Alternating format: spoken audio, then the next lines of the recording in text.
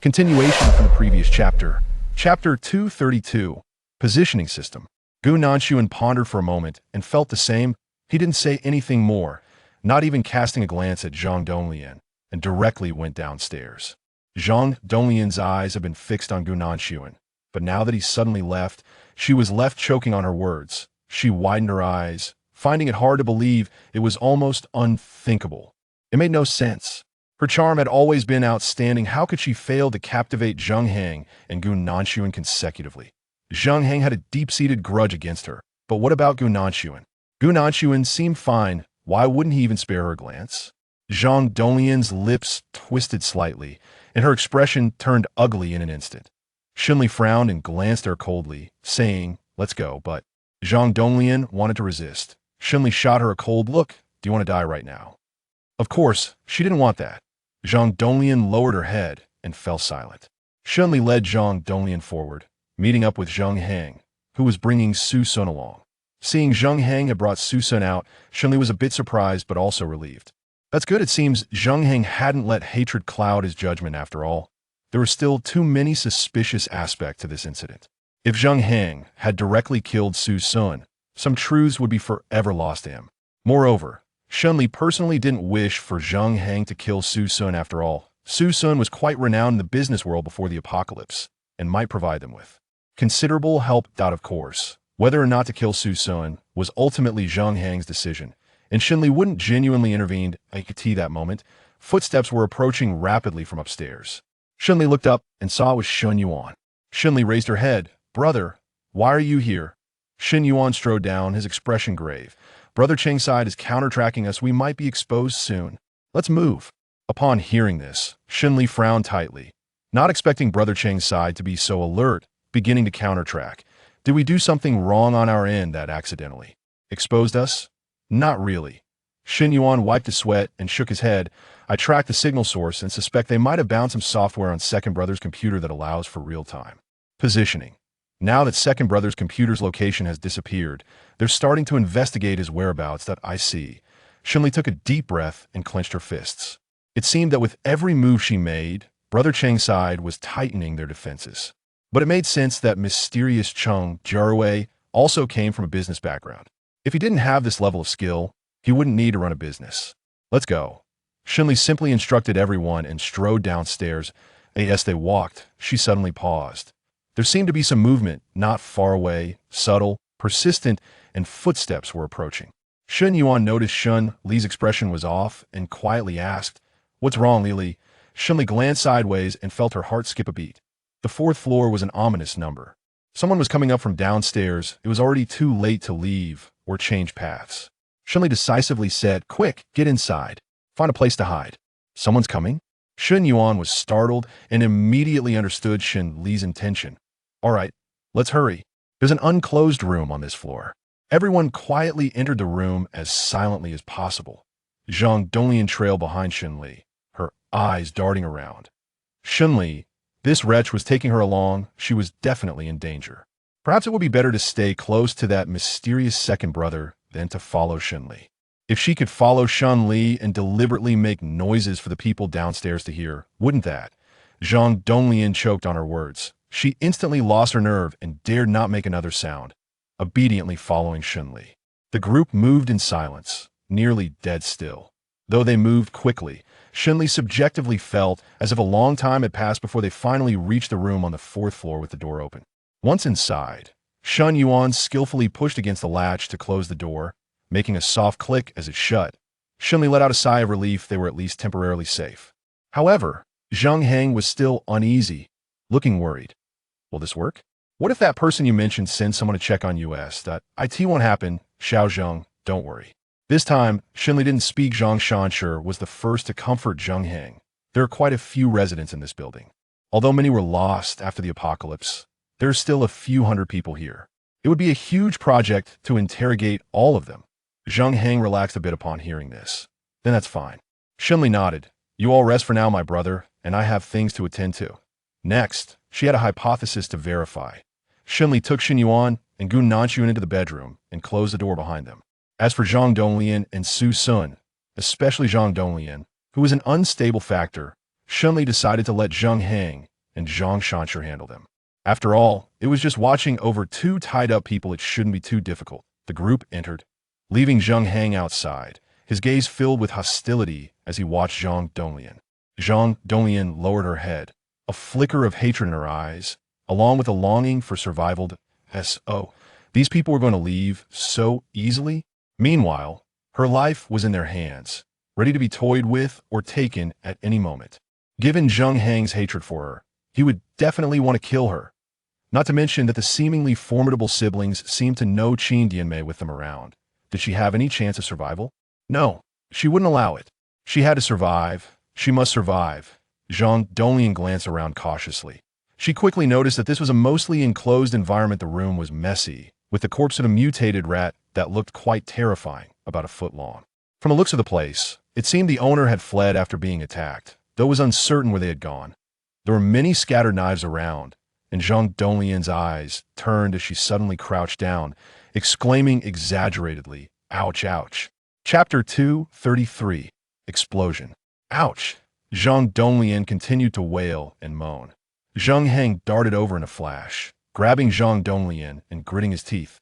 "Zhang Donglian, I warn you, you'd better keep your voice down.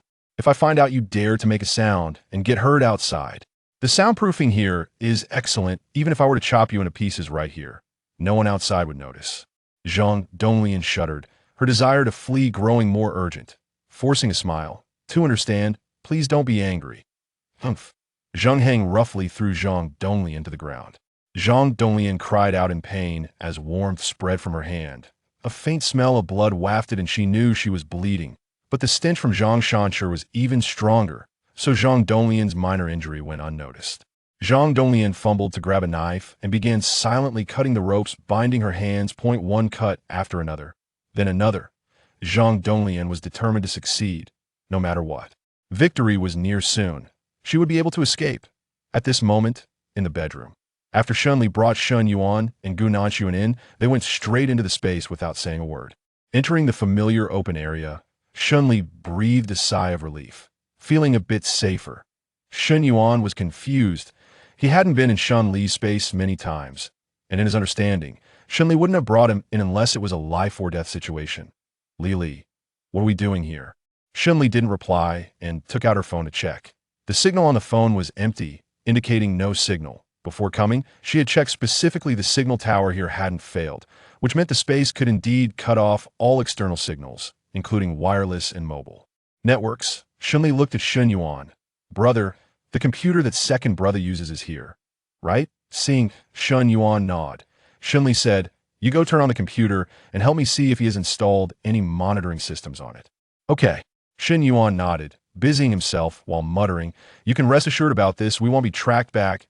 I used a signal jamming method to cut off communication between second brother and this side. There shouldn't be any problems." As Shen Yuan spoke, he finished adjusting everything, that he was quite satisfied with the result, and nodded at Shen Li. "You're right, there's indeed a system here that can transmit its signal to the headquarters at any time." Shen Li nodded, her tone very calm. "That means that even when we cut off second brother's communication with the headquarters, they already thought of our existence. They were currently only touching the periphery of the Cheng family. As for what was happening inside the Cheng family, they were completely unaware." Shen Yuan felt as if he was dealing with a colossal entity, but he had no idea what the essence of this entity was. Shen Yuan pressed his lips together. "I know. With you here." The group fell silent for a moment. However, staying here didn't seem like a solution. Shen Li took a deep breath and spoke. "Gu Nanxuan, brother, let's go outside and find a chance to leave." Before she finished speaking, swoosh bang, a sharp sound came from outside the space, as if something had exploded, followed by a series of booming sounds that made one's heart tremble. Gu Nanxuan frowned. "Let's go outside and take a look." The three of them were in agreement and quickly acted. As they left the space, Shen Li was instantly stunned. The door outside was trembling violently, the building was shaking, and the explosion's rumbling was deafening, nearly rendering one deaf with a destructive force.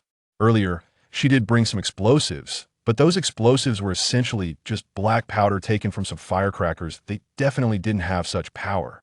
To cause such damage, it would have to be military-grade TNT or even C4 explosives. Shen Li frowned. "Quick, let's go take a look.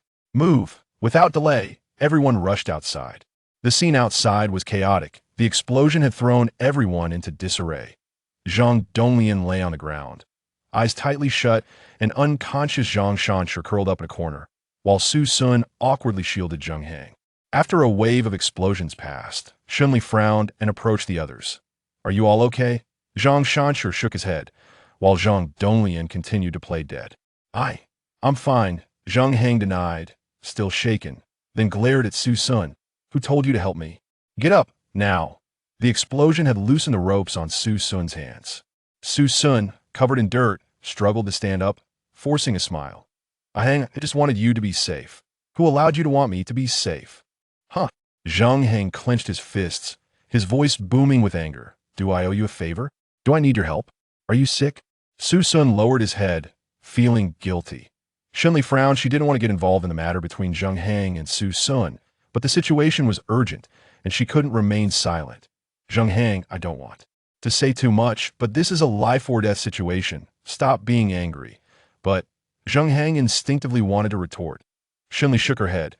"Your mother loves you so much she wouldn't want you to die over a petty argument." Zheng Hang looked as if struck by lightning, but he remained silent for a long time, then nodded, no longer speaking. Jiu Nanshuan nodded. "Okay." Yes, he spoke. He was observing the situation around them. Not far away, a few people stood downstairs, seemingly peering into the building. Likely the ones responsible for the explosion, Cheng Jiarui's subordinates.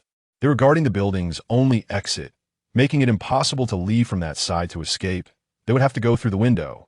They were on the 4th floor, and jumping down could result in serious injury or death. Fortunately, due to recent natural disasters, many areas had turned into muddy pits, and for example, below Gu Nanshuan's window was a swamp. This place was a possible escape route. Gu Nanshuan nodded, quickly reaching a conclusion. Chapter 234.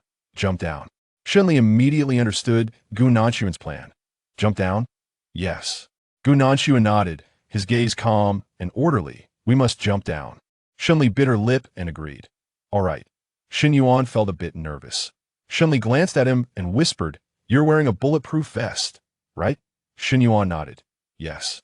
Upon hearing Shen Li say they were going to jump out the window, everyone's expressions varied. Zhang Shanshi was skeptical, but after thinking it through, realized this seemed to be the only option, so he remained silent.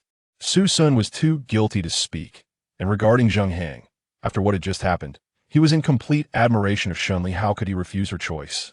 Among everyone, the one who resisted, and resisted very strongly, was Zhang Donglian. As soon as she heard Shen Li say they were going to jump down from the building, she immediately panicked, shaking her head vigorously. "Are you crazy? Shen Li, you're truly insane. Even though it's a swamp below, do you know how deep it is? What if we can't get out once we go in? What if there are sharp objects at the bottom of the swamp? What if we lose our lives? You're really crazy. I can't agree to your insane request." Zhang Donglian cried and wailed as she spoke. Shen Li found Zhang Donglian's voice annoying and loud. Taking a deep breath, she shouted, "Stop." Her voice carried authority and intimidation. Zhang Donglian was startled by Shen Li's yell, instantly silenced. She looked at Shen Li with wide, terrified eyes, unsure of what to say. "You can choose not to go this way, but you'd better be prepared to bear the consequences of doing so." Shen Li was not polite at all, directly coldly informing Zhang Donglian, "If you dare to sabotage my plan, I will kill you directly, and then you won't have to worry about whether you'll fall to your death." "You." Zhang Donglian nearly choked. She stared at Shen Li in terror and embarrassment, with deep hatred in her eyes. Shen Li was not afraid at all of Zhang Donglian's hatred. What was there to be afraid of? If the other party were a ferocious beast, Shen Li might be somewhat wary, but what was Zhang Donglian? She was just a useless person relying on men. In the apocalypse, women who depend on men are always the least promising kind. Just now, Shen Li had set off several piles of explosives outside, and the one used to attract the attention of Ergu, and the others was just the first pile. Shen Li asked Gu Nanshuan, "Where's the remote for that pile in the northwest corner?" Gu Nanshuan took out a simple remote control. "It's with me." "All right." Shen Li nodded. "Detonate it now." Gu Nanshuan confirmed again. "Now?" Shen Li said solemnly, "Yes, right now." Gu Nanshuan responded, and without another word, detonated the explosives. Boom! Bang! Bang! The ground kicked up a cloud of dust. Although the noise was nowhere near as loud as before, it was enough to startle the crowd below. Everyone looked at each other, appearing confused. That's strange. Isn't there no one over there? Could it be that our explosives weren't set up properly? As soon as the person spoke, they immediately received a lot of eye rolls. Don't talk nonsense. If Brother Cheng hears this, he'll skin us alive. Besides, you have no evidence. What's the point of just saying that? It's better to go see for yourself.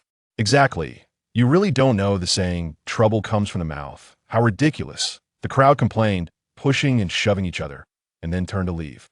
Once they left, the view below was instantly cleared, and the swamp area became an absolute blind spot. Even jumping down wouldn't be noticed. Let's go. Originally, everyone had no objections to Shen Li's arrangements. But when they heard Shen Li truly wanted them to jump down, Zhang Heng couldn't help but feel a bit panicked. His eyes darting around. I could see wasn't just him. Su Sun also swallowed hard. I need to prepare a bit. All right, then prepare, but the time left for you is already quite limited. Shen Li didn't force everyone to immediately cooperate seamlessly, nodding, let's go jump down from here. Move, with Shen Li's command. Shen Yuan was the first to leap down the stairs. Shen Yuan was wearing a bulletproof vest, even if there were dangerous sharp objects hidden in the swamp. The vest would ensure he wouldn't be pierced right away, becoming a sugar-coated hawthorn. Shen Yuan jumped, and Shen Li looked at Gu Nanshuan. You're next. Gu Nanshuan didn't hesitate, jumping down directly. With both of them having jumped, Shen Li couldn't stay behind. Either her own safety was more important than Zhang Heng and the others. Shen Yuan and the others made their descent smoothly, surfacing immediately to catch their breath. Although the swamp was below, it wasn't a thick non-Newtonian fluid, but rather a thin slurry, and Shen Li and Shen Yuan wasted no time, supporting each other as all three quickly escaped. The entire process took less than a minute. They jumped out, and next were Zhang Heng and the others. Shen Li stood at the edge of the pit, looking up silently, urging the people above to jump quickly. From the 4th floor's perspective, Shen Li's movements were very clear. Seeing that Shen Li and Gu Nanshuan had both jumped, Zhang Heng gritted his teeth and looked at Zhang Shanshi. Brother Zhang, I'll help you. Zhang Shanshi nodded. All right, then I'll trouble you. Zhang Shanshi was also a strong man. Although he was lean, his frame was solid. Zhang Heng struggled and pulled, finally managing to drag Zhang Shanshi down, panting heavily. However, he still had Su Sun and Zhang Donglian behind him. I could see this moment. Su Sun and Zhang Donglian were both tied up, and it was nearly impossible for them to escape through the narrow window on their own. Zhang Heng thought for a moment, found a safety hammer nearby, and directly smashed the tempered glass to smithereens. With a few bangs, Zhang Heng kicked the glass out. With a cold expression, he looked at Su Sun and Zhang Donglian. Jump. Just jump down from here. Su Sun's expression was very dim. Xiao Heng, let me say a few words to Dad. Zhang Heng sneered without thinking. What do you want to say? What's there to talk about? Su Sun opened his mouth. He fell silent for a moment and stopped speaking. Chapter 235. The death of Su Sun. Zhang Donglian's lips trembled, her eyes darting around. She wasn't a fool. She knew this was her only chance to escape. In fact, Zhang Donglian's situation was the most unique. Staying with Su Sun and the others meant death, and contacting Shen Li also meant death. It was a dead end either way. Since that was the case, she might as well fight back. After all, the fruit knife was still in her hand. But how could a small woman compete with two big men? If she were to strike, she would definitely target Zhang Heng first. Perhaps it was the look in Zhang Donglian's eyes that seemed a bit hostile that made Zhang Heng furrow his brows. His eyes suddenly filled with disgust. What are you looking at? Zhang Donglian, jump. I. Zhang Donglian's lips trembled as she was about to speak. Suddenly, a loud explosion echoed through the building again. This explosion was clearly set off by the Cheng family group downstairs, creating a deafening commotion. Zhang Heng barely managed to steady himself, clinging to the window ledge, almost falling out, and couldn't help but curse. A bunch of animals. Su Sun quickly looked over at him. Heng, are you okay? In contrast to Zhang Heng's situation, which was precarious, Zhang Donglian was in a much better position. Seeing what was happening with Zhang Heng, a malicious glint flashed in her eyes. Yes, this was the moment. While Zhang Heng was still unable to retaliate, Zhang Donglian suddenly let out a shriek, gripping the fruit knife and charging directly at Zhang Heng. Zhang Heng was taken aback. You dare? Zhang Donglian's face twisted with delight. Of course she dared. What was there to fear? As long as she could drag Zhang Heng down with her, anything was acceptable. With a thud, The sound of the knife biting into flesh was heard. However, Zheng Heng didn't cry out in pain. He stared blankly at the man in front of him, realizing it was Su Sun who had shielded him with his own body. But Su Sun? How could it be him? Why was it him? At this moment, the explosions gradually subsided. Zheng Heng gritted his teeth, snatched the knife from Zhang Donglian's hand, and stabbed her fiercely several times. Zhang Donglian became a bloody mess, screaming in agony. Due to the massive blood loss, she quickly lost her strength, collapsing to the side, gasping for breath, and ultimately posed no threat. Su Sun could also feel his vitality slowly fading away.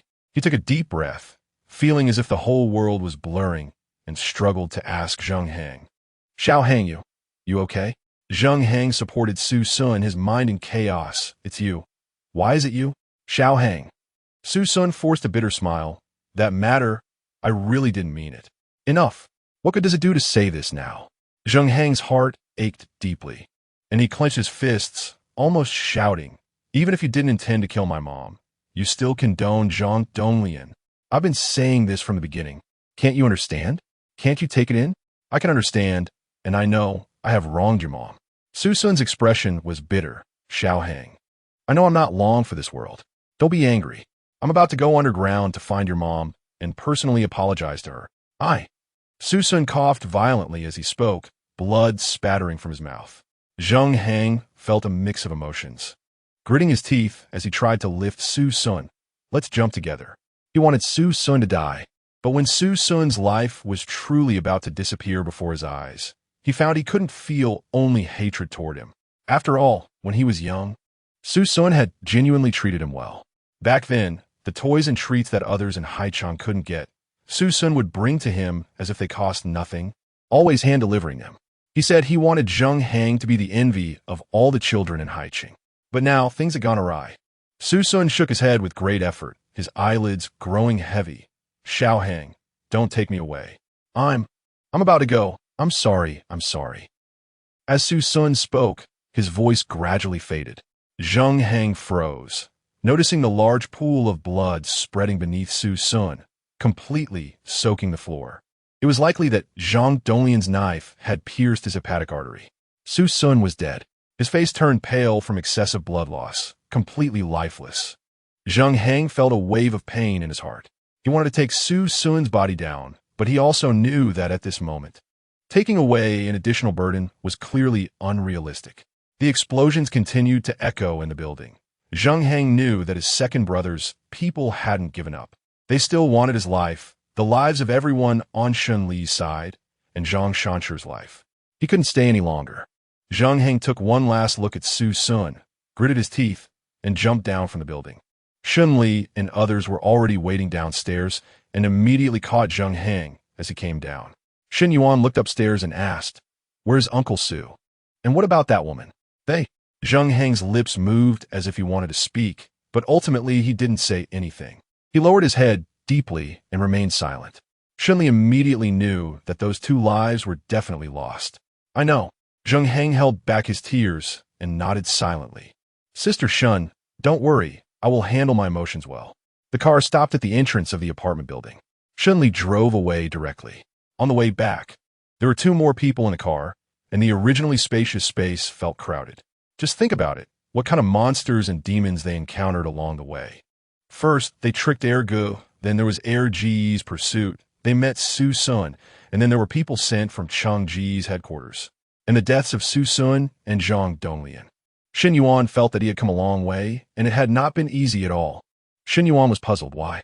The people on Cheng Jiarui's side would definitely notice the SUV parked at the entrance, but at first, they wouldn't know who the vehicle belonged to. However, if the SUV disappeared after the explosion, then they would definitely know that this vehicle belonged to the person who killed Ergu and the others. Shen Li nodded and looked at Gu Nanshuan seriously. It's not a question of whether it will happen or not, but a question of it definitely happening. Chapter 236, completely gone. Gu Nanshuan understood. He hummed in agreement, his voice heavy. "It is indeed necessary to modify the car." Shen Li nodded. "Then I'll trouble you with it first." Gu Nanshuan replied, "Leave it to me." Shen Li looked at Shen Yuan again and said, "Brother, when do you have time to help me fix the computer issue?" Shen Yuan also agreed without hesitation. All right, you can rest assured this problem must be solved. If it can't be resolved, I won't be able to sleep well myself. Shen Li nodded thoughtfully. The people on Cheng Jiarui's side were very capable, and one could say they had given her quite a lot of pressure this time. Originally, Shen Li thought she had hidden in the shadows without being discovered. But now she realized that even if she herself wasn't caught, she inevitably left various traces at the scene. As long as there were traces, it wouldn't be difficult to investigate further. If she wanted to completely shake off Cheng Jiarui's gaze, she would have to work a little harder. As for now, Shen Li was lost in thought about how to solve the problem, momentarily engrossed. She came from a powerful background and didn't notice that Gun Nanshuan's expression had changed. Because Gun Nanshuan wanted to explain, but the situation unfolded much faster than he could speak, and he didn't have time to open his mouth. With a loud bang, the entire building they had just exited shook a few times and instantly collapsed. The building completely crumbled, the steel and concrete turning into a heap, and within it, there were faintly a few dark spots moving, perhaps the residents who had originally survived inside. The residents who had managed to survive until now were blown to death by Cheng Jiarui's people. In her daze, Shen Li felt as if she could hear the unwilling cries of those survivors. Shen Yuan glanced in the rearview mirror and shivered. He didn't see any blood, but this incident was even more terrifying than seeing blood. Everyone was shocked, and Zhang Shanshi and Zheng Hang were no exception. After a long silence, Zheng Hang stammered a question, "Are the people in the building?" Zheng Hang suddenly choked on his words. There were at least dozens or even hundreds of people living in the building. How could the behind-the-scenes killer be so cruel, killing all those people in one go, leaving no one behind? How could he do such a thing?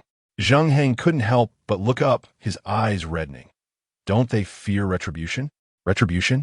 Shen Li shook his head, his expression intriguing, subtle, and complex. If they feared retribution, they wouldn't have done such things from the very beginning. Zheng Hang thought about it and agreed, falling silent. The car continued to drive forward, quietly moving ahead. Shen Li watched Shen Yuan drive. Her feelings were quite complicated. Good people have good outcomes, and bad people have bad outcomes. This has been the unspoken rule in everyone's hearts for decades, even centuries. Only a few have broken this rule, but in the end, they couldn't overcome this barrier, and their outcomes were not very good. After all, they were not going against just a few individuals, but the universally accepted rules of the world. However, in the apocalypse, all rules have changed.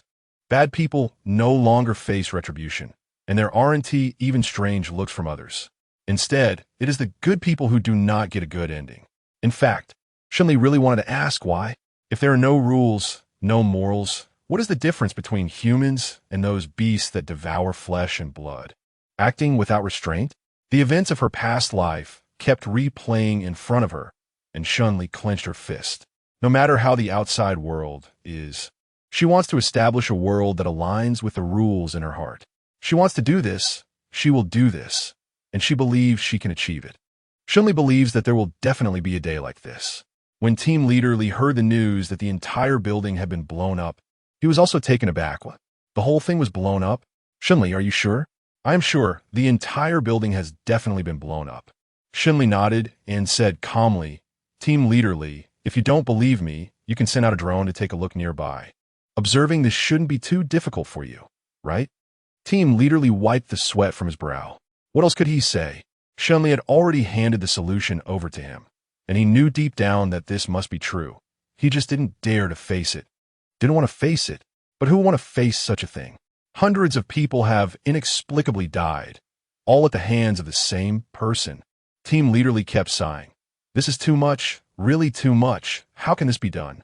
Shen Li's tone was very calm. He did this because he had the ability to do so.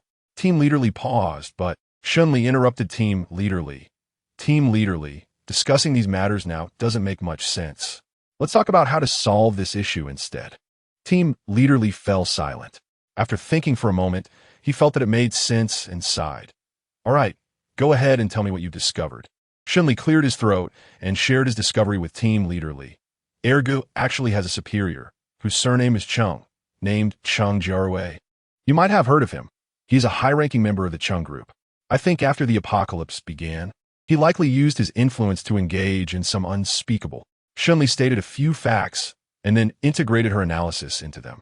Team Leader Li listened intently, and after a long silence, he sighed and said, Cheng Jiarui, I have indeed heard that name. Shen Li exclaimed in surprise. You guys are already keeping an eye on him? Not exactly, he replied. It's just that when I was a detective, I worked on a few cases related to Cheng Jiarui. Team Leader Li denied it, saying that this person is ruthless in his actions and lacks any humanity. Unfortunately, the Cheng family is just too wealthy. They managed to help Cheng Jiarui avoid charges without much effort. At that time, I thought this person was particularly frightening, and I was sure he would commit even more terrifying acts in the future. It seems that's indeed the case. Team Leader Li's thoughts were quite right. Shen Li nodded. After the apocalypse, Team Leader Li, have you heard any news about Cheng Jiarui? Team Leader Li thought for a moment. No, I haven't. Besides, after the apocalypse, we've all been very busy and haven't had the mood to pay attention to someone like Cheng Jiarui who hasn't committed any obvious or direct crimes. Shen Li hummed in agreement. I see. Team Leader Li paused for a moment, his tone very serious. Shen Li, are you sure that this matter was definitely done by Cheng Jiarui? Chapter 237. Task assignment. Shen Li nodded without hesitation. I'm sure. If other matters can still be considered as having a clear cause and effect, then the bombing of the building is without a doubt a crime created to cover up for the second brother. The second brother has lived in that high-end villa community for such a long time, and the evidence left behind in the community must be countless. Shen Li also understood that all this evidence is related to Cheng Jiarui. After all, the second brother's underlings are directly connected to Cheng Jiarui. Given this, if Cheng Jiarui wants to destroy evidence, the best way would definitely be to blow up the entire building. Li Team understands this logic as well. After a moment of silence, Li Team sighed. This matter is going to be difficult. Shen Li asked, is it difficult to deal with the Cheng family company? That's not the case. Right now is an urgent moment. When facing a crisis, who cares about the Cheng family company? Team Leader Li denied it, saying that even if it were a big pharmaceutical company, or even the largest company in the country, if the owner dares to engage in such disruptive activities, they must be arrested and sentenced. Otherwise, where is the fairness in society? Shen Li sighed, feeling a pang of sympathy. However, she didn't expect that after coming this far, Captain Li would still be so persistent about social fairness. It's true that Captain Li is a public servant with a high level of awareness. This news was a pleasant surprise for Captain Li, who was quite happy. All right, then let's do it this way. Shen Li, you've really helped us a lot. Shen Li smiled politely and hung up the phone. After hanging up, she let out a long sigh and dragged her tired body out the door. At that moment, Qian Kai-Xian, who was responsible for coordinating with Zheng Heng and Zhang Shanshi, had already arranged for both of them to suitable rooms. The air raid shelter was no longer like before. The rooms were quite tight, and they also had to leave space for others who might come to the shelter. So Qian Kai-Xian arranged for the two of them to share a room. After making the arrangements, Qian Kai-Xian didn't forget to remind Zheng Heng and the others, don't worry. Our base 1T be stingy and 1T let you stay in a bad place. In a bit, I'll take you to find Grandpa Su. He has the best carpenter here. I'll have Grandpa Su make you 2 beds. With beds, you 1T have to directly contact the damp ground, and you can rest more comfortably. As for bedding and the like, I need to report to Sister Shun. Qian Kai-Xian busily chattered while working. Zheng Heng listened, momentarily stunned. Grandpa Su. This carpenter, like Su Sun, shared the surname Su. He actually hated Su Sun in his heart.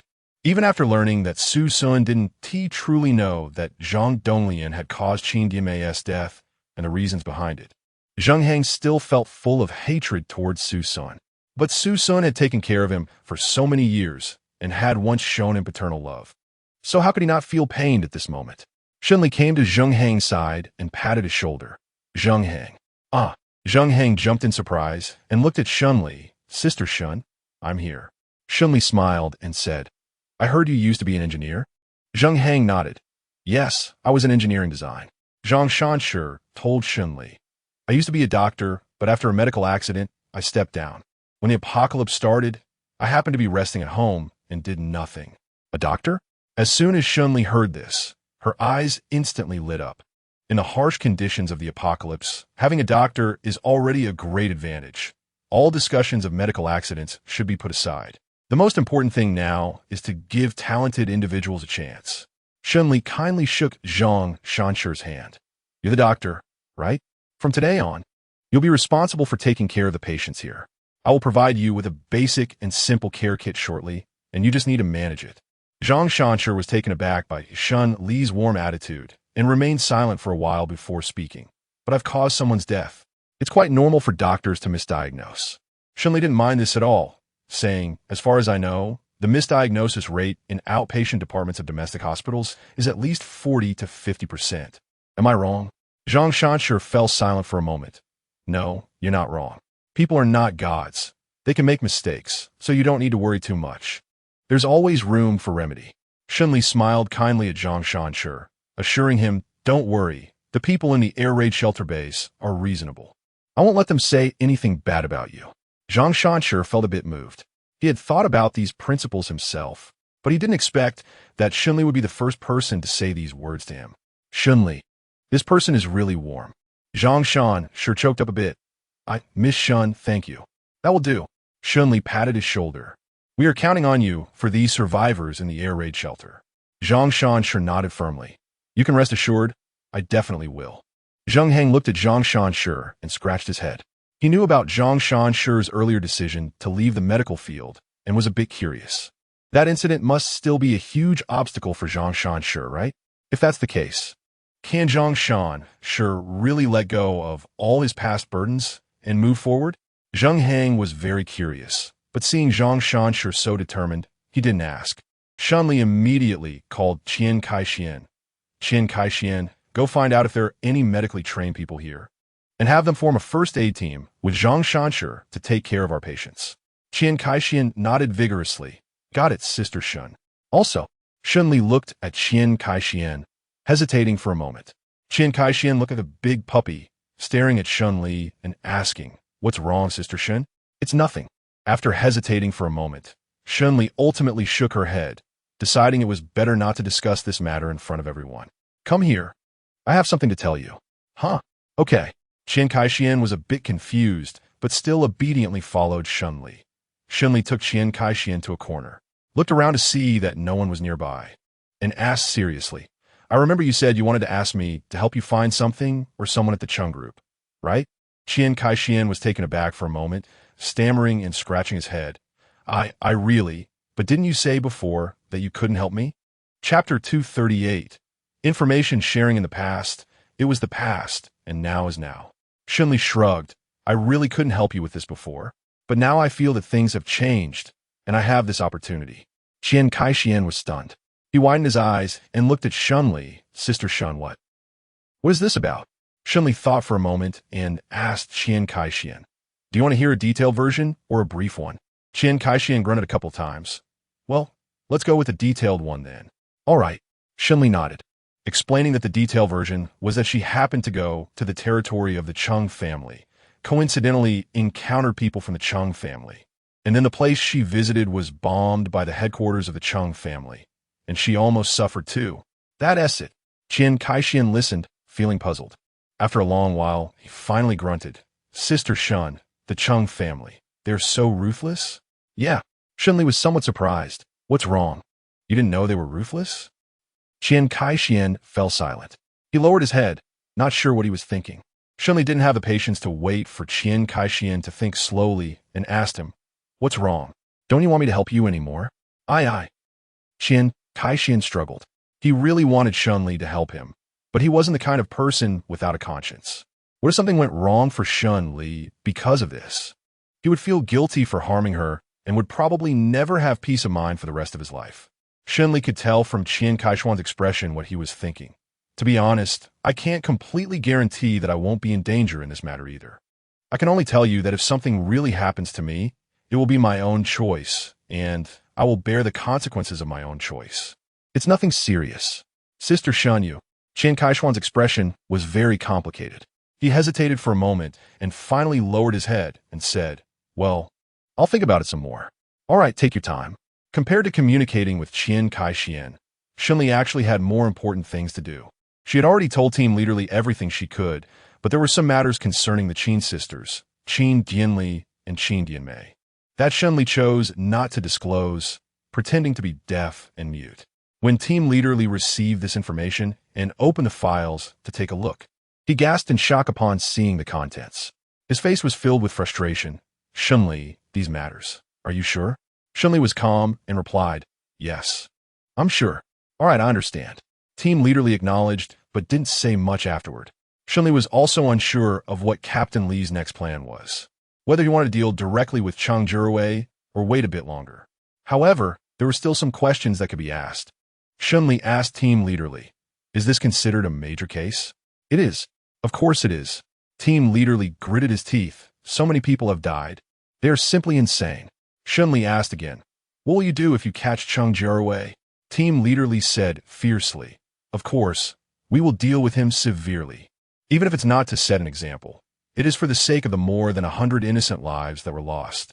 Shen Li thought so too. "Captain Li, if there are any arrangements or plans targeting Cheng Jiarui in the future, please let me know." Captain Li felt a bit pleased, thinking that Shen Li understood him well. "Indeed, you also think they are not human, right?" Shen Li hummed in response. One puzzle after another was unfolding, ultimately leading to the same destination, which was the Cheng family company. Team Leader Li understood this as well. He told Shen Li, "Cheng Jiarui has a very deep background, and dealing with him might not be convenient. Just wait a bit. When the time is right, I will definitely let you be the first to handle him." "I understand." Shen Li agreed and expressed her understanding. The situation with Cheng Jiarui is indeed too complicated to just take action without careful consideration, and Shen Li certainly knows this. The reason she took the initiative to suggest to Team Leader Li to cause trouble for Cheng Jiarui this time is actually for another reason. Shen Li asked Team Leader Li, "Can you share the clues and intelligence from the Qingjia side with me?" "What?" Team Leader Li was surprised, not expecting Shen Li to make such a request. "Shen Li, Shen Li said, "I know that such things may not be in accordance with the rules, but your rules should have been inherited from before the apocalypse. Since the apocalypse, you haven't set new rules, right? In that case, Team Leader Li, why don't you take this opportunity to think about whether you should share some information with me?" This, Team Leader Li sighed. Logically, he actually knew that Shen Li was right, but emotionally, he just couldn't get over this hurdle. After all, Team Leader Li originally came from a military background, and he was particularly concerned about information security. He had never considered sharing this information with an outsider. After all, is it really safe to do so? Shen Li noticed that Team Leader Li was still hesitating, so he took the opportunity to say, "Team Leader Li, if you're not at ease, just think about the things we've collaborated on before. We've worked together a couple of times, and you should have a clear understanding of what kind of person I am by now. What is there for you to be worried about?" Team Leader Li thought for a moment and felt that this reasoning made sense, but he still couldn't agree right away. Sticking to his stubbornness, he replied, "We've only collaborated a total of 2 times. Where do you get the idea that it's been so many times?" Shen Li smiled. "Then let's talk about how our cooperation has been effective these 2 times. If it were anyone else, even a powerful character that you already know like Captain Li, do you think they could compare to me? They are indeed all good." Captain Li sighed, ultimately persuaded, and said, "All right, in the future, for some non-sensitive information, I will try to share it with you." Shen Li was somewhat satisfied with Captain Li's answer, but not completely. It's not just about non-confidential information. If it concerns my own mission, even if it's confidential, you must tell me. "All right, I promise you," Captain Li said irritably, "but you better not share the information I tell you with anyone else. You can agree to that condition, right?" Chapter 239, Still Holding Back a Card. Shen Li smiled. "Of course, I'm not someone who talks too much." Team Leader Li snorted coldly, remaining silent. After all, he had only agreed to share the information because Shen Li had pressured him, and his feelings were quite complicated at the moment. Shen Li chatted with Team Leader Li for a few more moments about the clues from the Cheng family before hanging up the phone. In any case, she had made significant progress today. She successfully convinced Team Leader Li to share the information with her, which made Shen Li very satisfied. This way, she had a more reliable source of information, making things easier for her in the future, no matter what she was doing. However, the matter of Cheng Jiarui and Cheng Jiarui.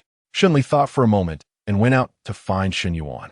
As soon as Shen Li entered Shen Yuan's bedroom, she saw him grumbling and rolled her eyes. "Bro, get up."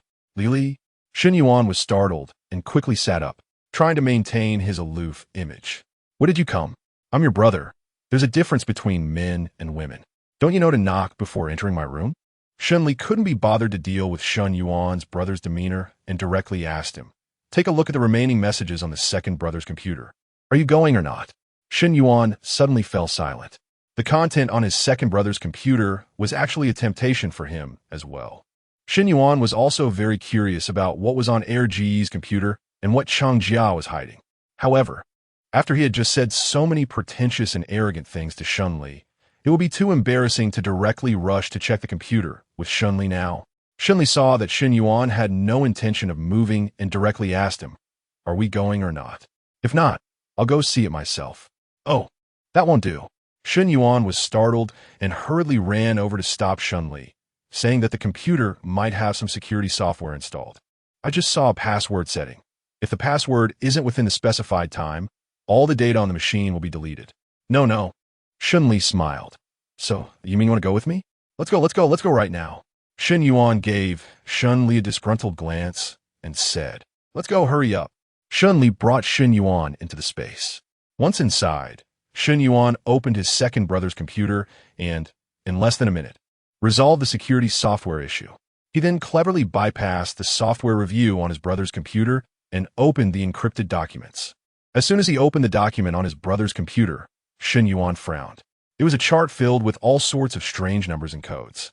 One row contained the codes, while another row had corresponding numbers, such as MKF, Beretta, and so on. AK? Shen Li frowned. Could they possibly be some kind of firearms or ammunition? That would mean they are hot weapons. Shen Li nodded and pointed to several unfamiliar code names, asking, "What is this?" There was no mobile signal in the area, and Shen Yuan pondered for a while before slowly remembering. "This seems to be some kind of anti-tank rocket launcher, right?" Shen Li, "All right, the equipment is quite complete." Shen Li pointed to the previous row of the worksheet. The numbers in the front column should be the number of weapons. Shen Yuan nodded in agreement. "Yes, that's true." Shen Li took a closer look at the numbers and let out a sound of surprise. More than 100 handguns, over 100 AK-47s, and around 30 to 50 anti-tank rocket launchers. These weapons combined were enough to arm their entire base. Shen Li was intrigued, her gaze fixed intensely on the worksheet. If these things could be brought to the air raid shelter, wouldn't she have nothing to fear in the future?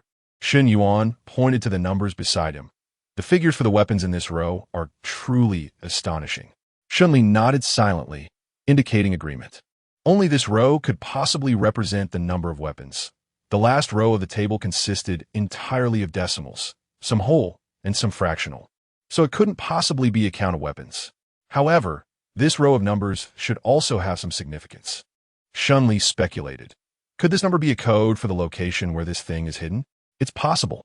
Shen Yuan stroked his chin and asked, "Then what does this code mean? Longitude and latitude?"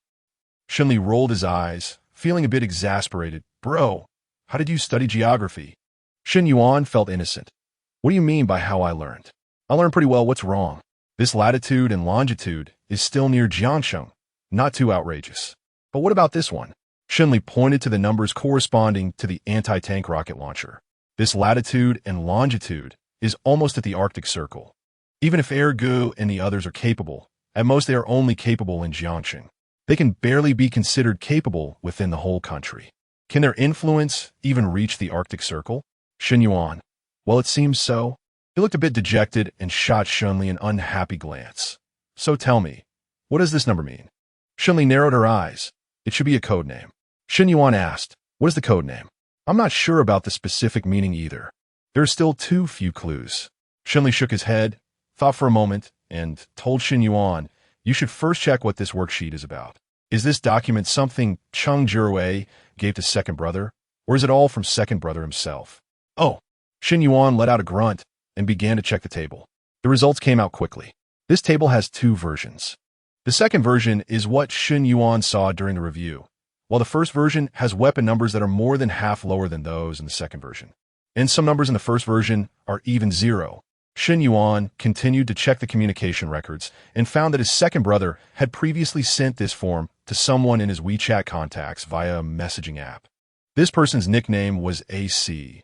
Looking somewhat aloof, and their profile picture featured a black background with a blooming blood-red lotus, making it clear at first glance that this person was a bit strange and not easy to deal with. See? Shen Li squinted, and the first person that came to mind was Cheng Jiarui. Shen Yuan expressed agreement. Yes, it's possible. Shen Li fell silent for a moment and smiled. Interesting, quite interesting. At this time, at the Cheng family, Cheng Jiarui was sitting by the large swimming pool, which was filled with clean water. On either side of him were two bunny girls, and his dark gaze fell on the people in front of him. Are all the people dead? The subordinate who led the dirty work lowered his head, feeling inexplicably nervous. Yes, yes. Chapter 240. The Code Expert. Well, as long as they are all dead. Cheng Jiarui smiled, a cold smile. That waste used so many of my resources, yet in the end, gave me such a result. He deserves to die. The useless ones living over there also deserve to die. It's one thing not to submit to me, but they even dared to secretly organize resistance. Useless people should all die. The subordinates did not dare to speak, slightly lowering their heads, trembling with fear. Cheng Jiarui casually toyed with the bunny girl for a while, suddenly remembering something. By the way, didn't they set up an armory over there? Okay, brother Cheng. The subordinate quickly nodded and ran out. Cheng Jiarui snorted coldly with a sense of superiority, nodding as he opened his computer. Seeing the documents on the computer, his expression suddenly changed. This document was filled with codes, and there wasn't even a clearly stated address. I didn't expect the second brother to be wary of him. Had I known this earlier. Damn it. Cheng Jiarui lost his temper and angrily smashed the laptop. The subordinate was startled. Brother Cheng, please calm down. Cheng Jiarui took a deep breath, forcing himself to suppress his anger. There should be quite a few people in the company who are familiar with codes and decryption, right? I've raised so many people. There must be someone capable. The subordinate quickly nodded. Yes, there are a few. That's good. Cheng Jiarui's expression was cold as he ordered them to decrypt it immediately. These weapons can only be in my hands. They must not fall into the outside world. Even if we can't find these weapons, it would be a huge loss for the Cheng group, let alone losing them directly. At this time, in the air raid shelter, Shen Li had the same thought as Cheng Jiarui. She directly gave up trying and started looking for talented individuals in the air raid shelter to see if they had any way to decipher the meaning of these codes. While searching, Grandma Wang appeared. Grandma Wang went directly to Shen Li. Li girl, I heard you're looking for someone who can crack codes. This is for. Shen Li didn't intend to tell Grandma Wang the whole truth. She just vaguely said, a friend of mine knows someone who passed away. Before he died, he left behind a few things, but we don't know exactly where they are because he died too suddenly, and we have no way of finding out. Shen Li smiled and said, the person is already gone. There is not much I can do for my friend now. Only help him find this relic. I see. Grandma Wang sighed. Oh, the pain of life and death. So pitiful. Shen Li nodded seriously. If we can't find this thing, it would indeed be quite pitiful. As for that friend, it's purely a case of making a friend out of nothing. Shen Li thought silently, but she wasn't exactly lying. Aside from whether this friend is indeed a friend, she was speaking the truth. There really is a person named Ergo. He did die unexpectedly, and he did leave something behind, right? Since that's the case, there's nothing more to say. After all, it's the truth. Well, that is indeed the case. Grandma Wang nodded, trembling, and smiled. Your Grandpa Su really understands cryptography. What? Shen Li was genuinely surprised. Grandpa Su could actually crack codes? I thought he used to be a carpenter. Shen Li's eyes were filled with surprise, and Grandma Wang gave her a reproachful glance. You silly girl, what's so strange about your Grandpa Su being able to crack codes? Your Grandpa Su was quite impressive back in the day. Woodworking is just his personal hobby. His real profession was a decryption expert in the military. Shen Li couldn't help but clap her hands. Impressive, impressive. She didn't expect Grandpa Su to be so capable. With that, there was indeed hope for her password. She moved quickly, finishing her notes and immediately going out to hand the password book to Grandma Wang. Grandma Wang nodded. All right, then I'll take the things. Wait. Shen Li thought for a moment and reminded Grandma Wang that this matter was very important to her, and the things left by her friend were a bit sensitive, so she must not tell anyone else. Don't worry, I definitely won't tell, Grandma Wang said, giving Shen Li a glare. Look at how you're talking. Do you think I'm such a loose-lipped person? You little girl. Shen Li smiled and begged for mercy. Grandma Wang, I was wrong. Grandma Wang glared at Shen Li a few more times, tucked the notebook into her bosom, and then left. After handing over the password book, Shen Li let out a sigh of relief. 2 days passed in the blink of an eye, and Zheng Heng and Zhang Shanshi had already settled in the air raid shelter. Zhang Shanshi adapted very well to this place. He ate all the rations distributed by Qian Kaixian every day without leaving anything behind, and after finishing, he would thank Qian Kaixian and the others, making Qian Kaixian feel a bit embarrassed. After the apocalypse, signs of human activity decreased, while animal activity increased significantly. At this moment, there were not only mutated animals on the mountain, but also wolves, wild boars, and even rumors of a leopard. If it weren't for the absence of human activity on the mountain, these creatures would not have appeared. The weather was a bit cold, so Shen Li divided the meat evenly among all the families, reminding everyone to ration their food, as protein sources were scarce now. Chapter 241, Stewed Wolf Meat. Shen Li also started to stew wolf meat at home, and it smelled delicious. There were still plenty of spices stored in the space. So Shen Li took out a lot of celery, thyme, and others to stew, and added some grass fruit to remove the gamey smell from the wolf meat. The aroma wafted from the pot. Fang Yueyuan, smelling the fragrance, came out and was very surprised to see Shen Li actually cooking. Wow, Li, you actually learned to cook.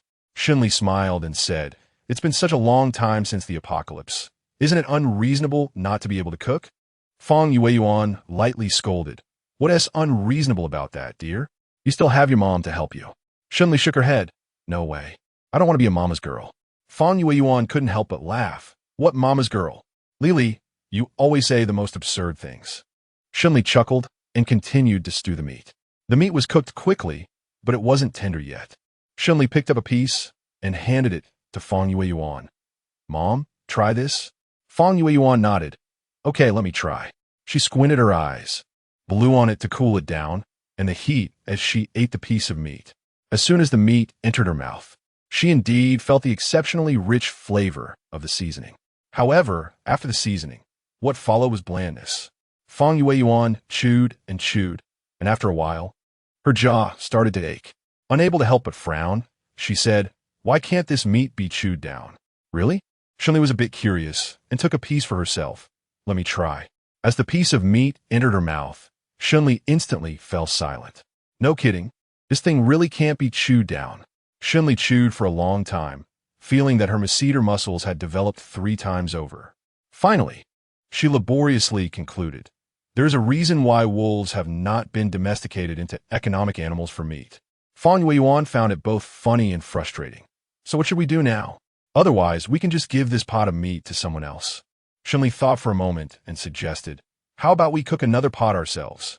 Fang Yueyuan sighed, looking down at the pot of stewed meat, feeling very complicated. "But if we do that, wouldn't the spices here go to waste?" Shen Li waved her hand. "It's fine. Wasting is just wasting. It doesn't matter. We still have plenty of stock." Fang Yueyuan blinked. She always felt that Shen Li must have some little secret. Otherwise, how could she always have fresh food to share with everyone after such a long time in the apocalypse? Previously, Fang Yueyuan had been holding back and didn't ask. But now that there were fewer people around, she couldn't help it. Fang Yueyuan pulled Shen Li aside and quietly spoke. Li, have you hidden a lot of things somewhere? Otherwise, how could we have eaten so much and still?" "Huh?" Shen Li was taken aback, not expecting Fang Yueyuan to ask. Fang Yueyuan knew that she had secrets, and Shen Li had guessed it early on. They had just maintained a subtle understanding and hadn't said much. Since Fang Yueyuan had asked now, Fang Yueyuan vaguely understood. "You don't want to tell Mom?" "I don't want to." Shen Li shook her head. "Mom, you're an ordinary person. The less you know, the safer you are. Do you understand?" This seemed to be the case. Fang Yueyuan thought for a moment and felt that this reasoning was correct, sighing, "Yu, your brother, and Xiao Gu have all suffered. The more you know, the more you have to bear." Shen Li smiled nonchalantly and said, "These are all small matters, nothing to worry about." She didn't mind enduring hardships at all. What she cared about was whether she could provide a better life for her family. So far, Shen Li was quite satisfied with what she had done. Not only had she saved a family's lives and ensured they had enough to eat, but she had also established her own shelter base. For Shen Li, this was already the best start. She entered the space, took out a few pieces of Angus beef, and also got some stewing meat, along with side dishes that had a mild flavor and wouldn't emit any aroma to attract attention. After handing everything over to Fang Yueyuan, Shen Li carried the pot of meat outside and delivered it to Qian Kaixian. At that moment, Qian Kaixian was gnawing on wolf meat with a distressed expression. He couldn't cook, and although he drooled at the sight of the wolf meat, the only cooking method he could think of was roasting it. Roasting meat was simply about starting a fire and grilling it, right? As Qian Kaixian pondered over roasting techniques, he went outside to gather firewood and start a fire to roast the meat. It turned out that Qian Kaixian truly had never cooked before. The roasted wolf meat ended up dry and tough, choking him. Looking at the charred roasted meat, Qian Kaixian sighed. If I had known, I wouldn't have roasted it. Shen Li had just arrived at Qian Kaishuan's doorstep when she heard him complaining loudly inside. She couldn't help but laugh and called out, Qian Kaixian. Shen Li walked in with a pot of braised meat, smiling. Here, this is for you. This is braised meat. Qian Kaixian was instantly overjoyed at the sight of the pot, but he also knew how precious the spices were at this time, hesitatingly saying, Sister Shen, this isn't really appropriate. Oh, I know. Qian Kaishuan's eyes lit up, and he looked like a little dog eager to wag its tail. Shen Li nodded and left. Qian Kaixian, unable to resist the temptation of the stewed meat he had received, held the small pot for a long time, drooling, before deciding to give some to Zhang Shanshi. Well, forget it, he shouldn't be so stingy. Although the stewed meat was a gift specifically from Sister Shen, he might as well share a bit with Zhang Shanshi. Consider it a way to help Zhang Shanshi recover from his injuries faster. Qian Kaixian sighed, resolutely delivering the meat to Zhang Shanshi. At the door of Zhang Shanshi and Zheng Hang's room, he heard voices inside, and they seemed to mention Shen Li. They mentioned Sister Shen? Qian Kaixian was a bit confused and stopped to eavesdrop. Inside the room, Zheng Hang lowered his head, his tone heavy. I didn't expect my dad to die. He passed away not long after Sister Shen jumped off the building. I've been thinking lately, if only Sister Shen had jumped later, would he still be alive? Chapter 242. Sharing meat. Zhang Shanshi seemed surprised by Zheng Hang's statement and remained silent for a while before asking him. You don't think this can be blamed on Shen Li, do you? No, how could I think that? Zheng Hang hurriedly explained. I'm not heartless. I can tell whose fault this is. I just. As he spoke, Zheng Hang lowered his head. Zhang Shanshi sighed. Having lost both parents at a young age, he understood Zheng Hang's feelings. Are you feeling regretful? Regretful? Yes, that's right. Zheng Hang murmured. If only my dad hadn't done those things, if he had been honest and stayed with my mom, Zhang Donglian wouldn't have happened, and he wouldn't have died. But he died. It's karma. It's all karma. Zhang Shanshi spoke seriously. Zheng Hang shivered slightly and looked up at Zhang Shanshi. Zhang Shanshi patted his shoulder. What happened before is in the past. We must look forward. Zheng Hang knew this truth. But looking forward was not easy when both of his parents were gone. The current living conditions are so harsh. Your mom and dad would definitely want you to live well, to be as happy as possible. Zhang Shanshi patted Zheng Hang's shoulder again, no matter what. Just focus on living well. Only if you live well can they be happy. Zheng Hang's lips trembled, but he remained silent. He understood that this was true, but he always felt something was off in his heart, uncomfortable. Zhang Donglian's death was filled with oddities, and Zheng Hang wanted to find the logic behind her actions, to understand what Zhang Donglian was really trying to do. Only then could he appease his mother's spirit, and Su Sun's as well. Of course, appeasing the spirit was mainly Qin Dianmei's responsibility. As for Su Sun, it was just a side matter. Qian Kaixian had been eavesdropping outside for a while and knocked on the door. Ahem, it's me. Zheng Hang didn't expect anyone to be outside, and after a moment of surprise, he opened the door. Seeing it was Qian Kaixian, he was even more surprised. Qian, brother Qian, what brings you here? Qian Kaixian chuckled twice and pushed the bowl of meat towards them. I'm here to bring you some meat. Meat? That's not right. Zhang Shanshi quickly refused. He knew how precious meat was in the apocalypse. I've already taken a portion from you. There's no reason to take another. Qian Kaixian smiled and said, It's fine. It's fine.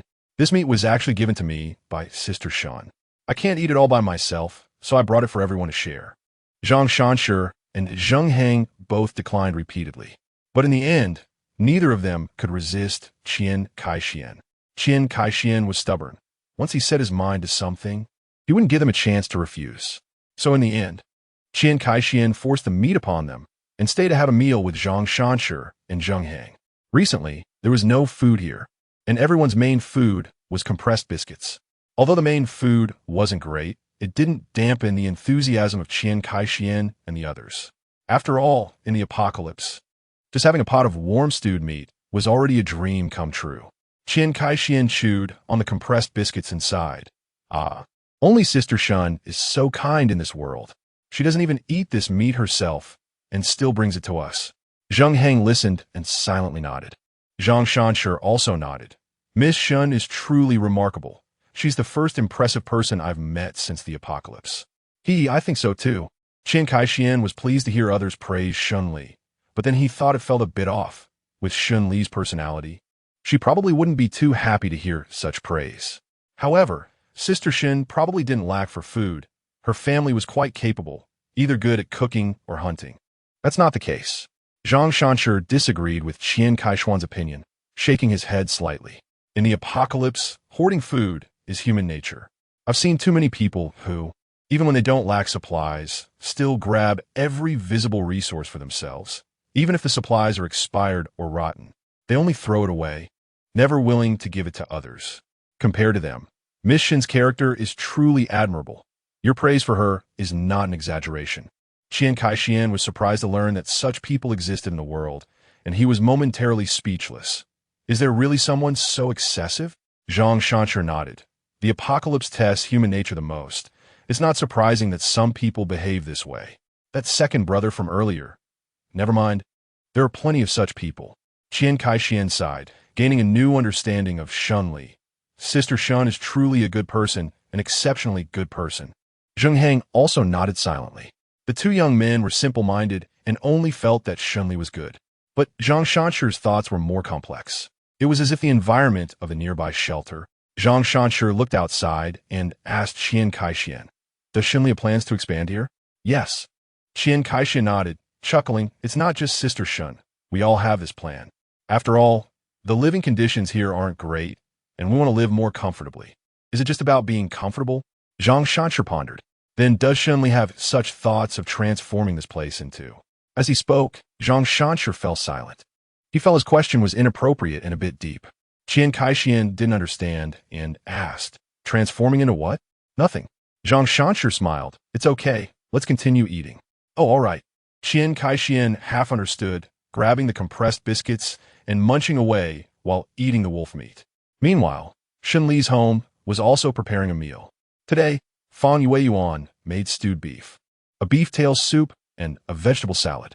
Originally, Shen Mu wanted to ask Shen Li, but he was deterred by Fang Yuan's warning look. Chapter 243.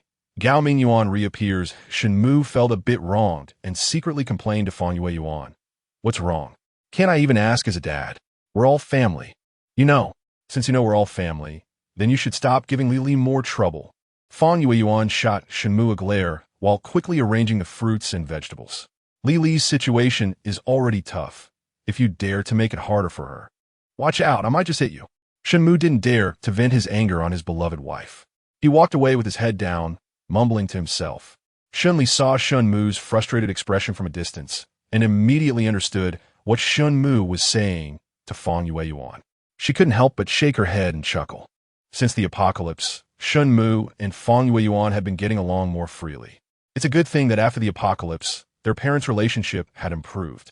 Shen Li and Shen Yuan pulled down the curtains in the bedroom, and the blinds came down as well, ensuring that everything was tightly sealed so that no one outside could see what was happening inside or smell the delicious food. Fang Yuan finished cooking, brought the dishes out, and warmly called everyone. "Come on, it's time to eat." Good, it's time to eat." Shen Yuan cheered and ran to the table to sit down first. "You child, how old are you and still don't know to wait for others to eat together?" Fang Yuan rolled her eyes at Shen Yuan, but there was an unmistakable smile in her eyes. Shen Yuan chuckled a couple of times, scratched his head, and didn't say much more. The group gathered around the table, happily starting to eat. The oxtail soup was tender, the stewed beef was flavorful, and the vegetable salad was a refreshing dish that helped cleanse the palate after the beef. With these dishes, along with baked bread and rice, everyone was enjoying their meal. Even Gu Tiantian had 2 big bowls of rice. In the end, it was Fang Yueyuan who worried that Gu Tiantian would overeat. So she half-forcefully took away Gu Tiantian's bowl, telling her to stop eating. Gu Tiantian, having her bowl taken away, pouted unhappily. Seeing this, Fang Yueyuan's heart softened, and she comforted her. Tiantian, don't be upset. Auntie Fang is just worried you might get stomachache. How about this in 2 hours? Auntie Fang will get you some fruit to eat? Gu Tiantian was taken aback for a moment, and her eyes lit up. Oh, fruit? Yes, fruit. Fang Yueyuan smiled kindly. What fruit do you want to eat, Tiantian? Gu Tiantian gestured. Well, I want to eat strawberries. After thinking for a moment, she felt a bit shy and whispered, is that a bit too extravagant? Moreover, this request seemed a bit excessive. No, how could it be excessive? Fang Yueyuan saw Gu Tiantian's expression and felt her heart soften, smiling happily. This request was not excessive at all. Shen Li looked at Gu Tiantian and smiled. Back in her bedroom, she took out a few boxes of strawberries and generously handed them to Fang Yueyuan. Fang Yueyuan washed a large basin full of strawberries and shared them with everyone. By this time, the smell of the food had mostly faded, and everyone opened the door. Eating strawberries by the fireplace, everyone felt that the impending cold winter of this apocalypse didn't seem so cold after all. How nice it would be if such days could last forever. At this moment, 40 kilometers away in the mountains, a small team was trudging through the terrain, all of them looking exhausted. To keep warm, everyone was dressed like brown bears, bundled up tightly. Those who had extra clothes were considered lucky, while others had no spare clothing at all, just thin clothes and pants in the freezing weather, shivering pitifully. Although they looked miserable, no one was willing to take off their clothes to share. After all, there were only a few pieces of clothing. Whoever wore them was lucky. And if they couldn't wear them, they could only wait to die. Gao Minguan trudged among the group, struggling to move forward. The woman beside him was almost in despair. Suppressing her voice to plead, Minguan, I'm begging you. Can you please give me back my down jacket? I'm so cold. I'm really cold. I'm not being dramatic. Jiang Lili looked wronged, trembling as she reached out to hold Gao Minguan's hand. Look, my hands are really cold. Just as their icy hands were about to touch, Gao Minguan suddenly reacted strongly and swatted Jiang Lili's hand away. Don't touch me. Jiang Lili was stunned. For a moment, she even forgot about the cold, standing there shivering. Gao Minguan looked down at Jiang Lili with disdain. Jiang Lili, I don't believe you. Just endure this little cold. It will pass. Don't you want to be with me? If you can't even withstand this little test, what right do you have to be with me? Having gone through a second marriage and bringing a daughter with her, Jiang Lili felt incredibly inferior. She attributed all the bullying she faced to not having a man by her side to support her at home. This inferiority complex remained unchanged even in the apocalypse. Watching the couples around her support each other, she longed even more to find a man to be with. Thus, Gao Minguan, who appeared at this moment, became Jiang Lili's potential partner. This was going to cost her life. Gao Minguan's expression hardened. Jiang Lili shivered and fell silent. Seeing Jiang Lili yield, Gao Minguan softened his tone a bit. Lili, as a divorced woman, do you really think you can find a better and more suitable partner? I'm a high-achieving student willing to marry you. This is a blessing for you. Chapter 244. Dangerous situation. Seeing Jiang Lili silent, Gao Minguan pressed on with his manipulation. I'm physically weak, you're healthy. If we concentrate more resources on me, it's because I survived that everyone has a greater hope of living. Don't be ungrateful. You're not that cold. You're just being delicate. Jiang Lili remained silent. Her face was pale, her lips trembling as she desperately tightened her thin clothes. Gao Minguan thought his manipulation was working and looked at Jiang Lili triumphantly, ready to continue speaking. Suddenly, someone ahead exclaimed, "There's a cave. Quick, let's go in and rest." Everyone perked up at the mention of a cave. What was a cave? It was a shelter from the wind and rain, the greatest guarantee for their survival. Everyone rushed toward the cave. Jiang Lili, pulling her daughter, also wanted to go in, but she was so frozen that she couldn't move. Mom, we have to get in. Jiang Lili's daughter, 5-year-old Jiang Minjing, gritted her teeth and insisted on bringing Jiang Lili into the cave. Despite their efforts, Jiang Minjing couldn't squeeze into the side of the cave with Jiang Lili. Fortunately, The cave was big enough for Jiang Lili and Jiang Minjing to huddle together at the very entrance. After settling down, Jiang Minjing let out a sigh of relief. She took out a small piece of compressed biscuit from her pocket and eagerly handed it to Jiang Lili. Mom, you eat. Jiang Lili didn't respond, her expression blank. Mom, you have to eat. Jiang Minjing urged anxiously. How can you not eat? You need to eat quickly. Mom. Jiang Minjing was frantic, lowering her voice in urgency. You don't have any clothes on. If you don't eat, something bad will happen. There are all sorts of rogues out there looking to snatch food from others. This biscuit isn't safe here. What if Gao Minguan takes it away? You have to eat. At the mention of this, Jiang Lili suddenly jolted. She didn't dare say anything more and quickly started to wolf down the food. After a frenzied gulping, Jiang Lili felt much better. Rely on him? Mom, don't lose your life because of him. Jiang Minjing was furious, biting her teeth as she whispered, Mom, can't you see? Gao Minguan is not genuinely wanting to live with us. He's just using us. But, Jiang Lili hesitated. Jiang Minjing was almost ready to tear Jiang Lili's brain apart to see what was going on inside, Mom. Gao Minguan just said that to you. Why are you still like this?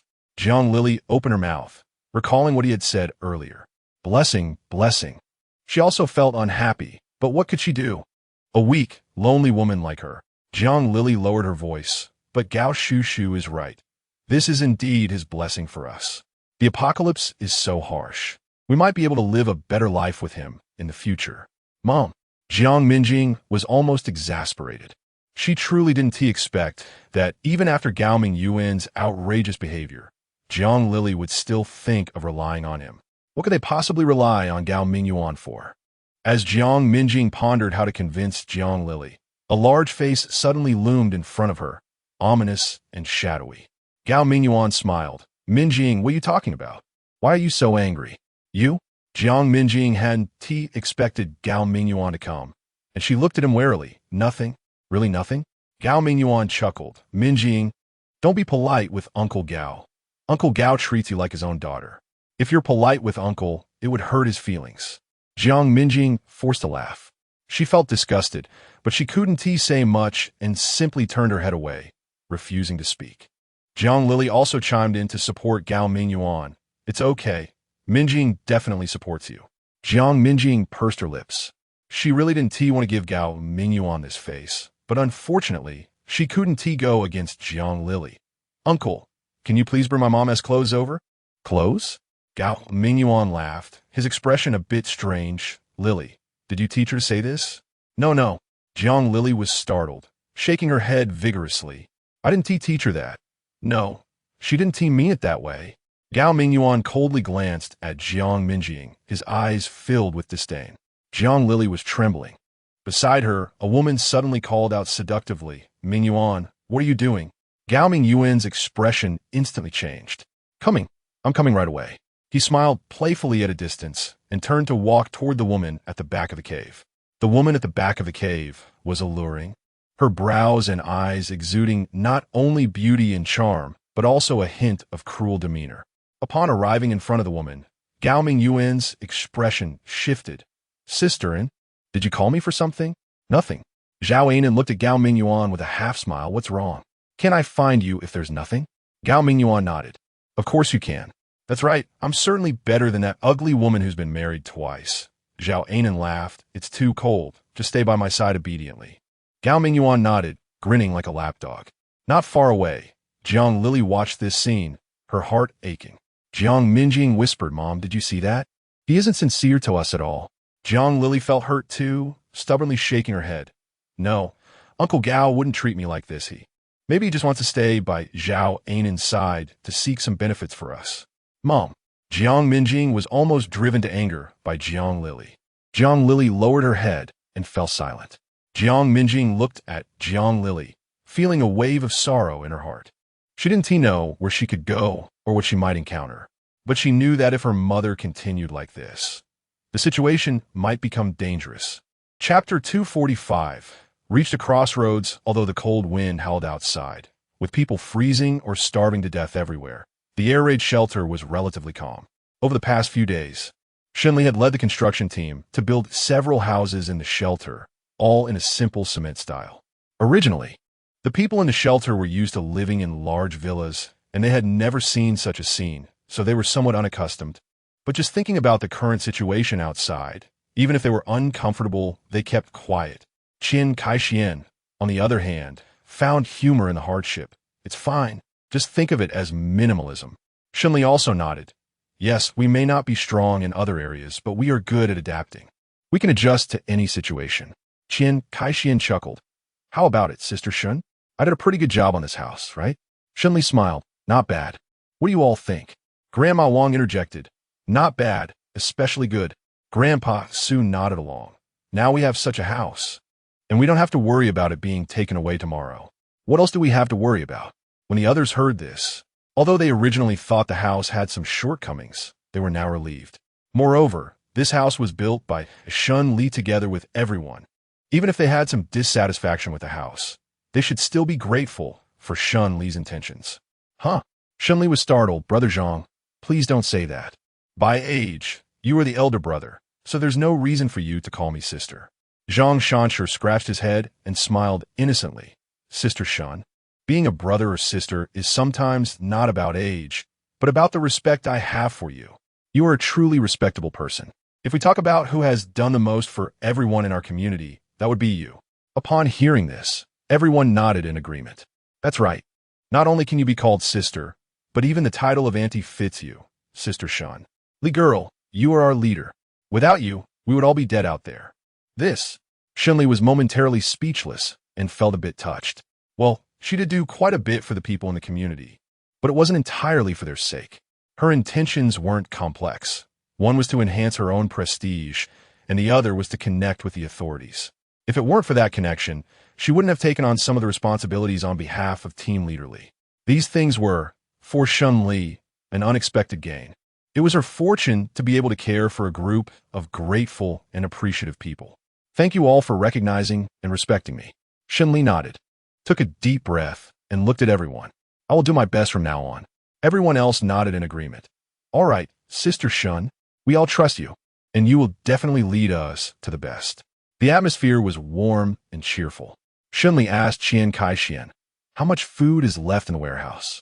Qin Kaixian calculated. There should be enough for about 2 or 3 months. All right. Shen Li nodded. I plan to go out again recently to look for supplies in the nearby large warehouses. Qin Kaixian asked her. The large warehouses have probably been looted several times already. Even if we go, I'm afraid we won't find anything significant. Shen Li smiled and said, that's not necessarily the case. Haven't you heard the saying that trash is just treasure in the wrong place? What others look down upon might be exactly what we need, or something that others didn't need before might be just what we can use now. Everyone thought about it and agreed. At the beginning of the apocalypse, everyone certainly wanted food, and at that time, food was the most valuable. However, for those in the air raid shelter now, the food crisis has slightly eased, and the real crisis is still in terms of sustainability. Shen Li pondered for a moment. Now that we have the generator and all the other big and small items, if we can find a lamp that simulates ultraviolet light, we can grow vegetables here. Grow vegetables. Everyone listening brightened at the thought.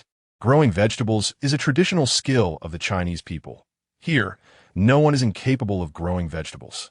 Moreover, after such a long time in the apocalypse, apart from the very beginning, there are indeed not many people who can have a bite of fresh vegetables.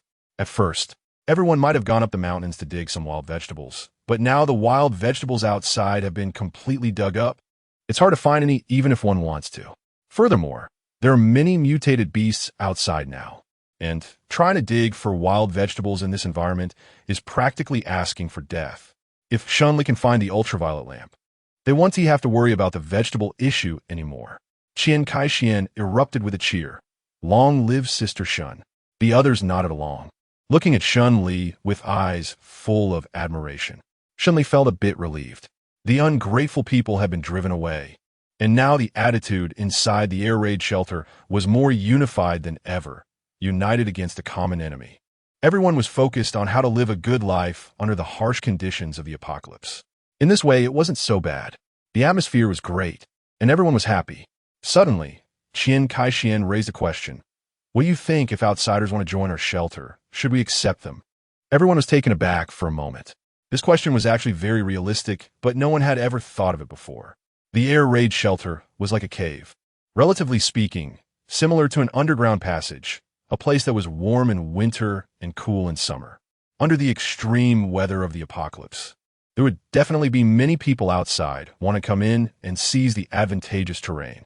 Although the people in the shelter were well-fed and armed, and could definitely fend off those outside, every encounter with the outside world would inevitably be a drain. In the apocalypse, the most taboo thing should be consumption. Shen Li pondered for a moment. Outsiders can supplement our workforce. Next, we need to build houses, cultivate land, hunt, and gather supplies. With just over 200 people in our shelter, it's simply not enough. It is essential to absorb some outsiders. Large bases in the future could easily have hundreds of thousands of people, equivalent to a small city before the apocalypse. Shen Li's vision for his base is the same. Absorbing external population is a necessity.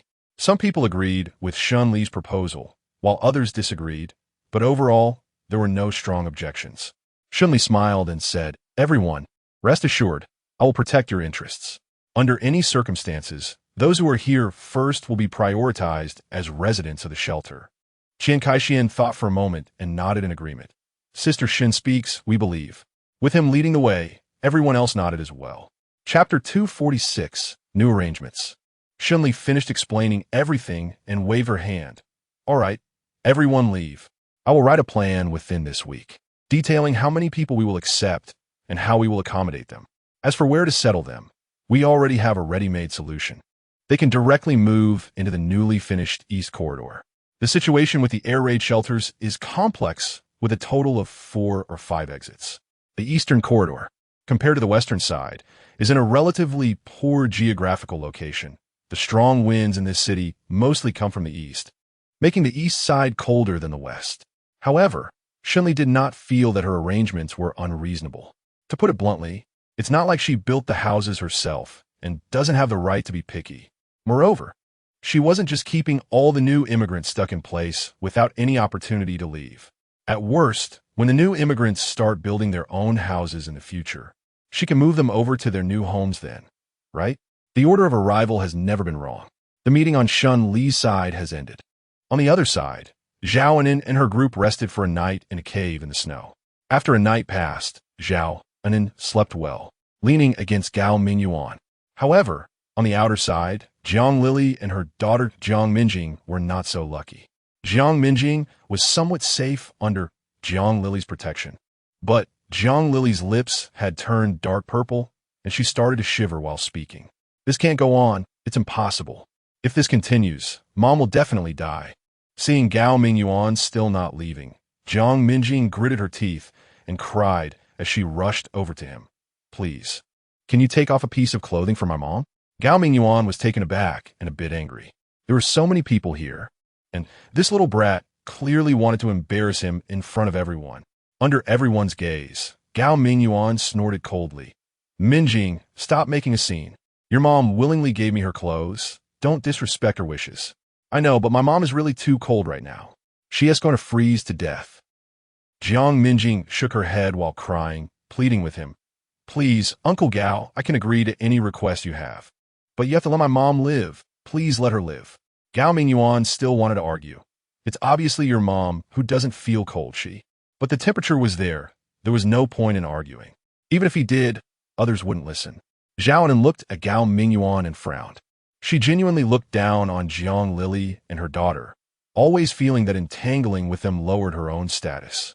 At this moment, she spoke sarcastically. I mean, Gao Minguan, if Jiang Lili looks down on you this much and doesn't want you to wear her things, what else do you have to say? With Zhao Anin saying this, Gao Minguan had no room to maneuver. He glared at Jiang Minjing in annoyance and reluctantly took off a layer of his down jacket. Fine. I'll give it to you. Gao Minguan was dressed warmly, and after taking off one layer of down jacket, he still had another layer underneath. So he didn't feel too cold. It was just that he shivered a little because he wasn't used to it. Jiang Minjing, however, felt like she had been granted a reprieve, sighed in relief, and ran over to Jiang Lili crying. Mom, the clothes, put them on quickly.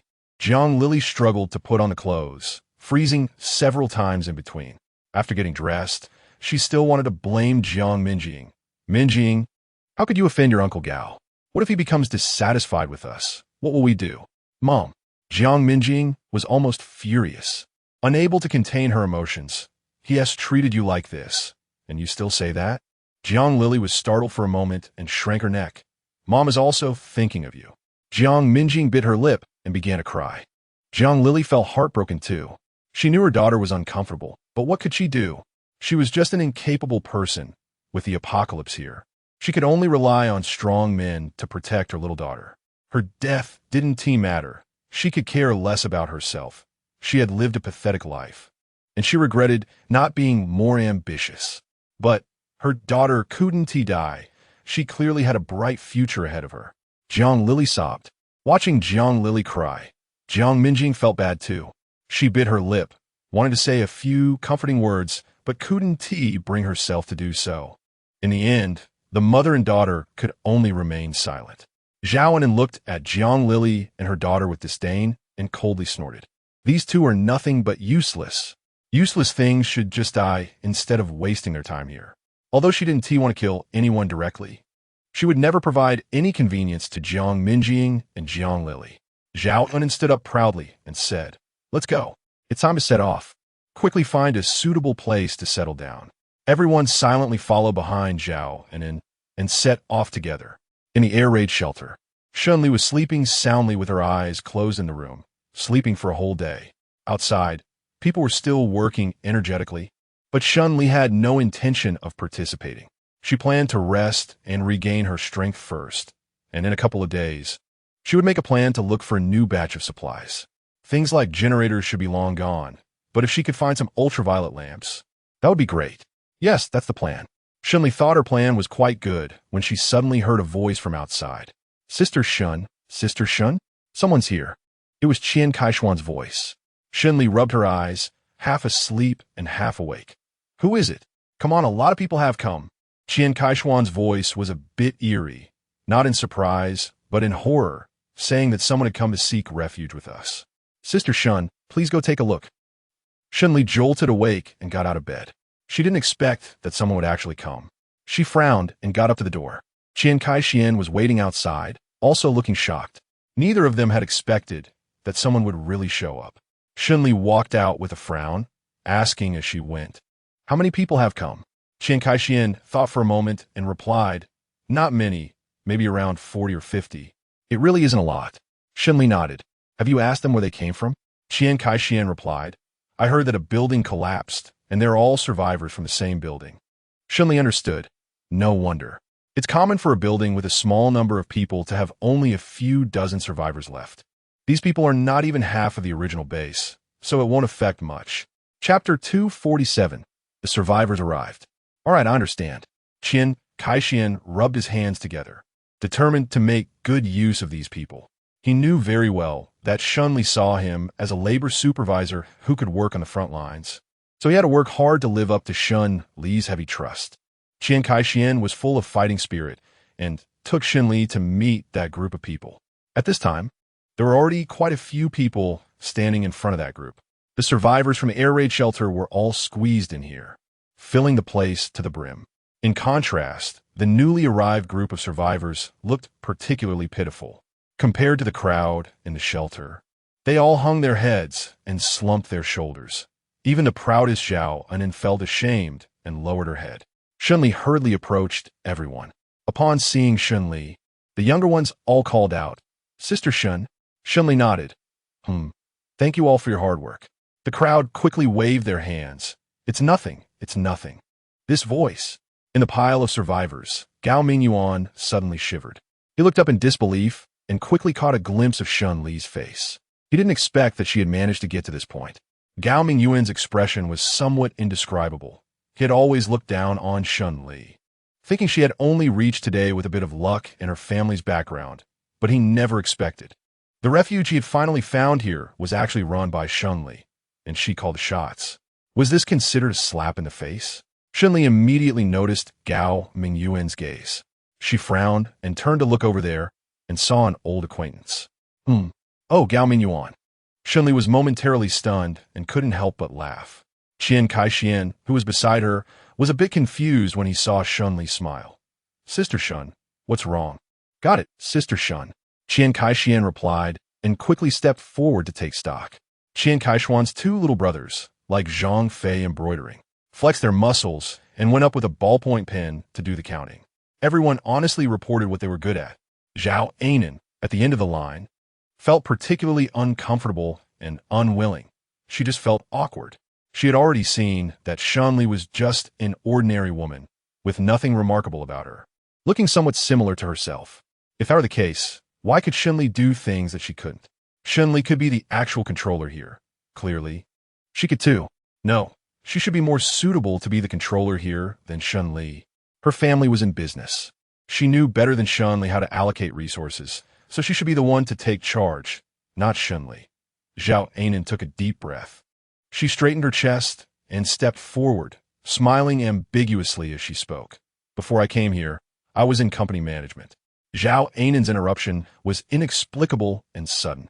She stood tall and proud, as if she had done nothing wrong. "I'm here to take the lead, and of course, I should be the first to conduct the investigation. Don't you think?"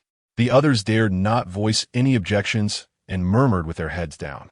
Qian Kai-Xian frowned even tighter. He wanted to teach Zhao Ainen a lesson. But the problem was he was a man and Zhao Ainen was a woman. What kind of man bullies a little girl? It would be embarrassing to say that. So, he really hadn't figured out what to do with Zhao Ainen. "Sister Shen." Qian Kai-Xuan's spirit was shaken, and he quickly looked at Shen Li, as this woman suddenly stepped forward to cut in line and wanted to register early. Shen Li frowned and looked at Zhao Ainen. "Why are you cutting in line?" Zhao Ainen raised her head. "I am their leader, so I should be the first to go." Shen Li sneered. "Leader?" Zhao Ainen nodded, "Yes. That's too bad. From now on you are no longer one." Shen Li looked at Zhao Ainen calmly. "There's only one leader here, and that is me. You." Zhao Ainen didn't expect Shen Li to be so direct, and was taken aback for a moment. Shen Li spoke calmly. "I'll give you a chance. You can either step back and quietly register, or you can keep causing a scene here, and I'll throw you out directly." Zhao Ainen's momentum suddenly diminished. She bit her lip, glared at Shen Li sulkily, and fell silent. Gao Minguan lowered his head, fearing something would happen to Zhao Ainen, and quickly pulled her back. Shen Li naturally noticed Gao Minguan's small actions, but she didn't say much and calmly smiled. "All right, let's continue." The team began to move forward again. Zhao Ainen, at the back, gained some energy and found the courage to vent her anger at Gao Minguan. "What were you thinking? Pulling me over here for no reason. I was just confronting her." Confronting? What confrontation? He feared that if he didn't back down, he would end up suffering. Gao Minguan thought to himself, but on the surface, he dared not say much, only forcing a smile. "And then, you're magnanimous. Let's not stoop to her level." After a long time of coaxing, Zhao Ainen finally calmed down. Gao Minguan quickly nodded. Yes, we'll definitely teach her a lesson." It was only then that Zhao Ainen stopped being angry. The two whispered to each other, unaware that a figure was standing not far away. Chapter 248. Enemies meet, extra hostile. Shen Yuan remained silent, standing not far away, listening to the conversation between the two, his fists clenched. Everyone listening shuddered. Qian Kai-Xian, on the other hand, was quite spirited and even responded loudly. "Understood, Sister Shen." Shen Li nodded to everyone and left. She spoke softly, but no one dared to say a word. Who would dare to say that Shen Li looked delicate and wouldn't he listen to her? Shen Li herself might not seem very intimidating, but the young people following her were quite capable, wielding various weapons that were a great power in themselves. Everyone was tense. Gao Minguan let out a sigh of relief and lowered his head. Fortunately, Shen Li had left. It was unclear whether she hadn't noticed him or simply didn't want to have anything to do with him. Regardless of either possibility, at least for now, didn't have to face Shen Li anymore. What should he do next? Although Shen Li had left, Qian Kai-Xian had not. When Gao Minguan walked up to Qian Kai-Xian to register, Qian Kai-Xian recognized him at a glance, and his expression suddenly turned cold. The registrar in charge of Gao Minguan's registration held a pen in one hand and a notebook in the other, asking Gao Minguan, "What's your name and what are your skills?" Gao Minguan cleared his throat. I'm Gao Minguan, What was he good at?" Qian Kai-Xian suddenly sneered. speaking in a hostile tone, saying that his greatest skill was being two-faced, betraying others, and defecting. Gao Minguan fell silent immediately. The registrar was also taken aback. Brother Qian, what do you mean? This was actually not what Gao Minguan wanted. He hadn't even thought that the air raid shelter would be run by the same people from the coastal villa area. But at this point, what else could he do? Gao Minguan gritted his teeth and forced a timid smile. Brother Qian. Bah, who asked your brother Qian? Qian Kai-Xian spat coldly. I'm a year younger than you, so don't call me brother. Looking at it this way, she really wasn't sure if she could still be with Gao Minguan in the future. What if he dragged her down? The crowd looked at Qian Kai-Xian with various expressions. Qian Kai-Xian gradually became drenched in sweat under their gaze, lowering his head and muttering, I have my own unavoidable circumstances. You? What unavoidable circumstances do you have? Qian Kai-Xian scoffed coldly. What you call unavoidable circumstances is just wanting to kick Sister Shen away and seize control of the villa area, right? Fortunately, the villa area didn't fall into the hands of someone like you. Otherwise, we probably wouldn't be able to survive now. Gao Minguan hesitated. He really wanted to say that Shen Li was also a year younger than Qian Kai-Xian, but why could Qian Kai-Xian accept calling Shen Li's sister? The younger brothers couldn't help but ask Qian Kai-Xian, Brother Qian, should we let him register or not? Otherwise, should we just kick him out? Gao Minguan was suddenly startled. No way. Qian Kai-Xian snorted coldly, stroking his chin. He actually thought this proposal was quite feasible. However, Shen Li was always very fair-minded, and Qian Kai-Xian couldn't be sure if he really kicked Gao Minguan out just to settle old scores. Whether Shen Li would be happy about it. What if Shen Li didn't like it? He didn't want to upset Sister Shen. She was his sky and earth, the person he admired the most. Qian Kai-Xian fell into deep thought. The crowd looked at Gao Minguan with somewhat unfriendly eyes. Zhao Anan would never stand up for Gao Minguan and turned her head away from him. Gao Minguan felt a bit desperate, lowering his head with a fleeting fierceness in his eyes. He knew that Zhao Anan was unreliable. Who should he plead with? Should he look for Jiang Lili? Jiang Lili was a weak woman, and she had Jiang Minjing, a little girl, with her, looking like the weakest of the weak. If he were to bind himself with them, he might really be able to survive, right? Gao Minguan thought to himself. Suddenly, someone fainted. Quick, where's the doctor? Come take a look. Zhang Shanshi was professional. As soon as he spoke, everyone quickly made way. The person who fainted was Jiang Lili, her face pale, lips white, devoid of color, and her body was icy cold, clearly having fainted from being cold and hungry. Zhang Shanshi quickly diagnosed her and immediately made a decision. Take her to the infirmary. Pause her registration for now. She seems to be showing symptoms of low blood sugar. I'll go get some glucose tablets for her and bring some coal to start a fire to warm her up. Okay, Brother Zhang. We'll go now. Upon hearing Zhang Shanshi's words, everyone started to take action. Everyone was busy in an orderly and tense manner. Zhang Shanshi quickly went to prepare the items needed to rescue Jiang Lili. Jiang Minjing followed closely beside Jiang Lili, tears in her eyes. Qian Kai-Xian asked Jiang Minjing, what is this woman to you? Jiang Minjing choked up. She's my mother. Oh, so they're mother and daughter. Qian Kai-Xian nodded, understanding immediately. All right, let this little girl go with her to the infirmary. The rest of you, continue with the registration. After this commotion, the registration continued. Qian Kai-Xian coldly glanced at Gao Minguan, no longer in the mood to mess with him, and directly asked a few questions before completing his registration. However, the time Qian Kai-Xian spent registering Gao Minguan was far longer than the time he spent registering others. Gao Minguan felt very confused.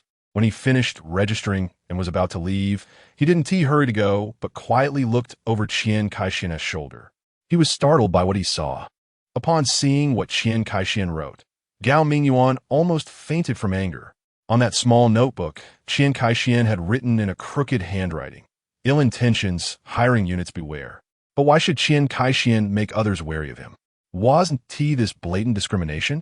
Disgusting, truly disgusting.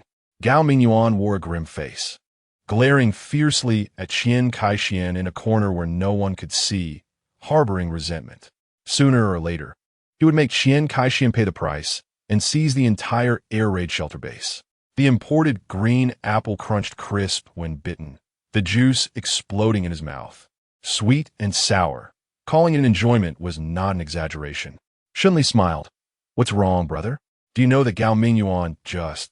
Shen Yuan paused, shook his head, and said, I can't really say what he's thinking. His expression is just off, very off. But Li, you need to be careful. Gao Minguan is a petty person. Shen Li nodded. I understand, brother. She had never taken Gao Minguan lightly, not even once. From the moment Gao Minguan was willing to sell himself and endure humiliation just to survive by a man's side, Shen Li had been filled with hostility and wariness towards him. A person who can endure anything like that is bound to become a disaster in the future. Shen Li smiled lightly and said, But brother, I've mentioned that we are now a proper shelter and we need to pay attention to evidence when doing things. Shen Yuan asked, What kind of evidence is important? Of course, it's important to have evidence before taking action to drive someone away. Shen Li shrugged and smiled happily, saying that once there is solid evidence of Gao Mingyuan's wrongdoing, he would definitely make him leave. Shen Yuan thought for a moment and felt that there was some truth to it. But this approach still wasn't perfect for him and didn't relieve his anger at all. Then why don't you just let him get lost right now? Shen Li said, I've mentioned before that we should be a bit fairer in what we do, even if it's just a surface-level fairness. Shen Yuan understood Shen Li's meaning, but he didn't quite support it. We are good. Shen Yuan was a bit surprised to hear this. After thinking it over carefully, he sighed. Well, you're right. Ordinary people can be brave and aggressive, but those in high positions cannot. If a leader is reckless and lacks vision while managing many subordinates, then even if he holds a high position, he is ultimately no different from a thug, and his outcome will surely not be any better. Moreover, a person who is bravely aggressive and vengeful can only cooperate with short-sighted, profit-driven people like Brother Shen and Second Brother. However, if Shen Li can present himself with a sense of reason and morality, the quality of potential collaborators will improve significantly. Not directly going after Gao Mingyuan can be seen as enduring disgust and an act to attract more people. Shen Li comforted Shen Yuan. Don't worry, brother. Gao Mingyuan is someone who is used to taking the crooked path.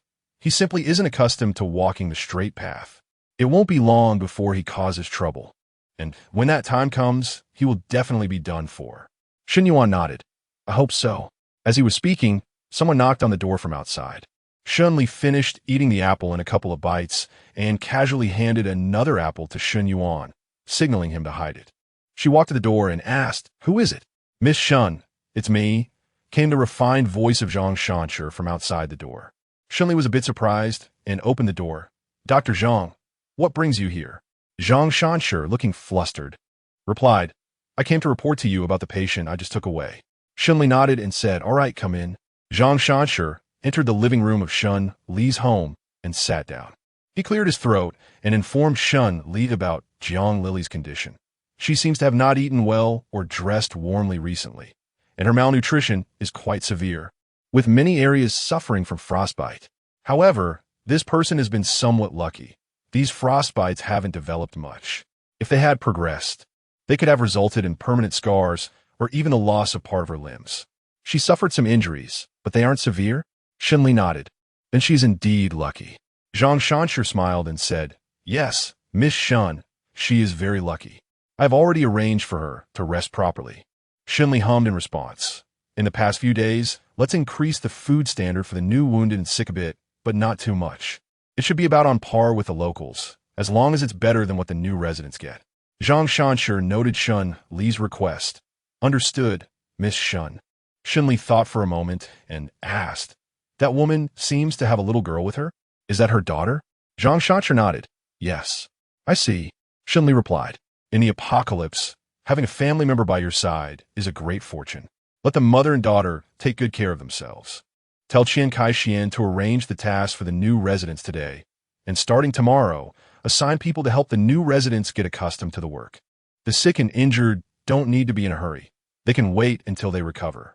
But once they are well, they must immediately throw themselves into work without delay. Zhang Shanshi agreed. I understand. After saying what needed to be said, Zhang Shanshi got up and left. Chapter 250. I thank you. Shen Li nodded.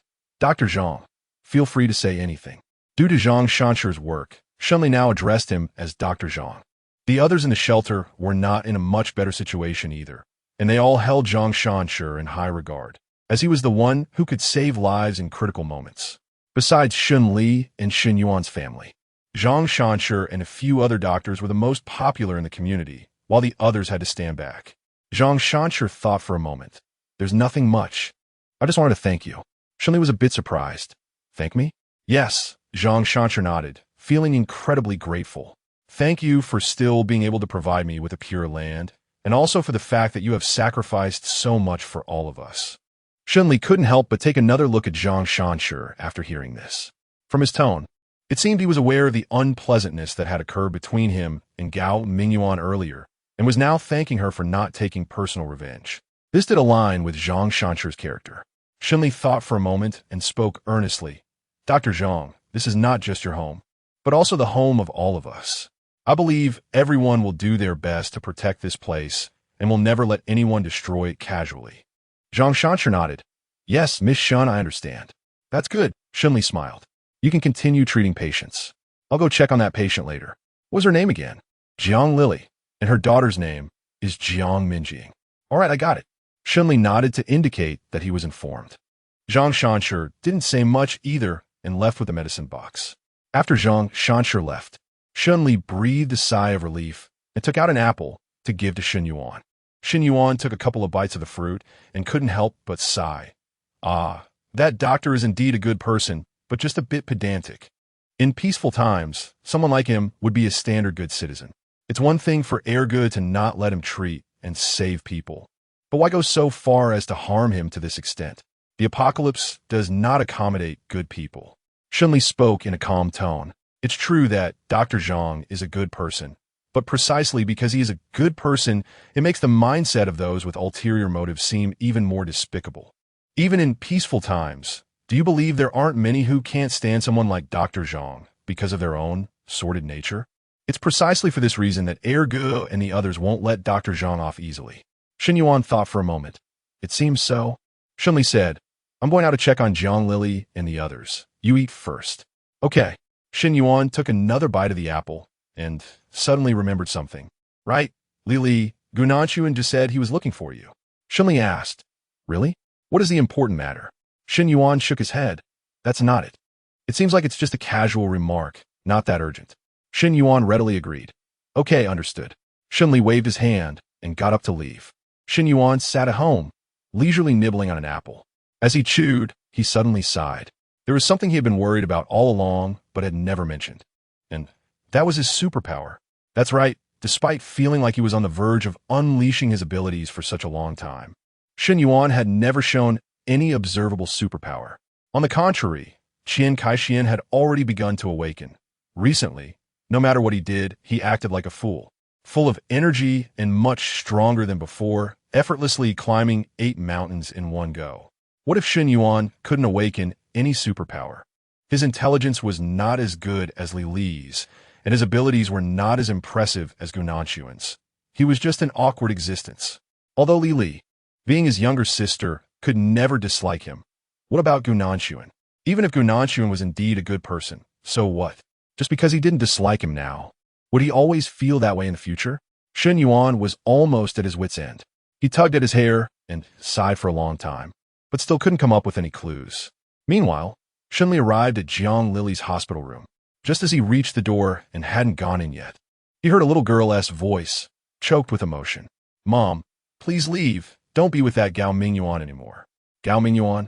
Oh, to think he could still hear the name of an old acquaintance here. Shen Li paused, raising her eyebrows with interest. She decided not to go in just yet, wanted to eavesdrop on the conversation inside to see how far it had progressed. Jiang Lily clearly hadn't expected her daughter to say that, and was a bit flustered. No, Minjing, didn't I already say? In times of disaster, a man has to be in the house. Mom, you say that every time.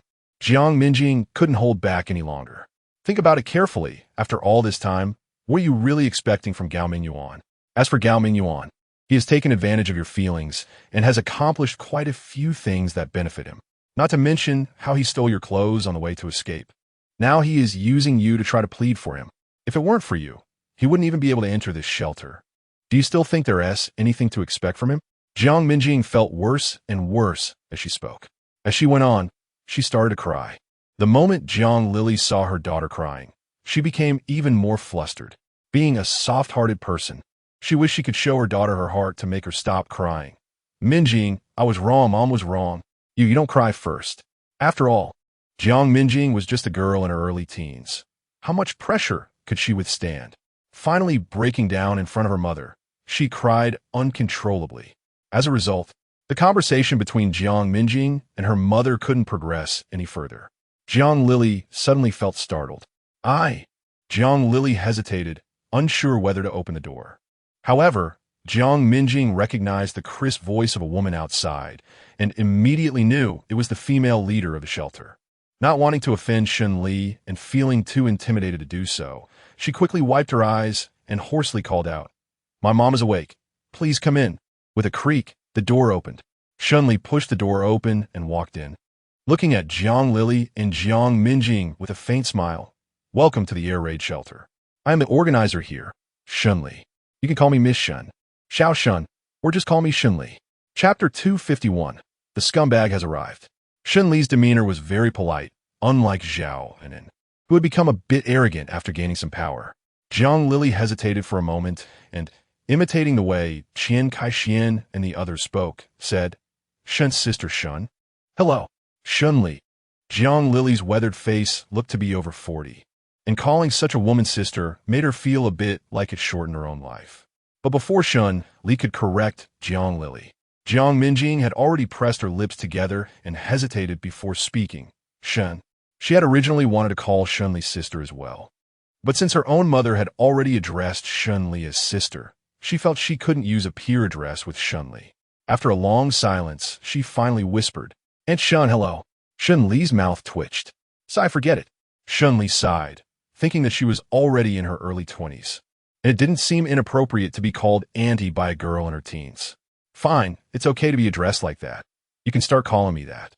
Shen Li waved her hand generously, not wanting to waste energy on such trivial matters. "How about resting here?" Jiang Lili nodded in surprise. "It's pretty good, really quite good." Shen Li smiled. "It's enough as long as you have rested well. If you need anything, just tell Dr. Zhang directly." Jiang Lili quickly shook her head. "You can take me in here and meet my needs. That is already good enough for me. How would I dare to ask you for anything more?" Shen Li shook her head. "This is not an unreasonable desire. It's just a matter of treating illnesses. To put it simply, it's not just directed at you. Whenever any patient comes to us, we will use a similar attitude to provide treatment. Furthermore, if your requests are indeed a bit excessive, we will refuse on our own, so you don't need to worry too much." Jiang Lili then breathed a sigh of relief and chuckled awkwardly. "Yes? Is that so?" Shen Li smiled. Jiang Lili nodded hesitantly. That's good. Shen Li paused and sat down. "Jiang Lili, I think I just heard you and your daughter arguing outside. Is there some issue between you?" Jiang Lili was taken aback. She clearly didn't expect Shen Li to hear her arguing with Jiang Minjing, and she panicked, saying, No, we don't have any problems." Jiang Minjing looked at Jiang Lili with a complicated expression. She didn't understand why Jiang Lili wanted to hide it, but since Jiang Lili wanted to keep it under wraps, she, as the daughter, couldn't expose her mother's intentions. "Yes, Sister Shen, there's nothing going on." "Oh, is that so?" Shen Li looked thoughtfully at the mother and daughter pair. "Really?" The two of them took a deep breath and shook their heads in unison, since Jiang Minjing and her mother were already in this attitude. Shen Li had nothing more to say. "All right, since you both feel there's nothing wrong, then I can relax." Shen Li smiled brightly. "Jiang Minjing, Dr. Zhang tested you earlier, and you do have low blood sugar. He asked me to bring you some glucose, so I'll go out to get the medicine. You wait for me here." "Okay, sure." Jiang Lili and her daughter watched Shen Li leave, feeling a bit awkward. As soon as Shen Li left, Jiang Minjing couldn't hold back her outburst. Jiang Lili's eyes turned red. "But you didn't tell the truth either, did you?" Jiang Minjing fell silent. She was nearly driven to anger by Jiang Lili and turned her head away, unwilling to look at her. Jiang Lili knew she was being disliked and felt helpless. In fact, Jiang Lili thought she might be a bit self-deprecating. But the education she received since childhood taught her that a family needs a man to hold it together for life, to be stable and secure. She loved her daughter, but precisely because she loved her, she wanted to provide her with a stable and good environment, didn't she? The mother and daughter fell completely silent. Neither could persuade the other, and it was very sad. In the quiet, there was a knock on the door. Jiang Minjing quickly wiped her tears and ran to open the door. She thought that Shen Li, being more reasonable than herself, might help her persuade her stubborn mother. Shen. As Jiang Minjing was filled with expectations and about to speak, she suddenly saw a man with a somewhat malicious smile in front of her. Her expression changed immediately. "It's you." Jiang Minjing glared at Gao Minguan with a hint of disgust. "What do you want?" Gao Minguan smiled. "I've been with your mom for a few months, so of course I came to see her." Jiang Minjing hunched her back, like a scared cat. "You came to see her? No need. You can leave. My mom is very tired and needs to rest alone." "That's just your opinion." Gao Minguan didn't believe Jiang Minjing at all and even took the initiative to move closer. Wanted to see if Jiang Lili was there. "Lily, are you there?" "I'm here to see you." Jiang Lili stiffened for a moment. Come in, come in." With no other choice, she fell silent for a while before resignedly whispering. Gao Minguan chuckled as he entered, seemingly having guessed that Jiang Lili would give in. He walked up to Jiang Lili, looked down at her, and a flicker of disgust crossed his eyes as he pretended to be surprised. "Oh, Lily, how did you suddenly become like this? Look at you. Don't you know how withered and unphotogenic you are now? You're simply—" Jiang Minjing was nearly driven to anger by Gao Minguan. "You. Shut up." Chapter 252. This is a theft. Gao Minguan paused and looked down at Jiang Lili.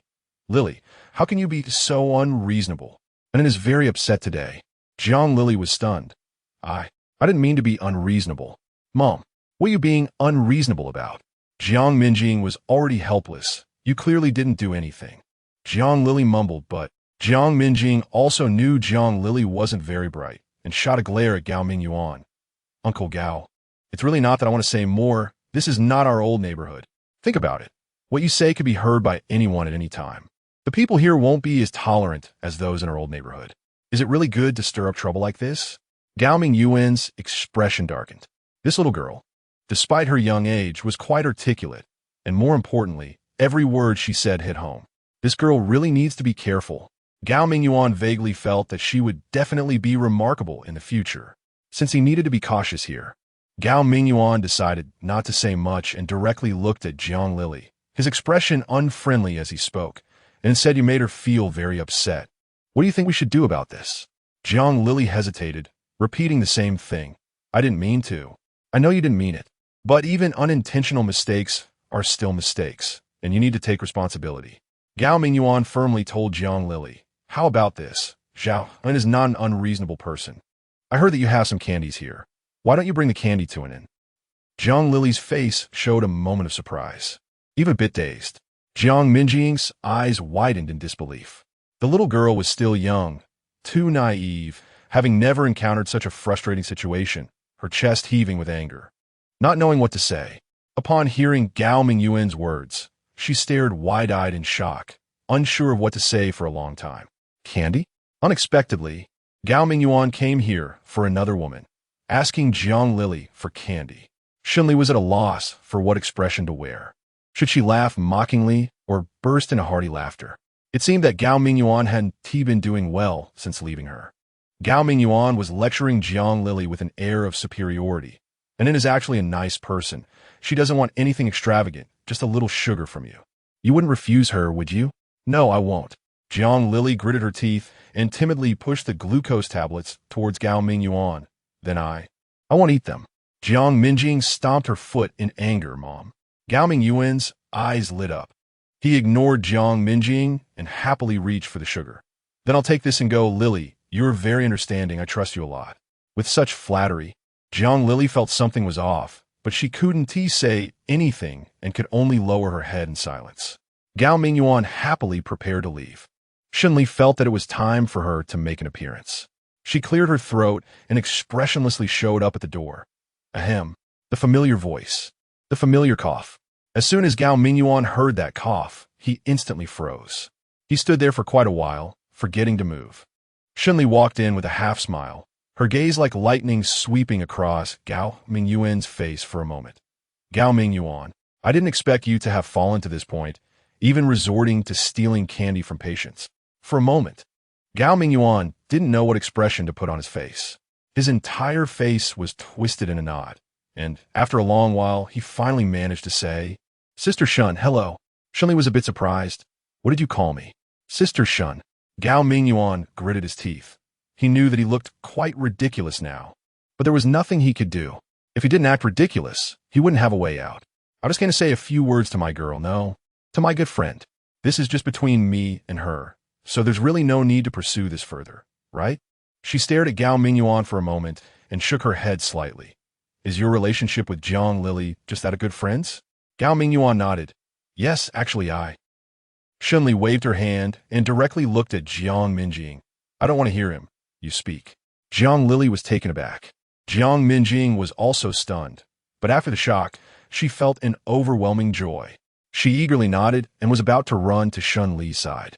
However, Jiang Lili quickly stopped her, her eyes filled with concern, fearing that Jiang Minjing would be affected by this matter. "Miss Shun, what can a child understand about adult matters? How about we not ask her about this?" Shen Li smiled faintly. Some things can only be clarified by asking children. Jiang Lili hesitated, but with a glance, Shen Li's seemingly calm demeanor actually carried an endless pressure, causing Jiang Lili to choke up instantly. In the apocalypse, Shen Li had personally killed quite a few people, and the moment her gaze landed on Jiang Lili, it made her heart tremble. Jiang Lili lowered her head, at a loss for words. Jiang Minjing gritted her teeth. She was quick to react and bold, directly revealing what had happened earlier. "This Uncle Gao, he is my mom's boyfriend. They've only been together for a few months. And recently I feel. Jiang Minjing hesitated. She didn't know how to describe this relationship or what exactly the relationship between Zhao and Gao Minguan was. After a long silence, Jiang Minjing finally whispered, "It seems like he doesn't really like my mom and prefers Zhao and." Gao Minguan felt a sense of repression and a bit of fear, forcing a laugh but saying nothing. Shen Li had already made up her mind. If Jiang Lili admitted to the dirty and rotten things that Gao Minguan did, she would simply kick Gao Minguan out of the base. After all, she was the one in charge here now, so there was no need for her to hold back. Jiang Lili fell completely silent. She lowered her head and hesitated for a long time, then said softly, Actually, things might not be that bad." Chapter 253. She's not a fool. Jiang Minjing was taken aback. She didn't expect that even now Jiang Lili wouldn't say a few bad words about Gao Minguan. "Mom." Shen Li was not too surprised by this outcome, raising her eyebrows and saying, "What do you mean by not that bad? Be clear."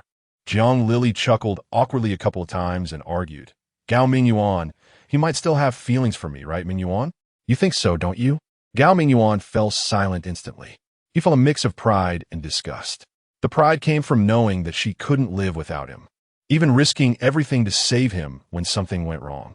The disgust stemmed from the way Jiang Lili treated herself, making him feel offended and forced.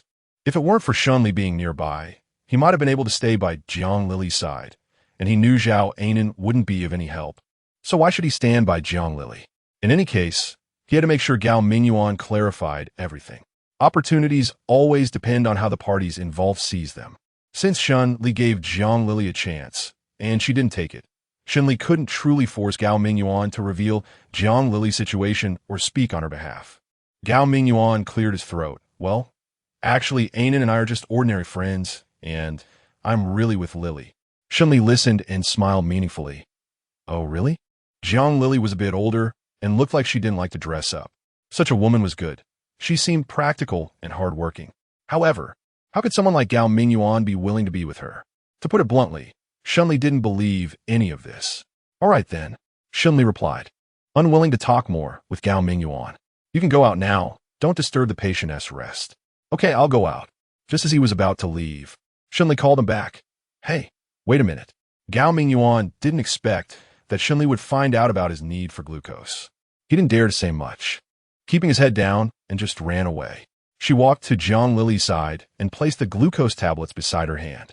Jiang Lili kept her head down, not daring to look at Shen Li, her face flushed and hot, not knowing if it was due to her illness or the situation with Shen Li. Shen Li originally didn't want to say much about Jiang Lili, but after thinking carefully, she still spoke up. "Jiang Lili, if it's just you, then it doesn't matter how timid you are or how you can't stand up, but you have to remember that you're not just yourself anymore. You also have your daughter." Jiang Lili was taken aback for a moment. Shen Li didn't say much and turned to leave. Jiang Lili is a mother and someone who can definitely take care of Jiang Minjing. Although Jiang Minjing has a strong personality. How much can a 10-year-old girl do if Jiang Lili continues like this? Moreover, if Jiang Lili's personality wasn't so soft and she wasn't so easily manipulated, Shen Li wouldn't think that Jiang Minjing would be capable to this extent. Jiang Lili looked a bit flustered and lowered her head, remaining silent. Shen Li quickly walked out with something in hand. After Shen Li left, Jiang Minjing couldn't help but ask, "Mom, why didn't you tell the truth just now?" Mom also didn't want to create conflict, Jiang Lili said, touching her chest awkwardly. In fact, she didn't even understand herself. She clearly didn't like Gao Minguan.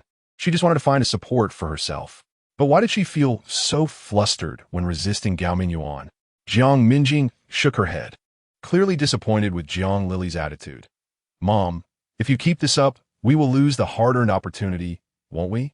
We could have cut ties with Zhao Anan and Gao Minguan and lived well, but you know." Jiang Lili bit her lip upon hearing this. She lowered her head, saying nothing. In fact, Jiang Lili herself didn't understand.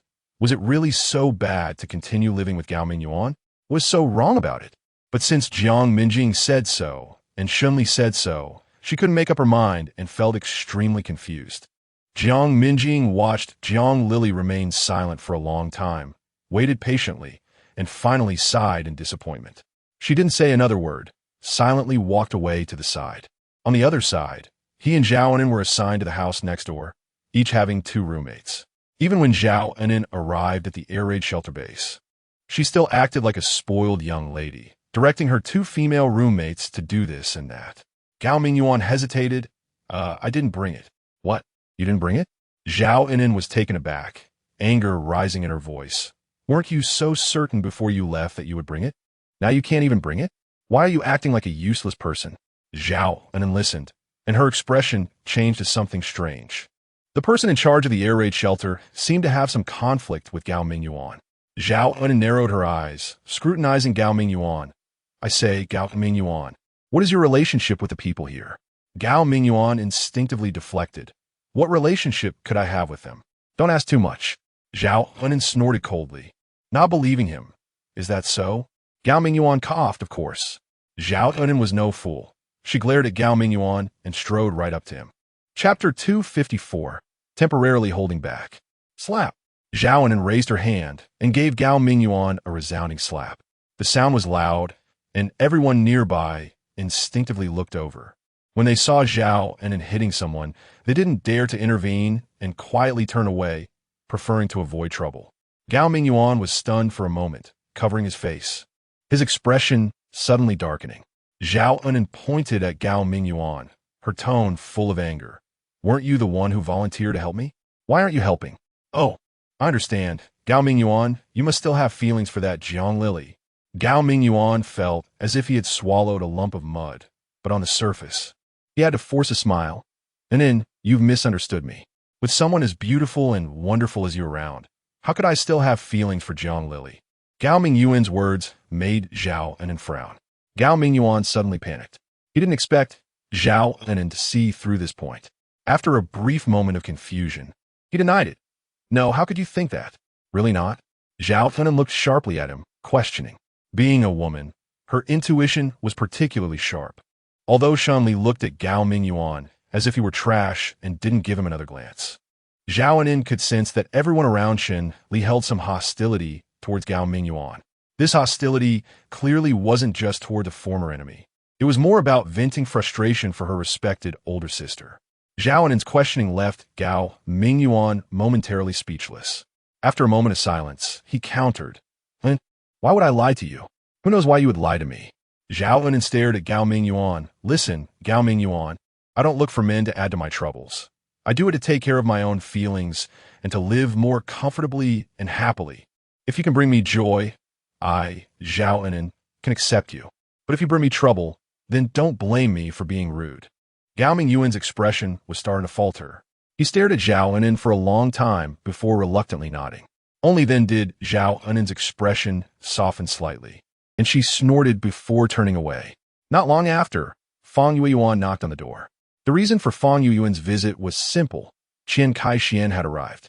Shen Li heard that Qian Kaixian had arrived and thought there was some issue at the hospital. Mom, let him in first. Okay, I understand, Ma replied, going out to open the door. Shen Li nodded. Did you come for something? Qian Kaixian hesitated for a moment and said, I was thinking, how about we just get Gao Minguan kicked out? Shen Li raised an eyebrow. Why are you thinking about this again?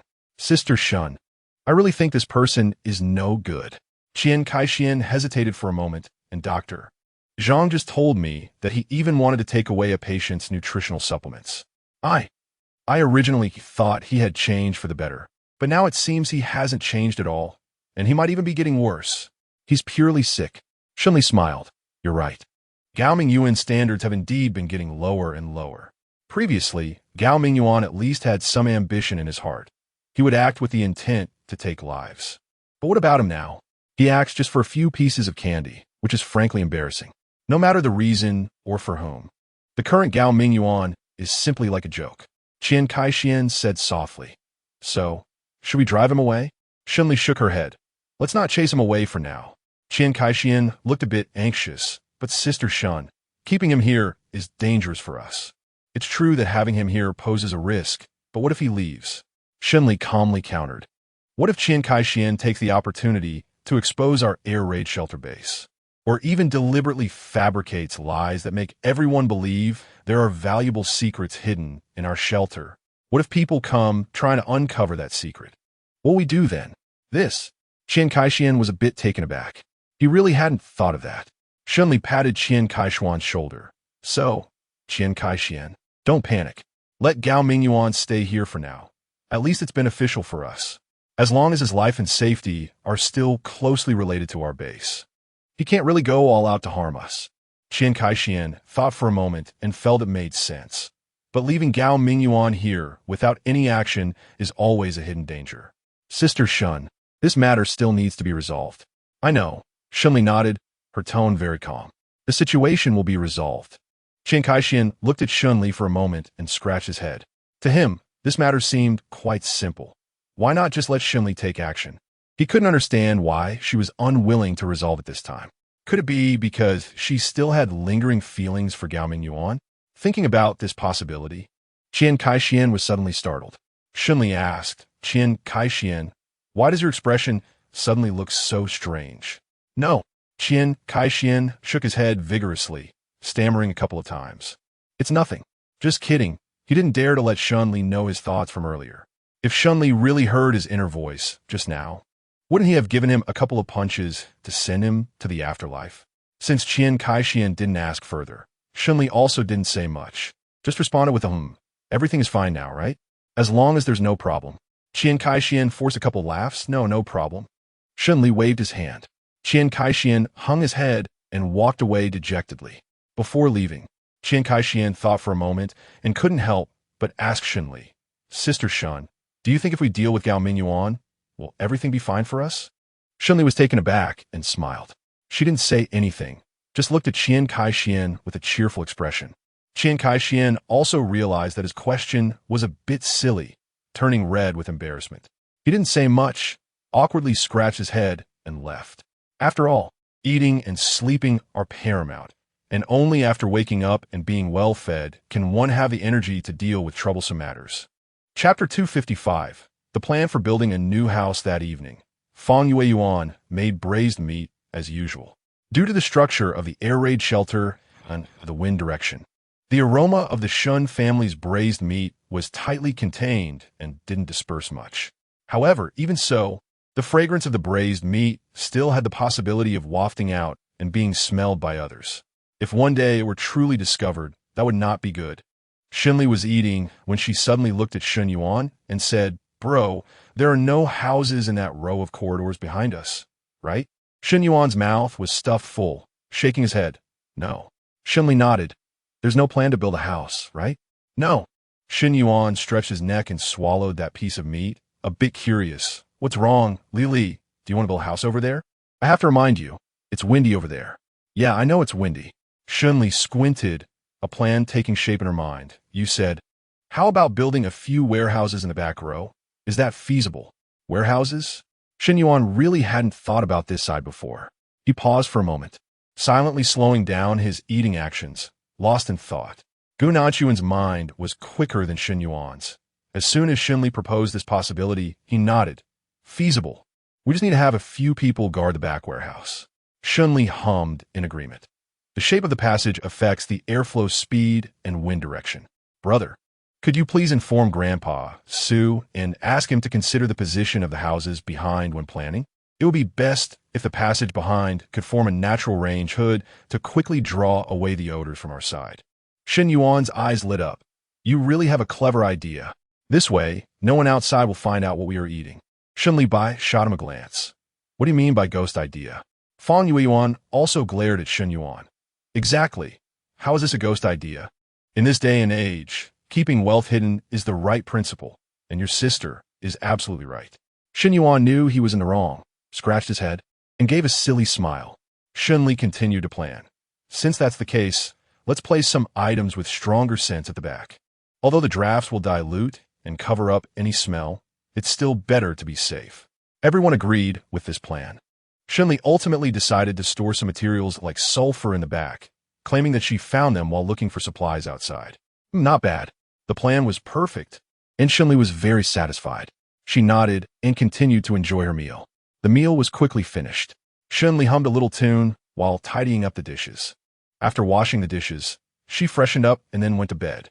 According to the plan, tomorrow these newly settled disaster victims would go out to work alongside the original residents of the other shelters. Shen Li suddenly felt a bit excited. She was very curious and didn't know how Gao Minguan and his bossy, overbearing girlfriend, Zhao Anin, would perform. At that time, everything would be above board, and she wouldn't be blamed at all. Everyone would only criticize Gao Minguan's inadequacies. Shen Li also believed that Gao Minguan's performance would not disappoint her. Once he was expelled from the shelter, he would definitely follow her script. The next morning, as soon as dawn broke, Shen Li got up. After a quick wash, she applied some moisturizer on her face and left without putting on any sunscreen. After all, the weather had been gloomy since the apocalypse, and sunscreen was indeed unnecessary. On the other side, Zhao Anin and Gao Minguan were entangled together, still immersed in their dreams. The two of them conspired together, forcing the person who originally shared the room with them into a pitiful little room while they occupied an entire room for themselves.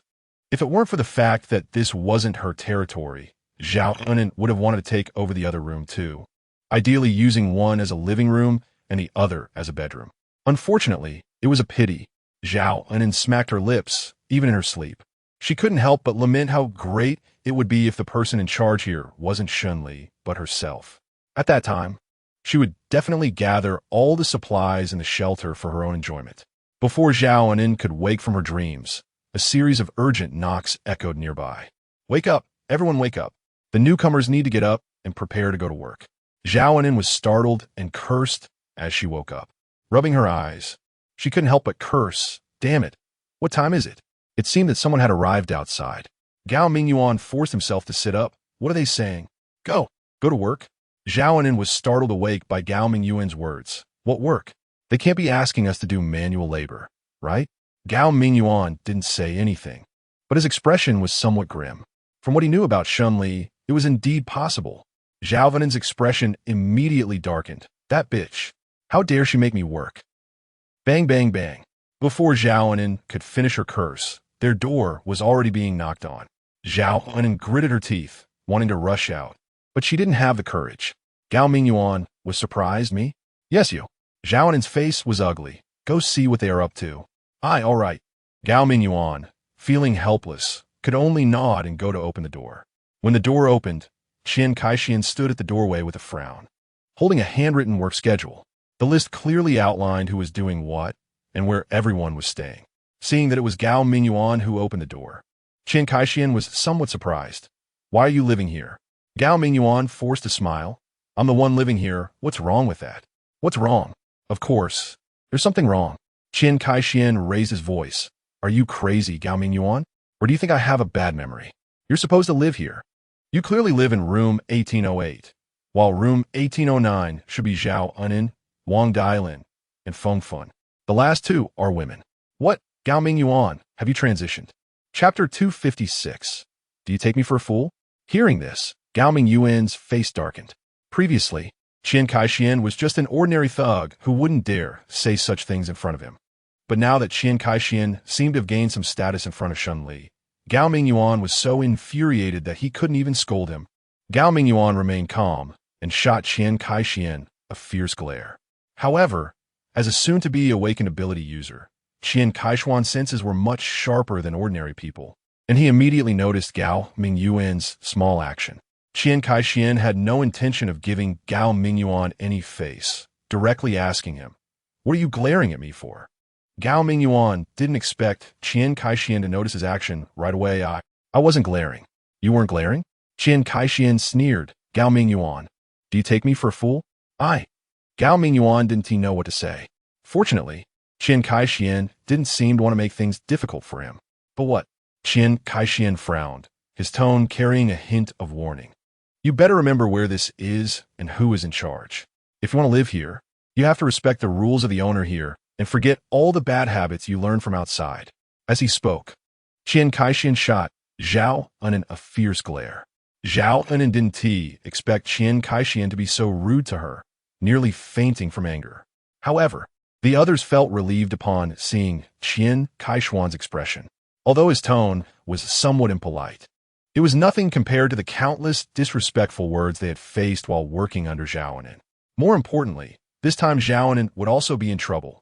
Zhao Enan didn't anticipate that the people she usually looked down on would have the audacity to do such things.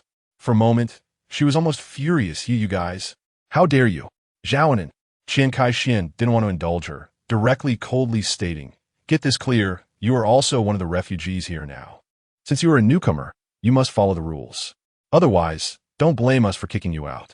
Zhao Enan's tone was intense. Why should I? Unhappy? Huh? Chen Kaixin coldly snorted. Since you're unhappy, then pretend I didn't say anything. You could just leave. I won't stop you. Zhao Enan froze for a moment. She widened her eyes, staring at Chen Kaixin in disbelief. The two stared at each other for a long time. Finally, Zhao Enan gritted her teeth and reluctantly averted her gaze. She really couldn't confront Chen Kaixin head-on. Originally, Zhao Enan felt she had already been wronged enough. She just wanted to live in the same room as Gao Minguan, at least to enjoy some care from Chen Kaixin. But she never expected that even this little hope would be out of reach. Shen Li deserves to die, and everyone in this base deserves to die. Zhao Enan drew a big cross on everyone's face in her mind, and her expression of resentment grew stronger. She coldly glanced at everyone and walked out. Chen Kaixin frowned and said, "Stop, where are you going?" Zhao Enan remained silent. Chen Kaixin shouted, "I said stop." Zhao Enan froze. She was unwilling in her heart, but couldn't let go of her pride, so they stood there in a stalemate. Chen Kaixin pointed at Zhao Enan and said, "Sister Shen, this person has a problem. She doesn't listen." Shen Li looked at Zhao Enan with a calm expression, but there was no lack of intimidation in her gaze. Zhao Enan felt guilty, but her words were tough. "Why am I not obedient?" Chen Kaixin frowned. "Then what are you doing now? I haven't let you leave, so why are you going? What does it have to do with you? I just want to go to my workplace early. Is that a problem?" Zhao Enan was really frustrated inside. She never said she wouldn't go to work, so why was he in such a hurry? Chen Kaixin listened, his eyes widening in anger. "You." Shen Li rubbed her chin and slowly spoke. "Wait, Chen Kaixin." Chen Kaixin looked aggrieved, "But Sister Shen." Zhao Enan choked a bit. "That's right." She didn't know. Shen Li smiled when she saw Zhao Enan's expression, her tone very calm. "This is the first time." Zhao Enan was taken aback. "What first time? Things don't happen more than 3 times, Zhao Enan." Shen Li looked at her indifferently. "There's a saying that goes, once, twice, but never thrice. I will tolerate you 3 times, and you have only 3 chances to make mistakes. Once those 3 times are up, I will immediately kick you out of here." A chill ran down Zhao Enan's back. She stared at Shen Li, unable to speak for a long time. Gao Minguan felt that the atmosphere was off, and chuckled awkwardly. "Shen Li, this matter isn't that bad. You wouldn't?" Her meaning was clear. Zhao Enan still had 3 chances, but Gao Minguan only had 1. Gao Minguan's eyes widened in shock as he exclaimed, "Why? On what basis? On what basis do you think?" Shen Li smiled calmly. "Gao Minguan, You've already caused quite a stir when you were at the seaside villa area. By this point, you should know how many chances you've used up. That you're still allowed to stay here is my mercy. If it were someone else, you know what your situation would be now. Gao Minguan was at a loss for words. It wasn't that he didn't want to argue with Shen Li, nor was he afraid. The truth was that everyone present from the seaside villa area knew exactly what troublesome things he had done before. If he dared to say anything against Shen Li, he would likely be torn to pieces by everyone present. He didn't dare. He didn't have the guts. Gao Minguan lowered his head timidly. Shen Li. Chapter 257. Those who do not work shall not eat. Things have already come to this point. What else could Zhao Ainen say? She glared at Gao Minguan with resentment, cursing this useless person countless times in her heart. She had just been bullied to that extent. Yet he didn't dare to say a word to help her. Even a single word would have made her not feel like he was a useless person like she does now. Unfortunately, there was no way around it. Gao Mingyuan's luggage was also thrown out of the room by the two of them like trash. If Gao Mingyuan and his group hadn't moved out in a hurry and had few belongings, the outside would definitely have looked like a garbage dump. Messy and unbearable to look at. Yet even so, everything that happened here was enough to make Gao Mingyuan lose face completely. Shen Li looked at the pile of things and coldly ordered, Gao Mingyuan, quickly clean up everything. We're getting ready to go to work. Don't waste time. The others also looked like they were waiting. Gao Mingyuan lowered his head, feeling a burning embarrassment on his face. Shen Li coldly observed every move of Gao Mingyuan, a faint cold smile appearing at the corner of her lips. Gao Mingyuan had always been a person who preferred comfort over hard work. And this time, Shen Li was almost certain he wouldn't be able to hold on. The only question was how long it would take for him to reveal his true colors. Qian Kaixian soon led Gao Mingyuan and the others to an empty space behind Shen Li's house. The howling wind echoed in their ears, and the draft was strong, making everyone shiver. The apocalyptic weather was already cold, and with the draft, it felt even colder. Zhao Henin, enduring the chill and surprise, asked Qian Kaixian, "Why did you bring us here? What do you want us to do?" "Work, of course." Qian Kaixian rolled his eyes at Zhao Henin, finding her question foolish. What else could they do? You. Zhao Henin didn't expect Qian Kaixian to respond like this, and she was taken aback. Gao Mingyuan smiled apologetically. No, she didn't mean it like that. She was asking what we were going to build here. Qian Kaixian snorted in dissatisfaction. At least Gao Mingyuan was quick-witted, much more so than Zhao Henin. Fine, I'll tell you. We're going to build houses here. Build houses? Zhao Henin covered her mouth, her face filled with shock. Before the apocalypse, she was the daughter of a construction company, and now she had to build houses herself? This was outrageous. Seeing Zhao Henin's expression, Qian Kaixian added, "Let me remind you, anyone who is unwilling to build houses can leave right now. We won't stop you." With his words, even if the others were dissatisfied, they could only swallow their feelings, especially Zhao Henin. There was no way anyone could suddenly leave at this time. That would be seeking death. Seeing that everyone was silent, Qian Kaixian was satisfied. All right, since no one has anything to say, let's look at the blueprints and get to work. With a command from Qian Kaixian, he began to show everyone the blueprints. As they looked at the plans, everyone gradually understood the task at hand. Their goal was to build a batch of houses here, about 30 or so, some large and some small, some close to the mountainside and some further away, appearing uneven and not organized. Zhao Henin watched this scene and couldn't help but mutter, "Why does it have to be built like this? What a bunch of bumpkins." If it were according to my dad's standards, everything would have been neatly arranged long ago, with no room for such chaos. Qian Kaixian heard Zhao Henin's complaint and frowned as he looked at her. Zhao Henin, do you have any objections? Zhao Henin's lips moved slightly. Of course, she had objections, but she couldn't voice them. After a long silence, she could only hold her breath. "No, I have no objections. That's best." Qian Kaixian shot a glare at Zhao Henin. "Since you have no objections, then from now on, everyone can start preparing to lay the foundation on the ground." With Qian Kaixian's order, everyone began to work. He distributed lime and measuring tapes to everyone, instructing them to mark the foundation's location. They started working diligently.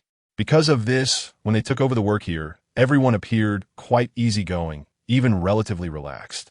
Although the work wasn't easy, requiring them to bend and toil in the dirt, at least they didn't have to worry about accidents. Everything was fine. and they would even have food for the next meal. Given that, what else could they say? They just needed to work quietly. The group worked with enthusiasm and efficiency. Shen Li stood at a distance, cracking sunflower seeds as she watched the scene. She was quite satisfied with the work efficiency of these refugees. However, for Zhao Enen, the work here was far from satisfactory. Delicate and precious, she had barely managed to escape, and she certainly didn't have the capacity to do real physical labor. She quickly became overwhelmed. Qian Kaixian soon noticed Zhao Enen's actions and walked over, frowning at her. "Why aren't you working? Get to work." His tone was very stern. Zhao Enen shrank her neck at his words. She wasn't afraid, but her exhaustion and soreness were too severe, dulling her fear. "No, I won't work anymore. I'm going to die from exhaustion," Qian Kaixian said sharply. "Everyone else isn't that tired, which means our labor intensity isn't unreasonable. Why are you the only one tired? Get up. What do others have to do with me? They're so lowly, but my life is precious." Zhao Enen retorted without thinking. "They are worthless. How can they compare to me?" Qian Kaixian suddenly frowned. "Shut up." Zhao Enen was taken aback. Qian Kaixian stared at Zhao Enen in disbelief. He never expected her to be so brainlessly arrogant. How could she say that everyone's life is equally valuable? Why do you think your life is more precious than theirs? Of course it's because... Zhao Enen suddenly choked on her words. She rolled her eyes and snorted coldly. "Why do you care so much? Just know that my life is precious." Qian Kaixian listened, wanted to roll his eyes. "Unreasonable, truly unreasonable. Don't want to work? Fine. We have a rule here. No work, no food. If you don't work, then you won't get to eat." Chapter 258. To say something, Zhao Enen was very dismissive. If there was no food, so what? What could happen? However, Gao Minguan shivered. He could hear the implication in Qian Kaishuan's words. Was this just about not having food? If they dared to refuse Qian Kaishuan's proposal, they would clearly end up with no food and no place to sleep, directly being kicked out of the shelter. Zhao Enen didn't even look at Qian Kaixian, turning her head to the side with disdain. Gao Minguan had no choice but to speak. "Enen, don't say any more." Zhao Enen was taken aback, not expecting Qian Kaixian to openly defy her in front of everyone. "Qian Kaixian, what did you say?" "Enen, I'm doing this for your own good." Gao Minguan gritted his teeth. "I'm just, slap." Zhao Enen directly swung her hand and slapped Gao Minguan. Gao Minguan stared in shock, covering his face. Not knowing what to say, Zhao Enen was furious, pointing at Gao Minguan and scolding. "What do you think you are? How dare you point fingers at me and criticize me? Do you have the right to dictate to me? Get lost. Go away." In the distance, Shen Li raised an eyebrow at the scene. Wonderful, what a spectacular dog-eat-dog drama. If it weren't for the timing, Shen Li would have wanted to applaud Zhao Enen. Gao Minguan was stunned for a moment, then got angry. And then Qian Kaixian couldn't stand it any longer, frowning as he spoke. "Enough. I'm here to supervise your work progress. Do you think this has nothing to do with me?" Qian Kaixian glared at Zhao Enen, his face darkening. "Stop talking nonsense. If you want to work, stay. If you don't want to work, get lost. Our air raid shelter doesn't support idlers. If you can't endure this hardship, then get out." Zhao Enen opened her mouth, wanting to refute. However, Qian Kaishuan's muscular physique was too intimidating for her to resist. Gao Minguan pretended not to hear. Not to mention Zhao Enen's terrible attitude just now. The fact that she didn't want to take the lead, but insisted on making him do it was ridiculous. He wasn't a fool. Why should he speak up for Zhao Enen? Seeing Gao Minguan not speak, Zhao Enen became even angrier. Gao Minguan. As Zhao Enen and Gao Minguan's argument escalated, Shen Li cleared her throat, jumped down from the cave entrance not far away, and walked over in military boots. Originally, Qian Kaixian wanted to step in to mediate between Gao Minguan and Zhao Enen, but upon seeing Shen Li approach, he immediately changed direction and directly headed towards Shen Li. "Sister Shen."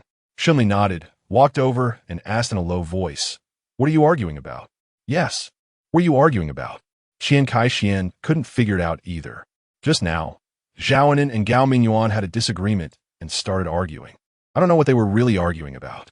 Shen Liping calmly looked at Zhao Enen. "Do you have anything to say?" Zhao Enen glanced at Shen Li with disdain. She couldn't stand Shen Li's character. In her opinion, Shen Li didn't deserve to have such a good place like the air raid shelter. Everything here should originally belong to her. So how could she possibly treat Shen Li kindly? Feeling hurt, Zhao Anan shot a furious glare at Gao Minguan, directly pushing all the responsibility for the explanation onto him, as she was sure he wouldn't dare betray her. Gao Minguan felt overwhelmed by Zhao Anan's domineering attitude, feeling that he was in a bad situation. However, he was now tied to Zhao Anan, and besides helping her clean up the mess, he had no other choice. Reluctantly, Gao Minguan gritted his teeth and mumbled softly, "I just had a quarrel with Anan. It's nothing serious." "Oh." Shen Li raised an eyebrow. "Are you saying that this matter is your fault?"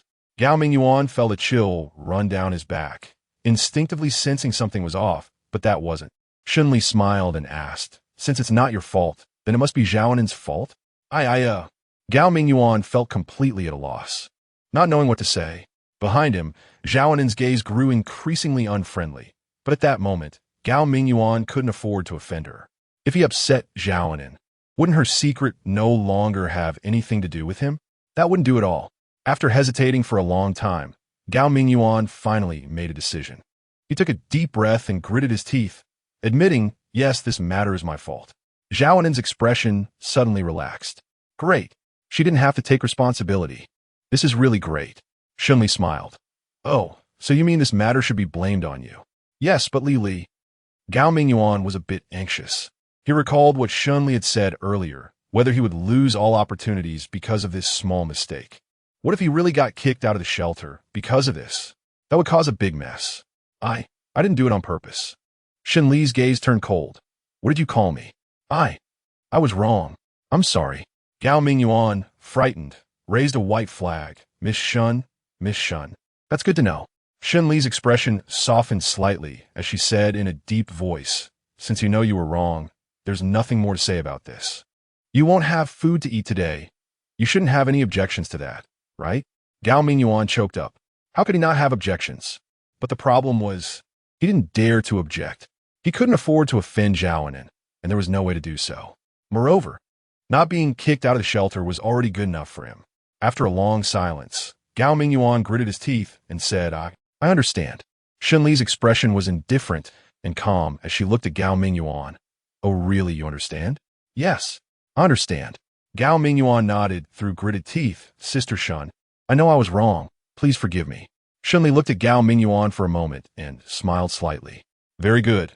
With Gao Mingyuan's personality, he would definitely have grievances against Zhao Anan. If the two of them have grievances, that's better than anything else. Shen Li called Qian Kaixian and instructed him. Since Gao Minguan has already acknowledged it, let's handle it this way. "I'm leaving now." Qian Kaixian nodded. "Okay, got it." "Sister Shun." Shen Li turned around and left easily. After she walked away, everyone continued working. Gao Minguan felt exhausted all over, lacking strength. As soon as Shen Li left, Zhao Anan became more spirited, complaining indignantly beside her. "That Shen Li is too much. She says we can leave just like that? Who does she think she is?" Gao Minguan couldn't listen any longer and couldn't help but snap. "Anan, that's enough. Haven't you said enough?" Zhao Anan didn't expect Gao Minguan to scold her and was taken aback. After a moment of silence, she widened her eyes. "Gao Minguan, you're scolding me?" "I'm not scolding you." Gao Minguan felt exhausted. He had clearly taken responsibility for Zhao Anan. Wasn't that enough? "Anan, I just want to remind you that we are currently under someone else's roof and have to lower our heads. I know you have your character and temper, but if you continue to offend Shen Li like this, none of us will have a good time." Zhao Anan fell silent. Gao Minguan lowered his head and numbly continued working. He thought Zhao Anan had calmed down, but unexpectedly, after a moment of silence, she coldly laughed in anger. "Good for you, Gao Minguan. Why do you like to speak for Shen Li so much? I see that you still have feelings for her, don't you?" Zhao Anan angrily said. "You still won't admit it. If you didn't have feelings for Shen Li, how could you help her?" Gao Minguan was speechless. Well, had he ever helped Shen Li? From the beginning, he had been helping Zhao Anan, yet she refused to acknowledge it. He didn't know whether she truly couldn't see it or simply wouldn't admit it, but either way, the outcome was certainly not what Gao Minguan wanted. Gao Minguan stopped talking and lost the mood to speak. Zhao Anan still wanted to argue. "Gao Minguan, don't act dumb." Gao Minguan simply pointed to the supervisor nearby, who happened to be Qian Kaixian, who wasn't looking this way. "Want to argue? Fine, Let's go argue in front of him. I want to see if you'll still have food to eat then. Zhao Hunan shivered. Gao Minguan went back to work. Zhao Hunan bit her lip, looking at Gao Minguan's back with dissatisfaction. She didn't expect Gao Minguan to no longer cater to her like before. She should have known that he wasn't a good person and should have been more cautious around him from the start. Given Zhao Hunan's temper, if Gao Minguan had exploded a few days earlier, she would have kicked him out of there. Unfortunately, she had no way to do so now. After thinking for a while, Zhao Hunan really couldn't come up with any way to deal with Gao Minguan. She was so angry that she could only continue working. Time passed quickly, and it was noon. Zhao Hunan was already tired, and her stomach grumbled. Granny Wang, who was in charge of delivering meals, pushed a cart over and called out to everyone, "Come on, it's time to eat." As soon as everyone heard that they could eat, their eyes lit up, and they couldn't wait to rush over. Granny Wang took out large metal plates filled with food one by one and placed them on the cart, indicating, "Here are the plates from the canteen. Each of you come take a plate to get your food and prepare to eat." Today's meal was actually very simple, with poor quality rice that lacked the aroma of good rice, paired with some leftover wolf meat stir-fried with pickled vegetables. This was the meal for today. However, even such food was a rare delicacy in the apocalypse. Everyone smelled the aroma of the stir-fried, pickled vegetables and meat and couldn't help but salivate. Qian Kaixian shouted, "Line up! Everyone line up!" Everyone knew they had to line up, and although they were hungry, they obediently went to queue for their food. Granny Wang smiled as she used a ladle to serve everyone.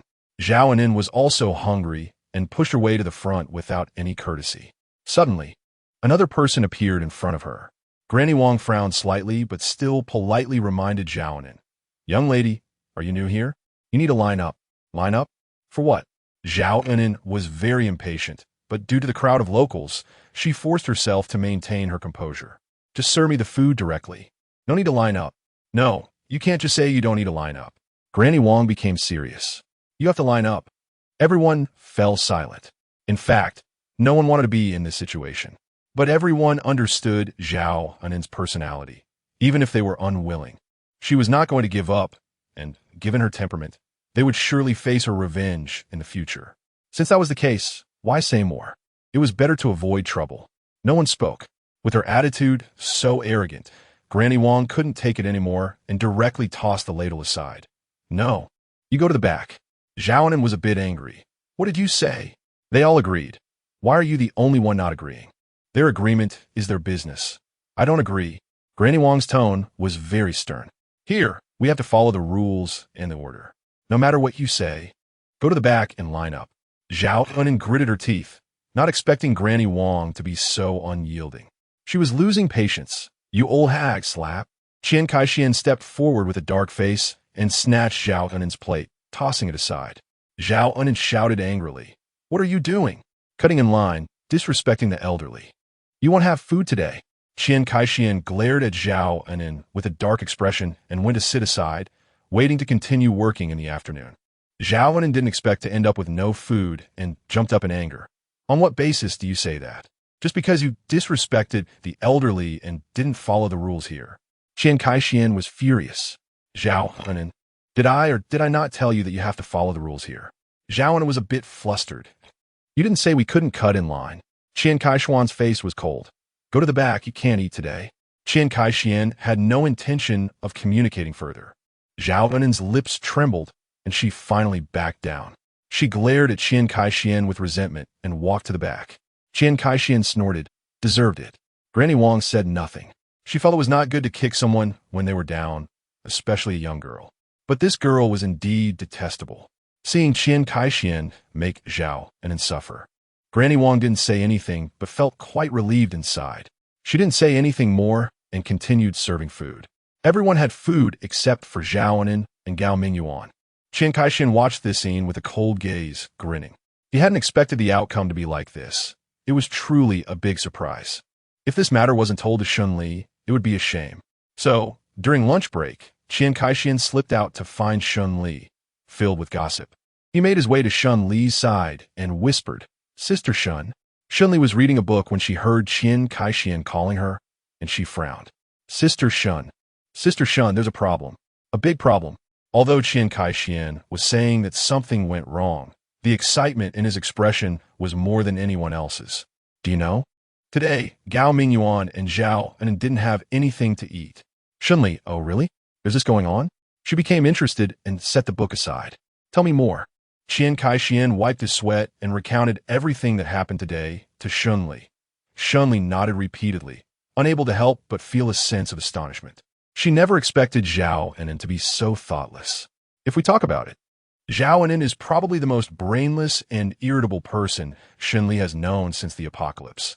Even the initial Yao Mingwei was much smarter than Zhao Anin. Yao Mingwei is already dead, and Shen Li can't figure out how Zhao Anin has managed to survive until now. Perhaps it's just luck? However, it doesn't seem like that. In the apocalypse, those who survive are truly capable. There isn't much room for luck. Shen Li rubbed her chin and squinted her eyes.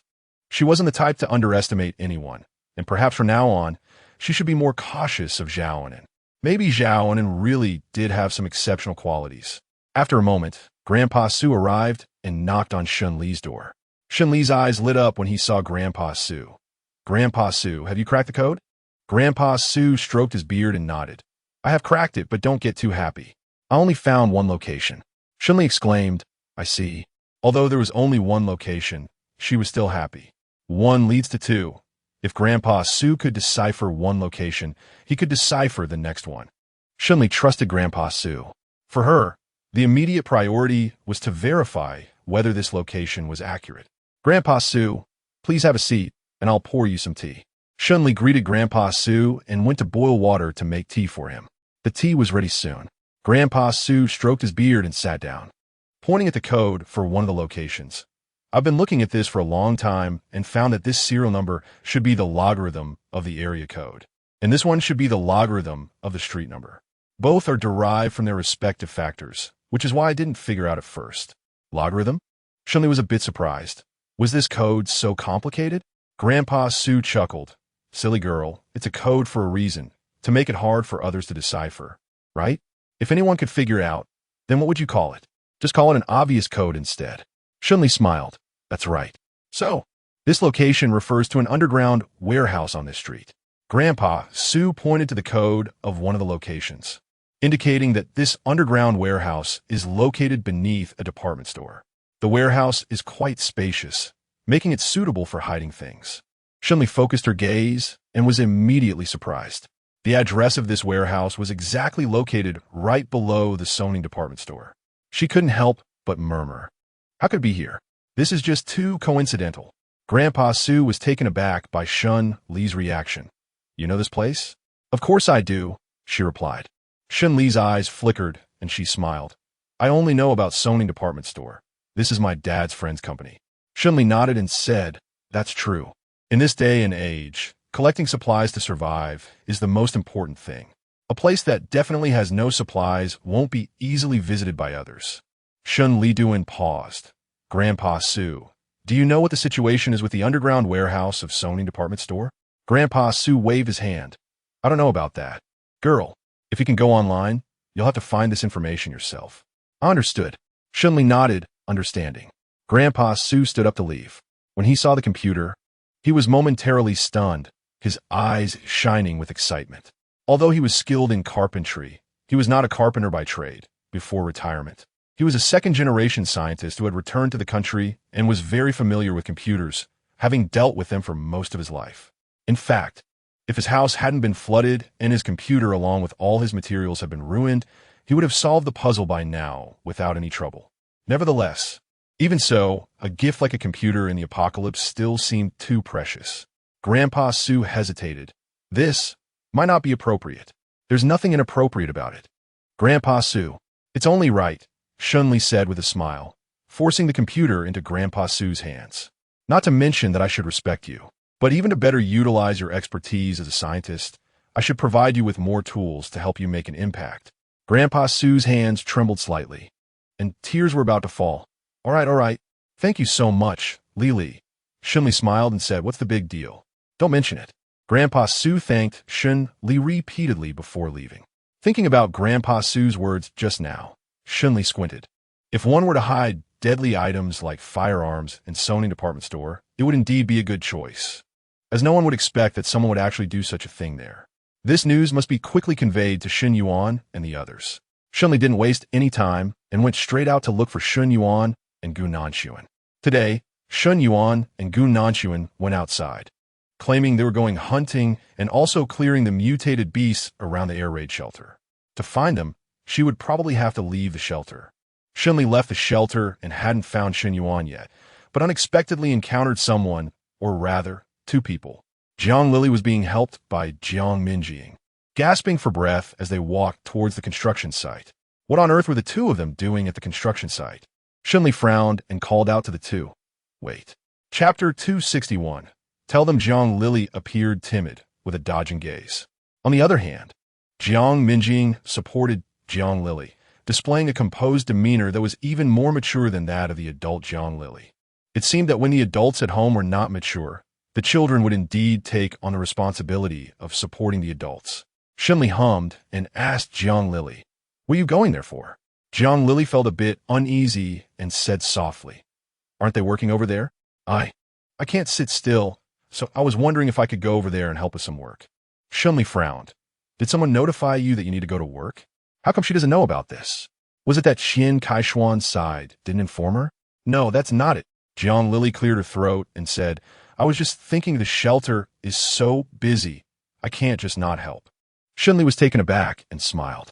It turned out that no one actually wanted Jiang Lili to work. It was Jiang Lili herself who insisted on working. The problem was Jiang Lili's body didn't look like someone who could do any work at all. Shen Li looked at Jiang Lili coldly. "Are you sure you want to go to work?" I can work," Jiang Lili said cautiously as she looked at Shen Li, thinking that her own incompetence had been seen through by Shen Li, making her even more servile. "Miss Shen, I really can do it." "Mom." Jiang Minjing vaguely felt that Shen Li didn't mean it that way, but Jiang Lili couldn't hear it at all. She was anxious inside, but being young, she couldn't express much. Shen Li said coldly, "Jiang Lili, do you realize that if you make the wrong decision and drag everyone into reworking, what the consequences will be?" Jiang Lili's eyes flickered slightly. What consequences?"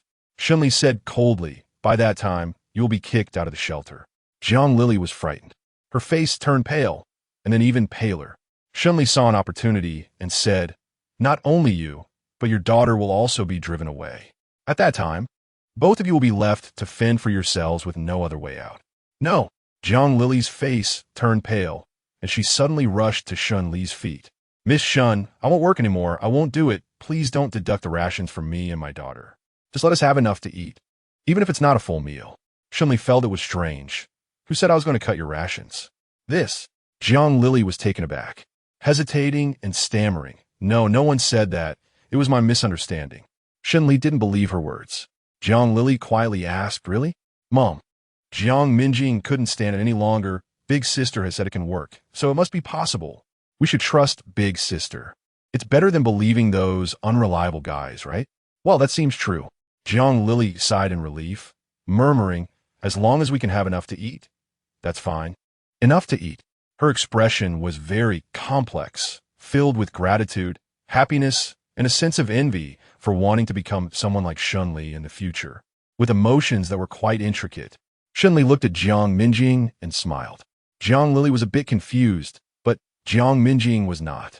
Unfortunately, Jiang Minjing was still too young, a 10-year-old child. No matter how gifted and precocious, how could she support a useless mother? Qian Kaishian was nearby, and Shen Li thought for a moment, waved her hand to call him over. Qian Kaishian saw Shen Li at a glance and ran over excitedly. "Sister Shen." Shen Li pointed to Jiang Minjing's side. "You should pay more attention to Jiang Lili and their situation. Remember to let fewer strange people approach them recently." And, after a pause, Shen Li seemed to be pondering. "If you get the chance, ask who has been in contact with Jiang Lili lately, and how she ended up listening to some unreliable words." Qian Kaishian was puzzled. "Unreliable? What do you mean by unreliable?" Shen Li stroked his chin and said, "It's probably someone urging Jiang Lili to work." "Why urge her?" Qian Kaishian asked in confusion. "Isn't Jiang Lili still recovering? We don't have many people at our base, but we have around 200 now. Before the apocalypse, that would be considered a medium-sized company. Are we really that short on labor?" "I don't think so, but someone told Jiang Lili that Shen Li replied. This person may not necessarily think that way, but that's what he told Jiang Lily. As for what his ulterior motives are, I don't know. You can look into it. Qian Kaixian scratched his head, feeling puzzled. However, Shen Li's hint was already quite clear, and after a moment of confusion, Qian Kaixian understood. I get it now. Shen Li nodded. As long as you understand, go do what you need to do. All right, I'm going. Qian Kaixian frowned and nodded, then left. Shen Li continued to walk outside. After walking along the path for a while, Shen Li saw Shen Yuan and Gu Nanxuan. The two were talking about something, each holding a gun with the safety off, ready for combat at any moment. Shen Li called from a distance. Brother, Gu Nanxuan. Gu Nanxuan heard the voice, looked up, and his eyes brightened as he turned to Shen Li. Seeing this, Shen Yuan couldn't help but secretly roll his eyes at Gu Nanxuan and ran over to Shen Li with annoyance. Li, what are you doing here? Shen Li smiled. I came to see how you two are doing. Shen Yuan chuckled twice and said, pretty good. We took down 2 mutated animals nearby. One big and one small. The big one is a wild boar, and the small one is a rabbit. Neither of them was very strong, so neither of us got hurt. Just as he spoke, Shen Yuan let out a couple of grunts. As soon as Shen Li heard it, she knew that Gu Nanxuan must have helped Shen Yuan a lot. Gu Nanxuan nodded, agreeing that peace is a blessing, but after thinking for a moment, he added, Shen Yuan is really impressive. As soon as he said this, Shen Yuan's expression improved significantly, and he scratched his head and chuckled. Oh, it's not that impressive. Shen Li, what kind of killing mutated beasts is this? It's clearly full of human relationships and worldly affairs. In the corner, where Shen Yuan couldn't see, she couldn't help but give Gu Nanxuan a sidelong glance. Gu Nanxuan clearly saw Shen Li's gaze, but he pretended not to notice and remained at ease. Chapter 262. Going out, what did you say? Gu Nanxuan and Shen Yuan frowned, their expressions becoming serious. Gu Nanxuan asked in a deep voice, is Grandpa Su's deduction sound? Shen Li nodded. I trust Grandpa Su. Since he said that, he must have his own reasons. Gu Nanxuan seemed to ponder. Yes, in any case. We should go take a look. This happened to be what Shen Li was thinking as well. Shen Li slightly pursed her lips and replied with a sound. Let's find a time and go today. Shen Yuan and Gu Nanxuan nodded in silence, both expressing their agreement. Meow Meow seemed to understand Shen Li's words, rubbing against Shen Li affectionately before letting go. Shen Li entered her room, changed her clothes, and grabbed her weapons. With everything ready, she strode out confidently. Zhao Henan, having not eaten lunch and feeling dizzy from hunger, couldn't help but mutter from a distance, that bitch Shen Li, what's she being dramatic about this time? Gao Minguan also felt fatigued. He clearly heard Zhao Henan's words, but couldn't muster the energy to stop her dangerous remarks, stretching his neck to look over. Not far away, Shen Li and the others quickly entered the house, changed into a set of camouflage clothing, and swiftly came back out.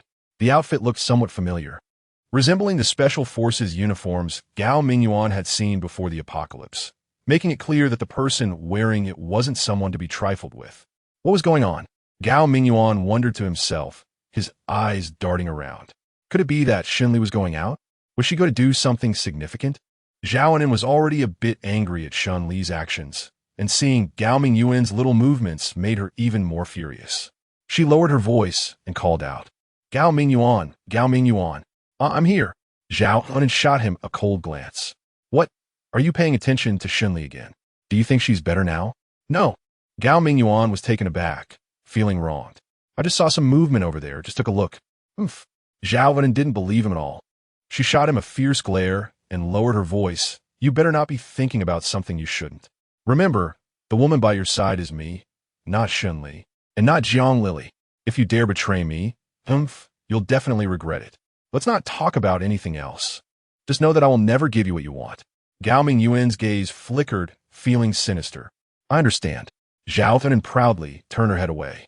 Gao Mingyuan fell silent, lowering his head to work, his expression growing increasingly grim. The things Zhao Henan held were indeed what he wanted. To say he desired them obsessively would not be an exaggeration. After all, this was the apocalypse. What was the most important thing in the apocalypse, if not the supplies for survival? Of course, he wanted anything that would help him live well, but if Zhao Henan continued like this, making him pay an increasing price, he wasn't sure if he should keep enduring just to earn a proud nod from Zhao Henan. On the other side, Shen Li, Shen Yuan, and Gu Nanchuan drove a truck with off-road tires towards the city around 4 in the afternoon. On the road from the suburban air raid shelter to Songning department store, the closer they got to the city, the fewer people there were. Occasionally, they would see a group of starving refugees. These refugees, each leaning on a wooden stick, walked forward with numb expressions and frail bodies, clearly on the brink of collapse. Suddenly, a mutated wild dog dashed out from the roadside.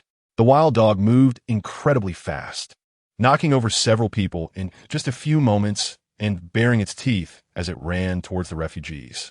The refugees naturally noticed the approaching wild dog, but they had no time to react, or perhaps due to their long-term starvation and weakened bodies, they had no chance to respond. After a few screams, the first few individuals were already bitten by the wild dog, losing some limbs. Blood splattered as the injured rolled on the ground, crying out in agony. The others, filled with fear and panic, could not help but retreat, backing away further and further. Such a scene was not hell, but it was worse than hell. Shen Li couldn't help but frown at the scene.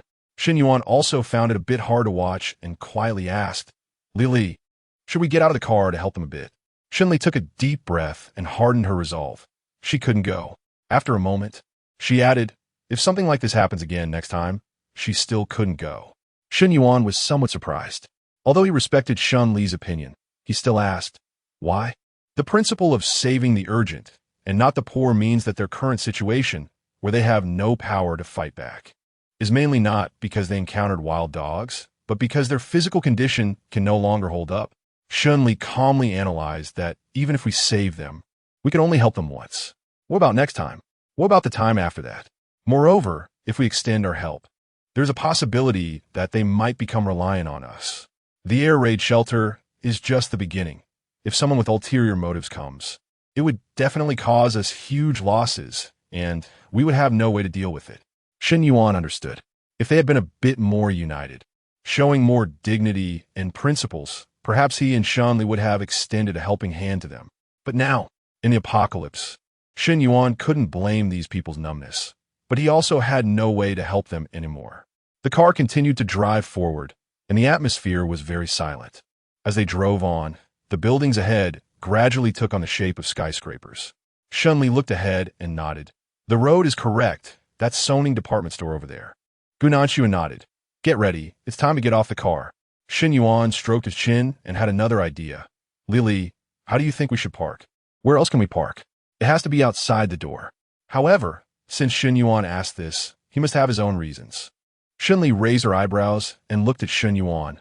Brother, do you have something in mind? Chapter 263. Returning to Songning department store indeed. Shen Yuan cleared his throat and nodded. The three of them knew about Shen Li's secret of her space, so he decided not to hide it anymore. Don't you have a space? How about we put the truck in your space? Shen Li rubbed his chin. Are you sure? Wouldn't this be too troublesome? Shen Yuan has his own thoughts on this. What we're doing now is very dangerous. If hostile forces find out, it could lead to big trouble. Since that is the case, we should be a little more cautious. Being overly cautious is not too much to ask. This reasoning is quite persuasive. Shen Li hummed in agreement. Okay, then I'll put away the truck in a while. Gu Nanchuan, driving the car, asked, is there anything I can help with? Shen Li shook her head. It's fine. I can take care of it myself. You just need to drive the car to a hidden place without surveillance. Okay, got it. Gu Nanchuan replied. Shen Yuan observed with great energy and quickly spotted a place without any surveillance traces. His eyes lit up, and he called to Gu Nanchuan. That over there will do. Gu Nanchuan understood and nodded, driving the car over. The rumble of the truck broke the silence of the quiet street as it entered a small alley, attracting a few curious glances from the shadows. Fortunately, these gazes had not yet reached Shen Li's side, as they were all blocked by the remnants of bricks and tiles in the alley. The vehicle stopped, and Shen Li closed his eyes, taking a deep breath as his fingers brushed over the truck. The outline of the truck faded slightly, and soon the contours twisted and blurred, completely disappearing from sight. Beside him, Gu Nanchuan and Shen Yuan held their breath. Although they had known about Shen Li's ability since early morning, knowing in advance was one thing. But witnessing Shen Li's extraordinary power with their own eyes was another concept entirely. At least when they saw Shen Li's skill in person. They were so astonished that they couldn't speak. Shen Li opened his eyes, his gaze calm as he scanned the two people. It's time to go in. Shen Yuan took a deep breath and nodded. Gu Nanshuan also nodded. Let's go to zoning department store. The three of them reached an agreement and walked silently towards the department store. From the alley towards the department store, there was a slightly ajar small door. Shen Li led the way in, followed closely by Gu Nanshuan and Shen Yuan. The three of them walked for a long time, and only when the alley had completely returned to silence did someone living nearby muster the courage to come downstairs and check on the mysterious truck. At this point, those who could still drive a truck surely had some skills. There must be some supplies in that truck, right? It could even allow people in their situation to make a profit. If they could really get something from the truck, how wonderful would that be? Everyone was eager, and they tacitly grouped together to approach the alley. Some even revealed a hint of murderous intent in their eyes, fantasizing about how they would kill anyone who resisted and seize the supplies. However, the moment they saw the situation in the alley, they were all stunned. The alley was completely empty, with no one and no truck. Everyone was bewildered, looking at each other in confusion.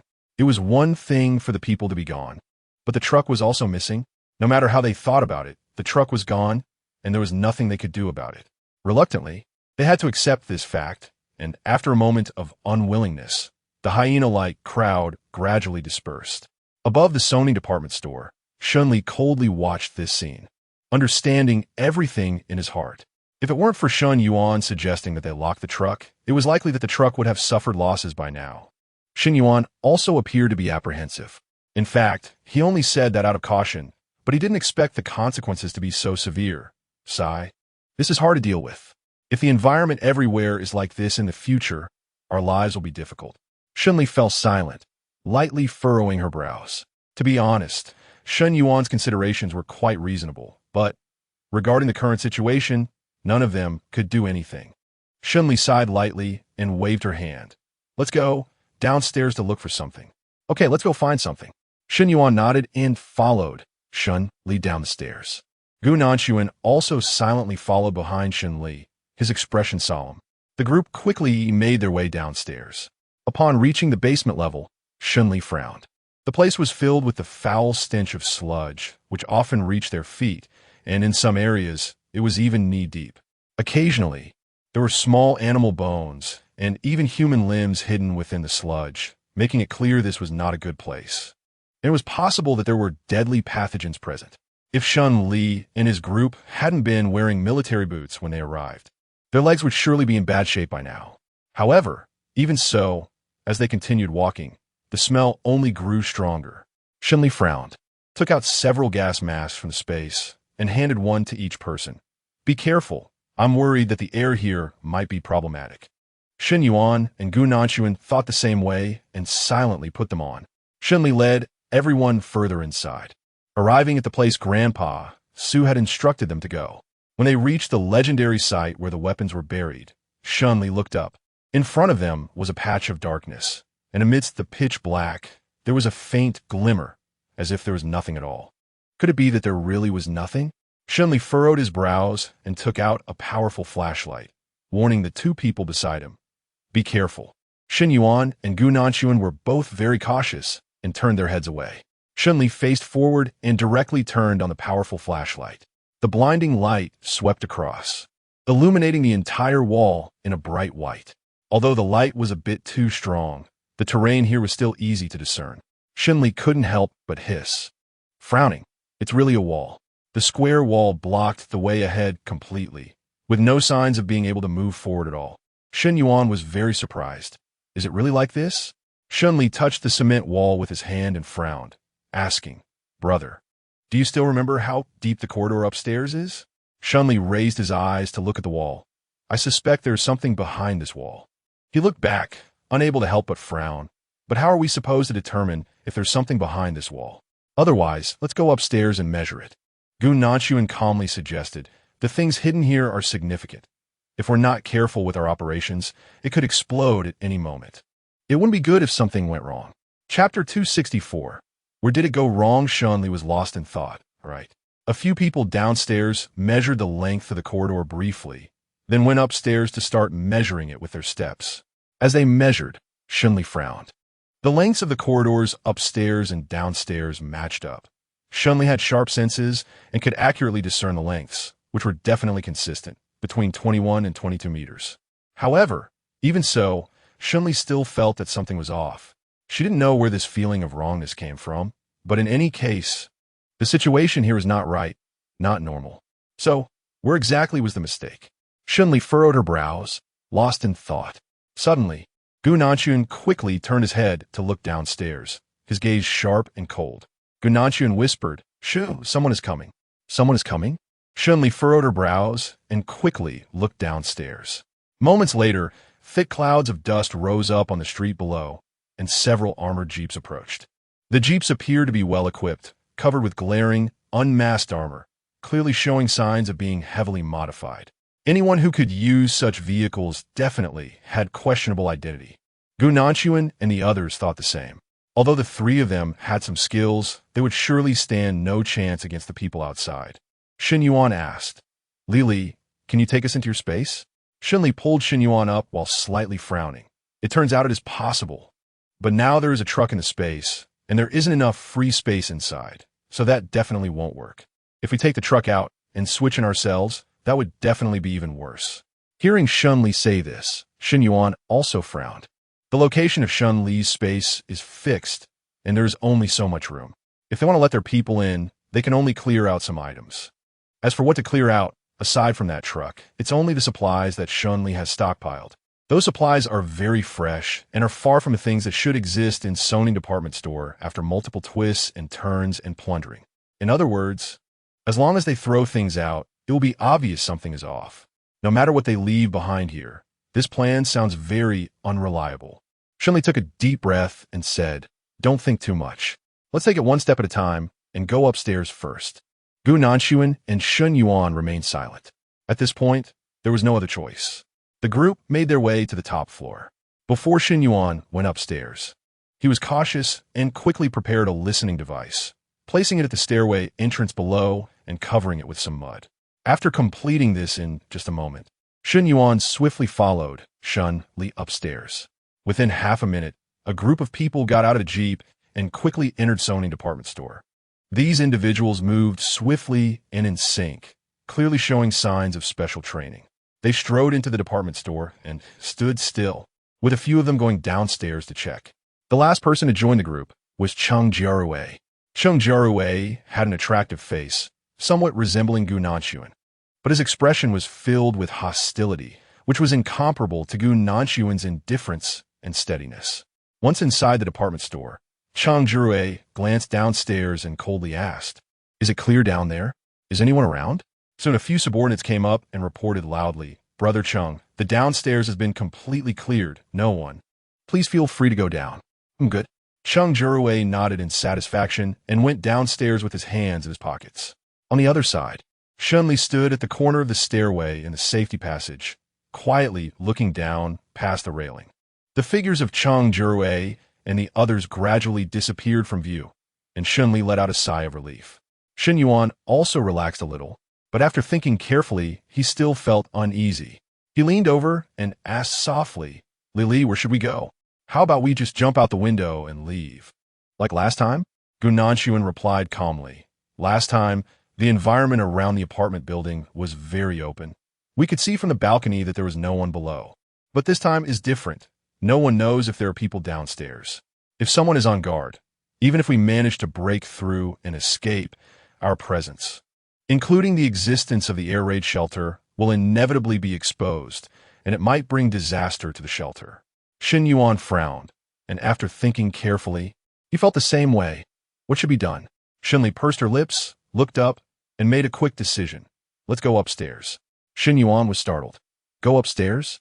"Yes, right now." Shen Li had a clear plan in mind, to see if there was a place to hide upstairs. The safest plan now was just this. It was impossible over there upstairs. At this point, there was no other choice. Shen Yuan sighed and followed Shen Li upstairs. Shen Li led Shen Yuan and Gu Nanchuan to the rooftop. There was an iron gate blocking the rooftop of Soning department store. Shen Li carefully pushed open the iron gate and looked outside. The sky was as heavy as iron, filled with a sense of oppression, but it was very quiet. Shen Li let out a sigh of relief. There were no sounds of helicopters or voices outside, indicating that no helicopters had followed her, just as she had guessed. It seemed that although the Cheng family was crazy and had power, they had not yet gone so far as to act without restraint or to the extent that they could do as they pleased. With this, Shen Li felt much more at ease. Upon reaching the rooftop, she signaled to Gu Nanxuan and Shen Yuan to stay in place, while she took the risk of moving to the edge to look down. Below, several guards stood seriously by the cars, each maintaining a stern demeanor and not glancing aside.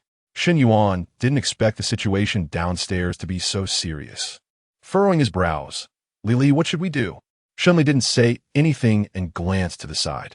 Soning Department Store was connected to another apartment building, but Soning Department Store was a 6-story building, while the other apartment had more than 20 stories.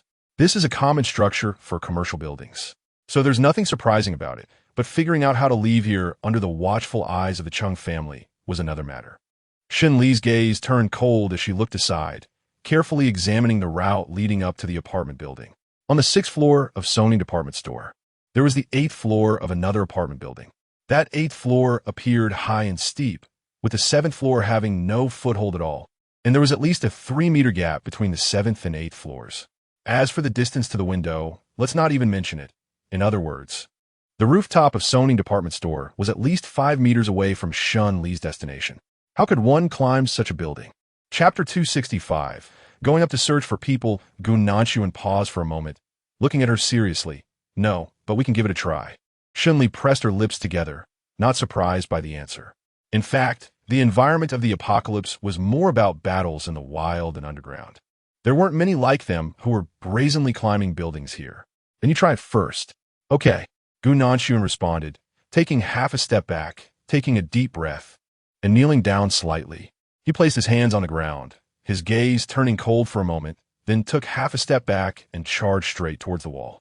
Shen Yuan watched from the side, his eyes nearly popping out. With such speed and force, he couldn't help but doubt that Gu Nanxuan would crash into the wall in the next second. However, Gu Nanxuan did not hit the wall.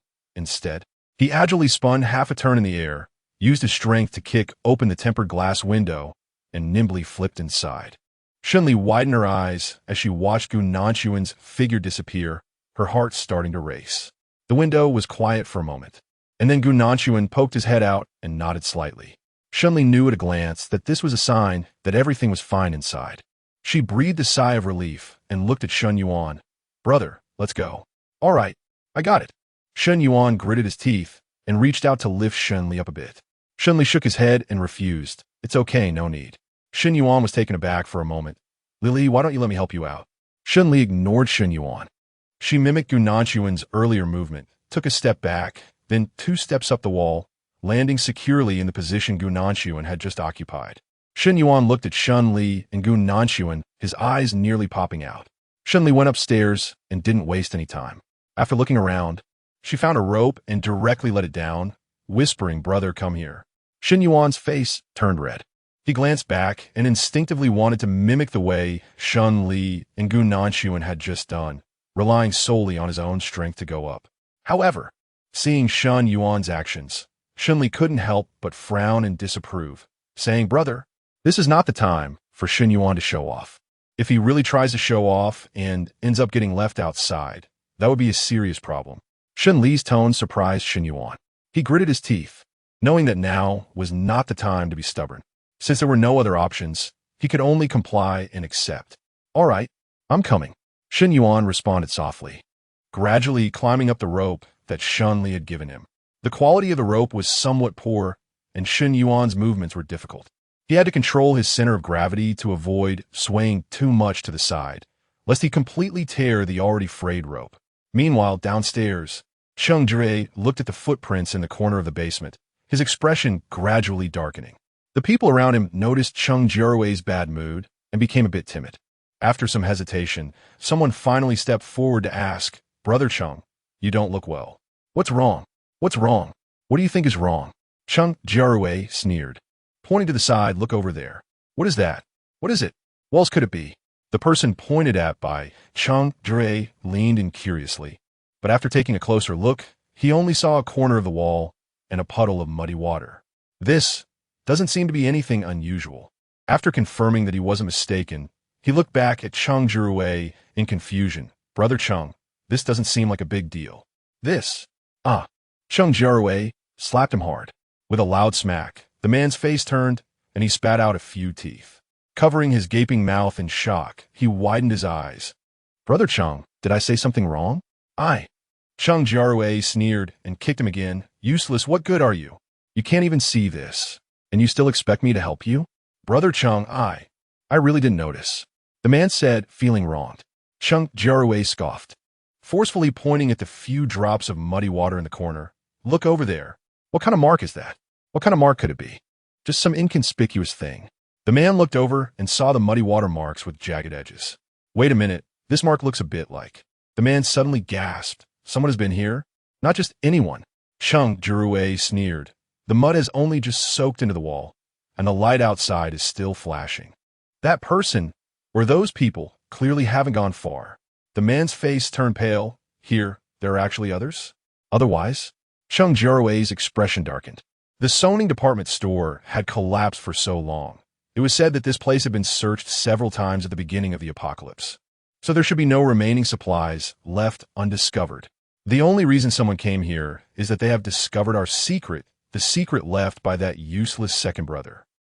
As he spoke, Cheng Jiarui's teeth clenched tighter. He had long known that the second brother deserved to die. Even in death, he couldn't rest, leaving such a mess for him. He coldly asked the man, what about the people guarding the entrance? Are they still there? Yes. They must be there. The man nodded quickly, not daring to slack off. Cheng Jiarui smirked. Good, then we can proceed. Go confirm if everyone is still at the entrance. And once it's confirmed that the people guarding the entrance are fine, quickly go upstairs to continue the search. We must ensure that the ones who came here just now cannot leave alive. Okay, Brother Cheng. The man nodded hesitantly and quickly went to carry out the task. Cheng Jiarui's face was cold. His eyes narrowed as a figure of Gao Minguan surfaced in his mind. That kid was not easy to deal with. He had won honors repeatedly when he was still with the authorities. If it weren't for the incident with Shen Li that made him withdraw from the authorities, perhaps his current status would be difficult to shake. But fortunately, Gao Minguan was wary of Shen Li, and luckily, Gao Minguan had to come here to seek death. Cheng Jiarui sneered, clenching the lining of his pocket tightly. As long as Gao Minguan was alive for a day, he would be a disaster for him. He had to kill Gao Minguan no matter what. Just as Cheng Jiarui was lost in thought, the man rushed down the stairs, panting, Brother Cheng. Report to Brother Cheng. There's nothing wrong upstairs. Our people all say no one passed through here. Cheng Jiarui snorted coldly, and without any more hesitation, he said, since they haven't left, let's catch them in a jar. Let's go upstairs to search for people. Chapter 266. Something went wrong. Cheng Jiarui led everyone up the stairs aggressively. The sound of their footsteps echoed through the empty building as they moved upward. Shen Li listened from upstairs, frowning as she looked at the broken window. The large hole in the window let in a chilling wind, causing the window to shake. Anyone outside would definitely notice that something was wrong with this window. Why was it that the windows upstairs and in the mall downstairs were intact, yet this window, the one closest to the rooftop, was broken? The answer was self-evident. Gao Minguan realized this too. He furrowed his brow and thought calmly. After a moment, he suddenly exchanged a glance with Shen Li, and they both nodded, heading upstairs together. Shen Yuan was taken aback for a moment and couldn't help but ask Shen Li, Li, what are you going to do? Take apart the windows? Shen Yuan was confused. However, his execution was much stronger than his understanding. Even though he didn't understand Shen Li's intentions, he quickly started to deal with the window as soon as he received the order. The window was fixed to the frame with hinge bearings, making it a bit difficult to remove. As he heard footsteps getting closer downstairs and the sound of heavy objects falling upstairs, it was clear that the windows upstairs had been completely removed. Shen Yuan gritted his teeth. 1, 2, 3. As soon as he shouted, Shen Yuan suddenly exerted force. With a crack, the window fell down and directly crashed to the ground. Shen Yuan gritted his teeth, quickly picked up the fallen window, and ran briskly to the side, hiding his figure. Faster, a few more steps. If he didn't run faster, it would be too late. At this moment upstairs, Shen Li and Gao Minguan also happened to finish their tasks at the same time. The two of them, with great tacit understanding, hid by the window and looked down, immediately spotting many people surging onto the rooftop below. Cheng Jiarui led the crowd to the rooftop, his expression grim as he looked up. With just one glance, he saw several dark windows above. There wasn't a single shadow on the rooftop, not to mention a person. Even a ghostly figure was absent. If there was anything strange, it could only be those few windows without glass. A man who had lost a tooth, due to Cheng Jiarui's actions, was cautiously smiling, standing beside him to offer suggestions. Brother Cheng, do you think they might have gone up through those windows? Up? That wasn't entirely impossible. But the windows were at least 3 meters high. How could anyone reach such a height? Unless they were national-level athletes, it would be hard to actually get up there. Cheng Jiarui remained silent, his expression somewhat displeased. The man stuttered a couple of times, awkwardly lowering his head and falling silent. This matter was indeed something he had rushed into. Cheng Jiarui coldly stared at the man, his face dark to the bone. Tell me, how should we distinguish? The man fell completely silent, sweating profusely. Distinguish? How to distinguish? From the very beginning, it seemed impossible to tell apart. Brother Cheng. The man didn't expect Cheng Jiarui would actually give him a chance, gratitude suddenly appearing on his face. I was too hasty just now. The man suddenly shuddered. He widened his eyes, unable to believe what he was seeing as he looked at Cheng Jiarui, his body trembling. Cheng Jiarui plunged a dagger into the man's body, expressionless as he twisted it. The dagger shredded the man's flesh, directly turning his insides into a tangled mess. The man silently knelt, large amounts of blood spilling from his mouth. He struggled to lift his head, trembling as he looked at Cheng Jiarui. Brother, you Cheng Jiarui waved his hand behind him, signaling everyone to leave together. The crowd saw the man's appearance, their expressions somewhat subtle. However, since Cheng Jiarui had already spoken, what could they say? Even if they fell silent, they could only follow Cheng Jiarui out in silence. As Cheng Jiarui was leaving, he irritably kicked the man. Get out of the way. Even at the point of death, he still had to block the path. The man let out a muffled grunt, convulsed on the ground, and then lay still. Cheng Jiarui strode forward without glancing at the man again. Shen Li was upstairs and saw Cheng Jiarui coming down from the rooftop. The car he arrived in was also slowly leaving, and he finally let out a slight sigh of relief. It was good. Cheng Jiarui was gone. However, the extent of Cheng Jiarui and the Cheng family's madness exceeded Shen Li's imagination. Staying here could lead to incidents like what happened last time in the luxury apartment area. I wanted to get into trouble. It was best to leave quickly now. All right, let's go. Shen Yuan and Gu Nanshuan nodded together. The three of them went down one by one from the window. Going upstairs is difficult, but going downstairs is still quite easy. As Shen Li descended, he slightly crouched to release his strength and landed gracefully with a roll. Behind him, Shen Yuan and Gu Nanshuan also landed smoothly. Shen Li let out a sigh, stood up, and patted her knees. Just as she was about to go down, she noticed that the man she had thought was already dead was moving slightly behind her. Not dead. Shen Li raised her eyebrows and cast a sharp glance back. Gu Nanshuan's gaze turned cold as he looked down.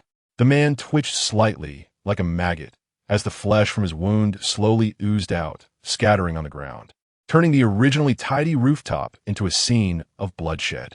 Shen Li didn't speak. She slightly lowered her head to look at the man, her expression unchanged. She could save him. She had that ability, but she wouldn't save him. This man had previously associated with Cheng Jiarui, willingly acting as Cheng Jiarui's lackey. Shen Li didn't believe he would change for the better. Even in a life-and-death situation, he absolutely wouldn't. Chapter 267, Discovery. Shen Li's gaze was incredibly cold, devoid of any willingness to save him. The man opened his mouth wide, his lips twitching. He had originally wanted to accuse Shen Li of being heartless, but when he looked down and saw the state of his wound, he instantly froze in silence. Such a wound would be difficult even for a god to heal. It seemed that it wasn't this woman who refused to save him, but rather the one who had brought him to this point.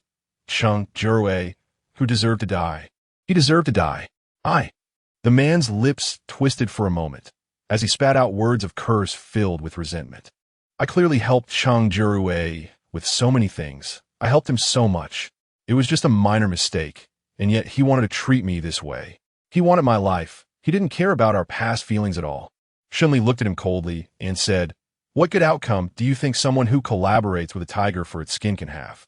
The man stiffened for a moment, his lips slightly parted, but soon he closed them in despair. Yes, collaborating with a tiger for its skin. In fact, he should have realized from the very beginning that he was dealing with Cheng Jiarui, but he never expected it. He didn't think. Shen Li glanced down at the man's dejected expression and lost her desire to speak. She turned around and intended to leave. The man gritted his teeth but looked up at Shen Li and asked, "Let me ask you, do you have any deep-seated hatred against Cheng Jiarui?" "It's not exactly deep-seated hatred, but Cheng Jiarui definitely wants us dead," Shen Li replied casually, not stopping her pace.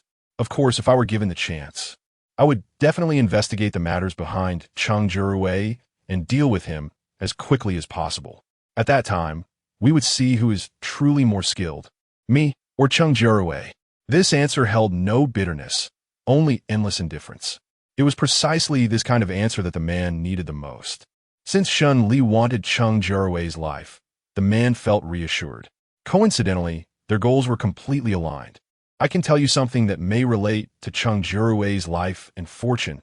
It depends on how you use it." The man took a deep breath, looking at Shen Li with longing, but said, "I want you to promise me one condition. Are you willing?" At this point, he still thought of getting Shen Li to agree to a condition. That seemed somewhat laughable. Shen Li raised an eyebrow and looked down at the man. "What time is it now, and you're still thinking about bargaining with me? Do you really think you have any grounds for negotiation at this point?" The man was momentarily stunned, his expression instantly blank. Indeed, he didn't have that qualification. As he watched his life slipping away, how could he still talk terms with Shen Li? The wounds on his body continued to bleed, and the man knew very well that Cheng Jiarui's last stab was particularly vicious. He wouldn't last much longer. In his final moments, the man forced himself to look at Shen Li. I need to tell you something." "Go ahead, what is it?" Shen Li paused and promised the man, "If there is a chance in the future, I will definitely help you deal with Cheng Jiarui." "Okay." The man coughed weakly a couple of times. "There is an encrypted form with Cheng Jiarui. I saw his next arms stash location. It's in a university town in the west suburbs, east. As the man spoke, he suddenly shivered and coughed violently. Shen Li frowned. "What did you say?" The man's lips moved slightly, then fell silent. Blood directly choked his trachea, and he gradually lost the strength to even cough.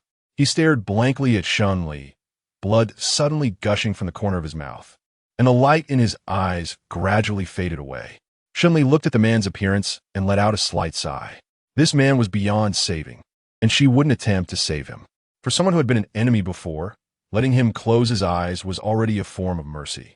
"Rest in peace," Shen Li said, lowering her head to close the man's eyes. Shen Yuan lowered his head to look at the man's corpse and saw a dagger that had not yet been pulled out. The dagger should belong to Cheng Jiarui. Judging by the craftsmanship of the handle, this doesn't seem like an ordinary dagger. Perhaps I should take it. Understood.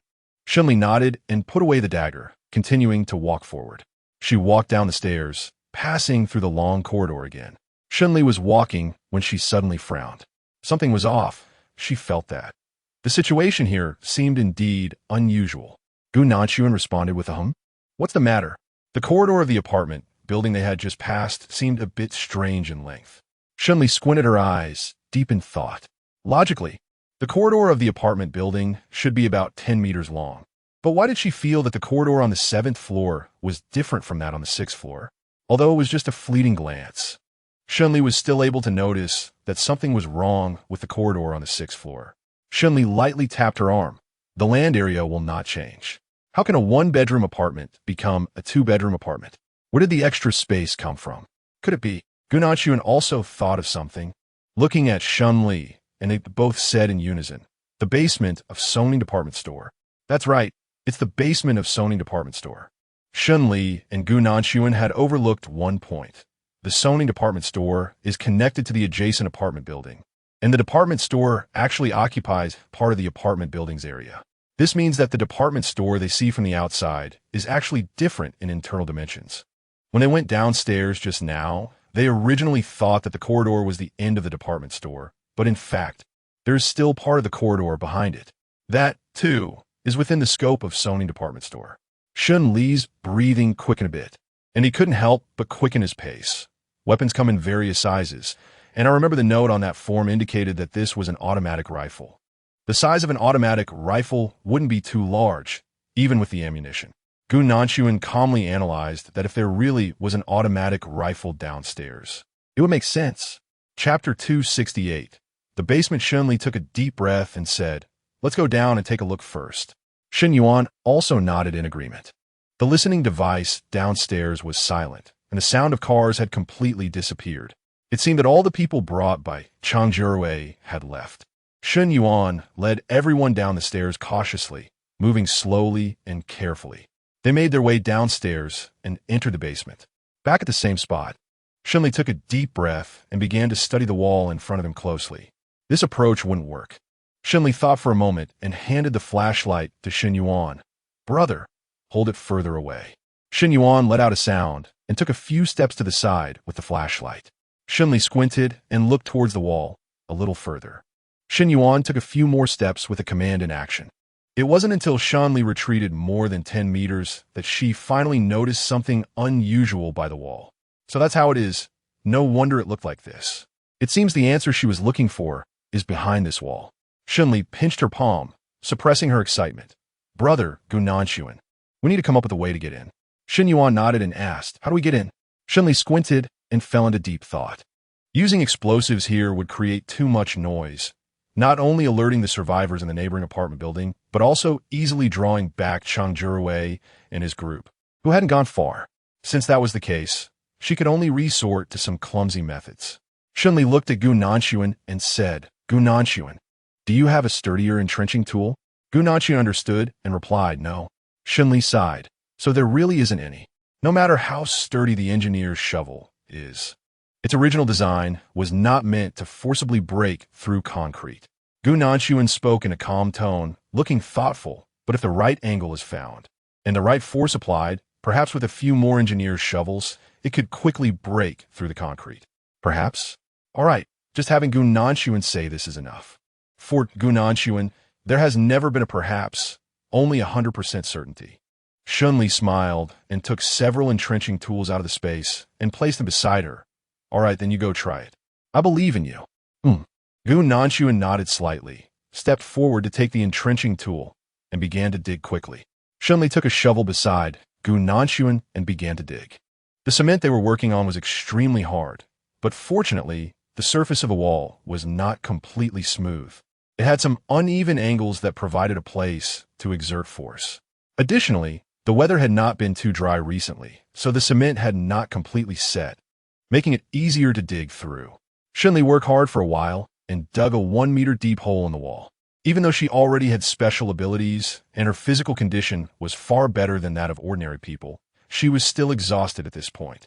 Shen Yuan helped out beside him and was completely convinced, rubbing his waist and complaining, "Why build such a thick wall? Seriously, is second brother sick?" Shen Li also felt helpless. Sigh, with so many weapons behind the wall, if it were me, I would also have to build a good wall to block them. Shen Yuan thought for a moment and felt the same way, silently cursing a few words with his lips moving, and continued to dig at the wall with a drooping head. The three of them worked together, and after more than half an hour, they finally broke through the wall. "Oh, wait a minute, let me give you this." Shen Li understood immediately, took out a candle, and handed it to Gu Nanchuan. Gu Nanchuan lit the candle, pulled Shen Li and Shen Yuan away, and then threw the candle into the hole in the wall from a distance to test it out. The candle rolled on the ground and continued to burn, the flame flickering unevenly. It seemed that there were no explosive gases in the hole, and there was enough oxygen. "Good, let's go." Shen Li and Shen Yuan nodded together and followed Gu Nanchuan into the cave entrance. Once inside the cement cave, Shen Li picked up a candle and shone it around, and the scene brightened. Several boxes were placed nearby, tightly sealed and stamped with seals bearing the Cheng family group's mark. This was indeed related to the second brother and also to Cheng Jiarui. Shen Li took a deep breath, tore open the seal on the box, and opened it. As soon as the lid was lifted, dozens of automatic rifles immediately came into view. Shen Li's eyes lit up, and she was instantly filled with joy. Sure enough, there was something here. All right, let's go. You go up first, and we'll be there shortly. Gu Nanshuan and Shen Yuan nodded in agreement and began moving the ammunition boxes. Shen Li quickly went outside to ensure that there was no one around and no prying eyes before she positioned the truck at the entrance. Gu Nanshuan and Shen Yuan worked seamlessly together and soon moved all the ammunition upstairs. The group hurriedly loaded the ammunition boxes onto the truck and drove away. As the sky gradually darkened, the truck's rumbling engine broke the eerie silence, startling many residents in the apartment building. People peeked out of their windows and were puzzled to see a truck leaving in the night.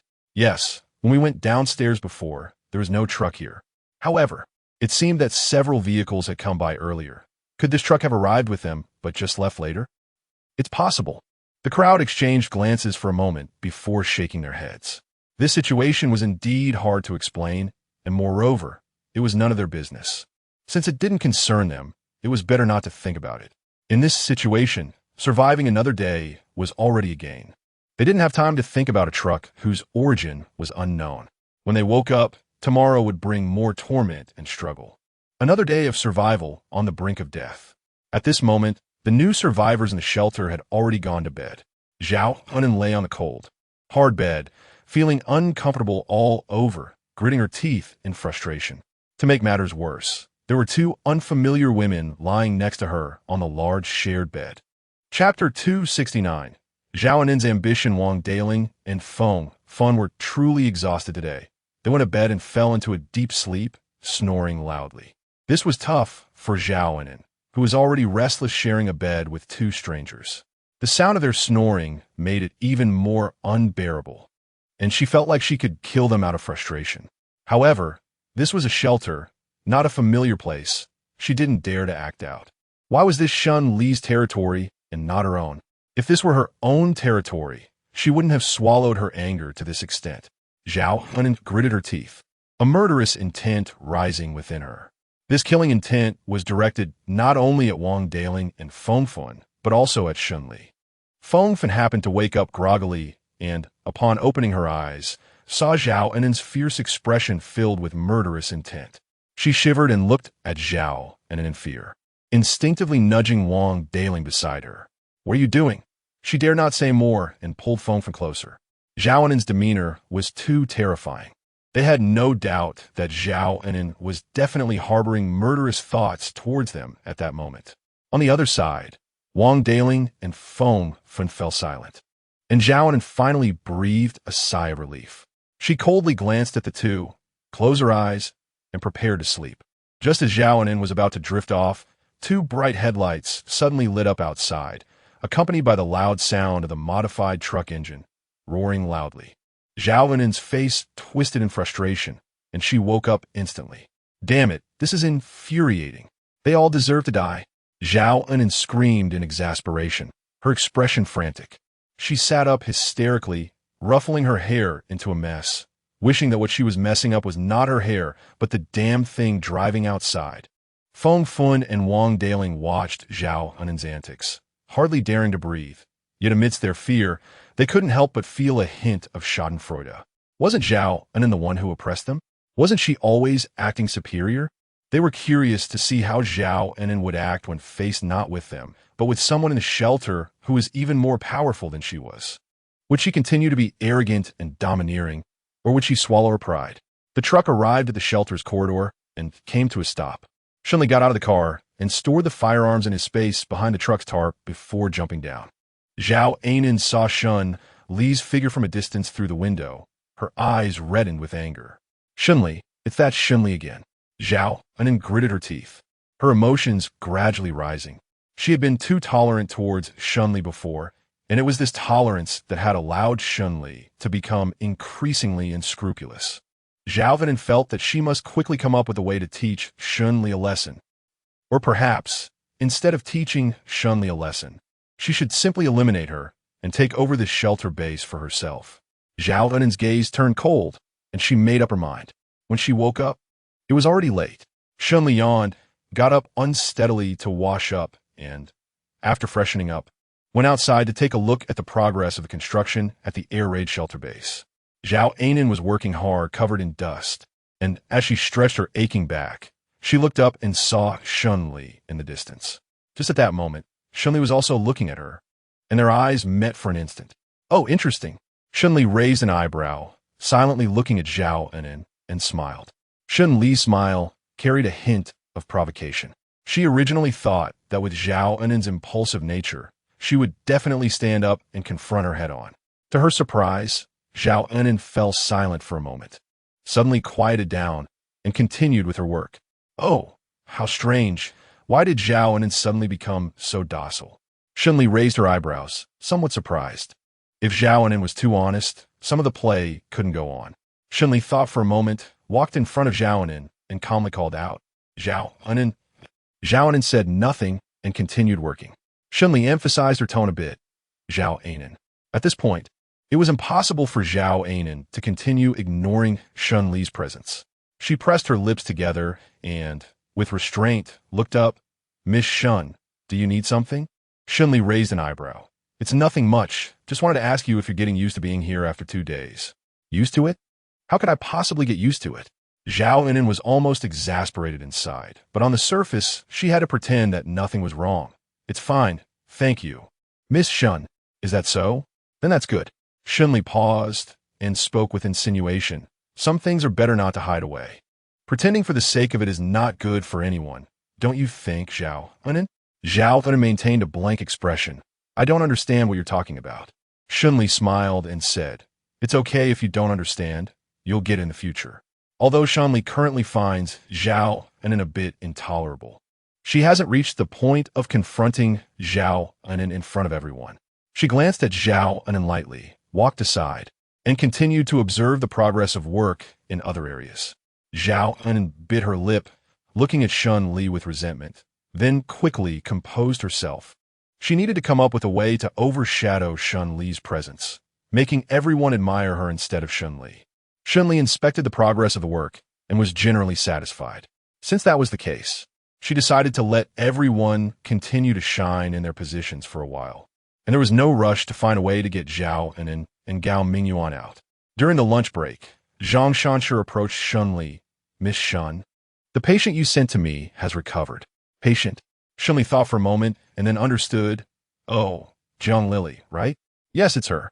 She has improved, but due to long-term malnutrition and a weak constitution, she still can't directly handle high-intensity work." Zhang Shanshi nodded. "What do you think we should do?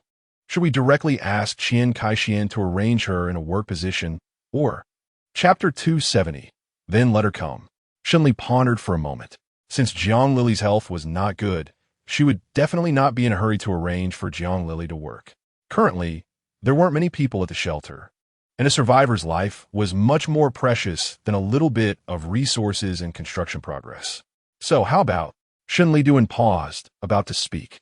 Suddenly, her eyes lit up, and a thought instantly flashed through her mind. Shen Li paused for a moment and smiled. Zhang Shanshi looked at Shen Li's smile, somewhat curious. "Miss Shen, what are your plans?" Shen Li slightly squinted her eyes. Jiang Lili may not be capable of high-intensity physical labor, but she should be able to handle the position of a supervisor. Zhang Shanshi was taken aback. "Huh? She can, but this also." Shen Li smiled casually.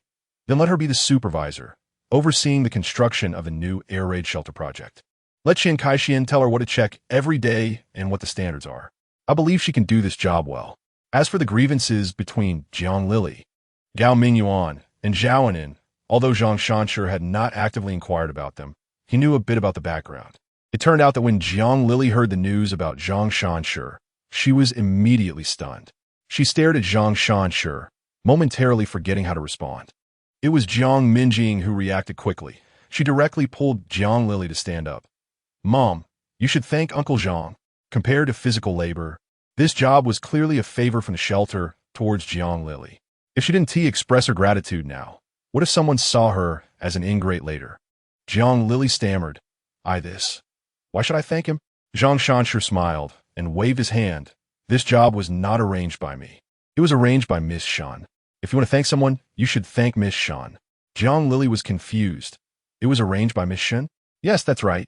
Zhang Shanshi patted Jiang Lili's shoulder. "Without Miss Shen, who here has the authority to arrange everyone's work?" Jiang Lili was bewildered. Jiang Minjing felt admiration for Shen Li. Miss Shen is really an impressive person. Indeed, she is very impressive. Zhang Shanshi nodded with a smile. More importantly, Miss Shen conducts her work in an upright manner, and she has great character. There are many capable people, but there aren't many like Miss Shen who are both capable and upright. Jiang Minjing felt a light shining before her eyes. Shen Li is so capable, yet so kind. Since that's the case, can she ask Shen Li for a favor? If Shen Li is willing to help her, then... Jiang Minjing was momentarily lost in thought. She timidly glanced at Zhang Shanshi and asked softly, Dr. Zhang, is this job particularly good? Yes, of course it's good, Zhang Shanshi replied with a smile. It's a job that many people seek but can't get. It's easy and comfortable. It's such a good job. Jiang Lili was a bit surprised and very tempted. But despite her excitement, she immediately rejected the idea. Then, I think I won't take this job. Zhang Shanshi was taken aback. Jiang Minjing also didn't expect Jiang Lili to refuse and became anxious. Mom. Jiang Lili lowered her head and mumbled softly, I just feel. Zhang Shanshi was also puzzled. Why refuse? This job is something many people can't get. I know, Jiang Lili mumbled. It's precisely because so many people can't get this job that I... As she spoke, Jiang Lili found it hard to continue. She felt she wasn't worthy of such a job. Anyone would be more qualified than her. Zhang Shanshi frowned and looked at Jiang Lili. Are you really not going to take this job? I.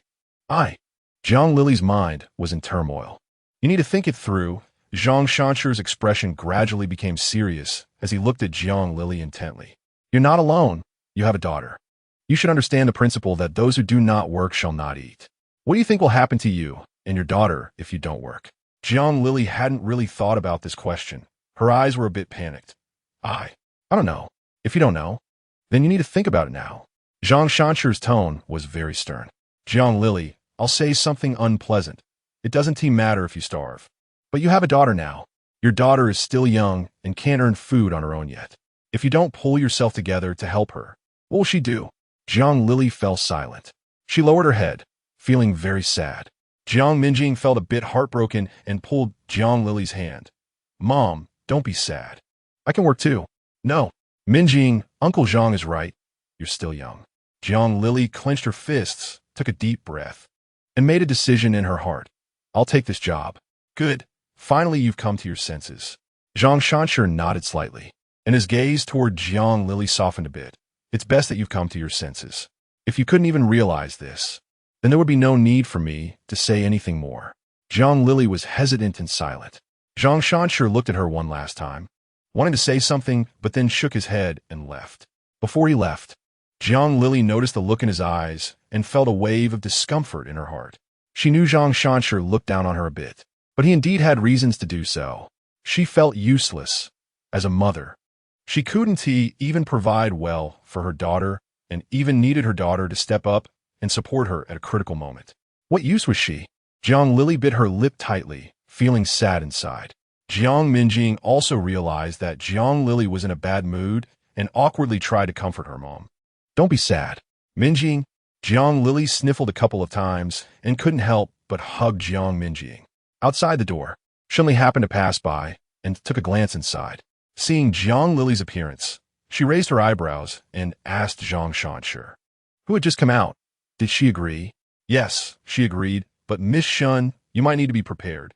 Zhang Shanshi hesitated for a moment and told Shen Li that this Jiang Lili might not have enough ability to handle the task you assigned to her. Shen Li asked, what do you mean? Quality inspection is bound to offend people. Jiang Lili is timid, and someone like her wouldn't dare to offend anyone. Zhang Shanshi shook his head and told Shen Li that having someone who can't offend others do the work inspection would mean she would only dare to say good things and wouldn't say anything bad. In that case, wouldn't the quality inspection be meaningless? Chapter 271. Jiang Lili takes office. Shen Li hummed in agreement, stroking his chin. It was undeniable that Zhang Shanshi made a valid point. Seeing this, Zhang Shanshi asked Shen Li, do you want me to tell Jiang Lili and arrange another job for her? There should still be some light work available at the shelter that she can manage with her current condition. Shen Li smiled. It's okay, no need. Zhang Shanshi was a bit surprised. Miss Shen. He had clearly explained the pros and cons to Shen Li, So why did she feel it was unnecessary? Shen Li's tone was very calm. I actually want to see what kind of performance Shui Lily can deliver. Zhang Shanshi was taken aback for a moment. Shen Li didn't explain much and left. She felt that this matter was impossible to explain. Jiang Lily was indeed weak, like a pile of mud that couldn't be propped up, but Shen Li had seen similar people in her past life. In her past life, a woman with a personality strikingly similar to Jiang Lily's was bullied to an extreme, and everyone felt justified in stepping on her, since she wouldn't resist anyway. No one could have imagined that the unremarkable-looking woman would eventually unleash an incredibly powerful and terrifying hatred to protect her loved ones from being brutally killed by thugs. She erupted with terrifying strength and killed dozens of the thugs who usually bullied her family. Although the woman ultimately lost her life, the decisiveness she displayed and her heroic last stand remained vivid in Shen Li's memory. For the sake of that woman, Shen Li was willing to give Jiang Lily a chance. After all, she had control over the project's progress. And if it turned out that Jiang Lily truly couldn't handle it, it wouldn't be too late to replace her. Shen Yuan was quite surprised to hear about this. He frowned and pondered for a long time. Jiang Lily, this person. I remember that the arrogant Zhao Anan seemed to look down on her. Lily, did you arrange this on purpose? Shen Li shrugged nonchalantly. What do I have to do on purpose? Bro, you also said that Zhao Anan has high standards. Who can she look up to? You don't think so? Shen Yuan snorted, clearly not believing Shen Li's words. The relationship between Zhao Anan and Gao Minguan is a bit intriguing. She definitely can't stand Jiang Lily.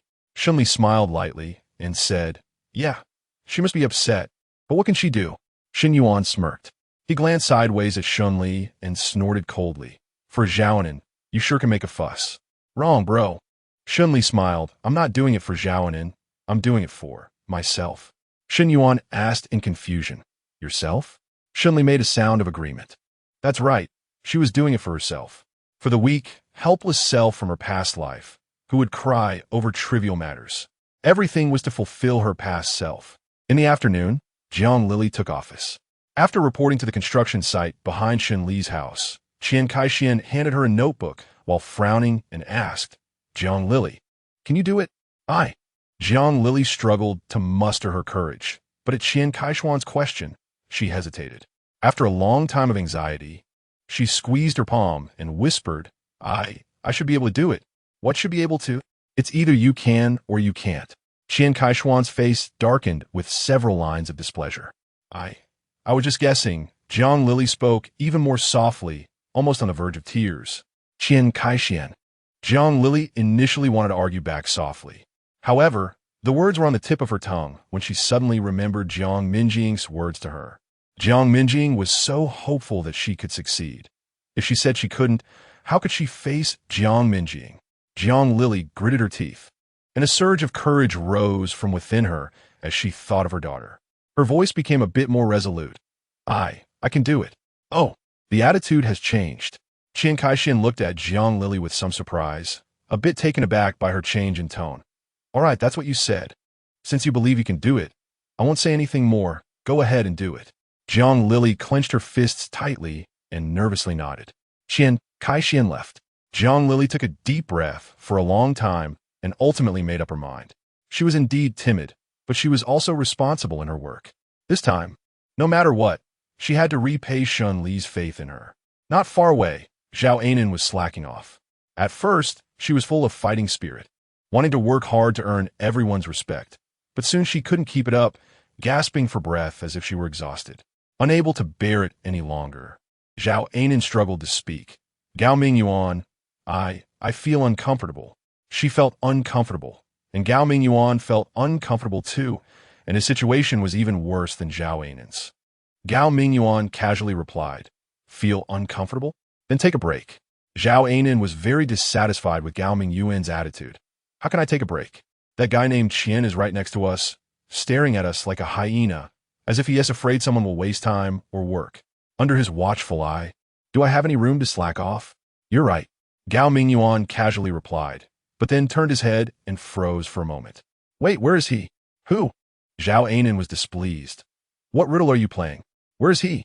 Not far away. Qian Kaixian had indeed vanished without trace. But Qian Kaixian had always been right there, It wouldn't be an exaggeration to say he was glued to the spot. How could he suddenly disappear? Before Zhao Anan could think it through, a weak female voice suddenly came from behind.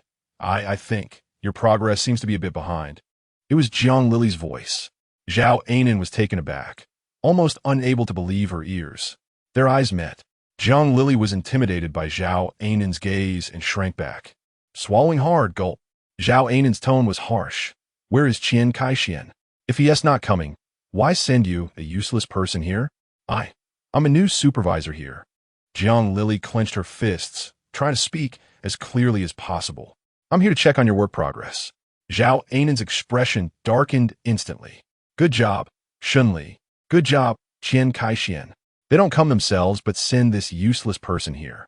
What difference does that make to humiliating me? She coughed and subtly glanced at Jiang Lily. Lily, I know you have some opinions about us, but... No, I didn't mean that. Jiang Lily hurriedly explained. I absolutely didn't mean to target you. I just said your work progress is indeed a bit behind. Zhao Anan's face turned into a scowl. If you didn't mean it, then why are you only picking on me? But, Jiang Lily's face turned red. And it took a long time for her to speak softly. The others are fine. It's just you and Gao Minguan who have issues, so I have to find you. Zhao Anan was taken aback. Her face turned a bit ugly as she directly snapped. You're talking nonsense. I'm not, I really am not. Jiang Lily was almost in tears, pointing to the side. Look at them. They're almost done over there. You. Zhao Anan was speechless. For someone who held herself in high regard, this fact was a slap in the face and made her extremely uncomfortable. Jiang Lily shook her head. What do you mean on purpose? I didn't. I'm not. How dare you say you didn't? Zhao Anan's face turned cold as she stepped closer to Jiang Lily. If it weren't for you looking down on me, why would you want to trouble me? But Jiang Lily's eyes widened, looking at Zhao Anan in panic. A tear rolled down her cheek and fell to the ground. Zhao Anan looked at Jiang Lily's pitiful weeping figure, feeling even more agitated. Just as she was about to curse, Gao Minguan spoke up. Okay.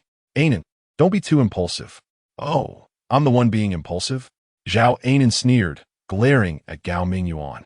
What is the matter, Gao Minguan? Are you feeling sorry for your old flame? I don't mean it that way. Gao Minguan felt a bit of headache.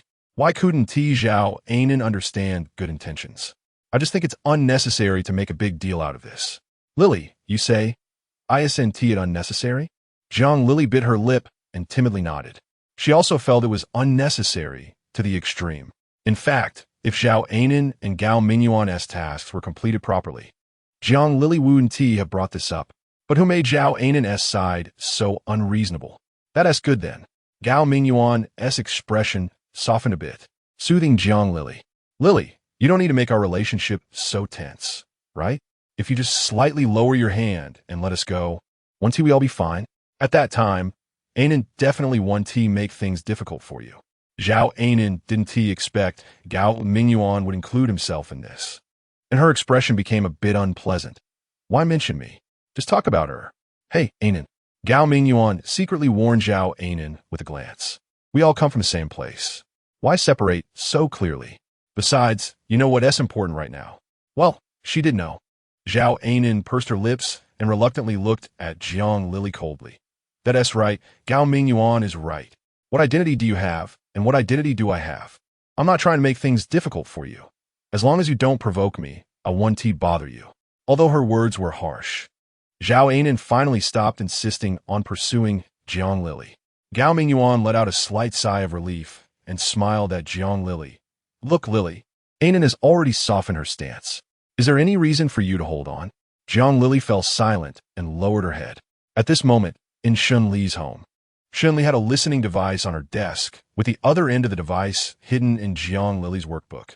Qian Kaixian was sitting next to Shen Li, eavesdropping on the conversation between Jiang Lily and Zhao Anan, feeling a bit annoyed. Zhao Anan is really shameless, Sister Shen. I might as well go deal with them directly. Shen Li glanced at him. You go deal with them. It benefits your own authority, but it won't help Jiang Lily's authority at all. But Jiang Lily doesn't seem capable of standing up like this. Qian Kaixian was taken aback for a moment, feeling a bit unbalanced. What if she really backed down and it delayed the progress of the project? She had to be given a chance. Shen Li waved his hand and simply said a sentence before continuing to look at the receiver. Shen Li's attitude was so obvious that Qian Kaixian had no choice but to remain quietly frustrated. On the other side, Jiang Lili had also been silent for a long time. Just when Zhao Ainin and Gao Minguan thought she was about to give in, Jiang Lili finally stammered. But you really can't do this. The problem is too big. Gao Minguan and Zhao Ainin's faces instantly turned extremely grim. In Shen Li's home, Qian Kaixian suddenly froze for a moment and exclaimed. Shen Li was not surprised at all, raising an eyebrow and looking at Qian Kaixian. What do you mean? What do you mean? What else can I say? Qian Kaixian took a deep breath and gave Shen Li a thumbs up. Sister Shen, you're amazing. Shen Li laughed. Since you think I'm impressive, hurry up and help Jiang Lili out of her predicament. If you don't help her soon, she might really be in trouble. Got it. Qian Kaixian was very eager and rushed out immediately, saying, I'm going right now. On the other side, Zhao Ainin sneered coldly, her words sharp. Gao Minguan, I told you to stop putting your warm face against someone else's cold butt. Just look at your attitude towards Jiang Lili and how she treats you in return. Gao Minguan also looked disappointed. Jiang Lili, I didn't expect you to be this kind of person. I didn't mean it that way. Jiang Lili was on the verge of tears, struggling to explain. I just wanted to complete the task. I didn't have any other thoughts. If you didn't have any other intentions, then you wouldn't be so fixated on us. Gao Minguan shook his head, and before he could finish speaking, Qian Kaixian's cold laughter suddenly interrupted from the side, his tone very sarcastic. I say, Gao Minguan, Zhao Ainin, where do you get the nerve to act like this? It's clearly because you can't finish your work, yet you insist on thinking that everyone is targeting you. Have you ever heard the saying, a fly doesn't buzz around an egg without cracks? If you could complete your work well, how would they find trouble with you? Zhao Ainin's tone was weak, clearly feeling guilty. Qian Kaixian remained expressionless. You did something wrong. Anyone can say something about it. Why can't I? Chapter 273, Dagger You. Zhao Ainin gritted her teeth in resentment. She glared at Qian Kaixian, silent for a long time. Qian Kaixian had no mood to deal with Zhao Ainin any longer and directly announced the result. It's settled. You two won't have dinner tonight. You didn't have dinner yesterday at noon, and now you won't have dinner again tonight? Zhao Ainin didn't expect this outcome. She suddenly broke down and uncontrollably screamed. Why? Why? What do you mean by why? You can't finish your work, and you don't even realize it? Qian Kaixian looked at Zhao Ainin in disbelief. I mean, you can't possibly not accept this outcome, right? Just as Zhao Ainin was about to continue screaming hysterically, Shen Li suddenly spoke with a faint smile. If you can work, then continue to stay here. If you can't, then leave. Remember, here you can come and go freely, especially when it comes to leaving. Zhao Ainin shivered. She dared not say anything more and looked at Shen Li with resentment. What other choice did Gao Minguan have? Gao Minguan also couldn't understand. After a long time, he finally spoke. I won't eat. Zhao Ainin stared with wide eyes in disbelief. Jiang Lili was also taken aback.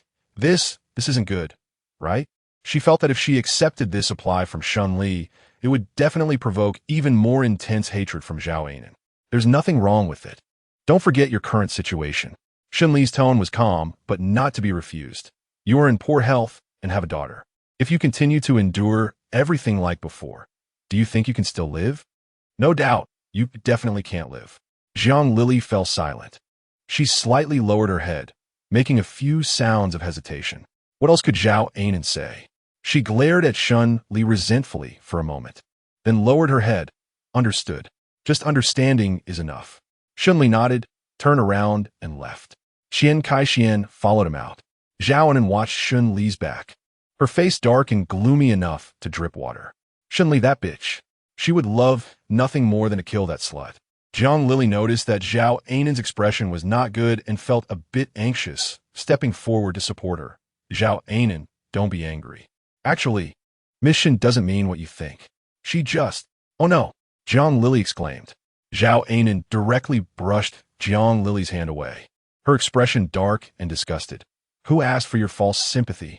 Shen Li's actions are probably just what you wanted. Jiang Lili swallowed her anger. No, I never thought that. Zhao Ainin would never believe her.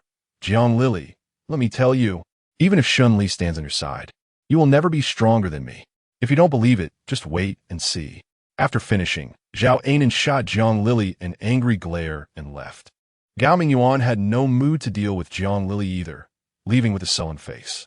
Jiang Lili was at a loss, and, after a while, she quietly wiped away her tears.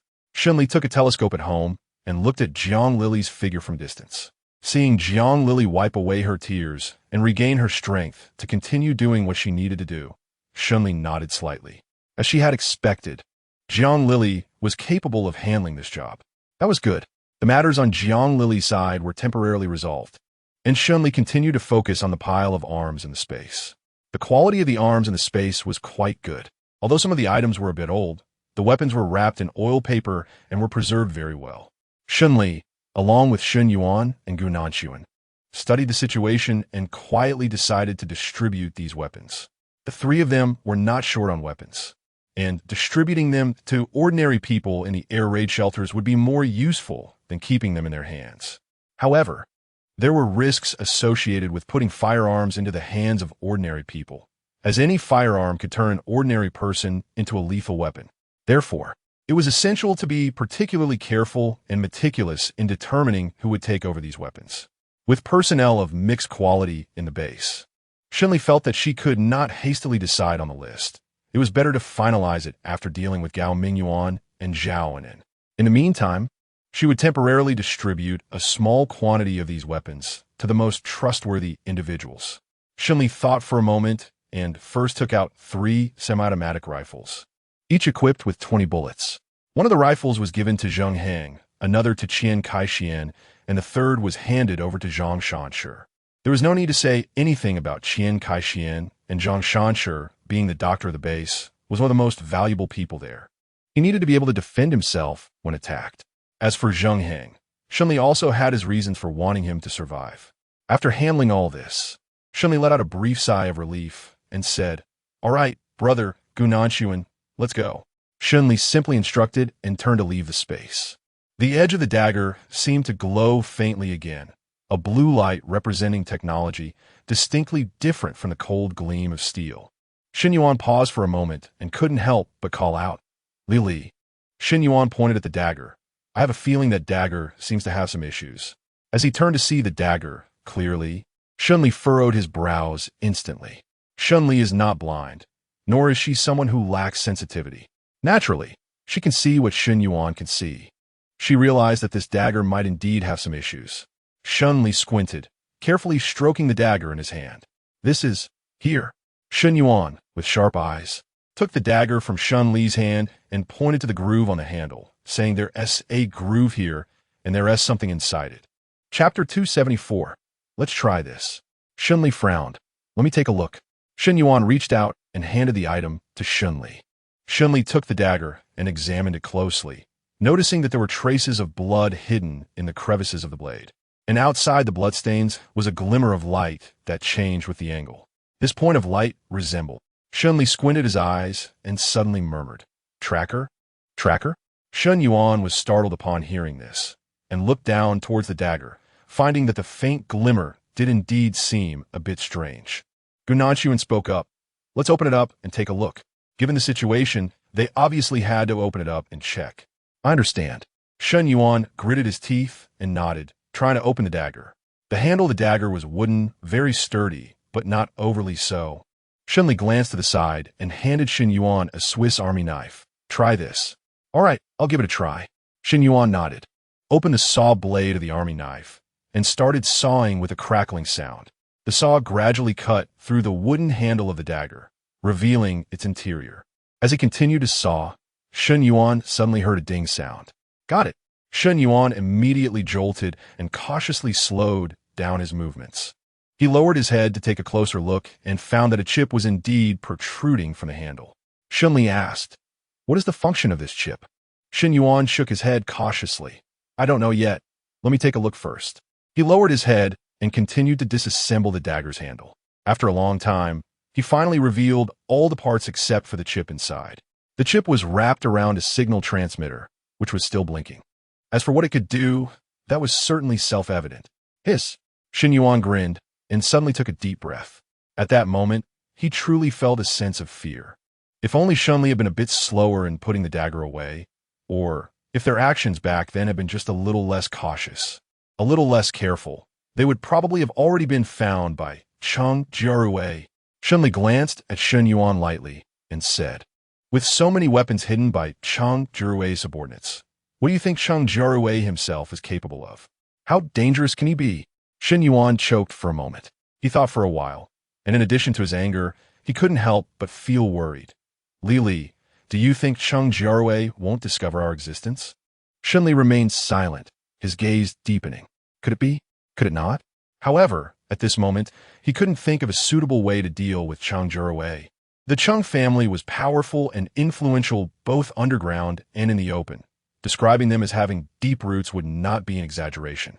Shen Li had never understood the Cheng family before, and now wanting to confront them seemed as unrealistic as dreaming.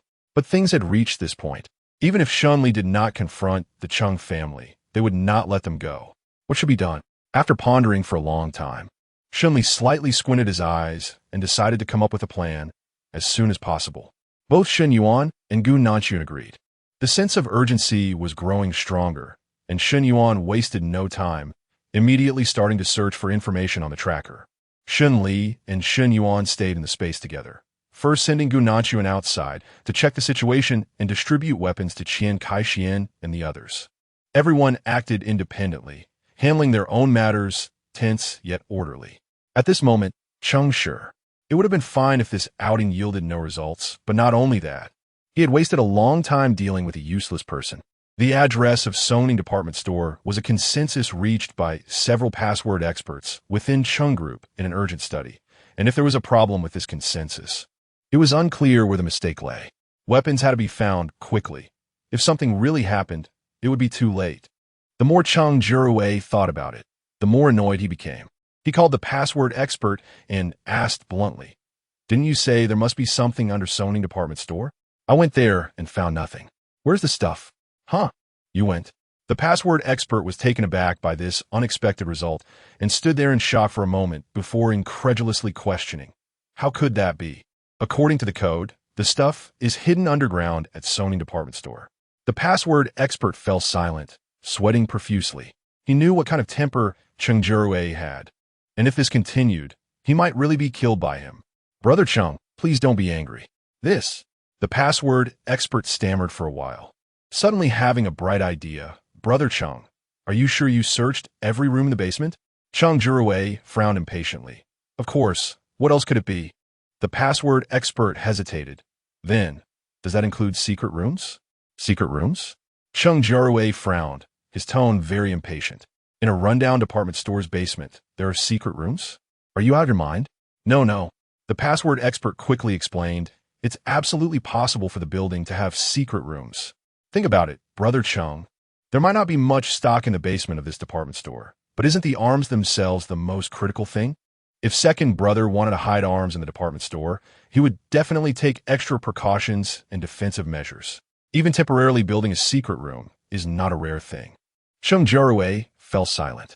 He frowned and thought for a moment, realizing that this was indeed the case. Cheng Jiarui snorted coldly. The password expert shivered, not daring to say much more, and lowered his head.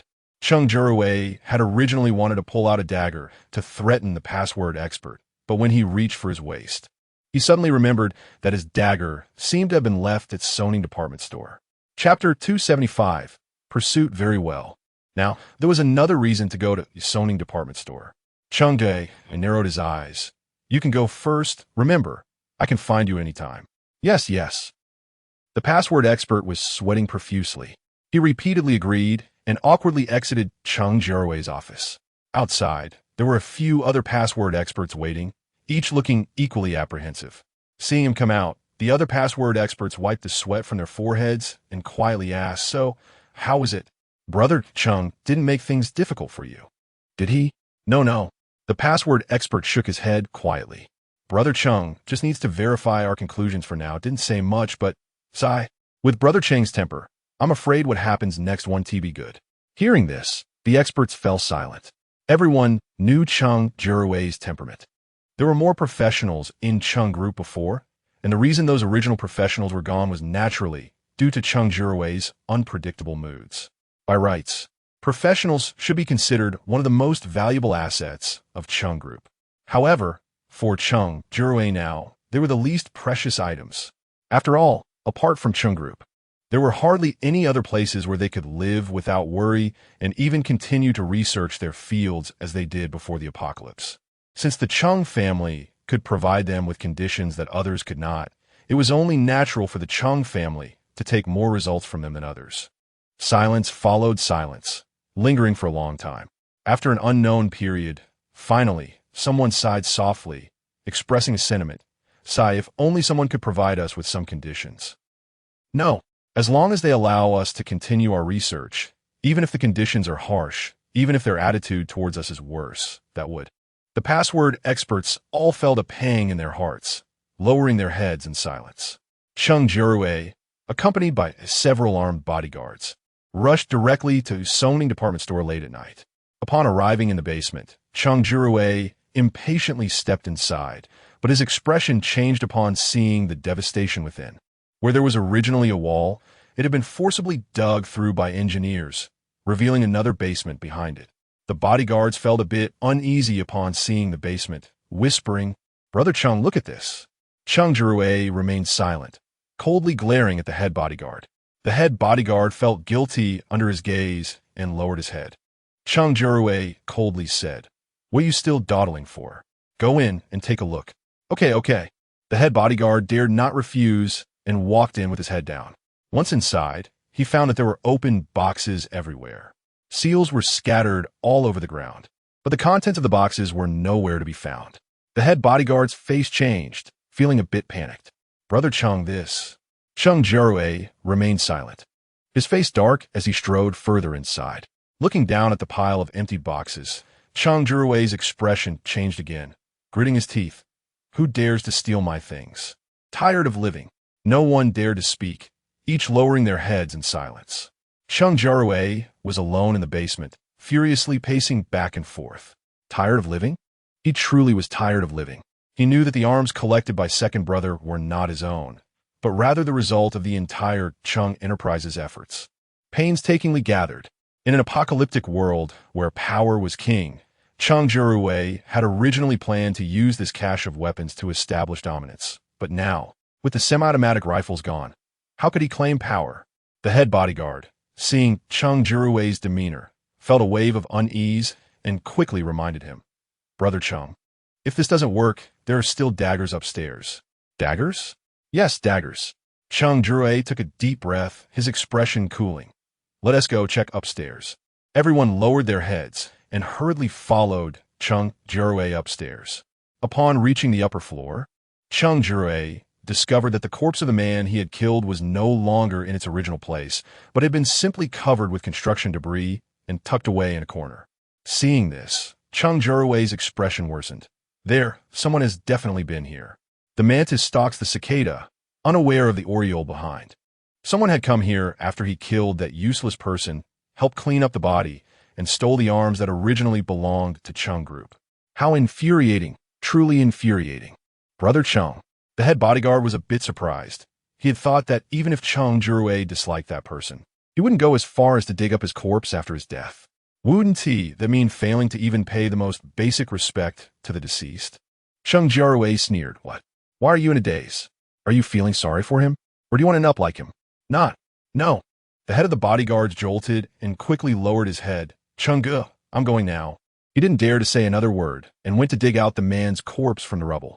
As the rubble cleared, a large hole was revealed in the man's stomach. Fortunately, the corpse was still relatively intact, not damaged by any mutated animals. The head of the bodyguards looked around in fear and was surprised to find that the dagger on the man's body was actually missing. "What? The dagger is gone? What are you talking about?" Cheng Jiarui's face darkened as he glared at the head of the bodyguards. "Find it properly." The head of the bodyguards was almost in tears, but Cheng, the dagger is really gone. "Really gone? How could this happen?" Cheng Jiarui's expression worsened as he pushed the head of the bodyguards away. "Useless. I'll look for it myself." He rummaged around for a while and eventually confirmed that the dagger was indeed missing, his movements gradually coming to a halt. The head of the bodyguards watched Cheng Jiarui in fear, feeling that he was about to explode. However, Cheng Jiarui not only did not explode, but even paused for a moment and started to laugh. The head of the bodyguards was also quite surprised. Cheng Jiarui. Chapter 276. Tracker Cheng Jiarui was full of confidence about this, believing that the person who stole the dagger would show up soon. The person who stole the dagger must also be the one who stole his arms. That much was certain. In other words, as long as he found the person who stole the dagger, his arms would also appear. Once he caught the person who stole the arms, Cheng Jiarui narrowed his eyes, his expression sinister and ruthless. At that time, he would make sure to feed this person to the hungry, mutated beasts of the Cheng group. He wanted everyone to see what the consequence was for daring to betray him. A group of experts were terrified under Cheng Jiarui's venomous gaze, continuously tracking the tracker without stopping. The results came out quickly, making every expert present feel a chill run down their spines. The experts exchanged glances, none daring to tell Cheng Jiarui the result. Cheng this. The experts were tight-lipped, no one daring to speak the truth first. Cheng Jiarui's face grew increasingly grim, a bad premonition gradually surfacing in his heart, and he shouted, "Speak." The crowd was instantly silenced. After a long time, finally someone mustered the courage to speak softly. Cheng, the signal from the tracker. It's gone.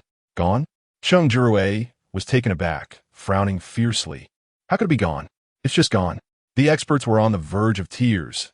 It had completely disappeared. Not even a trace left. How is that possible?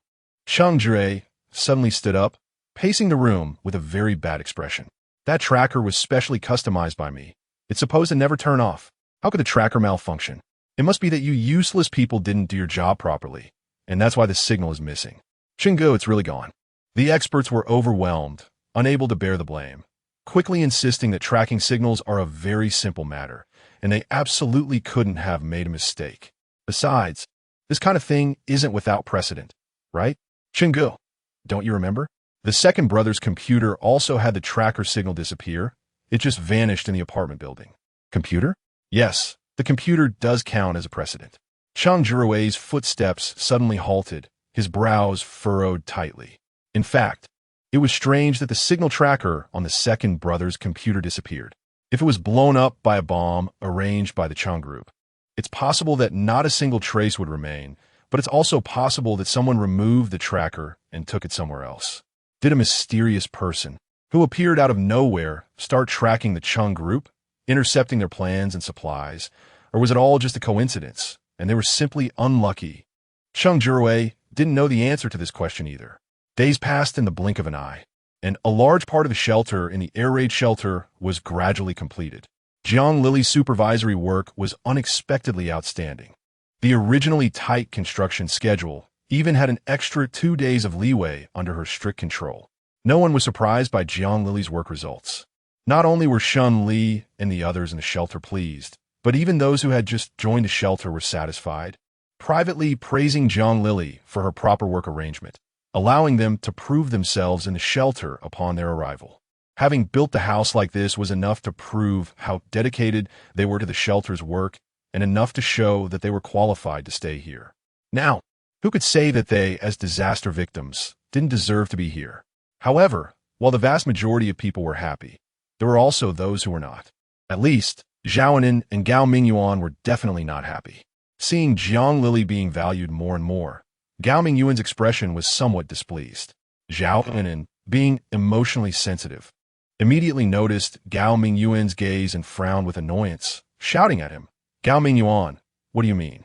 I mean nothing. What could I mean? Gao Minguan was impatient with Zhaonin's insensitivity. Why do you think so much? Am I thinking too much? Is it me thinking too much? Or have you really started to find me annoying? Zhaonin sneered, staring at Gao Minguan with resentment. Gao Minguan, you regret it, don't you? You said it yourself. Do you think coming to find me was an unwise choice? Do you think that compared to me, Jiang Lily has a better future? Say something, speak. As she spoke, Zhaonin became agitated and started to roar. Gao Minguan felt a headache from Zhaonin's tone and rubbed his temples, finally unable to hold back his anger. I say, Zhaonin, can you stop being so unreasonable? I clearly didn't say a word in support of Jiang Lily. I was on your side during your previous argument. What else do you want? Why do you have to make me take your side? Gao Minguan's words left Zhaonin stunned. Without saying another word, she slapped Gao Minguan twice and then rushed forward to kick and hit him. Gao Minguan was also taken aback by Zhao Anin's sudden madness. After a moment of shock, he remembered to push her away. However, it was already too late. Zhao Anin's hands had already left numerous scratches and wounds on Gao Minguan. Gao Minguan winced in pain, gritting his teeth. Just then, Shen Li and Gu Nanxuan happened to walk by. Gao Minguan paused for a moment and quickly called out, "Shen Li, look at me here." Zhao Anin instantly stiffened. She didn't expect Gao Minguan would call Shen Li to judge, and she shrank back in fear. Gao Minguan seized the moment to take a step back. Shen Li raised an eyebrow, looking at Gao Minguan with great interest, a face full of gossip. It truly was like the flood washed away the Dragon King temple, family fighting family. Zhao Anin's selfish and arrogant nature was a perfect match for Gao Minguan. Gu Nanxuan raised an eyebrow. "What's so interesting?" "Nothing. There's nothing interesting." Shen Li shook her head, smiling as she took Gu Nanxuan's hand and walked out. "Let's go." Gu Nanxuan responded with a slight hum, his gaze softening a bit. He had no intention of even looking at Gao Minguan again and turned to leave with Shen Li. Gao Minguan stood there, completely stunned. Wasn't she the one who hated disputes and debased the most? Didn't she dislike Zhao Anin? If that was the case, why didn't Shen Li say anything when she saw Zhao Anin going crazy? Chapter 277. No sneaky business, he couldn't recover. But Zhao Anin on the side had already regained her composure. Gao Minguan was momentarily speechless. He wanted to argue, but deep down, he knew that even if he defended himself this time, Zhao Anin probably wouldn't listen. I knew you had no good intentions." Zhao Anin gritted her teeth and smiled, leaning closer to Gao Minguan. "Gao Minguan, let me tell you I'm tough, and it won't be easy for you to get rid of me. Also, as for the resources behind me, I'd rather give them to pigs and dogs than you. If you want my resources, wait till your next life." Zhao Anin sneered and turned to stride out. Gao Minguan remained silent for a long while, staring at Zhao Anin's back, and suddenly gritted his teeth and said, "Zhao Anin, wait a moment." How could Zhao Anin wait for Gao Minguan? She didn't say anything and continued walking, even quickening her pace. "I said, wait a moment. Are you deaf?" Gao Minguan was also anxious and, disregarding his pride, rushed towards Zhao Anin, speaking darkly before she could scream. "Zhao Anin, think about how many people you've offended on your way here. You should have some idea, right?" Zhao Anin glared at Gao Minguan. "What do you want to say? You've offended so many people and still want to live well, so you must seek someone to help you." Gao Minguan sneered. "Zhao Anin, don't think everyone is interested in your secrets. You've offended so many people. Can that secret really save your life at a critical moment? Can you guarantee that when your life is in danger, no one will plot against you?" Zhao Anin shivered slightly. She glared at Gao Minguan, her lips pressed tightly in anger. Zhao Anin gritted her teeth. She had always seen Gao Minguan as her dog, but unexpectedly, this dog seemed to have a day to fight back. However, under the current circumstances, she no longer had the absolute advantage she once had. Perhaps she really should collaborate with Gao Minguan. After pondering for a long time, Zhao Anin lowered her head. She clenched her fists and reluctantly said, "I understand. I agree to your terms." "Very good." Gao Minguan let out a small sigh of relief, his thoughts finally settling down. With Zhao Anin's words, he felt much more at ease. At least moving forward, Zhao Anin wouldn't create trouble for him anymore, and he could focus on achieving his next goal, such as Shen Li. The two sat down together, and after a moment of contemplation, Gu Nanxuan asked Shen Li, "When do you plan to deal with Gao Minguan?" Shen Li was somewhat surprised. "Do you think Gao Minguan has a problem?" Originally, Shen Li had not rushed to deal with Gao Minguan because she wanted to see what kind of trouble he could stir up. But seeing Gu Nanxuan's reaction, could it be that Gao Minguan had already taken some action, and she just hadn't noticed it yet? Shen Li felt more and more puzzled, widening her eyes to look at Gu Nanxuan. Gu Nanxuan was stared at by Shen Li and fell into silence instantly. He stared at Shen Li for a long time and said in a deep voice, "He has a problem." Shen Li nodded. "You say, what problem does he have?" Gunan's tone was very cold. He has bad intentions. After saying that, Gunan fell into silence. Shen Li blinked in confusion. She had known from the beginning that he had ulterior motives, so what now? Could it be that she hadn't asked clearly enough? Shen Li thought for a moment and asked Gu Nanxuan again, "What did you find?" Gu Nanxuan's expression was serious. "I found that he has ulterior motives." "No, That's not what I mean. Shen Li was puzzled. Could it be that I wasn't clear enough?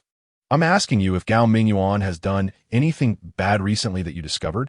Gu Nanshuan frowned. Was what happened just now not considered a bad thing?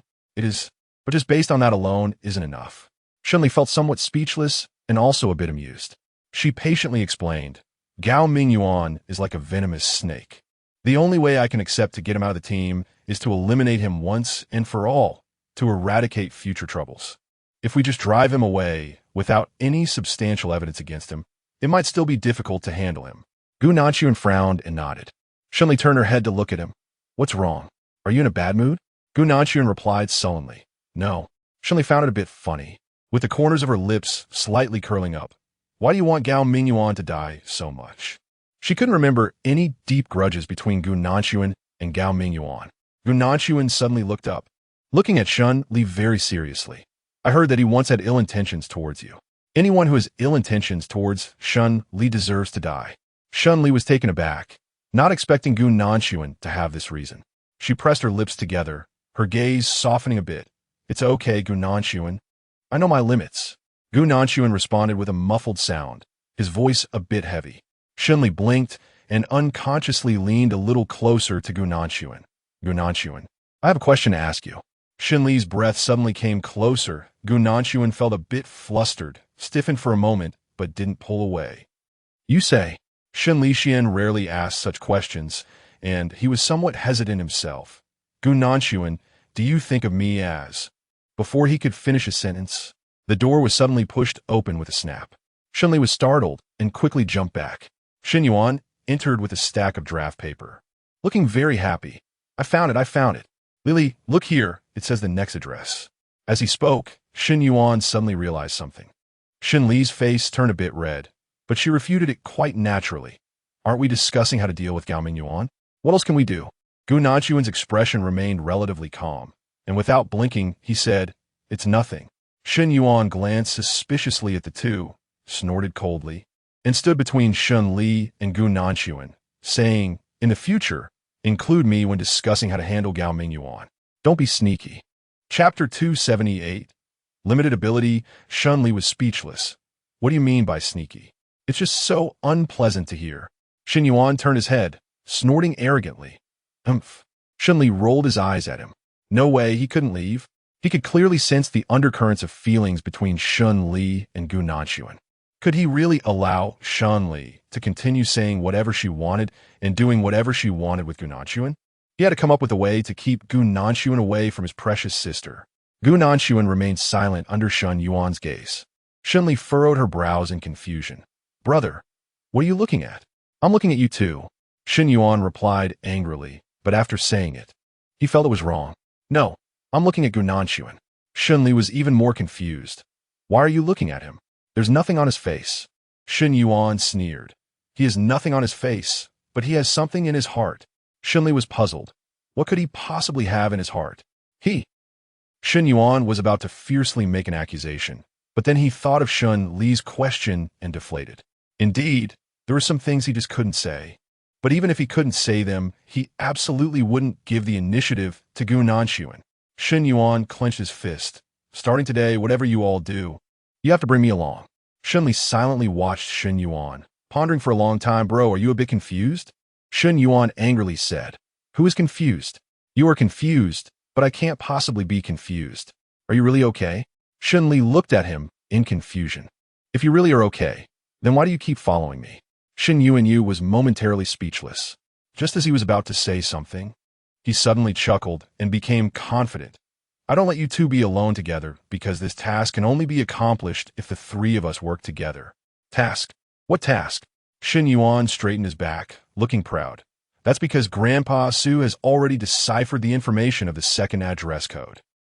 Shen Li and Gu Nanshuan exchanged a glance, and both of their expressions quickly became much more serious. Shen Li said in a deep voice, Where's the information that Grandpa Su cracked? Let me take a look. Shen Yuan took a piece of paper out of his pocket and handed it to Shen Li. Here. Shen Li took it and looked at it, her brows furrowing deeper. Grandpa Su had indeed discovered the next target address, but its location was quite sensitive, situated in an office building in the city center. The city center was originally the most populated area in the entire city, and even after a long time of disasters and calamities, there were still quite a few people around. It could be said that if they did not take action, it would be fine, but once they did, they would definitely be seen by many people. Shen Li frowned and asked Shen Yuan seriously, "Brother, have you asked Grandpa Su? Is he sure about this news?" Shen Li fell into silence.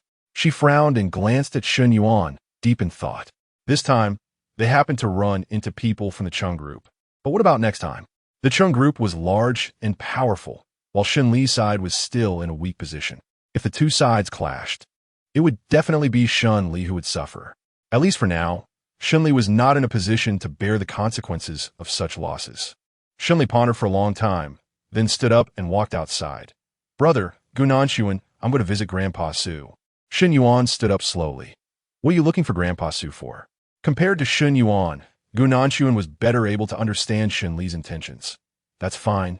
It's okay to go find Grandpa Su." The two of them left the room one after the other. Shen Yuan, once again unable to keep up with Shen Li's train of thought, was a bit dumbfounded. On one hand, he felt it was somewhat embarrassing to follow, but on the other hand, he was unwilling to not follow. After all, the relationship between Shen Li and Gunanshuan was too ambiguous, and it made him feel frustrated. His beloved younger sister was about to be taken away by a man. Anyone in his position would feel the same way. After a long silence, Shen Yuan gritted his teeth and walked forward in a huff. The group arrived at Grandpa Su's house. Grandpa Su was surprised that Shen Li would come, and even more surprised that she brought so many people with her. After being taken aback, he quickly welcomed them. "What brings you here at this hour? Sit down, please. I'll make you some tea." "No need, Grandpa Su. It's too much trouble." Shen Li smiled politely and quickly got to the point. "Grandpa Su, I have a question. In what order did you decipher that document?" Grandpa Su responded with an O, took out a handwritten table for Shen Li to see. "Look, I started deciphering from here, step by step." Shen Li glanced down. There was a string of address codes on the table. Grandpa Su cracked one code and then proceeded to crack the second one by one. Shen Li asked Grandpa Su, "So, it means we can only start from here and crack it in order?" Grandpa Su nodded. "Yes, that's the only way." Shen Li was silent for a moment. "Can't we skip this one and move on to crack the next?" "No," Grandpa Su sighed, somewhat helpless. "There's a strong correlation between these passwords, and they must be cracked one by one. If the order goes wrong, the interpretation of the passwords will definitely also go wrong." Shen Li fell silent again. She furrowed her brows, feeling a bit of a headache. Grandpa Su's words had reached this point, which meant they could only go to the locations of the armories one by one and confront the Cheng family group with real weapons, racing against time to compete, with no possibility of taking shortcuts. For Shen Li, this was definitely a huge challenge. Grandpa Su looked at Shen Li, feeling guilty in his heart. "I'm sorry, girl, but..." Grandpa's abilities are limited. "Grandpa Su, you are already remarkable." Shen Li smiled, comforting Grandpa Su. "You accomplished what so many password experts of the Cheng family group could only do together. I admire you so much. How could I think your abilities are limited?" Grandpa Su's worries did not diminish this address. Chapter 279, Curfew. Shen Li smiled and said confidently, "We'll definitely sort out the address issue." Grandpa Su's mouth twitched as if he wanted to say something but didn't, his expression filled with doubt. Can this really be resolved just by saying so? Why does he suddenly feel a bit skeptical? Originally, Shen Yuan had been casting sidelong glances at Gunanshuan, worried that this guy would abduct his sister. However, as it seemed that there was indeed no different emotion between Gunanshuan and Shen Li, Shen Yuan relaxed a bit. Right now, the most important thing is not romance, but the survival of everyone in the shelter. If Gunanshuan still insists on dating Shen Li first, that would be a bit ungrateful. Shen Yuan felt much more at ease, and even his gaze towards Gunanshuan softened a bit. "Let's talk. When are we going to the next place to look for weapons?" Shen Li pondered for a moment. "Find the weapons as quickly as possible. The faster the better." Shen Yuan asked, "So we set off tomorrow?" Shen Li shook his head. "Not really. I remember seeing some people living nearby on the local forum saying that the road would be closed there." Shen Yuan was taken aback. "Road closure?" Shen Li murmured, "Yes. Close the road. The current security environment is chaotic and poor. The authorities can no longer maintain order in all areas, and have no choice but to hand over some places to people like Shen Li for management. After all, human society is no longer what it used to be. Civilization is almost on the brink of destruction, and who can still enforce curfews and the like? It's not that ordinary people suffer no losses, but at least living under the authority is safer and more secure than living under others. People tend to seek benefits and avoid harm. Shen Li browsed the local forum and gathered a lot of rumors and complaints from ordinary people about the curfew. She ultimately compiled a schedule of the curfew and road closures, and once organized, she prepared to set off according to the table. Based on this schedule, Shen Li formulated a plan. The official in charge of the curfew would change shifts in 3 days, and by then, the defense would be weak, making it the most favorable time for her to take Gao Minguan and Xin Yuan to look for weapons. 3 days later would be the best and only opportunity.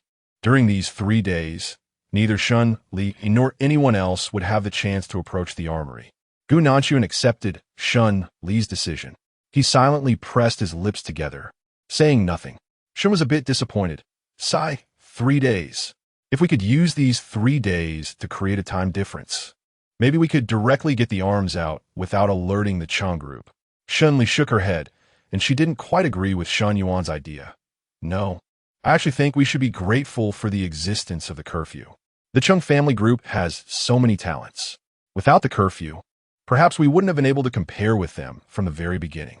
Xin Yuan thought carefully and felt that this was indeed the case. If they were to confront the Cheng group in areas where the authorities could not provide support, it would only be them who would suffer. It was better to act as they were now, under the supervision of the officials, where both sides had their reservations and no one would make a direct move. Xin Yuan sighed, said nothing more, just nodded. All right, call me when you leave. Okay, I understand. Since that was the case, Shen Li didn't rush to go out and find someone. Before leaving, she still needed to take care of the matters at the survivor base. Shen Li paused for a moment, then turned and left to find Qian Kaixian. Some things were about time to discuss with Qian Kaixian. At this moment, in Zhaonin's room, Feng Fun and Wang Dailin were sitting beside her, while Zhaonin lay on the bed in a disheveled manner.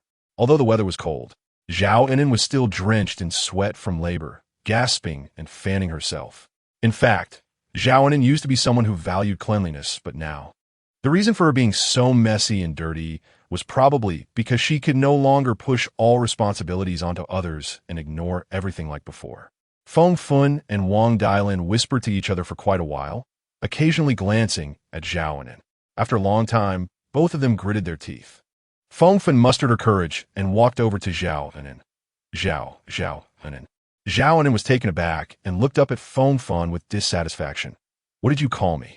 They had clearly addressed her as Miss Zhao before, and now they only dared to call her Zhaonin. How ridiculous. Feng Fun pinched her fingertips. I just called you by a name. What's wrong with that? You. Zhaonin's eyebrows shot up. She was furious, glaring at Feng Fun for a long time before finally snorting coldly. Then tell me, what do you want? Feng Fun gathered her courage. I didn't want anything. I just think that with your current state in the dormitory, we are all very uncomfortable. Zhaonin's expression darkened. Say that again? Feng Fun shrank her neck in fear. Zhaonin scoffed sarcastically. Whether I take a shower or not. What does it have to do with you? It's really strange. Why do you care so much about my business? Do you really think that just because you've left the old community, you can control everything? We never thought we could control everything. We don't know what you're talking about. Wang Dailin and Feng Fun supported each other, gaining a bit more courage. We just want you to take a shower. Don't affect the environment around us too much. Zhaonin's face looked ugly. If I don't take a shower, what can you do? Wang Dailin and Feng Fun were at a loss for words. Chapter 280. Fighting Yes. If Zhaonin didn't take a shower, what could they do? There was actually very little they could do about it. Zhaonin looked at the expressions of Feng Fun and Wang Dailin, feeling pleased and disdainfully sneered. Two useless people. Still want to make decisions for me? Let me tell you both. If you have any objections, just bear with it. Don't think that I will accommodate you. Understood? Zhaonin's tone was very rude. If it were before, Wang Dailin and Feng Fun would have no choice but to endure it. But today, for some reason, Wang Dailin and Feng Fun suddenly didn't want to endure anymore. The two of them were silent for a moment, exchanging glances. Wang Dailin took Feng Fun's hand and suddenly walked out. Feng Fun, let's go. Feng Fun was taken aback for a moment, then quickly reacted, nodding silently and following Wang Dailin out. Zhao Anan frowned. Where are you two going? The two of them left with a very determined attitude, even with a sense of resolution. Zhao Anan's unease gradually expanded, and her voice turned cold. You two stop. Explain clearly before leaving. There's nothing to explain. Wang Dailin didn't stop. We don't want to live with you anymore. We're going to apply to Qian Kaixin to change dormitories. Change dormitories? No way, absolutely not. Zhao Anan was shocked, jumping in front of Wang Dailin to block the door. Are you crazy? We are not crazy. Feng Fun frowned. And although her personality was softer than Wang Dailin's, she couldn't hold back anymore. Zhao Anan, do you think you are particularly sought after, like a hot commodity? Let me tell you, you're really not. We've tolerated you for a long time. We can't wait to leave here. Wang Dailin was a bit surprised. She didn't expect Feng Fun to be more irritable than her. But since Feng Fun was already irritable, she had no reason not to follow along. So she continued. Yeah, Zhao Anan, we actually all really dislike you. You act as if you can use us as your servants. If it weren't for the fact that you used to have some ability, do you think we would be willing to be your servants? Zhao Anan's face turned pale, and she was stunned for a moment before realizing that Feng Fun and Wang Dailin really wanted to leave. You really want to go? You two are really heartless. Heartless? What heart? You never cared about us when you bullied us. Wang Dailin found Zhao Anan's words very funny. Fine, even if we don't talk about us. You never cared about conscience when dealing with Jiang Lily. If it were me, I would definitely make you pay for it. Zhao Anan opened her mouth. The thing she couldn't accept the most was being compared to Jiang Lily. What nonsense are you talking about? Jiang Lily? How could she be compared to me? Wang Dailin shrugged. We're not talking nonsense. Jiang Lily is much stronger than you now. After Feng Fun finished speaking, she directly pulled Wang Dailin to go out. Zhao Anan stood there, trembling in disbelief for a long time, suddenly howling. I'll fight you. She swung her fist and charged at Feng Fun and Wang Dailin. Feng Fun and Wang Dailin were also taken aback. They didn't expect Zhao Anan to dare to cause trouble in the shelter. The two of them exchanged glances, hardly believing what they were seeing. This was a shelter. Fighting was strictly prohibited in the shelter. Zhao Anan should know this. However, Zhao Anan was truly going crazy at this moment. She didn't care about any fighting regulations at all. Her only thought was to make Feng Fun and Wang Dailin die. These two bitches better die. Instantly, the three of them tumbled into a chaotic heap. Zhao Anan, like a madwoman, fiercely grabbed Wang Dailin's neck. And Wang Dailin couldn't fight back for a moment, her face turning red. Zhao Anan continued to strangle her, muttering, Die, you go die. Cough, cough. Wang Dailin almost suffocated, desperately signaling Feng Fun with her eyes. Feng, what are you still doing? Come help. If you don't help, I'm going to die here, okay? She couldn't care less about her usual caution and quickly ran over to break up the fight. In her frantic state, Zhao Anan was indeed strong. Feng Fun struggled for a long time before finally managing to pull her away a little. Wang Dailin and Feng Fun worked together to push Zhao Anan aside.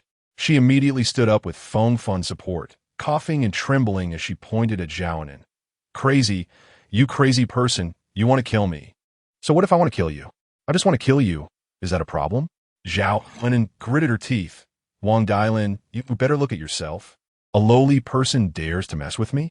If I kill you, it's just like squashing a bug. While the two were arguing, Qian Kaixin happened to hear the commotion and rushed over with a group of people. As soon as Zhao Anan appeared, Qian Kaixin frowned. But he didn't rush to stand with Wang Dailin and Feng Fun. Instead, he shouted, What are you doing? When Feng Fun saw Qian Kaixin coming, she ran a few steps to him, pointing at Zhao Anan. Captain Qian, Zhao Anan wants to kill us. She wants to. Qian Kaixin was taken aback, thinking he must have heard wrong. He looked at Zhao Anan in disbelief. She wants to kill? Yes, she wants to strangle me. Wang Dailin, suppressing her urge to cough, came to Qian Kaixin's side, pointing at Zhao Anan. She wants to kill me. Qian Kaixin frowned, his expression darkening. He stared at Zhao Anan for a long time and finally spoke. You want to kill?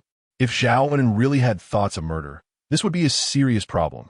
Zhao Anan originally wanted to snort and say, so what if she wanted to kill? However, when she met Qian Kaixin's gaze, she shivered and suddenly understood. I don't want to kill. I didn't mean that. Chapter 281. New arrangement. Zhao Anin was anxious, but her mouth was still stubborn. We just had a disagreement. What's the big deal? If you say I want to kill Wang Dailin and Feng Fun, why don't you mention that they both want to hit me? Qian Kaixian was about to respond when he remembered that Zhao Anin had never been very credible. Just then, Shen Li happened to pass by, and Qian Kaishuan's eyes lit up as he called out, "Sister Shen." She frowned, immediately understanding a bit more. All right, it seemed Zhao Anin had caused quite a bit of trouble again. She hadn't planned to go after Zhao Anin, but now it seemed that plans could change quickly, and perhaps before her own plan was ready, Zhao Anin would have to face consequences. Sister Shen, here's the situation. Qian Kaixian sighed in relief and told Shen Li everything.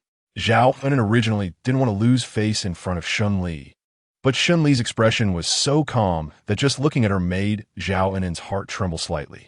She had no choice but to turn her head away, stubbornly refusing to speak. After Qian Kaixian finished recounting Wang Dailin's accusation that Zhao Anin wanted to kill her, Shen Li paused and coldly asked Zhao Anin, "Is what he said true?" Zhao Anin panicked and denied it vehemently. "What true?" "No," Shen Li said coldly. "Zhao Anin, you should be clear about the consequences of lying here." "I didn't." Zhao Anin, feeling flustered and biting her teeth, although still firm. Her tone was no longer as strong as before. "Shen Li, I'm not a fool. What benefit would I get from killing them?" It turned out that Shen Li was still willing to listen to her explanation, and Zhao Anin breathed a sigh of relief.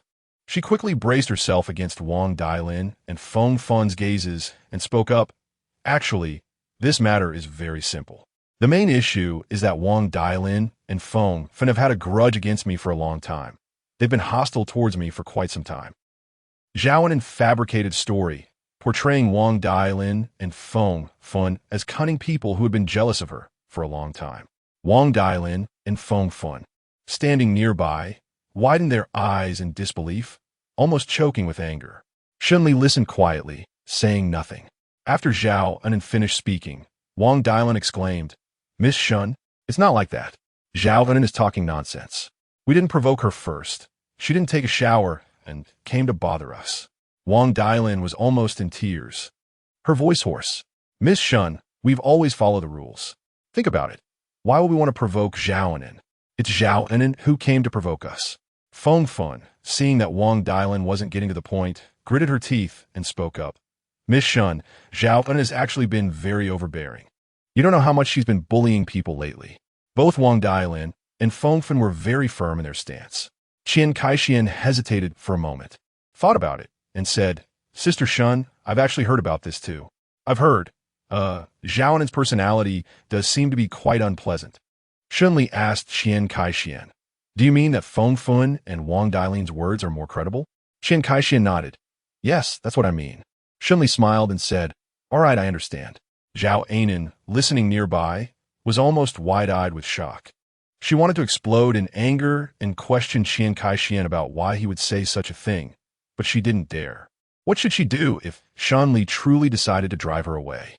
In an instant, Zhao Anin felt anxious and flustered.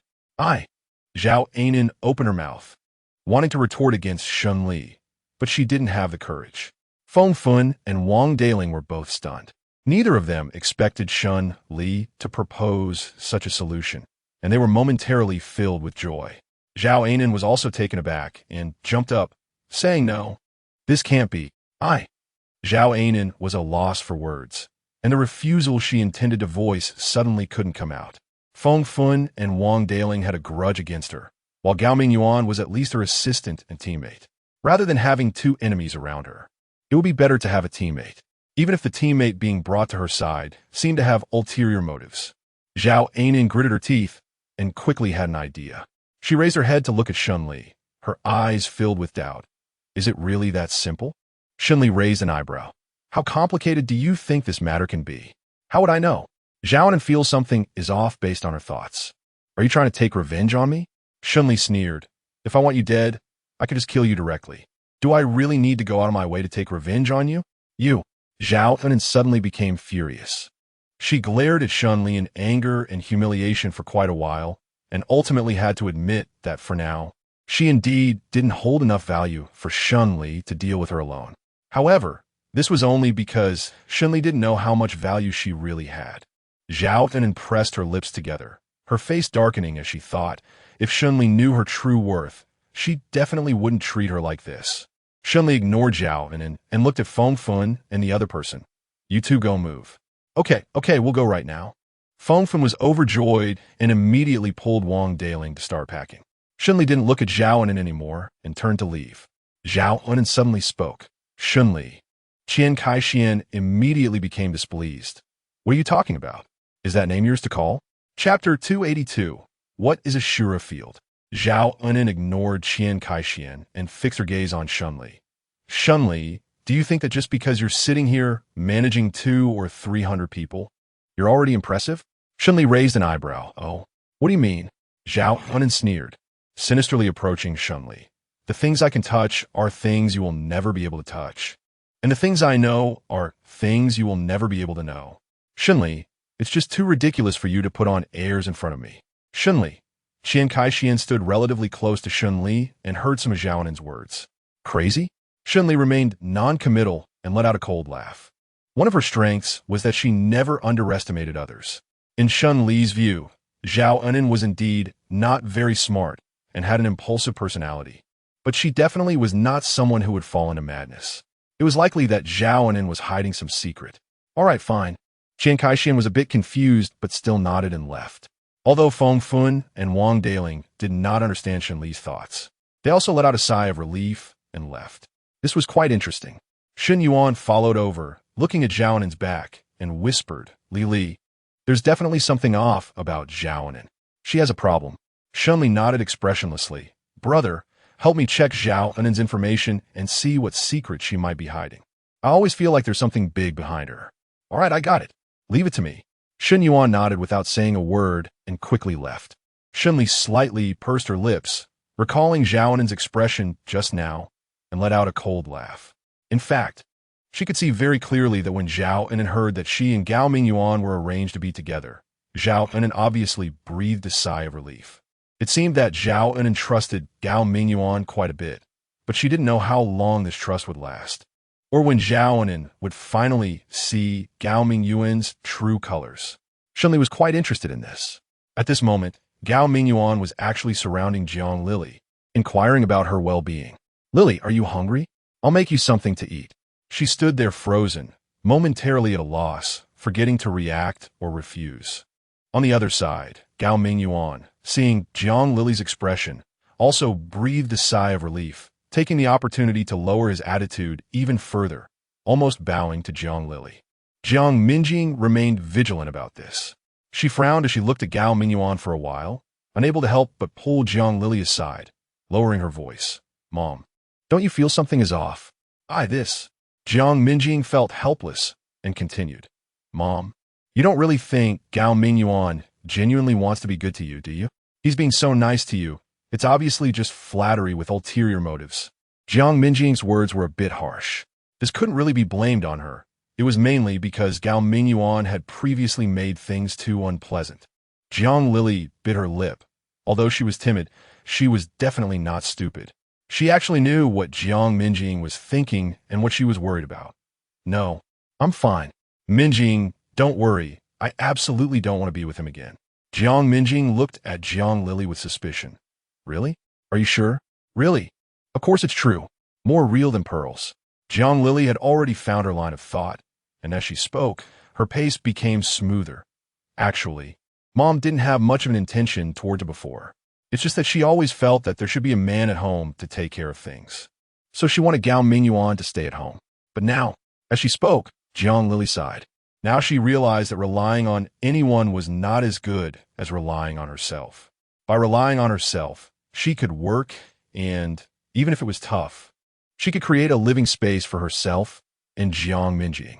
But if she relied on Gao Mingyuan's illusory good intentions, she would have probably long been disappointed.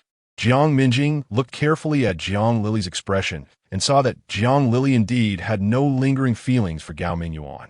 She breathed a sigh of relief. Mom, it's good that you can understand. Jiang Lili's eyes were a bit red as she wiped away her tears and smiled. Hey, Minjing, why do you think so much? It seems that it was Mom's short-sightedness before that caused you trouble. No. Jiang Minjing playfully hugged Jiang Lily's waist. Only at this moment could she act like a child under 10. As long as Mom could understand, she was fine. Jiang Lily chuckled, ruffling Jiang Minjing's little head. Suddenly, his expression wasn't so pleasant anymore. To say that Jiang Lily and Jiang Minjing were enjoying each other's company wasn't a problem. But the issue was that Jiang Minjing's attitude towards Gao Minguan had never been good.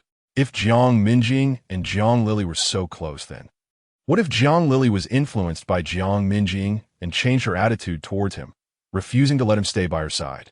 That would be a problem. Gao Minguan's eyes darkened as he walked up to Jiang Lily. Lily, I've finished all the housework here. You can see that there's nothing left to do. Jiang Lily exclaimed, feeling a bit awkward. No, it's not necessary. Gao Minguan forced a smile. How can it not be necessary? This is what I should do as your boyfriend. The moment he mentioned being Jiang Lily's boyfriend, she instantly trembled. Jiang Minjing glanced at Jiang Lily Mom. Gao Minguan frowned, feeling a bad premonition. All right, then you say. Chapter 283. Who to choose? Jiang Minjing was still young, and Jiang Lily felt that some things shouldn't be let her know. Jiang Minjing didn't expect Jiang Lily would actually want her to go out, and was taken aback, unwilling to follow her mother's orders. But Mom, I want to stay here with you. After all, who knows if Gao Minguan will act out of desperation? What if he really loses his temper and tries to hurt you? But Jiang Lily was unexpectedly insistent on this. No, you should go quickly. Mom will call for you later. This. Jiang Minjing hesitated. Jiang Lily walked over and pushed Jiang Minjing toward the door. Jiang Minjing had no choice but to be half pushed out by Jiang Lily. Jiang Lily closed the door behind her, feeling a little relieved. She always knew in her heart that although Gao Minguan was cunning, he would never do anything that was not beneficial to himself, which meant she was safe for now. Jiang Lily paused and looked seriously at Gao Minguan. Gao Minguan, let's talk. Gao Minguan's smile began to falter. He vaguely knew the purpose of Jiang Lily wanting to talk, and after a moment of silence, he finally spoke. Lily, I actually have feelings for you. Jiang Lily smiled. Non-committal, let's talk.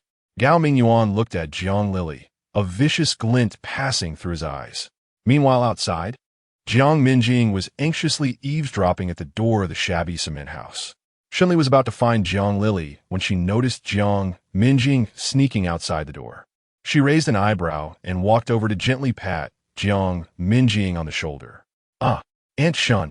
Jiang Minjing looked at Shen Li timidly, hesitating for a moment before finally gathering the courage to say, I just saw Gao Minguan coming to find my mom. Shen Li raised her eyebrows, momentarily surprised, but then thought it wasn't unexpected. Gao Minguan's personality was like that of a green fly. While the green fly is drawn to foul smells, Gao Minguan was drawn to profit. Wherever there was something to gain, he would go there. Given this, it was not surprising that Gao Minguan approached Jiang Lily. All right, good. Jiang Minjing timidly nodded and followed Shen Li to the side.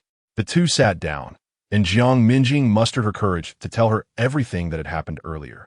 Aunt Shen, actually, when Gao Minguan first approached my mom, he couldn't even afford to eat. He stayed with us to seek my mom's protection. But later he went after Zhao, ain't it? Jiang Minjing spoke clearly and quickly recounted the events to Shen Li.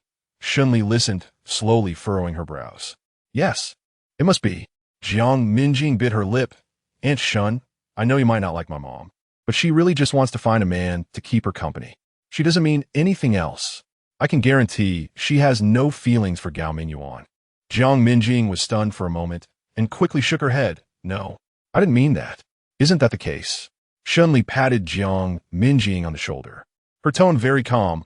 I'm not very interested in Gao Minguan, let alone taking out on your mom because of him. In fact, Jiang Minjing, you could think from another perspective. If I really want to take it out on your mom because of Gao Minguan, why would I specifically arrange a job for her that suits a patient? This seems to be true. Jiang Minjing was taken aback for a moment, and her gaze towards Shen Li gradually brightened. Shen Li smiled and said, What stage has your mother reached in the negotiation with Gao Minguan? I don't know, Jiang Minjing said, clenching her fists. How about we go and check it out together? Shen Li smiled nonchalantly. Sure. Weren't you asking me to back you up earlier? Let's go find them. All right. Jiang Minjing nodded emphatically, took Shen Li's hand and led her into Jiang Lily's room. As soon as Shen Li walked outside, she heard such ear-piercing words, and she immediately grimaced in disgust. She paused for a moment and called out, "Gao Minguan." Gao Minguan shivered. "Shen Li, the entire base is mine. I can go wherever I want. As for you, what do you want with Jiang Lily?" This, Gao Minguan stammered, originally wanting to say a few good words to please Shen Li, but then thinking about the conflict between him and Shen Li, he steeled himself and gritted his teeth. "What does my relationship with Jiang Lily have to do with you? Are you jealous of Jiang Lily?" "Don't interrupt." Jiang Lily didn't expect Gao Minguan to speak to Shen Li like that, and was so shocked that she almost fainted. She didn't have time to care about Gao Minguan and directly looked at Shen Li with wide, terrified eyes.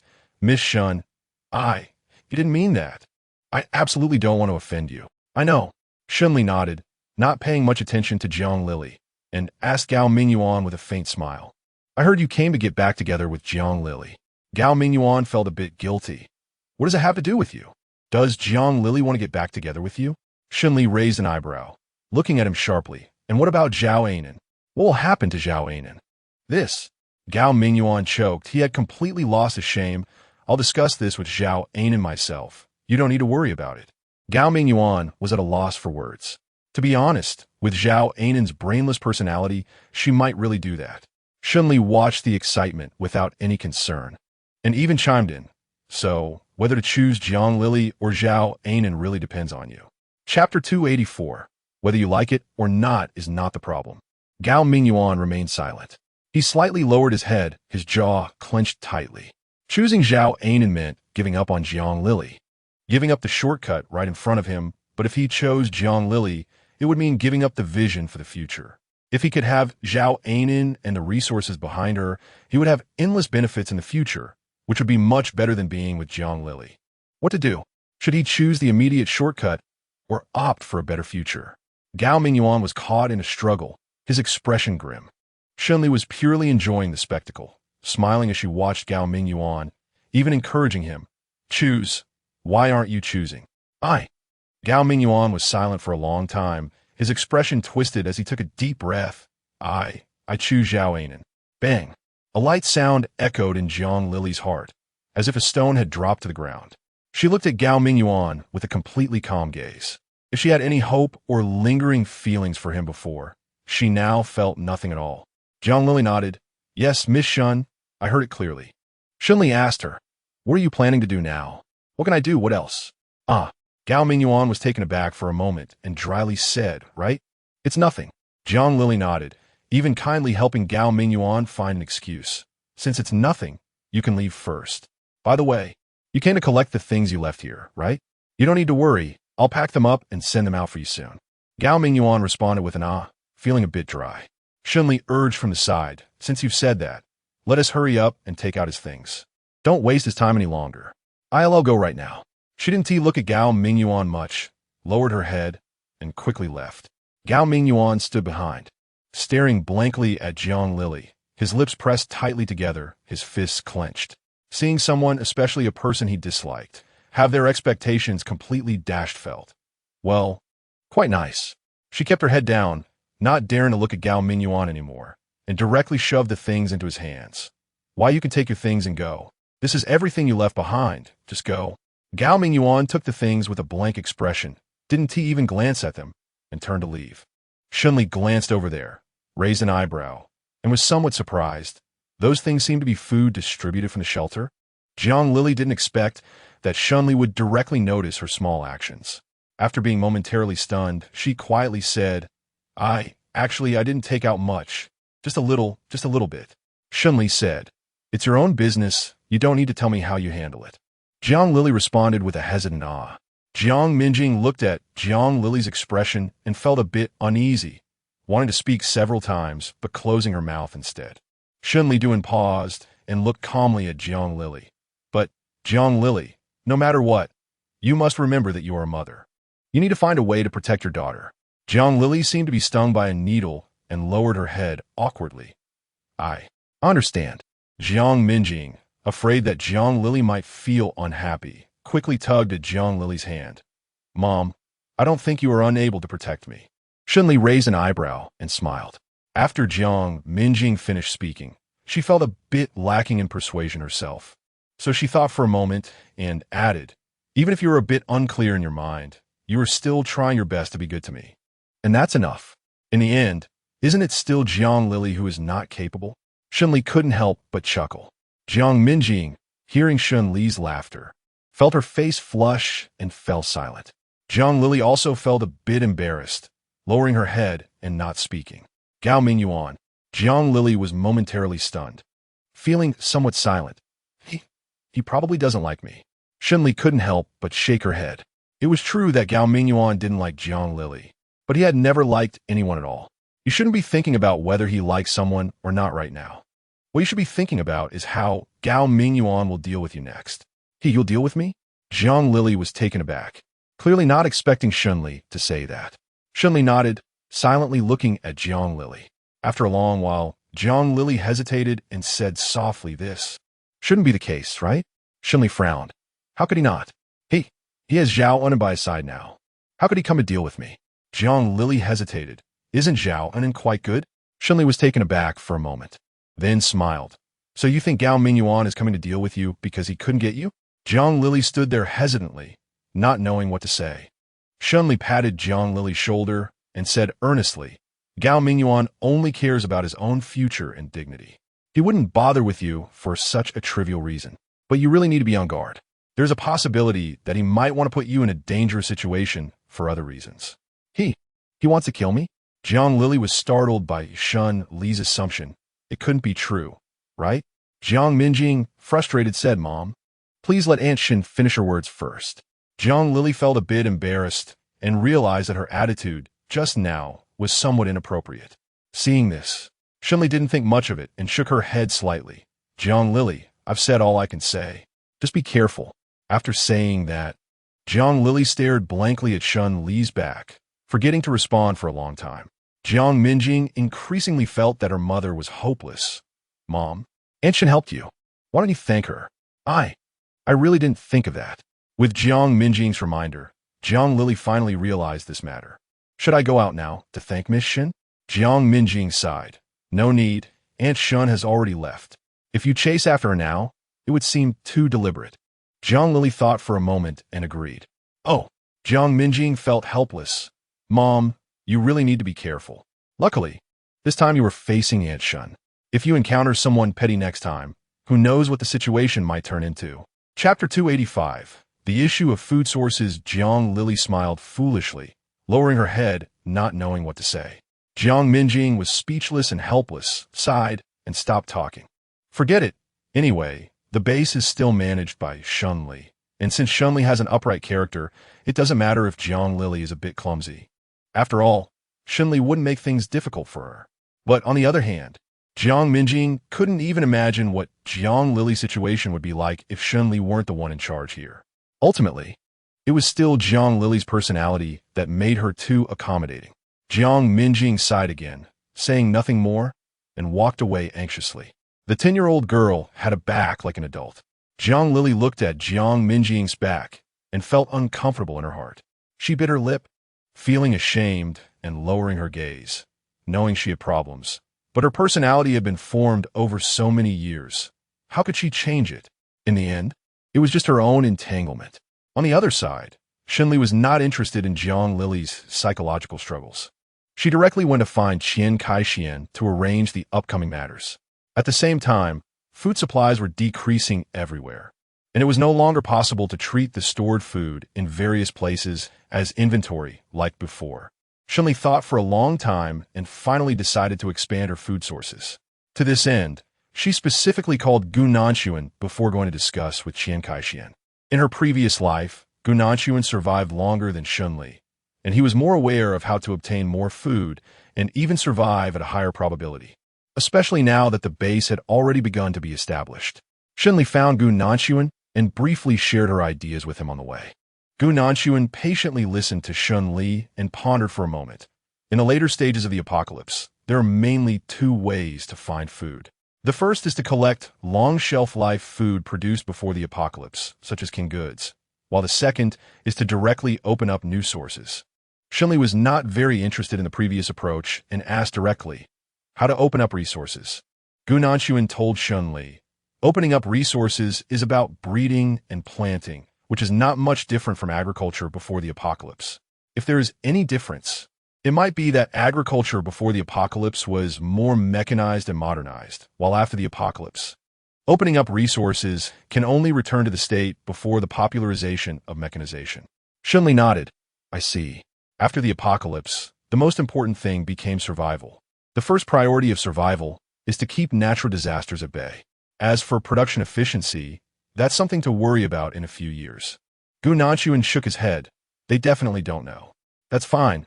Shen Li slightly nodded, having an idea. Since that's the case, let's just conjure up a bag of seeds for them to plant. Gu Nanshuan raised an eyebrow and nodded. Sure. Shen Li immediately went to the truck to put down the seeds without saying a word. Although the weather was cold at the moment, it was not extreme. Soon, it would turn into extremely cold weather. Under such conditions, only a few seeds could survive, including some potato seeds that Shen Li had intentionally set aside earlier. Shen Li dragged a bag out of the truck and tossed it to Gu Nanshuan. Gu Nanshuan caught it, and Shen Li dragged another bag for herself, huffing and puffing as she walked towards Qian Kaixian. When Qian Kaixian saw Shen Li and Gu Nanshuan approaching with 2 bags, he was quite surprised. Sister Shen, what is this? These are potatoes that can be planted even in extreme weather, Shen Li calmly instructed. Don't we have agricultural experts in our shelter? You should take some people to consult the agricultural experts and ask them how to plant these potatoes. Have them take the people into shelter to farm. And once the potatoes are grown, we'll have our food. Qian Kaixian hesitated and said, planting, is it that simple? Otherwise? Shen Li countered. How complicated do you think this could be? It seems, indeed, it's not that complicated. Qian Kaixian scratched his head. He had been a pampered city dweller since childhood and always thought that food and vegetables grew on supermarket shelves. Even after the apocalypse, he still believed that food came from the supermarket storeroom. For him, Shen Li's request was somewhat magical, and he had to fulfill it well. There weren't too many seeds, probably enough for 3 to 5 people to take care of. Shen Li thought for a moment and said, how about this, Qian Kaixian? You send 50 people to farm, and another 50 to go outside to search for resources. Qian Kaixian nodded. Hey, Sister Shen, what resources should we look for? First, hunting to find some protein supplements. Shen Li had already thought this through. As for later, we obviously can't rely solely on hunting. I plan to go out and look for livestock and poultry that have high meat yield and survival rates to supplement the nutrition issue in the base. Qian Kaixian replied. Then should I arrange for people to go hunting first? Shen Li nodded. Of course we need it. Oh, okay.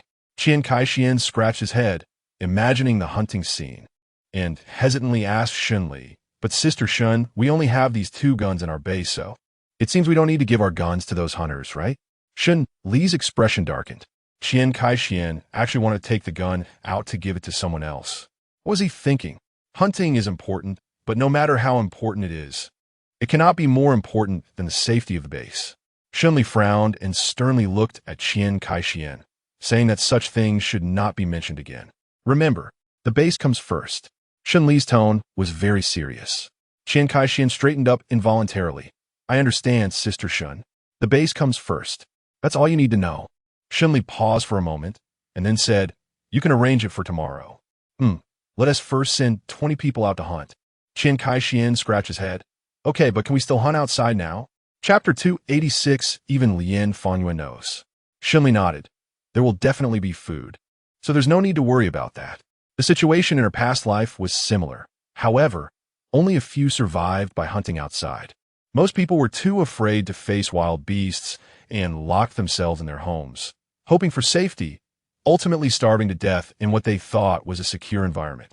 In the apocalypse, there are always those who manage to survive, and those who do are often the most courageous. So this time, at the very least, Shen Li needs to instill some courage in the base's people. Got it, Sister Shen, let's do it that way.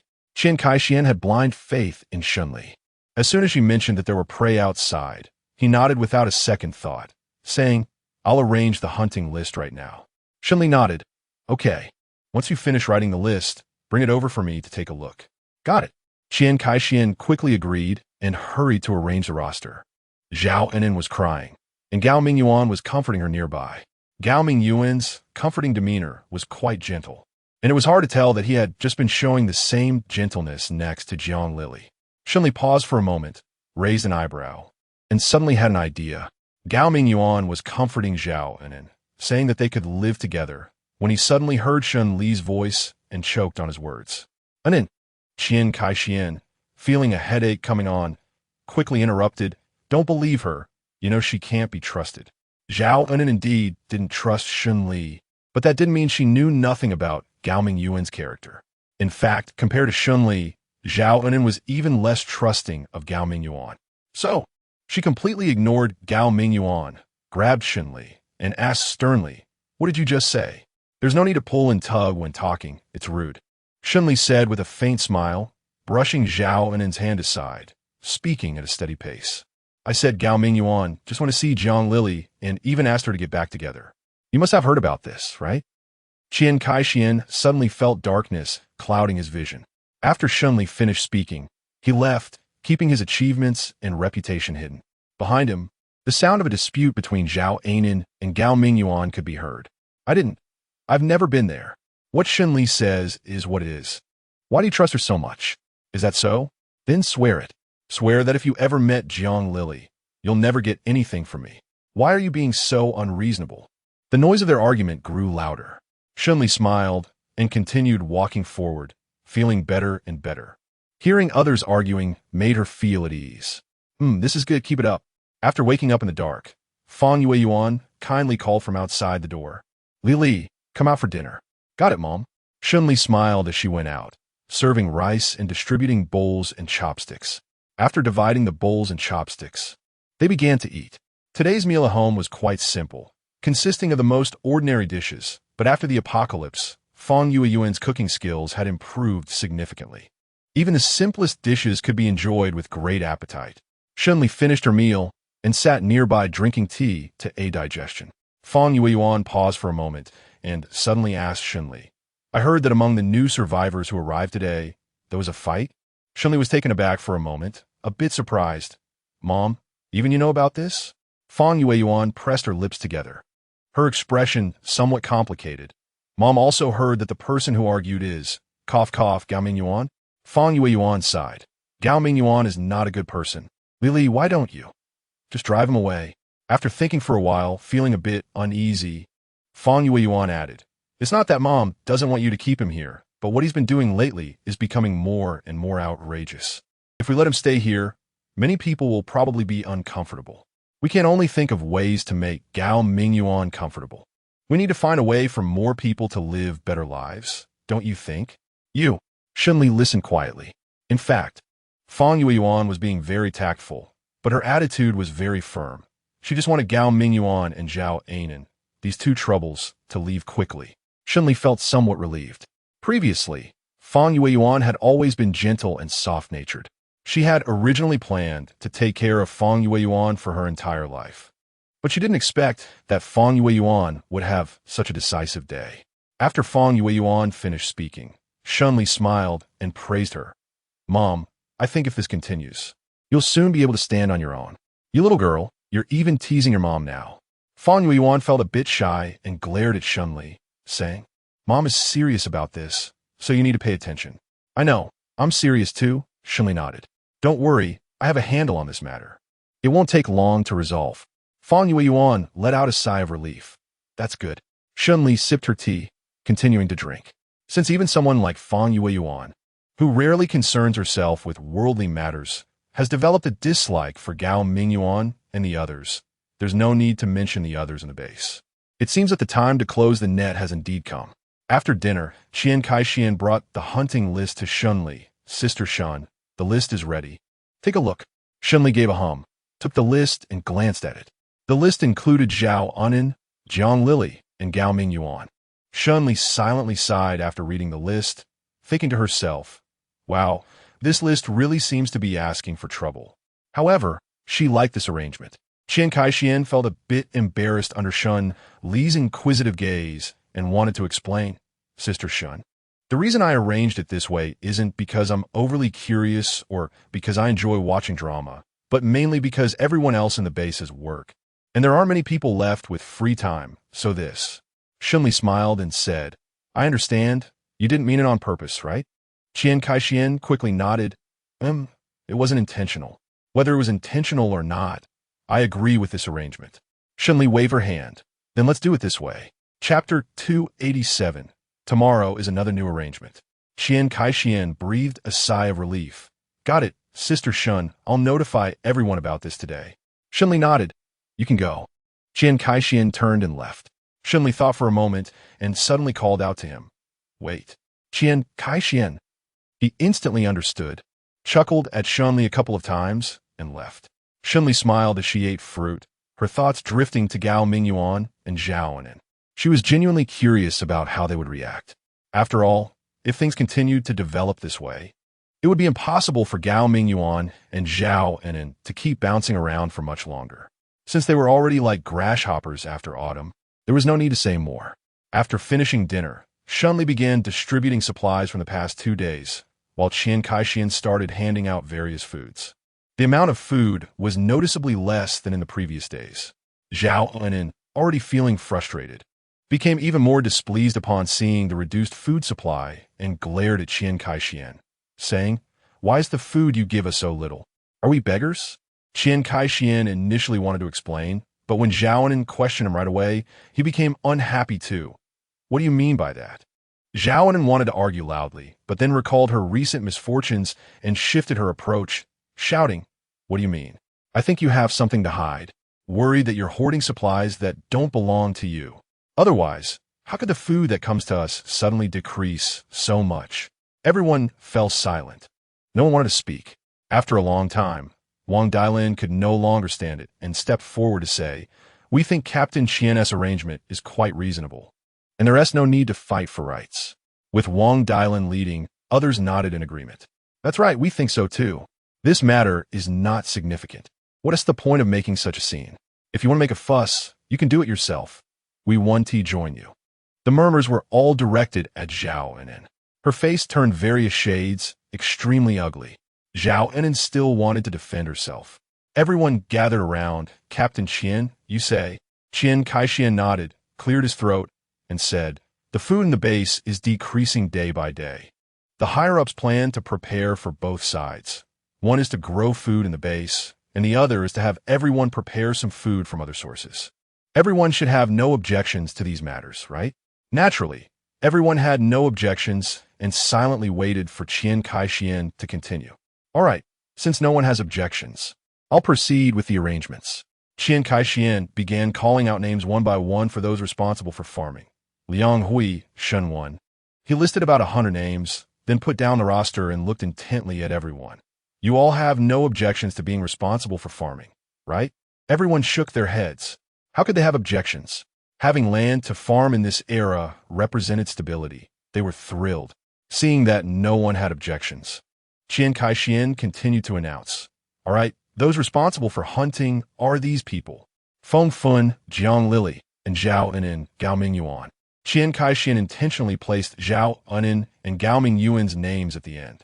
The two had been listening dispassionately, but as they heard their names, they felt as if the gossip had turned on them. Zhao Anin and Gao Minguan fell silent, their eyes widening in disbelief.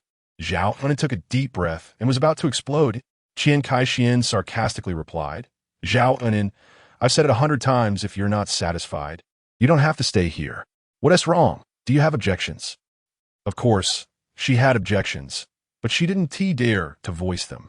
Zhao Anin was nearly driven mad with anger. She glared at Qian Kaixian viciously, but remained silent. Qian Kaixian responded, All right, everyone will have a day off tomorrow. And starting the day after tomorrow, we'll proceed according to this plan. Meeting adjourned. After saying this, Qian Kaixian walked away. Zhao Anin felt a mix of emotions, but she had no way to change the situation. Shen Li couldn't help but laugh, her laughter full of meaning. Not bad. Qian Kaixian chuckled, Sister Shen. You should have seen Zhao Anin's expression. It was really ugly. I think she is definitely going to cause some trouble. Shen Li nodded. Given Zhao Anin's personality, it was certain that she would cause trouble. I'm going out the day after tomorrow, so you'll be in charge of the hunting business. Hey, Qian Kaixian responded loudly. Sister Shen, You can rest assured. Shen Li nodded and sent Qian Kaixian away. After Qian Kaixian left, she went to find Shen Yuan with great interest. Shen Yuan was still battling in front of the computer, the fluorescent screen casting a flickering light on his face, making him look like a ghost. Shen Li looked at Shen Yuan's frightening appearance and couldn't help but fall silent for a moment. Then he spoke. Brother, have you found any information on Jiaonan? Shen Yuan didn't even raise his head and directly nodded. Found it. Shen Li asked, what did you find out? Shen Yuan still didn't look up and casually pointed to a stack of documents beside him. The specific situation is quite complicated. It's all here. You could take a look yourself. Oh, Shen Li smiled awkwardly, not wanting to interrupt Shen Yuan's focus again. She took the documents and went outside to take a look. Chapter 288, Departure at 3 o'clock. Shen Li looked down at the information and frowned as she read. The data showed that Zhao Enin was the daughter of a real estate developer who had a significant influence both above and below ground before the apocalypse, but had also offended many people. Shortly after the outbreak, the developer was targeted and schemed against by those who found him displeasing, and now his remains are nowhere to be found. The developer is dead, but Zhao Enin is alive. Not only is Zhao Enin alive, but she may also know the secrets hidden by the developer in places without sunlight.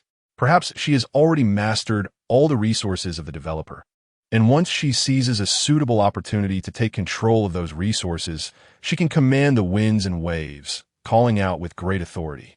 Shen Li squinted her eyes, her fingers tapping slowly on the table. Given Gao Minguan's earlier flattery towards Zhao Enin, this guess was pretty much on point. It was the truth. As for how much his deadbeat real estate mogul father had hidden, that was another question entirely. Anyway, Gao Minguan was the type who wouldn't act until he saw the rabbit. Anything he took a liking to was guaranteed to be good. Shen Li had sensed this long ago. She believed that following Gao Minguan would definitely bring her many benefits. Shen Li filtered through the information and identified several places that Zhao Enin's father loved the most during his lifetime, preparing to search these locations for any items that Zhao's father might have hidden. Among them, the name Hailong Interchange Bridge quickly caught Shen Li's attention. The Hailong Interchange Bridge is located near the destination of Shen Li's current operation, on the edge of the official sphere of influence. Although it is much less guarded compared to the warehouse at the destination, Shen Li still needs to find a suitable opportunity to enter. Gu Nanchuan glanced at the materials Shen Li had organized and asked, when do you plan to go look for the supplies left behind by Zhao Enin's father? Shen Li pondered for a moment. There's no time like the present, so why not tomorrow? Gu Nanchuan raised an eyebrow, somewhat surprised. So soon. Shen Li chuckled and said, delays can lead to changes. Besides, this trip to the warehouse was originally just a side matter. Gu Nanchuan had no objections to this and replied with a sound. Is there still enough space in your area? Shen Li thought for a moment. I haven't organized the things in my space for a long time. Last time, I suffered because of a lack of organization. If I organize things in advance this time, it shouldn't hinder me from continuing to collect supplies. Gu Nanchuan nodded. Got it. Let's go. Shen Li asked, where to? Gu Nanchuan replied calmly. Aren't we supposed to organize the space? I'll help you organize it. Shen Li raised an eyebrow and smiled. All right. Gu Nanchuan reached out to Shen Li reluctantly. Shen Li naturally reached out and took Gu Nanchuan's hand, closed her eyes, and with a thought, the two of them entered the space together. Meanwhile, Shen Yuan was huffing and puffing as he continued to work through the pile of documents. Just as he finished processing everything and let out a sigh of relief, he looked up and saw that his precious little sister, who had been by his side, had suddenly disappeared. Where did she go? She's gone? Just like that? Shen Yuan rubbed his eyes in disbelief and looked aside skeptically. The door to the room remained in exactly the same position as before, looking as if no one had come in or out. Since Shen Li hadn't gone out, but had vanished into thin air, she must have entered the space. Shen Li entering the space is not a big deal. But what's critical is that Gu Nanchuan is looking for someone, right? Could it be that the kid quietly took Shen Li away? Thinking of this, Shen Yuan gritted his teeth and was almost furious. Damn it. Gu Nanchuan, I really underestimated you. Here. Shen Yuan swore that if he couldn't keep an eye on Gu Nanchuan next time and let him sneak away with Shen Li, he would write the character Shen backwards.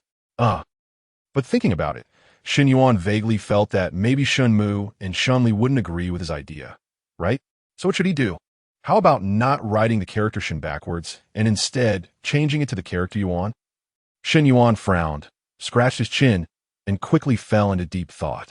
On the other side, Shen Li brought Gu Nanshuan into the space, and the two began to sort through the mountainous pile of goods inside. These goods were all of Shen Li's collections, things she kept on high alert and would never show to anyone. If it weren't for the good rapport she had developed with Gu Nanshuan since the apocalypse, along with her trust in his character, Shen Li would never have brought him in. However, now that they had exchanged their most hidden secrets, continuing to discuss the issue of trust seemed a bit outdated. In any case, Shen Li was willing to share her information with Gu Nanshuan without exception. Shen Li and Gu Nanshuan tidied up a shelf the size of half a basketball court and began to categorize and organize the weapons. Gu Nanshuan, while organizing the weapons, spoke methodically. In 2 years, bases across the country will spring up like mushrooms after rain. Among them, small bases will be around 100 people. Medium-sized bases will have 300 to 500 people, and large bases will require 1,000 people. As for those with over 10,000, they are absolutely super large bases. Shen Li, do you have any thoughts on the development of the air raid shelter base? Shen Li had actually thought about this question long ago and replied without hesitation. I plan to develop the air raid shelter base into an undoubtedly super large base. Gu Nanshuan raised an eyebrow. Why? Shen Li did not hide her ambition at all. The spokesperson of a super large base speaks more effectively than others, is more authoritative, and cannot be ignored by anyone. Even when facing the authorities, there is political power. Since that is the case, why should I settle for being second best instead of being the spokesperson of the super large base? Gu Nanshuan nodded, his eyes showing a hint of admiration. Not bad. This is Shen Li. She has never concealed her ambition and never feels that her thoughts are something shameful, bold, and ambitious. And it is precisely this kind of Shen Li that Gu Nanshuan is willing to help. Gu Nanshuan continued to organize the weapons, his tone very calm. Just tell me what you want me to help you with, and I will assist. Gu Nanshuan raised an eyebrow. Do we need to say thank you in our relationship? Shen Li imitated Gu Nanshuan's expression and raised an eyebrow. Of course. It's a matter of principle. Gu Nanshuan chuckled lightly and continued to organize his things. Shen Li also curled her lips slightly, feeling very good. She had never doubted that she would gradually get closer to what she wanted, whether with Gu Nanshuan's help or without him by her side. Shen Li believed she would steadily approach the future she desired. Chapter 289. Mutual disdain. However, it is undeniable that it would be great if Gu Nanshuan could stay by Shen Li's side. For Shen Li, having Gu Nanshuan continue to be here meant having a strong and powerful ally. And the synergy between the two of them would definitely allow Shen Li to rapidly enhance her own strength. Shen Li was quite looking forward to this. After handling the warehouse supplies, a space roughly the size of half a truck was cleared. As for the remaining supplies, aside from enjoying items like tea, coffee, and some fresh fruits and vegetables that Shen Li would only keep for herself and her family, the remaining basic supplies were enough to sustain the over 200 people in the base for 3 to 4 years. Without any issues. After checking the food supplies, Shen Li felt much more at ease. She briefly verified the warehouse with Gu Nanshuan, made a list, and then exited the space. As soon as they stepped out of the space, they saw Shen Yuan squatting nearby, looking at them with a melancholic and resentful expression. Shen Li was taken aback for a moment, a bit surprised. Bro, what are you doing? Shen Yuan silently watched them. What were you two doing inside? Cleaning the warehouse. Shen Li was a bit confused. Why are you asking this? Just cleaning the warehouse? Shen Yuan was a bit suspicious. Didn't you do anything else? Shen Li frowned. What else can be done? The posture seems quite normal. It appears that nothing really happened. Shen Yuan laughed twice and said, Haha, it's nothing. Shen Li looked at him silently for a moment, her gaze filled with curiosity. She seemed to want to ask something, but in the end, she didn't. Shen Yuan glanced at Shen Li, always feeling that there was a hint of care in Shen Li's eyes. But it wasn't the kind of care a sister has for her brother. It was the kind of gaze a normal person has for someone with a mental disability. Mental disability? Him? Shen Yuan. Thinking about his reaction just now, he really couldn't find a way to argue. Shen Yuan pinched his brow, gritted his teeth, and forced a fierce smile. Li, what time are we leaving tomorrow? Shen Li had already made plans for this. Depart from here at 3 o'clock tomorrow morning. And if all goes well, Arrive at the defense line an hour and a half later. 5 o'clock is the shift change time at the defense line. And if we arrive near the defense line at that time, we can take advantage of the shift change and the temporary lack of guards to sneak into the other side of the defense line. Gu Nanchuan glanced nearby and pointed out a location. I've been around here, and there's a blind spot next to this bridge where we can sneak in from inside. Shen Li hummed in agreement. She had done some research on the area beforehand and knew that Gu Nanchuan's plan was reliable. Let's do it this way. Xin Yuan stood by, staring blankly, feeling once again excluded. If he didn't come up with some effective suggestions, he was truly afraid of being regarded as a fool by Shen Li. Team Leader Li? Since Team Leader Li hadn't contacted her for such a long time, it would be understandable for her to reach out to him, right? Shen Li thought for a moment and then took the initiative to call Team Leader Li. The call connected, and Shen Li cleared his throat. Team Leader Li, it's me, Shen Li. Oh, Shen Li. On the other end of the line, Team Leader Li's voice revealed a hint of fatigue. What's wrong?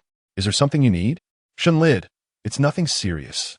I just don't know why you haven't contacted me recently, Team Leader Li. I thought something might have happened on your side. Something happened. Haha. Team Leader Li chuckled bitterly a couple of times. It's not that anything serious happened, but it's definitely not true that nothing happened. Shen Li raised an eyebrow. Please tell me more.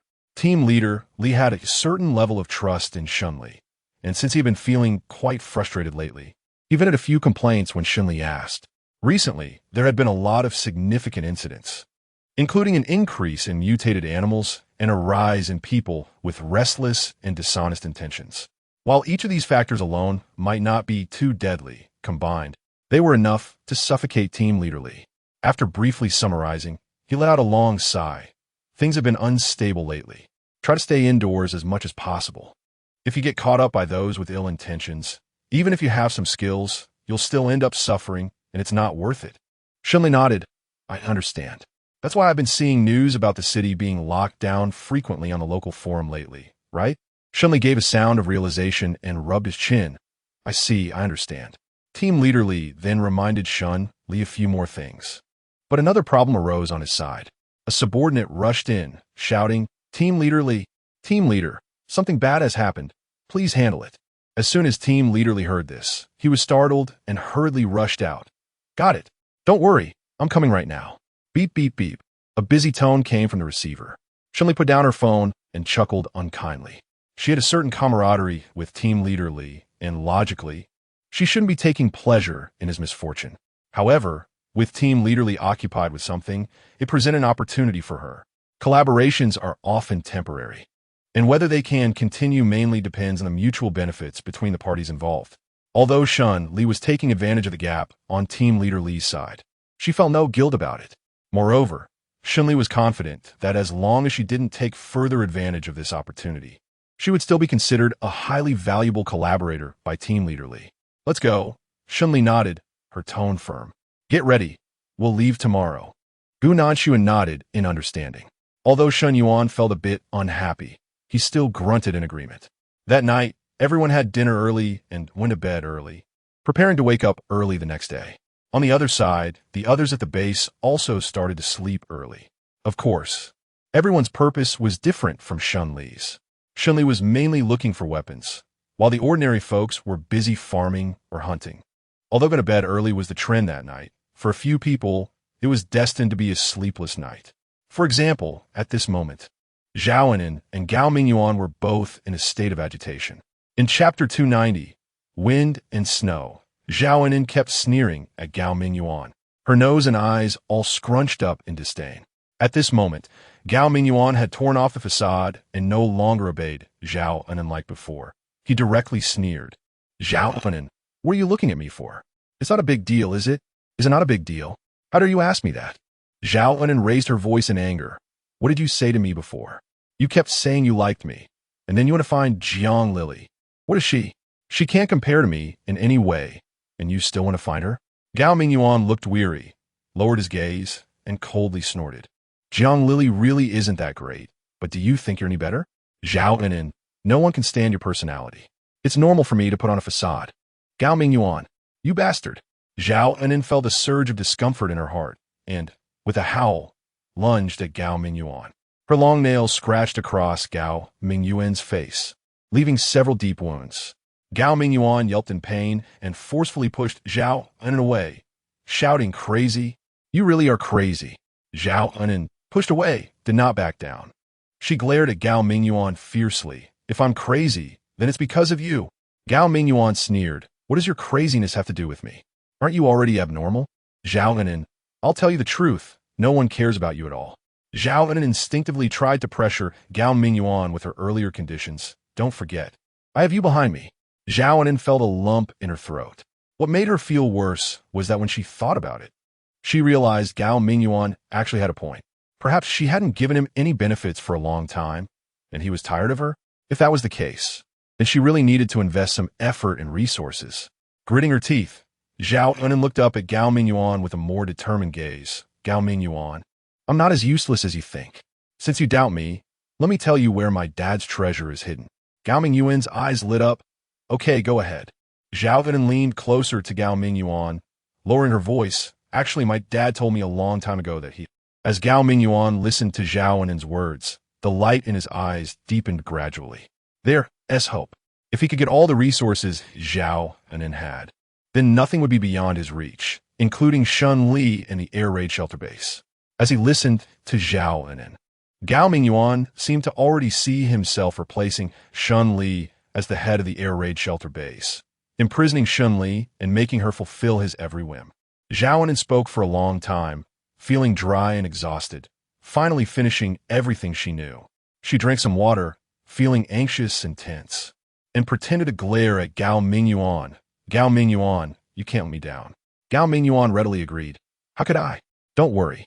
Zhao Enan didn't believe him, but she had no other choice. After a dry laugh, she still felt uneasy and warned Gao Mingyuan, "If you dare to let me down, I'll come back as a vengeful spirit and make you pay, destroying everything you've worked for. If you let me down, you will be destined to be a failure for the rest of your life. Do you understand?" Zhao Enan's ominous curse caused Gao Mingyuan's face to turn cold, but he quickly composed himself, smiling as he replied, "Don't worry, Enan." Gao Mingyuan looked out the window, a hint of anticipation growing in his heart. Tomorrow. It would all happen tomorrow. He couldn't endure another minute in this oppressive base. As soon as tomorrow came, he would immediately go to the place Zhao Enan mentioned and find everything left by her father. As long as he had those things, he would surely be able to command power and be better than everyone else. Absolutely, without a doubt. With dreams in mind, Gao Mingyuan spent the night staring out the window, finally closing his eyes around 2 or 3 in the morning. The next morning at 3 o'clock, Shen Li got up on time and drove off. The truck's engine roared as it moved forward, gradually leaving the base. Zhao Enan was awakened by the noise, frowning as she turned over and muttered, "Damn it, Shen Li, that bitch. She's gone out again. What does she go out for every morning? It's really annoying." Zhao Enan said irritably, "That bitch Shen Li has left. Out again? What is she going out for?" Gao Mingyuan's expression was not good. Could it be that she went to look for the things your dad left behind? Zhao Enan dismissed this speculation. "How could that be? She doesn't even know where my dad's things are." "Really don't know?" Gao Mingyuan didn't think so. What if she found out? Zhao Enan was a bit displeased. "What if? I think you're just scared by Shen Li." Gao Mingyuan completely didn't want to talk to a fool. He glanced at Zhao Enan with a bit of disdain and walked away. Zhao Enan's resentful voice came from behind. "Oh, Gao Mingyuan, you actually started to dislike me now? Fine, I'll make you know what regret is sooner or later." That said, Zhao Enan was a bit afraid to offend Gao Mingyuan now. With a suppressed anger in her heart, Zhao Enan tossed and turned until around 6 in the morning and followed the crowd going to work out the door. Arriving at the center square of the air raid shelter, Qian Kaixian was calling names from a roster. Feng Fun, here. Wang Dailin, here. Jiang Lily, here. Qian Kaixian crossed Zhao Enan's name off and continued calling. Gao Mingyuan. Zhao Enan's gaze flickered, and she didn't speak. After calling a few more names and not getting a response from Gao Mingyuan, Qian Kaixian asked Zhao Enan, "Where's Gao Mingyuan?" Chapter 291 Parking, I don't know. Zhao Enan was about to instinctively evade, but then remembered the vested interest relationship between her and Gao Mingyuan, hesitated, and hurriedly changed her words. Gao Mingyuan is not here." Qian Kaixian frowned. "Not here? Where did he go?" I don't know. Zhao Anan stammered a bit, becoming increasingly flustered under Qian Kaishuan's gaze, and finally chose to fabricate a lie. I had a fight with Gao Minguan yesterday. He went out late at night. As for where he is now, I don't know. So don't ask me. Yesterday? Or at night? Qian Kaishian could hardly believe his ears. You guys didn't sleep well at night, but had a fight? What were you fighting about? Zhao Unan's gaze dodged a bit. Actually, yesterday Qian Kaishian was looking down on me. He always felt that it was my fault that he was forced to work. But Qian Kaishian, no, Captain Qian, you tell me. Can this be blamed on me? Shen Li offended him herself. What does that have to do with me? Zhao Unan originally felt guilty, but her resentment towards Gao Minguan was too great. The more she spoke, the angrier she became, and this emotion gradually turned real. Qian Kaishian saw Zhao Unan's angry look and consequently believed her a bit more. All right, then let's not worry about Gao Minguan. Everyone go out to work first. Zhao Unan breathed a sigh of relief. Jiang Lili, who was beside her, couldn't help but ask, what about Gao Mingyuan's food? Qian Kaishian was a bit surprised. You still care about this? Aren't you on bad terms with him? Earlier, Gao Mingyuan went to Jiang Lili's house to ask for food, which really scared her. Qian Kaishian. Jiang Lili's face suddenly brightened. Really? Wouldn't that be a bit inappropriate? It's nothing inappropriate, just a few words. Qian Kaishian thought for a moment, doing a good deed to the end, so he directly turned to warn Zhao Anan. And you, Zhao Anan, be a bit polite to Jiang Lili. If you two have any more discord, I will directly hold you responsible. Do you hear me? Zhao Anan didn't expect this matter would actually involve her. What does that have to do with me? If it has nothing to do with you, then it's certainly suspicious. Qian Kaishian glared back at Zhao Anan, who doesn't know what kind of person you are. All right, keep working. It's going to be a big drop in temperature today. Remember to wear more when you go out. With Qian Kaishuan's command, everyone bundled up in thick clothes and left the air raid shelter in a mighty manner. All the way, Zhao Anan kept glaring at Jiang Lili with a fierce look. Jiang Lili felt a chill down her back, and a bad premonition grew in her heart. But she was already in such a safe base, logically speaking, it shouldn't be the case. Jiang Lili bit her lip and thought for a long time, gradually relaxing her heart. Jiang Minjing watched this scene from the side. Feeling a bit worried, Mom, Zhao Anan, Jiang Lili pulled Jiang Minjing's hand, put on the down jacket issued by the base, and slowly walked out of the air raid shelter. On the other side, at this time, it was already past 4 in the morning. Shen Li was driving closer to the rumored warning line. Gu Nanshuan also took a look outside. The disturbances here are much smaller compared to further away. Shen Yuan instinctively wanted to retort Gu Nanshuan a few times, but after careful consideration, he realized that what he said seemed quite reasonable. So he suppressed the urge to argue and asked him, what farther place? Gu Nanshuan pondered for a moment and replied, in other words, the closer you get to the warning line, the less noise the mutated beasts make. Shen Yuan frowned. What about the beasts near the warning line? Have they been eliminated? They should have, Gu Nanshuan nodded. Beasts are not very intelligent to begin with, and the mutated ones are even less so. They cannot even perform the most basic instinct of seeking benefit and avoiding harm. All their actions are driven by the most fundamental desires. Therefore, the disappearance of the beasts around the warning line must be due to someone systematically eliminating them, not because the beasts are aware of the presence of security forces here. Shen Yuan understood, and his heart felt a bit heavier. It seemed that recently, there were still quite a few defensive forces around the warning line. Shen Li glanced at Shen Yuan and comforted him. Brother, haven't we thought of this long ago? We already have a solution. Now it's just a matter of how to implement it. Shen Yuan listened and tried to muster some spirit. You're right. Let's keep moving forward. All right, hold on tight. We're off. Shen Li responded and continued driving forward. The car traveled along the road and finally arrived at the bridge next to the warning line. Under the bridge was a blind spot for surveillance, an area that the warning line could not cover. Shen Li got out of the car and drew out his military dagger from the boot. In the distance, a group of mutated beasts was gathering. The mutated beasts looked fiercer than ordinary ones, their eyes filled with a fervent hunger and desire for food. Upon seeing Shen Li and the others, they charged forward without a second thought. Shen Li's eyes didn't blink as she nimbly maneuvered among the beasts, swiftly drawing her knife and striking several times. In just a few moments, The mutated beasts didn't even understand what had happened before they met their end, dying without knowing why. Their blood-red eyes staring blankly at the dark sky, unable to close them even in death. This was true for these beasts, and it was the same for humans. Gu Nanxuan and Shen Yuan both nodded. Okay. Chapter 292. Entering the Forbidden Zone. With everyone in agreement, the vehicle stopped here. Shen Li took care of the parking and quietly left with Gu Nanxuan and Shen Yuan without disturbing anyone. The lights of a few sentries not far away flickered intermittently. As the shift change time approached 5 o'clock, some people were already feeling drowsy, but each person was also striving to stay awake, wanted to handle every task at their post to the best of their ability. Shen Li widened her eyes, casting a focused gaze at the crowd in the darkness. Her vision, enhanced by her abilities, penetrated the deep night, landing on the sentinels. She frowned slightly and murmured, "These sentinels are quite alert. It might be a bit difficult to bypass such perceptive sentinels." Gu Nanxuan pondered for a moment and looked at Shen Li. "Do you think there are any mutated animals nearby?" Shen Li seemed to realize something. "Are you saying?" Shen Li actually thought so too, but she had always considered herself the executor before. Hearing Shen Yuan say this now, she was surprised and a little worried. "Brother, can you do it? What are you talking about?" "I'm your brother."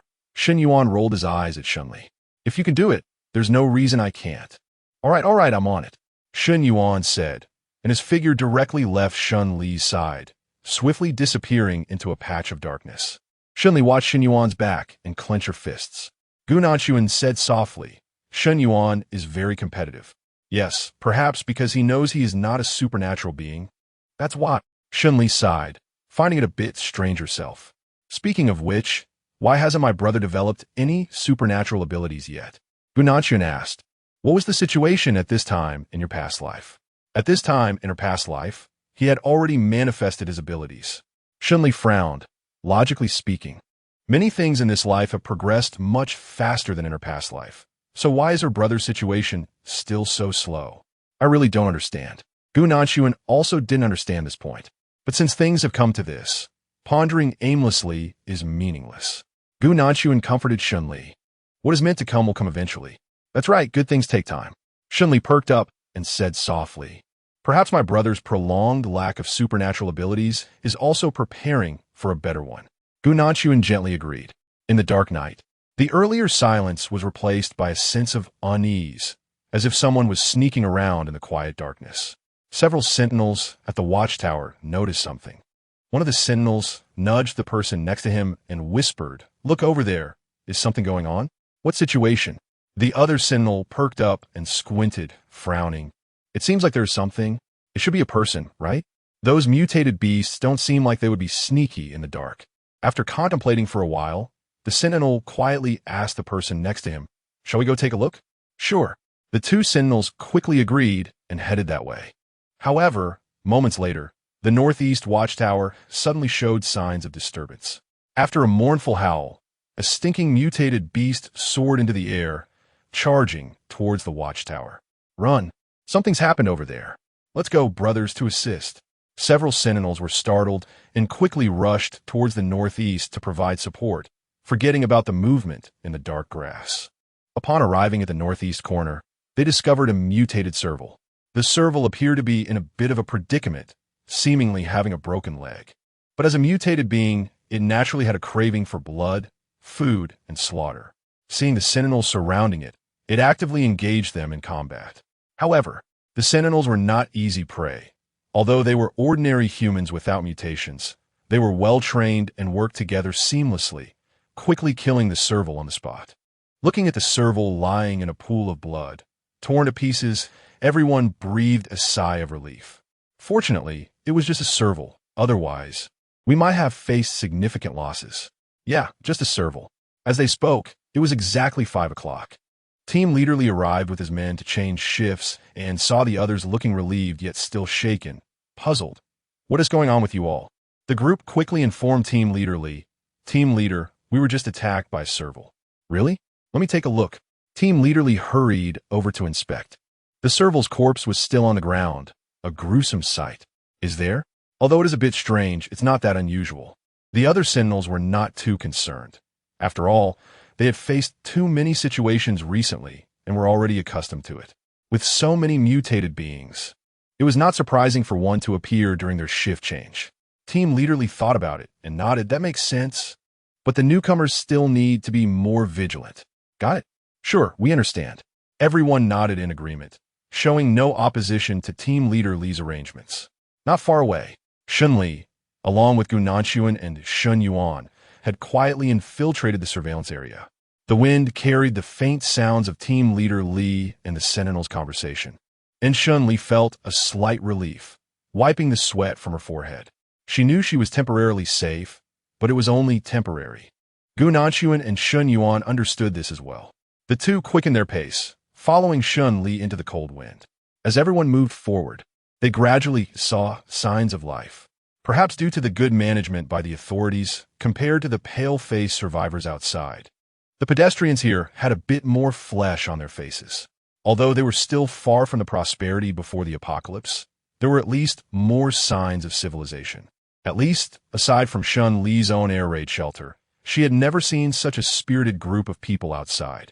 However, everyone still wandered the streets with exhausted expressions, desperately trying to find food, completely numb. Suddenly, a faint crying sound came from the street. "Bun Wu, my bun." Chapter 293. The warehouse's cameras. The little girl being bullied was very pitiful, but the one snatching her food was not some evil big man, just a frail and short woman. The woman also had a face full of hunger, grabbing the food and stuffing it into her mouth without care, looking as if she was fighting for her life. The girl watched the woman gulp down her bun and cried even harder, "Woo woo." The woman finished the bun in a few bites, almost choking. She quickly caught her breath, straightened her neck to swallow, nearly gasping for air. After finishing the bun, the woman didn't dare to glance at the little girl and quickly slipped away to the wall. The little girl's desperate cries continued, sounding more like a release than a plea. Shen Li felt a wave of discomfort in her heart and frowned. Gao Minguan glanced at Shen Li and asked softly, "Need help?" Shen Li paused for a moment, shook her head, and decided it was better to let it go. She couldn't help anyone, so she could only focus on building the base. Once the base was built, it would be helping more people. Shen Li pursed her lips and continued to walk forward, taking big strides and moving quickly. At this moment, another group of people was also advancing. Cheng Jiarui led his team forward. He had learned about the change of guard at 5 o'clock. Originally, he planned to take advantage of the gap during the change to drive through the security line. But the security line was much sturdier than he had imagined.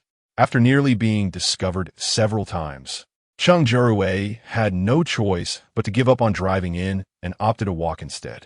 Due to the earlier difficulties in infiltrating, Cheng Jiarui was feeling a bit irritable and muttered curses under his breath. Useless things, why hide the arms so secretly? Damn it. Most of the people surrounding Cheng Jiarui were his subordinates, who understood his personality. Upon hearing him grumbling, they dared not say much and kept their heads down in silence. After venting for a while, Cheng Jiarui felt a little better and coldly asked the bodyguard next to him, "How much longer until we arrive?" The bodyguard estimated the distance to the warehouse and calculated his speed. Well, it should take about another hour. However, no matter how much he grumbled, the bodyguard still had to give Cheng Jiarui some face. "Brother Cheng, don't worry, the things were safe there for such a long time. There's no reason they wouldn't be safe now.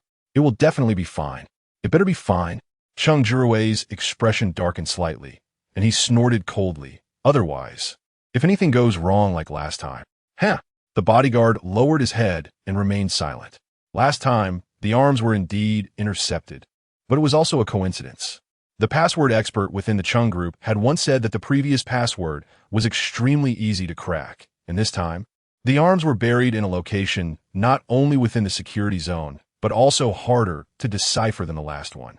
Since that's the case, what is there to be afraid of? The group gradually approached their destination. Shen Li was walking from north to south, while Cheng Jiarui was walking from south to north, and both sides were approaching each other in opposite directions. The difference was that Shen Li was already prepared, while Cheng Jiarui was not yet 100% sure if someone would continue to compete with him for arms. Shen Li had a slight advantage over Cheng Jiarui. As they walked, Shen Li paused for a moment, slightly frowning. "Isn't it a bit too quiet up ahead?" Gu Nanshuan's gaze sharpened slightly as he listened intently for a moment to the sounds ahead. It seems a bit quiet. How could it be this quiet? Shen Yuan also frowned, wondering if there was something ahead. Shen Li pressed her lips together and remained silent. Although she didn't speak, she still felt that something was off. She proceeded cautiously, staying alert and vigilant. Shen Li gently instructed Gu Nanshuan and Shen Yuan beside her to slow down and walked ahead. As they walked, they arrived at the door of the warehouse at their destination. Shen Li glanced at her watch. It was already 5:30, half an hour past the change of guard. The surrounding houses exuded an air of decay, looking deserted. Shen Li surveyed the area for a moment and whispered, "Let's go in." The three of them silently walked into the warehouse. They moved quietly, cautiously, not making a sound.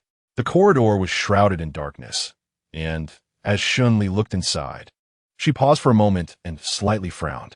Shen Li pondered for a moment, took out a few masks, and handed them to them. "Here, cover your faces." Shen Yuan was a bit surprised. Although he obediently put on a mask, he couldn't help but ask why. "I saw a few reflective dots inside, which might be cameras." Shen Li said softly, "It's too dark in there to see clearly right now. If there are cameras, it could be difficult." Shen Yuan nodded and put on his mask. The group arrived at the warehouse, facing another door. Fortunately, that door didn't appear to be structurally complex. An ordinary master key should be sufficient to handle it. And Shen Li had no shortage of master keys. Gu Nanshuan and Shen Yuan remained silent, both nodding. Shen Li took a deep breath and took out the master key to open the big door. The creaking sound echoed, causing a tingling sensation in the darkness. However, the sound of the door opening was not the most crucial part. The most important thing was that at the moment the door opened, several cameras around came to life, and beams of infrared detection directly greeted Shen Li and the others' faces. "Oh my God, actually triggered the cameras here. I didn't expect there to be a power supply in this place." Shen Li grinned and quickened the pace of opening the door without a second thought. Chapter 294, New Uses of Abilities. Shen Li moved quickly, opening the big door in just a few swift motions. The creaking sound of the cameras outside continued, and without saying a word, Shen Li grabbed both Gu Nanshuan and Shen Yuan by the arm, pulling them into the warehouse in a single leap. Without checking on Gu Nanshuan and Shen Yuan's conditions, he released their arms and swiftly closed the warehouse door behind him. Shen Yuan was knocked dizzy and rolled on the ground for 2 circles. Gu Nanshuan shook his head, stood up, and helped Shen Yuan up. "It's fine. How's it outside?" Shen Li paused as she spoke. Gu Nanshuan understood Shen Li's meaning and took the initiative to continue. "Or, this camera might not be connected to anywhere at all." "It's possible." Shen Li nodded. Now, power supply was being cut off everywhere, and these cameras might not be a concern themselves, but being cautious wouldn't hurt. Shen Yuan thought for a moment. "Ready to enter the space at any time? How about that?" Shen Li responded with an okay. "That's what I was thinking too.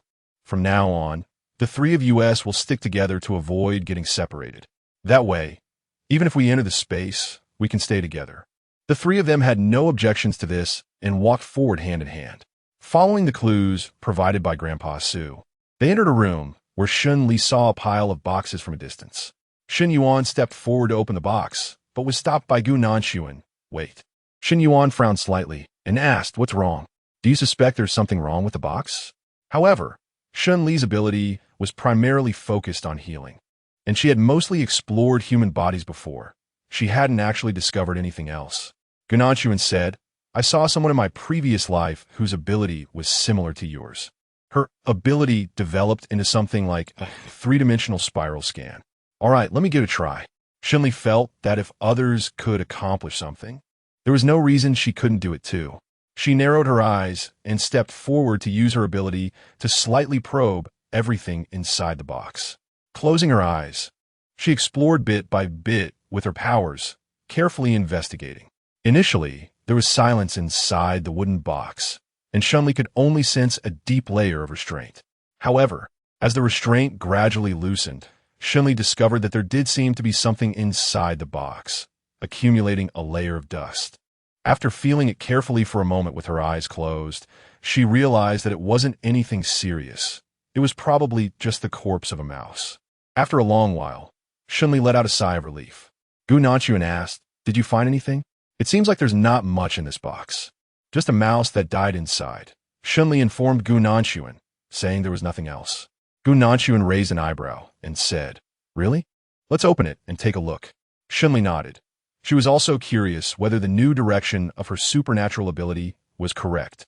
Gu Nanshuan and Shen Yuan worked together, one on each side, to force the box open. With a creaking sound, the box gradually opened inch by inch, revealing everything inside to everyone present. Inside the box was indeed a mouse corpse, dry and shriveled, covered in a layer of dust and nothing else. Shen Li raised an eyebrow and smiled slightly. "Of course I'm doing well." Her smile was bold and warm, full of confidence, as if she were glowing. Shen Li hummed in agreement and continued to act. However, Shen Yuan seemed a bit displeased and shot a glare at Gu Nanshuan. "What did you call me?" Gu Nanshuan fell silent for a moment. Shen Yuan also knew that he was being a bit nitpicky, let out a cold snort and muttered, preparing to get to work. However, Gu Nanshuan suddenly spoke up seriously, calling out, "Yuan Ge?" Shen Yuan choked suddenly and was momentarily stunned. "Didn't you just ask me what to call you?" Compared to Shen Yuan, Gu Nanshuan's expression was much more composed. "I think calling you Brother Yuan should be fine." "Fine? How could it possibly be fine?" Shen Li was still seriously touching each box on the ground, trying to see what was inside, and didn't pay attention to Shen Yuan's movements. "All right, I can't disturb my sister right now." Gu Nanshuan was puzzled. Why? Because Shen Yuan hesitated. He didn't know how to tell Gu Nanshuan that he wanted to protect his sister. He snorted in annoyance. "You might be older than me. Yet you still have a nerve to call me brother?" Gu Nanshuan responded with an "oh," looking quite calm. He really thought it was an age issue. "I'm 25 this year. How about you?" Shen Yuan suddenly bared his teeth. This is troublesome. He is indeed older than Gu Nanshuan. Shen Yuan took a long time to process his emotions. Just as he was about to speak, Shen Li suddenly sighed in relief and stood up. Gu Nanshuan immediately shifted his attention to Shen Li. "What happened? These boxes are all empty. There's nothing inside." Shen Li told the two of them honestly. "There's a layer of dust inside, and it doesn't seem thick. Considering the dust on the surface of the boxes isn't heavy either, I think this place hasn't been sealed for too long." Gu Nanshuan nodded. "What else?" "Also, the back here should be the place that Grandpa Su mentioned." Shen Li pointed to the square outline blocked by the boxes. "Look, that should be the small door leading to the back room. Let's move the boxes and take a look." Gu Nanshuan agreed and started moving the boxes without saying a word. Shen Yuan glanced at him and then started moving the boxes together. Shen Li was not idle either, continuing to check for any dangers nearby. She even went outside to see if she had left anything behind. Soon, everything was checked and confirmed. Shen Li Song breathed a sigh of relief. It's very safe outside. It seems the camera has indeed been abandoned. Chapter 295, Mysterious Thunder. As long as it's abandoned, Shen Yuan just moved the last box away, wiped his sweat, and sighed with relief. Looking at the small door that was revealed inside, it wasn't locked. "Shall we go in and take a look?" "All right, let's go check it out now." Shen Li nodded and directly led Shen Yuan and Gu Nanshuan into the room. The three of them entered the room together. As they walked, Gu Nanshuan suddenly noticed something. Or rather, she recalled that matter again. "Huh? What matter?" Shen Li raised an eyebrow, and upon hearing Gu Nanshuan call her, she quickly went over the matter in her mind. Could it be that she had missed something? However, what Gu Nanshuan wanted to say was not about that. "Brother Yuan, no. How old is Shen Yuan this year?" Shen Yuan stumbled and nearly fell. Unfortunately, Shen Li seemed unaware of Shen Yuan's intentions and even exclaimed, "Oh, my brother? He's already 26 this year. It's over. There's no time left." Shen Yuan closed his eyes, his expression very pained. Gu Nanshuan seemed to understand. "So that's it. It seems I should still call you Brother Yuan." Shen Yuanmu's face darkened. His heart no longer stirred. "Call me as you like." Gu Nanshuan nodded. "All right, Yuan Ge." Shen Yuan's mouth twitched, but he said nothing and continued to walk forward with a blank expression. The three of them entered the room and saw another pile of boxes on the floor. This pile of boxes was similar to the ones outside, but when Shen Yuan bent down and gently tried to lift one, he nearly dislocated his arm. "Hiss!" Shen Yuan grimaced as he tugged at the muscles in his arm. This thing was really heavy. "Let me see what's inside." Shen Li said a word and began to close his eyes, using the newly developed supernatural ability to investigate one by one. The items in the box looked dark and heavy, all in the shape of firearms. Although these boxes seemed to be the same, Shen Li noticed a slight anomaly when he scanned the last box. Something was off. This thing was... Shen Li frowned slightly, closed her eyes, and continued to delve deeper with her mental power. A soft crackle of electricity sounded, and Shen Li gasped, feeling as if something had given her brain a jolt. Gu Nanxuan and Xin Yuan both looked over. "Are you okay?" the two asked in unison. Xin Yuan choked up and glanced at Gu Nanxuan with dissatisfaction. Shen Li didn't care about these things at all. "It's fine, I just feel that there's something a bit different in this box." Xin Yuan frowned. "What different thing?" "First, there's a battery." Shen Li paused, thought for a moment, and besides that, there is a small mechanism embedded in the lid of the box. Xin Yuan was taken aback. "Mechanism? What mechanism? Isn't this just a box?" "There's actually a mechanism on top." Gu Nanxuan spoke up. "Is it a trick thunder?" Shen Li frowned. "Weird minds?" "Yes, in the apocalypse, many people with military experience have joined various forces, applying their professional skills to these matters." Gu Nanxuan nodded. "Some weird minds are gravity sensitive and will activate the moment someone steps on them, while others are triggered by different means, such as opening a box." Shen Li listened and frowned slightly. "Now that you mention it, it really could be a trap." Xin Yuan looked at Shen Li. "How can we determine if this is a trap?" "We can't be sure. There's no way to be sure." Shen Li shook his head. "But we also can't risk our lives. I'll go investigate a bit more later." "Well, that's fine." Xin Yuan thought for a moment and felt that there really was no other way. He sighed and let Shen Li handle it. Shen Li closed her eyes again, concentrating to investigate the internal situation of the box. This time, she cleverly avoided the point where the current had previously transmitted and discovered that there were indeed countless wires inside the box, as well as a sensing device. Shen Li carefully examined the mechanisms inside the box, sighed, and looked at Shen Yuan and Gu Nanxuan. It is indeed a deceptive landmine, just as Gu Nanxuan guessed. The triggering mechanism is to open the box, and I have already seen the mechanisms inside clearly. It's just this thing. Gu Nanxuan nodded. "Yes, this box must not be moved." In the apocalypse, many people see firearms and their eyes light up, thinking they found treasure, and without a second thought, they take the items into their possession, unaware that this action brings disaster upon themselves, with their lives taken away by the deceptive landmine, leaving them nowhere to cry. Shen Li said, "The other boxes are fine. Put them away." With a command, the three of them started to act together. Shen Li opened the box and began to levitate the items inside, placing them into her own space. As the dark mass of firearms and ammunition, even industrial explosives, gradually filled her space, she felt a sense of security as she sensed the remaining space getting smaller. In the apocalypse, the importance of firearms is self-evident. With these guns and ammunition, the base could continue to thrive, making it less likely for anyone to look down on them. Many items in the boxes were quickly organized and packed away. It was time to leave. Gu Nanxuan nodded at this point. Over half an hour had passed since they entered the warehouse. As the saying goes, the longer the night, the more dreams. Staying here any longer might invite trouble. So it was better to leave early. "All right, let's go." Shen Li agreed and was just about to walk out. At that moment, her mental strength suddenly sensed something was off. Shen Li suddenly stopped, frowning. Gunan asked what's wrong. Shen Li furrowed his brows, raised a finger to his lips, and whispered, "Someone's coming." Gunan frowned. "Someone's coming? Who is it?" Shen Yuan also wanted to ask, but he held back. Outside the door, Cheng Jiarui arrived with his group of people. This group had caused quite a stir on their way to the warehouse and had caught the attention of many. There was no way around it. After all, the security personnel brought by Cheng Jiarui looked well-nourished and privileged, which was particularly attractive in the apocalypse. Even their clothing couldn't hide the outlines of their muscles. Chapter 296. It's about to blow up in the apocalypse. People like this were often treated as food. And not just any food, but the best kind.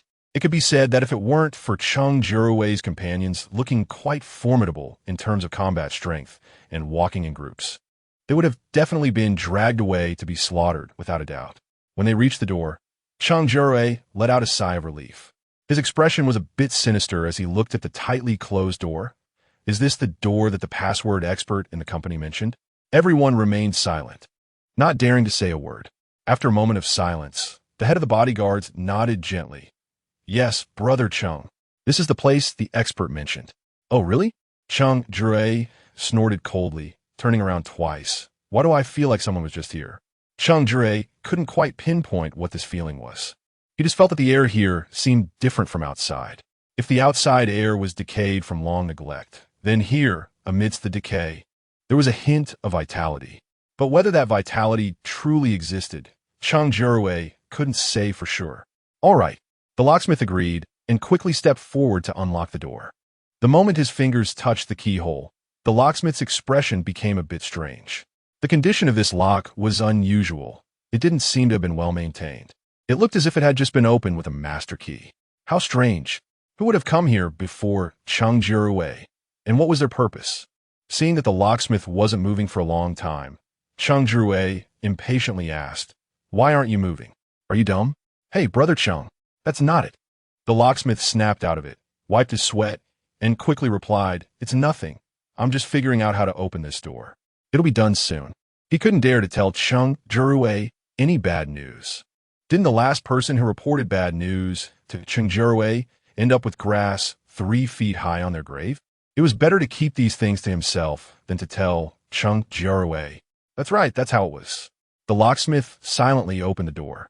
He moved quickly, and a moment later, the door swung open. The creaking sound echoed, and the camera turned toward Cheng Jiarui and his group, snapping photos frantically. Damn it! Cheng Jiarui's expression changed instantly, and he cursed, striding forward into the warehouse. The group that followed him quickly rushed in and shut the door behind them. With a few clicks, the camera outside fell silent. "Brother Cheng, don't be angry. This might just be a normal camera malfunction."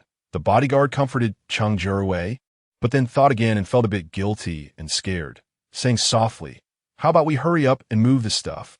Cheng Jiarui's face was dark. "Got it. Let us go." The group continued to move their feet, heading toward the side of the warehouse.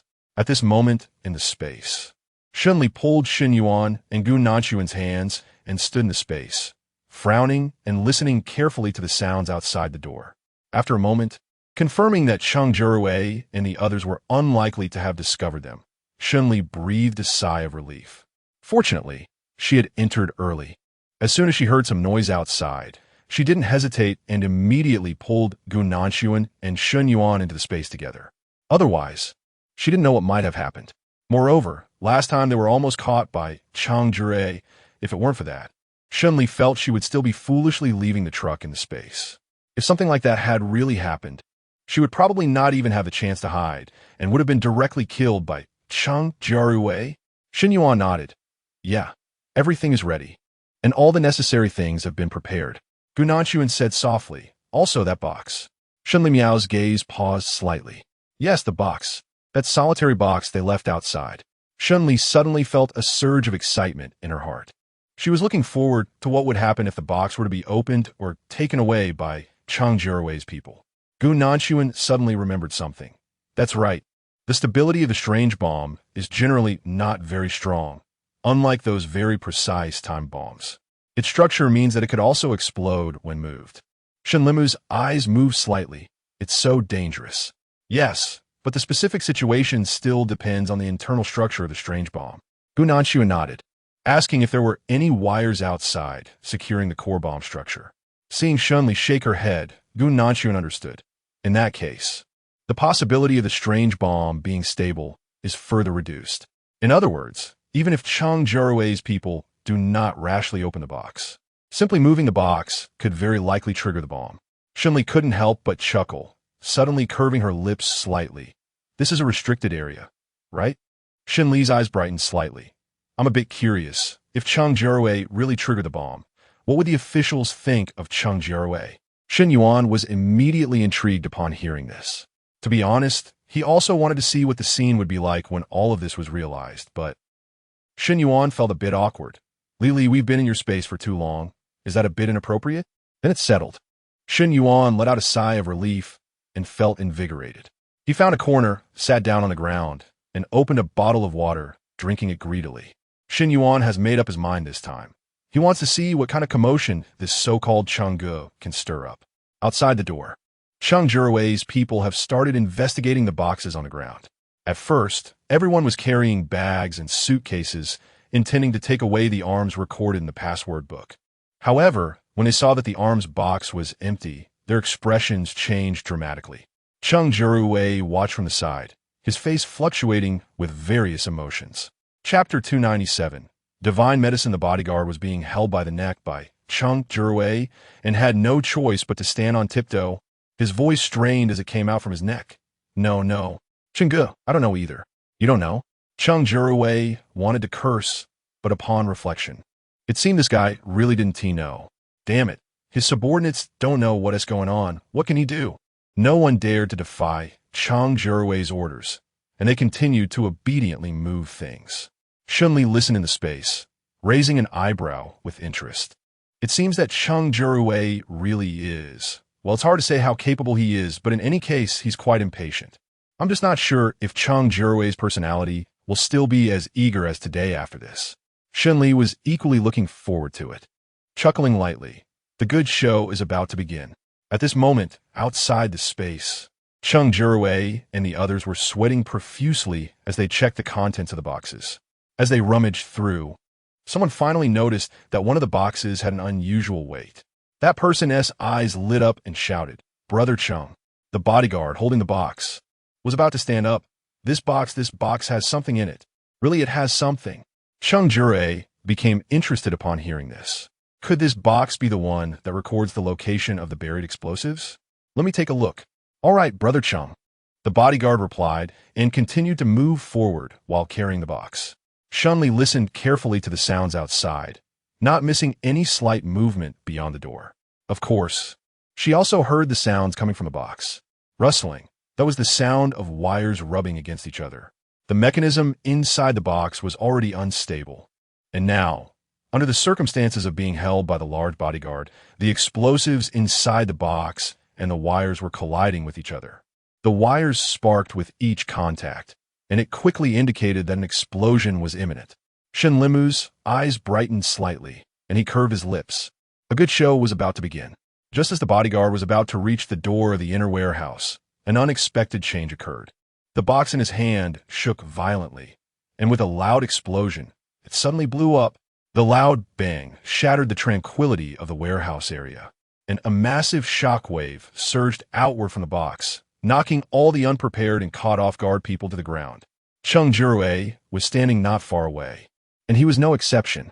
His body was violently jolted, and the shockwave completely overturned him, causing his back to crash against the wall, leaving him unable to stand. As for the locksmith who stood even closer, he spat out blood and looked like he wouldn't survive. However, the head of the bodyguard beside Cheng Jiarui had developed some kind of ability. Seeing that Cheng Jiarui was in trouble, he quickly got up, enduring the pain and limping over to Cheng Jiarui's side. Brother Cheng, are you okay? Are you hurt? Aye. Cheng Jiarui opened his mouth, trying to suppress the pain and say something, but before he could speak, a mouthful of blood surged up his throat. Wow. Brother Cheng, the head of the bodyguards, was shocked. Cheng Jiarui's condition was also not optimistic. It looked like he was about to die. But how could Cheng Jiarui die? He couldn't die. Their good lives all depended on Cheng Jiarui. If he really died, they wouldn't be able to live either. Thinking of the trump card, the head of the bodyguards gritted his teeth and whispered, Brother Cheng, how about we use that? Use that. Upon hearing this, Cheng Jiarui instinctively wanted to shake his head. He was well aware of the existence of that thing, but it was too dangerous. He probably couldn't withstand the impact himself. However, as soon as Cheng Jiarui shook his head, another surge of blood rushed up his throat, and his vision began to darken. He knew very well that this time he was really in trouble. In the face of countless helplessness, what else could Cheng Jiarui do? He could only nod. Bring the thing. Pooh, to me. As he spoke, he couldn't help but spit out another mouthful of blood. Got it, Brother Cheng. The head of the bodyguards gritted his teeth and took out a bulletproof glass vial, opened it, and poured the liquid inside into Cheng Jiarui's throat. Cheng Jiarui swallowed the medicine, but his face remained pale.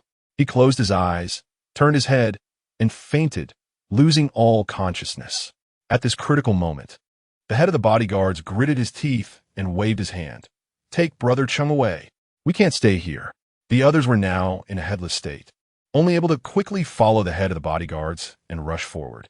They broke through the thick fog ahead, and nearby people, hearing the explosion, poked their heads curiously in this direction and quickly ran away. The sounds outside grew fainter and eventually fell silent. Shen Yuan let out a sigh of relief and curiously asked Shen Li, "Is it over?" Shen Li nodded. "Yeah, I guess it's over. As long as it's over." Shen Yuan chuckled, becoming interested. Just now, it seemed that Cheng Jiarui was injured in the explosion, and it was quite serious. Shen Yuan sneered. "It's deserved. It's better that he died. Good people don't live long, while disasters last for thousands of years. That bastard has ruined our good plans several times. He should have died long ago." "How could that be?" Shen Yuan paused for a moment, unconvinced. "I heard the commotion outside just now. Cheng Jiarui seems to have suffered internal injuries. If he doesn't die from this, that would be a bit against the odds, right? Well, even if we assume for a moment that Cheng Jiarui really isn't dead, he should have sustained serious injuries. And this should be the kind that prevents him from bouncing back to life later on, right?" Shen Li slightly pursed her lips. "Did you hear that?" The staff next to Cheng Jiarui just gave him some kind of potion. Shen Yuan frowned. "Medicine? What kind of medicine?" After Shen Li mentioned it, he also felt a bit uneasy. It couldn't be that the people around Cheng Jiarui really gave him some miraculous elixir, right? Gu Nanshuan pondered for a moment and said, "Now that you mention it, I remember hearing before that Cheng's group was developing a kind of medicine, a very miraculous medicine." Shen Li looked at Gu Nanshuan and asked, "What kind of medicine?" Gu Nanshuan spoke slowly with a strange expression. "This medicine is said to be able to stimulate the highest potential of a person before death, turning them into a superhuman." Shen Li was taken aback. "What did you say?" Gu Nanshuan frowned. Cheng Jiarui's condition just now was nothing short of near death. Perhaps they fed him this kind of drug. Chapter 298. Just missed each other. Shen Yuan was listening nearby and suddenly shivered. Is there really such a drug in the world? If there is, and if it succeeds this time, then what will the consequences be? It is easy to imagine that they would certainly face even greater troubles. Just as he was about to ask a few questions, Shen Li's expression turned cold. "I heard that the failure rate of that kind of drug is very high. In other words, Cheng Jiarui may not be able to survive." Shen Li nodded. "With a long night comes many dreams. Let's leave now." Shen Li took Gu Nanshuan and Shen Yuan's hands and stepped out of the space together. Once outside, Shen Li immediately noticed that a crowd had gathered. Exhausted and starving survivors were huddled in the corners of the streets, silently watching from a distance, with very few people even speaking. This was good. With fewer people asking questions, they would be able to escape more quickly. Shen Li quickened his pace, pulling Gu Nanshuan and Shen Yuan along as they hurriedly left. 5 minutes later, Team Leaderly arrived at the warehouse. The onlookers, seeing Team Leaderly approach, became a bit flustered and dispersed in a hurry. The informant told Team Leaderly, just a moment ago. Team Leader Li's expression turned serious. "After the explosion, did anyone leave here?" The informant was about to shake his head when someone suddenly walked over and whispered a few words to him. The informant's expression suddenly became strange, hesitating for a moment before quietly saying, "It seems that 2 groups of people have left." "What did you say?"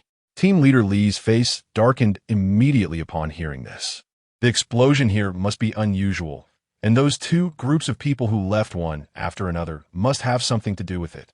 It's just unclear what their situation is and why they detonated here. Team Leader Li felt a bit of a headache. "Isn't our security very tight here? How could anyone blow up this warehouse?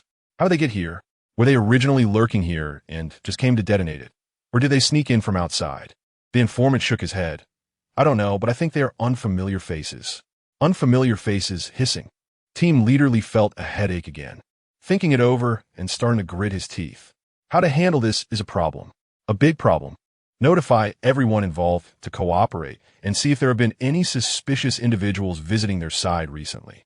Team Leader Li paused, recalling a reliable collaborator, and reminded again, especially Shen Li. The assistant responded, "Okay, Team Leader Li, I understand."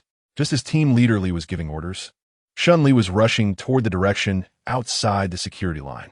He moved forward and finally reached a position near the security line. If he walked another kilometer or so, he would reach the place where the truck was previously parked and safety was in sight. Shen Li Gong let out a sigh of relief, but then he heard a hurried voice behind him. "Hurry, this way. Someone is about to catch up." Cheng Jiarui's bodyguard were chasing after them, looking anxious. And a few of them who were carrying Cheng Jiarui had particularly pale faces, looking extremely frustrated. Shen Limu's gaze turned cold, her expression darkening. She didn't expect to encounter these people here. Gu Nanshuan and Shen Yuan instantly entered a defensive stance, while the bodyguards of Cheng Jiarui nearby were also taken aback by the unexpected presence of someone here, their expressions turning fierce. Shen Li was not afraid at all. Her fingers tightened around the minigun in her pocket. Shen Li asked in a deep voice, "Who are you?" This question should be asked by us. The other party's confidence was somewhat lacking, but they still harshly questioned Shen Li. "Who are you? Why are you here?" Shen Li sneered. "Am I the one asking you? Or are you the ones asking me?" The two of them had a remarkably consistent attitude towards handling this matter, and at this moment, they needed to suppress the other party's momentum. Fortunately, Cheng Jiarui was not present, and the opposing side lacked momentum. Otherwise, they would definitely suffer losses. The group of bodyguards was somewhat irritated. After a long while, the relatively intact head of the bodyguards, holding back his anger, spoke up. "Who here has nothing to do with you. We are just passers-by. The road is wide, so why must you keep questioning us?" Shen Li coldly looked at them. "We just want a clear answer from you. Do you pose a threat to us or not? If you really are a threat, even if we don't take action, our boss will definitely take action." "Boss." The bodyguards looked up and down at Shen Li and the others' attire, frowning. Shen Li and the others did not look gaunt at all. They appeared to be well-fed and well-exercised, which was rare among people in the apocalypse. Only a few companies with backgrounds similar to the Cheng Group could achieve this. Originally, they had the Cheng Group backing them, so they shouldn't fear these people. However, their leader's specific situation was still unknown. If the tree fell, the monkeys would scatter, and they had no energy left to interfere with Shen Li and the others. What if they attracted trouble for themselves? What if Shen Li and his group targeted them for revenge today? Everyone fell silent for a long time. The head bodyguard gritted his teeth and said, "You all should leave." Shen Li raised an eyebrow. "Are you really going to let us leave?" The head of the bodyguards nodded. "Yes, you can go.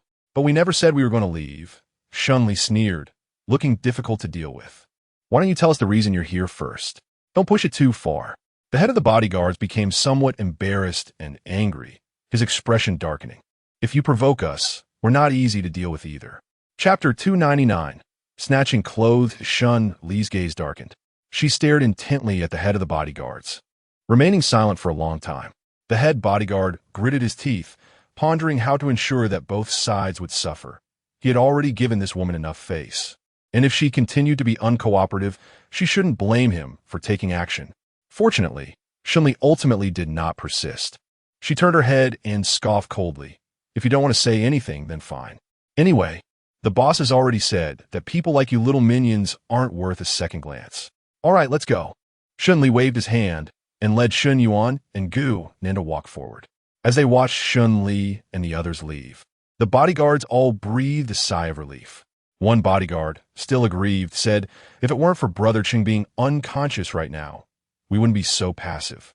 The head bodyguard shook his head, his expression a bit heavy. "Forget it. What we should be worrying about now is Brother Cheng's issue. These matters don't even rank." The others thought about it and felt the same, so they fell silent. After overcoming numerous difficulties, the head bodyguard finally brought Cheng Jiarui out of the security line and arrived at the Cheng Group. He looked at the towering building of the Cheng Group, feeling troubled. What will happen to Cheng Jiarui next? If Cheng Jiarui really doesn't make it, then the entire Cheng family. I'm afraid it will be turned upside down. And at that time, the power in the Cheng Group's hands will be uncertain where it will flow. At this time, it was getting later, and the weather was getting colder. Meanwhile, outside the air raid shelter, things were not so simple. Jiang Lily shivered while working, feeling exhausted and extremely cold. She had a weak constitution and was somewhat anemic, so outdoor labor was indeed difficult for her. Qian Kaixian noticed the commotion from Jiang Lily's side and frowned as he walked over. "Hey, Jiang Lily, are you okay?" Jiang Lily was surprised that Qian Kaixian noticed her and froze for a moment, denying it. I'm fine." "Really fine?" Qian Kaixian thought Jiang Lily didn't look fine at all, his frown deepening. But he also knew that Jiang Lily wouldn't tell the truth with her personality. He could only remind her, "If there's anything, you need to say, do you understand? Our base is quite capable. We can solve any problems. Jiang Lili trembled and forced a smile. I understand. Qian Kaixian gave her a glance and left. Although it seemed that Jiang Lili was not fine, her issues were absolutely not as important as other matters. As for Jiang Lili, Qian Kaixian really wanted to say, if you want to be rescued, first save yourself. Indeed, Shen Li had helped Jiang Lili once before, but he couldn't keep helping indefinitely. If Jiang Lili didn't stand up for herself, then no matter what they said, it would probably be useless. After Qian Kaixian left, Jiang Lili was the first to breathe a sigh of relief, while not far away. Zhaonan was also relieved. Jiang Lili felt uneasy under Zhaonan's gaze and lowered her head. Zhaonan suddenly had a mischievous thought and walked over to ask Jiang Lili, Jiang Lili, can you help me with something? Jiang Lili was taken aback. Help. Zhaonan raised an eyebrow. Yeah, what's wrong? Can't you? This. No, of course I can. Jiang Lili stammered and quickly shook her head. She was genuinely afraid of being misunderstood by Zhaonan and then targeted. She had been misunderstood by Zhaonan before, and although that time felt more intentional. Who could say for sure?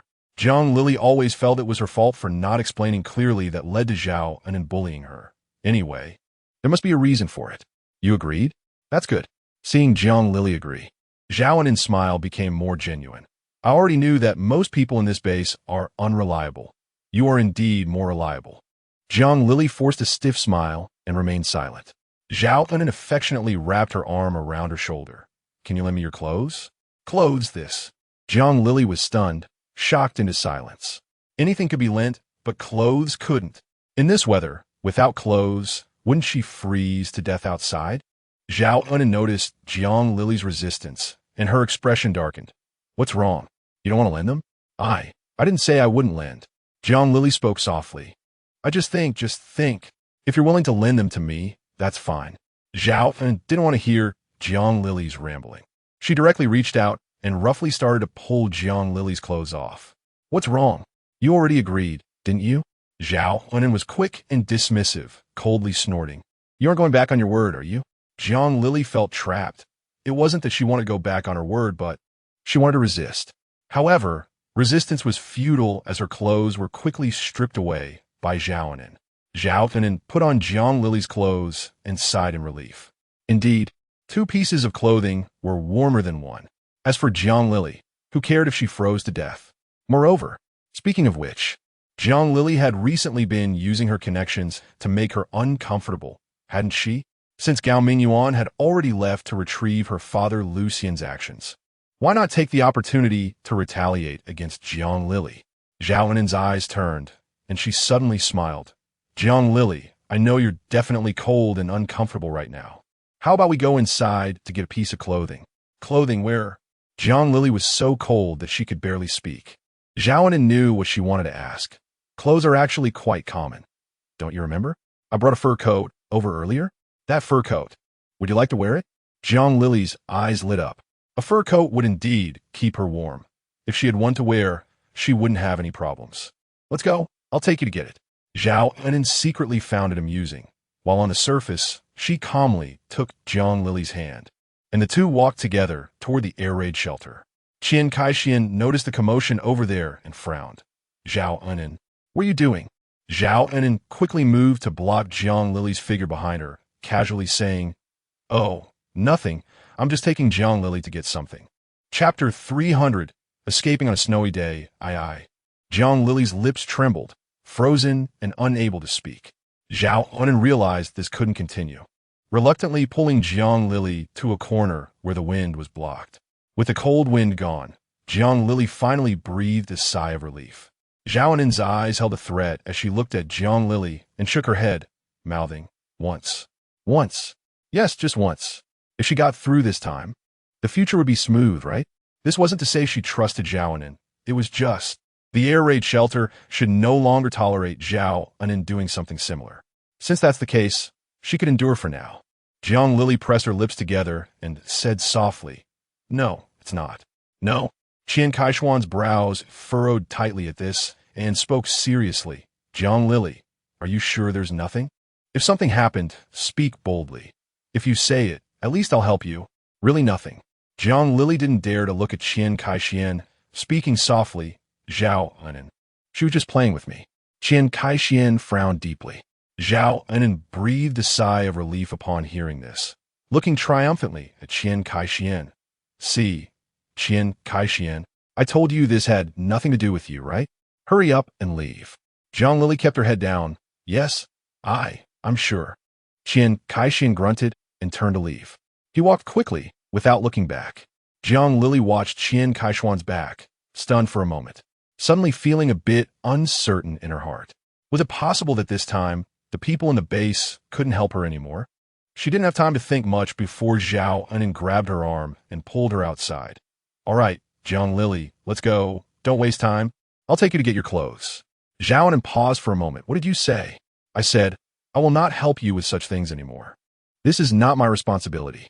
Zhang Lili quietly told Zhao Enan, just take care of yourself from now on. Our relationship is just an ordinary neighborly one, a passerby, or whatever. Your matters with Gao Minguan have nothing to do with me. Zhao Enan's expression darkened as she stared at Zhang Lili. Zhang Lili lowered her head, murmuring. However, Zhao Enan quickly changed her demeanor and smiled warmly. All right, Zhang Lili, since that's the case, I'll keep my distance from you in the future. There's no need for us to be so hostile, right? Zhang Lili nodded yes. Then what are we waiting for?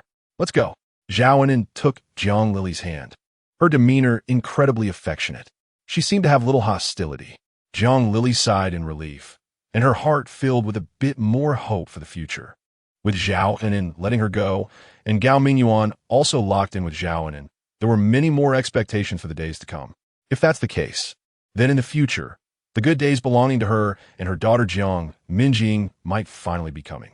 Zhang Lili was brought to the door of her room by Zhao Enan. Zhao Enan pushed the door open and smiled. Zhang Lili, you go in. Zhang Lili was confused. Aren't you coming in? I won't go in. Zhao Enan smiled gently. You go first. If Zhang Lili didn't go in first, how could she know what treasures Zhao Enan had left for her? Well, okay. Zhang Lili hesitated for a moment and went in. Just as she stepped inside, Zhao Enan suddenly raised her hand and, with lightning speed, locked the door and even double-locked it. Zhao Enan, what are you doing? What else could I do? Of course. I'm going to kill you. Zhao Enan sneered coldly. Zhang Lili, how has life been for you under my thumb? You should have realized this kind of life wouldn't last long. Now your retribution has come. Zhang Lili's heart sank further with anxiety. Let me out. How could Zhao Enan let Zhang Lili out? She gasped for breath as she approached the back window with iron bars, excitedly opening the window. As soon as the window opened, a cold wind rushed into the room. Zhang Lili shivered uncontrollably, nearly freezing to death from the cold wind. Zhao Enan looked at Zhang Lili's pale face and white lips with excitement, sneering as she turned and left.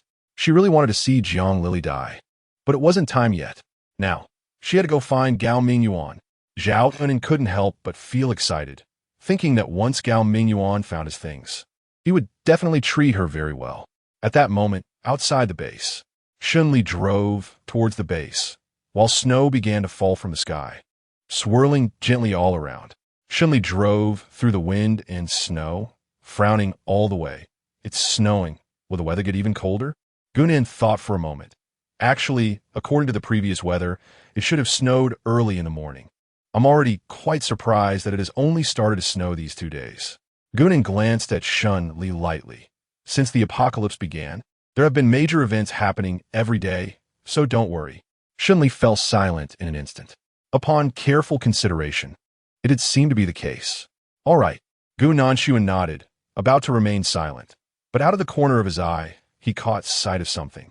Chapter 301, The Death of Gao Minguan.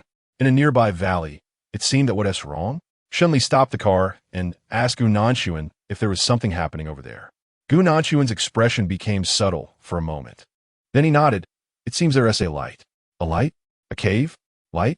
Shen Yuan found it hard to believe. Where would there be light in a cave?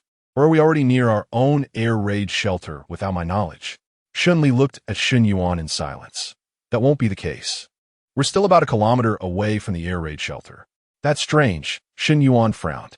Electricity supply is a rarity now. Logically, there shouldn't be any lights on here. Even if there are survivors, they shouldn't be willing to use the electricity for lights. Shen Yuan was speaking when the lights suddenly dimmed. This time, everyone could see clearly that the lights seemed to have shifted direction, shining towards the side of the cave. Shen Yuan rubbed his eyes and suddenly remembered something. A searchlight? The kind you wear on your head? Shen Li frowned. I'm afraid so. This place is only about a kilometer away from the air raid shelter, which is a distance that can be approached at any time. Very dangerous. The dangers at this distance must be eliminated. Otherwise, the situation of the air raid shelter will also become perilous. I understand, let's go. Shen Li understood Shen Yuan's meaning and nodded, following him to the cave. They arrived at the side of the cave.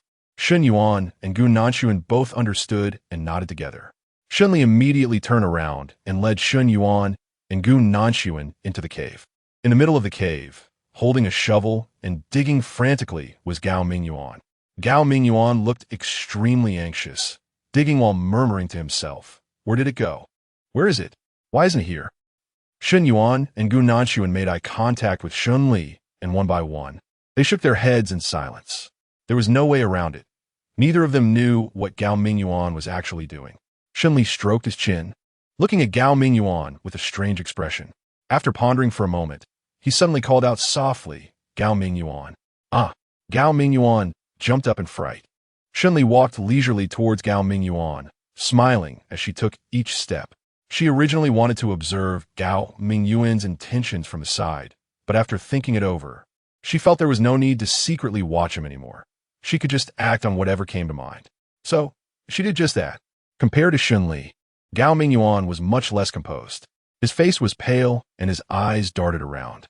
Unable to believe that Shen Li had actually discovered him and even approached him on her own. "So tell me, what exactly are you doing?" Shen Li smiled lightly, but her gaze was deep and inscrutable. "Gao Minguan, tell me the truth, or I'll just deal with you right here." Of course, Gao Minguan couldn't tell Shen Li the truth, but the pressure from her made him too afraid to remain silent. He could only stammer softly, "I really haven't done anything. I'm just digging up a few things here. Yes, just digging a few things." Shen Li sneered. "Digging for something? What to dig for? Dig, right? I'll dig up some valuable items I've buried before." Gao Minguan suddenly thought of something. His eyes lit up, and he looked at Shen Li pleadingly. "I have saved up some gold bars outside. Shen Li, if you find them acceptable, you can just take the gold bars, okay? Just consider it buying my life." Gao Mingyuan's words weren't entirely false. He had indeed obtained some gold bars and had found a place to bury them safely, just not here. However, Shen Li didn't believe him. She coldly looked at Gao Minguan. "What you came for is just the gold bars." Gao Minguan swallowed hard. Yes. Shen Li sneered. "Gao Minguan, you still can't learn to tell the truth?" Under Shen Li's immense pressure, Gao Minguan took a step back. I didn't lie. Gao Minguan, I should have said, the thing I hate the most is being deceived by people." Shen Li's gaze turned completely cold, looking at Gao Minguan as if he were a dead man. "I originally didn't want to take action against you directly, but since you're asking for it, don't blame me." Sweat beads formed on Gao Mingyuan's forehead. Finally, unable to withstand Shen Li's tremendous pressure, he let out a cry and quickly ran outside. "Ah!" Shen Li acted quickly, pulling out a handgun and firing directly at Gao Mingyuan's back. With a bang, the gun went off, and Gao Mingyuan swayed for a moment before collapsing to the ground. His body convulsed slightly, and a stream of black blood flowed from his chest. Shen Li stepped forward slowly and shot 2 more bullets into Gao Mingyuan's heart. Gao Mingyuan's body twitched uncontrollably, blood spurting from his mouth and nose. He widened his eyes in disbelief and weakly questioned Shen Li why. He couldn't understand what he had done wrong. Ever since before the apocalypse, Shen Li had started to change his attitude towards him, and this time he was directly targeted without reservation. Clearly, he had done everything he was supposed to do, accomplished so much, yet he was still ruthlessly killed by Shen Li. He was truly curious. Why? Shen Li raised an eyebrow, understanding Gao Mingyuan's meaning. "You want to know the reason?" Gao Mingyuan let out a chuckle from his throat, desperately reaching out to grab Shen Li's boot. Tell me." "There's no reason." Shen Li sneered. "If there were a reason, perhaps it would be that you deserve to die." She gently lifted her leg, avoiding Gao Mingyuan's hand. Gao Mingyuan's hand grasped nothing but air and fell with a slap beside him. His eyes lost their vitality, staring blankly at the sky. It was over. Dead Gao Mingyuan. He actually just died like that? Chapter 302. big and small yellow croaker. Earlier, Shen Li had spared Gao Minguan to see what wickedness he was hiding in his heart. But now that his malice had been fully revealed, and there were no more trump cards left, why should she continue to let Gao Minguan live?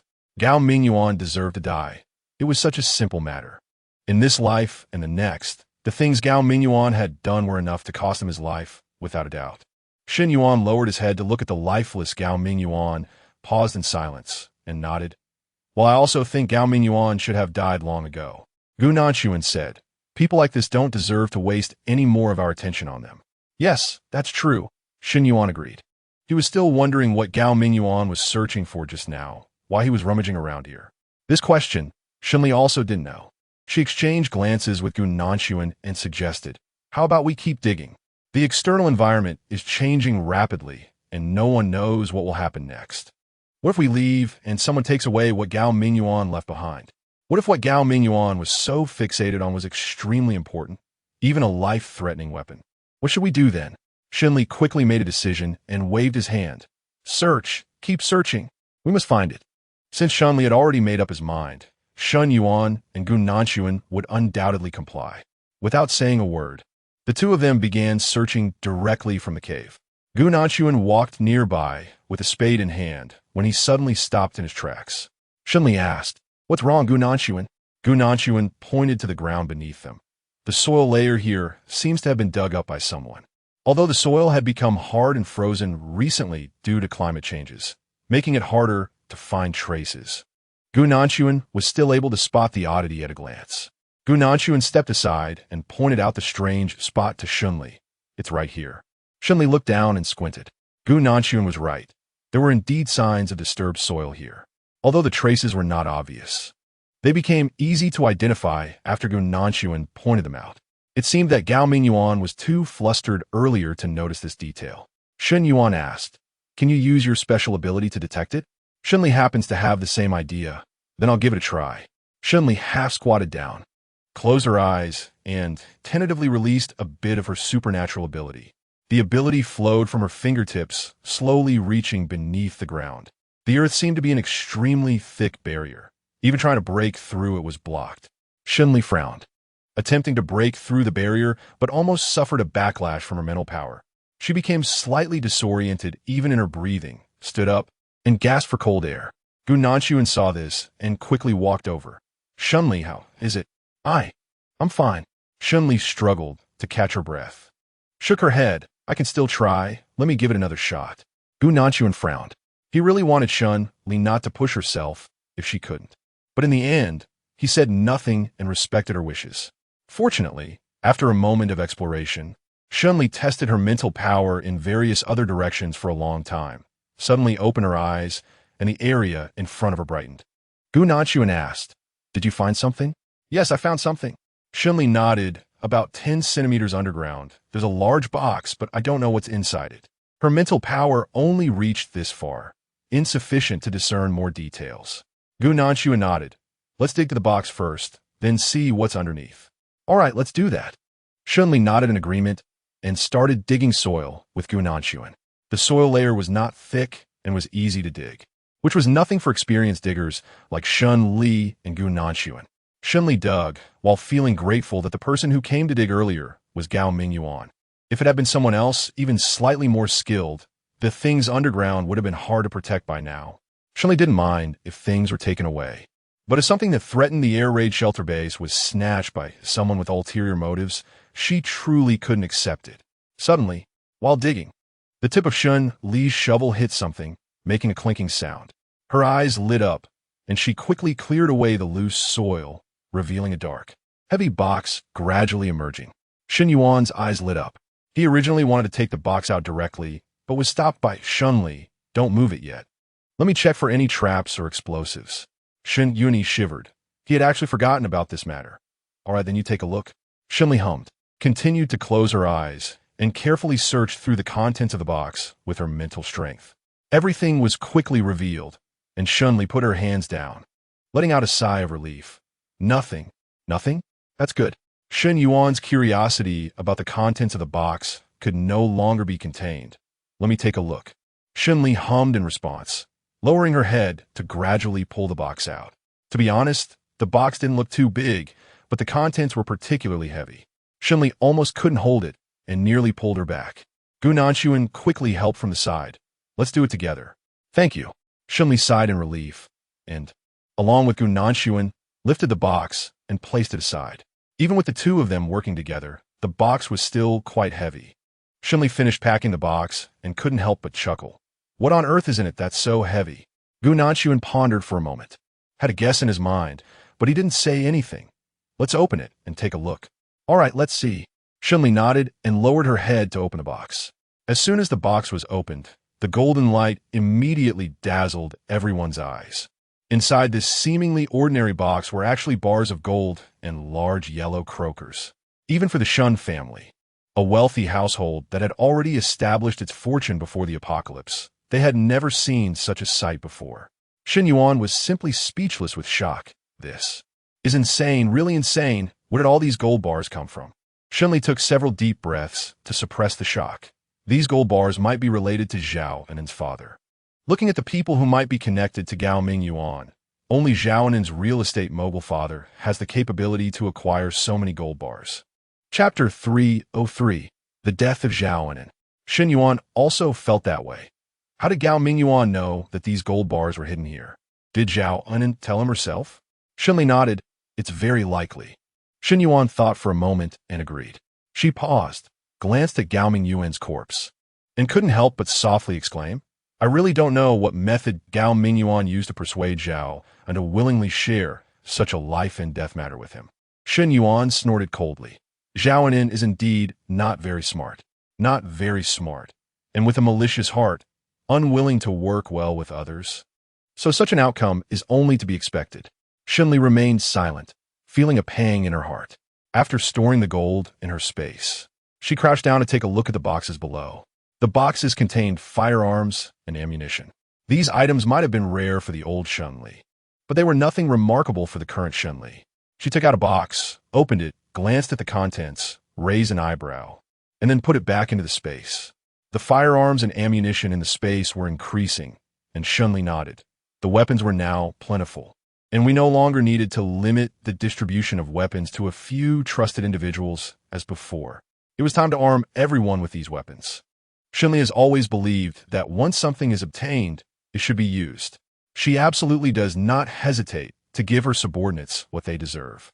If one is overly stingy and hoards all resources for themselves, the only person who will become strong is themselves, and it will be impossible to make the entire base strong together.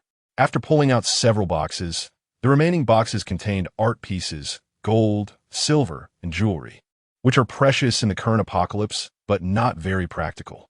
Even so, this still constitutes a considerable wealth. Shen Yuan and Gu Nanshuan both nodded. The three of them walked out of the cave and unexpectedly ran into the flustered Zhao Anin. She was bundled up in 2 down jackets, looking like a barrel as she hurried over, shouting Gao Mingyuan's name.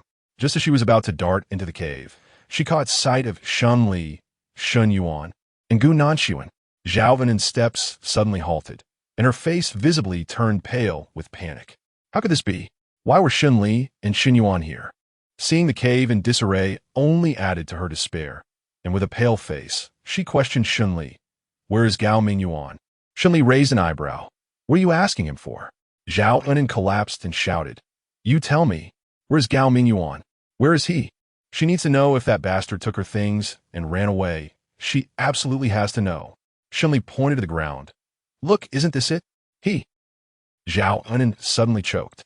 In disbelief, she lowered her head and saw Gao Mingyuan lying on the ground, with a dried blood hole on his back. Blood flowed out, sinking into the earth, then froze into ice. You killed him. You actually killed him. Zhao Anin stared at Shen Li with wide eyes, her gaze gradually becoming frenzied and incredulous. How could you kill him? You. Her hopes were gone. All the hopes of her life were gone. Shen Li raised an eyebrow and looked coldly at Zhao Anin. What, can I kill him? Zhao Anin's voice came to an abrupt halt. She trembled violently and was at a loss for words for a long time. Shen Li stepped forward a few paces and coldly questioned Zhao Anin. How did you leave the base? What did you do before leaving the base? After leaving the base, did you talk to anyone about what happened in the base? Her eyes darted around, refusing to speak. Don't like to talk? If you don't want to talk, then don't. Shen Li let out a cold laugh, raised a hand, and without saying a word, thrust a knife directly into Zhao Enin's chest. Zhao Enin sensed the impending danger and tried to dodge, but it was too late. With a soft sound, the blade pierced flesh and blood. Zhao Enin gasped in surprise, her body instantly losing strength. Blood gushed down, and Zhao Enin continued to gasp, half collapsing onto Shen Li. Shen Li's expression was cold as she pushed Zhao Enin away. Don't you like Gao Minguan very much? I'll help you both. Go be a pair of doomed lovers. I don't. Zhao Enin forced a breath out from her throat. She reached out her hand, trying hard to grab Shen Li's ankle. But her hands were slick with blood, making it impossible to hold on. Shen Li looked down at her and kicked Zhao Enin aside. Zhao Enin let out a low cry and fell to the ground, lying face to face with Gao Minguan. She was almost scared to death by Gao Mingyuan's unblinking face. But she no longer had the strength to leave and could only remain dazed and frozen next to Gao Mingyuan's body. Shen Li walked out of the cave, and soon her figure completely disappeared into the wind and snow. When Shen Yuan walked out of the cave with Gu Nanshuan, he couldn't help but feel a sense of emotion. Gu Nanshuan listened but did not speak. Shen Yuan was a bit unhappy and asked Gu Nanshuan, "Why aren't you talking? Did I say something wrong?" Gu Nanshuan was taken aback for a moment and replied, "No, you were right." Shen Yuan was feeling quite frustrated. "That's right. So why don't you speak?" Gu Nanshuan remained silent for a while. "That's right. What else is there to say?" Shen Yuan. He was a bit speechless, especially speechless. He realized that apart from when he was facing Shen Li, this kid Gu Nanshuan had no emotional intelligence at all. "Damn it. Let's go." Shen Yuan being coldly snorted and continued walking ahead, with Gu Nanshuan following silently behind. Upon returning to the shelter, a survivor living next to Zhao Enin suddenly exclaimed in surprise. "What? No, it can't be." The survivor, confused, pointed at the window, swaying in the wind. "How did this window open? It's so strange." This was indeed odd. After all, the temperature here was too cold. Normally, people living here wouldn't open the windows unless they had a heater, and even then, they would only open a small crack. Who would deliberately open the window wide like that? Unless Qian Kaixian decisively instructed Wang Dailin, who was standing nearby, "Go check if someone is inside." "Got it." Wang Dailin quickly nodded and stepped forward to open the door. To her surprise, the door got stuck halfway.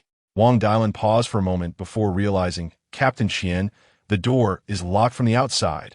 Qian Kaishuan's expression changed. Is it locked from the outside, or is it deadbolt?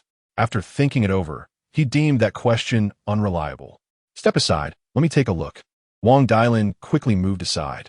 Qian Kaixian approached and examined the door closely, discovering that it was locked from the outside, not deadbolt. He furrowed his brows, his expression darkening.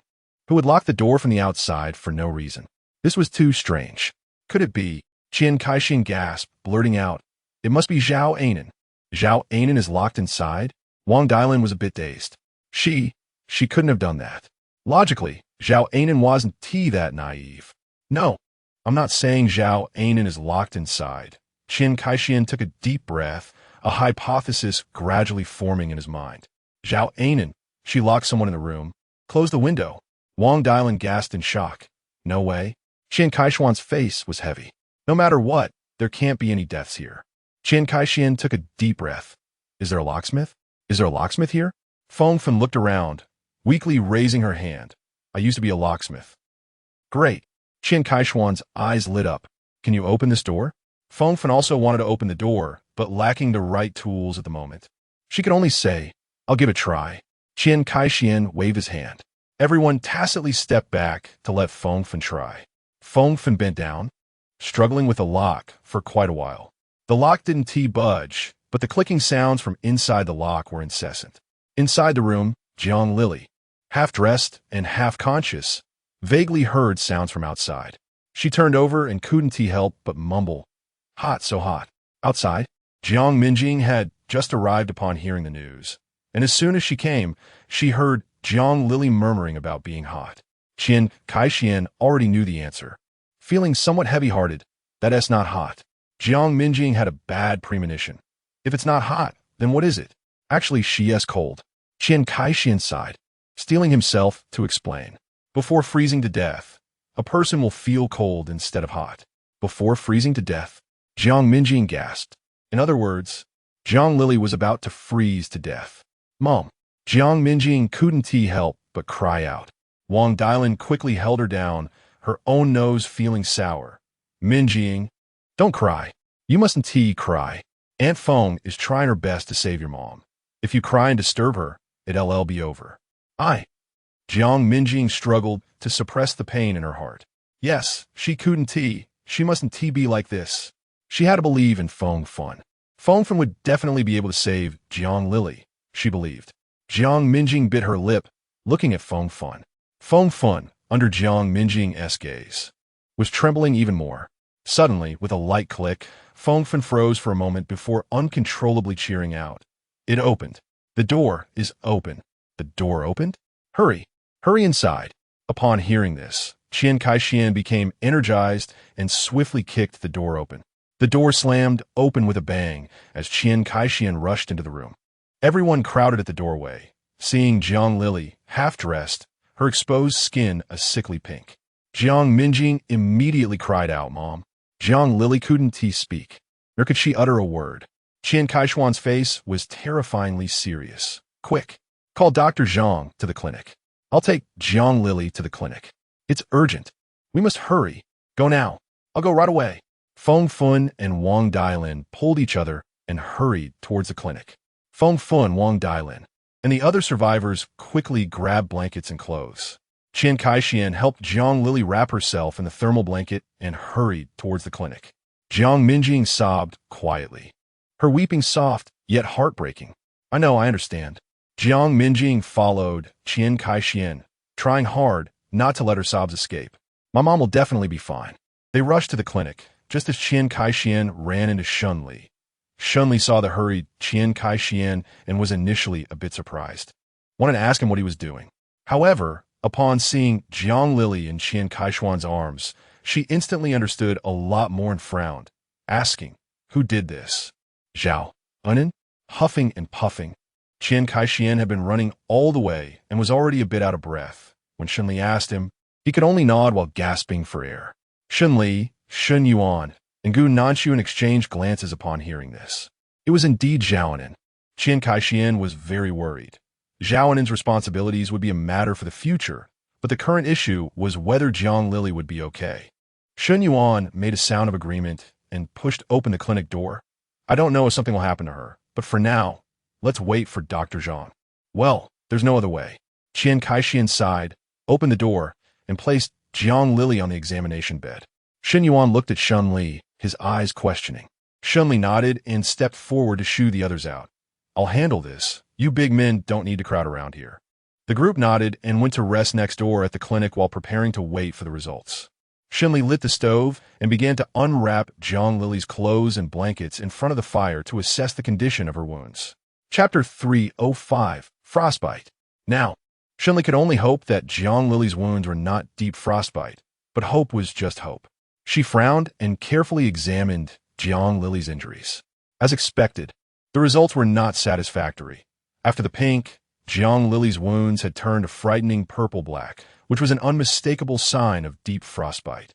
Shen Li took a deep breath, furrowing her brows as she reached out to the skin near Jiang Lili's wound, releasing her mental power to observe the condition of the injury.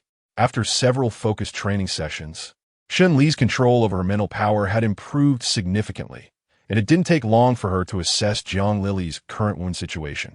The situation could be summed up in one word: disastrous. Yes, disastrous. Jiang Lili's condition was the complete opposite of Zhang Shanshi in the high-end department. Previously, Zhang Shanshi only had a few dangerous cuts on his body, and as long as those were patched up, he could continue. But Jiang Lili was different. The muscles in Jiang Lili's body had already suffered significant necrosis.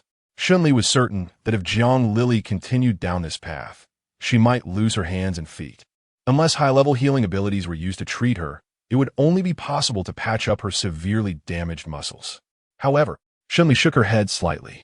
Unfortunately, Jiang Lili had not developed any high-level healing abilities. Even if she possessed such powers, Shen Li might not bother to save someone as reckless as Jiang Lili. But since her own abilities hadn't reached that level yet, she certainly wouldn't treat Jiang Lili now. Shen Li sighed and covered Jiang Lili with a blanket. Given the current situation, all they could do was do their best and leave the rest to fate. Shen Li just made a decision when Zhang Shanshi rushed in. Seeing Jiang Lili unconscious on the hospital bed with severe frostbite, Zhang Shanshi frowned and asked, "Miss Shen, how is she?" Shen Li shook her head. "The situation is very bad. It's severe frostbite." "Severe frostbite, this?" Zhang Shanshi gasped and furrowed his brows tightly. Severe frostbite is a tricky issue, even before the apocalypse, let alone now, when medical resources are scarce. This condition is too difficult to treat. Zhang Shanshi thought for a moment and ultimately looked at Shen Li with difficulty. "Miss Shen, I may not be able to cure Jiang Lili." "I know," Shen Li nodded. "But no matter what, just treat her for now." "Well then, all right." Zhang Shanshi sighed and nodded. He took out a scalpel and disinfecting tools, preparing to cut open Jiang Lili's necrotic tissue for drainage. Shen Li saw that Zhang Shanshi was already prepared for surgery, and since she had nothing to do here, she stepped outside. As she reached the door, Jiang Minjing rushed over. She looked at Shen Li with tear-streaked eyes and spoke in a choked voice. "Aunt Shen, how's my mom?" "Her condition is not good." Shen Li shook her head, not wanting to hide anything from Jiang Minjing. "You should already know that she is in a very dangerous situation." "What?" Jiang Minjing suddenly found it hard to breathe. Seeing that Jiang Minjing was no longer on the verge of crying, Shen Li calmly spoke. "I understand your emotions right now. So I want to tell you something else that might help your feelings. Do you want to hear it?" Jiang Minjing was taken aback. What is it?" "Zhao Minguan is already dead," Shen Li said flatly. "She was planning to defect from the base with Gao Minguan, and we ran into them at the time of the betrayal. I dealt with her." Shen Li's demeanor was very calm. Jiang Minjing was momentarily stunned, her eyes widening slightly. Her lips moved numbly a couple of times, wanting to smile, but then she thought about it and felt she couldn't. Zhao Minguan was dead, which was indeed a good thing. She had bullied herself and her mother for so long. She deserved to die. But even if Zhao Minguan was dead, what good would it do? Her mother would still not be safe. That was something beyond her control. Shen Li looked down at Jiang Minjing and said, "You know your mother's personality. Reaching this point today, I can't say she bears no responsibility at all. I can only say that I hope she is well." Jiang Minjing bit her lip in sadness. She understood Shen Li's meaning all too well. If only I could have persuaded my mother earlier. If only I hadn't stood by silently. Shen Li didn't say anything and patted Jiang Minjing's shoulder. The apocalypse is this cruel. In civilized times, someone like Jiang Lili wouldn't be a big deal, but in the apocalypse, this is the deadliest of dead ends. Shen Li had little sympathy for Jiang Lili, but she couldn't bring herself to say anything hurtful. In the end, it all boiled down to one sentence. She hoped for her well-being. 2 hours later, Zhang Shanshi wiped the sweat from his forehead and walked out of the small clinic, exhausted. Jiang Minjing rushed over, anxiously asking, "Uncle Zhang, how is my mom?" Zhang Shanshi shook his head. Her left hand can't be saved, and there are some issues with the muscles and fascia in other areas. "Minjing, I'm very sorry, but I've done my best. At least we managed to save her life. That's already something." Upon hearing this, Jiang Minjing nearly burst into tears, lowering her head in sadness. Seeing this, Zhang Shanshi sighed, unsure of what to say, and fell silent. Shen Li glanced at Jiang Minjing and the others, and without any intention to offer more comfort, stood up and left directly. Shen Li honestly told Fang Yueyuan, "I heard that the left hand can't be saved, and there are also problems with the muscles in other areas." "What? This?" Fang Yueyuan frowned awkwardly. "This is really a big problem. Shen Li, everyone can only rely on themselves for good fortune. The consequences of her problems are hers alone to bear." "That's true." Fang Yueyuan thought for a moment and sighed. Although Shen Li's words sounded a bit unsympathetic, they were indeed reasonable. Forget it. Let's not talk about that. How did it go for you all this time when you went out?" Shen Li smiled. "The results are pretty good. I found quite a few good things." Fang Yueyuan was a bit curious. "Really? What good things?" This time, Shen Li was about to speak. Chapter 306, Concern. A moment later, there was a knock on the door. Zhang Shanshi asked from outside, "Is Miss Shen there?" "I'm here." Shen Li walked over and opened the door. Dr. Zhang, please come in and talk. All right, thank you, Miss Shan. Zhang Shanshu replied and walked in to sit down. Fang Yueyuan poured him a cup of warm water and handed it to him. Zhang Shanshu took a couple of sips and pondered for a moment before slowly speaking. Jiang Lili is basically done for. Shen Li had long been prepared for this answer. To what extent has it become useless? In the future, they might never be able to stand up again. Zhang Shanshu paused for a moment, looking at Shen Li with a hint of inquiry. Someone like this in our base could possibly be a burden. Miss Shen, what do you think? Shen Li smiled, and Zhang Shanshu's tone seemed a bit probing, quite interesting. So according to your idea, how should I deal with Jiang Lili? Should I send her away and let her fend for herself? Of course not. Zhang Shanshu felt a bit embarrassed as Shen Li pointed out his concern. Well, I just think that Jiang Lili's situation might hold back our base. Shen Li retracted her smile and looked at Zhang Shanshu. If this is really what you, Dr. Zhang, are thinking, then you should go and have a good talk with Jiang Lili. She has a gentle personality, and I believe she will understand what you really mean. Zhang Shanshu was taken aback, realizing Shen Li's displeasure. Miss Shen, I'm sorry. Zhang Shanshu breathed a sigh of relief. That's good then. Shen Li hummed in response. After Zhang Shanshu finished talking about this matter, he exchanged a few pleasantries and was about to get up and leave. However, out of the 10 sentences he said in the pleasantries, 8 were related to Jiang Lili. Shen Li listened to Zhang Shanshu's words and had a guess in her heart. Dr. Zhang, wait a moment. Zhang Shanshu nodded and asked, Miss Shen, is there anything else? It's not really a big deal. Shen Li paused, smiled at Zhang Shanshu, and said, I just want to ask you, Dr. Zhang, do you care a lot about Jiang Lili's situation? This. Zhang Shanshu didn't expect Shen Li to be so direct, and he was startled to the point of almost biting his tongue. Shen Li stood up with a smile, patting his shoulder. It's okay, Dr. Zhang. No matter what your feelings for Jiang Lili are, I can understand. It seemed that Zhang Shanshu indeed liked Jiang Lili a bit. But what's the big deal? Having seen all sorts of bizarre things in the apocalypse, Shen Li felt that these matters of relationships between men and women were not a big deal at all, and even thought that Zhang Shanshu's reaction was somewhat innocent. If Zhang Shanshu really had feelings for Jiang Lili, and Jiang Lili was also considering developing further with him, Shen Li would definitely support them. That is how Shen Li thought. However, it seemed that Zhang Shanshu did not have such thoughts. Zhang Shanshu let out a sound of surprise, a bit awkward. Actually, I'm not asking this for myself. Shen Li was curious. So who are you asking for? This. Zhang Shanshu stammered. After he hesitated for a long time without saying a word, Shen Li felt exhausted for him. Forget it, Dr. Zhang. If you don't want to say it, then don't. I don't have to know. That's good. Zhang Shanshu sighed with relief, then thought for a moment and added seriously, Miss Shen, it's not that I don't want to tell you. It's just that this matter involves my friend's privacy, and I can't disclose it. When my friend is willing to speak the truth, I will definitely let you know. Friend? Shen Li's eyes flickered. Oh, all right. Zhang Shanshu left. Before leaving, he didn't forget to thank Shen Li repeatedly, expressing his deep gratitude for her generosity. Fang Yueyuan had been watching from the side, wanting to say something since earlier, but hesitating several times without speaking. Shen Li nodded. It's likely to be true. So amazing. Fang Yueyuan couldn't help but exclaim. Her curiosity piqued. So, could you find a chance to ask Dr. Zhang which of his friends likes Jiang Lili? Fang Yueyuan was instantly dumbfounded. She stared at Shen Li for a long time, unable to speak.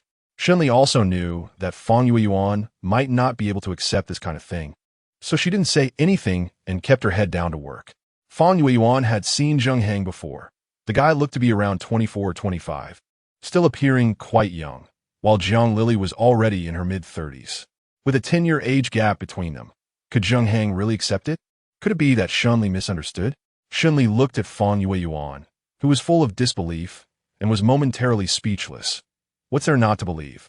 In the apocalypse, everyone lives one day at a time. It's no surprise that Zheng Heng likes someone, let alone Jiang Lili. This seems reasonable too. Fang Yueyuan thought for a moment and felt that this explanation was plausible, but even if it was plausible, she still couldn't accept it. However, with Jiang Lili's personality, what does her personality matter as long as Zheng Heng likes her? It has nothing to do with you. Shen Li was helpless and said, Mom, please don't spread this. Zhang Shansher never intended to tell us about this from the start. He just hit it poorly, and we accidentally discovered it. Remember to keep it to yourself. Fang Yuan immediately nodded. Don't worry, of course. That's good. In fact, matters concerning Zhang Shansher and Zheng Heng were trivial. Too trivial to care about. Shen Li had no intention of seriously worrying about them. What really concerned Shen Li was the situation with the Cheng family group. The dead are dead, and there's nothing more to be concerned about. People like Gao Minguan and Zhao and were already thoroughly dead when they left. So there was nothing to say.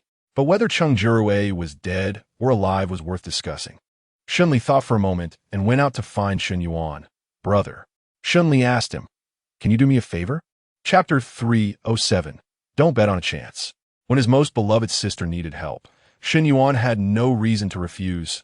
Sure, go ahead. Shen Li pondered for a moment and said, Actually, I want you to help me check how Cheng Jiarui is doing. Shen Yuan was somewhat curious about Shen Li's intentions. Investigate him? What for?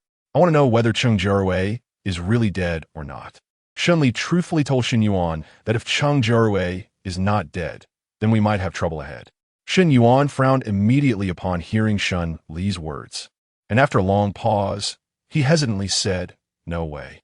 Not to mention that Cheng Jiarui had never seen their existence with his own eyes while awake.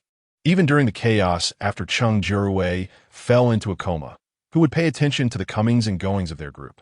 Shen Li reminded Shen Yuan, Don't forget, we had a direct conflict with Cheng Jiarui's bodyguard team.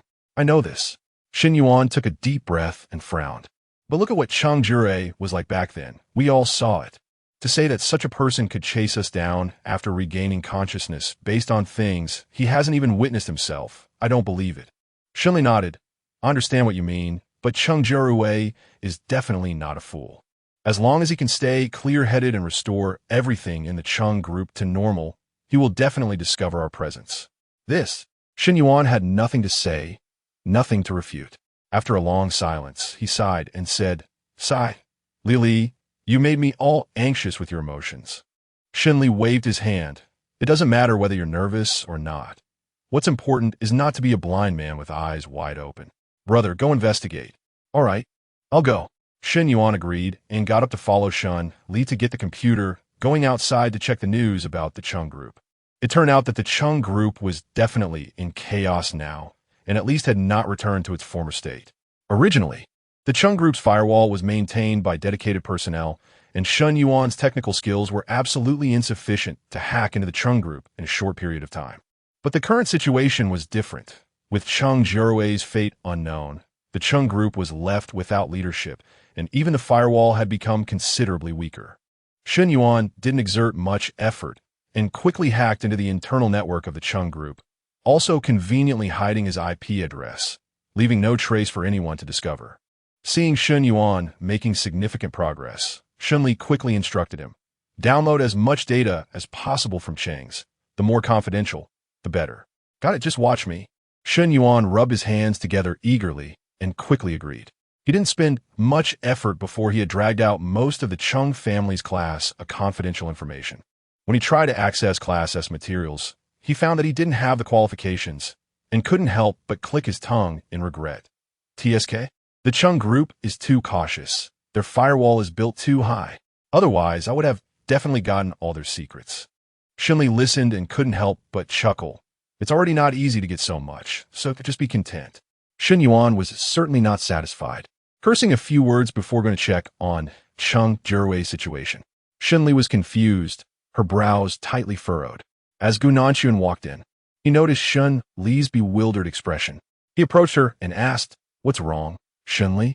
As for Cheng Jiarui's condition, Shen Li pondered for a moment. I don't really know what his situation is right now. I'm here to take a look. Gu Nanchuan acknowledged her and walked over to take a closer look.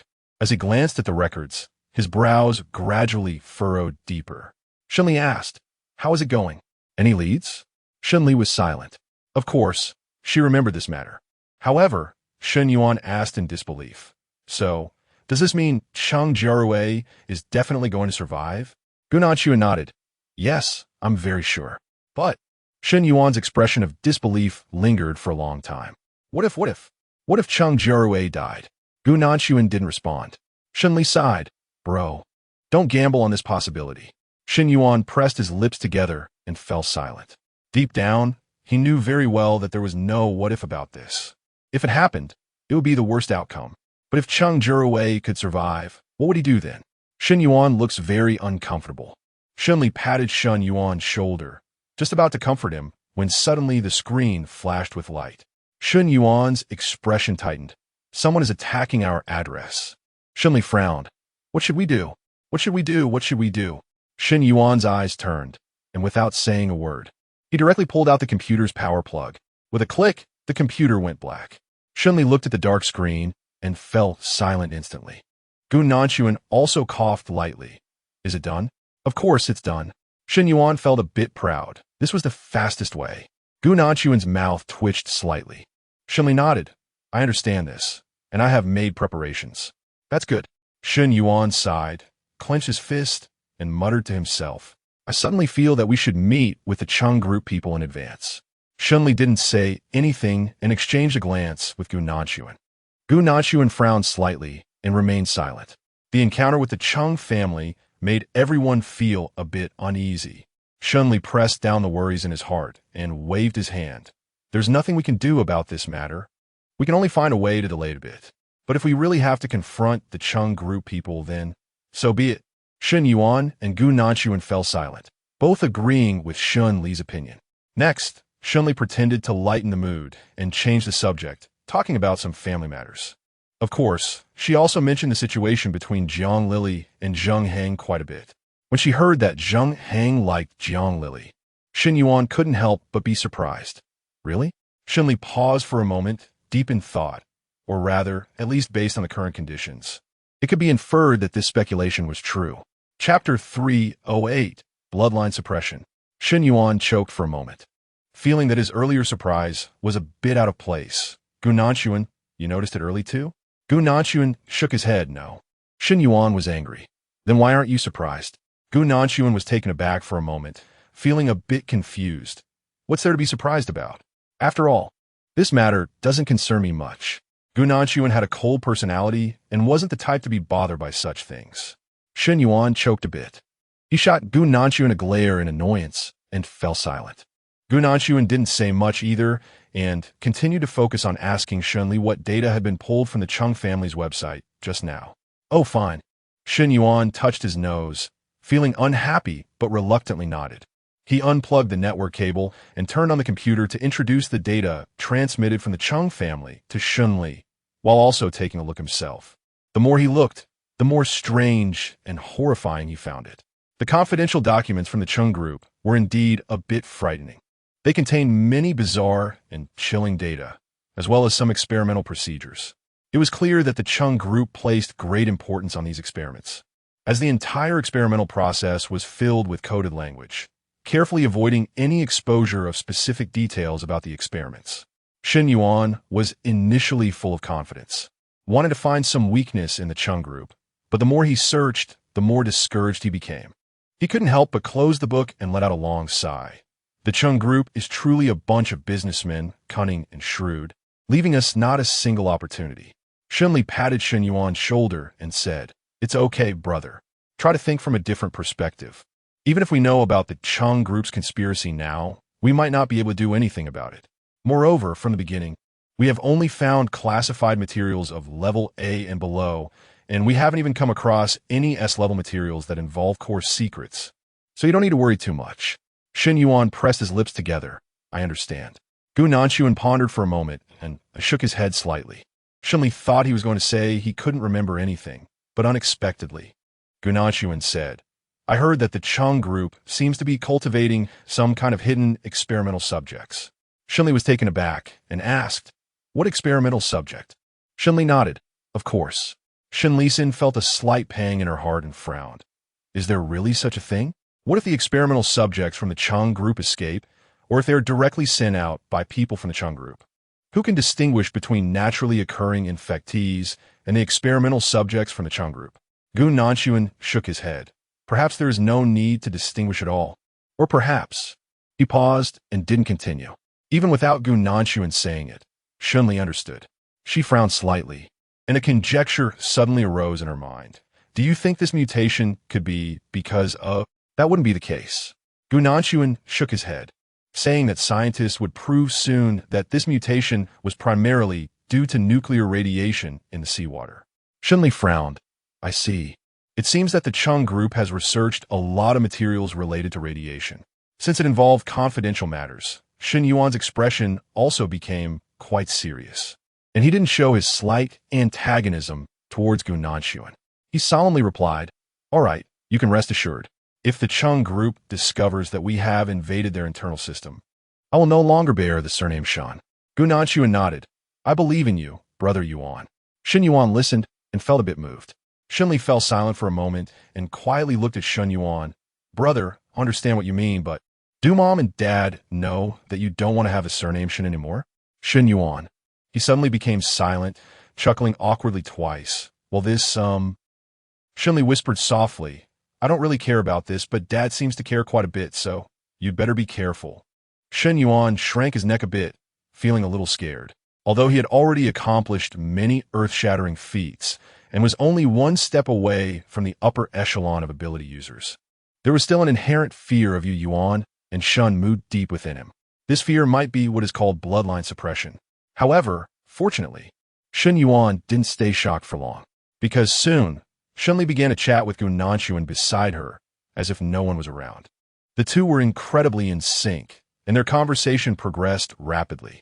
Listening in, Shen Yuan felt that even as Shen Li's older brother, he probably understood her less than Gu Nanshuan did. Why is that? It's just that when Shen Li was younger, it was he who took care of her all by himself.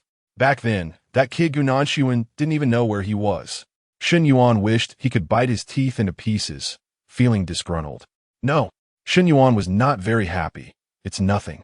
Shen Li let out an "oh," and, hearing Shen Yuan say he was fine, she didn't continue to ask further. She turned her head and started talking to Gu Nanshuan again. Shen Yuan's face twisted in discomfort. But having just told Shen Li that he was fine, he couldn't say much more now. He could only hold on to his pride. The atmosphere was a bit subtle and awkward. However, neither Shen Li nor Gu Nanshuan were the types to notice this awkwardness, so no one said much.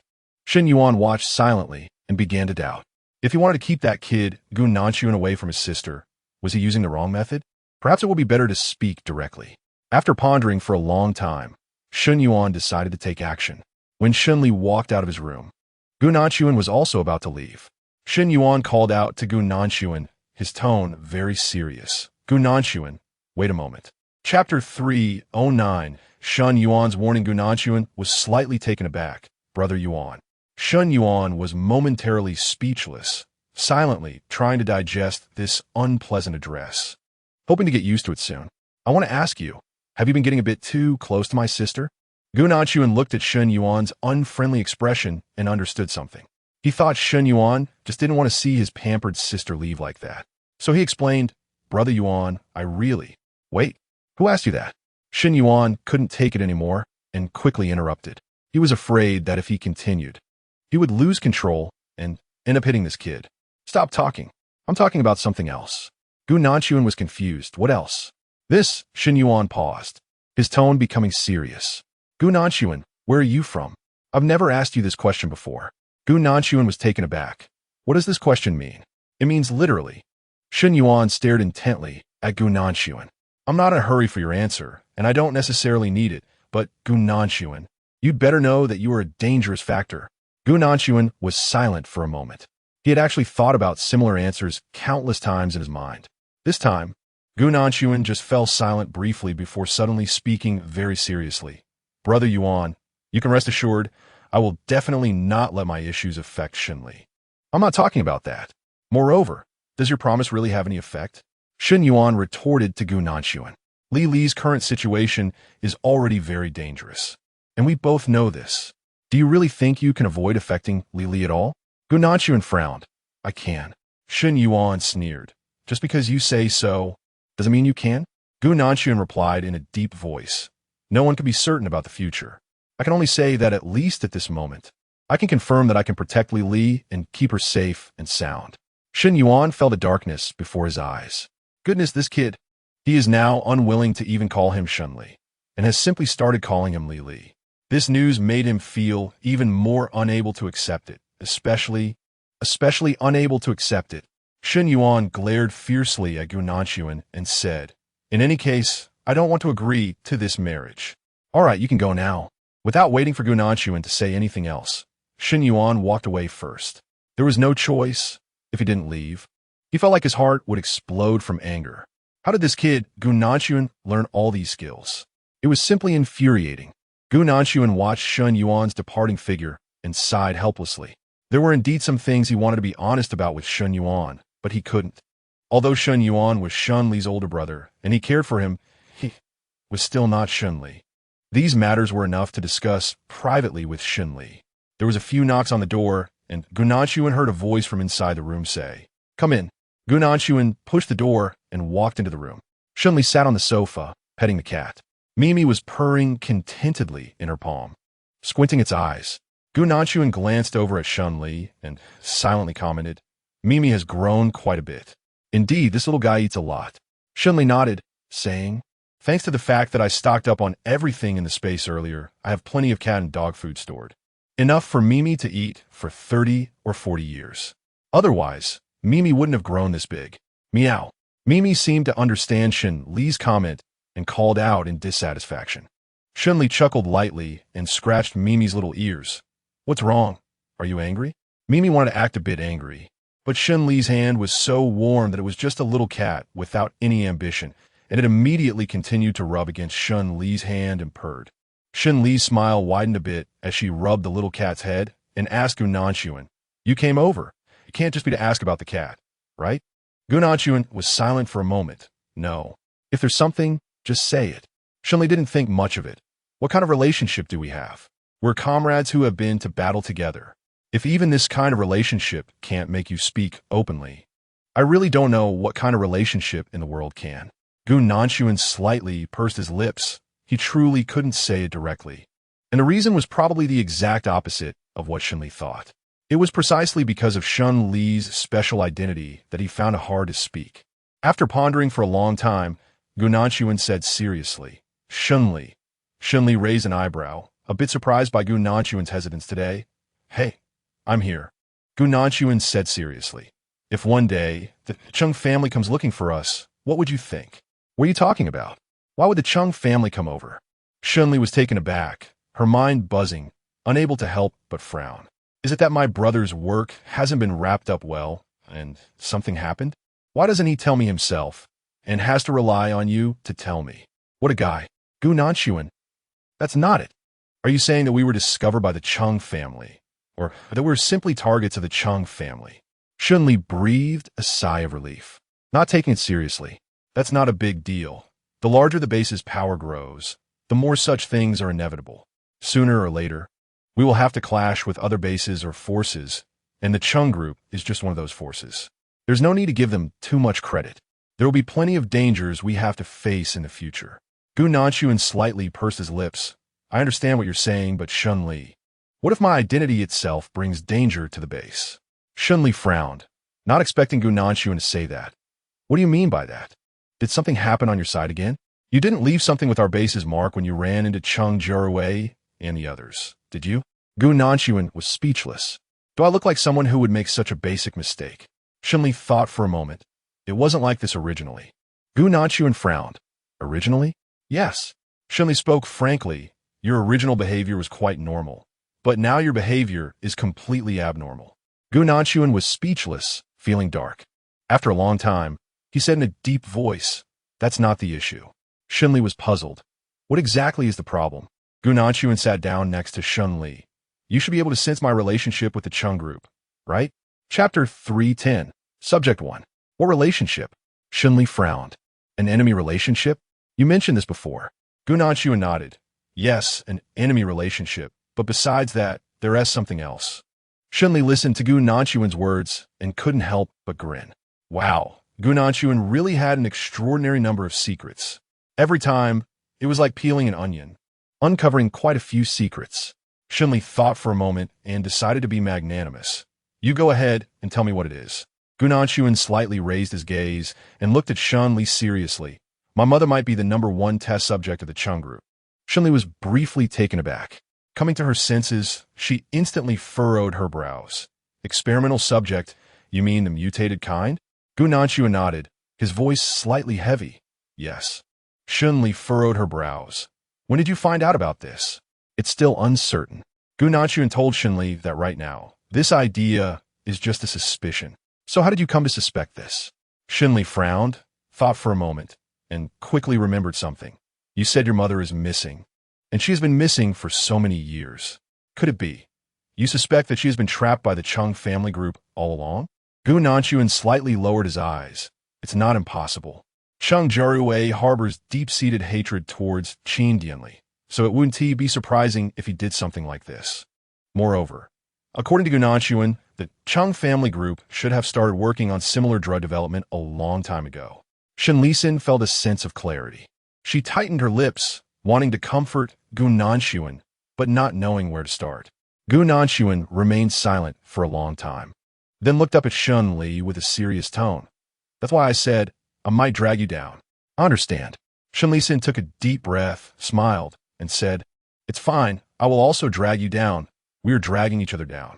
Shen Li, Gu Nanshuan was somewhat surprised by her attitude, thinking she didn't realize the seriousness of offending the Cheng group. After pondering for a moment, he warned seriously, I'm an enemy of the Cheng group. Cheng Jiarui also knows of my existence. I will implicate you. Shen Li didn't expect that at this time. Gu Nanshuan could still say such words. I've said it before, in our situation, if we're going to be implicated, we will both be implicated. We have already formally met with the people from the Cheng group, and it's possible that a conflict could break out at any time. What's the big deal? Gu Nanshuan was momentarily speechless. He remained silent, looking at Shen Li, and after a long while, he still didn't speak. Gu Nanshuan's eyes shifted slightly. Shen Li's words struck a chord with him. This was exactly what he had been worried about. After pondering for a long time, Gu Nanshuan took a deep breath and said, I understand. Shen Li raised an eyebrow and asked him, What's wrong? Not leaving? Gu Nanshuan shook his head. Not leaving. All right. Shen Li smiled and also didn't forget to warn Gu Nanshuan to say less of such things in the future. If I hear you want to leave the air raid shelter again, I will really send you out. Gu Nanshuan's lips curled slightly, the curve faint and not easily noticeable. Okay, I understand. On the other side, at the Cheng Corporation. Dizziness, high fever. After a hellish day, Cheng Jiarui finally regained consciousness at midnight. There was pain all over his body, and Cheng Jiarui instinctively grimaced, then remembered he had been caught in the explosion and couldn't help but curse. Damn it. Hiss. As soon as the words left his mouth, Cheng Jiarui felt a wave of thirst in his throat. Someone had been taking care of him, and upon seeing him awake, quickly poured him water. Brother Cheng, drink some water. The younger brother hesitated. We still don't know the specific cause of the explosion. After all, the explosion site was under official control. Given our current strength, we need to be cautious about the officials, so we haven't had time to investigate the specifics. Not having had time to investigate means there is no conclusion yet. Cheng Jiarui felt a surge of anger and cursed under his breath. Useless thing. Brother Cheng, please don't be angry. Although we don't have a conclusion yet, we do have a guess. The younger brother flattered Cheng Jiarui. This box containing explosives should have been secretly hidden by the person who hid the weapons back then. It seems that the second brother probably intended to set up a trap here long ago. Cheng Jiarui listened, his face darkening. He guarding against others.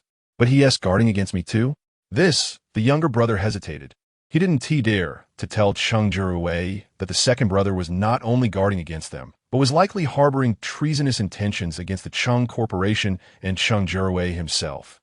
But even if the younger brother didn't tell him, Cheng Jiarui could figure it out. His face instantly filled with rage as he squeezed the stainless steel cup tightly, cursing, that beast. With a sharp metallic sound, the stainless steel cup in Cheng Jiarui's hand was crushed into a deformed sharp mass, and his palm was also cut, bleeding profusely. Cheng Jiarui froze. The younger brother exclaimed, Brother Cheng, you're bleeding. What are you shouting for? Can't you see I'm bleeding and go get some medicine? Cheng Jiarui impatiently glared at the younger brother, too angry to care, and lowered his head to scrutinize his hand carefully. The younger brother hurriedly went to find medicine. Cheng Jiarui examined his hand for a long time, squinting. What are you babbling about? Am I a woman? Afraid of pain? Cheng Jiarui coldly glanced at the younger brother. Hurry up. Yes, yes. The younger brother stammered, helping Cheng Jiarui treat the wound, cleaning and applying medicine. When the alcohol was poured on Cheng Jiarui's wound, the younger brother was instantly dumbfounded. As the blood spread and diluted, it revealed that Cheng Jiarui's hand had no severe wounds, only a few scars that had already healed, leaving just a trace. Chapter 311, Arm Squad. Not only that, but these scars were visibly shrinking, seemingly returning to their pre-injury state in just 10 minutes. The younger brother stared at Cheng Jiarui's wounds in astonishment. Cheng Jiarui slightly squinted, his mind racing with speculation. Ever since he woke up and crushed a stainless steel cup in anger, he suspected his body had undergone some kind of mutation. And now this speculation seemed to have more evidence. The younger brother ran over excitedly. Hey, Brother Cheng. With a single hand, Cheng Jiarui locked the younger brother's neck tightly, lifting him off the ground. The younger brother's airway was choked, flailing in the air, unable to beg for mercy. Even seeing the younger brother's face turning purple, Cheng Jiarui showed no intention of stopping, even tightening his grip around the younger brother's throat. With a pop, the younger brother's trachea was crushed, blood bursting from his carotid artery, and he collapsed to the ground, eyes wide open in death. The room was filled with blood, resembling purgatory, yet Cheng Jiarui seemed completely oblivious, his face only displaying ecstasy. It worked, it finally worked.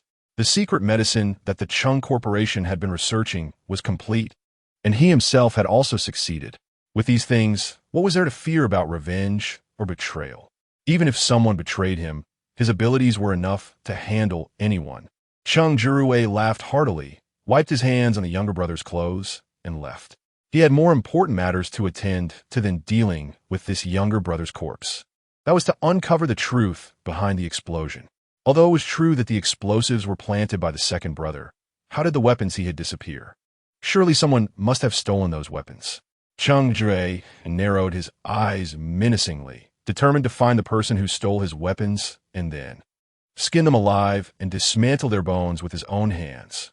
As for the air raid shelter base, Shen Li temporarily kept Cheng Jiarui's existence under wraps. It was an emergency situation, and everything had to make way for survival. Shen Li believed that letting ordinary survivors know about Cheng Jiarui's existence and the threat he posed would be of no benefit. On the contrary, it would only weaken their motivation for production and life. Since that was the case, it would be better not to tell them anything and keep them in the dark. However, Shen Li did not relax or slack off.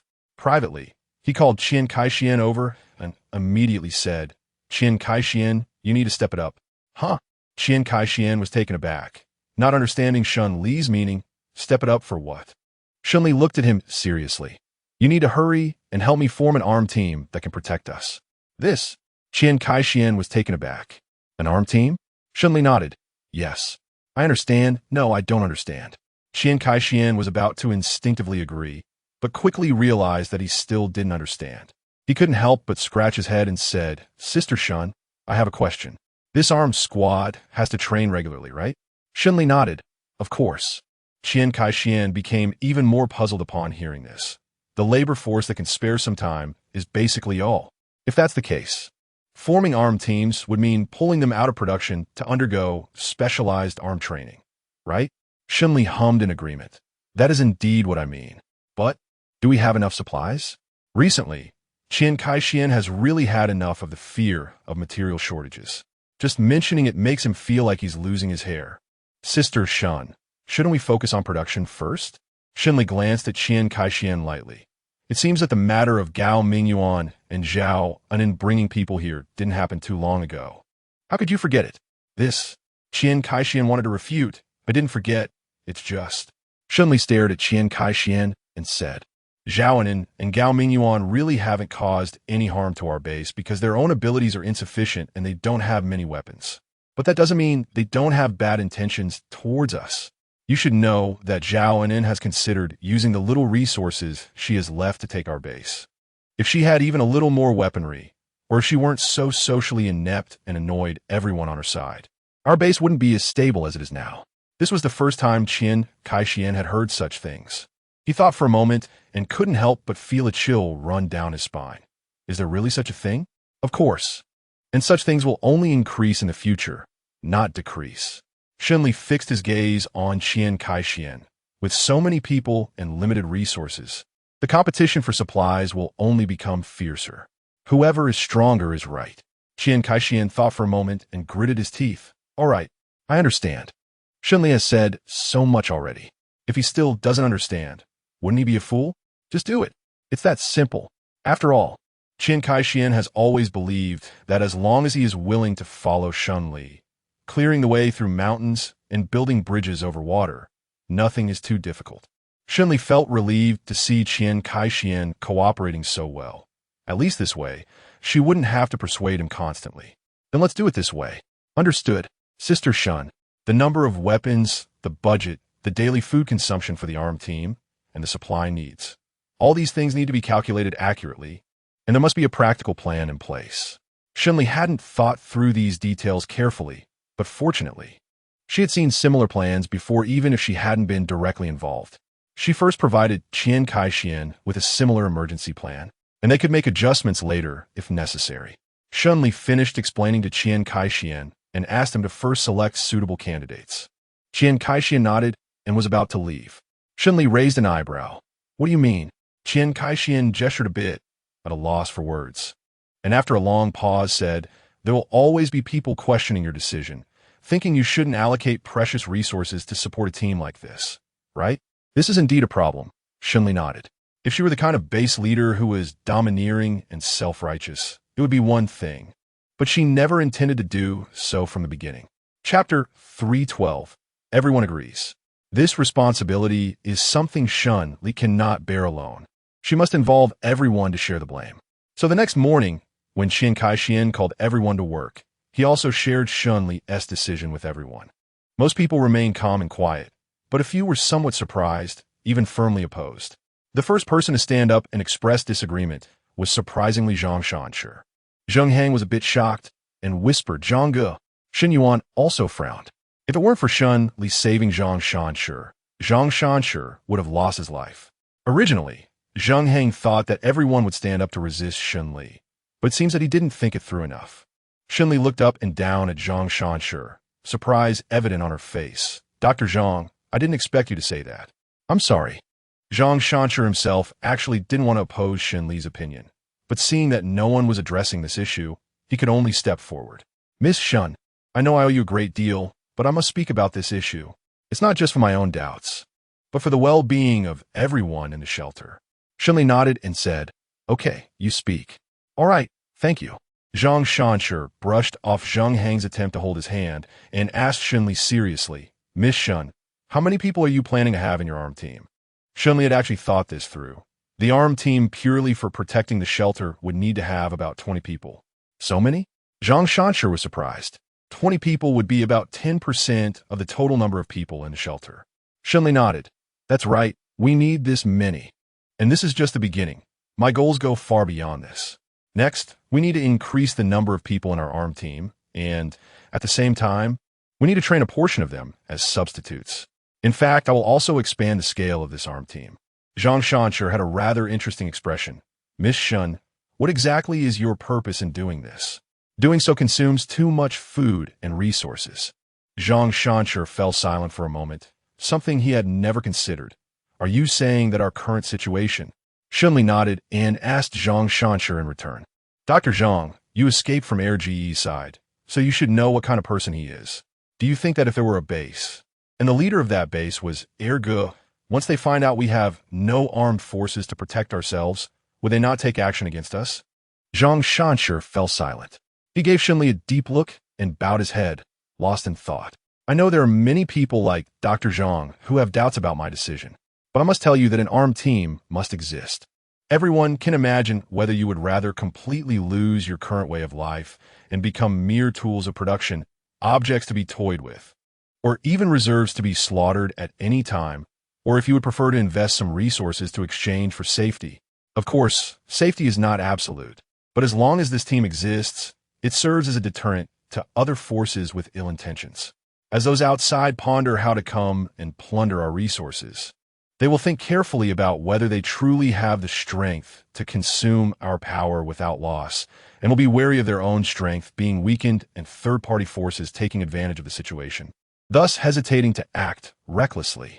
I've said enough about the pros and cons. Most of you present are adults, and you should know what these matters mean. I hope you all think it over carefully and handle it well. After Shen Li finished speaking, she nodded and stepped aside. The expressions of the people below were a bit conflicted. As Shen Li mentioned, this decision was not easy to make. When comparing the immediate drawbacks to the long-term benefits, it was clear that more people would lean towards the immediate advantages. However, on one hand, everyone had great respect for Shen Li, and on the other hand, this was not an ordinary harm. It was a matter of life and death. After some discussion, the opinions of the crowd gradually unified. There wasn't a single dissenter among them, and it was Wang Dailin who bravely spoke up first. Miss Shen, I agree with your idea. We should form an armed force. With Wang Dailin speaking up, others also nodded in agreement. Miss Shen, we should choose the lesser of two evils. I support you. I don't understand what you mean exactly, but I trust you, and I stand by your side.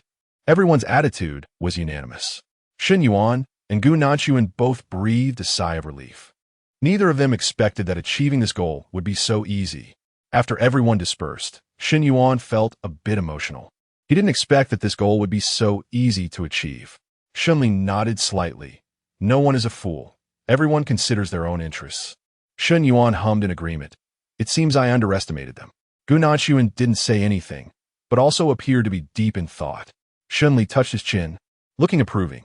In this way, I actually have a bit of confidence in them. Gu Nanchuan raised an eyebrow. Good.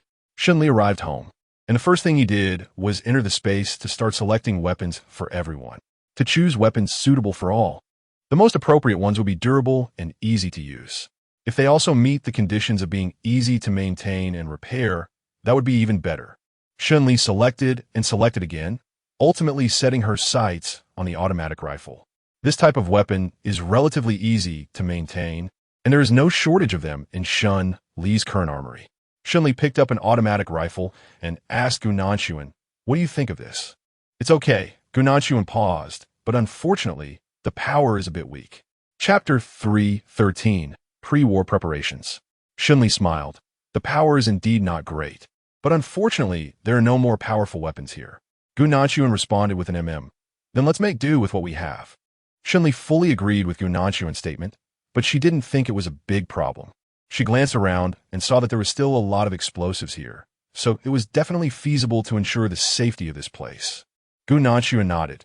It's a pity that the usage of explosives is limited. Besides bombs, they can only be used for passive defense. But if the situation is already turned into passive defense, then the situation is already quite dire. Shen Li made a sound of agreement, feeling a bit regretful. At least for now, no one could come up with a perfect plan.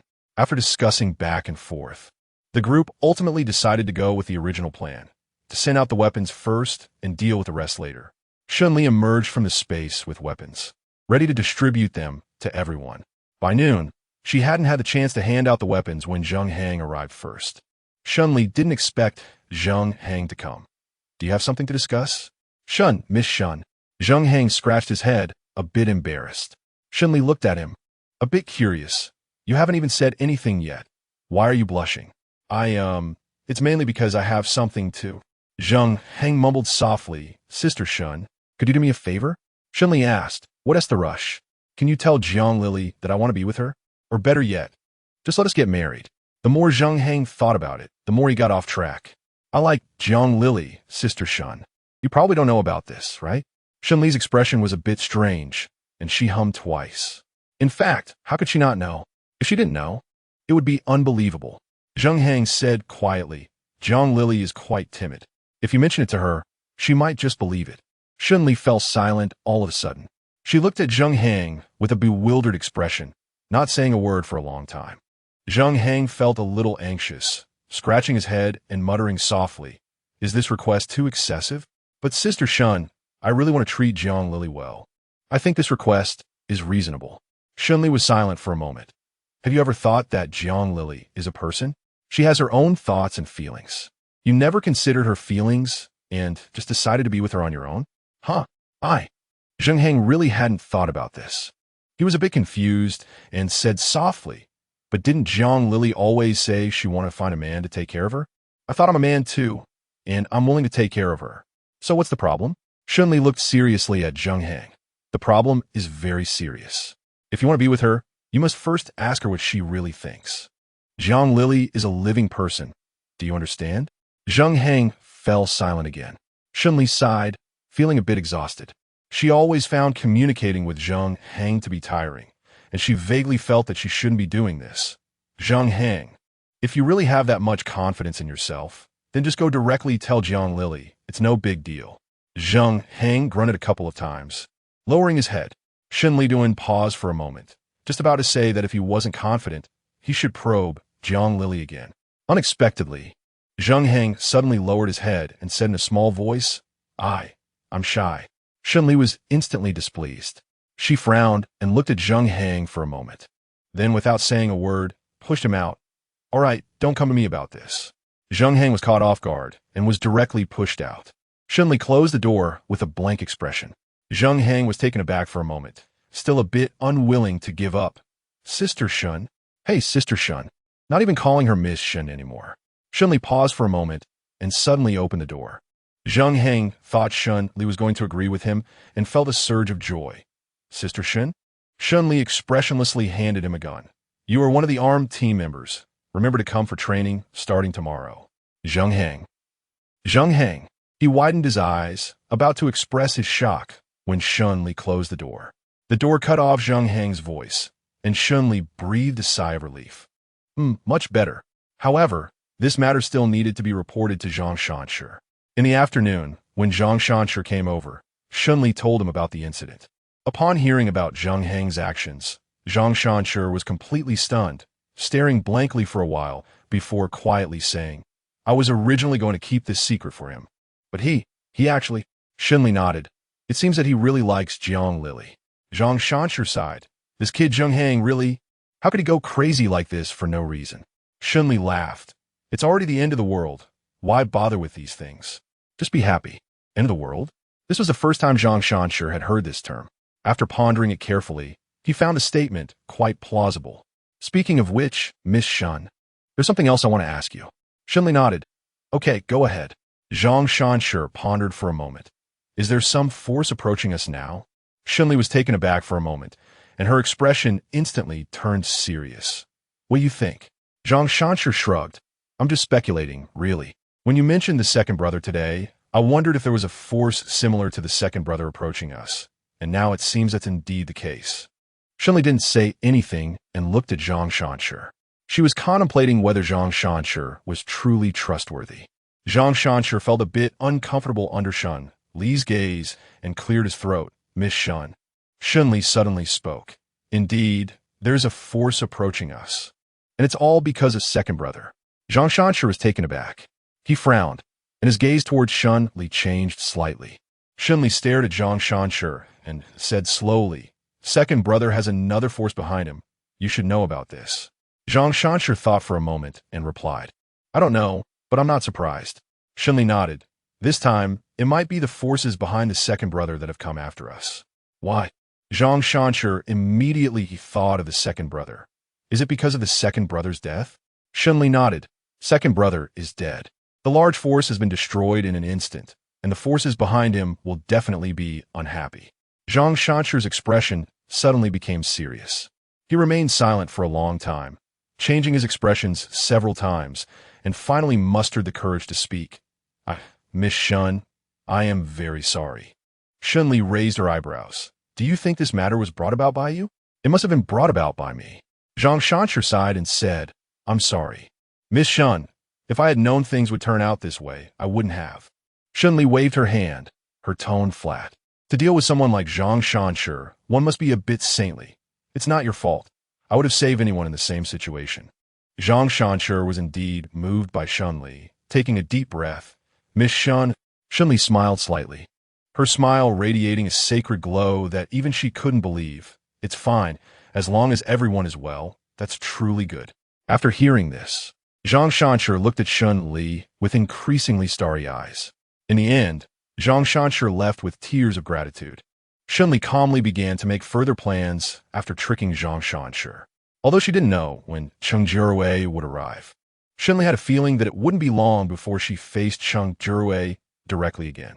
At this moment, in the Cheng group, there was a line of people standing in front of Cheng Jiarui.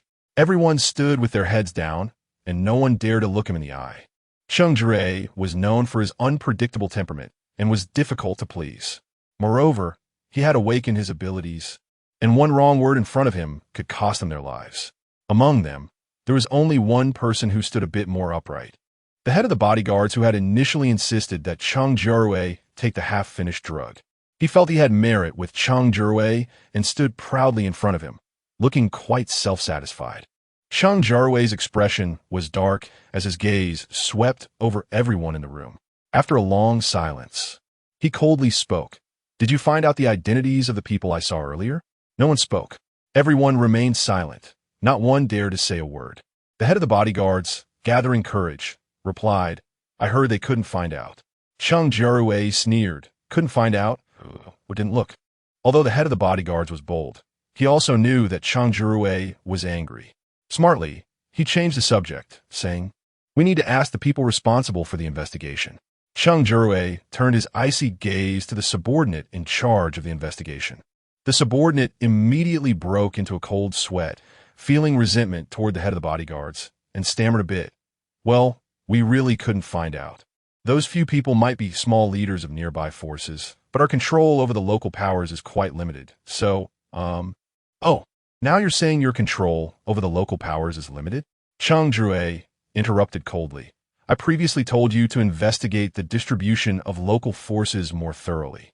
Why is your progress so slow? Why haven't you prepared anything after all this time?" The subordinates were trembling because this matter was not something that could be resolved just by saying investigate. The local powers were intricate and complex, and from their investigation results alone, there were at least 6 or 7 bases gradually taking shape. Every day, the situation was changing rapidly, and how could Cheng Jiarui resolve it with just a few words? Cheng Jiarui looked at everyone with a venomous gaze. "Fine. Even if you can't clarify, you should at least be able to take action against these forces directly, right? At this point, these forces have grown larger one by one, and I say it's the result of your indulgence. To put it bluntly, you're nurturing troubles for yourselves." Everyone was left dumbfounded, feeling extremely wronged. Given how things had developed, the outcome was indeed not great, but was it their fault? It was clearly the result of Cheng Jiarui's previous strategic errors. If the Cheng group had acted 2 months ago, they might have been able to dismantle these bases directly. However, at that time, Cheng Jiarui stubbornly insisted on not intervening in others' affairs and focused solely on the Cheng group's development. Now, these bases had gained their own strength, and it was not so easy to directly eliminate their existence anymore. The way those forces had developed was entirely due to Cheng Jiarui's own actions. So how had it turned into their fault now? It was one thing to take the blame, but the key was that if this continued, with Cheng Jiarui's vengeful nature, they would definitely be held accountable. Someone, realizing they couldn't stay silent any longer, boldly spoke up. "Cheng, what you're saying is too much." Cheng Jiarui's eyes narrowed, and he shot a cold glance at him. "Oh, I'm too much? What do you mean by that?" "I don't mean to blame you," the subordinate said, drenched in sweat. Although he was already on the verge of breaking the facade, he still didn't have the courage to confront Cheng Jiarui directly. "I just think that you clearly instructed us to take action before. How has it now turned into our responsibility?" Cheng Jiarui laughed coldly. "Oh, is that so? There's such a thing?" The subordinate. "Of course, Cheng. Even if we had acted, what could we have done?" Before he could finish, Cheng Jiarui interrupted him. "If my decision back then was correct, then you should have followed it. If I truly made a wrong decision back then you should have pointed it out.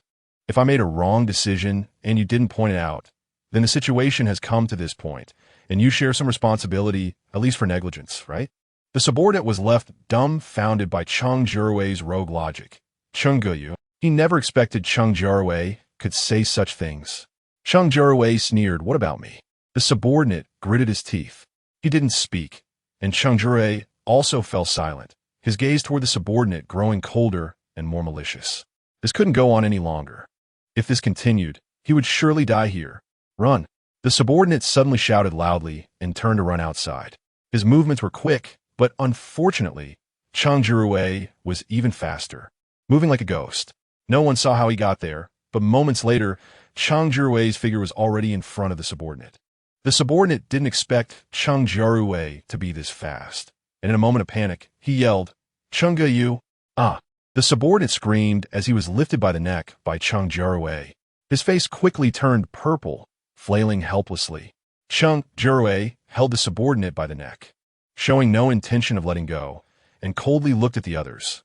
"You all heard what he just said to me, right?" Everyone nodded, not daring to not follow suit. "This is a traitor." Cheng Jiarui's tone grew heavier. "As your boss and superior, the least you should do is to share my burdens. And the worst thing you can do is to turn around and blame me. I provide for you. I support you. If you could still turn around and blame me, then what use do I have in supporting you? I might as well just eliminate all of you." Chapter 315. Facing directly, a tense atmosphere filled the room. No one dared to speak. Everyone was filled with trepidation. If it weren't for the overly oppressive atmosphere, everyone would have rushed to kneel at Cheng Jiarui's feet, pledging their loyalty and swearing they would never betray him, ever. Cheng Jiarui was very satisfied with the atmosphere and the responses from everyone, nodding arrogantly. "Well, I believe I've made myself clear. Ultimately, there are still few traitors. I hope everyone will not become traitors in the future." After saying this, Cheng Jiarui arrogantly turned and left. The head of the bodyguards shot a cold glance at everyone before following Cheng Jiarui out. The room remained tense and silent. No one spoke. It wasn't until Cheng Jiarui left that everyone finally breathed a sigh of relief. Someone couldn't help but murmur, their tone accusatory. "A tyrant, truly a tyrant." As soon as he spoke, others quickly covered his mouth. Everyone's faces were filled with terror. "Shoo, are you looking to die?" The speaker was choked and lowered his head, not daring to say another word. Meanwhile, after the head of the bodyguards left with Cheng Jiarui, he quickly received a message. He instantly beamed with joy and exaggeratedly leaned in front of Cheng Jiarui. "Brother Cheng, good news, really great news." Cheng Jiarui, in a bad mood, coldly looked at him. "What good news? Do you still remember those people who ran into us back then? We found them." The head of the bodyguards excitedly told Cheng Jiarui that they were said to be in the villa area on the outskirts of the city. "Oh, is it that seaside villa area?" Cheng Jiarui squinted. That villa area was by the sea, and he didn't expect it to have not been flooded. He heard that the villa area had indeed been flooded recently, and he didn't know where they had moved to. The head of the bodyguard speculated that perhaps it was because they had moved that they were out actively collecting supplies and ran into us. That is not impossible. Although Cheng Jiarui didn't oppose the head bodyguard's statement, he was actually not very interested in the matter. In any case, regardless of the reason, there was only one final result. They needed to find a way to either ensure they didn't know our identities or simply kill them. The head of the bodyguard said, "So, Brother Cheng, what do you mean?" Cheng Jiarui sneered. "Today is Monday, right? We'll go find them this weekend. Either we kill them or leave them a dog-ass life. But in any case, we must ensure that no one who knows we were there that day, at that time, is left alive in this world." The head of the bodyguard sighed, his eyes revealing a bloodthirsty excitement. Few could stay by Cheng Jiarui's side for long without being somewhat bloodthirsty and ruthless themselves. The head of the bodyguards was no exception. He was now extremely excited, eagerly anticipating getting a taste of Shen Li and others' blood. Only then would he feel superior to everyone. In the following days, the Air Defense Base quickly identified 20 suitable candidates and began armed training for them. Most of these were suitable aged men and women with the right age and physical condition. And if some had combat experience, they could be recruited into the armed team regardless of the usual standards. One unexpectedly recruited talent was named Lu Cheng, a retired mercenary. True to his name, he usually appeared quite honest and unassuming, as if he couldn't even muster a grunt. However, surprisingly, Lu Cheng displayed unexpectedly good qualities during training and had his own ideas about both training and actual combat. Shen Li originally wanted Gu Nanshuan to help with the training, but since Lu Cheng was here, there was no need to trouble Gu Nanshuan anymore. Suitable talents should be placed in appropriate positions. and having someone like Gu Nanchuan specifically handle training seemed like a waste. Lu Cheng was just right for the job. Lu Cheng didn't expect Shen Li to treat him with such courtesy. He was both surprised and somewhat moved, which made him more dedicated during the training of the armed team. As a result, everything started to progress in a positive direction. In the past few days, everyone became busy, but Shen Yuan did not. Ever since that day, when he was almost tracked down by the Cheng group, Shen Yuan had not dared to take any major actions and had kept a low profile for several days before daring to move again. He went online and didn't dare to directly check the Cheng group's intranet situation. Instead, he looked at the phones of Cheng's subordinates to see what news they had received recently. These subordinates were of low rank, and most of the news they received was rather unremarkable, but one particular message caught Shen Yuan's attention. Tomorrow, assemble East Suburb Seaside. Shen Yuan frowned and slowly read the message. The seaside in the eastern suburbs. Isn't that the area of the coastal villa district? Why would people from the Cheng group come this way? Shen Yuan confirmed once again that he wasn't mistaken. Without daring to slack off, he directly took the results to find Shen Li and Gu Nanchuan. Gu Nanchuan shook his head. I don't like it. Shen Li asked, don't they usually have nothing to do and won't easily leave the company building? At least in my previous life, it seemed that way. Gu Nanchuan frowned slightly. Unless there was something important, the Cheng group, especially Cheng Jiarui himself, would never leave easily. Thud. Shen Li seemed to hear her heart sink a little.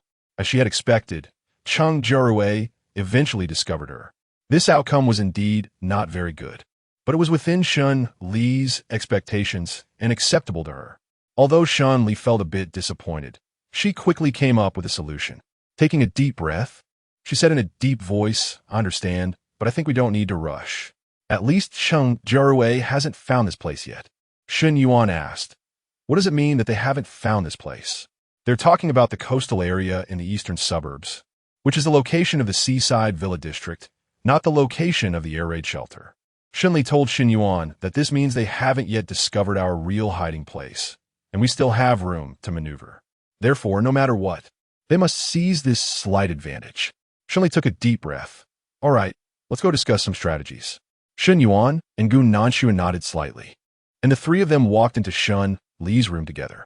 Chapter 316. Lujiang Base. After several hours of discussion, everyone finally reached a consensus. Firstly, the air raid shelter must be preserved. This shelter is the reliance of all of them. Secondly, they need to change Cheng Jiarui's impression of the Binhai Villa area as much as possible. At least for now, they want to make Cheng Jiarui believe that the Binhai Villa area poses no threat at all. The plan was settled, but Shen Yuan felt somewhat constrained. He let out a long sigh and said nothing more. Shen Li glanced at him and said solemnly, there's no need to be evasive. Our strength is indeed not as good as Cheng Jiarui's right now, but our strength will not always be this way. I believe that before long, we will no longer have to hide from Cheng Jiarui. Gu Nanchuan, standing beside her, also nodded, I believe in you. When Shen Yuan saw Gu Nanchuan flattering his sister again, he immediately became anxious. Hey Lily, I didn't say I don't believe you. As your brother, I definitely believe in you the most. I know. Shen Li paused, then said seriously, just relying on a few of us, we probably can't deal with Cheng Jiarui, right? Shen Yuan asked, what do you want to do? Gu Nanchuan had a bit of a guess about this. Are you trying to introduce other forces? Shen Li looked at Gu Nanchuan with approval. Smart. Introducing other forces? Oh, it's to divert the disaster, right? Shen Yuan was taken aback and suddenly realized, widening his eyes to look at Shen Li. This move is indeed good, but the question is, who can we divert this disaster to? Shen Li smiled slightly and pointed to the east. I remember there seems to be a suitable choice over there. Gu Nanchuan also looked to the east. Their eyes met, and Shen Li's smile grew even brighter.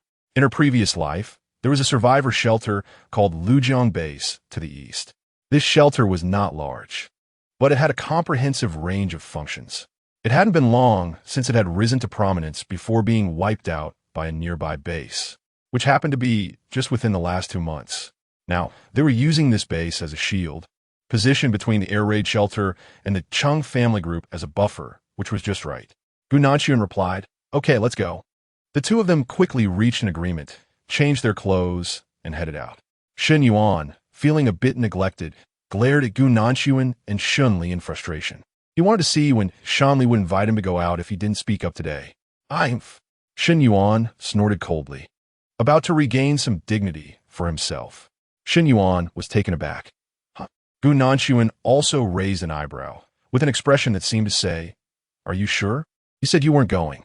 Shen Li found a bit strange as well, and looked at Shen Yuan. "Actually, I think it doesn't matter whether you go or not." I didn't mean it that way." Upon encountering Shen Yuan's sudden look of sorrow and accusation, Shen Li realized that her words were a bit inappropriate and quickly cleared her throat to add, "What I meant was, if you go to the Lujiang base, we would just have one more person, but even if you don't go to the Lujiang base, you can still stay at home and help us handle other matters. It's all fine. At home, handling other matters? What difference was that from being a logistics person? Anyone could be in logistics. What Shen Yuan wanted to be was a soldier, the kind that was indispensable in the shelter. Shen Yuan was instantly filled with even more grief and anger. Grinding his teeth fiercely, "Let's go. I'll go with you." Shen Li still wanted to persuade, but it wasn't necessary to. Shen Yuan asked Shen Li, "Lili, do you not want your brother to go with you?" That's not the case." Shen Li paused for a moment and said, "Okay then, let's go together. That's more like it." Shen Yuan turned his anger into joy and followed Shen Li and Gu Nan as they walked outside. He didn't believe it.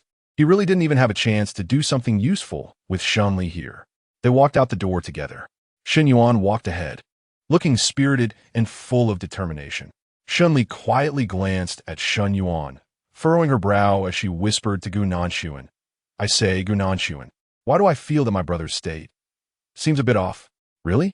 Gu Nanchuan didn't think so. "I actually feel that Brother Yuan looks pretty normal." "Is it really normal?" Shen Li frowned. "Recently, it seems like my brother is always trying so hard, as if he wants to prove something." Gu Nanchuan found this quite normal. Maybe he's trying to prove his worth. Shen Li was puzzled. Her own value? What was there to prove? Gu Nanchuan responded with a sound of agreement. Since a few months ago, there have been signs that Yuan Ji's abilities were about to break through. However, it was also from that time that the progress of his abilities began to stagnate. Until now, he still hasn't truly manifested his own abilities. Given this situation, it's only natural for him to feel anxious. Shen Li instantly understood and sighed. Shen Yuan wanted to prove that even without special abilities, he could successfully shoulder his own responsibilities. But how could he be so foolish? In fact, he had always handled his responsibilities very well. After a moment of silence, Shen Li couldn't help but whisper, "If it weren't for my brother, we wouldn't have been able to obtain any information from the Cheng family." At that point, it wouldn't be us catching the Cheng family off guard, but rather the Cheng family catching us off guard. Gu Nanchuan replied, "I agree. But some things can only be thought of by Brother Yuan himself." Shen Li thought for a moment and nodded without saying anything. Gu Nanchuan comforted Shen Li. "It's okay. Brother Gu is a smart person. He will definitely come to understand it soon." Shen Li forced a smile. "I hope so." Gu Nanchuan was taken aback for a moment and then chuckled. Shen Li had a thought and cautiously looked at Shen Yuan. "Brother, why are you asking this?" Shen Yuan was taken aback. He couldn't possibly tell Shen Li that he just didn't want his sister to be abducted, so he had to gloss over it. "I was just asking casually. Why are you worrying so much?" Chapter 317. Sisterly Rivalry. Shen Li smiled, a bit deliberately and somewhat subtly. "Brother, we didn't say anything bad about you. Don't worry." Gu Nanchuan was taken aback for a moment. Shen Yuan. The more such denial, the more it seems like an attempt to cover up the truth. Shen Yuan stared at Shen Li in shock for a long time, suspicion gradually appearing in his eyes. Could it be that the sister he has cherished for most of his life has really been talking behind his back with that pretty boy? Even if this pretty boy has some skills. All right, even if this pretty boy doesn't seem like the typical pretty boy, it still shouldn't be allowed. "Lili, you?" Shen Yuan glared at Shen Li, his eyes filled with deep anger and sorrow. Shen Li also felt that her words were quite awkward. She coughed twice and turned her head, pretending she hadn't spoken. The atmosphere became tense for a moment. In the end, it was Gu Nanchuan who coughed and took the initiative to break the silence. "Let's go to the Lujiang base first." Everyone fell silent for a moment and, with a shared understanding, got into the off-road vehicle. This time, Shen Li dressed up as a smuggler, bringing along her two little brothers, Shen Yuan and Gu Nanchuan. They had used this tactic when dealing with Long Ge before. Shen Li definitely wouldn't have used the same trick a second time before the apocalypse, but after the apocalypse, everyone's information became limited. So repeating similar tactics wasn't a big deal. Moreover, long before they reached Kaoshan village, Shen Li had already eliminated all the little brothers connected to Long Go. So she wasn't worried about anyone exposing her little tricks this time. The vehicle continued on its way until they reached the vicinity of the Lujiang base. Before entering the base, Shen Li heard a distant sound of crying. Gu Nanxuan nodded. Shen Li murmured, "Let's go down and take a look." She parked the car under a tree and walked forward with Gu Nanxuan. The further they walked, the closer they got to the Lujiang base that Shen Li remembered from her past life, and the cries grew louder. When they reached a spot next to the base, Shen Li finally heard the content of the shouting. "Please, Brother Chong, please don't drive my husband away." A woman was kneeling on the ground, crying with snot and tears, grasping the pants of the man in front of her and begging, "I can give you anything you want, just help me, save my husband." In front of her stood a fat man, who was expressionless as he looked at her. There was no trace of sympathy on the fat man's face in response to the woman's crying. Instead, it was filled with mockery. When the woman finally cried herself out and had no strength left, the fat man sneered, "So, you finally regret it? When I liked you before, you wouldn't bow your head, and now you only realize you want to be with me? Fei Shiyuan, how shameless can you be?" As the fat man spoke, he kicked viciously, directly knocking Fei Shiyuan to the ground. Fei Shiyuan fell to the ground, clutching her stomach where she had been kicked, her expression one of immense pain. Fei Shiyuan also realized the man's choice, collapsing beside him. "Husband, husband, enough! Are you putting on a sad show?" The fat man felt even more disgust and hatred rising in his heart upon seeing this scene. He sneered, "Come look who this is." Fei Shiyuan and her husband, holding hands, struggled to lift their heads to look over. When they saw, Fei Shiyuan was immediately shocked, forgetting the pain in her stomach, covering her mouth, and exclaiming, "It's you. How can it be you?"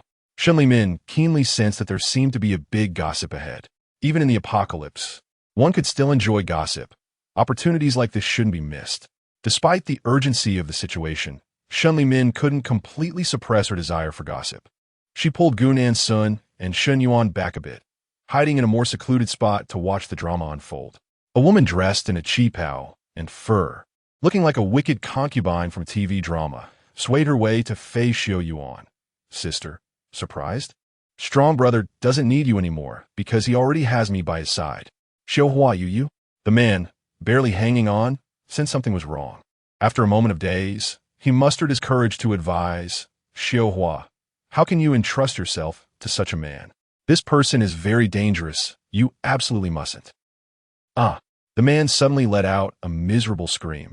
Strong brother strode over, kicking the man fiercely, growling, "You sickly wretch. What qualifications do you have to teach me a lesson? Can't learn to shut your mouth, huh? Let me teach you. I'll make you talk, make you talk." With a series of kicks, the man screamed in agony, spitting out large amounts of blood, looking like he was on the verge of death.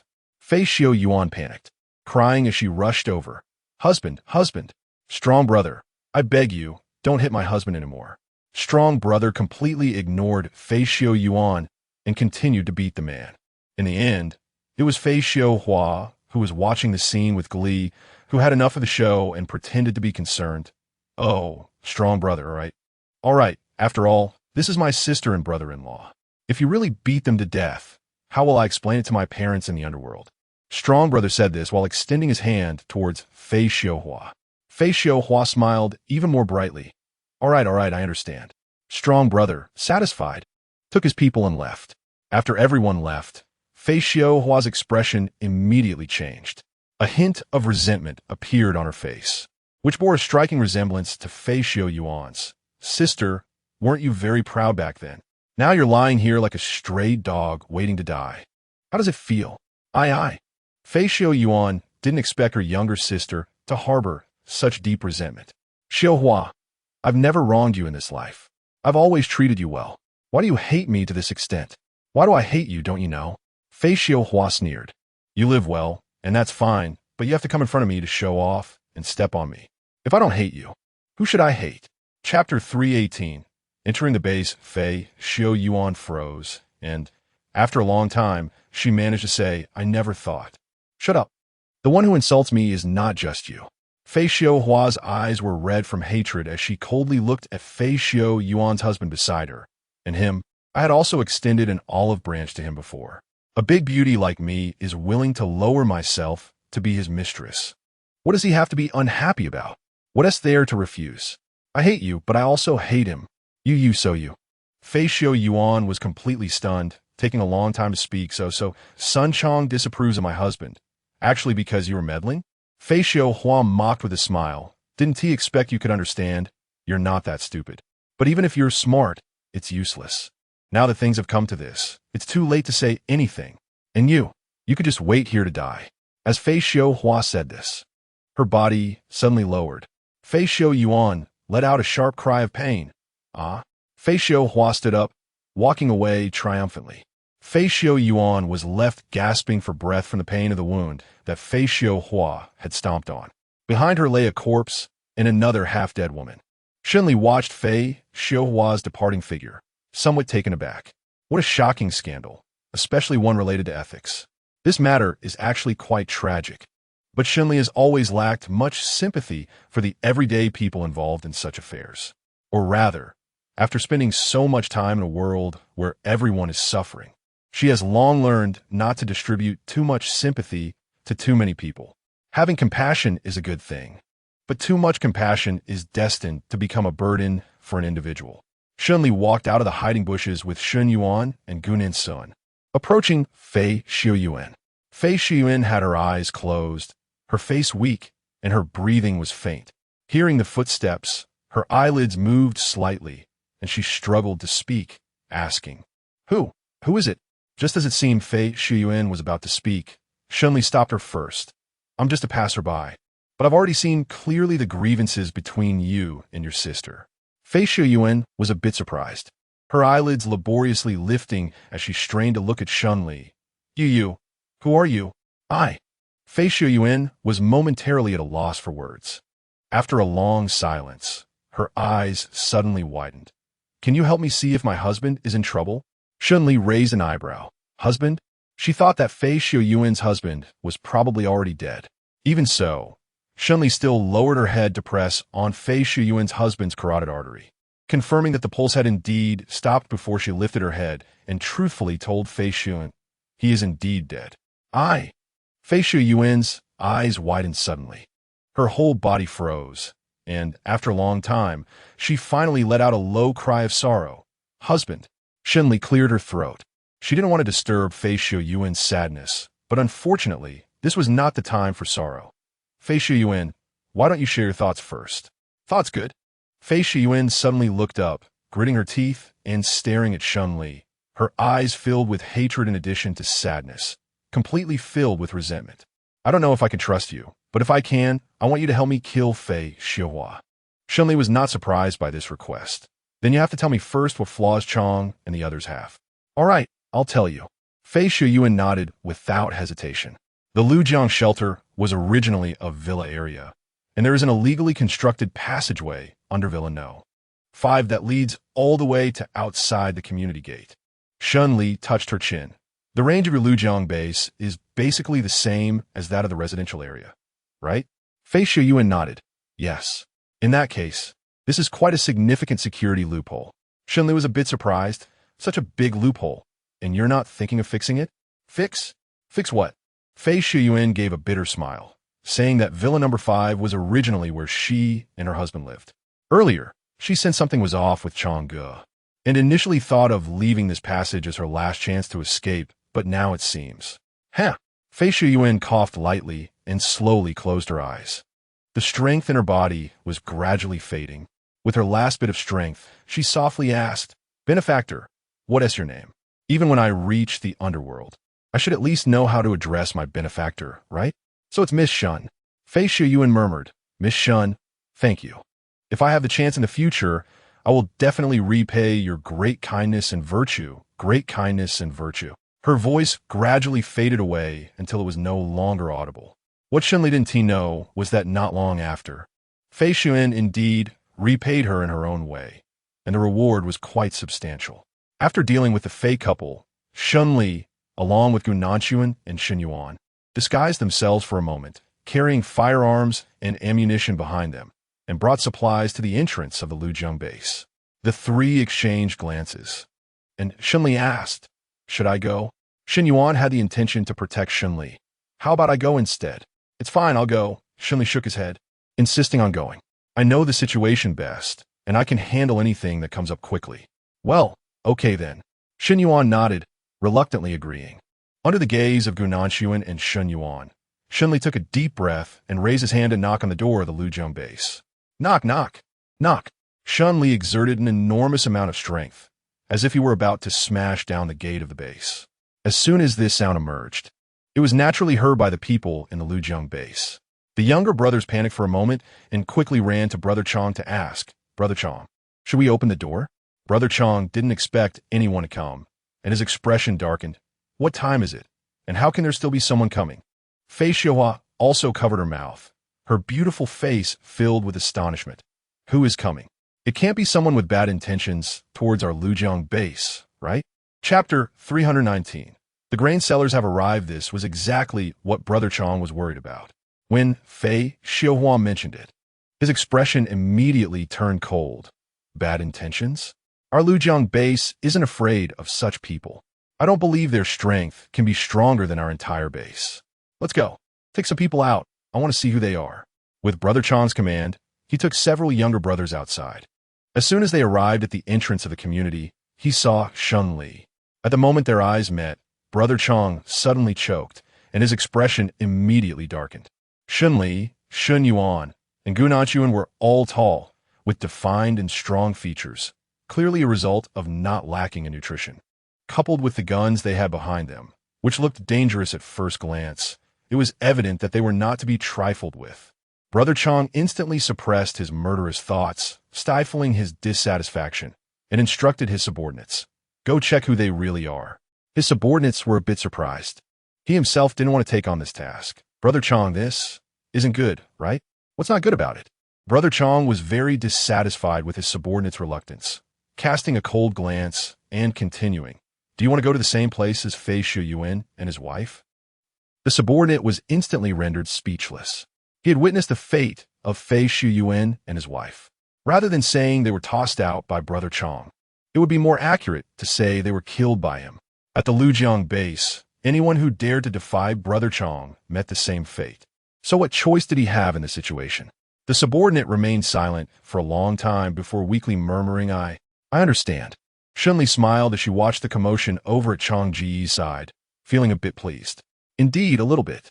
Shen Li shrugged, showing no intention to hide her feelings. Those who oppressed their subordinates, like Changgu, often didn't go far. Gu Nanshuan raised an eyebrow. "Oh, I'm not speaking falsely. The last one who did this is grass 3 feet high on their grave."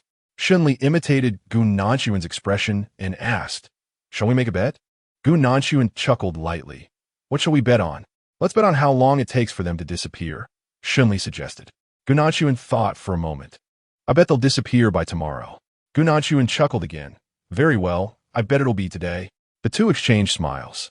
Meanwhile, Shen Yuan, once again treated as a background character, thought, "Does no one want to ask him how he feels being caught in the middle? Is there really no one to speak up for him?" Shen Yuan's face was stiff, and for a moment he didn't know what to say. However, it was absolutely not an option for him to leave Shen Li's side and be considerate enough to not be a third wheel. So in the end, even when a younger brother of Brother Chong from across the way had approached, Shen Yuan still showed no intention of leaving. The younger brother came up to Shen Li, awkwardly forcing a flattering smile. "Ahem, this." Mississippi Shen Lishan kindly revealed Yao Mingwei's identity. "You can call me Sister Yao." "Oh, Sister Yao." The younger brother breathed a sigh of relief, his smile growing increasingly stiff. "Sister Yao, may I ask what you were doing here?" As soon as he spoke, the younger brother wanted to bite off his own tongue. What was he thinking? Asking a fierce person like her what she was doing here. Did he think he had lived too long? Fortunately, Shen Li wasn't angry. In fact, not only was she not angry, but the smile on her exceptionally beautiful face also became even more sincere. "Me? Of course, I'm here to do business." "Huh?" While the younger brother felt relieved, he was also a bit puzzled. "Doing business? What kind of business?"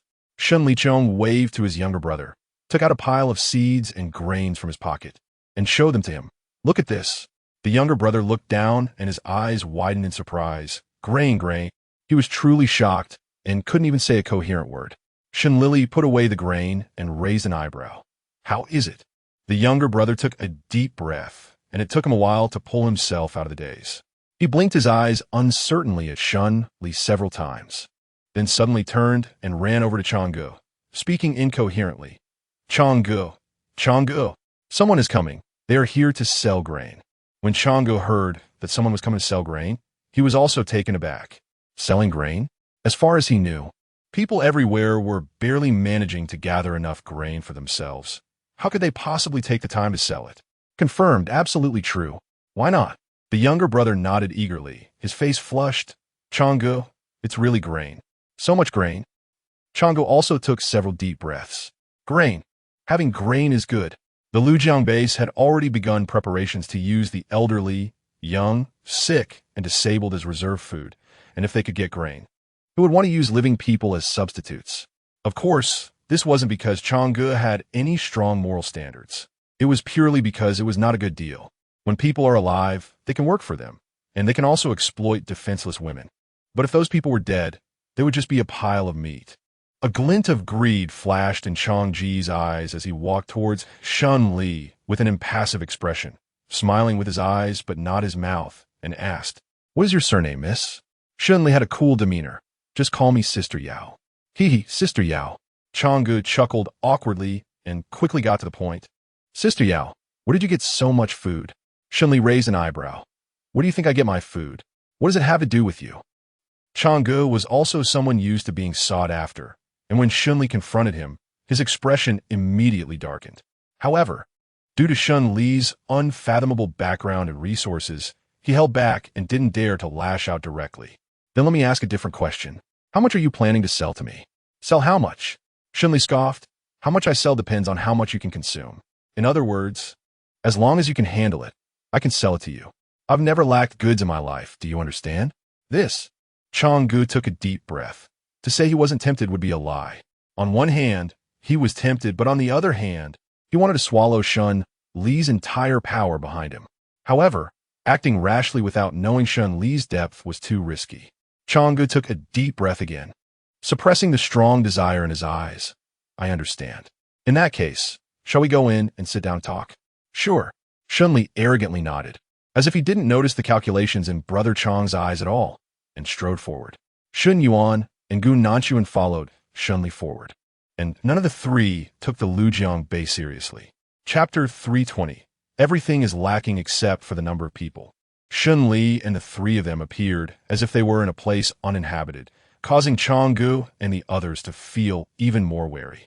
If it weren't for their backing from some powerful force, they wouldn't be so fearless, and Shen Li and the others would never adopt such an attitude. One of Chang Ji's subordinates leaned in and whispered, "Changgu, what about our plan?" "The plan is on hold." Chang Ji's expression was somewhat grim as he waved his hand dismissively. The so-called plan referred to killing Shen Li, forcing him and the others to reveal their background, and stealing their goods. First, they needed to gauge their strength. The subordinate whispered, "Understood." The group took Shen Li and made their way to the villa area. As soon as Shen Li entered the villa area, her discerning and proud gaze swept around, gradually moving from the scattered villas to the people nearby. Everyone felt somewhat suppressed by Shen Li's gaze. After a long while, Shen Li arrogantly spoke, "Too poor." Everyone was taken aback. Even Shen Yuan glanced at Shen Li, then quickly lowered his head. Although he didn't understand Shen Li's thoughts or intentions, he respected every step she took and was willing to cooperate. Brother Chang didn't expect Shen Li to start critiquing right away, and he forced a smile. "Is there a problem here?" "There is indeed a problem." Shen Li pointed to the side without any courtesy. "You can see for yourselves." The swimming pool, which had not been used for a long time and lacked maintenance, now looked completely dried up and desolate. Brother Chang even took a while to finally discern that it was a swimming pool. This swimming pool. What's wrong with it? Gu Nanchuan understood and stepped forward to calmly take over the conversation. "We have been to many real high-end residential areas, where all facilities are maintained by dedicated personnel. The elevators are functional, and even the swimming pool, with its lights on the walls, is no exception at night. Of course, The cleanliness of the community is also maintained by someone, including the community cleaners. Shen Li listened while nodding, and after Gu Nanshuan finished speaking, she coldly added, "As soon as I saw you like this, I knew you definitely couldn't provide me with many resources, and you can't meet the conditions our boss gave us. People like you. Can you really cooperate with us?" Shen Li, while talking, gave Shen Yuan a glance. Shen Yuan suggested, "Why don't we just leave here? We can find another place to make the deal." Shen Li sneered, "Yeah, that's fine." Gunan asked, "Shall we leave now?" "That works too." Shen Li nodded and turned to leave without saying a word. Seeing Shen Li about to walk away, Brother Chong became anxious. Leaving Shen Li meant endless possibilities, while keeping her here only meant the transaction would be interrupted. Even if he couldn't take all the resources from Shen Li, it would still be good to continue doing business with her. Gritting his teeth, Brother Chong didn't bother to observe or probe any longer. He smiled and grabbed Shen Li, saying, "Hey, Sister Yao, don't go." Shen Li was pulled by Chong Gu and instantly changed color. "Get your dirty hands off me." The others saw Chong Ji's expression change and also confronted Shen Li aggressively. Shen Li coldly looked at Chong Gu, with not even the slightest hint of fear in her expression. "What can you do about me talking to you like this? Don't even mention you. Even if your superior comes, I will still have this attitude." Chong Gu instinctively asked back, "What superior? You don't have a superior?" Shen Li looked a bit surprised, sizing up Chong Gu a couple of times. It was surprising that someone at this level of the base didn't even have a superior, which clearly indicated that it was indeed not that impressive. Chong Ji's expression darkened again. However, from Shen Li's words, he also deduced one thing. Shen Li had a superior. Moreover, Shen Li seemed to be of similar status. Either she was a strong figure in some base or held an important role in a large base that had several smaller bases under its wing. In any case, this person should not be provoked recklessly. Chong Gu collected himself and smiled. "Sister Yao, actually our Lujiang base has only been established not long ago, and there are some things that we need to consult you about. Today, even if we invite you as our guest, how about you come and sit with us?" Shen Li immediately wanted to refuse without thinking. "I don't have that much time." As she spoke, she glanced at Gu Nanshuan with a fleeting look. Gu Nanshuan understood and said softly, "Sister Yao, if we can reach a deal, it wouldn't be a bad thing." Shen Li obviously paused, frowning. Did she really want to make a deal with such a person? Gu Nanshuan nodded. On the side, Chong Gu was watching the scene, his heart racing, afraid that Shen Li might suddenly decide not to continue this business with him. In fact, he wasn't that interested in Shen Li's business originally, but somehow, after Gu Nanshuan's coaxing, he became anxious, fearing that Shen Li would pull away and he would lose this opportunity. Chong Gu thought for a long time, gritted his teeth, and forced a smile. "Sister Yao, we can offer some concessions. Although our base is small, we have resources that many other bases might not have, and that is people." Chong Gu firmly told Shen Li, "Do other bases have this resource?" Shen Li was taken aback. According to the recent information they had gathered and their understanding of similar bases from previous lives, such a base could only accommodate around 100 people. Any additional individuals would waste extra resources, falling into the category of being not worth the cost. Since this was the case, where did the Lujiang base get the resources to support so many people? Shen Li looked at Brother Chong with skepticism. "Can you really support that many people?" "Of course. Why would I lie to you?" Brother Chong raised his head defiantly. "I've talked to several nearby bases before, and they're not like us. You could say this is our unique resource." Shen Li asked him, "Even the most advantageous resources need maintenance. How do you maintain them?" Chapter 321. Actually, I have a candidate. Brother Chong chuckled, his smile filled with malice. "Maintenance? What kind of maintenance does such lowly people need? The fact that I haven't let them die yet is already a form of maintenance for them. Don't you think so?" As Brother Chong spoke, he looked at the people beside him. The younger brother lowered his head and leaned over, quickly telling Shen Li, "Sister Yao, actually we all think this way. Being able to provide them with resources and let them survive is already pretty good. If we were to throw them out of the base, they wouldn't last many days." Shen Liruo glanced at the younger brother with a hint of indifference. "This reasoning is indeed valid, but is this really the only reasoning in your hearts? Is it possible that they haven't gone too far?" The younger brother didn't understand her meaning. "Sister Yao, what do you mean?" As Chong Gu listened to Shen Li's words, he felt even more awed. He obediently followed Shen Li outside, introducing the situation of his base along the way. Yet, deep down, an impulse had never faded away. This impulse incessantly called out to him, urging him to take everything from Shen Li and find a way to seize all of her possessions. He believed that one day he would achieve that. Changgu slightly lowered his head, hiding his ambition in his eyes. Shen Li quickly followed Brother Chang into the largest villa in the villa complex. Shen Li originally thought that, like other bases he had seen in his previous life, the largest villa would also be used by the base leader. However, as soon as he entered the villa, a strong odor hit him. Shen Li's senses were sharper than those of others, and his sensitivity to odors was also stronger. He immediately frowned and covered his nose, saying, "What is that smell?"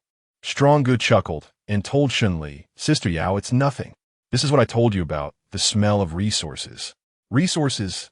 Shen Li furrowed her brows, a possibility flashing through her mind. Brother Chang whispered to Shen Li, "Down there, it's all people." Shen Li remained silent, her gaze growing colder. Strong approached Shen Li a bit closer and lowered his voice. "The second floor of this villa is full of people I have locked up, all women. Each of them is submissive by nature, and no matter what happens, they dare not speak out. Don't you think people like this are great?" Shen Li frowned, suppressing the disgust in her heart. "Why do you think that?" "Haha," Brother Chang chuckled dryly. "Sister Yao, you don't have to pretend. Aren't you from the Cheng group?" Cheng group? Shen Li didn't expect to hear that name in such a place, and was taken aback. Shen Yuan couldn't suppress his astonishment and blurted out, "How come you?" Shen Li reacted quickly and directly asked, "How do you know?" Changgu, seeing Shen Li's reaction, thought he had guessed right. He chuckled, becoming even more smug. "I just guessed. I recently learned from a high-end circle formed by a group of base owners that there is a conglomerate called Cheng Group, which seems to have a strong background. But I didn't expect that I guessed so accurately. Sister Yao, you really are from Cheng Group."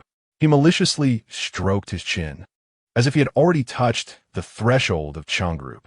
If the goal of Cheng Group was indeed too elusive and unattainable, then could it be that replacing Shen Li was also an option? As long as he could obtain Shen Li's current position and become an affiliate of Cheng Group, then Cheng Group would naturally provide him with the resources he needed, wouldn't it? Shen Li pretended not to notice Chang Ji's gaze, which was like looking at fish on a chopping block, and snorted coldly. "That's right, I am indeed from the Cheng Group. So what do you want to do?" Changgu laughed heartily and said, "I haven't thought about what to do. I just want to do this business with you. As for what happens next, we'll talk about that after this deal is done. Sister Yao, what do you think?" Seeing Shen Li's expression, Changgu felt even more convinced that his speculation was somewhat right. "Sister Yao, why don't you take a look at the goods on the second floor first?" Shen Li raised an eyebrow and asked with a hint of sarcasm, "Looking at the goods? How did you know I wanted to see them?" That's a different matter." Changgu approached Shen Li in a lewd manner and said, "I heard that the Cheng Group is particularly short-staffed lately. Although I don't really know what they need people for, I have connections. As long as you need someone, I can help you find people, and I guarantee you won't lose out." This was the first time Shen Li had heard such news, but in light of everything Gao Minguan had previously said, it wasn't surprising. Shen Li slightly lowered her eyes and coldly snorted. "All right, let's go." Changgu became excited and nodded. "Then let's go." Changgu led the way, taking Shen Li up to the second floor. The closer they got to the second floor, the stronger the stench became. The smell of body odor, the stench of excrement, and the odor of something rotten. All sorts of smells made it nearly hard to breathe. Shen Li furrowed her brows and walked forward, led by Changgu to the door of a room. "Ahem." Changgu, looking pleased with himself, coughed twice and asked Shen Li, "Sister Yao, are you ready?" Seeing Shen Li nod, Changgu raised his hand and pushed the door open. In an instant, a large group of women appeared before Shen Li. Each of these women was scantily clad, only covered by tattered blankets and quilts, their faces weary and numb. Moreover, after the door was opened, Shen Li also caught a very peculiar smell in the room, a foul, greasy, and vulgar odor that was simply nauseating. As soon as Shen Li saw this, she immediately furrowed her brows tightly. Brother Chang, fearing that Shen Li would look down on these people, quickly started to promote them. "Sister Yao, don't worry. Although these people may look a bit intimidating, they are quite qualified as test subjects. If you don't believe me, should I bring a few out for you to see?" Shen Li took a deep breath, suppressing the urge to vomit.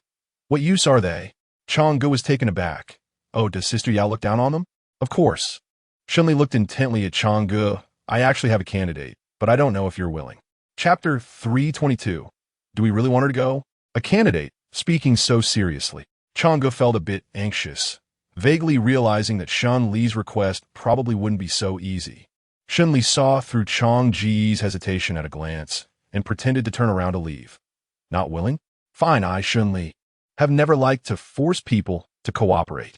If you're not willing, there are plenty of others who are. Let's go. All right, Sister Yao. Shen Yuan and Gu Nanxuan were on high alert behind Shen Li, ready to leave.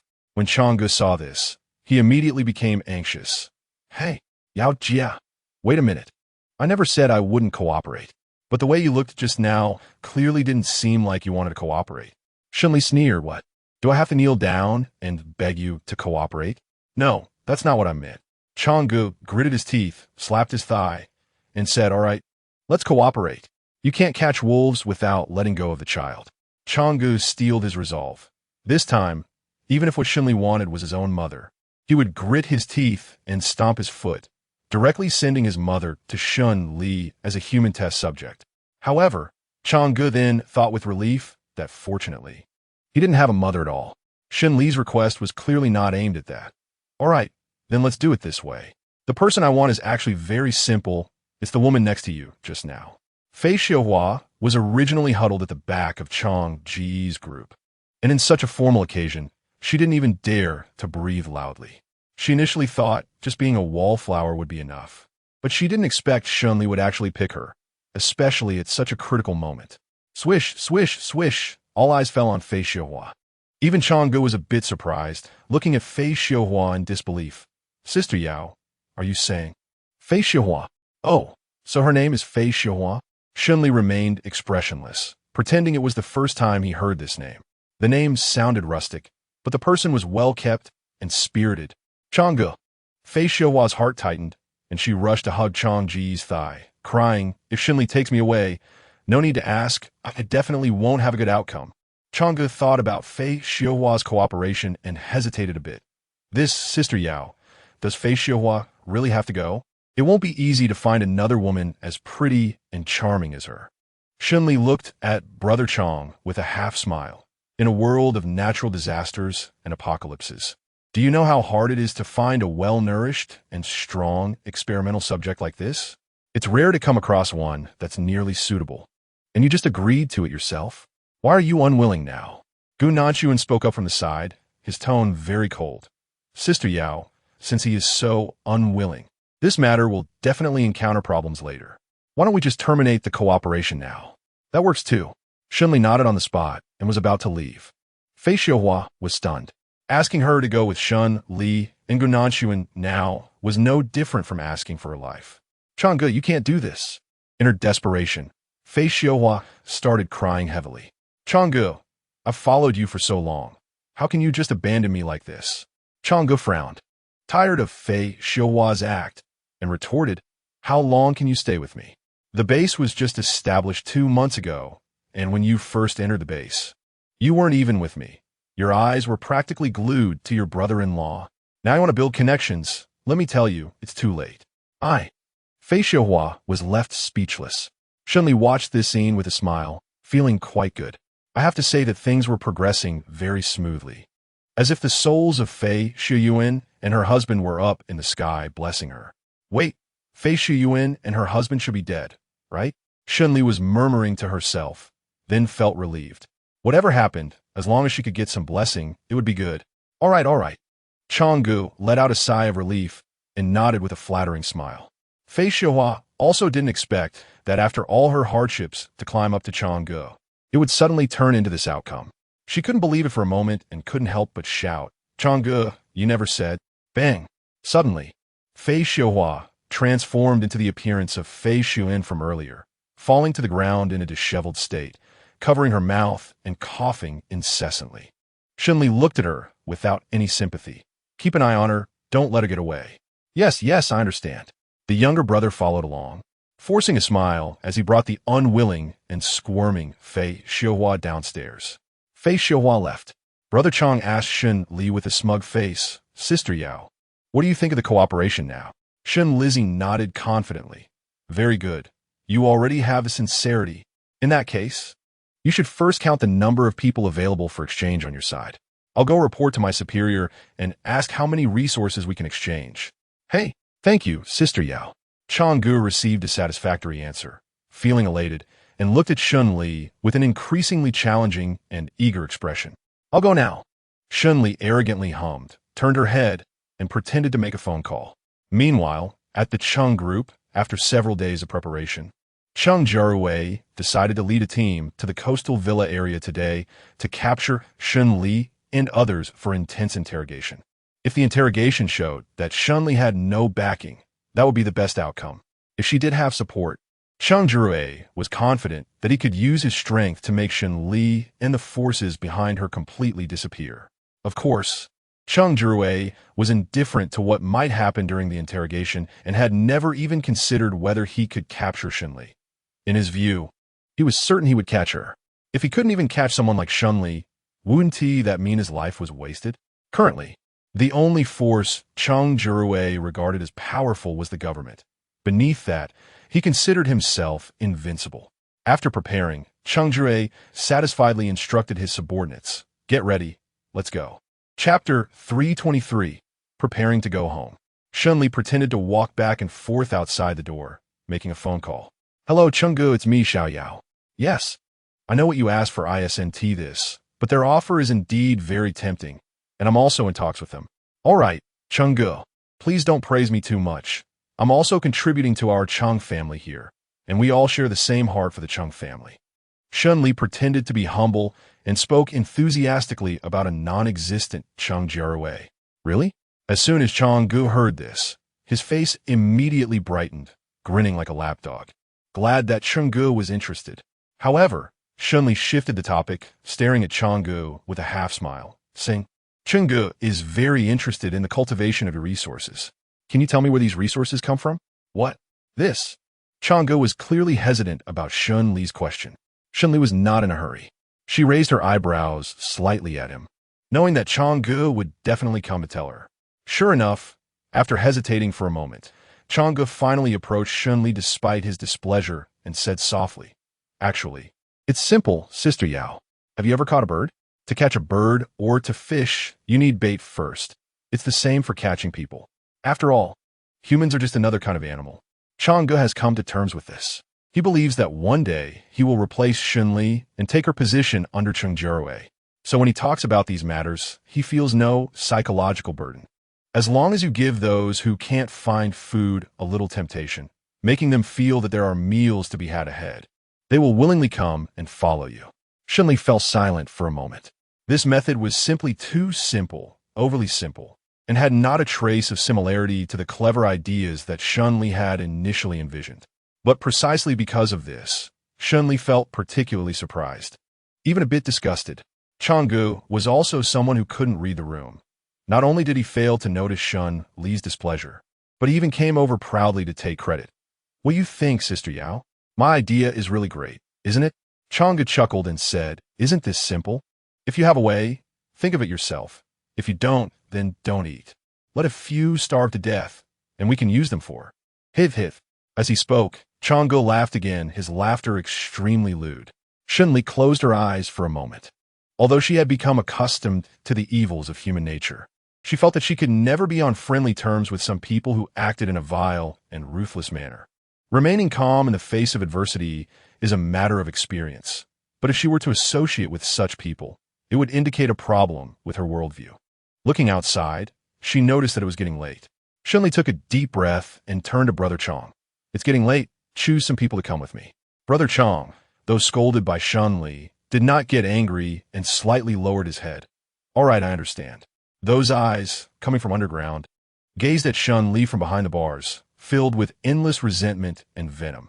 Shen Li paused and suddenly laughed. All right. Changgu had already decided to give Fei Xiuhua away, so how could he possibly refuse at this moment? Without saying a word, he directly sent someone to bring Fei Xiuhua out. Fei Xiuhua was brought out, struggling all the way. When Changgu saw her struggling, he didn't say anything and gave her a hard shove. "What are you hesitating for? Hurry up and go with Sister Yao. Being able to go with Sister Yao is a blessing for you. Do you understand? Woo-woo.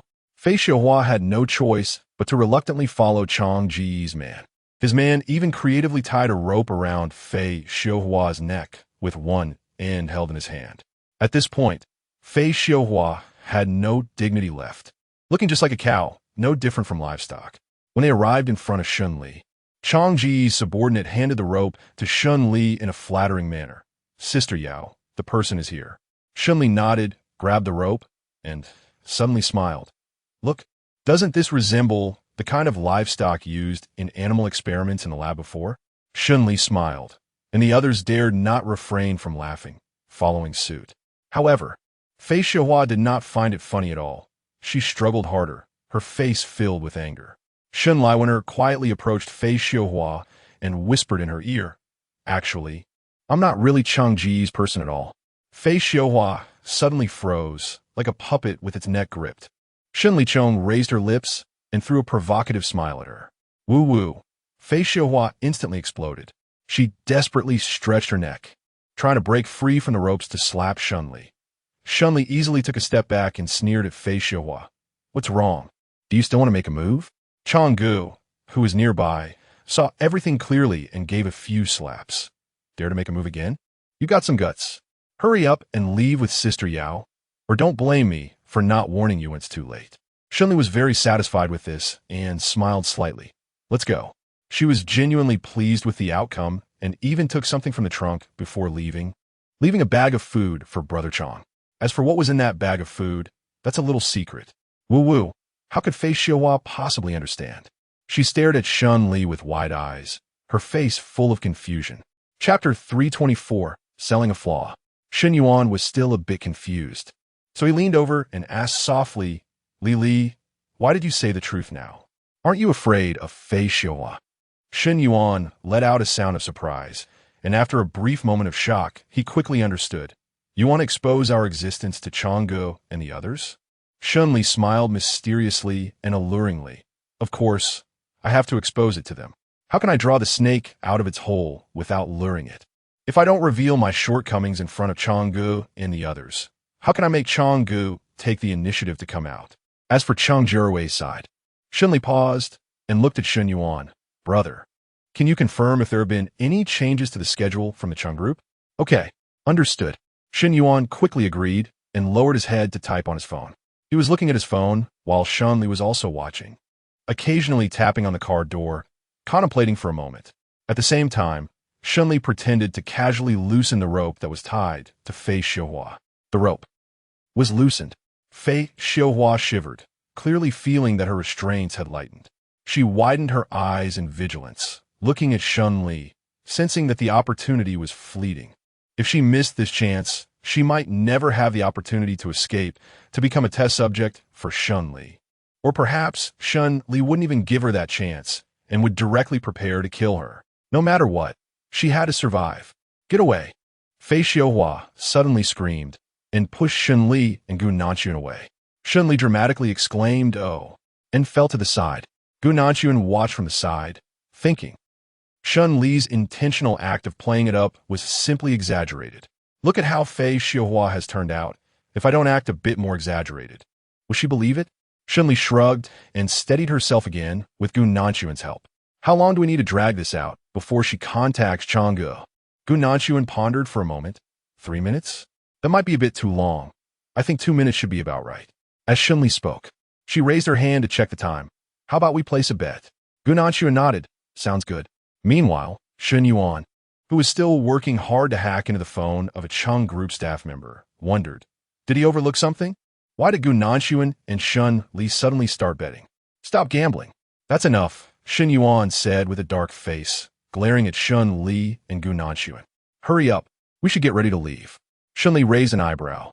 Are we leaving so soon? Of course, what else can we do? Shen Yuan replied irritably. Look over there.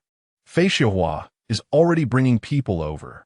If we don't leave now, we'll be in big trouble. Sure enough, Fei Xiuhua was charging this way with her team. Everyone moved quickly, each looking fierce and vigilant, especially Cheng Gu, who had been tricked, looking extremely flustered as he ran and shouted, Yao! Yao! Stop right there. Haha. Shen Li couldn't help but chuckle at Cheng Jiarui's clumsy appearance. Shen Yuan glared at her. What time is it? And you're still laughing. No, hurry up and go.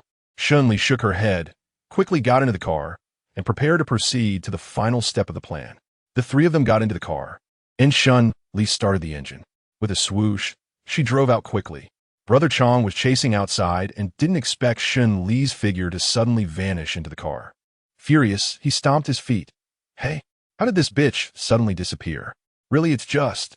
Fei Xiaohua proactively suggested. Brother Chong, we have another car behind us. Why don't we go chase her? Fei Xiaohua knew that Brother Chong was still wary of her.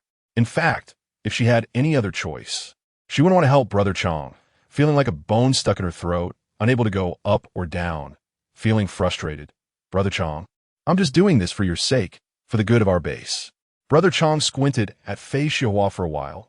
Xiaohua, can you really not hold a grudge against me? Not holding a grudge, of course not.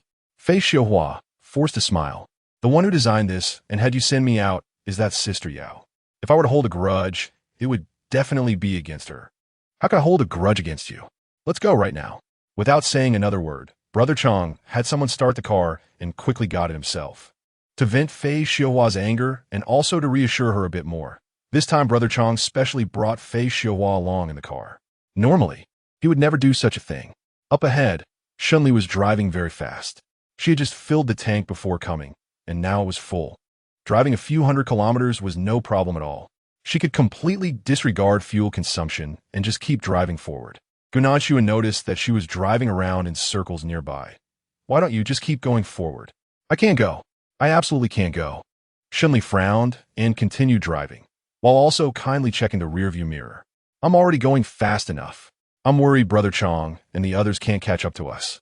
What if they really get completely shaken off by us? What should we do then? Gao Minguan fell silent for a moment. True. Shen Yuan's expression was also quite complicated. All right, it does make sense. Right now, Strong Brother and the other's car is probably maintaining a distance of a few hundred meters behind them, which is about a half-minute drive. So there's no immediate worry about being caught up. However, wait, what is that? Shen Yuan casually glanced outside the window for a moment, and suddenly his gaze landed on a small black that was rising and falling, seemingly the silhouette of a person. Chapter 325. Are you scared, stupid? Shen Yuan frowned and suddenly remembered something. Li, didn't we save someone before we came here? Shen Li nodded while driving. Yeah, that woman is called Fei Xiaohuan. She's Fei Xiaohua's sister. How could you forget so quickly? I didn't forget. I was just saying she's next to us, Shen Yuan replied, speechless, silently pointing to the side. Do you want to take a look at her? I feel like she's still alive. With a sudden screech, the tires gripped the ground as Shen Li slammed on the brakes. Shen Yuan's seatbelt was not fastened tightly, and he suddenly bumped into something, gritting his teeth in pain. He couldn't help but glare at Shen Li. Li, you're driving? Shen Li ignored Shen Yuan and got out of the car to take a look at Fei Xiaohuan. The carotid artery in Fei Xiaohuan's neck was faintly pulsing, and due to the dust, Shen Li could see her outline very clearly. Gao Minguan calmly glanced back and told Shen Li, 20 seconds left. Understood. As soon as he picked her up, Shen Li was taken aback. So hot. What hot? Fei Xiaohuan. Shen Yuan also leaned over, glanced at Fei Xiaohuan, and was immediately startled, reminding Shen Li, hurry, the people behind are catching up. I know. Shen Li nodded and drove in one go. Fei Xiaohuan's back made contact with the car seat, and she let out a harsh moan. Shen Li ignored her and continued to accelerate. Behind, Chang'e watched as Shen Li suddenly stopped, his face filled with joy as he urged the man beside him. Hurry, catch up, go after her now. The man beside him, drenched in sweat, agreed and accelerated with all his might. The cars were getting closer and closer. Chang'e was overjoyed, thinking he would catch Shen Li soon. However, just a second before passing by Shen Li's car, she suddenly accelerated and surged ahead, just as Chang'e was about to reach Shen Li's car. In that instant, he still missed. Chang'e was stunned, his face twisted in a roar. No, damn bitch. You cursed bitch. Fei Xiaohua quickly advised Chang'e. Chang'e, don't be impulsive. We still have a chance to catch her. Chang'e suppressed his anger and thought about it, realizing it was true, but he still couldn't help but roar. Yao, I must catch you and skin you alive. Let's go. Keep driving. We have to get past her. Yes, yes, I'm driving now. The little brother replied nervously and continued to drive. The two cars chased each other. The atmosphere exceptionally tense. They set off. I saw their command to assemble. Shen Yuan quickly nodded and, in a serious tone, told Shen Li that they had been moving quickly and they might reach there in just over 10 minutes. They also needed to accelerate. All right, accelerate. Shen Li agreed without hesitation and continued driving forward. The car kept speeding up. Behind, Chang'e was suddenly dumbfounded. The little brother following Shen Li almost cried out, Chang'e, what should we do? Chang'e gritted his teeth. Chase, keep chasing. At this moment, he suddenly had an idea, to capture Shen Li and offer her to Cheng Jiarui. He thought that Cheng Jiarui would definitely be interested in this imposter Shen Li. It was said that although Cheng Jiarui had a bad character, he was very generous and never hesitated to reward those who were on his side. With that in mind, he figured he didn't need to replace that woman. He just needed to win Cheng Jiarui's favor. The more Chang'e thought about it, the more excited he became. And he shouted, Charge! The little brother, with a bitter face, was in stark contrast to Cheng Ji's excitement. He wanted to tell Chang'e that this broken car was already bad and hadn't been maintained for a long time, so it might not be able to catch up with Shen Li's car ahead. But for some reason, as he chased, he found that Shen Li's car wasn't going that fast, and it seemed like they could actually catch up. All right, as long as they could catch up. The little brother suddenly perked up and began to chase with renewed vigor. They chased all the way to a villa area. The little brother looked up at the roadside sign and was startled. Chang'e, look! This is the Binhai Villa area. What? Binhai Villa area? Chang'e looked up and realized it was indeed true. Fei Xiuhua squinted her eyes, filled with greed. I heard that before the natural disaster. The Binhai Villa area housed the wealthiest and most elite people in the entire city. They say even a rotten boat has 3 pounds of nails. This community must have something. Chang'e was taken aback. Yes, this community might have something. The little brother suddenly lost track of them, paused, and looked up to tell Chang'e, Chang'e, they've disappeared. How could a group of several people just vanish? Chang'e was not pleased with the little brother's attitude and snorted coldly. There were no other buildings besides the Binhai Villa area ahead, so they needed to search thoroughly. Go search well. Okay, we'll go. The little brothers lowered their heads and all agreed. Fei Xiuhua's eyes sparkled with hatred. She couldn't wait to capture Shen Li and torture her properly. Since she had attached herself to Chang'e, she at least couldn't be bullied by others. Otherwise, what was the point of being by Cheng Ji's side?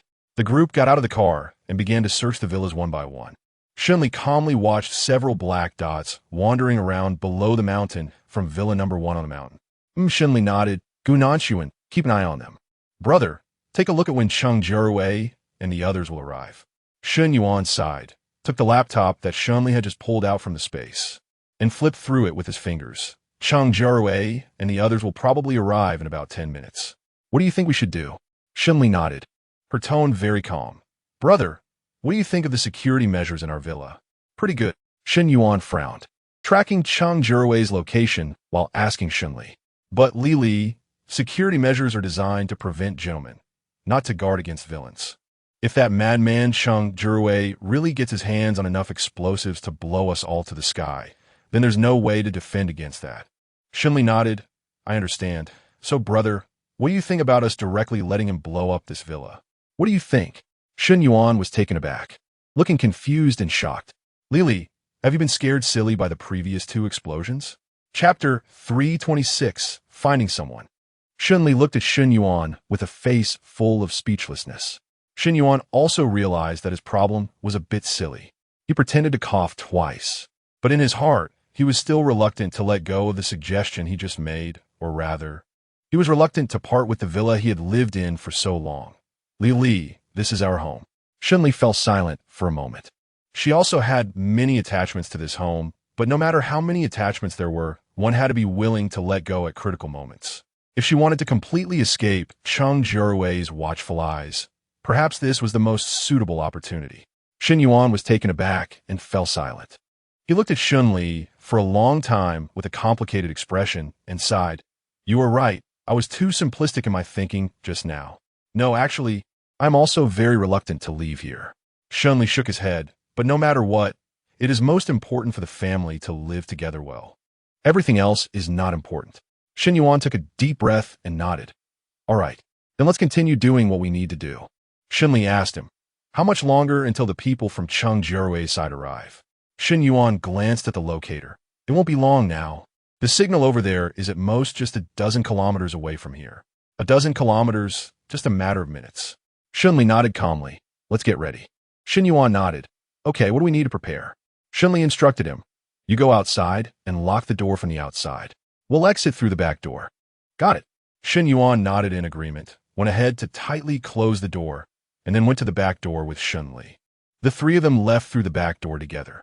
Before leaving, Shen Li went into the space to look around, and then placed a speaker near the back door. This speaker could connect to a mobile phone and was the main feature Shen Li prepared for later. Below, Brother Chong continued to search upward. You'd better. Brother Chong could not directly trust his subordinate, casting a cold glance at him. If you dare to lie to me, you'll regret it for the rest of your life. The subordinate lowered his head, not daring to speak recklessly. Brother Chong continued to lead the group upward. After about 10 minutes, they arrived at the foot of the mountain. Brother Chong stood at the bottom, glancing upward. In this neighborhood, only the two upper villas remained, one of which had not been searched. Looking at the half-blown-up Villa No. 2 that originally belonged to Gunanshuan, Brother Chong automatically changed his tone. The subordinates. Indeed, the second villa didn't look like a place anyone could live in. Searching would be pointless. Let's go check the first villa. With a command from Brother Chong, he led the group of subordinates into Villa number 1 with great confidence. Inside Villa number 1, the atmosphere was quiet. As Brother Chong entered, he was almost immediately dazzled by the grandeur and wealth of the Shen family. When Shen Li's family moved out, although they took many essential items, many things that couldn't be moved, including the decoration, were left behind and untouched. Upon entering, Brother Chong first saw a beautifully crafted marble statue. The texture of the statue was lifelike, depicting a young girl. Even the delicate feeling of the girl's light veil was perfectly restored. Such a statue is really worth killing for. Brother Chong swallowed hard and couldn't help cursing. Coming from a lower background, if it weren't for the apocalypse, relying on his unique traits of bravery and ruthlessness to win so much, he would never have reached this position in his life and have so many resources today. Because of this, after rising to power, Brother Chong had a particularly strong disdain for those who were once wealthy. His killing intent was palpable. At this moment, he felt even more so toward Shen Li. If Brother Chong originally just wanted to offer Shen Li to Cheng Jiarui, now, besides wanting to offer Shen Li to Cheng Jiarui, he also wanted to torment her until she was injured all over, looking less than human. That bitch must be here. Search. Dig 3 feet into the ground to find her. Brother Chong, filled with a heavy and gloomy aura, issued the command.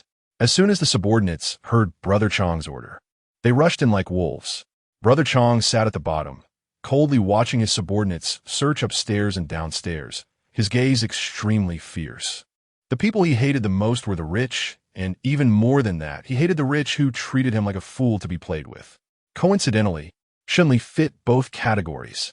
That woman with the surname Yao. Brother Chong gritted his teeth, his words laced with a playful malice of cat and mouse. I will make you die. Die in a particularly ugly way. Fei Xiuhua stood beside Brother Chong, her eyes filled with ambition and eagerness. Brother Chong, I suddenly think they might be friends of Fei Xiuyuan, deliberately targeting us to take revenge for Fei Xiuyuan. Brother Chong was taken aback. What? There's such a thing? Brother Chong snorted in disbelief. Of course. Fei Xiuhua smiled slightly, her satisfaction deepening. On the other side, the subordinates went upstairs to search, but found no one. Another group of subordinates went downstairs to look, and still found no one.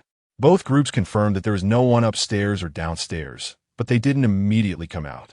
After all, even though the Shen family had moved away, there were still many good things left, and everyone tacitly chose to loot before leaving. So by the time everyone came down together, a long time had passed. Originally, Brother Chong thought that after such a long time, there would be some gains.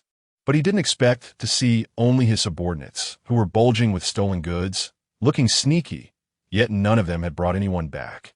Brother Chong instantly fell silent. After a heavy silence, he coldly looked at each person like a hawk, his voice icy. "Where are the people?" The subordinates all lowered their heads, stammering. They knew they were in the wrong and didn't speak for a long time until someone timidly opened their mouth. What people? We don't know anything. Chapter 327 Internal Conflict. How dare you still play dumb? Brother Chang's face darkened with anger, unable to control his shout. "I'm asking you, where are they? Where is that woman with the surname Yao?" The subordinate's momentum shrank even further. "We didn't find her." "Didn't find her?" Brother Chang sneered. "Didn't find her? And you still took so long to come down? What have you been doing?" "Vouve." The subordinates knew they couldn't play dumb anymore. They could only helplessly express, "Brother Chang, there are too many things here." The brothers really got a bit dazzled. "But we've followed you for so long. Surely we wouldn't miss the chance to take some spoils, right?" "You." Brother Chang was almost enraged to death. He glared fiercely at his subordinates, only to find their expressions had changed slightly. It was no longer the gaze of those who could be slaughtered at will, but rather a predatory look similar to that of wild beasts. It was clear that if Brother Chang continued to be stubborn, a rebellion from these subordinates would be a matter of time. Brother Chang felt unhappy, and after a long silence, he angrily waved his hand. "Fine. This time I'll let it go. If they're essay next time, I won't allow you to do this. If you didn't find that woman, why didn't you speak up sooner? If we delay any longer, that woman will completely escape, and we won't find her." Everyone listened to Brother Chang's words, and to varying degrees, they breathed a sigh of relief and began to flatter Brother Chang. "Brother Chang, you have such a big heart. A person with such a heart will definitely win. Don't worry, big brother. That woman shouldn't have gone far." "Yes, big brother." Amidst the flattery, Brother Chang's face darkened. For the first time, he was not swept away by the praise. Just now, the wild-eyed gazes of these people seemed to be etched in his bones, something he could neither ignore nor dismiss. Forget it. Brother Chang closed his eyes and took a deep breath. One day, when he accumulated enough manpower, he would replace all these people and clean them out in the bloodiest way. Of course, Brother Chang also believed that this day would not be far off. Whenever he successfully allied with Cheng Jiarui, he wouldn't have to worry about finding subordinates anymore. Brother Chang was lost in thought. Fei Xiuhua noticed something was off and asked, "Is there no one?" The subordinates all shook their heads. "No one. There's no one anywhere." Fei Xiuhua frowned. "No. How could there be no one? There's only the last villa left unsearched. They couldn't have run to other places. Especially since we just saw everything clearly over there." "Huh." Before she finished speaking, a light and slow female voice suddenly rang out. Everyone was startled. This voice was clearly that of Sister Yao, which belonged to Shen Li. Everyone started searching frantically, only to discover that the voice did not come from Shen Li, but from a speaker placed in a corner. A glint of killing intent flashed in Chang Ji's eyes as he spoke calmly. "Sister Yao, where are you? Why are you acting so sneaky?" Shen Li smiled lightly. "Where am I? Why should I tell you?" Brother Chang laughed calmly, the murderous intent in his eyes growing stronger. "What's wrong? Afraid to come out? It seems you know you're in the wrong." Shen Li scoffed. "What am I guilty of? I just don't see the need to face a bunch of idiots. Besides, I already have enough trouble. Why should I wait for you to increase my troubles?" "Pursuit? Yes, that's it." Brother Chang's eyes lit up. He felt like he suddenly understood. For someone like Shen Li who is impersonating someone else, the person who wants to kill her the most must not be him, but the real Cheng Jiarui. From this perspective, even if Cheng Jiarui wanted to kill Shen Li, it would be understandable. If that's the case, he should think of a way to catch Shen Li. As long as he catches her, Cheng Jiarui would surely be overjoyed and reward him handsomely. The more Brother Chang thought about it, the more excited he became. After a pause, he smiled and said, "Sister Yao, how about we call a truce?" Shen Li fell silent for a moment on the phone. What Brother Chang said was simply ridiculous. Even if Shen Li were a 3-year-old child, she wouldn't be fooled by his empty promises. Shen Li paused for a moment and said, "You think that wanting a truce means you can really have one? Who do you think you are? I'm just someone you deceived." Brother Chang replied with a very certain and confident tone, smiling as he continued, "Sister Yao, I know you might not want to cooperate with me right now, but why not think it over carefully? Do you really have more room to maneuver? If you cooperate with me, at least I won't let you lose your last chance. And that's an important point." Shen Li sneered coldly. Then there's no need to wait. What's that noise coming from the small hill? There was a commotion on the other end of the phone, followed by the call being abruptly hung up. Sister Yao? Hello, Sister Yao. The more Chang'e listened, the more he felt something was off, calling out a few times. However, there was no response from Shen Li's side. Instead, she hastened to hang up the phone. Beep, beep, beep. The busy tone followed, and the speaker in the corner was immediately shut off. So that's it. This Sister Yao is probably scared. Chang'e narrowed his eyes, his gaze growing more bloodthirsty, impulsive, and excited. Who could scare Sister Yao like this except Cheng Jiarui? As long as he could relay this news to Cheng Jiarui, he would surely gain Cheng Jiarui's favor. Fei Xiahua also had an excited expression, as if the hope of completely defeating Shen Li was right before him. However, the little brother beside them still had a bit of rationality. Chang'e, this isn't good. What if there's a problem on the other side? Besides that Sister Yao is very cunning. What if she sets up some obstacle for us? The little brother suddenly let out a tragic scream, covering his mouth and trembling. Chang'e directly punched him in the mouth, forcing him to shut up. Problem? What problem could there be now? What major obstacle can there be here? It's just that we need to break through Sister Yao's blockade. All right, no more talking. We need to go right now. Anyone who dares to obstruct me is my enemy. Let's go. With a command from Chang'e, they charged forward. The little brother watched Cheng Ji's back, resentment gradually surfacing in his eyes. After a long while, he awkwardly spat out 2 teeth, clearly knocked out by Cheng Ji's earlier violence. Too much, this is really too much. Chapter 328. The clam and the snipe fight each other. The little brother was so angry that his whole body trembled. Thinking about Chang'e made him hate him to death, yet he had no way to deal with Chang'e and could only endure silently. In Cheng Ji's eyes, he was no different from a piece of trash. Beep, beep, beep. Just with a glance, he suddenly froze. The launcher beside him trembled slightly, flashing a peculiar light. Not only was the little brother unable to catch up with Chang'e, Fei Xiahua was also out of breath, trying to keep up. Chang'e, you slow down. Slow down? Useless. Chang'e spat in dissatisfaction. If I slow down any more, that bitch named Yao will completely escape. All right. Fei Xiahua thought about it and agreed, pinching his nose. Ahead was a small hill. Chang'e continued to jog forward, filled with violent excitement. Soon, he would be able to catch that bitch.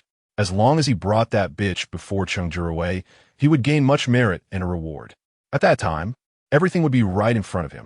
Behind the small hill, at that moment, Shen Li was with Gao Minguan and Shen Yuan. The 3 of them looking serious, their gazes fixed on the phone in Shen Yuan's hand. Beep, beep, beep. The phone in Shen Yuan's hand rang softly, its frequency eerily matching the earlier one from the Shen family villa. Pursuers were approaching, and the atmosphere was extremely tense. Shen Yuan cleared his throat and couldn't help but ask, Li, should we find a place to hide first? Shen Li's palms were slightly sweaty, but she calmly shook her head. No, she was nervous now, but she could not allow herself to leave like this. After all, whether she could completely eliminate this suspicion with Chang'e depended on this one action. Shen Yuan frowned. He actually understood Shen Li's concerns, but as an older brother, he couldn't accept the idea of his sister being in potential danger at any moment. How about this? Li, you go into the space first. After thinking for a moment, Shen Yuan gritted his teeth and added, Gao Minguan, you go in too. We need to do everything we can to preserve all available living strength. Shen Li was somewhat surprised by Shen Yuan's suggestion. What about you, brother? Me? Of course. I have to stay outside. Shen Yuan smiled, his smile somewhat unnaturally tense. If there's not even a bait outside, both Cheng Jiarui's and Cheng Ji's people will see that our situation is not what they think. So, I have to stay here. Shen Li frowned. Brother, no way. Shen Yuan was very firm about this. There's nothing I can't do. I've said it before, I'm not trying to accommodate you. I'm just trying to preserve my own strength. All right, you all go in quickly. But, before Shen Li could finish a sentence, the sudden sound of a revving car engine echoed from the other side. Cheng Jiarui, he has arrived. There was no time to hide, no time to escape. Cheng Jiarui was already here. If he entered the space now, there was a possibility of being spotted by Cheng Jiarui and his subordinates at any moment. He had to find a place to hide quickly. Hurry, put on the mask. Shen Li hurriedly instructed Gu Nanshuan and Shen Yuan, then quickly put on the mask that concealed his identity. Everyone put on their masks. And Cheng Jiarui's car arrived at the foot of the mountain. The atmosphere at the foot of the mountain was tense, and Cheng Jiarui squinted from the car. Is this the place? The head bodyguard quickly nodded. Yes, the map shows it's here. Humph, this place is desolate. I can't believe those people stayed here for so long. Cheng Jiarui snorted coldly, his tone full of disdain and contempt, saying that country bumpkins are just country bumpkins. Not worth anything. They can survive under any conditions. The head bodyguard smiled apologetically. They certainly can't be compared to you, Brother Cheng. Of course not. There are people over there. Cheng Jiarui's gaze swept over and landed on Shen Li, his eyes narrowing sharply. Those three people seem a bit capable. Hearing Cheng Jiarui's words, the head bodyguard didn't dare to be careless and quickly looked over. Upon seeing them, he was instantly shocked and exclaimed, "It's them. Is it them?" Cheng Jiarui keenly caught the information in the head bodyguard's words, asking, "Are you saying they're the ones from that day?" The head bodyguard nodded firmly. "Yes, it's them. I'm sure of it." Good. Cheng Jiarui snorted coldly, his face extremely grim. Truly, they won't take the path to heaven and instead come to the door of hell. This group of people actually crossed paths with him. In that case, he wouldn't be merciful to them. Get out of the car. Go catch them, Cheng Jiarui commanded. And without waiting for the car to stop, he opened the door and jumped out without a second thought. "Brother Cheng," the younger brothers exclaimed, hurriedly stopping the car. Cheng Jiarui's physical condition now far exceeded that of ordinary people. As soon as he got out of the car, he rolled on the ground and dashed towards Shen Li. His figure moved like a ghost. One moment he was 30 meters away, and in the next moment he had already advanced more than 10 meters. Shen Li frowned. Such speed is astonishing. A 100-meter sprint is nothing compared to this. No, even the world record for the 100-meter run has an average speed of just over 9 seconds. Cheng Jiarui is now moving at the speed of the world record for the 100-meter sprint. Such explosive physical ability is truly terrifying. He really has developed special powers. Shen Li felt a slight chill in her heart, and without saying a word, pulled Shen Yuan and Gu Nanshuan to run behind the hillside. "Let's go. Right now." "Got it." Shen Yuan and Gu Nanshuan nodded and followed Shen Li over the hill. After passing the hill, Shen Li encountered Chang Gu and others. "Idiot! Get out of the way. Don't block the road." Without saying a word, Shen Li quickly kicked Strong Brother, sending him directly towards Fei Xiuhua. Strong Brother let out a yelp, kicked like a rolling gourd, and tumbled together with Fei Xiuhua down the hill. Shen Li took the opportunity to pull Gu Nanshuan and Shen Yuan together, running behind a big tree to stop. The three of them silently held each other's hands with great understanding. Shen Li closed her eyes and focused her thoughts, quickly bringing Shen Yuan and Gu Nanshuan into the space inside the bracelet. Chapter 329, Two Tigers Meet. A swoosh sound was heard, followed by a brief feeling of weightlessness. After a moment, Shen Li felt the ground beneath her feet, realizing they had safely entered without any danger. Shen Li Song let out a sigh of relief and looked at Gu Nanshuan and Shen Yuan, still shaken. I said, "Are you two okay?" Shen Yuan let out a sigh of relief. "No, it's fine." Gu Nanshuan also relaxed slightly. "Let's listen to the sounds outside. I wonder how things are now." "All right, let's listen." Shen Li agreed with this. So the three of them huddled together and quietly eavesdropped. At this moment, outside the space, Chang'e frowned, searching again and again by the tree, feeling utterly bewildered no matter how he looked. Fei Xiuhua followed him, equally puzzled. After searching twice, Chang'e could no longer hold back and questioned Fei Xiuhua. "Where are they? Did you see them?"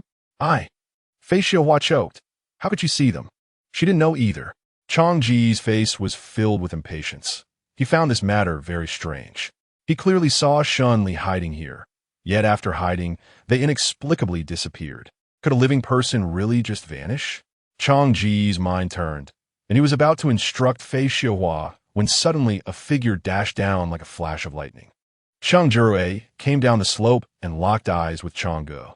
The little brother beside them looked at Cheng Jiarui with a face full of surprise, not expecting to encounter a big shot like him here. They were sizing up Cheng Jiarui, and Cheng Jiarui was also discreetly sizing them up. The woman with a mischievous expression was a woman, and the man with a fierce look was a man, resembling what the head of the bodyguards had described. As for the other little brother with little presence, the head of the bodyguards seemed to have said earlier that the two men beside that woman had weak presence, at least not as strong as hers. Although the woman's appearance didn't quite match what the head of the bodyguard said, people could always disguise themselves. Who knew if they were intentionally deceiving? In short, one woman and two men. And here they were. Cheng Jiarui had only a brief moment of doubt, then without hesitation concluded that these three must be the ones he had seen before. Next, it was time to verify another guess. Cheng Jiarui smiled, a smile that showed teeth but not eyes, with a sinister, bloody aura. Do you have any superiors behind you? It was said that the last time those people acted, it hinted that someone was backing them. But Cheng Jiarui didn't necessarily believe that this information was true. After the apocalypse, many people had a habit of pretending. After all, if they didn't put on a show, how could they make others feel they had support? Before Fei Xiuhua could speak, Cheng Gu flattered. What kind of people could I have behind me? I have no one behind me. Cheng Jiarui listened, his gaze gradually turning cold. Oh, are you sure there's no one? Of course not. Cheng Gu thought this was Cheng Jiarui's way of inviting him to join, and without hesitation nodded, Brother Cheng, to be honest, I've always had an idea, which is to find a reliable superior. I think you would be perfect for this. Suddenly, Cheng Gu let out a cry. His voice changed pitch. Cheng Jiarui directly grabbed one of his arms, maintaining a fierce, tugging position. Cheng Ji's face contorted in pain, desperately trying to struggle. It hurts. Brother Cheng, it hurts. Cheng Jiarui sneered slightly, his gaze warily falling on Fei Xiuhua. Do you think just showing weakness will be enough? Fool, I will make you know what regret is. Saying this, Cheng Jiarui suddenly exerted force and completely tore off Cheng Ji's arm. Blood splattered like rain, and Cheng Ji's scream abruptly ceased. After a brief silence, Cheng Gu couldn't catch his breath and collapsed to the ground, his face pale. Blood flowed around him, quickly forming a small pit, and this pit showed signs of gradually expanding. Cheng Ji's complexion turned gray, and it was easy to imagine that it wouldn't be long before he bled to death. Cheng Jiarui released Cheng Gu and coldly stepped towards Fei Xiuhua. This woman was very dangerous. She had to be killed quickly. Don't know? You really know how to pretend. Cheng Jiarui didn't believe it at all, sneering as he approached Fei Xiuhua and directly tightened his grip around her neck. Fei Xiuhua's face gradually turned red, contrasting sharply with the pale Cheng Gu beside her. As the oxygen gradually depleted, Fei Xiuhua's consciousness began to fade. Cheng Jiarui seized the opportunity, easily choking Fei Xiuhua to death. After killing Fei Xiuhua, Cheng Jiarui seemed to discard a piece of trash, shaking his hand and turning to the third person, Cheng Ji's little brother. He also didn't expect things to turn out this way, and was so frightened that he kept stepping back. No, it has nothing to do with me. I'm not from here. Don't kill me, don't kill me. Cheng Jiarui would never listen to the little brother's explanation, coldly snorting as he stepped forward and punched the little brother in the abdomen. Cough. Ugh. The little brother was knocked down to one knee, awkwardly spitting out a mouthful of dark blood mixed with bits of internal organs. Cheng Jiarui didn't blink, continuing to pound the little brother like a punching bag. Soon, the little brother's belly was beaten to the point of several bones piercing through the skin, and his breath became faint. Moments later, Cheng Jiarui noticed the little brother's weak resistance had disappeared, disdainfully raised an eyebrow, and let him go. Is this how you die? Useless, truly useless. Cheng Jiarui stood up straight, relaxed, with blood on his hands. Behind him, the little brothers of the Cheng group had already arrived, but they were all frozen in place, not daring to say a word. The little brothers were silent, unsure of what to say. Startled, they quickly lowered their heads. Yes, we understand. Brother Cheng, you can rest assured. That's more like it. After dealing with Shen Li, Cheng Jiarui had essentially lifted a heavy burden off his mind. Whistling, he walked toward the car.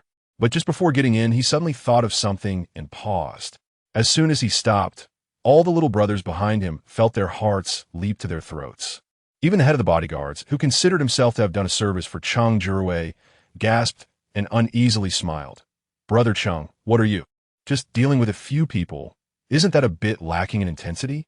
Cheng Jiarui turned his face expressionlessly and instructed the head of the bodyguards, "Go. Blow up this villa area for me." "Brother Cheng." The head of the bodyguards was taken aback. "Wouldn't making such a move be too loud?" Cheng Jiarui sneered. "My principle has always been either not to do it, or to do it thoroughly. I've already killed people and didn't even think about cleaning up the bodies. Do you think I would be afraid of being discovered? Moreover, at this point, the Cheng group has already appeared in the eyes of countless people. Being afraid of being discovered now would be too late." But the head of the bodyguards still wanted to object. However, upon encountering Cheng Jiarui's extremely cold gaze, he instantly lost the will to argue and lowered his head sensibly. "Okay, Brother Cheng, I'll go now." Cheng Jiarui nodded. "Mem, go. There's usable explosives in the trunk." "Okay, I understand." The head of the bodyguards nodded awkwardly, went to the back to get the explosives, and began to bury them little by little in the villa area.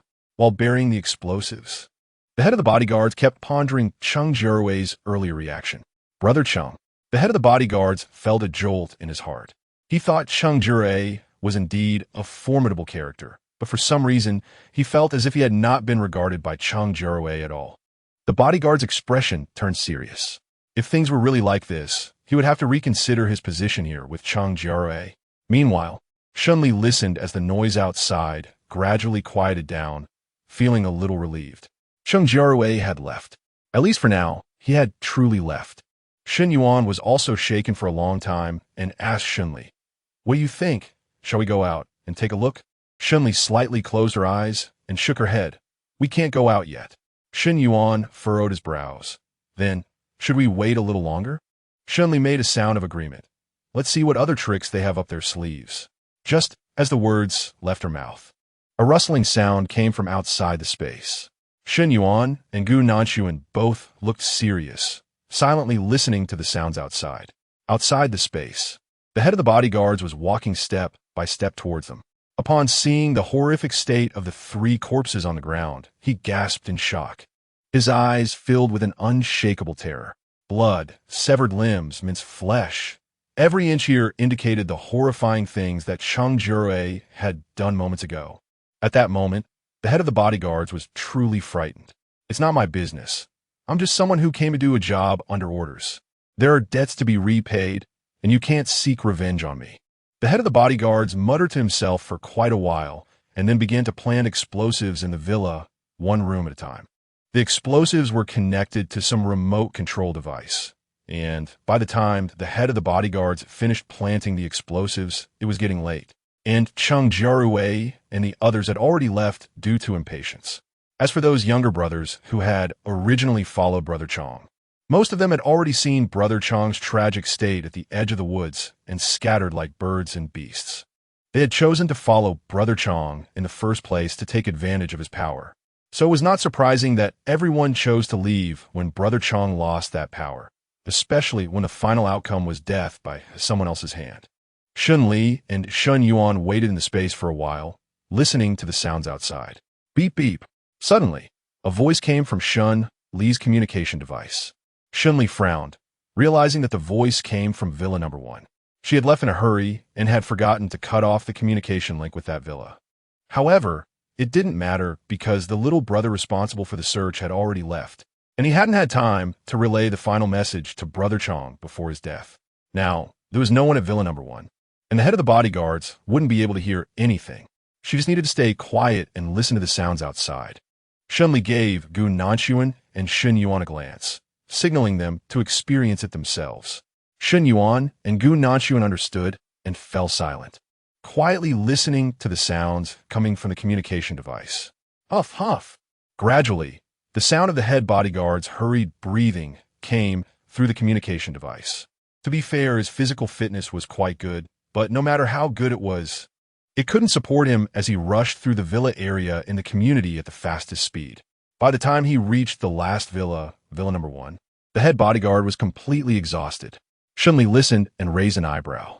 It seemed that this person was a small thug under Cheng Jiarui, not holding a very high position, someone who could exert a bit of power, but not much. The head of the bodyguards paused briefly and then let out a sigh. What is the point of competing with them? To put it bluntly, the ones doing this aren't anyone else but Brother Cheng. Forget it. The head of the bodyguards shook his head, not intending to say more or do anything else. Looking back at the lavish and expensive villa, he suddenly sighed. If only I, Li Wengui, could live a stable life and become someone important, how great that would be. With that, the head of the bodyguards finished setting up the last bomb and dragged his feet away from the Shen family villa. Shen Li listened, narrowing her eyes. The footsteps gradually faded away, completely disappearing. Shen Li cut off the communication. This Li Wengui has something he wants.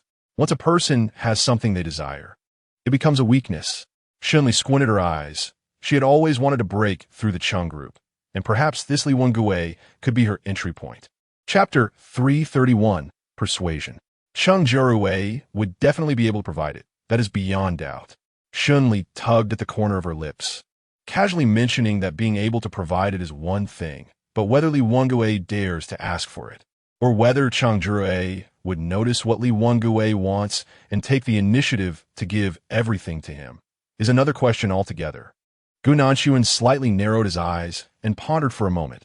You're right. Shen Yuan thought for a moment. I don't think Cheng Jiarui would do that, right? After all, Cheng Jiarui looks like someone who is proud and arrogant. He wouldn't take the initiative to do something like blowing up the coastal villa area himself. Instead, he would let his subordinates handle it.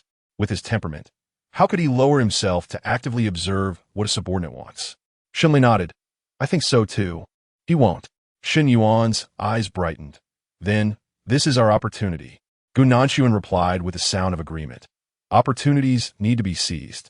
When shall we reach out to this Li Wengui? Shen Li pondered for a moment. Wait a minute. Wait until... Boom! Outside the space, an explosion suddenly erupted. The sound of the explosion outside was like the end of the world, but inside the space, it seemed to be muffled by something, leaving only a faint, resonating thud. This thud signified that from this moment on, everything outside would be reduced to nothingness.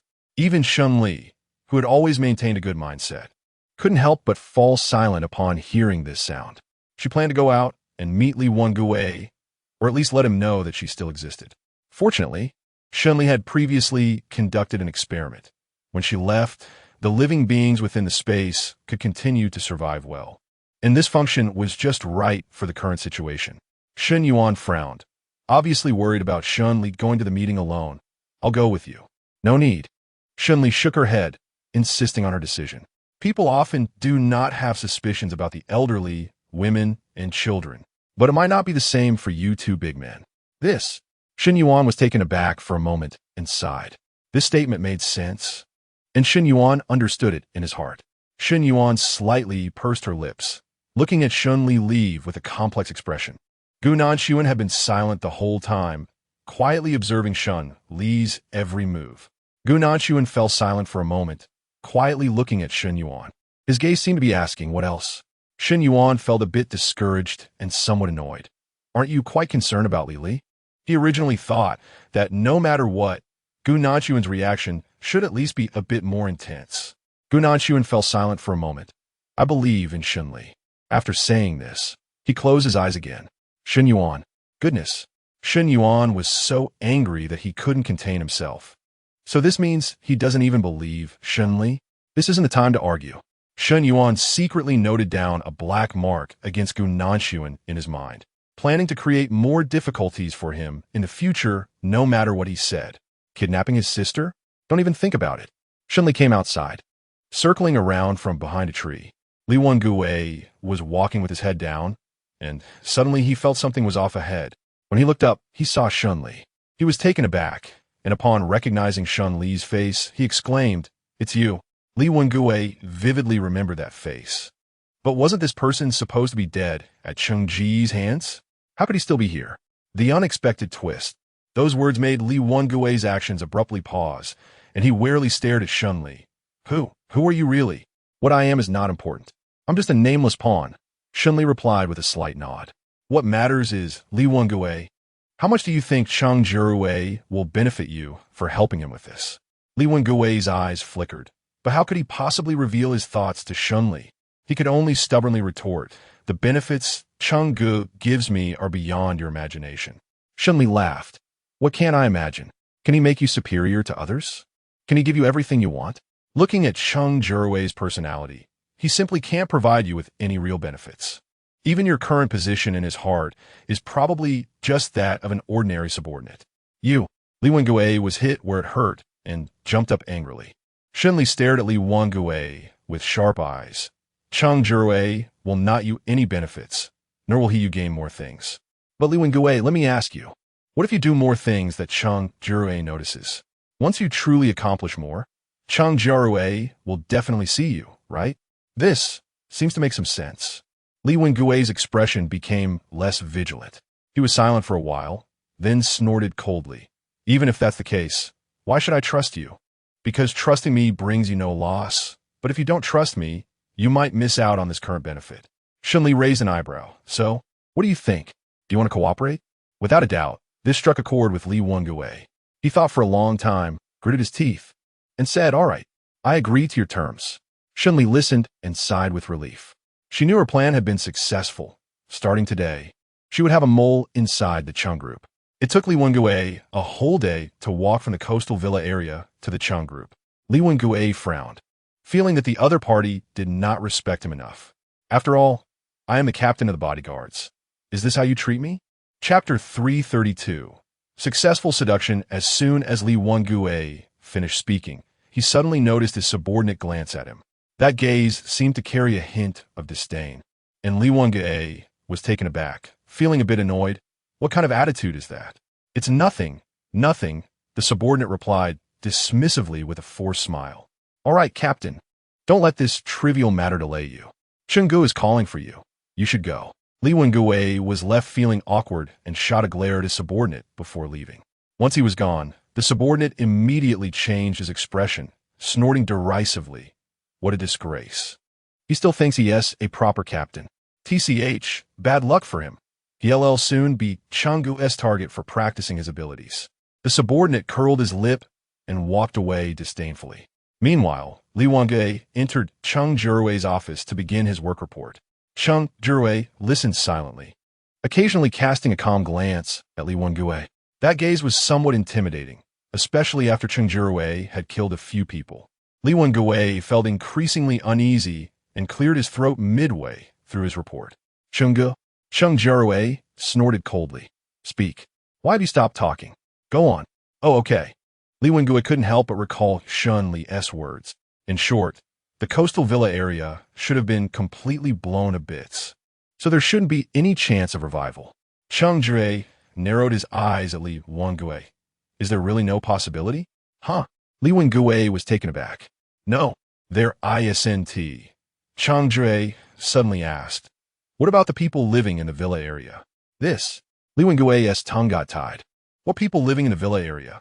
He hadn't even thought about that. Besides, who could possibly live in the villa area? Li Wengue couldn't figure it out and found it utterly ridiculous. When Cheng Jiarui had ordered him to blow up the buildings, he hadn't mentioned there were people in the villa area. Seeing Li Wengue's expression, Cheng Jiarui knew he must not have checked. So his gaze toward Li Wengue became even more sinister.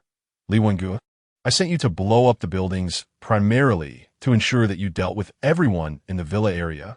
And what did you do? You just blew up a building? As Cheng Jiarui spoke, he suddenly shouted, his hands itching to move. Li Wengue was so frightened that he stumbled back several steps until his heels crashed against the wall.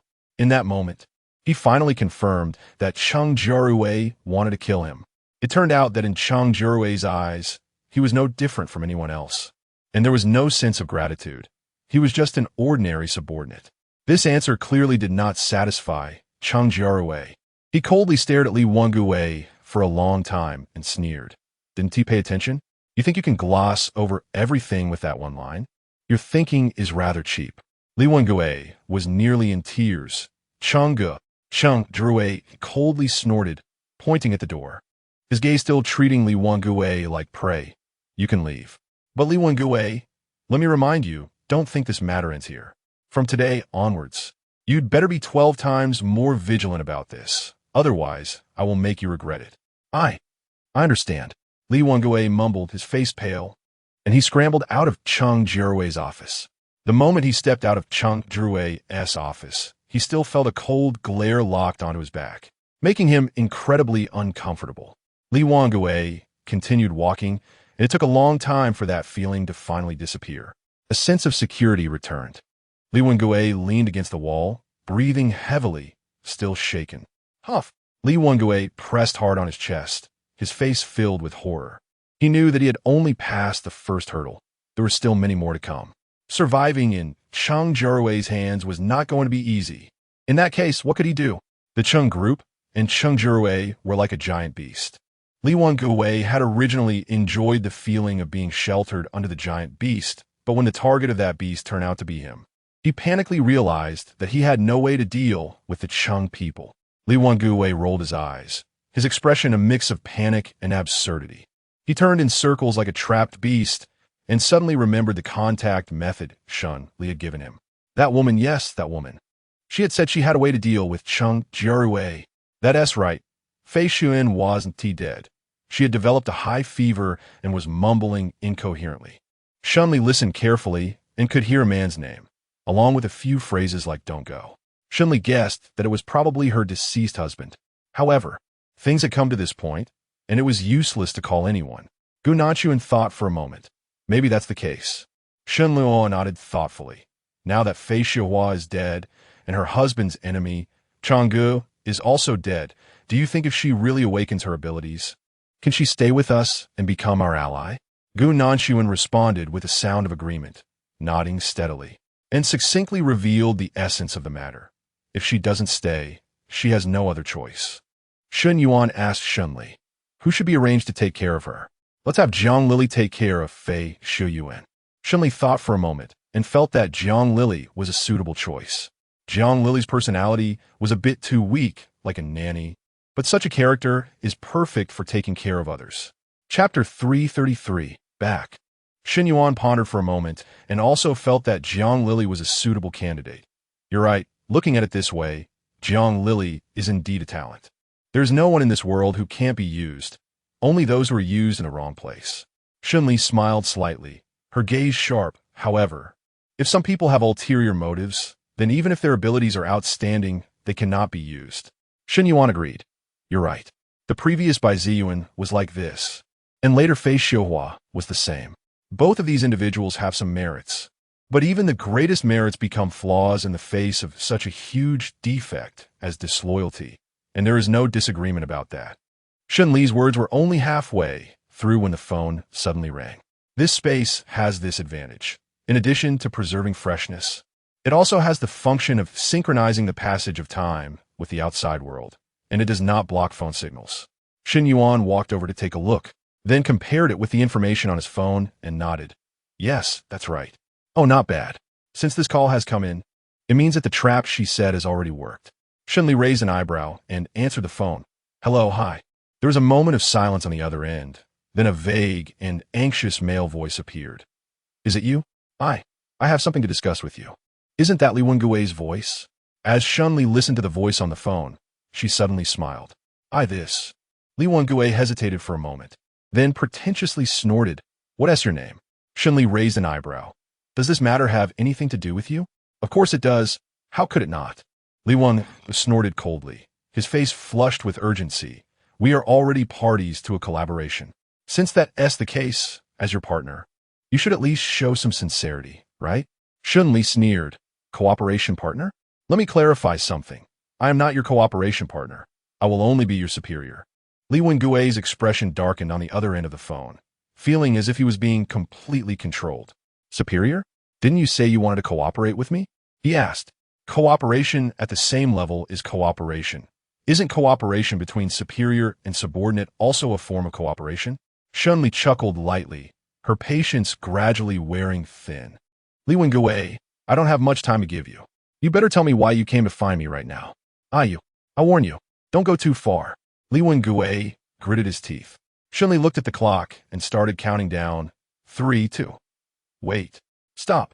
At this moment, Li Wengui also realized he had no other options, so he lowered his head and said, All right, I agree to be your subordinate. Is that okay? Sure. Shen Li raised an eyebrow, shifted to a more comfortable position, and looked relaxed and at ease. Now, tell me, what situation are you currently facing? You must need my help, right? After listening to Li Wengue finish speaking, Shen Li squinted and said, "All right, I understand. So what should I do now?" Li Wengue sighed in relief and eagerly asked Shen Li, I should at least think of a way to get rid of Cheng Ji's suspicion towards me, right?" Shen Li said indifferently, "You can rest assured about this. I will find a way to help you." "Really?" Li Wengue breathed a sigh of relief. But then he thought again and felt a bit uneasy. "But, can I ask how exactly you plan to resolve this matter?" Shen Li shook her head. "You don't need to know so much. You just need to know that I can help you solve this problem." Li Wengue's eyes widened, but there was no but. Shen Li's tone was very firm. "You only have two choices. The first is to solve this matter, and the other is to not solve it. Now, which one do you choose?" Li Wengue had no choice at all. He was stunned for a moment, and could only lower his head. I. Then can you help me?" The tone was no longer blustering, but rather submissive. Shen Li smiled. This was the reaction she wanted. "All right, I will help you. You can rest assured, I will definitely help you solve this matter smoothly." "That's good." Li Wengue breathed a sigh of relief and quietly said, "Then, I'll leave this matter to you." "Okay, you can rest assured," Shen Li replied, and was about to hang up the phone. Li Wengue suddenly called out, "Wait." Shen Li frowned, feeling a bit impatient this time. "Do you have any other business?" I just wanted to ask you," Li Wengue stammered a couple of times, and finally asked the question that was bothering him. "You can't possibly be doing this without any ulterior motive, right? You must want to gain something from it in order to help, right? If that is the case, then what exactly do you want from me?" Shen Li smiled slightly, and this Li Wengue wasn't too dull after all. He at least understood the concept of equivalent exchange. "Let's talk about this later, no rush." "Well, all right then." Li Wengue sighed and could only nod in agreement. The initiative in a matter was no longer in his hands, and no matter how much he didn't want to agree, it was futile. Shen Li made a sound of acknowledgement and hung up the phone happily. "Still going out?" Shen Yuan was left confused by Shen Li's actions, wondering what they were up to. Gao Minguan seemed to understand a bit. "Are you planning to take a trip to the Lujiang base?" Shen Li nodded and chuckled lightly. Brother Chong is already dead, and his most capable subordinates, those who were by his side, are also dead. Since that's the case, we should take advantage of the situation and rush in while the Lujiang base is leaderless, completely taking control of them. Shen Yuan thought about Shen Li's words and was immediately captivated by this prospect. "All right, let's go right now." Shen Li smiled slightly and said, "Let's go." She nodded slightly at Shen Yuan, then strode forward, pulling Shen Yuan and Gao Minguan out of the space, one hand for each. This news quickly reached Jiang Lily's ears. Chapter 334. Fever of 75 degrees. Jiang Lily was very anxious. Whenever she was anxious, she wanted to stand up and walk, but when she tried to stand, her balance was off, and she almost fell. Fortunately, Zheng Heng was right beside her and quickly supported her. "Jiang Lily, are you okay?" I'm fine." The moment Jiang Lily made contact with Zheng Heng, her face immediately flushed. After a moment of hesitation, she remembered, "Let me take care of someone? Can I really handle such an important task?" The person responsible for delivering this news was Zhang Shanshi. He patted Jiang Lily's shoulder earnestly, saying, "You're the most suitable person for this. If you're not suitable, who else could be?" Even though Zhang Shanshi said that, Jiang Lily still hesitated. "But this person is very important to Miss Shen. What if I accidentally delay this matter?" Zhang Shanshi shook his head. "Since Miss Shen has assigned this task to you, it means she believes you are capable. Jiang Lily, even if you don't believe in yourself, you should at least trust Miss Shen's judgment, right?" "That seems to make sense." Jiang Lily bit her lip, gradually settling her thoughts. Zheng Heng chimed in, "That's right. I think you are very suitable for taking care of people. You were born to do this job. If you can take care of that scoundrel, Gao Minguan, so well. Taking care of these few people should be a piece of cake for you. What's the big deal?" After being urged from multiple sides, Jiang Lily finally nodded. "Okay, then. All right, let's do it." Zhang Shanshi smiled when he saw Jiang Lily agree. "Jiang Lily, actually, Miss Shen has high expectations for you, and we all feel the same. You must not let us down." Jiang Lily nervously pressed her lips together and nodded. She was so anxious that she couldn't even speak. This level of anxiety was nothing compared to when everyone truly saw the feverish Fei Shuyuan, and they were all slightly shocked. "This temperature is not scientific." Jiang Lily quickly asked, What's wrong, Dr. Zhang? This doesn't seem right. Zhang Shanshi frowned as he glanced at Fei Xiuyuan. Zheng Heng, go get the thermometer. Zheng Heng responded with an "oh" and was about to get the thermometer from the small clinic. But Zhang Shanshi stopped him. Don't get that. Go get that cooking thermometer. Remember, it needs to measure a higher temperature, the kind used for cooking. Zheng Heng was momentarily stunned by Zhang Shanshi's odd request. Muttering, cooking thermometer? Is that really necessary? Though he had his doubts, Zheng Heng was good at not casually questioning the decisions of professionals. So, after a moment, he brought back the cooking thermometer. Zhang Shanshi took the thermometer and tested it on Fei Xiuyuan's forehead. With a beep, the thermometer displayed a glaring 75 degrees. Seeing this result, Zhang Shanshi was momentarily stunned, while Jiang Lili and Zheng Heng were completely dumbfounded. 75 degrees. Under normal circumstances, this temperature would only appear once after a person dies, when they are pushed into the cremation furnace and the fire begins. Why would Miss Shen want them to save such a person? The group exchanged glances. However, after a moment, everyone came to the same conclusion. Jiang Lili hesitantly said, since Miss Shen wants us to save her, she must have her reasons. Yes. Zhang Shanshi nodded in agreement. Although they still didn't know how to treat this patient, I will try my best to help her lower her temperature. As for the effectiveness, well, I really don't know. We can only do our best and let fate decide. I'll let fate decide. Zheng Heng nodded, feeling a bit uneasy, and the three of them got busy. Zhang Shanshi stood up and said, then I'll take my leave. Zheng Heng and Jiang Lili both responded with an "oh." Zhang Shanshi looked at Zheng Heng with some curiosity. Aren't you leaving? Zheng Heng stammered, I don't think I have any urgent reason to leave. Zhang Shanshi frowned. It seems you have no reason to stay here. Oh. When his gaze landed on Jiang Lili, Zhang Shanshi understood immediately. He gave Zheng Heng a knowing look and turned to leave, departing just like that. Jiang Lili watched as Zhang Shanshi suddenly spoke and then abruptly left, feeling quite puzzled. Why did Dr. Zhang leave? Zheng Heng responded with an "ah," feeling somewhat embarrassed and stammering for a moment. Maybe he had something to attend to. Jiang Lili asked. She didn't press further, but gave Zheng Heng a curious look and began to take care of Fei Xiuyuan according to Zhang Shanshi's instructions. On the other side, Shen Li had already brought Shen Yuan and Gu Nanshuan to the Lujiang base by car. Looking at the dark and silent Lujiang base, Shen Li calmly analyzed. It seems that there aren't many people left inside the Lujiang base. Not many? I feel like there are still quite a few. Shen Yuan peeked inside. When Brother Chang chased us out, he only brought a handful of people with him. Now that Brother Chang and 2 of his subordinates have been killed, and with 3 to 5 more scattered outside, there should still be about 100 people left. Shen Yuan thought for a moment and realized, I understand. Shen Li turned to look at the interior of the Lujiang base, his tone very certain. Many bases treat ordinary people poorly, and those ordinary people don't have any good feelings towards these bases. They often just go with the flow while the base is still standing, temporarily enjoying the resources of the base while also enduring its exploitation. But when the base collapses, they flee at the first sign of trouble, running faster than anyone else. Such people are not considered any combat power at all, so in the eyes of the leaders of those bases, their status is very low. They aren't even regarded as people. Chapter 335. Revenge for Revenge. Shen Yuan frowned. I understand now. So this is why you want everyone to be involved in the base decision-making. Shen Li nodded, speaking casually. The more they contribute to the base, the more sense of participation and pride of ownership they will feel towards it. It's quite good. Shen Yuan agreed and nodded, saying that it was indeed not bad. Shen Li smiled and looked at the clock.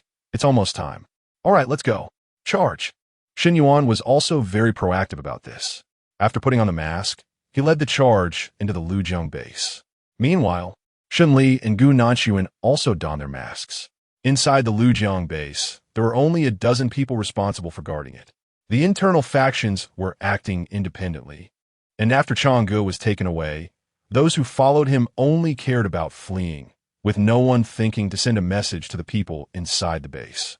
It was precisely because of this that none of them had received the news of Chang Ji's death earlier, and they continued to act as if nothing had happened. When Shen Li brought people in, they caught everyone off guard.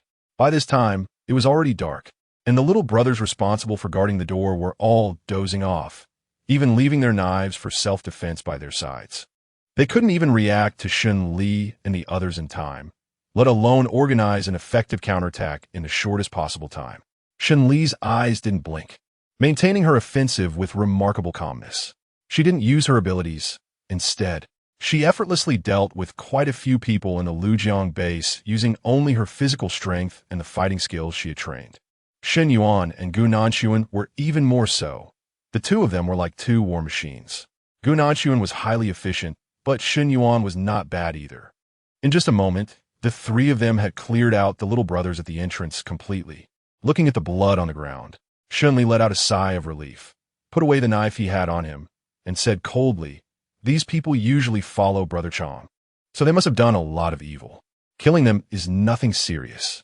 Shen Yuan felt a pang of sympathy as he glanced at the largest villa shrouded in shadows in the dark night. These people would definitely not die unjustly. Shen Li hummed in agreement. "Brother, let's go. Everyone should have heard the commotion at the front door. We probably won't encounter any effective resistance next. So let's go release those women." Shen Yuan nodded and asked Shen Li, "What do you plan to do with these women? You're not going to take them all into the base, are you?" Shen Li chuckled. "How is that possible?" Gu Nanxuan said, "Let's save them first. Go. Let's rescue them." Shen Li rushed into the villa with everyone without saying a word.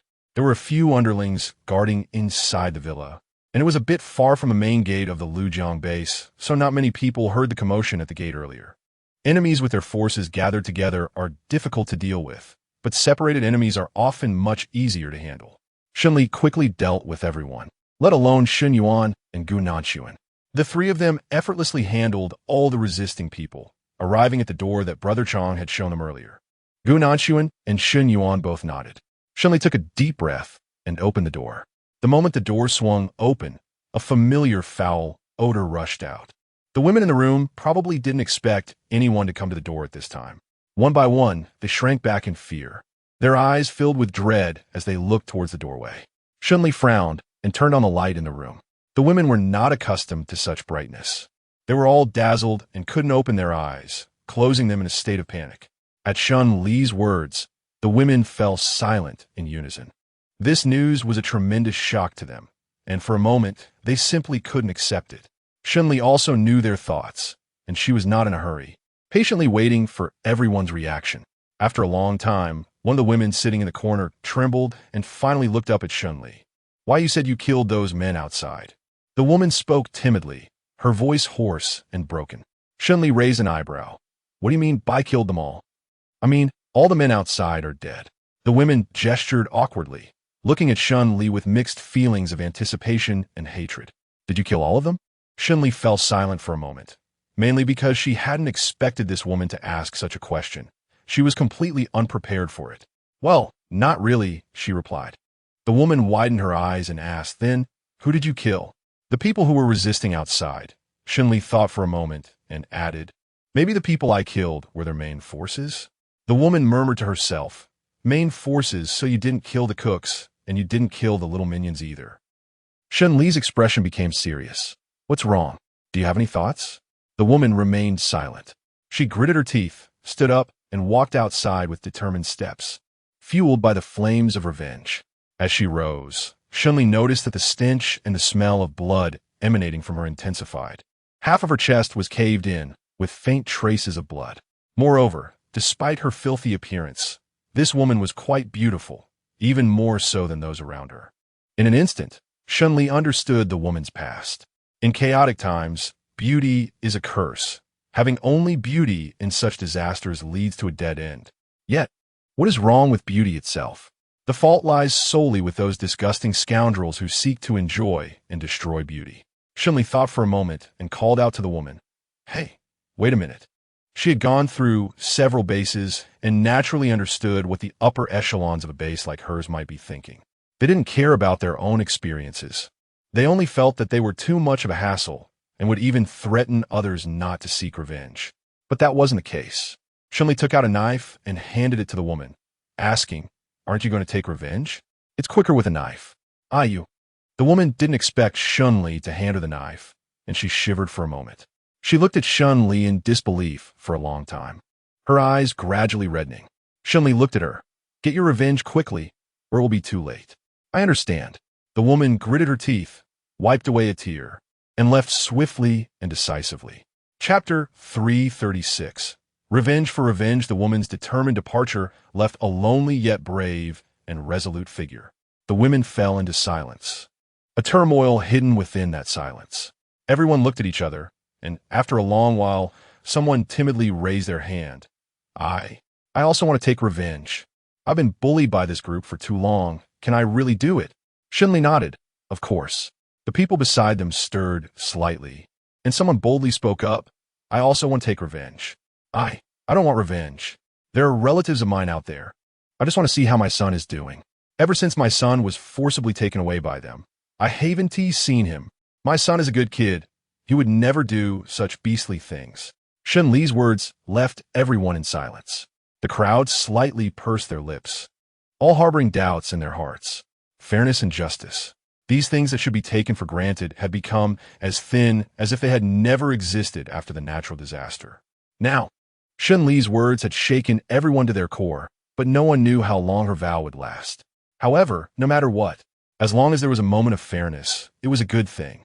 Shen Li waved her hand. What are you still dawdling for? Just go. The women looked at Shen Li, their eyes still wary and fearful.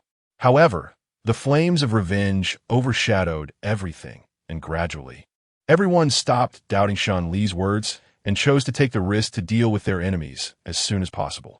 After all, once this village is gone, there won't be this shop anymore, and they didn't know if they would have another chance for revenge. The women dispersed in all directions, their figures gradually blending into the night. Shen Li looked at the backs of the crowd, his expression calm. Xin Yuan put his hands on his hips and sighed. There are few people who can emerge from the mud without being stained. This Lujiang base is probably done for. Shen Li silently nodded in agreement. The Lujiang base was about to turn into a wasteland, and there was no point in dwelling on these matters. Shen Li went directly to the rooftop on the second floor to look outside, quietly listening to all the sounds from the outside. In the darkness, angry shouts gradually emerged.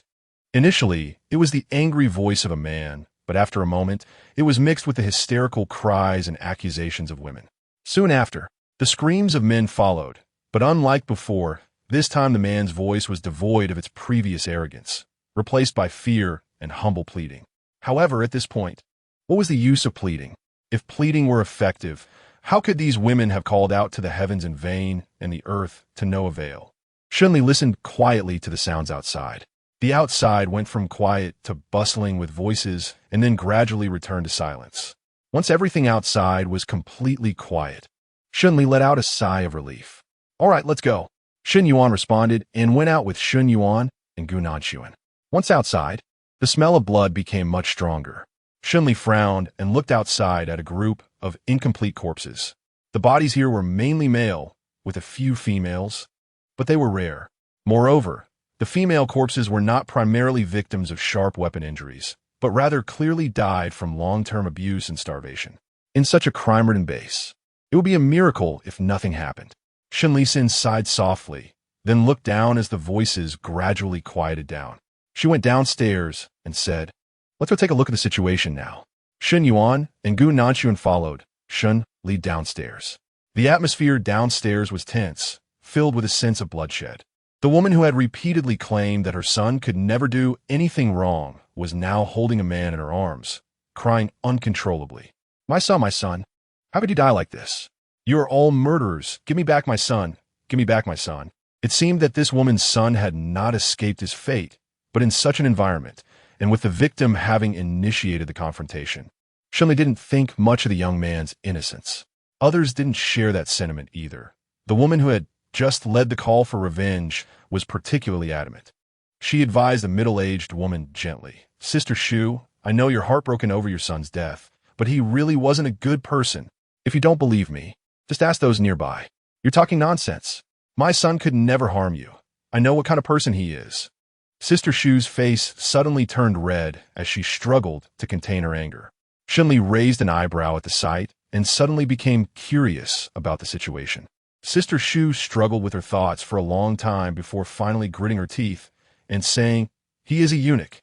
You say a normal man would do such a heartless thing, But what can a eunuch do? Isn't this slander? Oh wow. The situation took an unexpected turn. Shen Li raised her eyebrows and looked at the women beside her. The people and matters of the Lujiang base had little to do with her from the very beginning. Shen Li had decided to handle things fairly here and would not lean towards anyone. Moreover, Shen Li was also curious about the truth of the matter. Sister Shu's words left the women silent for a while, lowering their heads with their shoulders trembling slightly. Sister Shu was aggressive and relentless. I see you are deliberately trying to harm my son. You must have disliked him from the start, plotting to kill him early on. Otherwise, how could he have died at your hands? The woman remained silent for a moment before uncontrollably shouting, No. Why would I make things difficult for him? You have no idea what your good son has done. After saying this, the woman broke down in tears, kneeling halfway down. Sister Shu did not believe her at all. You keep saying my son did bad things, but where's the evidence? The people nearby could no longer bear to watch and stepped forward to testify. Evidence? What more evidence do you need for something like this? We are the evidence. Chapter 337, The Way Out. You only know how to protect your good son. Have you ever thought about how much we have suffered? Sister Shu was attacked by the crowd, her face pale, but not retreating. Impossible. He is not that kind of person. You. The women were all enraged by Sister Shu, their faces turning white. We all know about this matter. We are all living witnesses, with so much living evidence right in front of you. What do you mean by not believing? Not believing is not believing. I've spent so many years with my son. How could I not know his character? He is clearly the most considerate person in this world. Shen Li watched for a while and gradually made a decision. As she saw Sister Shu arguing more intensely with other women, she cleared her throat and stepped forward. All right, stop arguing. The crowd reluctantly quieted down at Shen Li's suggestion. However, everyone's expressions were still not very pleasant. After all, the matter involved the personal stakes of so many people, and it was absolutely impossible to expect everyone to be mild and accommodating. Sister Shu looked at Shen Li with anticipation. She felt that these people were biased against her son, but Shen Li, being an outsider who had just arrived and had not yet interacted with her son, surely couldn't hold any biases against him. Could she? Sister Shu's face turned pale. Shen Li's tone was very calm. Your son may indeed have some, physical shortcomings, but physical defects do not necessarily indicate that a person's character is intact. Some people have physical disabilities, but still possess a good character, while others may develop a malicious spirit due to their physical shortcomings. Perhaps your son is one of the latter. In her previous life, Shen Li had seen a congenital defect man who climbed to a high position through flattery and sycophancy, and then used his power to harm many people. The most important thing was that, in Shen Li's memory, that man's appearance was about 50 or 60% similar to Sister Shu's. If one were to say they were mother and son, no one would disagree. Listening to Shen Li's words, Sister Shu's face turned pale. She gritted her teeth and couldn't help but angrily say, You are making assumptions. This is unfair. Shen Li couldn't help but laugh. You just asked me to make a decision because you said I was fair, and now you're saying I'm unfair. So tell me, am I fair or unfair? Or is it only fair when I'm on your side, supporting your son, and once I have my own thoughts, it becomes unfair? Sister Shu's face was exceptionally vivid. Her eyes were filled with resentment as she looked at Shen Li, almost as if she wanted to tear her apart and eat her. Shen Li coldly stared at Sister Shu, refusing to give an inch. The two sides faced off for a long time, and in the end, Sister Shu pursed her lips and angrily conceded. There was no way to stay here any longer. If she stayed, not only would she suffer grievances, but she would also have to give up her son's blood feud. But she could never give up. She wouldn't allow herself to. Sister Shu shot Shen Li a fierce glare before turning to leave. She didn't leave behind any harsh words or say much at all. However, the quiet dog often bites the hardest. Shen Li gently flicked her hand in a corner where no one was watching, and something stuck to Sister Shu's dirty clothes. It was also because Sister Shu's clothes were too dirty that the thing stuck to them was hardly noticeable. Gao Minguan pondered for a moment. It seems there really was such a person. The one who died today should be the person from my past life that I remember. Shen Li nodded with some sentiment, thinking that if that person from her past life, who had committed so many wrongs, could die like this in this life, it would actually be a good thing. Gao Minguan said lightly, but I fear his mother might not think the same. Shen Li nodded. I'm also very curious about what kind of things his mother can do. Gu Nanchuan frowned. Shen Li, I advise you to have a little less curiosity about some things. I know. Shen Li did not comment on this, but rest assured, whatever she does won't escape my notice. After all, she has already stuck a tracker on Sister Shu. Shen Li looked quite confident. Gu Nanchuan responded with a sound, but didn't ask more. She directly shared the plan she had previously discussed with Gu Nanchuan and Shen Yuan with everyone present. As they listened to Shen Li's arrangement, the crowd slightly lowered their heads and said nothing. Everyone's hearts were in turmoil regarding this arrangement. They knew the apocalypse was a chaotic era, and from a rational perspective, it was undoubtedly best to follow Shen Li to her base, but emotionally, who wouldn't miss their own home? After a moment of silence, someone finally spoke up. With one person breaking the ice, others found it easier to voice their thoughts. A flurry of discussions ensued, and those who wanted to stay eventually stepped forward. 23 women of prime working age, capable of farming and hunting, were the most valuable human resources, and perhaps some might even evolve into ability users in the future. Right now, Shen Li's food supply was still enough for everyone, so accepting these people would be beneficial for her. Shen Li nodded and readily agreed. Okay, let's go. Shen Li thought for a moment. When I just entered, it seemed like I saw a big bus here. Shen Li nodded. All right, let's do it this way. Take all of them out by bus. Shen Yuan responded. Then I'll go check the car. Chapter 338, Paving the Road. Shen Li turned to the others and instructed, don't just stand around. Go check what can be taken from the Lujiang base, and take whatever you can. Gather any resources you can find. The only things you can't take are precious resources like firearms. As for the rest, feel free to take whatever you want. Go ahead. This command once again caught everyone off guard. In the past, they had mostly moved through one or two places. But the people at the previous bases often treated all resources as their own possessions, not allowing them to use even a bit, let alone take anything away. Everyone stood still for a moment, not moving. Shen Li asked, why aren't you leaving? Don't you need resources? No, that's not it. The woman in charge shook her head and quickly denied it. I really need them. I just don't know. Shen Li smiled and said, I don't know, but now that you know, just go ahead and do what you need to do. The woman didn't expect Shen Li to be so easy to talk to, and she was overjoyed. Great. I'll go right now. Shen Li waved his hand. The woman immediately left, moving faster than if she were running. Everyone understood the unspoken agreement and went about doing what they needed to do. The issue of fuel was easy to solve. Shen Li had diesel and gasoline readily available in various models. Shen Li nodded and gave Shen Yuan a glance. All right, let's go check in the back. We might find some stock. If there's none back there, Shen Li still has quite a bit of stock in her space. Let's go. Shen Yuan agreed and followed Shen Li to the back warehouse. Shen Li searched the warehouse for a while, but didn't find any remarkable supplies. There were only 2 or 3 semi-automatic submachine guns, which were rather unimpressive compared to her current stock. However, one thing did surprise Shen Li. She found a considerable amount of jade in the warehouse at the Lujiang base. The jade looked particularly beautiful with a watery, translucent green color, clearly indicating that it was valuable. But the presence of such valuable items here seemed somewhat dubious. Wouldn't it be better to gather more weapons instead of collecting these things? Shen Li was silent for a while, frowned, and said, Gu Nanchuan, which do you think is easier to collect, high-quality jade or firearms and ammunition? Shen Li nodded. Gu Nanchuan's conclusion was consistent with her impression. It seemed that this was indeed a problem with Chang'e. Shen Li nodded with emotion. She still remembered the things she had seen in her past life, where in extreme circumstances, a gold bar could be exchanged for a bun, and sometimes it couldn't even be exchanged for that. Surviving was the most real. Gu Nanchuan agreed with her on this. On the other side, the women had taken the resources they wanted and began to disperse.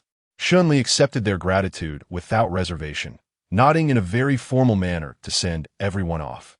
Once all those who were to leave had departed, Shen Li turned to the people beside her. You all are going to leave with me, right? The group exchanged glances and nodded in agreement. Shen Li made a sound of agreement. All right, then let's get ready. It's time to go. The women responded with a sigh, each pushing and shoving in a panic, eventually lining up in an orderly fashion to prepare to board the vehicle. Just as everyone was about to get on, Shen Li thought for a moment and called out to them. Wait a moment. Miss, The women didn't expect Shen Li to call them, and they froze for a moment, looking at her with a bit of panic and fear. What if Shen Li changed her mind, or she didn't let them go with her? The women were all a bit anxious, not daring to think about what would happen next. Fortunately, Shen Li had no intention of backing out. She simply pointed outside. Don't rush to get on the vehicle yet. Move the bodies of those people outside onto the vehicle first before we leave.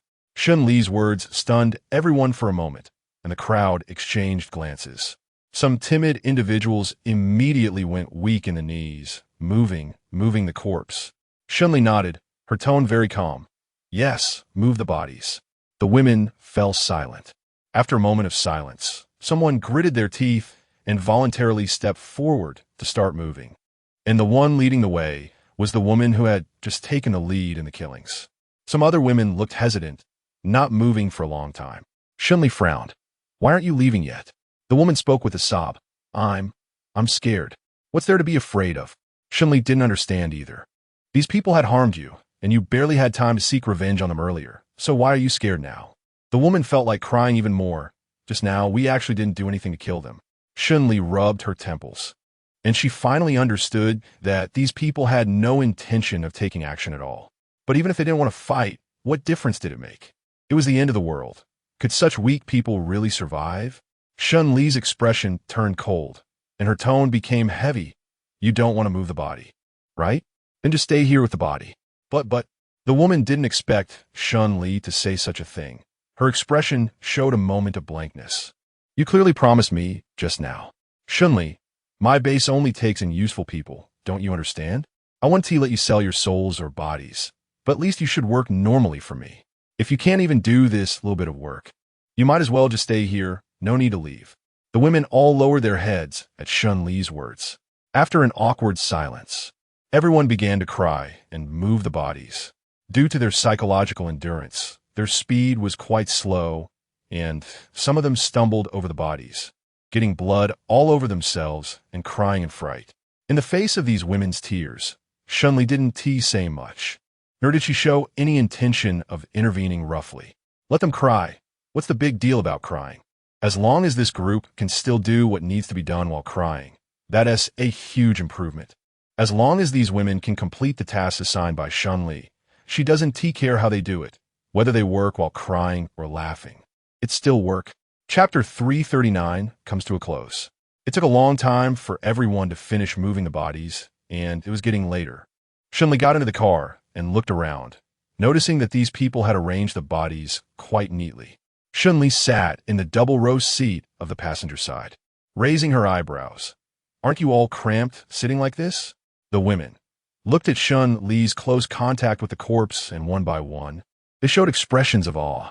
The leading woman reacted the fastest, quickly shaking her head. Not cramped at all. Not cramped at all. Shen Li's gaze lingered on her face for a moment. This woman had some leadership qualities. Although she didn't look like someone who could awaken special abilities, that didn't matter.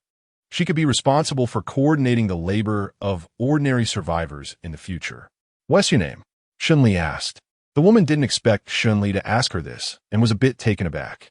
I'm Lu Xuebing. Lu Xuebing, right? That's fine, as long as you don't push. Shen Li nodded, getting ready to drive. The others bowed their heads quietly and said nothing. Got it. Shen Yuan fastened his seatbelt and responded cheerfully. He pressed the gas pedal, and the car began to move slowly forward, gradually accelerating. Most of the passengers had fastened their seatbelts, but the corpse in the front seat was not secure at all. The women in the back seat watched the body sway back and forth with the inertia of the car, feeling anxious and fearful. Fortunately, Shen Yuan's driving skills were quite stable. There were no issues along the way, and there were no sudden breaks that would cause the corpse to roll around the car. They arrived at the seaside villa area without any major incidents. Upon arriving at the villa area, Shen Li immediately instructed everyone, "You all go and place the corpses in those villas that still look intact." The women were startled, not expecting Shen Li to make such a request. Lu Xuebing bravely asked, "Do we have to place a corpse in every villa?" Shen Li thought for a moment and replied, "Not necessarily. It's fine to place one corpse in every 1 or 2 villas." Lu Xuebing nodded. "Okay, how should I address you?" Shen Li told her, "Just call me Miss Shen." "All right, Miss Shen." Lu Xuebing thought for a moment and then asked Miss Shen, "Do you have any other requests?" Shen Li squinted his eyes and thought for a moment. There were indeed requirements. Since they were putting on a show, they might as well go all out. Shen Li stroked his chin and said, "How about after you dispose of the bodies, you just burn them all?" The crowd gaped in shock, finding Shen Li's request a bit too much to handle. Shen Li thought about it and felt there was a problem. Even if the act of burning people was within their psychological tolerance, there weren't enough combustible materials and ignition devices for everyone to use. "Forget it. I'll handle the burning myself. You all just take care of the bodies." Just now, a woman who had been struggling could no longer hold back and spoke with a sob in her voice. "Miss Shen, can I?" Lu Xuebing suddenly said decisively. "Miss Shen, I can do it. Yes, I know some people can't handle this job, but that's fine. I can take on the work they can't do."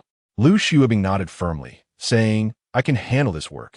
Shen Li nodded and regarded Lu Xuebing with a bit more respect. "All right, I remember you."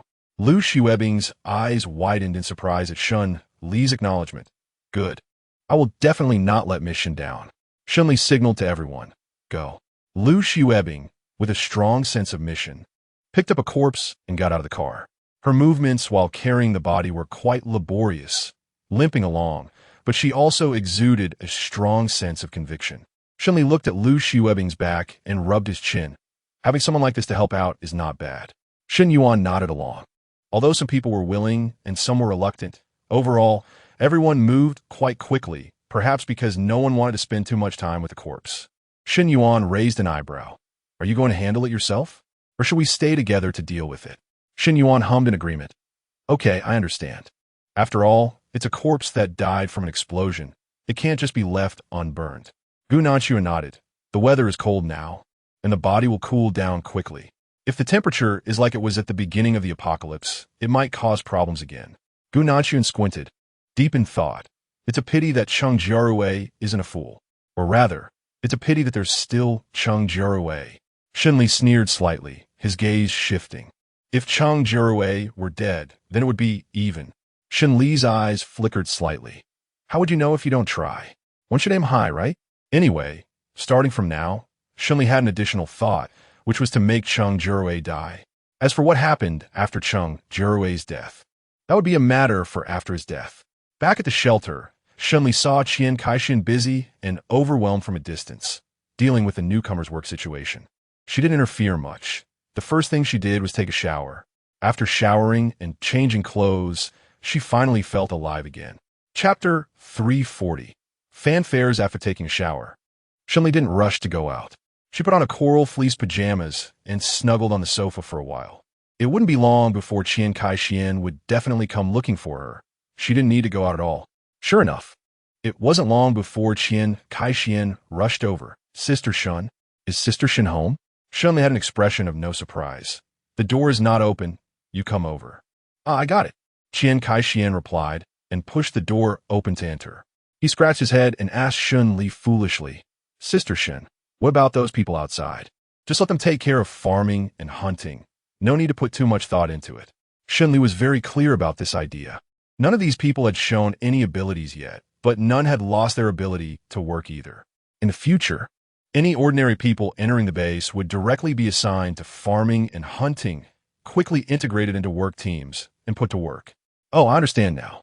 Qian Kaixin nodded vigorously, then thought for a moment and asked Shen Li, "Sister Shen, shouldn't we choose a team leader for these people?" Shen Li hummed in agreement, and she had come to a conclusion in her heart. "Let's choose that Lu Xuebing." Although Qian Kaixin still didn't know who Lu Xuebing was, he instinctively felt that Shen Li's decisions were always right. So he didn't ask much more, quickly noted down Shen Li's conclusion, and hurriedly ran out to work. After a day of toil, it was time to catch up on sleep.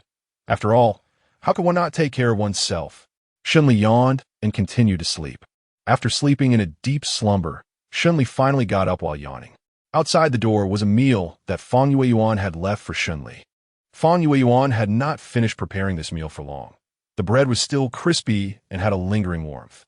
Shen Li rubbed her eyes and came to the dining table, spreading butter on the crispy, slightly warm bread, then adding a bit of jam. She took a bite and squinted her eyes in satisfaction. Delicious. Very delicious. Seeing Shen Li eating, Shen Yuan frowned slightly, hesitating to speak. Li, I want to tell you something. Shen Li nodded. Okay, you go ahead. Forget it, you eat first. Shen Yuan was also worried that what he said might be unappetizing and make his sister uncomfortable. So he said, you finish eating and then I'll talk, so you won't lose your appetite. Shen Li swallowed the bread and smiled at Shen Yuan. Would I lose my appetite over something like this? Brother, you underestimate me too much. However, I do have a guess about what you want to say. You can tell me, and I'll see if I guess right. Shen Yuan was a bit surprised. All right, then take a guess. Shen Li leisurely looked at Shen Yuan and said, you want to ask me whether it was right or wrong to release Sister Shu, who has enmity with most people here, from the Lujiang base and let her leave. Shen Yuan didn't expect that Shen Li would guess his thoughts so quickly. After a moment of silence, he looked at her with a complicated expression and said, yes, but Li, since you can think of this, then you. Shen Li smiled. She won't leave. Shen Yuan didn't understand. What does it mean? Isn't she already gone? Shen Li leisurely looked at the distance. Among the women who came to the base today, there was one who looked somewhat like Sister Shu. I don't know if you noticed. This. Shen Yuan was taken aback. He really didn't remember. When that group of women was rescued, their faces were all dirty and covered in dust. Who would remember? Well, even if she looked somewhat similar, so what? I still don't understand. Shen Liping said calmly. That woman is Sister Shu's cousin. Shen Li remembered hearing gossip about Sister Shu. In her previous life, she often went to this cousin's house to take advantage of her. But later, when Sister Shu's son became successful, she looked down on this cousin. As for this life, Shen Li was certain that Sister Shu would still make the same choice as in her previous life. After all, Sister Shu had always been like this, protective and selfish. How can a nearly 50-year-old person change their habits and thoughts? Moreover, given Sister Shu's age, even if she left here, no other base would take her in. Shen Yuan stared at Shen Li in shock for a long time, unable to follow her train of thought. But if what Shen Li said was true then, Shen Yuan fell silent. After a while, he sighed and said, all right, then I'll trust you for now. Shen Li smiled. Just trust me. When has my information ever been wrong? By the way, brother, have you noticed the movements in the coastal villa area? This is also a very important issue. Shen Yuan's expression became a bit serious. I've been keeping an eye on the coastal villa area. It's been very quiet there.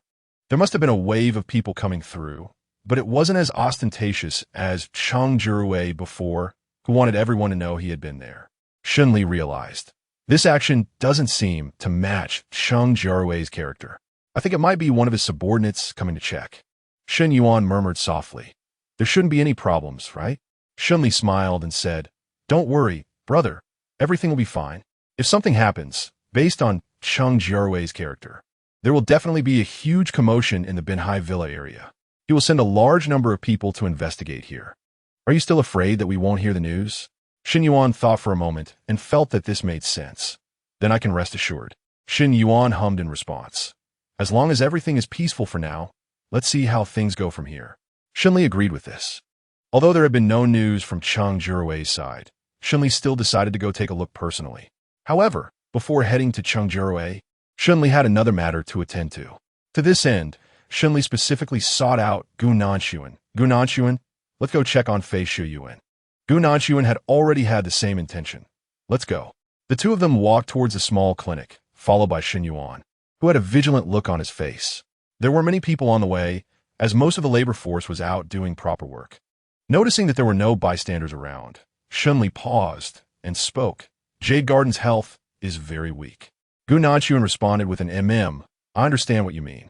Generally speaking, those with a stronger physical foundation are indeed more likely to get through the awakening of their abilities. Chapter 341. Fei Shuyuan Situation. Shen Li nodded. The awakening of supernatural abilities is indeed a hurdle. Generally, the stronger a person's body is, the less likely they are to have an accident. For instance, a robust person might have a fever reaching 45 or 50 degrees during the awakening of their powers. But Fei Shuyuan would definitely have a fever much higher than that. Typically, someone as frail as Fei Shuyuan would have been burned to death right after awakening. Gu Nanshuan nodded, but Fei Shuyuan didn't die. Shen Li pursed her lips. Fei Shuyuan is just one of the few. But I have seen someone propose to study and see what characteristics people like Fei Shuyuan have, and whether those traits support their successful awakening of abilities. Shen Yuan listened from behind, feeling a surge of excitement. If Fei Shuyuan could successfully awaken, and we could find out the reason for her ability awakening, it would be a significant advantage for us. Shen Li hummed in agreement, squinting his eyes. The Cheng group has resources and scientists. They must have made quite a few achievements, right?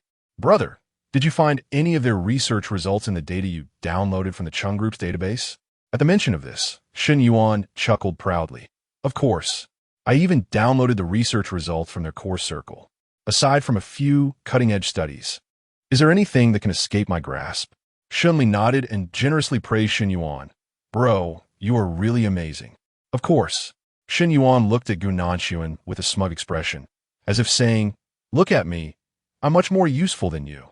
Shen Li looked at Shen Yuan's expression and rubbed her forehead. It's quite amusing that a grown man could still be so childish. Shen Li brought Shen Yuan and Gu Nanshuan to the small clinic. At this moment, Zhang Shanshi was outside, responsible for providing emergency bandaging and debridement for a person who had injured their foot with a homemade hoe. Inside the clinic, there were only Jiang Lili and Zheng Heng, who had nothing to do. When Shen Li entered the small clinic, Jiang Lili was using a screen to keep Zheng Heng outside, while she changed Fei Shuyuan's clothes and wiped her body. Shen Li immediately turned around and blocked Shen Yuan and Gu Nanshuan at the door. Wait, it's not convenient here. You guys don't come in yet. Shen Yuan and Gu Nanshuan nodded and stood outside the door without moving. Shen Li entered and asked Jiang Lili, how is Fei Shuyuan doing? Fei Shuyuan, oh, that's her name. Jiang Lili was taken aback for a moment, then quickly reacted and told Shen Li that her health was recovering well. But, Doctor, Zhang should have informed you, right? Miss Shen, this patient's situation is a bit special. Shen Li nodded. I have heard about it, a high fever of 75 degrees. Jiang Lili responded with a bit of shock. Yes, originally we all thought something would happen to her, but unexpectedly she didn't have any issues and has lived until now. Moreover, she even shows signs of recovering from the fever. Shen Li narrowed her eyes. Aside from the high fever, is there anything else wrong with her body? Jiang Lili thought for a moment and shook her head. Well, it seems that there isn't anything else for now. Shen Li responded with a sound. All right, let me take a look at her. Okay, Miss Shen, Jiang Lili replied, following Shen Li to Jiang Lili's side. Shen Li slightly lowered her head to observe Fei Shuyuan's condition. Jiang Lili spoke up beside her. Dr. Zhang has mentioned that Fei Shuyuan's situation can no longer be described as a miracle. Her condition has completely exceeded everyone's understanding of basic medicine. He has never seen a situation like this before and can only treat it step by step. Shen Li understood this clearly. I see. The last sentence was directed at Zheng Heng. Zheng Heng replied, got it. Shen Li lowered her head to check on Fei Shuyuan's condition. She originally planned to leave after taking a look, but unexpectedly, Fei Shuyuan on the bed suddenly let out a sound and slowly opened her eyes. Shen Li was taken aback for a moment and raised an eyebrow. He didn't expect that Fei Shuyuan would wake up at such a good time. However, this worked out perfectly, as it could just confirm some of Shen Li's speculations. What's wrong with me? Fei Shuyuan struggled to open her eyes, and it took a long time for her vision to clear. Her voice was hoarse and broken, making it difficult to even say a single word. Shen Liu spoke calmly. Fei Shuyuan, you're awake. Where am I? Fei Shuyuan asked. Shen Li's tone was somewhat strained. Could it be that I'm in the underworld? Are you the black or white impermanence? Black, white impermanence. Shen Li. She pressed her temples, her tone somewhat helpless. I'm not a ghost. I'm a human. Human? How is that possible? Fei Shuyuan was still quite aware of what happened before she lost consciousness. I was injured like that. How could I not be dead? Besides, I still remember being attacked by a beast. Attacked by a beast? Shen Li was taken aback for a moment, her gaze sharpening. She approached Fei Shuyuan and pulled open her clothes to take a look. Fei Shuyuan instinctively wanted to block it, but she had no strength and couldn't stop her. Shen Li frowned and said, where is it? Let me see. Jiang Lili pointed to Fei Shuyuan's calf. Shen Li rolled up Fei Shuyuan's pant leg, lowered her gaze, and frowned. Indeed, the wound from where Fei Shuyuan had been bitten was festering and scabbed over, looking particularly gruesome. Although the wound was ugly, Shen Li could tell at a glance that Fei Shuyuan's injury was already healing and would soon be fine. It was truly a miracle that such a wound could heal. Shen Li raised her eyes, her sharp gaze sweeping over Fei Shuyuan's brows and eyes. How do you feel now? I feel a bit of pain. Fei Shuyuan stammered when asked. Chapter 342. Safe and sound. I didn't ask if you were in pain. I was asking if there was anything unusual that made you unable to control yourself. Shen Li frowned. For example, do you feel like your body is out of control? Do you have intense urges to attack? Do you have any abnormal cravings for fresh, raw flesh, or anything like that? Fei Shuyuan widened her eyes as she listened to Shen Li's words, shaking her head as she listened. After Shen Li finished speaking, she hesitated for a moment, then lowered her head to carefully feel her body. After a long while, she quietly said, Well, it seems like there really isn't anything. Nothing really? Shen Li felt a little more relaxed, but she did not fully trust Fei Shuyuan. After all, Fei Shuyuan could misjudge even her own sister, whom she spent every day with. Someone like that couldn't have good judgment.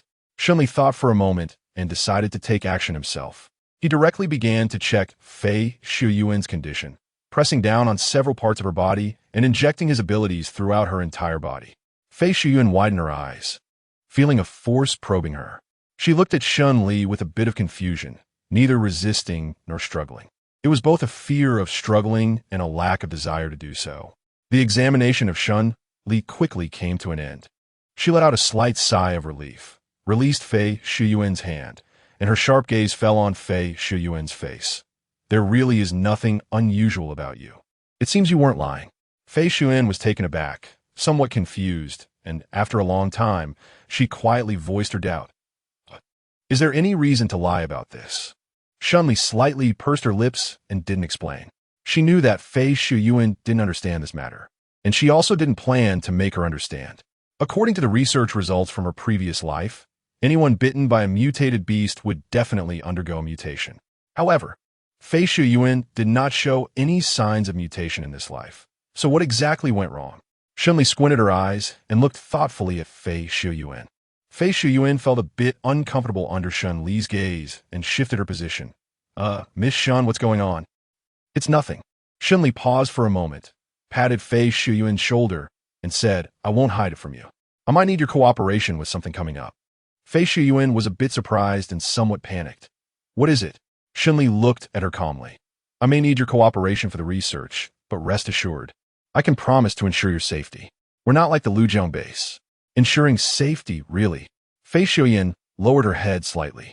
Shen Li's words instinctively made her feel a bit uneasy. But then she thought, why would she feel uneasy? Shen Li was still very reliable.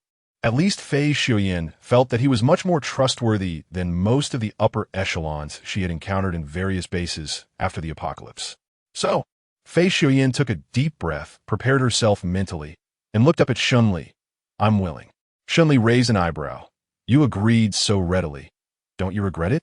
I don't regret it, Fei Shuyuan replied, but after a moment of thought, she felt that agreeing so easily was a bit unreliable. She weakly added, well, even if I might actually regret it a little, it doesn't matter. I generally still believe in you. Shen Li couldn't help but laugh. Fei Shuyuan was indeed someone who couldn't hide her true nature, but there were benefits to being around someone like her. At least, one didn't have to worry about her stabbing them in the back. Shen Li paused for a moment and patted Fei Shuyuan's shoulder. It's okay, don't worry. Nothing will go wrong. Fei Shuyuan let out a sigh of relief. That's good. That's good. Jiang Lily also took the opportunity to report to Shen Li. Miss Shen, the wound cleaning and dressing changes have been taken care of. The people outside can come in now. Zheng Hang exchanged a few words with the people at the door and also spoke up. Miss Shen, Dr. Zhang just happened to arrive. Yes, here? That's good. Shen Li nodded and called them all in. Thus, Shen Yuan, Gu Nanshuan, and Zhang Shanshi entered the clinic together. The small clinic was already cramped, and with 3 men and 3 women inside, it felt even more confined. Shen Li didn't say another word and directly looked at Zhang Shanshi. Dr. Zhang, I heard that you used to be involved in research. Well, Zhang Shanshi was taken aback for a moment, scratching his head. I was indeed a medical doctor with a focus on theoretical research, but I later switched to clinical medicine. What's the matter, Miss Shen? Do you have any questions? Shen Li nodded. I have a question, and I would like you to help me research it.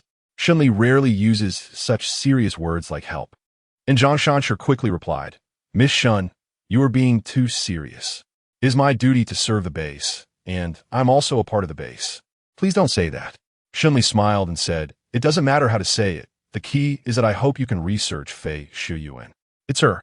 Zhang Shanshi instantly understood and nodded. I've only seen one person in my life who could be fine like this even with a fever of 75 degrees. But Miss Shen, what you want me to research shouldn't just be about this fever issue, right? Zhang Shanshi wasn't particularly clever, but he was definitely not dull either. He had a sharp perspective when it came to issues. Shen Li didn't deny it. That's right, Dr. Zhang. You should know that I, Qian Kai-Xian, and Zheng Heng, along with some others in the base who hold relatively important positions, are quite different from ordinary people. Zhang Shanshi nodded. I know that. Zheng Heng mentioned to me earlier that he has some unique abilities. Shen Li hummed. So, Dr. Zhang, aren't you curious about where this ability comes from? Zhang Shanshi was taken aback for a moment. When Shen Li mentioned it, he indeed felt a bit curious. But that wasn't the main point. Zhang Shanshi frowned. Miss Shen, what is your purpose in studying this? Shen Li raised an eyebrow and looked meaningfully at Zhang Shanshi. What do you think? Zhang Shanshi remained silent. He lowered his head, lost in thought, saying little, with a furrowed brow as he pondered deeply. Seeing this, Shen Li cleared her throat and was about to come up with a reason to handle it. However, Zhang Shanshi suddenly looked up, his eyes shining and his face flushed as he looked at Shen Li. Miss Shen, I understand. You want to benefit everyone, right? Shen Li, huh? She was taken aback for a moment, hiding her question deep in her heart without voicing it, and fell silent on the surface. Zhang Shanshi was so excited that he grabbed Shen Li's hand and spoke with utmost sincerity. Miss Shen, I understand. You truly have a big heart, and your thoughts are heights I cannot reach. Shen Yuan was taken aback, staring blankly at Zhang Shanshi. Huh? This? Ahem. Shen Yuan. He looked at Shen Li with wide eyes, feeling a bit wronged and confused. Chapter 343, Research Subject. Shen Li looked calmly at Zhang Shanshi and said, It's nothing. With great power comes great responsibility. This is what I should do. Zhang Shanshi listened with a sense of longing, thought for a moment, and then sighed. It's still that my abilities are too limited. Shen Li smiled faintly. The size of one's ability is not the important thing. What matters is that everyone plays their role in their respective positions. Dr. Zhang, do you understand this principle? Zhang Shanshi's eyes lit up, as if he had been injected with 10 pounds of chicken blood. He took a deep breath and nodded vigorously. Miss Shen, you can rest assured. I will make sure to understand this thing no matter what.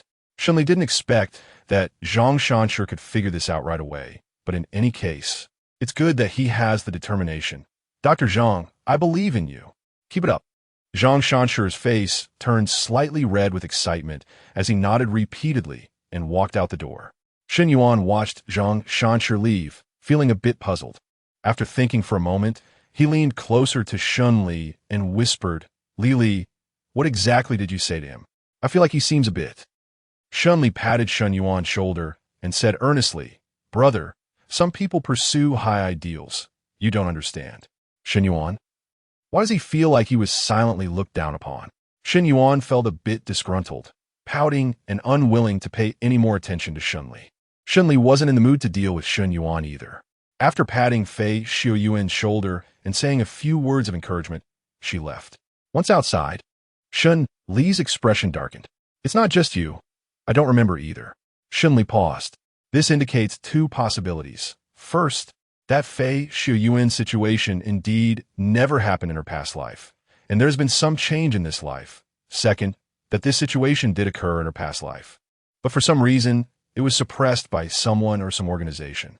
If the second possibility is true, then Shen Li has a suspicious candidate in mind, the Cheng group.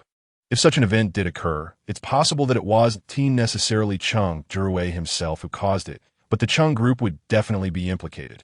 Shen Yuan was originally sulking silently on the side, but upon hearing Shen Li's words, he frowned and couldn't help but join the discussion. The Cheng group is very suspicious. Shen Li nodded. Yes, I feel the same way. Shen Yuan and Shen Li thought of the same thing and felt a bit pleased. After a moment of reflection, he suddenly had a bright idea. That's right, I recently discovered something. Shen Li asked, What's the matter? Shen Li explained, It's like this. Now, basically all places have mutated beasts appearing, but I found that the mutated bees here in Jiangshang seemed to be different from those in other cities. Shen Li frowned. This was the first time she had heard of such a thing. What exactly was the situation and what was different? Please tell me in detail. According to her memory of a website she had seen once, Shen Yuan quickly found the image and pointed to the screen to introduce it to Shen Li. Look here. This picture is of a mutated beast from the neighboring Haicheng. It's a lynx. Shen Li had seen a lynx just last week. However, this lynx was indeed different from the one Shen Li had seen the previous week. Shen Li focused his gaze and frowned. The wildcat had numerous patches and pus-filled sores on its body, and its hind legs looked like they could barely support it, as it was already walking with 3 legs. It seemed to be a mother cat that had just given birth, and there was a tiny kitten beside it that had just been born. The little wildcat was congenital without front limbs, and half of its head was missing, creating a horrifying and unsettling scene. Shen Lisin felt a slight disgust in her heart, suppressing her aversion, and squinted her eyes at the fierce cat. This is also a mutation, but I seem to have seen a similar mutation before. From a documentary a long time ago. Shen Yuan nodded. Yes, I've seen it too. I remember seeing it in a documentary about a nuclear leak. Shen Li nodded and said, So, what you mean is this is a serval affected by nuclear radiation, rather than a mutated type from our side? Shen Yuan also responded with a sound, his expression very serious. This post is from a month ago. In the past half-month, similar mutated animals have appeared not only in neighboring cities, but even in neighboring provinces. Shen Li nodded. Animal migration in nature probably isn't this fast, and the current natural environment is very unfriendly to the animals around. I have reason to suspect that these mutated animals, which are exactly the same as those in Jiangsheng, were all thrown into the neighboring city by someone. Gu Nanshuan thoughtfully replied. If that's the case, it means that all the mutated animals originated from Jiangsheng. Shen Li slightly pursed her lips and thought of the Cheng group. This might not be impossible after all. Gu Nanshuan also paused for a moment. Shen Yuan could sense what they were saying and frowned without speaking. None of the 3 said a word.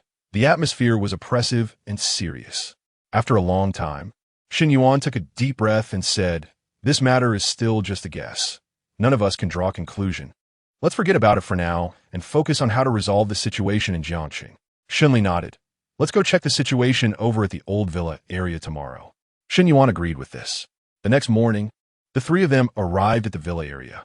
Upon entering the villa area, everything seemed unchanged from the previous 2 days. However, when Shen Li walked into the villa, she discovered that there were no bodies inside anymore. Every villa had been bombed, but they all looked clean, without the appearance of ruins where people had died. Shen Li raised her eyebrows, somewhat surprised. I didn't expect that Cheng Jiarui's people would actually clear away the body. Not only was Shen Li surprised, but Shen Yuan was also taken aback. What would Cheng Jiarui's people want with the body? Are they conducting human experiments? Shen Li fell silent for a moment. She had never heard of using dead bodies for human experiments. I think he probably doesn't want to be discovered by the authorities. Shen Yuan frowned for a moment, then gradually understood. Indeed, the authorities had occasionally come to check on the situation here, so it was reasonable to be afraid of being discovered by them. Moreover, recalling how Cheng Jiarui had sneakily gone to look for the ammunition depot further reinforced this impression. Gu Nanshuan nodded. This is indeed good news, as it at least shows that Cheng Jiarui still holds some fear of the authorities. Shen Li sighed, but no one knows how long Cheng Jiarui will be wary of this place. Once Cheng Jiarui is no longer cautious of the authorities, things will get troublesome. Chapter 344. The Cheng family's experiment. Gu Nanshuan slightly pursed her lips, narrowing her eyes as if deep in thought. Shen Liduan paused. However, the current situation is relatively optimistic. Even if Cheng Jiarui's pace is a bit faster than in the previous life, we still have time. Shen Li was taken aback. Huh? Why isn't Cheng Jiarui out of time yet? Gu Nanshuan narrowed his eyes slightly and said, Shen Li, have you ever thought that maybe we could find a way to deal with the Cheng group? Shen Li's gaze flickered slightly. Shen Yuan's eyes lit up, and he nodded eagerly. This idea is pretty good. I just happen to have received so much information from the Cheng group. It would be a waste not to study it. Shen Li nodded. Then let's study it. The 3 of them started with the A-level confidential documents and quickly organized a rough outline, gaining a basic understanding of what the Cheng group was currently working on. Fortunately, as long as they had a general idea of the Cheng group's objectives, It wasn't difficult to guess the real projects represented by these codenames. Shen Li narrowed her eyes and speculated. This project number 1 is probably about studying mutants, right? However, I don't know what kind of mutants they're studying, whether they're humans, animals, or both. Gu Nanshuan conjectured. I guess project number 1 mainly focuses on animals. Shen Li asked, what did they say? Gu Nanshuan replied calmly. The confidential documents describe Project 1 and Project 2 in a similar way. But the report for Project 2 specifically mentions the scene where the test subject cried and begged for mercy. Other circumstances are quite similar. Shen Li frowned. That's true. Animals don't plead for mercy. Only humans do. Gu Nanshuan nodded. I guess this is the difference between Experiment 1 and Experiment 2. Shen Li slightly pursed her lips. Looking thoughtful. Gu Nanshuan, when do you think these experimental subjects of the Cheng group enter their organization? This question struck a chord with Gu Nanshuan, who lowered his gaze slightly, his expression inscrutable. My mother has been missing for many years. Shen Li was taken aback and opened her mouth. Indeed, as Gu Nanshuan said, Qin Dianli's disappearance was something that happened many years ago. If Qin Dianli is truly, as Gu Nanshuan mentioned, the first experimental subject, it indicates that the Cheng group's research on mutants has been a plan in place for many years. Shen Li took a deep breath and patted Gu Nanshuan's hand. Gu Nanshuan, don't worry. I will help you fulfill your wish. Gu Nanshuan slightly pursed her lips, and after a long while, she quietly responded with a soft HM. The atmosphere suddenly became heavy. Fortunately, the oppressive mood did not last long. Gu Nanshuan quickly organized her emotions and continued sorting through the materials. After finishing the classified information of Level A, they immediately moved on to Level B. For Shen Li and the others, who had just been overwhelmed by the abundance of information in Level A, Level B seemed somewhat lacking. The group hurriedly organized it with a sense of responsibility. However, the Level B materials were not entirely without insights. At least, Shen Li found quite a few intriguing pieces of information. Look here. Shen Li pulled out a document and looked at Gu Nanshuan and Shen Yuan. The document showed that since April this year, the feed consumption by the group had remained high. But there was a small turning point in June when the numbers began to decline, and this decline only saw an increase a few days ago. I suspect it might be because the number of experimental animals has increased again. Gu Nanshuan glanced at it, nodded, and said, April marks the onset of the natural disaster, while June is when the mutated animals appeared. The timing of these two events is rather delicate. Shen Li squinted.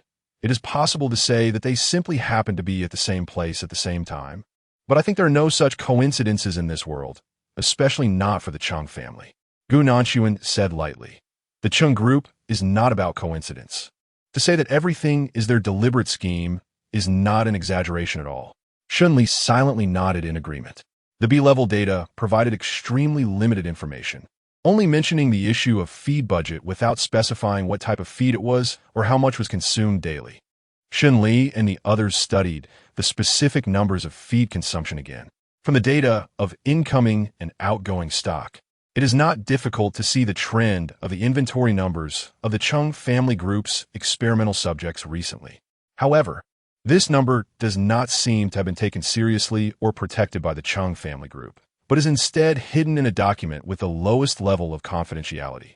In this regard, Shen Li breathed a sigh of relief. Fortunately, Cheng Jiarui does not seem to pay much attention to this number. If Cheng Jiarui really cared about these matters, Shen Li wouldn't know where to start or from what angle to handle these issues.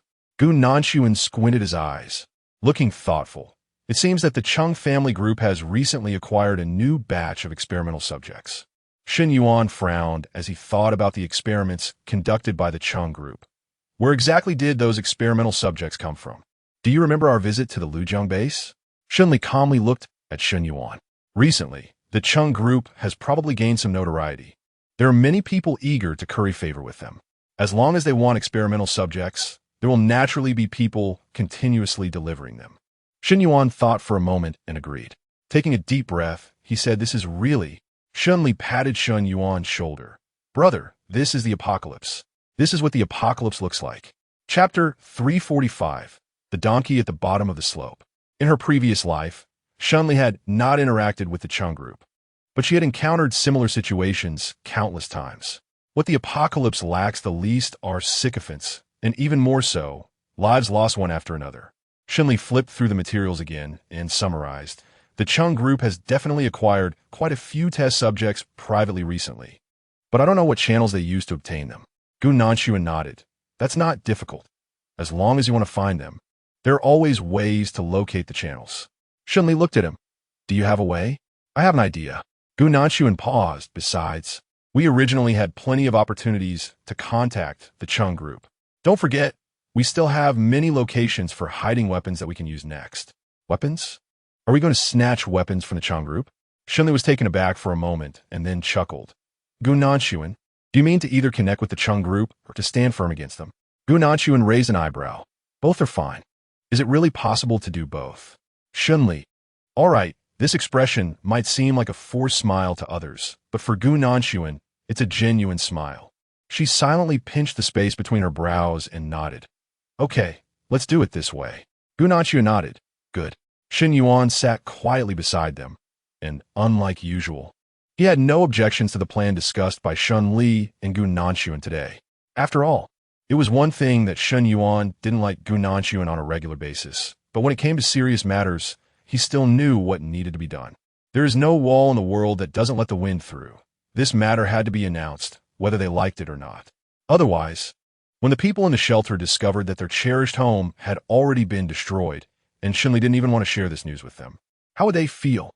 Given Shen Li's depth of thought, she would definitely not leave such a low-end handle for others to grasp. So, Shen Li prepared a little and had Qian Kaixian gather everyone from the coastal villa area in the shelter. Once everyone was assembled, Shen Li cleared her throat and spoke with a heavy tone. I have something to tell you all. Hearing her tone, everyone fell silent. The image of Shen Li in their minds had always been that of a strong person, and this was the first time she appeared like this. Qian Kaixian felt uneasy. Sister Shen, are you okay? Shen Li sighed. I can't say it's completely fine. After all, I had a wish that has been completely shattered. Qian Kaixian looked puzzled. What wish? Grandma Wang quickly spoke up. She had watched Shen Li grow up and naturally had a deeper concern for her. Yes, Shen girl. What is this unfulfilled wish of yours? Tell us, and we can help you solve it. If you keep everything to yourself and don't tell us, we won't be able to help, right? Grandpa, Su chimed in as well. That's right, Shen girl. What kind of relationship do we have now? It's a life and death bond. You are our savior. Is there anything we wouldn't help with? Others nodded in agreement. The consensus was clear. If Shen Li had a problem, they would definitely help. Grandpa Su furrowed his gray brows and asked Shen Li, what happened? Home. What home? Grandma Wang also had a bad premonition. Is it that you heard something happened to our family? As soon as Grandma Wang said this, the expressions of the people in the coastal villa area turned pale. This guess was too terrifying. They couldn't accept it at all, seeing everyone's speculation worsening. Shen Li quickly spoke up to reassure everyone. The news isn't that bad. Although this matter is indeed troublesome, it's not as bad as you all think. Upon hearing Shen Li's words, everyone finally breathed a sigh of relief. Shen Li paused for a moment, looking seriously at everyone. What I want to tell you is that the coastal villa area has been destroyed. Our houses have been blown up with explosives, and there is hardly anything useful left. It's ruined. Upon hearing this news, everyone fell silent, their expressions complex and difficult to describe. After all, this is a place where everyone has spent a long time. It's impossible to say there are no feelings at all. Fortunately, the coastal villa area is a real estate project that has only been completed in the last 10 years. So while everyone feels sad, it's not as intense as the emotions tied to a family ancestral home being destroyed. Grandma Wang comforted Shen Li. It's okay, Li Li. As long as we are still here, we can continue to search for things. If people are gone, that is truly the end. Qian Kaixian nodded in agreement. Yes. Sister Shen, being able to bring us here is what we are most grateful for. Grandpa Su then asked Shen Li, Shen girl, do you know who exactly destroyed the coastal villa area? Shen Li thanked Qian Kaixian and Grandma Wang, then looked at Grandpa Su. I have a guess about this question. Grandpa Su nodded. Girl, go ahead, what is your guess? Shen Li pondered for a moment, showing a difficult expression. Well, the others exchanged glances, all a bit unwilling to leave. Grandpa Su, helpless, emphasized his tone. Something should be told to you. but some things are useless to tell you. What if one of you acts impulsively and does something you shouldn't do? Then Miss Shen will suffer, and we all might end up suffering along with you. All right, you can't hear about this. Just leave. Seeing Grandpa Su so resolute, everyone felt they couldn't say anything more and silently got up to leave. Moments later, almost everyone had left, and apart from Shen Li and her group, only Grandpa Su, Grandma Wang, and Xian Kai-Xian remained on the scene. Shen Li nodded slightly, letting out a sigh of relief. I understand, Grandpa Su. Chapter 346, The Past of the Cheng Family. Shen Li briefly recounted everything that the Cheng group had done that day to Grandpa Su. Among these matters were speculations, but more importantly, there were facts. Of course, Shen Li did not mention the Cheng group's collection of experimental subjects for live experiments. First, the news about this had not yet spread, and even the people in the base had no concept of what this experiment was about, so mentioning it would only add to the trouble. Second, Shen Li did not want to spread fear. Even so, as Grandpa Su listened to Shen Li's speculations, he gradually furrowed his brows. After Shen Li finished speaking, Grandpa Su pondered for a moment and said, I've heard of the Cheng group. Shen Li was a bit surprised. Grandpa Su, you? Grandpa Su was a big shot who worked in the government many years ago. How could he know about the Cheng family? What surprised Shen Li even more was that Grandma Wang hesitated for a moment and then spoke up. Who calls the shots in the Cheng group? Is it Cheng Zihua? Gu Nanxuan replied. Cheng Zihua passed away a few years ago. The one in charge of the Cheng group now is his son, Cheng Jiarui. Cheng Jiarui, Cheng Jiarui. Grandma Wang frowned and repeated the name several times, saying, Why haven't I heard of this name before? Looking at Grandma Wang, she seemed to know quite a bit about the Cheng group. Shen Li asked Grandma Wang seriously, Grandma Wang, were you very familiar with the Cheng family before? Grandma Wang sighed and nodded. I suppose I was quite familiar. I was once in charge of a project that involved Cheng Zihua from the Cheng family. A big shot. Shen Li didn't expect that Grandma Wang was actually a hidden big shot. All right, no problem. Grandma Wang nodded and began to recount. Back then, Cheng Zihua indeed didn't take Cheng Jiarui seriously. As the person in charge of the partnership, I didn't even get to see Cheng Jiarui's face. The one he frequently brought out was another son named Cheng Jiaqing. Cheng Jiaqing. This was the first time Shen Li heard this name. Who is this Cheng Jiaqing? Grandma Wang thought for a moment and said, I don't know, but I've heard rumors that Cheng Jiaqing is not the legitimate son of old Cheng, but rather Cheng Zihua's illegitimate son. Illegitimate son? Shen Li frowned. So he's a bastard child? A bastard child. Interesting. But I wonder what kind of person Cheng Jiaqing's mother is. Shen Li squinted and rubbed his chin, lost in thought. Gu Nanxuan suddenly spoke up. Grandma Wang. Was the main business of the Cheng group also in the field of biology back then? Grandma Wang shook her head. Not really. Their main focus was on the pharmaceutical industry. Biology was just an add-on. I see. Gu Nanxuan and Shen Li exchanged a glance and nodded. It seems at least during Cheng Zihua's time in charge, the Cheng group's business was still in pharmaceuticals, but after Cheng Jiarui took over, the main business shifted to biology. Shen Li didn't believe that there were no variables in this. Shen Li seriously held Grandma Wang's hand and looked at her. Grandma Wang, if you still have any impression of the Cheng family, you must tell me. Okay. Although Grandma Wang seemed a bit confused, she unconditionally trusted Shen Li and nodded. However, it's been several years since I collaborated with the Cheng group, and I may not remember everything that happened back then. Let me think about it slowly. Shen Li nodded. Of course. After chatting with Grandma Wang for a few more words, Shen Li had Xian Kai-Xian see them off. Shen Li was taken aback for a moment. You say? Grandma Wang looked at her deeply, her gaze very gentle. Grandma believes in your certainty. You will definitely take the entire base to a higher level. Grandma absolutely believes in you. Shen Li felt a bit moved and nodded. I understand. You can rest assured. Grandma Wang responded with an and turned to leave. After Grandma Wang left, Shen Li clenched her fists and took a deep breath. She had always believed in herself. Whatever she wanted to achieve, she could definitely accomplish. This was not only because she had the opportunity to live once in her past life, but also because, at this point, Shen Li had developed absolute confidence in herself. She believed she was stronger than Cheng Jiarui and most of the other leaders in the bases. Since that was the case, what was there to be afraid of? As long as she outlined a plan, identified her goals, and implemented it step by step, she would be fine. Back at her home, Shen Li quickly drafted a plan. Internally, she intended to have Zhang Shanshi bring in a few people with backgrounds in biology and medicine to study the principles of mutation.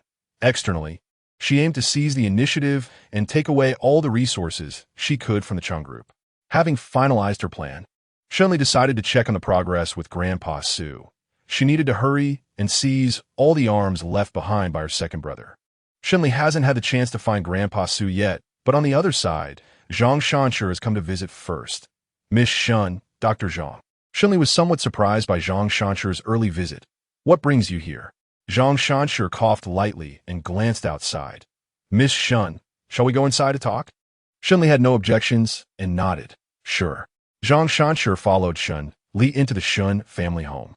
Once inside, Fan Yueyuan glanced at Zhang Shanshi and made him a cup of tea. She acknowledged, and before leaving, she kindly closed the door. Shen Li immediately looked at Zhang Shanshi. Dr. Zhang, if you have something to say, just say it.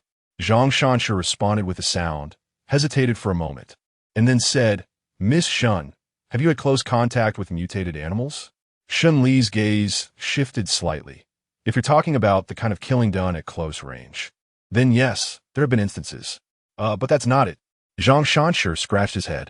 What I mean by close contact is mainly whether you've observed the entire process of animal mutation. Shen Li shook her head. She had never seen this process before. In her previous life, she never cared about how animals mutated, only about how to deal with them after the mutation. Every day she lived was a blessing to her, so she had no extra thoughts to spare. Zhang Shanshi nodded. Miss Shen, may I request your help with something? Chapter 347, Experimental Animals. Shen Li nodded. Dr. Zhang, feel free to let me know what your requirements are. Shen Li exclaimed, expressing her understanding. You need it for research, right? I got it. I'll go catch it tomorrow. Zhang Shanshi let out a sigh of relief. Thank you, Miss Shen. Shen Li paused. How is Fei Xuan doing now? She has awakened her superpower. Zhang Shanshi told Shen Li, I observed for a while her superpower is, it's barbecuing. Shen Li was taken aback. Barbecue? Yes, the day before yesterday. Fei Xuan got a piece of meat and cooked it directly in her hand. Zhang Shanshi thought about this matter and still found it unbelievable, not knowing whether this ability was related to her having a high fever of over 70 degrees. Shen Li raised an eyebrow. I understand what you mean, but Dr. Zhang, 70 degrees is the temperature for low-temperature sous vide cooking, not for roasting. Zhang Shanshi. Shen Li smiled lightly. I have seen a similar case before. Fei Xuan's fever temperature should have nothing to do with this. Zhang Shanshi nodded. All right, then I will rule out one incorrect option for now. Shen Li hummed in agreement. Okay, Dr. Zhang, you can go first. Zhang Shanshi responded and stood up, not forgetting to hand over his recent research findings to Shen Li before leaving. After Zhang Shanshi left, Shen Li looked down at his recent research results. The findings did not surprise Shen Li much. It was evident that a brief research period was indeed insufficient for Zhang Shanshi to make any breakthroughs. The conclusions he reached had some technical content, but not much, and it certainly did not surpass the conclusions Shen Li had seen in his past life. Shen Li quickly read through his research results and thought for a moment before sending a WeChat message to Zhang Shanshi. Shen Li, keep up the good work. After receiving a WeChat message from Zhang Shanshi, she said again, it's still important to go to bed early. After sleeping today, I have to go catch animals for Zhang Shanshi tomorrow. The next morning, Shen Li woke up and happened to run into Gu Nanshuan as she was leaving. After briefly explaining yesterday's situation with Zhang Shanshi to Gu Nanshuan, she yawned and went to pull Shen Yuan up from his bedroom. When Shen Yuan was forcibly pulled up, he also had a face full of frustration. Hey, Li, what are you doing? Shen Yuan listened and gradually understood. Oh, so it's about going out to catch animals. Shen Li nodded. Yeah. Is it really worth it for such a small matter? But considering the demand from Zhang Shanshi's side, it might not be impossible. All right, let's go. Shen Yuan sighed. So, is Gunan going with him too? Shen Li nodded. Gu Nanshuan, let's go together. Shen Yuan let out a sound, feeling even more frustrated. Shen Li ignored how gloomy Shen Yuan was and directly forced him to change his clothes, bringing him outside the air raid shelter. As soon as they stepped out, the cold air immediately invigorated Shen Li. Shen Yuan shivered beside him, as if he had been forced to power on. Shen Li reached out to feel the chill in the air and nodded. It is indeed a bit cold. Shen Yuan frowned. When will this cold air finally end? Gu Nanchuan shook his head. I don't know. Shen Yuan fell into silence. It is not hard to imagine what kind of hell on earth it will become when the temperature here drops to minus 40 degrees. At present, apart from a newly established base, there are still some people surviving outside in scattered numbers. But when the extreme cold weather of minus 40 degrees arrives, those who are barely surviving will inevitably be unable to endure and will move closer to the large base. By then, there will only be two types of people: those who can survive in the large base, and those who cannot survive, dying either inside or outside the base. Shen Li noticed Shen Yuan's thoughts and comforted him. Brother, don't think too much. The most important thing is that our family can survive. Yes, you're right. Shen Yuan thought about it and nodded with some forced spirits. There is no time for too much sentimentality now. Lily, let's go catch some animals.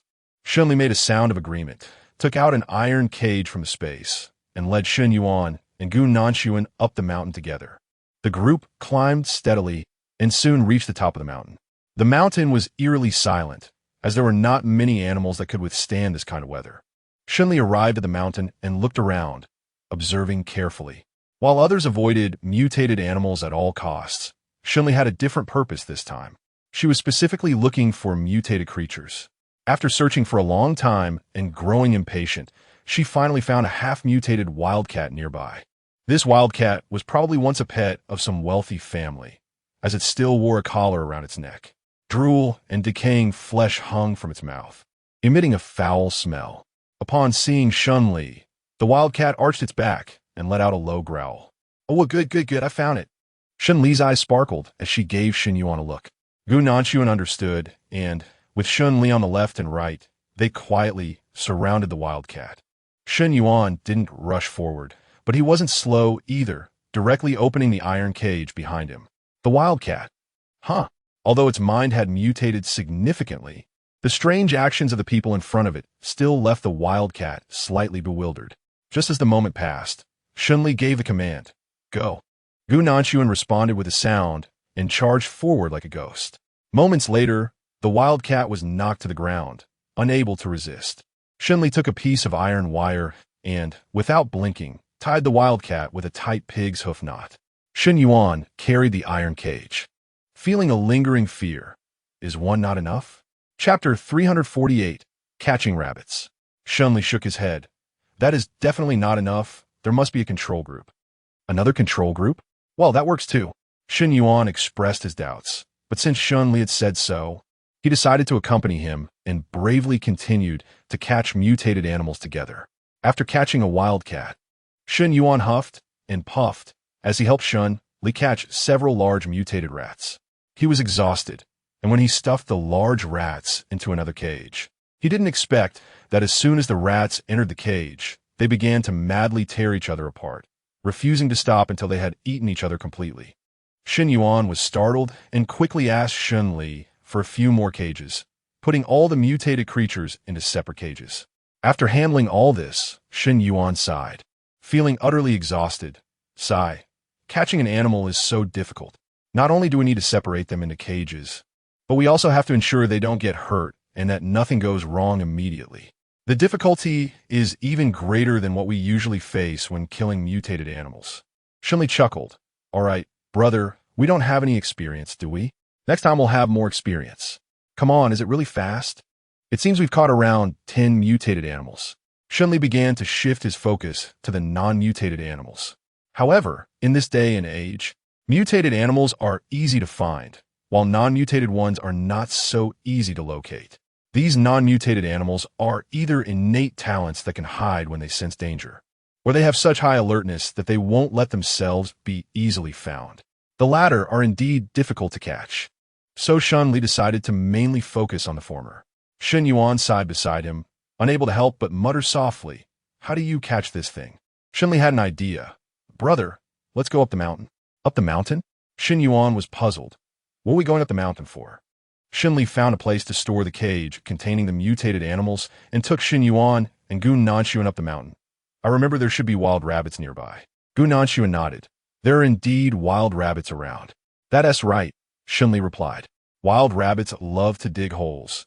The idiom "a cunning rabbit has 3 burrows" comes from this. Now, the environment has changed drastically, and the air temperature on the ground is dropping too quickly.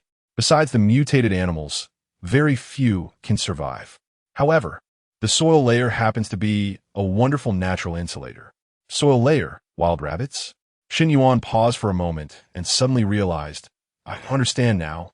You mean that the wild rabbits dig holes, and with thick layers of soil protecting them, they can survive, right? Shen Li nodded and added that the soil layer has another advantage, which is that it can block the attacks of mutated animals. Although mutated animals have become much more aggressive, their intelligence is often greatly diminished. They hunt without strategy and only rely on brute force. Since this is the case, these mutated animals are even less likely to harm the rabbits and voles that are beneath the soil layer. Shen Yuan nodded repeatedly, looking at Shen Li with added appreciation. Truly his sister, she understands so much. The group made their way up to the hillside, and Shen Li looked around. A thin layer of snow covered the mountain, beneath which lay frozen dead branches and leaves. The burrows of rabbits and field mice were still hidden under a layer of these dead branches and leaves. Finding non-mutated animals was a task requiring patience. Shen Li gradually cleared away the dead branches and leaves on the mountain, but there was no result for a long time. After working for more than half an hour, Shen Li's eyes finally lit up. Brother Gu Nanshuan, come and take a look. There's something here. Shen Yuan and Gu Nanshuan heard noise, put down what they were working on, and came over to take a look. Sure enough, there was an additional cave in the soil layer on the mountainside, and the cave was twisted and turned, making it difficult to see what the situation was. Shen Yuan squinted and looked closely, then asked Shen Li, shall we dig directly from this hole? Shen Li shook her head. This probably won't work. Rabbit holes often connect to multiple exits, and if we only search from one entrance, the rabbit might get scared and escape through another exit. Shen Yuan asked curiously, so, what do you plan to do? This. Shen Li pondered for a moment, thought for a while, and took something out from space. Shen Yuan focused his gaze and discovered that this thing was actually the chimney that Shen Li had used in the upscale community last time. This a chimney? Shen Yuan was taken aback, and after thinking carefully, he suddenly understood. I get it. The smoke will come out through the other openings later, right? Shen Li gave him a look that said he was teachable. Brother, you and Gu Nanshuan go over there and watch. I'll be fine here. Okay, got it. Shen Yuan agreed and ran overexcitedly to crouch down and wait. Shen Li took a deep breath, then took out a pile of hay and other materials, placing them one by one into the chimney. Shen Li was very quick. In a moment, everything was ready, only lacking the eastern wind. Seeing that Shen Yuan and Gu Nanshuan both nodded, Shen Li took a deep breath, held her breath, and started to ignite the fire. The flames slowly emerged from the chimney, and Shen Li watched as the flames crept out, nodding slightly. Soon, she would be able to obtain the experimental animals that Zhang Shansha required. After the flames burned for a moment, Shen Li extinguished the open flame, directing all the smoke into the rabbit hole. The smoke slowly swirled, entering through this rabbit hole and quickly escaping through the other 2 rabbit holes. Shen Yuan and Gu Nanshuan, seeing this, stood guard by the rabbit holes, ready for the rabbits to emerge. With a squeak of distress, a rabbit quickly jumped out. Shen Li was quick and nimble, grabbing one and tossing it into the iron cage behind him.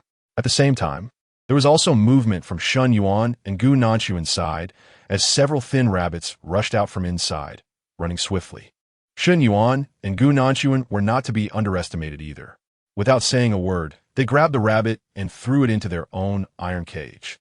After catching the rabbit, Shen Li didn't rush to extinguish the fire.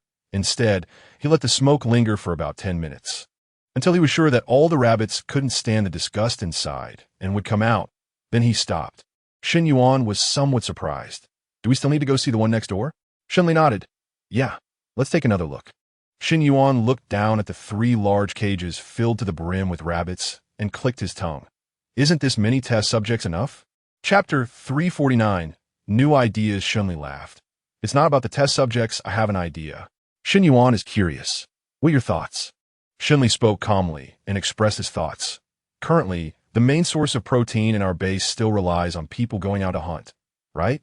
Seeing Shen Yuan nod, Shen Li paused for a moment and continued, what if our people stop going out to hunt and instead raise some livestock themselves? Shen Yuan was somewhat surprised by Shen Li's thoughts. Is it really necessary to raise livestock in the apocalypse?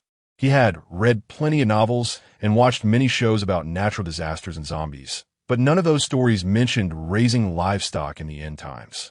Shen Li smiled and said, Brother, we are no longer in a time of exhausting ourselves.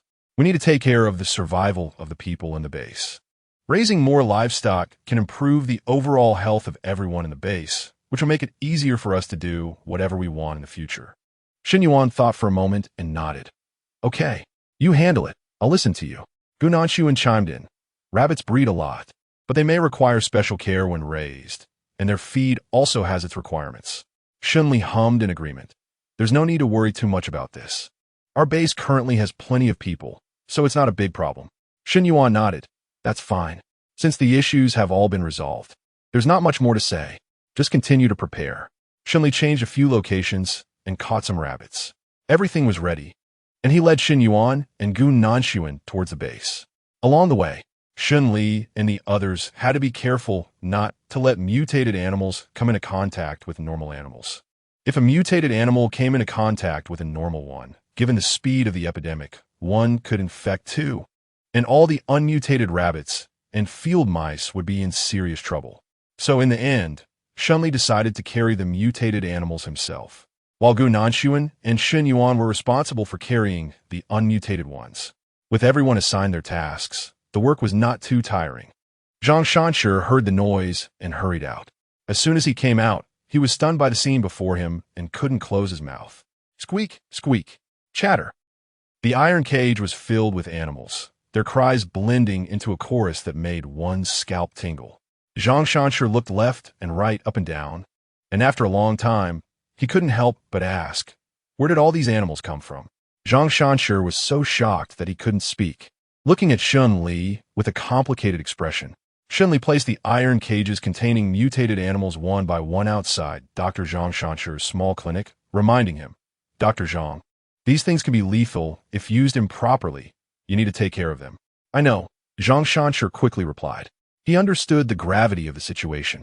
Mutated animals were almost no different from weapons of mass destruction and needed to be handled with caution. Shen Li then asked Zhang Shanshi to select the animals that had not mutated, while he would also pick out the ones that had not mutated, and the rest would be left to Shen Li. Once everything was sorted out, Shen Li yawned and stood up. Dr. Zhang, I'm leaving now. Zhang Shanshi nodded. Understood. Shen Li paused and smiled mysteriously. Dr. Zhang, how long has it been since you last ate meat? How long since I ate meat? That's a good question. Zhang Shanshi scratched his chin, recalling that the last time he actually ate meat was when he had wolf meat. As for the subsequent times, although he did eat some meat, it was all minced meat that was like scraps, so he didn't have a deep impression of it. Shen Li looked at Zhang Shanshi and smiled. There will be meat to eat tonight. Meat to eat? In the apocalypse, eating meat is equivalent to eating food, which is the biggest demand. Zhang Shanshi's eyes brightened at these words. What kind of meat? Rabbit meat? Shen Li nodded. Yes, rabbit meat. Zhang Shanshi laughed. All right, then I will look forward to it. Shen Li nodded and turned to leave Zhang Shanshi's small clinic.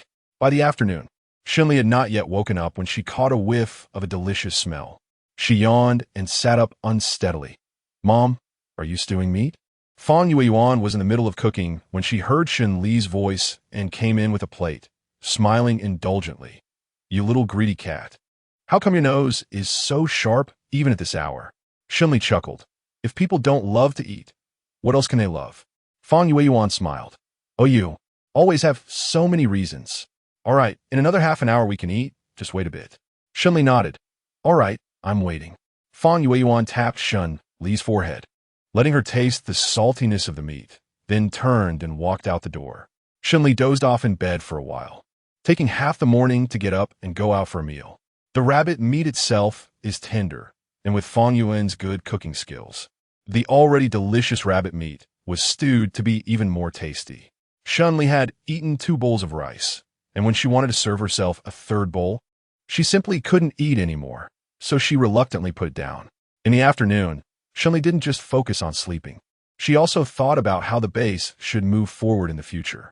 Now that she had some ideas, the next step was implementation. Fang Yueyuan let out a sound, looking at Shen Li as if she wanted to say something but hesitated. She wanted to remind Shen Li to pay attention to safety. But the things Shen Li was dealing with now were far beyond what she had imagined, leaving Fang Yueyuan unable to say much more and only able to remain silent. When parents cannot help their children spread their wings and fly, the best course of action for parents is not to block their children's path. Fang Yueyuan was very sure of this. On the other side, Shen Li took some rice and flour from the storage and went to find Grandpa Su. When she entered, Grandpa Su and Grandma Wang were stewing rabbit meat. Both elders were very happy to see Shen Li. Grandma Wang was especially warm, directly inviting Shen Li. Li, come and sit. Grandma will give you some rabbit meat to eat. Shen Li smiled and said, No need, Grandma Wang. I already ate before I came. Grandma Wang was very perceptive, and Shen Li directly admitted, I came to talk to Grandpa Su about the matter of the password book. Chapter 350, Specific Information. Shen Li nodded. Okay, then please go ahead. All right, I'll get straight to the point. Grandpa Su paused for a moment, cleared his throat, and said, Recently, I've done some calculations and found that this codebook is missing a key parameter. Without this parameter, I can't decipher the next code. Shen Li frowned. So, does that mean the passwords from now on are all gone? Grandpa Su nodded. Yes, there won't be any specific information anymore. Shen Li slightly pursed her lips and remained silent. Although she had known from the very beginning that things wouldn't go smoothly when the problems actually arose, she couldn't help but sigh in her heart. If only things could go a bit more smoothly, allowing her to make the air raid shelter a little bigger. That would be great. Grandpa Su comforted Shen Li. But don't be too upset, Shen girl. Although we can't decode the location afterwards, we haven't completely lost hope. At least if you can find the right parameters, we can continue decoding, and the possibility of this location is still quite high. Shen Li nodded. Where is the next location? Grandpa Su took out a map of Jiangxing and pointed to the location for Shen Li. Look, it's right here. Shen Li lowered her head and looked closely, narrowing her eyes. The next location was in the eastern part of the city, and it wasn't officially within the sphere of influence yet, but it was very close to the official power zone. In a place like this, if she confronted Cheng Jiarui's people directly, her chances of winning would definitely be slim. However, if she could find a way to leverage the official power, then things would be different. Shen Li thought for a moment and smiled at Grandpa Su. All right, anyway, let's start looking for the next location. Grandpa Su nodded and began to guide Shen Li on the next position. It's good that you can think this way. Look, starting from here. Shen Li followed Grandpa Su's thoughts, jotting down the range and the most likely places where weapons might be hidden. After recording all of Grandpa Su's words, he nodded and said, Shen girl, you go ahead. But remember what Grandpa said. No matter how important the situation is, you must prioritize protecting yourself. Grandma Wang, standing nearby, also nodded. Yes, Li, both Grandpa and I know that you're doing this for everyone to have a better life. But in our hearts, you young ones are the most important. Even if we old bones were to die here, it wouldn't matter much. You still need to take care of yourself first. Shen Li listened to Grandma Wang's words and felt a bit warm. It's not that serious. Don't lie to us. Grandma Wang shook her head, not believing Shen Li's words at all. Anyway, Li, you need to take good care of yourself. Shen Li fell silent. No wonder Grandma Wang understood Shen Li so well. She was talented even in her youth. She sighed slightly, replaced her feigned relaxed expression with a serious nod, and said, I understand, Grandma Wang. Don't worry, we will all live well. Grandma Wang watched Shen Li leave. As Shen Li's figure disappeared completely, Grandma Wang sighed. The fact that the base can maintain its current state is all thanks to Li. Grandpa Su felt the same way. Yes. Just look at how chaotic it is outside now. Those newcomers to our base are like frightened wild beasts. If our base hasn't turned into a hell on earth, it's all because of Li's efforts. You're right, Grandma Wang agreed, nodding. So, we mustn't let Li worry too much. The two elderly people huddled together to discuss for a while and ultimately reached a conclusion.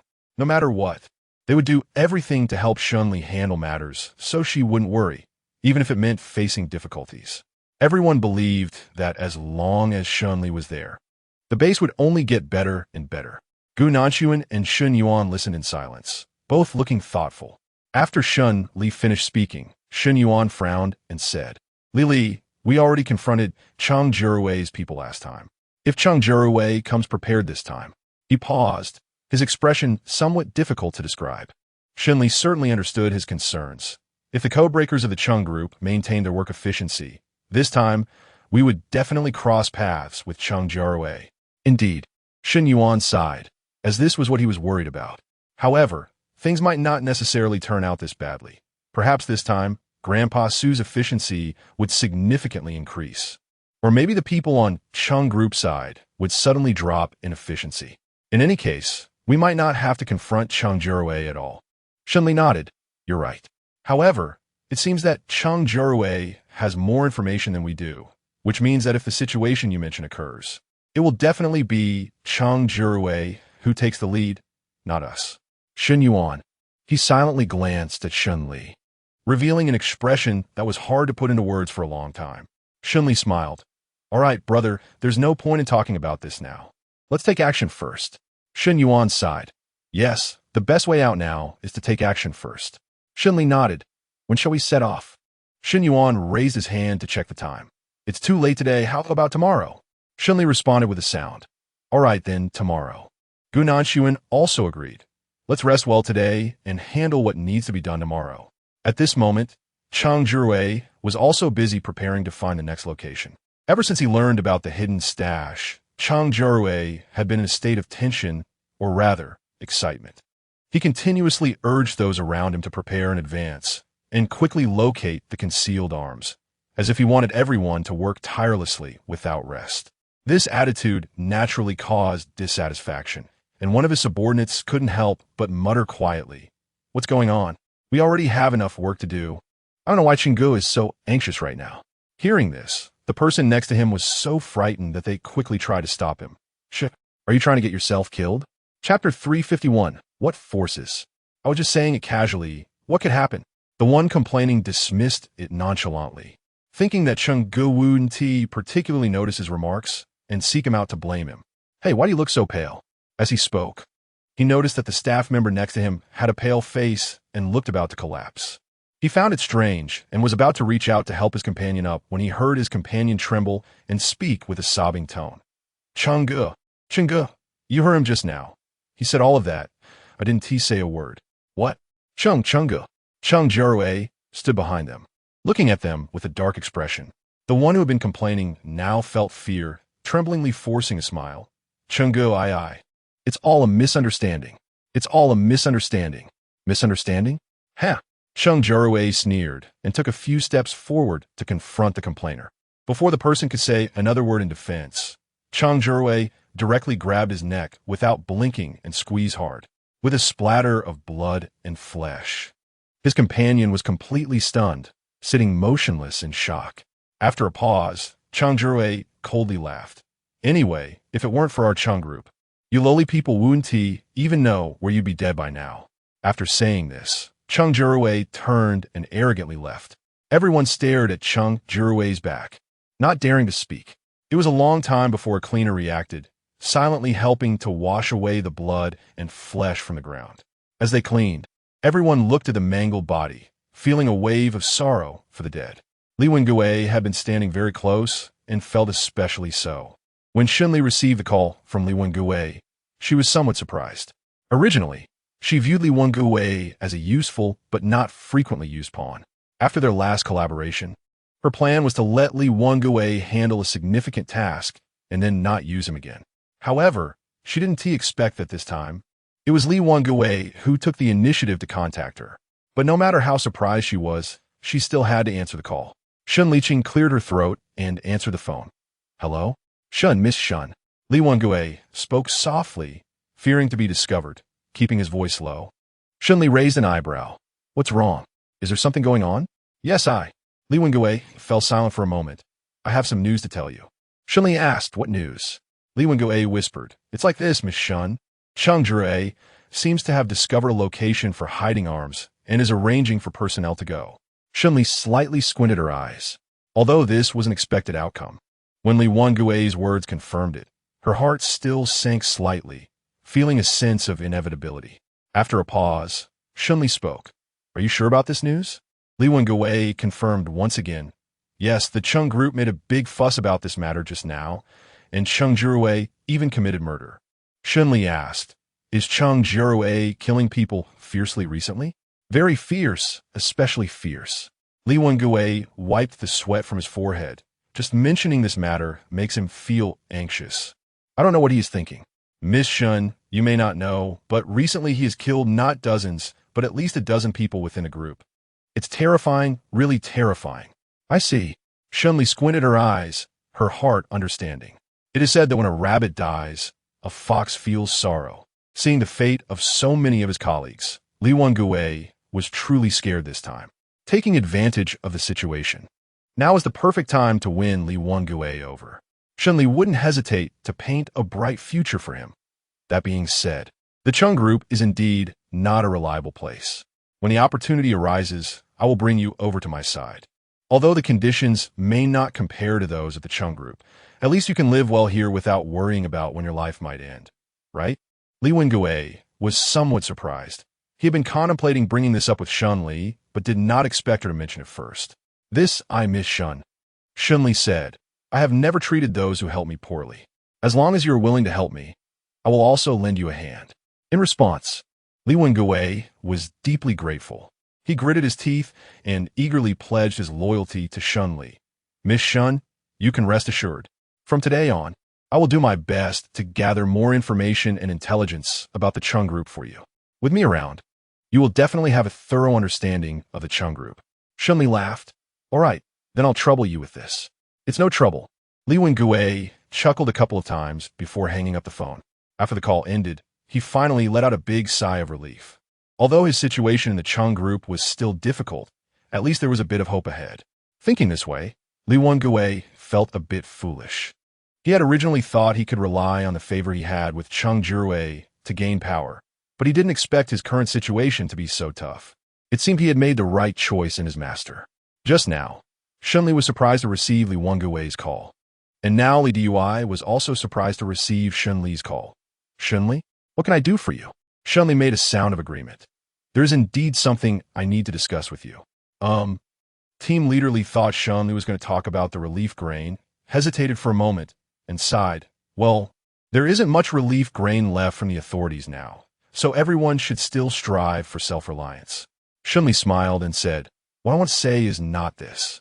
I want to let you know that I feel there seems to be a force in the city that subtly threatens our survival. Team leader Li sighed and replied, well, there's nothing we can do about it now. Everyone wants to survive, and since they want to survive, there must be a demand, and it is this demand that has led to the development of these so-called bases. Sigh, this issue is hard to manage. Shen Li immediately realized that Captain Li had misunderstood. I am not talking about the base, but another force that is more harmful and can pose a greater threat to ordinary people.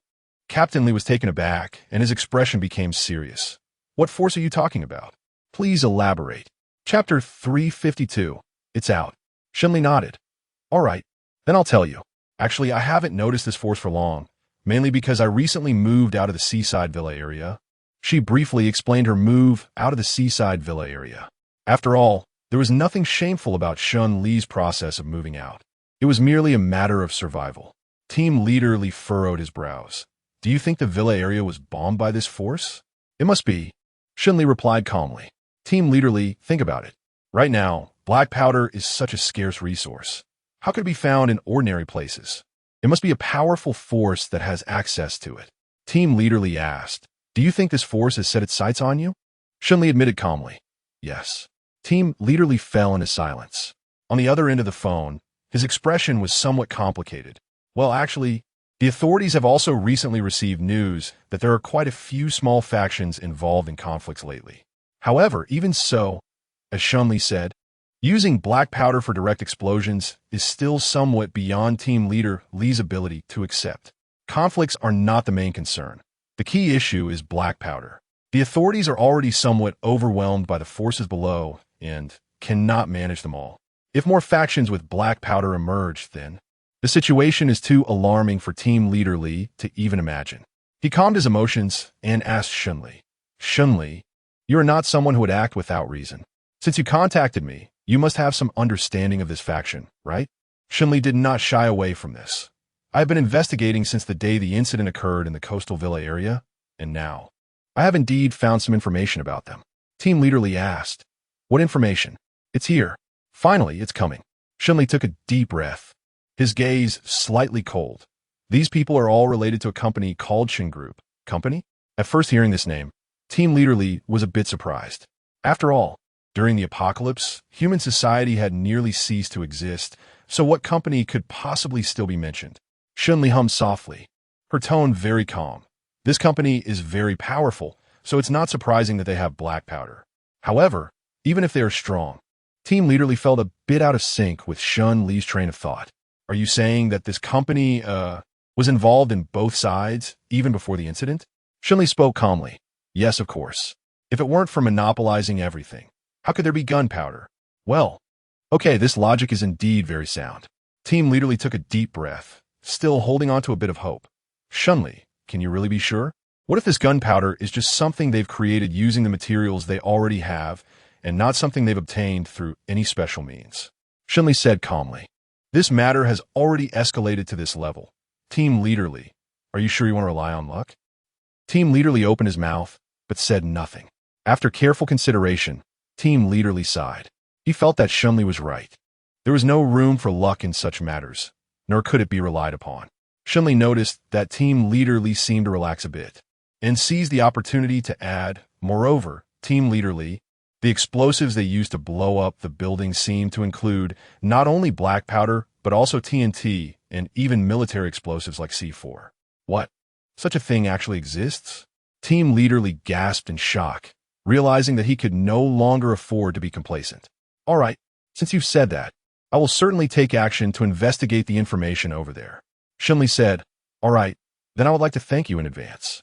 Team Leader Li paused for a moment, seeming to hesitate, but Shen Li asked, what's wrong, Team Leader Li? Team Leader Li remained silent. After a long pause, his tone was somewhat complicated.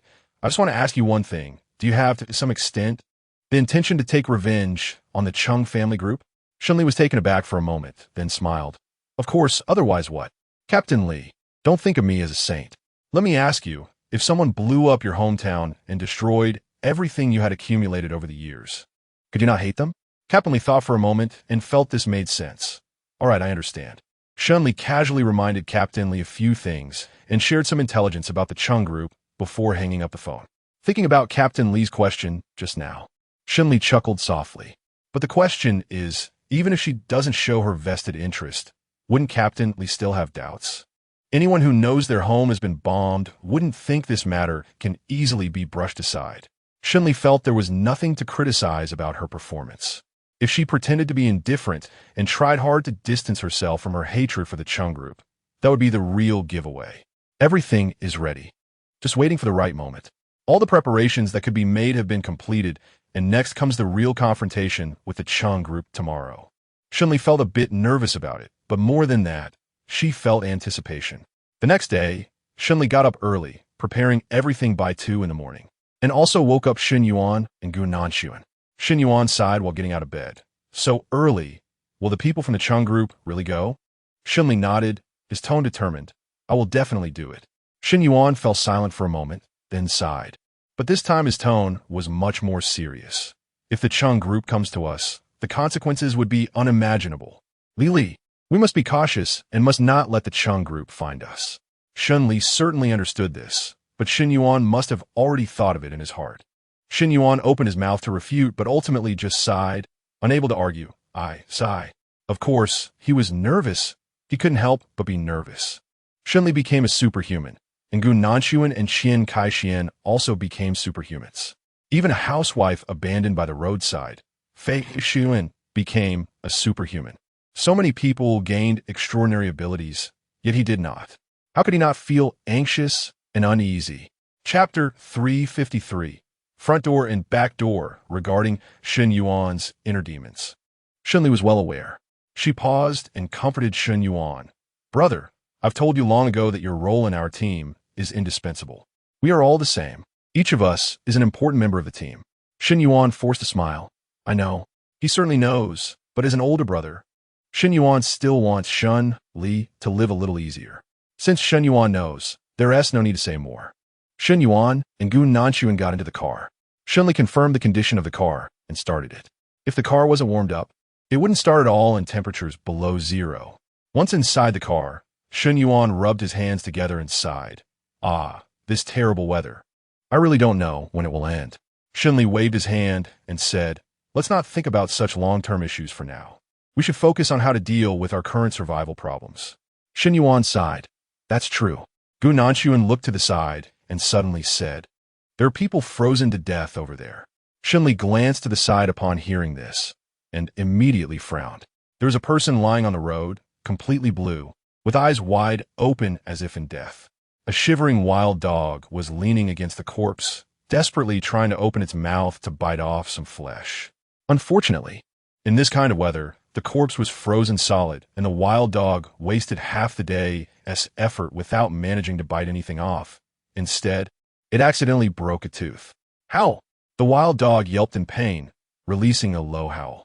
The howl attracted sharp-eyed, mutated animals, and several of them drooled as they surrounded the wild dog, leading to a change in the wild dog's cries. Shen Li listened to the howling, feeling uncomfortable and unable to help but frown. In the apocalypse, people were truly being treated less and less like humans. Thinking this way, the air raid shelter really felt like a paradise. At least for those living there still retained the most basic rules of human society. Working a day to earn a meal. As she drove to the vicinity of the location pointed out by Grandpa Su, Shen Li was about to continue driving when Gu Nanshuan stopped her. Wait. Shen Li was puzzled. What's wrong, Gu Nanshuan? Gu Nanshuan's gaze was slightly cold as he pointed to a spot not far away. There's movement over there. Shen Lima's gaze sharpened. Let's go. As soon as she put away the off-road vehicle, Shen Li immediately hid with the two others, quietly watching the developments outside. After about 5 minutes, a group of people indeed arrived in front of the building where the weapons were hidden, led by the spirited and fierce-looking Cheng Jiarui. Gu Nanshuan softly said, it's him. The voice was very small, just a movement of her lips. Shen Li's expression was also serious, and her heart felt a bit cold. The situation this time was not looking good. Cheng Jiarui and his group arrived at the location earlier than Shen Li had anticipated. Originally, Shen Li planned to seize the initiative, but whatever she could think of, Cheng Jiarui could naturally think of as well, and once again, she was a step too late. After checking for any dangers outside, Cheng Jiarui and his group quickly entered the building. With no one outside, the risk of being discovered was eliminated. Shen Yuan confirmed the situation again, frowned, and said softly, without the opportunity to take the initiative, Li, what do you think we should do? Shen Li pondered for a moment and looked at Shen Yuan. Given the current situation, we are very likely to not get what we want. Shen Yuan made a sound of acknowledgement. I know this. If I can't get it, they shouldn't think they can get it either. Shen Li looked at the buildings not far away, his gaze slightly cold. When I first informed Team Leader Li about the situation here, I was thinking about mutual destruction. From now on, we should prepare for the worst. Even if we can't obtain these arms this time, we must not let anyone from the Cheng family group get them. Shen Li's strategy is calm and reasonable. Gu Nanshuan and Shen Yuan both nodded in agreement. Shen Yuan nodded in agreement. Gu Nanshuan also spoke up. No matter what decision you make, I support you. All right, then let's do it this way. Shen Li nodded and took out his phone to call Team Leader Li. The weather was very cold, and Team Leader Li was busy. He answered the call after a moment. Shen Li, what's the matter? Shen Li made a sound and said, Captain Li, I found that Cheng Jiarui seems to be taking action. Hiss. Shen Li spoke calmly. I received a tip-off that Cheng Jiarui seems to be planning to seize a batch of arms. The location is... She relayed the information she had previously received to Team Leader Li without any alterations. Team Leader Li listened carefully, his expression serious. If what Shen Li said was true, then this matter needed to be dealt with as quickly as possible. Fortunately, I am nearby today, otherwise. After confirming the address, Team Leader Li sighed in relief, but then couldn't help but ask Shen Li, I still have a question for you. Where did you get this informant? And when did this informant tell you this information? Shen Li exclaimed, Informant? Of course it's my own resource. Team Leader Li, You don't have the habit of sharing informant information with others, do you? That's true. Team leader Li snorted in annoyance and said, all right. I suppose I was being too presumptuous with that question. Shen Li smiled and said, that's easy. As long as team leader Li can bring people over. It's a victory for me. Team leader Li paused for a moment, confirmed a few questions with Shen Li, and then hung up the phone. Shen Li put away her phone and coldly looked down. Let's go, we should go in too. Going in now? Shen Yuan was somewhat surprised. It seemed too dangerous.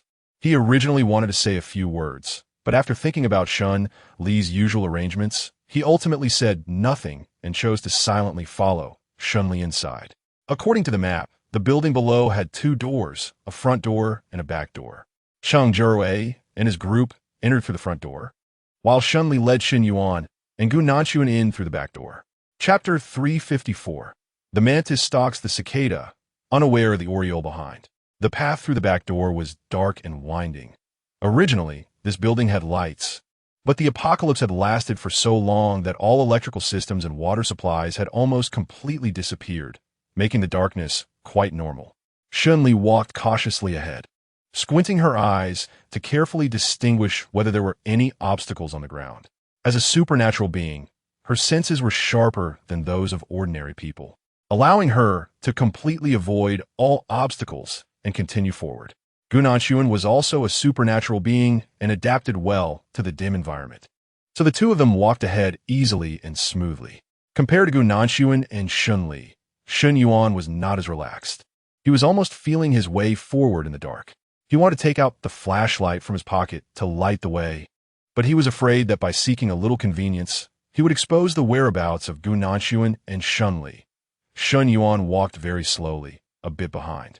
Gu Nanchuan noticed Shen Li's condition, frowned slightly, and tugged at her sleeve. Shen Li was taken aback for a moment and silently mouthed, "What's wrong?" Gu Nanchuan slightly shook his head, signaling Shen Li not to say more. Shen Li was still a bit worried. "Are you really not going to say anything?" Gu Nanchuan calmly nodded in affirmation. On one hand, he believed that Shen Yuan had his own grasp and sense of proportion. On the other hand, he also believed that Shen Yuan could steadily move forward. Having come from a post-apocalyptic world, Gu Nanchuan had seen countless ability users, and he knew what each successfully awakened ability user looked like. Shen Yuan's current situation happened to fit that mold. Since Gu Nanchuan was so certain, Shen Li could only remain silent. At this point, aside from praying for Shen Yuan's progress to go smoothly, she really couldn't do anything else. Shen Li had confidence in dealing with the Cheng family group, but when it came to Shen Yuan, it was entirely Shen Yuan's issue. And Shen Li truly had no confidence at all. Following the route map given by Grandpa Su, Shen Li carefully guided Shen Yuan to avoid every possible path where they might encounter Cheng Jiarui, gradually making their way to the stairwell in the narrow corridor. On the other hand, Cheng Jiarui had not prepared as thoroughly. His long-standing poor attitude towards subordinates left each of them feeling nervous, constantly on edge as if they could lose their heads at any moment. They had no energy to explain to Cheng Jiarui that the terrain here was difficult to navigate. At this moment, Cheng Jiarui was completely unprepared and chose the most challenging path as soon as he entered, his expression grim and fierce. His lackeys were scared stiff, pushing and shoving each other, not wanting to be the first to face Cheng Jiarui's wrath. Cheng Jiarui fell silent for a moment, looking at Li Wengui with a neutral tone. "Your tone seems a bit uncertain." I'm not," Li Wengui stammered, sweating profusely. Cheng Jiarui felt displeased. Just wanted to humiliate Li Wengui a bit more, or simply choose someone to kill instead. However, just then, a voice came from outside the door. The voice belonged to a man, exuding righteousness and authority. "Is this the place mentioned in the intelligence report?" It seemed someone had responded affirmatively, and the man paused. "Good. Since that's the case, let's prepare to go in and take a look. Let's go." With a wave of his hand, he led the group inside. Cheng Jiarui felt anxious and muttered under his breath, "What time is it? Why are there still people outside? Who's so reckless as to mix in here at this time?" The others exchanged confused glances, still in shock. It was Li Wengui who recognized the identity of the person outside, and his expression changed. "I think I've heard that voice before. He is an official." Li Wengui stuttered, finally managing to finish his sentence. Cheng Jiarui's expression darkened suddenly. An official? Are you serious? Good. Good job. It really is an official. Cheng Jiarui gritted his teeth, not expecting to encounter that official named Li here. In fact, Cheng Jiarui had long wanted to deal with Team Leader Li, as he was someone who had cornered him and given Cheng Jiarui's confidence, or rather arrogance. How could he allow such a person to exist? However, this time, he clearly didn't have the capability to handle Team Leader Li in front of everyone. Since that was the case, he could only let Team Leader Li live a little longer. Cheng Jiarui coldly stared at the direction where the entrance was for a moment. Then, after a moment of contemplation, gritted his teeth. Go. Let's head upstairs first. With Cheng Jiarui's command, everyone went upstairs together.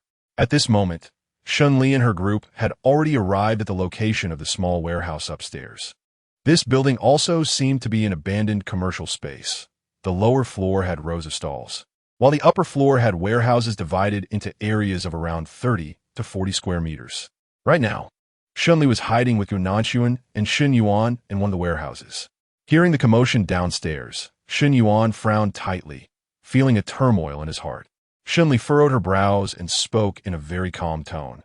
There are a total of 16 warehouses upstairs. The one we are in is relatively towards the inside, but not the innermost. Although the probability of each warehouse being selected varies, logically speaking, the probability of our warehouse being selected should be the smallest. The smallest, really? Xin Yuan sighed, hoping for the best. Although everyone here did not want to see a conflict, Xin Yuan undoubtedly was the one who least wanted to confront Cheng Jiarui and the others head-on. Chapter 355, New Uses of Space. After all, Xin Yuan knew very well that Shen Li and Gu Nanquan were more than capable of handling Cheng Jiarui, but for himself, there was no doubt that he would just be a burden. Xin Yuan didn't want to be a burden. He just wanted to ensure that everyone was okay. Cheng Jiarui led the way up, and along the way, there were numerous small clattering sounds, but no loud noises. It was completely holding them back. Cheng Jiarui was furious. If it weren't for someone chasing behind them, he would have loved to kill them all. After finally reaching the upper floor, there were dozens of warehouses of various sizes across from them. Cheng Jiarui glared at the people around him in anger and began to look for a suitable warehouse to hide in. Where was it? Where was this suitable warehouse? He needed to find a place with the least probability of being discovered by the relentless officials downstairs. His gaze landed on the entrance of one particular warehouse, and Cheng Jiarui's eyes suddenly brightened. Found it. Inside the room, Xin Yuan suddenly shivered. Gu Nanquan understood Shen Li's question and nodded slightly. Shen Li took a deep breath, took out a rifle from the space, and handed it to Xin Yuan and Gu Nanquan. What if Cheng Jiarui really entered this warehouse? She might as well take Gu Nanquan and Xin Yuan with her and catch them off guard. Firepower suppression is just a matter of time. It's either the east wind overwhelming the west wind or the west wind overwhelming the east wind. Often, after an initial disadvantage, one side will continue to be at a disadvantage without a third possibility. However, there were still too many people on Cheng Jiarui's side, and firearms probably wouldn't be difficult for them to obtain. Shen Li slightly pursed her lips. If there was even the slightest possibility, she didn't want to have a direct confrontation with Cheng Jiarui. After all, she could only manage not to be afraid, but she couldn't guarantee a win. The creaking sound from outside the door began as Cheng Jiarui started to push the door open. Shen Li held her breath and looked at the door in front of her, wondering whether it should be opened. However, to her surprise, the door remained tightly closed. This situation was really a bit strange. Shen Li furrowed his brows, somewhat perplexed, unsure why Cheng Jiarui had not come in. After a moment, a low, gloomy voice from the adjacent room sounded. You all better hide well. Don't show your heads, understood? If we get caught by the officials because of you, you all know the consequences. After Cheng Jiarui spoke, there was a deathly silence beside him. Everyone was trembling, not daring to say a word. So, did Cheng Jiarui's group go next door? Gu Nanquan found it somewhat strange, but he still nodded subtly, signaling Shen Li not to worry and to continue waiting. Downstairs, Team Leader Li was leading a search around. Thinking of the ambiguous plan Shen Li had provided, he couldn't help but curse under his breath. This guy, so unreliable. Doesn't he know to bring me a more precise plan to look at? But then he thought again and sighed. Forget it. Having some information is enough. Why ask for too much? Let us go. Keep searching. Team leader Li resignedly waved his hand, continuing to work, leading people to rummage around in the cramped little shop. Shen Li furrowed her brows as she listened to the noise downstairs, gently pacing in the room. She didn't know when Team Leader Li would come up or what he would be like when he did. The atmosphere was tense, and Shen Li felt a bit uneasy as well.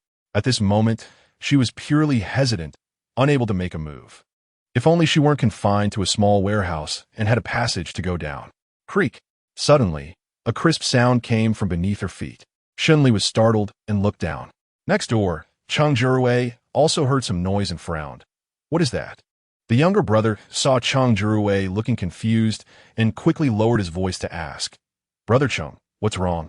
Cheng Jiarui didn't speak, but tilted his ear to listen again, feeling that the sound had disappeared, and slightly shook his head. It's nothing. Maybe he was just too tense and misheard. How could a mere incompetent person, who hadn't even awakened any special abilities, force him to this extent? That Officer Li downstairs was just relying on the power of the official position. Meanwhile, Shen Li had once again escaped Cheng Jiarui's notice. She frowned, crouched down, and cautiously tried to see what was below her feet.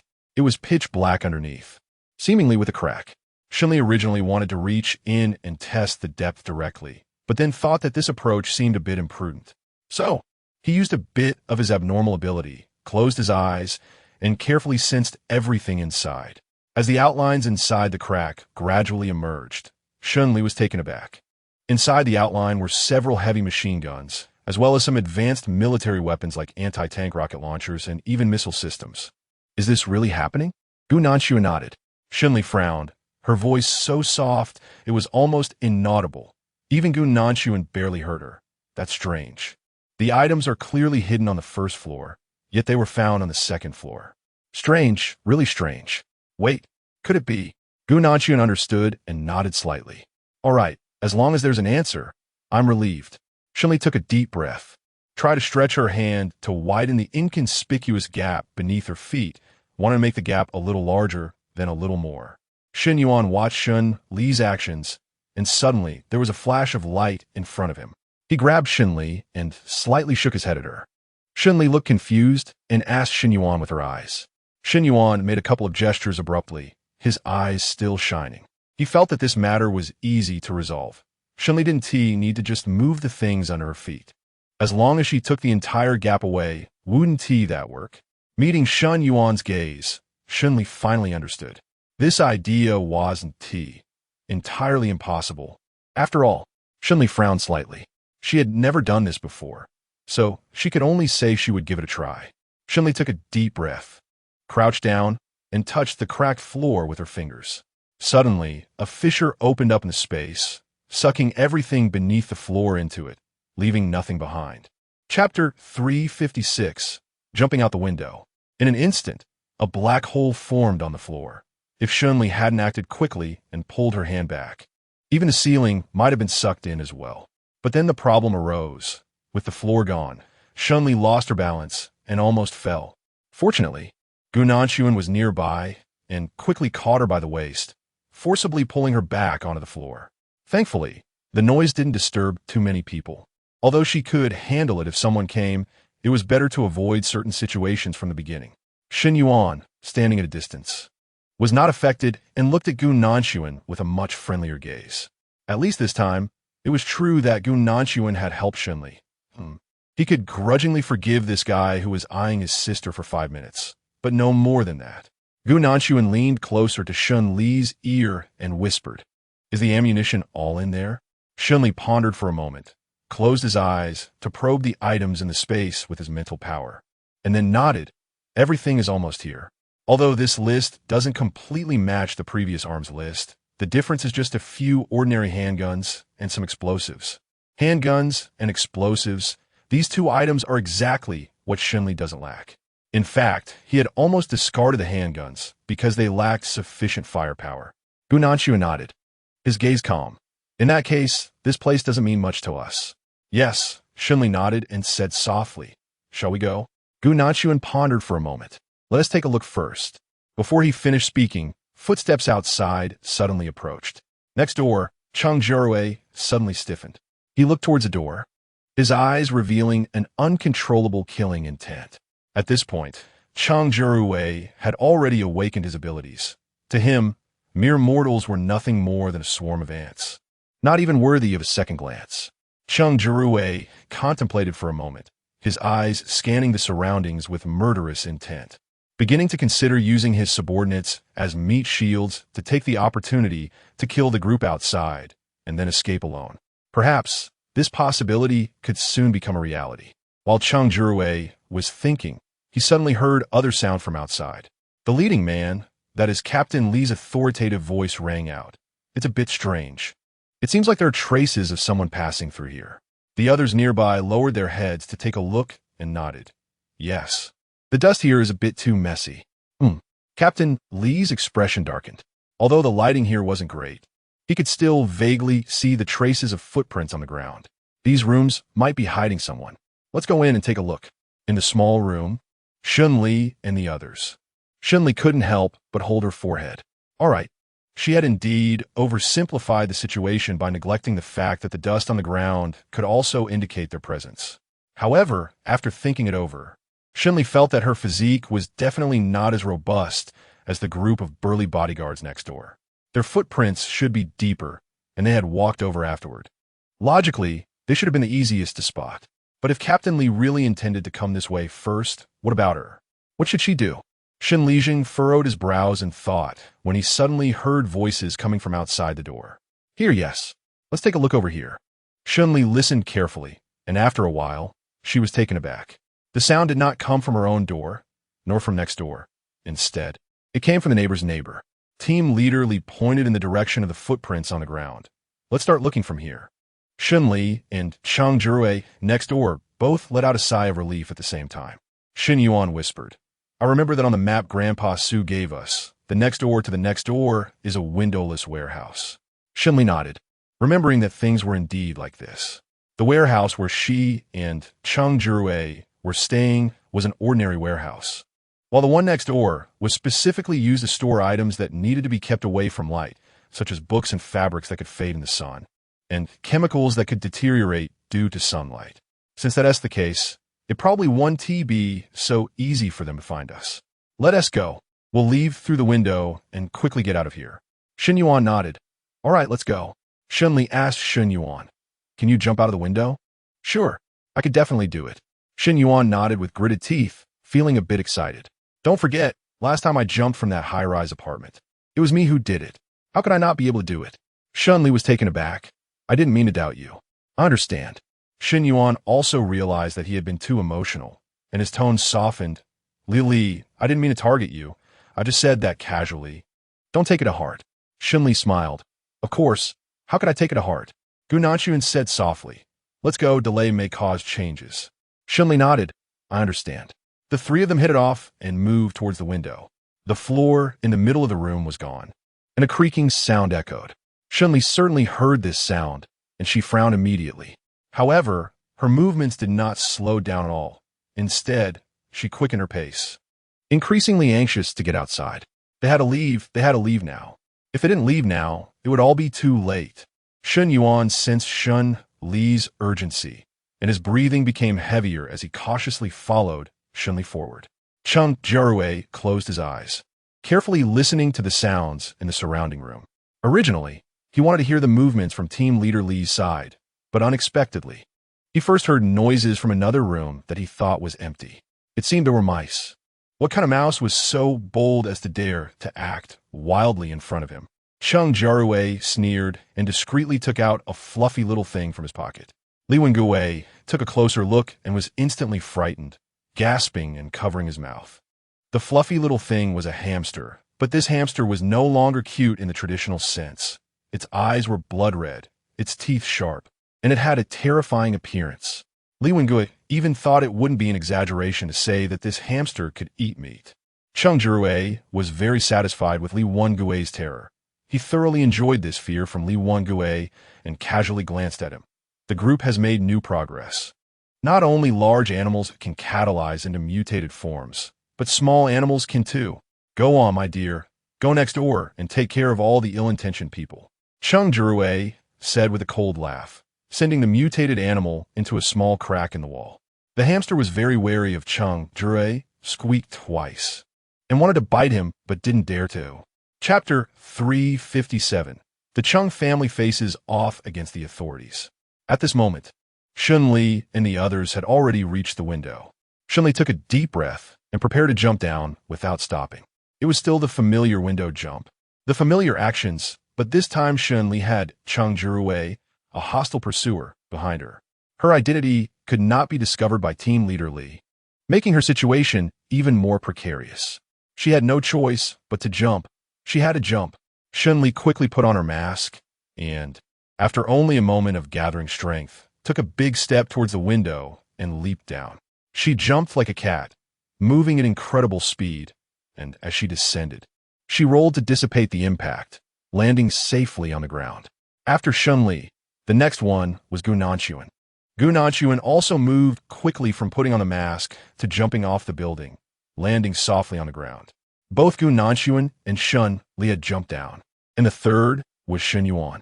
The two stood quietly, waiting for Shen Yuan to come down.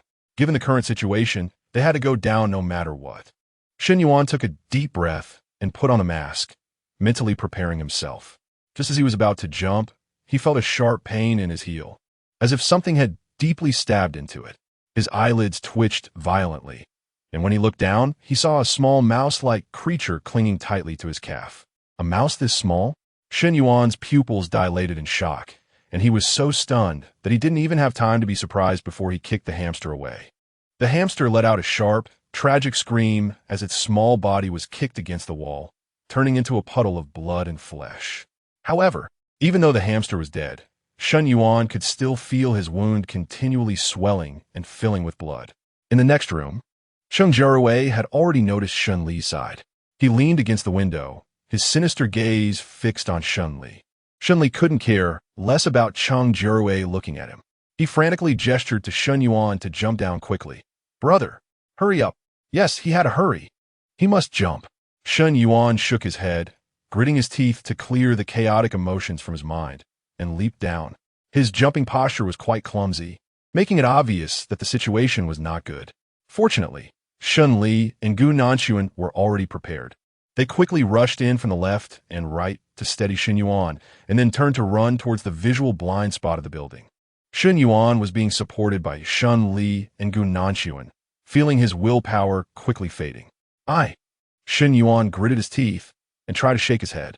"I seem to have been bitten by a mutated animal." Shen Li's expression turned serious. Mutated animals? But how could this be possible? Earlier, when they were in the room, it was clearly quiet. Where could any mutated animals have come from? Moreover, when Shen Li and Gao Minguan left one after the other, no more than half a minute had passed since Shen Yuan jumped down. What kind of mutated animal could be so coincidental to arrive in that small room at the moment when the defenses were the weakest? No, wait. Unless... Shen Li suddenly realized something, and his face turned pale. Cheng Jiarui? Gao Minguan's gaze slightly sharpened. "Are you saying that Cheng Jiarui released the mutated animals that have been cultivated?" Shen Li gritted her teeth and nodded slightly. It must be him. Gao Minguan's expression also turned cold. If it was something done by Cheng Jiarui, it don't make sense. It seems that Cheng Jiarui has already developed technology to mutate smaller animals. Shen Li's gaze was very cold. This news is definitely not good for us. Gao Minguan furrowed his brows, trying to remain calm as he pondered. It seems that things in the previous life hadn't reached this point yet. What went wrong? This question, Shen Li also did not know the specific answer. She pondered for a moment and was about to speak when she was interrupted by Shen Yuan's painful groan. "Brother, what's wrong?" In a moment of panic, Shen Li rushed to Shen Yuan, quickly heading towards the roadside of the blind spot. "Don't scare me." Gao Minguan followed Shen Li to the roadside and took Shen Yuan from her hands. "Quick, off-road vehicle." "I know." Shen Li nodded vigorously, raised her hand to find the off-road vehicle from the space, and quickly got in. At this moment, upstairs, team leader Li and his men had searched for a while, but found nothing in the room, frowning in confusion. Strange, really strange. He clearly heard a sound coming from this direction, yet there was no noise now. While he was pondering, he suddenly caught a faint smell of blood. The smell of blood was indeed very faint, but it shook Team Leader Li to his core. Blood next door. Go to the next room. Team Leader Li shouted in a low voice, drawing his gun first, glancing to the side, and kicked open the wall. Next door, Cheng Jiarui. He was originally waiting leisurely for Team Leader Li to break in through the door, but unexpectedly Team Leader Li directly kicked through the wall. Team Leader Li already knew that the people next door were not good, so as soon as he entered, he ordered, "Open fire." The two groups quickly opened fire in the cramped little room, and Cheng Jiarui's men were caught off guard, directly falling under fire suppression. Li Wengue was grazed by a stray bullet on his arm, crying out in pain and rolling away to the side, right by the window. Cheng Jiarui was also at the window side, recalling the actions of the three unfamiliar people wearing gas masks. He gritted his teeth and kicked the window, jumping down from the second floor, disregarding his little brothers behind him. Li Wengue saw the situation was bad and hurriedly jumped down as well. The first floor of the mall was about 5 meters high, and jumping down from the second floor, Li Wengue felt a violent shock in his legs. Almost unable to move, he gritted his teeth, ignoring the discomfort in his legs, and crawling forward desperately, eventually catching up with Cheng Jiarui. Chenggu, wait for me. On the other side, Team Leader Li naturally noticed Cheng Jiarui's situation. His face darkened, wanting to chase but hindered by his current situation.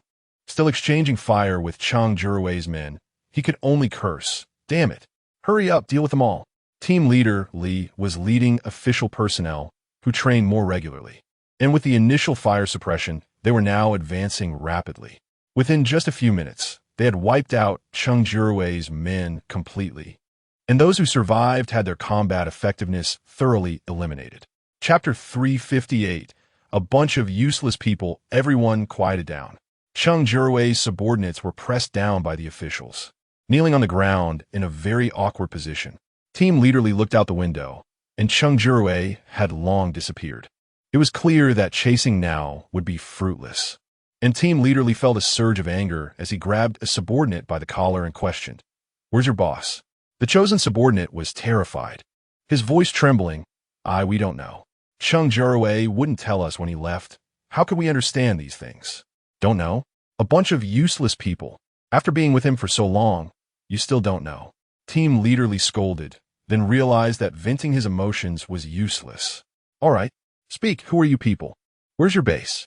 We. The subordinate hesitated, stammering. Team Leader Li shot a cold glance over, and the subordinate immediately dropped all pretense of loyalty and fear of Cheng Jiarui. Cheng Group. We are from the Cheng Group. So it really is the Cheng Group, the one Shen Li mentioned. Team Leader Li's brow furrowed deeply, and his ominous premonition grew stronger. Aren't you a pharmaceutical company? What do you want with a bunch of thugs? And where did you get all these weapons? Speak. Actually, it's... The subordinate was about to speak tremblingly when he suddenly let out a scream. Before Team Leader Li could ask what happened, the subordinate suddenly spat out a mouthful of blood, shaking and convulsing, and soon fell silent. The sudden turn of events made Team Leader Li instinctively dodge to the side. If he hadn't reacted quickly, he would have been splattered by the subordinate's blood. Not just Team Leader Li, but his subordinates nearby were also shaken. Team Leader Li. This is... Team Leader Li's face was ashen, hesitating for a moment before he was about to speak. But he heard repeated sounds of vomiting blood and collapsing nearby. Everyone was spitting out black-red blood, an ominous color indicating something was wrong. Team Leader Li shouted, "Go! Retreat quickly!" Everyone immediately strode toward the door, all showing fear and confusion about what had happened. Inside, Cheng Jiarui's subordinates struggled for a long time, ultimately dying completely.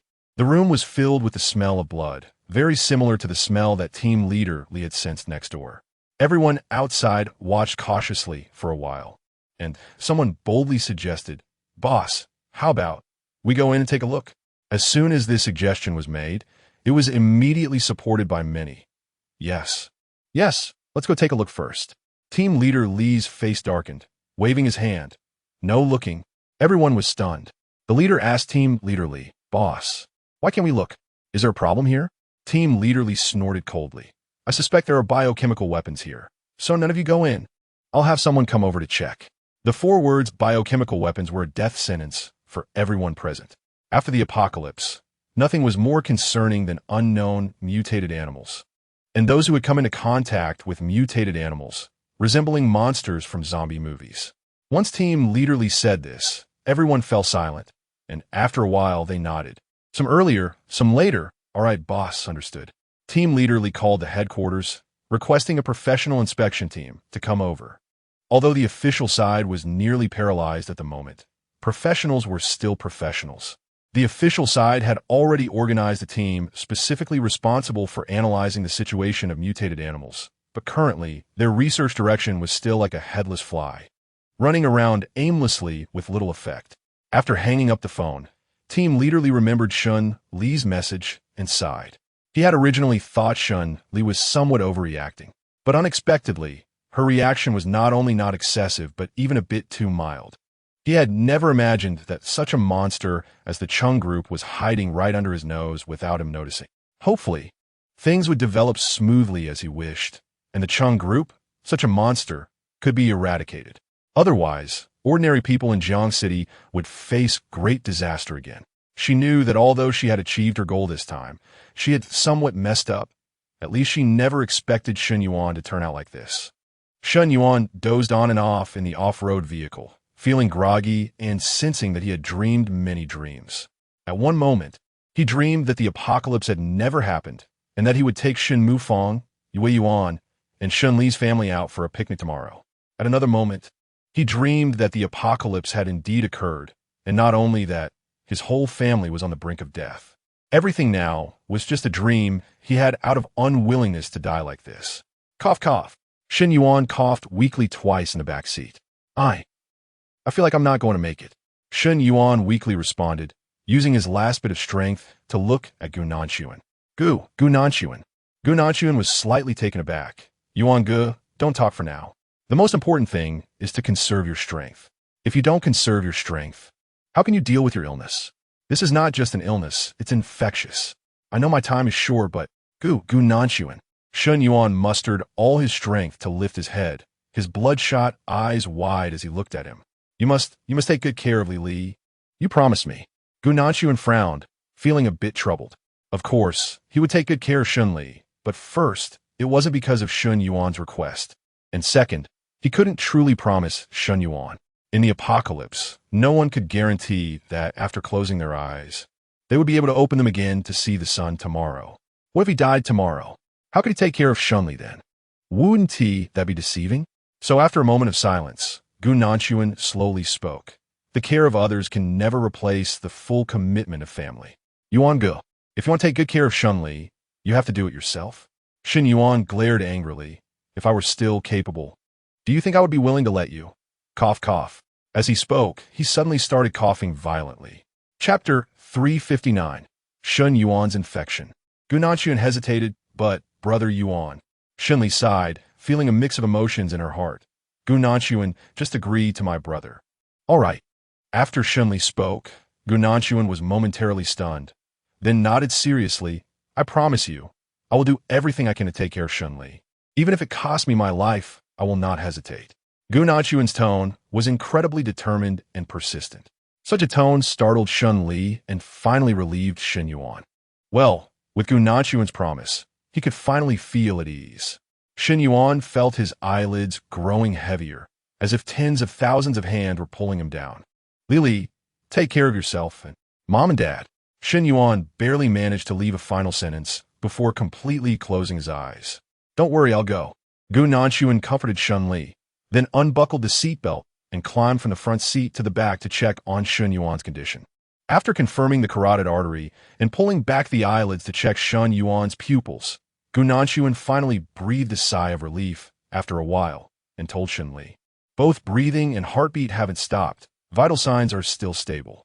Shen Li slightly pursed her lips, her heart feeling a bit more relaxed, but not too much. At this moment, Shen Yuan's vital signs were indeed still present, but that was only temporary. Who knows what would happen next? However, Shen Li believed that Shen Yuan could continue to hold on. Since Fei Xiu Yuan had also survived, why couldn't Shen Yuan? When a person reaches a dead end, courage naturally arises, and Shen Li was willing to believe that. Zhang Shanshi heard the commotion and quickly ran out. "Hey, I'm here. What's wrong, Miss Shen?" Shen Li rushed out from the back seat, holding Shen Yuan. "My brother is in trouble. Please help me check." "What? Mr. Shen is in trouble?" Zhang Shanshi was startled and quickly went to check on Shen Yuan's condition. Upon closer inspection, he was taken aback. This looks so similar to Fei Xun. It clearly seems like he has been bitten by a mutated animal. "Dr. Zhang." Shen Li's heart tightened as she warned Zhang Shanshi, lowering her voice. "Something shouldn't be said to avoid scaring ordinary people, don't you think?" Zhang Shanshi was momentarily shocked, then understood Shen Li's meaning. He felt somewhat troubled, as he had always been an upright person and wasn't good at lying. However, the one asking him to lie was Shen Li. Having followed Shen Li and witnessed so many of her correct decisions, Zhang Shanshi had almost never doubted her choices. He would rather doubt himself than Shen Li. After a long silence, Zhang Shanshi finally gritted his teeth and nodded firmly. "All right, we'll do it your way, Miss Shen." Shen Li sighed in relief and nodded. "Then I would like to thank Dr. Zhang for your cooperation."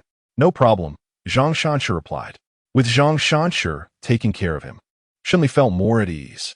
When Zhang Shanshi measured Shen Yuan's physical indicators and started to bring down his temperature, Shen Li asked, "What is my brother's temperature now?" Zhang Shanshi calmly replied, "It seems to be just over 40 degrees. "Only just over 40 degrees? Shen Li was slightly taken aback, confused. "I thought his temperature would be at least 60 or 70 degrees. Like Fei Xun last time, her temperature was 70 or 80 degrees, and she still survived, right?" Zhang Shanshi shook his head. "Every person's body is different. You can't generalize. I don't know the specifics of Mr. Shen's condition." "Is that so?" "I understand," Shen Li said, slightly stunned.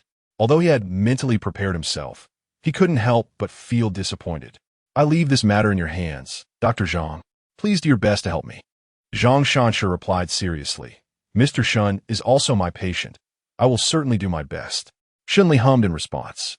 She initially wanted to stay with Zhang Shanshi, but Gu Nanshuan was worried that Shen Li's presence would make Zhang Shanshi hesitant and hinder his treatment. After thinking for a moment, he took Shen Li away. "Let's go." "Shen Li, don't delay Dr. Zhang in saving lives here." But Shen Li was somewhat reluctant, wanting to say something but hesitating. Gu Nanshuan sighed. Shen Li bit her lips, her expression very complicated. Emotionally, she really wanted to stay here, but rationally, she knew that leaving would be better for her. Shen Li finally sighed. "Actually, Gu Nanshuan, I have always believed you were right. At least for now, she still has a home. And there are family members waiting for her to convey this news, bit by bit, slowly. Dr. Zhang, I'm leaving now." Shen Lichong nodded slightly to Zhang Shanshi and got up to leave. Zhang Shanshi also let out a slight sigh of relief. "Miss Shen, take care. No need to see you off." With Shen Li gone, his psychological pressure was indeed much alleviated. It was definitely better with her leaving. Gu Nanshuan looked at Shen Li's expression, wanting to say something, but was decisively stopped by Shen Li, who sensed his intention. "No need, Gu Nanshuan. I can handle this myself." Gu Nanshuan understood and replied, "In that case, I'll wait for your good news." Gu Nanshuan did not go inside but stayed outside the door, quietly observing the movements in the room. Compared to her, Shen Li appeared calmer, or rather suppressing her emotions. She was silent for a moment, presumably telling Fang Yueyuan everything she knew. Fang Yueyuan was momentarily stunned, and after a moment, she leaned over the table and began to cry. Shen Mu came to Fang Yun's side, gently patting her shoulder with a warm and comforting demeanor. After a long while, Fang Yueyuan stopped crying, stood up, and walked towards Shen Li, firmly holding her hand. Finally, the dust settled. Gu Nanshuan watched the scene in the room and also breathed a sigh of relief. Chapter 360. She hasn't come back yet. No matter how great the challenges ahead, as long as the family can face everything together, it's enough. Seeing that the Shen family had accepted this fact, Gu Nanshuan gradually relaxed.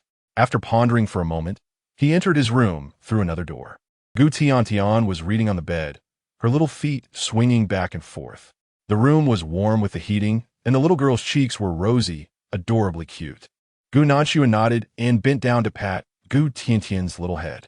Gu Tiantian giggled, and rubbed against Gu Nanshuan's hand. After being close to her brother for a while, she asked Gu Nanshuan, "Where's Sister Shen Li?" "Oh." Gu Tiantian didn't suspect anything and happily nodded, then asked, "What about Brother Shen Yuan?" Gu Nanshuan fell silent. It's worth noting that Gu Tiantian actually liked Shen Yuan a lot. Although Shen Yuan's attitude towards Gu Nanshuan wasn't great, always seeming to guard against him, he was completely kind to Gu Tiantian. After all, who could be harsh toward this sweet, harmless little girl? What would Gu Tiantian's reaction be if she knew about Shen Yuan's infection? As she spoke, Gu Tiantian's little voice unintentionally carried a hint of a sob. Gu Tiantian blinked. Her eyes misty. "Really, there's nothing?" Gu Nanshuan responded softly, "No, nothing. No. As long as there's nothing, that's good." Gu Tiantian pursed her lips and nodded then. "Can you take me to see Brother Shen Yuan?" Gu Nanshuan sighed. He knew he couldn't hide it from Gu Tiantian anymore. "Tiantian, sit down. Let your brother tell you." "Okay." Gu Tiantian nodded innocently and obediently sat down. Gu Nanshuan held her shoulders and said solemnly, "Shen Yuan is indeed in trouble. Has been infected." Gu Tiantian instantly froze. She bit her lip, and her eyes quickly filled with mist, remaining silent. Gu Nanshuan spoke seriously. "I know you're not feeling well right now, but the Shen family is feeling worse than you.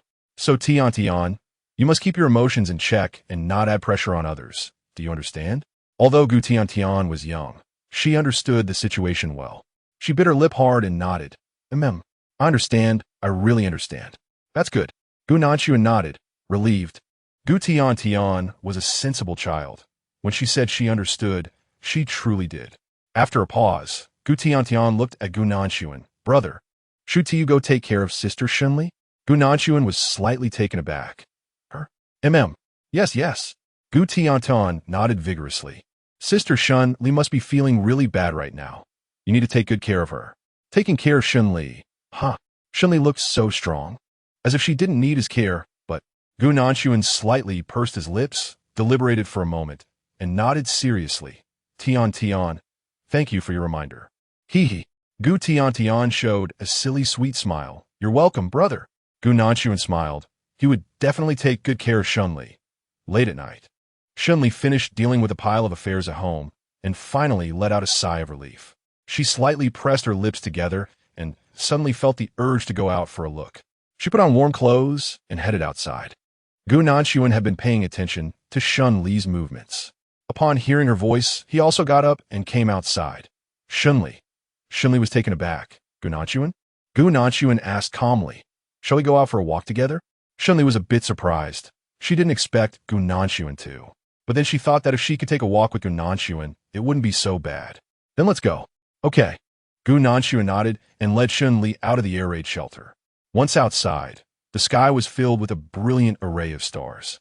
For the past few months, human presence had almost disappeared, factories had all shut down, and the atmosphere was desolate. However, the outside environment had gained a lot of greenery and nature. Shen Li took a deep breath, feeling the chilly air with a hint of sweetness. Gu Nanshuan nodded. "Of course there is." Shen Li slightly pursed her lips and said, "So, do you think there are small animals that can mutate on their own in this world?"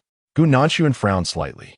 In fact, the scientific community in her past life had also discussed the reasons and processes of animal mutations.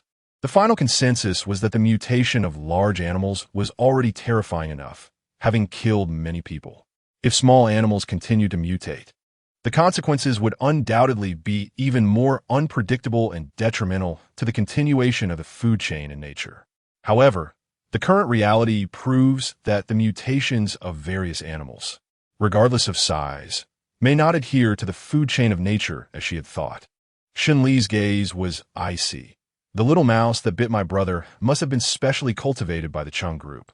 Gu Nanshuan replied with a sound. "What do you plan to do?" Shen Li said coldly, "This debt must be repaid with blood by the Cheng group." If in the past Shen Li merely found the Cheng group somewhat annoying and needed to be cleared away quickly, now she has one more reason to eliminate the Cheng group, which is her hatred for Cheng Yuan. This grudge must be avenged. Gu Nanshuan paused for a moment and gently patted Shen Li's shoulder. "Cheng Yuan will be fine." Shen Li took a deep breath. "You don't have to comfort me." "Let's hope so." Gu Nanshuan responded with a soft quietly accompanying Shen Li as they sat together under the moonlight. The two of them silently watched the moon, looked at the sky, and stayed like that for a long, long time. Shen Li suddenly whispered, "Gu Nanxuan." Gu Nanxuan raised an eyebrow and asked her, "What's wrong?" Just as Gu Nanxuan was about to inquire further, he saw Shen Li shake her head. "Forget it. It's nothing." Chapter 361. Making an impact, nothing, really nothing? Gu Nanxuan frowned in confusion. He originally wanted to ask a few more questions, but considering Shen Li's current situation, he decided not to press further, simply responding with a sound of acknowledgement. The two fell silent, not saying a word. Compared to Li Wengue, Cheng Jiarui's performance was much better. He was a mutant, physically strong. Though tired, he wasn't in such a bad state. Seeing Li Wengue's condition, Cheng Jiarui shot him a disgusted glance, kicked him, and then strode upstairs. Li Wengue didn't expect Cheng Jiarui to kick him before going upstairs. He lay on the ground, coughing painfully, looking even more like a dead dog. After finally catching his breath, Li Wengue slowly sat up, a hint of resentment flashing in his eyes as he looked upstairs. This was too much. Cheng Jiarui was really going too far. Even someone like him, a contributor, was treated this way by Cheng Jiarui. He could only imagine how others would fare. Li Wengue found it a bit strange. The first thing he did after feeling less exhausted was to get up and find someone. As he walked down, he quickly spotted a few staff members near the front desk, handling tasks while chatting. Li Wengue's eyes lit up, and he quickly approached, calling out, "Hey, you two." Li Wengue nodded and said, "I really need to ask you something. How long have you been here today?" "How long? It must be over 10 hours, right?" The two calculated the time and told Li Wengue that they had been there since noon, diligently processing documents, and had not dared to slack off on anything Chang'e had assigned. Li Wengue's expression stiffened. If he had only suspected things earlier. Now his suspicions were almost confirmed. Before he could settle in, he suddenly heard an urgent sound from the monitor screen. Beep, beep, beep. What's going on? Li Wengue jolted, looking fearfully at the two staff members beside him. They were even more nervous than he was, rushing to the monitor to see what was happening. After a moment of commotion, the lights on the screen began to fade one by one, and the faces of the two staff members started to turn pale. "No, this is bad, Li Gu." One staff member trembled as he spoke, pointing at the lights on the screen. The transmitter isn't responding anymore. Something else happened, something big. Li Wengue couldn't understand what the staff members were saying, growing more anxious. "What do you mean the receiver isn't responding? What big deal? Hurry up and tell me." Another staff member wiped his sweat and stammered, "The receiver is powered by bioelectricity. In other words, as long as the person wearing the receiver is alive, their signal transmitter will definitely send out a signal. But now all the signals have disappeared, which means..." The staff member trailed off, unable to finish. Though he didn't complete his thought, Li Wengue understood. A chill ran down Li Wengue's spine, and he instinctively took a few steps back, sitting down on the ground. He knew that these people were dead. Those who were taken out with Cheng Jiarui had all died. Thinking back to how quickly Cheng Jiarui had left without a second thought, Li Wengue felt even colder inside. He realized that these people had been chosen by Cheng Jiarui to be cannon fodder.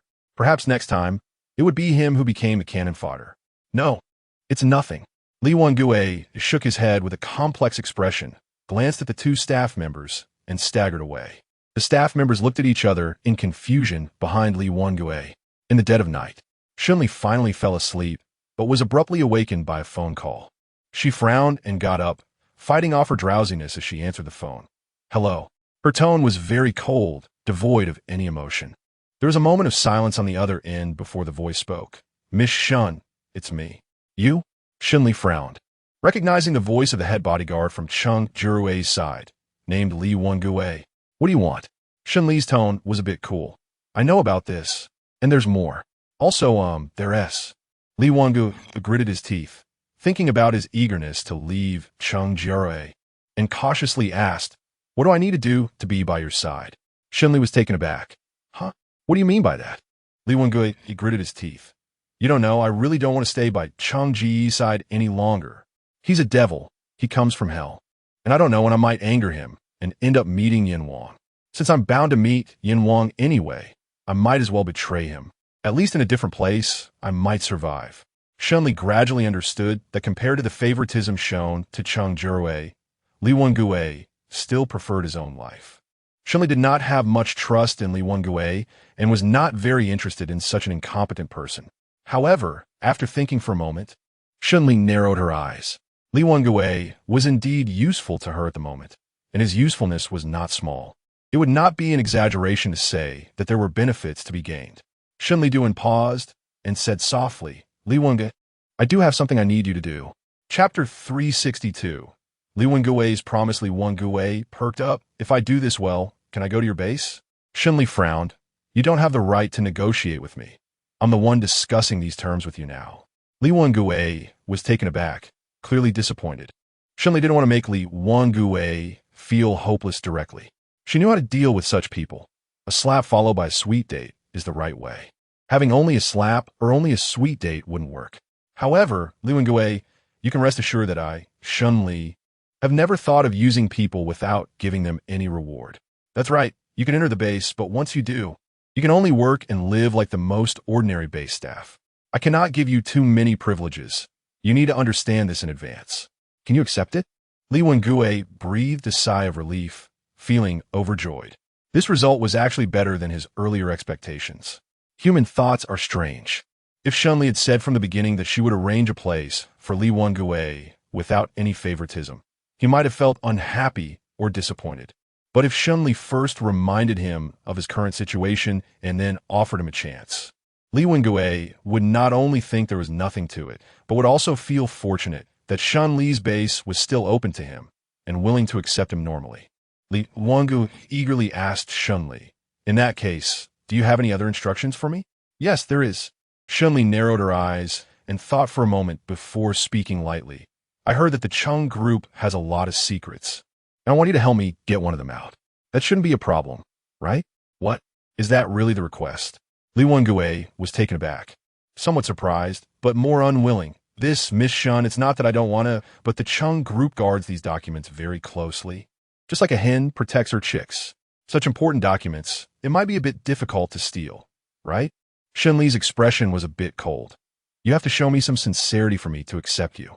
After saying this, Shen Li fell silent and no longer spoke. Too lazy to say a word.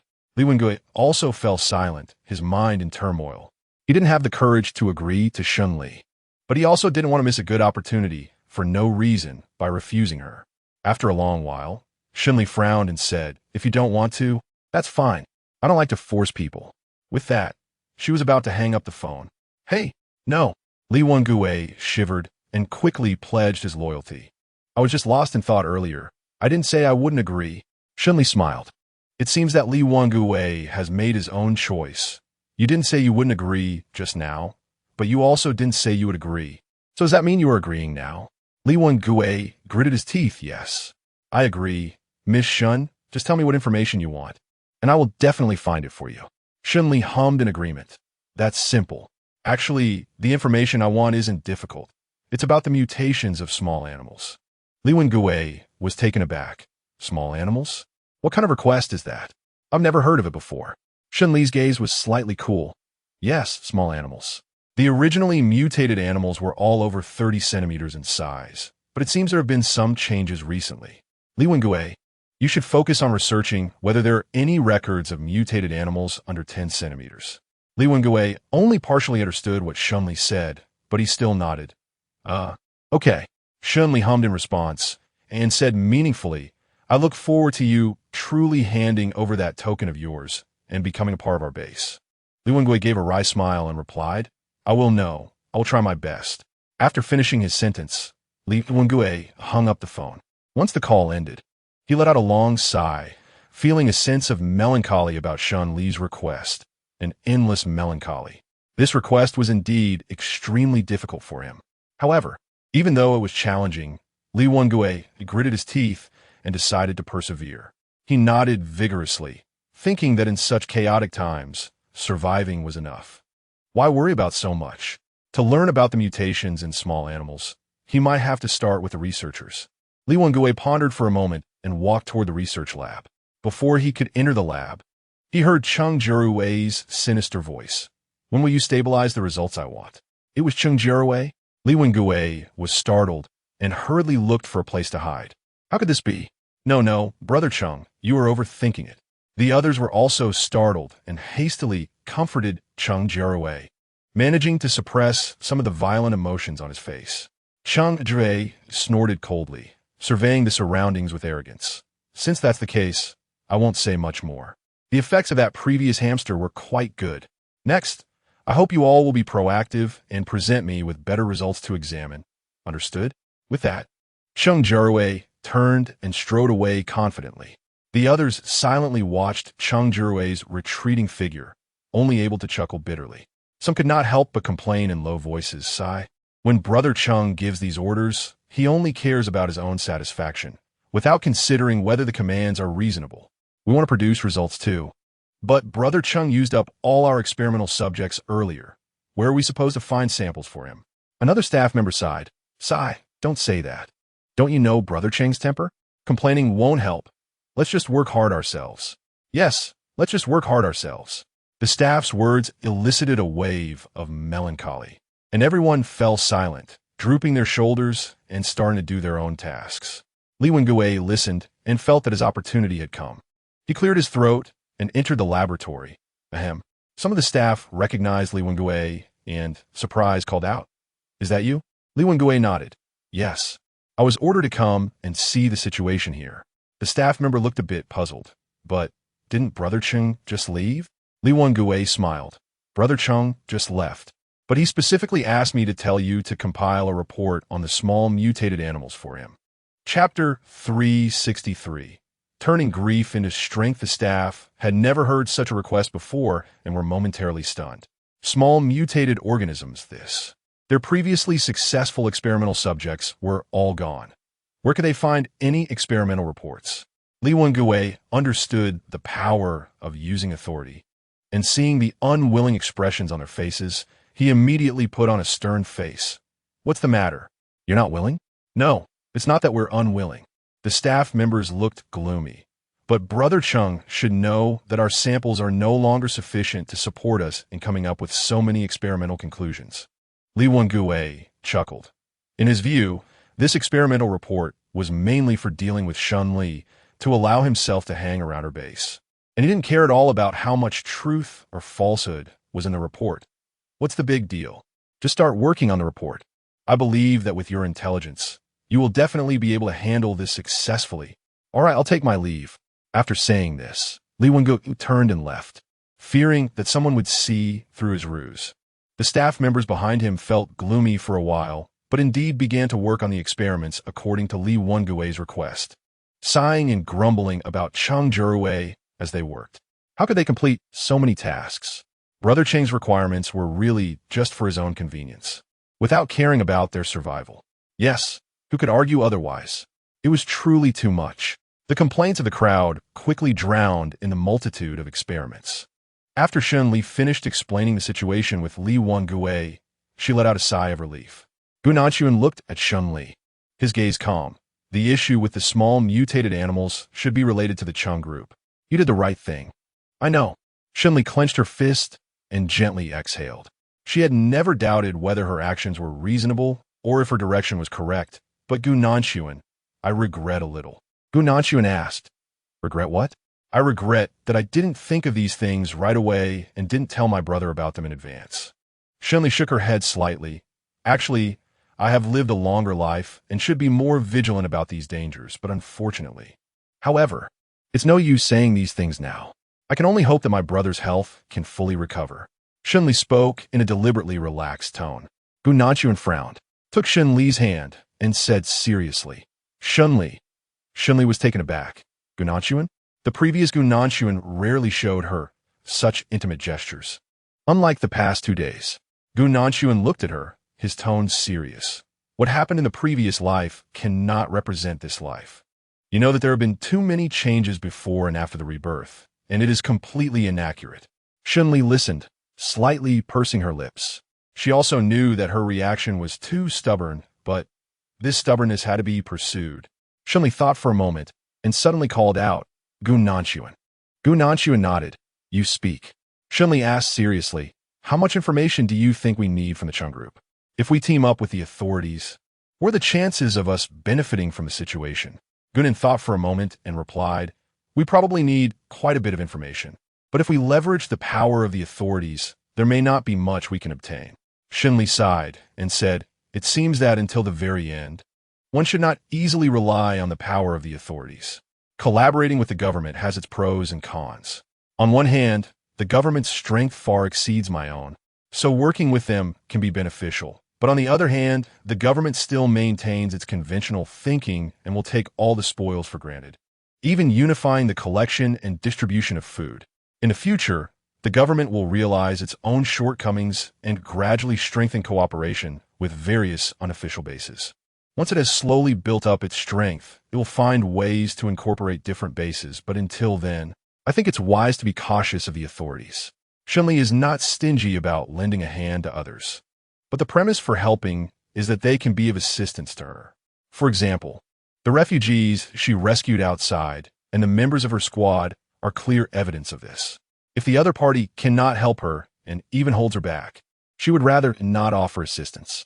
Shen Li pondered for a long time and said softly, with such strong backing from the government, it would be a pity not to make good use of it. Gu Nanshuan didn't disagree, but you'll be taking a risk. What's so great about taking a risk? I'm good playing with my life. Shen Li let out a cold laugh, her eyes no longer feigning innocence and kindness, but revealing unmasked ambition. The Cheng group must fall, but before it does, I must obtain all their information, everything. Gu Nanshuan seemed to be deep in thought. This request was indeed difficult, but a challenging request does not mean it cannot be fulfilled. After a long while, he nodded, I will work hard with you. Upon returning home, Shen Li called Team Leader Li. Team Leader Li, Shen Li succinctly asked, so is there really a problem with the Cheng group? Upon hearing Shen Li's voice, Team Leader Li's mood suddenly sank, and he didn't respond. There's a problem, of course there is. Not just a problem, but a significant one. What was even more frustrating was that he knew full well there were issues with the Cheng group. Yet he still failed to catch all of them in the end, even allowing their leader to escape. Even the arms that he valued the most, which he had considered a sure thing from the beginning, were nearly all gone. Team Leader Li was very angry. He was furious. So many arms had inexplicably disappeared and were now out in the wild. If they caused any large-scale casualties, wouldn't it all fall back on him? Unable to swallow his anger, Team Leader Li asked Shen Li, where's the Cheng group now? What? Shen Li was taken aback. She hadn't expected Team Leader Li to ask this question. Didn't the Cheng group originally have their own location? Team Leader Li shook his head. It's different. I've already sent people to check the old site of the Cheng group, and it's completely deserted. No one has been there since the apocalypse began. Shen Li frowned. The situation was unexpectedly complicated. It seemed that the Cheng group had chosen a location elsewhere. It could be. Team Leader Li paused and continued. And Shen Li, I wanted to ask you from the very beginning, how do you know these people are definitely from the Cheng group? How can you be sure they aren't from some other force? Shen Li paused for a moment, his tone mysterious. Captain Li, my current identity can be considered as your informant, right? This. Captain Li was taken aback, wondering why this suddenly came up. Chapter 364. What does it mean to divert disaster eastward? Shen Li Xiao. It's nothing, just asking. Team Leader Li responded with a sound. Of course it counts. Then Team Leader Li, you should know that informants are supposed to be kept confidential, right? Shen Li Xiao, you have your informants, and I have my own informants. We can just keep it that way. Team Leader Li was taken aback by Shen Li Xiao's words, feeling a bit disgruntled. Fine. Although he was a bit unhappy, he wasn't unreasonable, so he agreed. Thank you, Team Leader Li, for your understanding. You are truly magnanimous. Shen Li smiled and agreed, while also remembering to flatter Team Leader Li a bit. After all, it takes people to carry a flower sedan. If she didn't compliment Team Leader Li, what would happen if he got angry? However, Team Leader Li snorted coldly, not buying Shen Li's act. Don't give me this useless talk. If you really want to help me, quickly find more valid information about the Cheng group and let me know. Shen Li smiled, of course. She briefly shared the information she knew, telling Li Team everything she could. Li Team listened, took notes, and occasionally nodded. When Shen Li finished speaking, Li Team's tone turned cold. I really didn't expect the Cheng group to be so bold. Shen Li reminded Team Leader Li, it's bold, But the key is once they have control over what they want to control, do you think they will leave any room for others? Undoubtedly. The answer to this question is negative. Team Leader Li sneered. Then we have to see if they can achieve their goals. Very well. I will prepare to report this matter to a higher level immediately. We cannot allow the Cheng group to expand as they imagine. Such a group, even if it expands, will only harm the masses. Shen Li listened to Captain Li's tone and felt relieved. Captain Li's serious statement indicated that the Cheng group was truly on the verge of collapse. That's good, Shen Li thought. When the Cheng group really falls apart, she would definitely send them a wreath to thank them for dying early. However, Shen Li didn't want to say too much about it, since Captain Li had already begun to suspect her. After exchanging a few words with Captain Li, she hung up the phone, maintaining her persona of not knowing too much. After dealing with Captain Li's matter, Shen Li went to Zhang Shansher's clinic to take care of Shen Yuan. The healing abilities of the treatment department could almost cure everything, but they couldn't handle the injuries caused by mutated animals. Previously, Shen Li's healing abilities had no effect on Shen Yuan, so now she planned to stay by Shen Yuan's side as much as possible, at least to help take care of her older brother. Shen Yuan's high fever lasted for 2 days and 2 nights, but it finally subsided. At the moment Shen Yuan's fever broke, Shen Li also let out a heavy sigh of relief. After all, Shen Yuan had finally survived. Upon hearing this news, Shen Mu and Fang Yueyuan hurried over. The couple stood beside Shen Yuan, holding hands, overwhelmed with joy and tears. Fang Yueyuan wiped her tears and said, "As long as he's alive, that's the best outcome." Shen Mu nodded in agreement, wiping his moist eyes. Yes. As long as people can survive, that's all that matters. Shen Li comforted Shen Mu and his wife. Mom and Dad, don't worry too much. The fact that my brother can wake up means that good luck is still ahead. Gu Nanshuan also nodded. This time, he will definitely turn misfortune into fortune. Fang Yueyuan was about to say that she didn't need Shen Yuan to turn misfortune into fortune, as long as Shen Yuan could take good care of his health. Just then, Shen Yuan on the hospital bed slowly opened his eyes. He had just spoken 2 words when he lost his voice due to an excessively dry throat. Shen Li quickly comforted Shen Yuan. Brother, don't speak for now. Just take a good rest. Shen Yuan took a deep breath and nodded. His whole body hurt and it hurt badly. However, what surprised Shen Yuan was that in addition to the pain, he felt a surge of strength in his body, a strength he had never experienced before losing consciousness. Shen Yuan closed his eyes and clenched his hands tightly under the blanket. He felt that his fists had never been so powerful before. Shen Li closed his eyes and used his mental power to check Shen Yuan's body. He quickly released his hand and breathed a sigh of relief. Brother, you're doing pretty well now. Your blood vessels and everything have returned to normal. I'll go get you a glass of water. Shen Yuan nodded with some effort. Okay. Shen Li turned around to pour water for Shen Yuan. She poured a small cup of water and handed it to Shen Yuan. Shen Yuan recalled the past, gulped down the drink, blinked at Shen Li, indicating that he wanted another cup. Shen Li shook his head. There is none. Shen Yuan was taken aback. Why? You just woke up, and you shouldn't drink water too quickly. Shen Li told him, wait a little longer, then you can drink more. Shen Yuan was very disappointed, lowering his head like a dejected big dog. Shen Li ignored Shen Yuan's slight disappointment. At 26 or 27, he was still acting like a child. She directly asked Shen Yuan, do you have any idea what type of superpower you have? Huh? Shen Yuan was taken aback. Superpower? He had a superpower? Shen Li nodded. People who have been bitten by mutated animals like this have all developed supernatural abilities. The last one was Fei Xiu Yuan, and now it's you. Is it really like this? Shen Yuan's eyes suddenly lit up, and he eagerly nodded. I want to try. Shen Li taught him step by step. Don't rush. Take it slow, close your eyes, and imagine the power gathering in your body. On the other side, Shen Li had Shen Yuan try the supernatural abilities he had awakened in his previous life. After confirming there was no reaction, they tested other related types of abilities, but none of them reacted. Now this was a bit tricky. Shen Li frowned and asked Shen Yuan, Brother, do you usually feel a bit close to any element? Close? Shen Yuan scratched his head, completely unable to understand what Shen Li meant for a moment. After a while, he mumbled softly, Actually, I seem to be quite close to our family. Shen Li. That's not it. Shen Yuan finished speaking and felt a bit embarrassed, coughing lightly.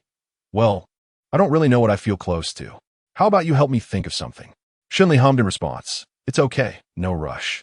As they were talking, Zhang Shanshi pushed the door open and entered. Mr. Shen, I'm here to help you check your health. Chapter 365. Shen Yuan awakens fire ability. Shen Yuan was very polite towards Zhang Shanshi. All right, then thank you, Dr. Zhang. You're welcome. It's my duty. Zhang Shanshi smiled at Shen Yuan, half squatting down to start examining him. He had rushed in, and his body was filled with the cool air brought in from outside.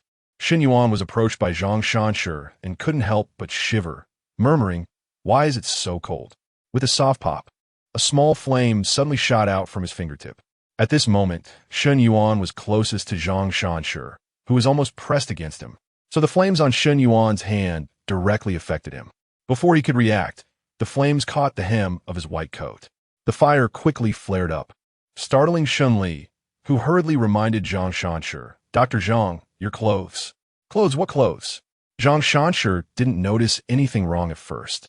He looked down in confusion and realized that something was indeed very wrong. It was not just a small issue. It was a huge problem, and it looked like he was about to be burned alive. Zhang Shanshi was startled and quickly took off his white coat, desperately stamping it on the ground. Shen Li helped put out the fire nearby, and only after extinguishing all visible flames did he let out a sigh of relief. "Bro, did you do this?" Shen Yuan instinctively shook his head. "No way. I haven't come into contact with any fire source." "No, that's not right." Shen Li still had some judgment on this matter. After all, having witnessed the awakening of abilities many times in his past life, he might not have eaten pork, but he had seen pigs run. "Why don't you try again?" Shen Yuan was just about to say that he really didn't mean to trick Zhang Shanshi. Suddenly, he shivered slightly, and in his nervousness, a cluster of flames erupted from his fingertips again. Shen Li saw everything clearly this time, having been well prepared.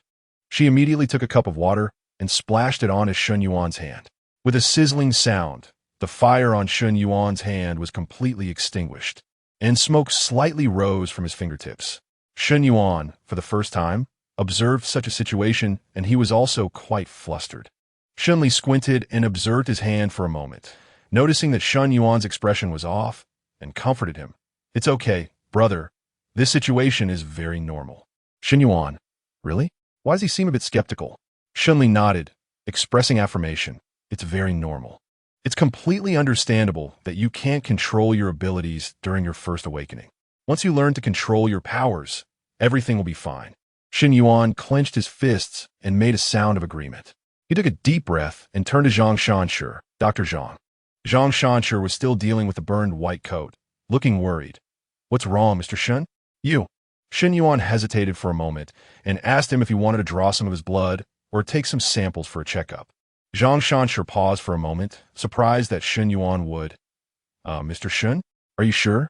Originally, Zhang Shanshi was thinking that it's better to avoid trouble, and he was willing to help Shen Yuan conceal the process of his ability awakening, even though he felt it was a bit unfair.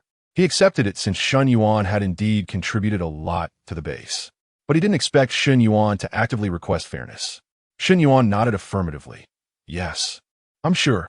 Fei Xiuyan is actively encouraging you to do research for the base, so, as a member of the base, I have even less reason not to take the initiative."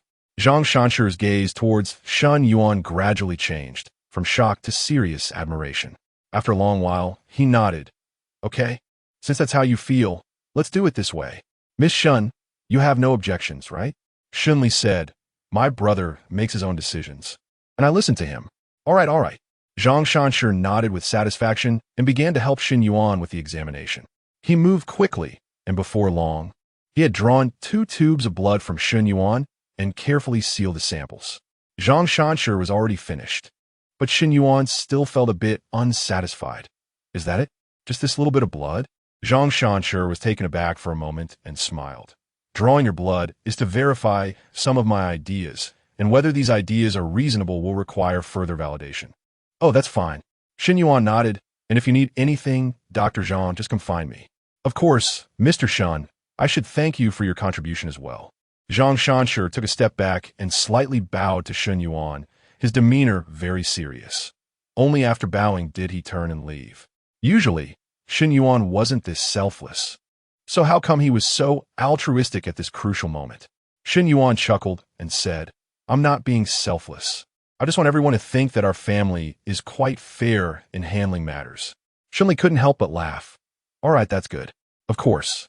Shen Yuan nodded a bit smugly. I can't let a small matter affect people's impression of my sister. That would be terrible, don't you think? Every word was a defense of Shen Li.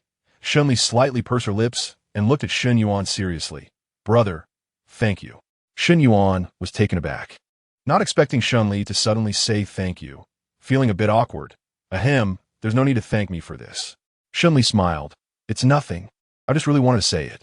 Shen Yuan scratched his head and couldn't help but laugh a little foolishly.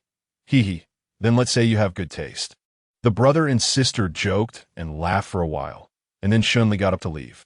At this time, Fei Shiyuan had completely recovered and was exercising downstairs, while also training her supernatural ability. Her ability was somewhat impractical.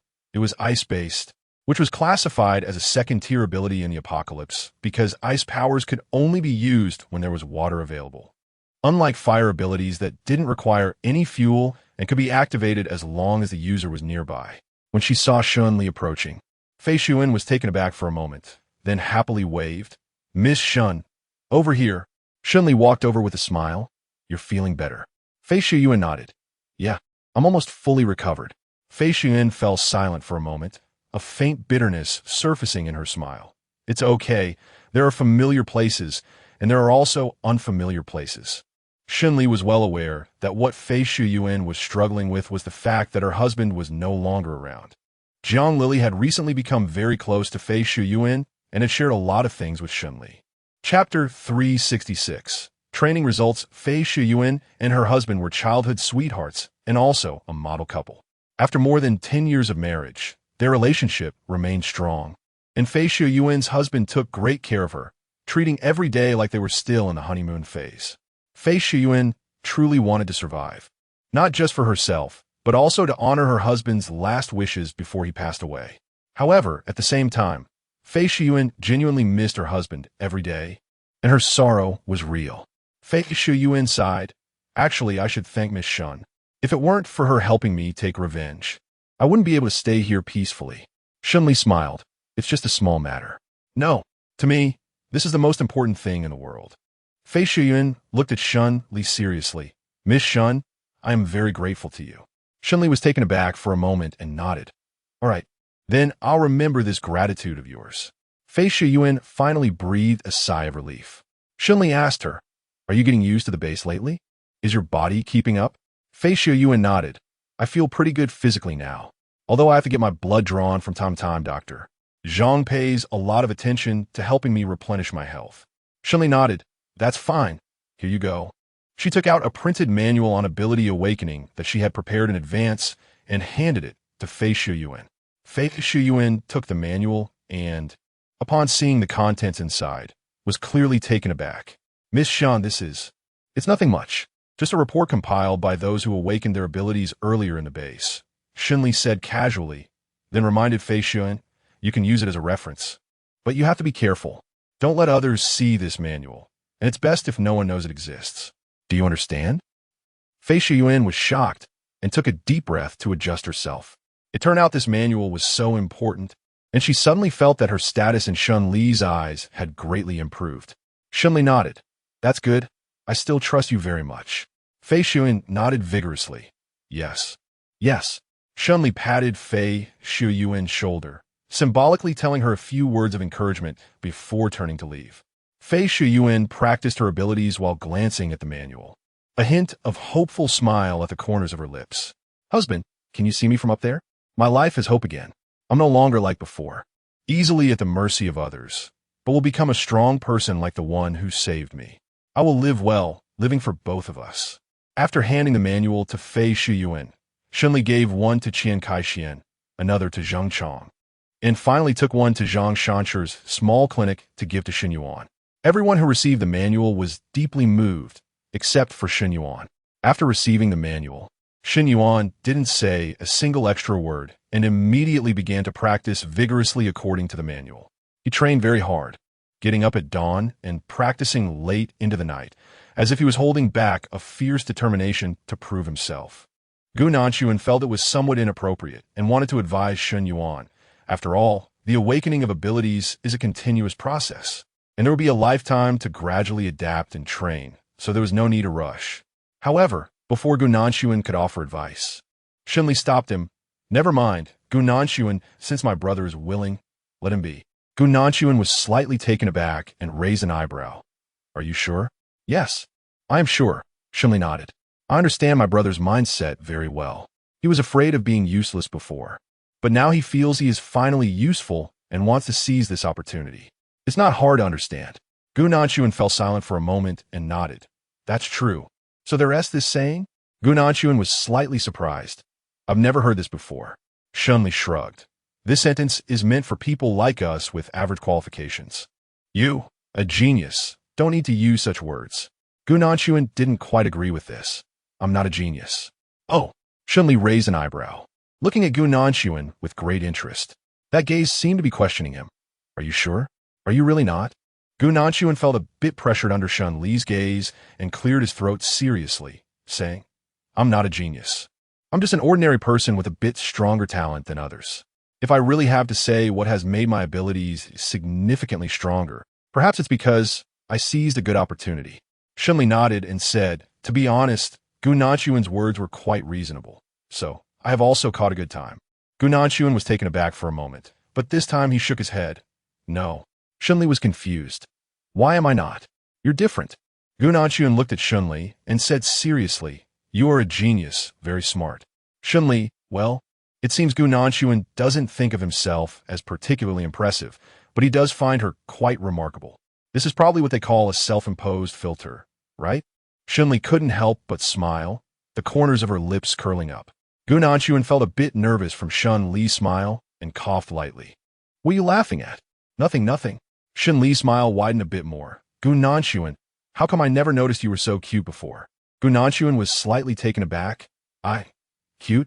Since joining the Special Forces at the age of 19, no one had ever associated those two words with him. In the eyes of outsiders, he was the king of hell, a grim reaper who inevitably took lives with a single move, certainly not cute. Shen Li nodded seriously, "Yes. I think you're great, you are especially." Cough, cough. Before Shen Li finished speaking, a sudden cough came from his side, meeting Shen Li's gaze. Shen Yuan pouted and said with a sour tone, "What? Am I interrupting you?" Shen Li was taken aback. "I never said that." "You didn't say it. But that's clearly what you meant," Shen Yuan muttered as he squeezed between Shen Li and Gu Nanshuan. All right, Li. Come and see how my training results are." Chapter 367. Becoming a second-level ability user originally, Shen Li wanted to argue a bit more for herself, but since Shen Yuan brought it up, it was clear that the main matter was more important. "Fine, then I'll come and take a look." Shen Yuan hummed softly, closed his eyes, and began to concentrate. He worked hard to focus his mental energy in his mind, closing his eyes and silently reciting, "Fire come, fire come, fire come." Shen Li saw Shen Yuan's lips moving and felt somewhat puzzled. In her impression, such silent recitation clearly had no benefits for mental strength. If that were the case, why was Shen Yuan doing it? Could it be for some strange sense of ritual? However, Shen Li never considered others to be fools, and she believed that since Shen Yuan did this, he must have his own reasons, so she chose to remain silent and continue watching. After a moment, Shen Yuan's palm indeed reacted. A fireball suddenly shot up from his palm, its speed akin to a raging fire spreading across the land, directly burning up along Shen Yuan's palm. The scorching airflow quickly reached Shen Li and Gu Nanshuan, causing Shen Li to frown and pull Gu Nanshuan back half a step.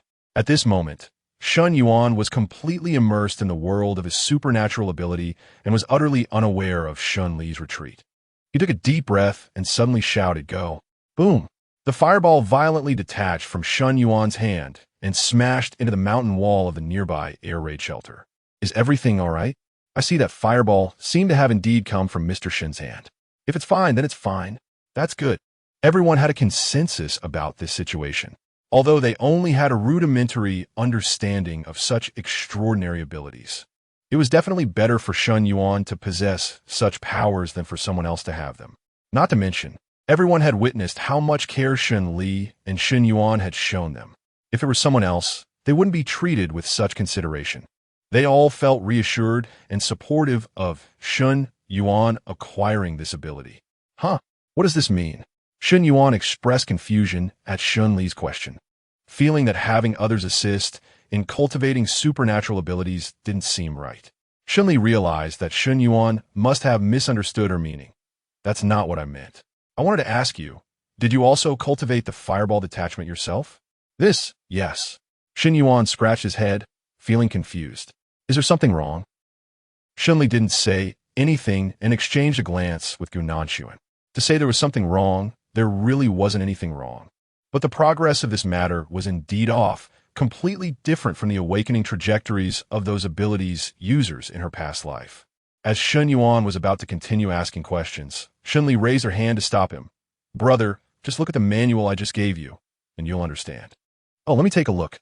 Shen Yuan looked down at the manual given by Shen Li. As soon as he glanced at it, his eyes widened. Indeed, the manual contained specific criteria for judging the levels of superpowers. Superpowered individuals are divided into 5 levels, with higher levels representing stronger abilities. The first level is followed by the second level. There are differences between first and second level superpowered individuals.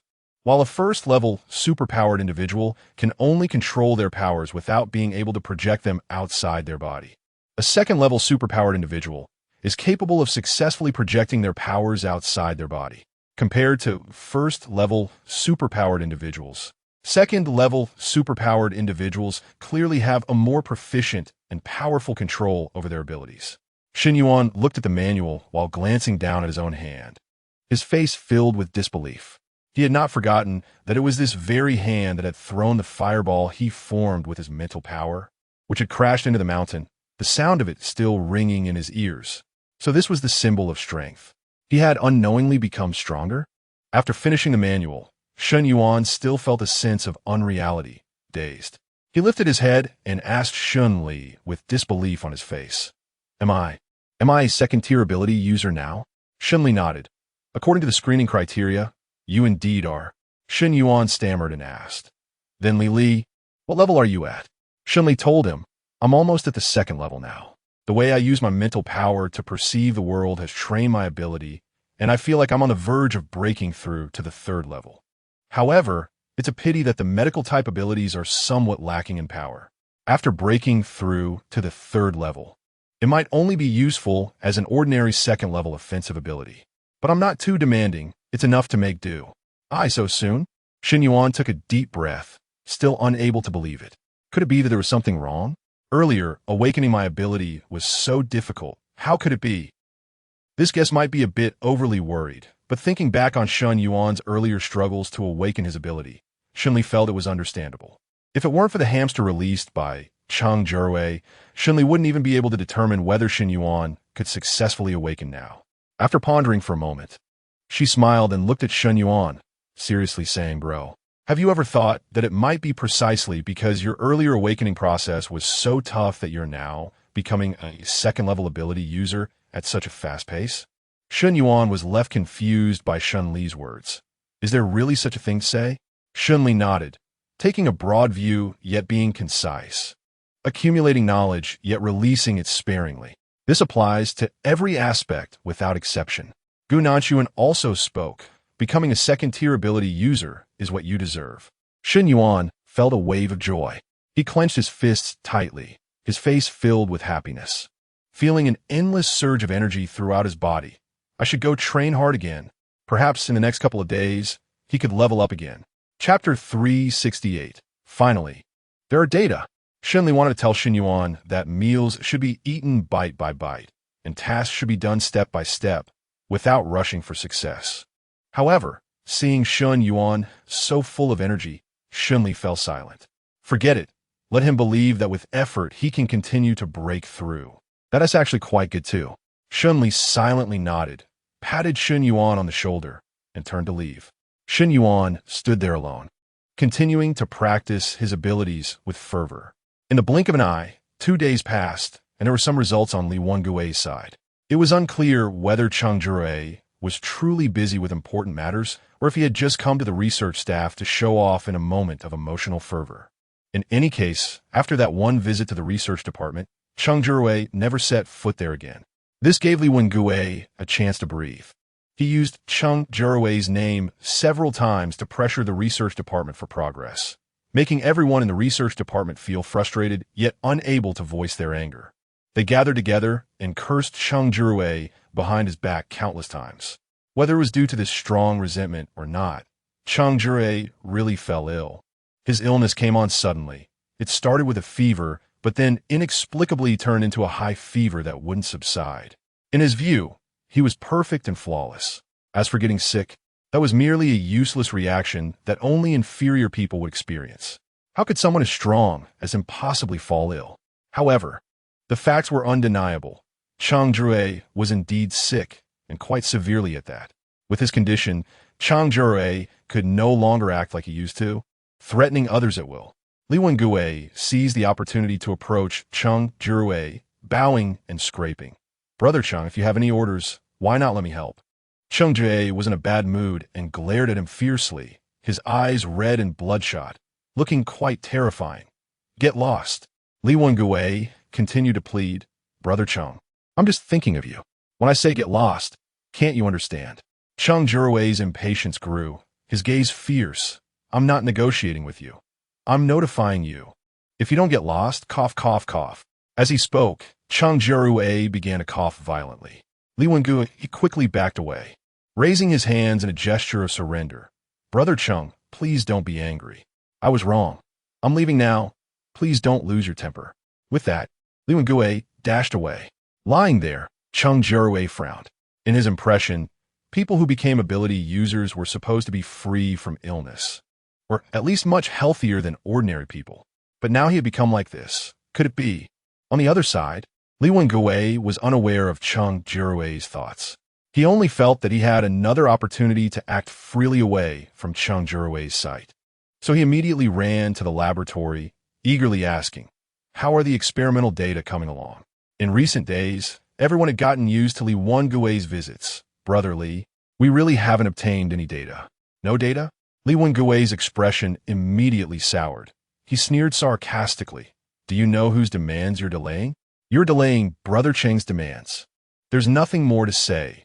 If Brother Cheng is unhappy with the results, you will all be held accountable. Can you bear that responsibility?" The staff members all lowered their heads, appearing afraid to speak, while internally muttering, "What does it matter if they can bear it or not? Even if they couldn't, wouldn't the results still fall on them?" It's as if Li Wengue could help them bear that outcome. Li Wengue noticed the staff's displeasure and coughed, about to speak, when a joyful exclamation came from not far away. "We have results." Li Wengue was startled and angrily looked at the person. "What are you making a fuss about?" "We have results, Captain Li." The excited staff member, ignoring Li Wengue's anger, excitedly held up a petri dish and passed it around to everyone. "Look at this. It's the result of my hard work cultivating a combination of mutated cells and human cells." "What did you say?"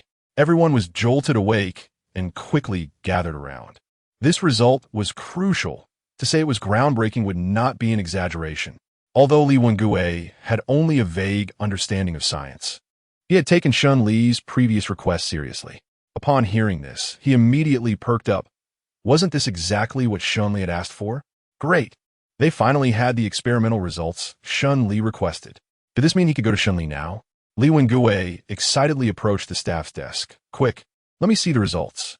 Although the staff felt that Li Wengue was somewhat spoiling the mood, they still dutifully pointed out the results. "Brother Li, look here. These are our experimental results, detailing every mutation. This T-cell index indicates." The staff member went on for a long string of technical terms. Li Wengue felt dizzy and quickly interrupted. "All right, just get to the conclusion." "Oh." The staff member thought to himself that he had forgotten Li Wengue was somewhat illiterate, ultimately summarizing. "In short, Brother Li, there's a higher probability that small mutated animals biting people can turn them into ability users." Li Wengue frowned. "What do you mean higher?" The staff member cursed Li Wengue internally for being clueless and still asking questions, clearly trying to curry favor with Cheng Jiarui. His dissatisfaction and contempt for him grew. "Cough, cough. It just means compared to the first-generation awakening drugs." Li Wengue stroked his chin. Oh, I understand. The staff member chuckled. So, brotherly, do you have any more questions? Li Wengui's eyes shifted. No, but you all need to get out. The staff members were taken aback. Brotherly? I need to use your computer, Li Wengui said with conviction. With more and more signal towers outside, becoming useless, he wanted to use their computer to download some things. This shouldn't be a big deal, right? The staff were stunned by Li Wengui's request. No one expected him to propose such a thing. Chapter 369. Taking the initiative to approach, Li Wengui looked at the staff's dazed expressions and sneered.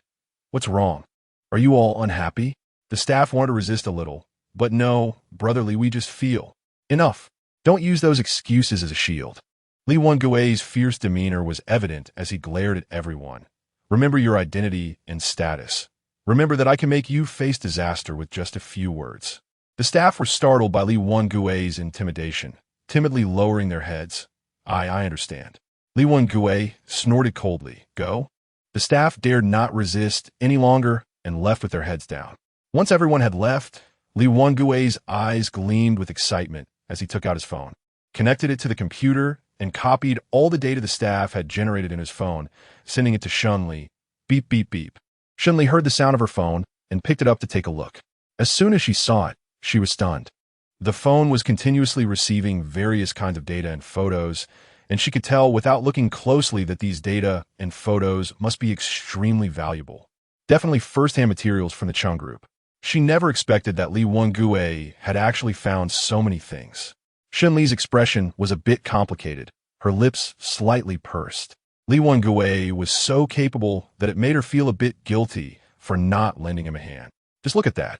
Shen Li handed the phone to Shen Yuan. From the very beginning, Shen Yuan had been involved throughout the entire process, so it made sense to show it to him.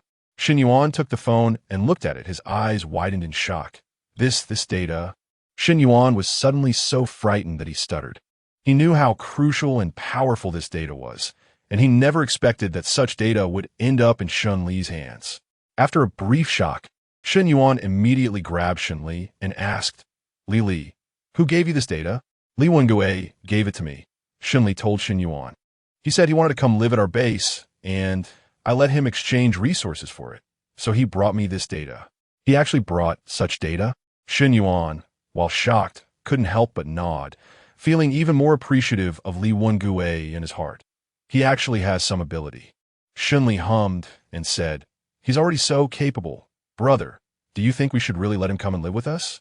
Shen Yuan pondered for a moment and said, okay, but we need to be prepared for precautions. Shen Li raised an eyebrow. Are you worried that he might betray us? This concern is not unfounded. Shen Yuan spoke frankly about it. Li, you know that if Li Wengui could betray the Cheng family group, he could betray us too. His reason for betraying the Cheng family group this time was actually quite justifiable. It was to save his own life. But next time, his reason for betraying us might not be so noble. It could even be for the sake of wealth and power, which is very normal. Shen Li smiled. We think alike. So, we cannot disregard our previous agreement, but we also cannot let our guard down. Shen Yuan nodded. When he arrives at our base, we can assign him to guard the warehouse. It's fine to guard the warehouse. As for Li Wengui, I'll just say we're giving him an easy job. Shen Li nodded, agreeing that Shen Yuan's suggestion was good. After all, Li Wengui had been struggling in the Cheng group for such a long time, and he must be eager for a stable job now. It would be difficult for us to cater to his preferences. Shen Yuan nodded like pounding garlic. HM. That's right. Shen Li nodded. All right, let's go pick up Li Wengui. Okay, let's go. Shen Yuan happily agreed and followed Shen Li outside. As they walked, Shen Li suddenly exclaimed. It wasn't something that fell, but rather someone. Shen Li calmly nodded and said, Brother, wait for me here for a moment. I'll go find Gunan, and we can go together. Shen Yuan, what are you looking for Gunan? Why are you leaving? If I had known it would end up like this, I wouldn't have said that extra sentence. It's really infuriating. Shen Li acted quickly and soon brought Gunan over. At this moment, it was too late for Shen Yuan to stop Shen Li from looking for Gunan, and it was too late to be angry as well. He sat beside Shen Li with a sullen face. Shen Yuan snorted quickly and turned away with a cold smile. Gunan? He hasn't just started treating you like this recently. He's always treated you this way. Shen Li seemed unconcerned about this and said, Let's go. Get in the car. It's time to do something serious. Gu Nanshuan replied with a sound of agreement, paused for a moment, then frowned and said softly, if really, Brother Yuan dislikes me that much. As she spoke, Gu Nanshuan paused again. I don't think he would. Shen Li waved her hand dismissively, then thought for a moment and became a bit curious. But Gu Nanshuan, I'm actually quite curious. If my brother really does dislike you, what do you plan to do? She also wanted to know if Gu Nanshuan really intended to follow Shen Yuan's wishes and keep her distance. Gu Nanshuan pondered for a moment and said, I would go talk to Brother Yuan and explain to him that from a logical and rational perspective, there's no benefit to acting this way. Shen Li became more curious. What if it doesn't make sense? If Shen Yuan could analyze his aversion to Gu Nanshuan from a rational perspective, they wouldn't be in this situation now. This thought was too realistic. Gu Nanshuan frowned in distress, and after pondering for a while, he softly said, then let's just not care about him. Not care? Just like that? Unexpectedly, Gu Nanshuan turned out to be someone who could manage the killing, but not the burying. Shen Li was taken aback for a moment and almost burst out laughing. Shen Yuan, who had been eavesdropping on Shen Li and Gu Nanshuan's conversation with perked up ears, didn't get the answer he wanted. But fortunately, this awkward topic didn't last too long. Shen Li quickly drove with Gu Nanshuan and Shen Yuan towards the Cheng group. It was the first time they actively approached the Cheng group after such a long time. Along the way, the scenery by the roadside became increasingly strange and bizarre. Shen Li took a deep breath and spoke cautiously. The closer we get to the Cheng group, the more mutated beasts there are. Chapter 370. We must never give up hope. If Shen Yuan hadn't guessed the origin of the mutated beast before, in the past few days, Shen Li and Gu Nanshuan had also shared their speculations with him, so there was nothing he didn't know. Upon hearing Shen Li's words, Shen Yuan immediately darkened his face and sneered. Aren't the mutated animals all a result of their own sins? Of course, there would be more near their lair. Shen Li nodded, as she also thought so. It's not too difficult to find this place. Didn't Team Leader Li keep saying he wanted to find the whereabouts of the Cheng group? If that's the case, we could just send him the address and let him come over. Gu Nanshuan responded with a sound of agreement. After a moment of contemplation, Gu Nanshuan slightly shook her head. It's hard to say. Although Shen Li was a bit disappointed with this answer, he could understand it and nodded. That's true. It's hard to say. However, Gu Nanshuan paused for a moment, then shifted the topic and looked at Shen Li, saying with the official strength, even if the Cheng group isn't completely uprooted this time, they will definitely be affected to some extent. Shen Li slightly pursed her lips, remained silent for a long time, and then gently sighed. This is fine. It is fine, rather than just fine. Shen Li was well aware that if she couldn't manage the Cheng family group this time, she would only face more troublesome dilemmas in the future. However, she didn't have many options regarding this matter. She could only say that at least after this incident, the entire Cheng family group's progress would be set back significantly. In that case, it wouldn't be considered a complete lack of progress. The car continued to move forward in the icy and snowy weather. About halfway through the journey, the signal suddenly stopped. Beep beep. Signal loss detected. Navigation paused. Please rate the level of this navigation service. Gu Nanshuan frowned. GPS signal navigation is transmitted from satellites. It might be that the satellites in our area are poorly maintained and malfunctioning. Satellites malfunctioning. A chill slightly rose in Shen Li's heart. That's good. Shen Li took a deep breath and said, I also remember the location of the Cheng family, so even if one of us really remembers incorrectly, the other can still guide the way smoothly. Gu Nanshuan nodded. Yes, you're right. So, Shen Li, no matter what happens, don't be discouraged. There will always be a way when the car reaches the mountain. Shen Li was taken aback for a moment and smiled. Gu Nanshuan, are you trying to comfort me? Gu Nanshuan cleared his throat. It's not really a comfort. Shen Li asked. If it's not comfort, then what is it? Gu Nanshuan pondered for a moment and replied seriously. Perhaps it's advice. Shen Li raised her eyebrows. Advice? Yes. Gu Nanshuan nodded, his tone becoming even more somber. Shen Li, no matter when or what happens, you must never give up hope. In this world, hope is the most precious thing. Without other things, life may not become too terrifying. But without hope, everything is over. Shen Li felt a bit touched by Gu Nanshuan's words. Gu Nanshuan responded with a sound of agreement. After that, neither of them spoke, and the car continued to drive forward. At this time, Li Wengue had successfully copied all the data onto his portable hard drive. Although Li Wengue was not much different from an illiterate and couldn't understand some of the content, it didn't prevent him from sensing the chilling aura emanating from the research and the mottled blood and tears behind the data.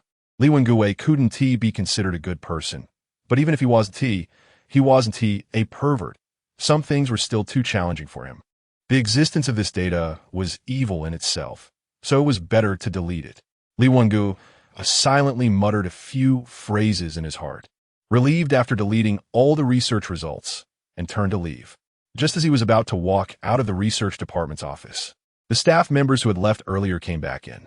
Seeing Li Wengue brazenly trying to leave the office, the staff were stunned. Li Wengue, didn't you want the results? Why are you leaving before getting them? Cough. I can leave whenever I want. Do I need to inform you all? Li Wengue scolded the staff with a fierce tone, but then realized he was a bit guilty, so he softened his tone. All right, I'm leaving mainly because of an urgent matter. You can continue your research here. Just call me if there are any new discoveries. Urgent matter? The staff exchanged glances for a moment, and one courageously speculated, is it that Cheng Jiarui is looking for you? As soon as Cheng Jiarui's name was mentioned, Li Wengue's eyelids jumped. He coughed, trying to suppress his anxious emotions. Cheng Jiarui indeed looked for me. You all go to your own things. Hearing that Cheng Jiarui was looking for Li Wengue, the staff were a bit eager and restless. They had worked hard for the Cheng group for so long. If they could take the opportunity to show their faces in front of Cheng Jiarui then? The leading staff member boldly asked Li Wengue, Li Wengue, can you take us to meet Cheng Jiarui? Li Wengue's eyelids twitched. Meet Cheng Jiarui? The staff member grinned broadly. Yes, we just want to meet Cheng Jiarui. This can't be an outrageous request, right? A cough. How could Li Wengue dare to let them meet Cheng Jiarui? He pretended to coldly snort. You want to meet Cheng Jiarui? But Cheng Jiarui may not want to meet you. Think about it. How busy Cheng Jiarui is. Does he have time to meet you? Even if he did meet you, does he really have such a good temper? The researchers exchanged glances, finding Li Wengue's words not particularly convincing. These people were data analysts who had seen Cheng Jiarui's unpredictable moods, but they had never truly encountered Cheng Jiarui's ruthless side. So they found it hard to feel scared by Li Wengue's threats. Chapter 371, discovered after a brief silence. The leading staff member proposed again. Li Wengue, why don't you just take us to meet Cheng Jiarui? Don't worry, as long as you take us to see Cheng Jiarui. The rest will be our own business, and if anything happens, it's all on us. You want to be blamed. Li Wengue's tone was indeed too aggressive. Staff member Xiao Chun choked and turned pale. Li Wengue, why do you have to be like this? I'm just making a request. If you don't agree, you don't agree. Is there a need for this tone? Li Wengue sneered, feeling irritated, and directly stepped forward to slap Xiao Chun twice, with two loud slaps. Xiao Chun's glasses flew off. After being hit like this, Xiao Chun was stunned, covering his face and staring at Li Wengue, unable to say a word for a long time. The other staff members quickly surrounded them, separating Xiao Chun and Li Wengue. Li Wengue, how can you hit someone? Li Wengue coldly snorted. So what if I hit someone? If I want to hit someone, I'll hit someone. Don't need you to talk too much. Aren't you just a bunch of pin pushers supported by the Cheng group? Do you really think you're significant? The staff members were all furious at Li Wengue's words. However, no one could do anything about him. Li Wengue arrogantly glanced at everyone, snorted, and swaggered out. The moment he walked out the door, he secretly breathed a sigh of relief. Luckily, he made a decisive move and got rid of this group of bookworms who only knew how to read. If they had really entangled him and insisted on him taking them to meet that so-called Cheng Jiarui, he would definitely be killed by Cheng Jiarui. Fortunately, he escaped quickly. Li Wengue left. After he left, everyone's expressions were not very good. Xiao Chun covered his cheek, gritting his teeth, almost on the verge of tears. This is too much, really too much. Isn't this bullying? The others couldn't say anything and silently surrounded Xiao Chun to comfort him. After crying for a while, Xiao Chun suddenly stopped and wiped away his tears, standing up resolutely. If Li Wengue want to let us meet Cheng Jiarui, then I must see Cheng Jiarui. I don't believe that after I've done so much for Cheng Jiarui, he can really treat us badly. The researchers exchanged glances. Ultimately, some were more cautious and advised Xiao Chun, forget it. I heard that Cheng Jiarui has been busy lately, and his mood hasn't been great. Maybe we shouldn't go see him. However, Xiao Chan was very determined at the moment and insisted on meeting Cheng Gu. What is there to be afraid of? Cheng Gu isn't a monster. How could he eat us? He pulled two people and walked forward. The two he grabbed were startled and hesitated, backing away. Forget it. Xiao Chun, you go by yourself. Yeah, we want to join this excitement. Seeing that no one dared to go with him, Xiao Chun shook his head in disappointment. You really don't care about your own interests at all. It's because of your attitude that Li Wengue dares to be so arrogant. Fine, if you're not going, I'll go by myself. I don't believe that Cheng Gu would really listen to Li Wengue's one-sided words. Xiao Chun set off resolutely, striding forward. The others watched Xiao Chun's back, all sweating for him. After a long time, someone weakly spoke up. Xiao Chun, this situation isn't good. The others silently nodded. Everyone's thoughts were similar, except for Xiao Chun. Xiao Chun walked forward with his head held high, as if he could see himself being favored by Cheng Jiarui, becoming the only darling among the scientific staff with a bright and promising future. 5 minutes later, Cheng Jiarui was lying in bed, running a fever, when he suddenly heard someone knocking on the door. He opened his eyes irritably and muttered, "Go away." The knocking outside paused for a moment and then increased in force. Cheng Jiarui, hadn't he already told him to go away? Can't he understand?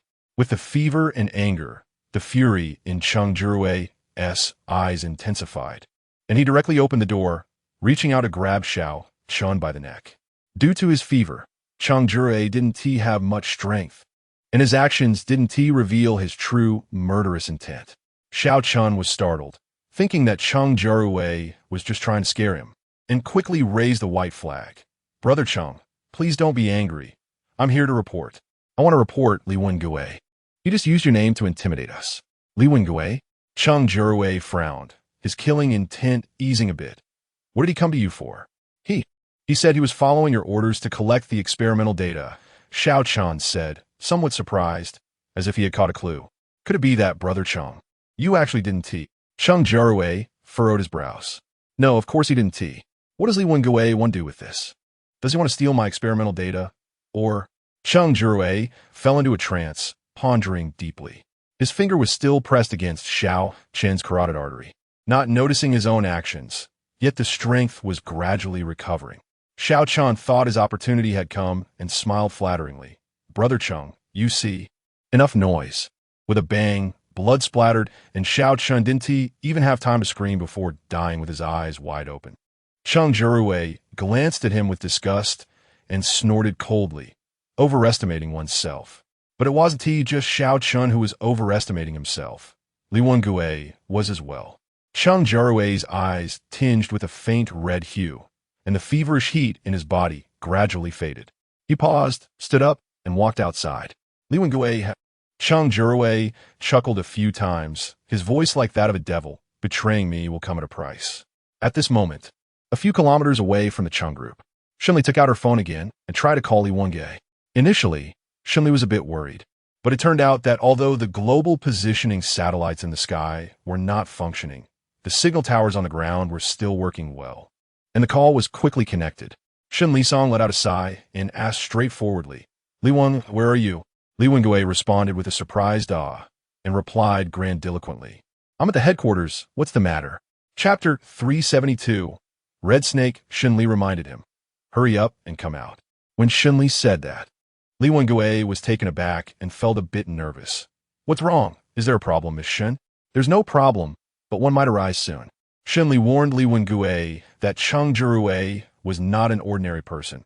Even if he wasn't very smart, his ruthlessness made up for it. "It's best not to waste time at Cheng's group. Come out quickly. Run out."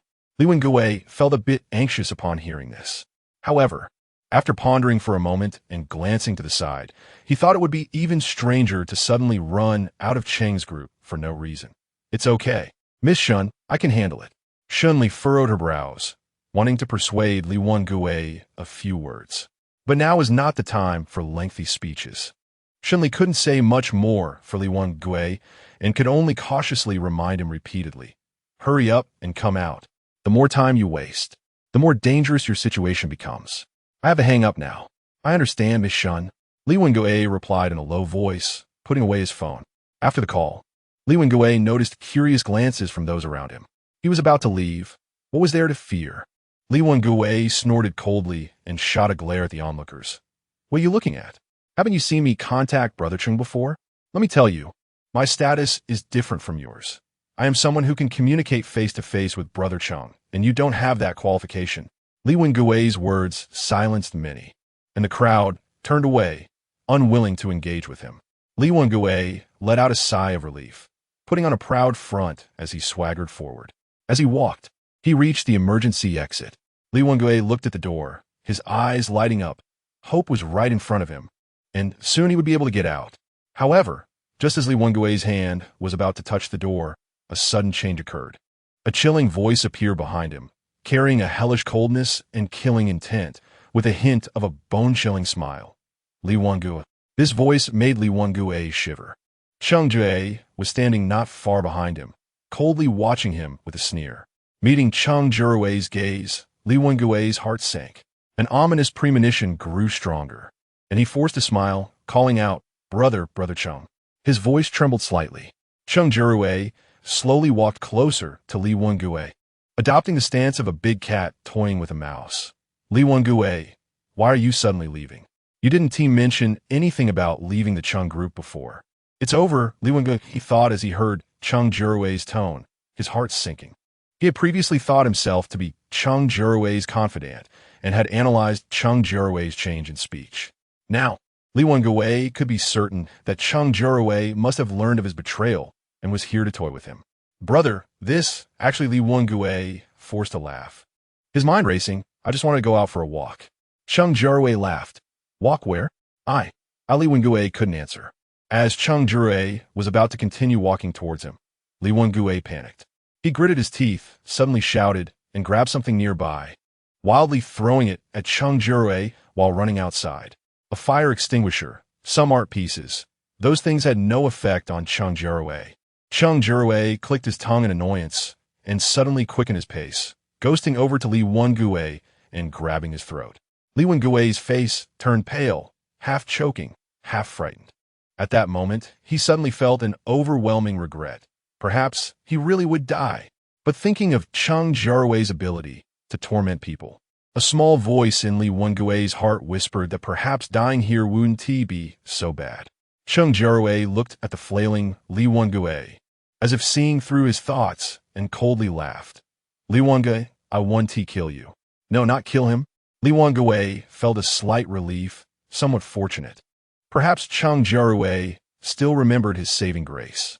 But the next moment, Cheng Jiarui's tone turned even more sinister. I want to kill you. But Li Wengue, I want everyone to know the price of your betrayal. Cheng Jiarui suddenly slammed Li Wengue to the ground. Li Wengue gasped in pain, finally managing to speak. Brother, you are. Li Wengue suddenly cried out in despair. Cheng Jiarui released a snake from his sleeve, sensing Li Wengue's living presence. The snake darted towards him like a shark sensing blood, starting to gnaw at the wound in Li Wengue's back. The speed of its feeding was disproportionate to its small size, and in moments, it had bitten a bloody hole. Li Wengue screamed in agony, rolling on the ground, desperately trying to escape the snake's invasion, but he was powerless. Cheng Jiarui watched Li Wengue's painful yet helpless expression, feeling a sense of pleasure. Deservedly so. This was the fate of those who betrayed him. He would let everyone know that those who dared to betray him would be met with retribution. Every single one of them. Li Wengue's cries lasted for over 10 minutes, drawing crowd. After about 10 minutes, his screams gradually weakened. Seeing that Li Wengue was close to death, Cheng Jiarui casually called out, All right, come out. However, there was still no response from behind Li Wengue. Cheng Jiarui frowned, growing impatient, and called out again, Come out. The crowd lowered their heads, not daring to speak.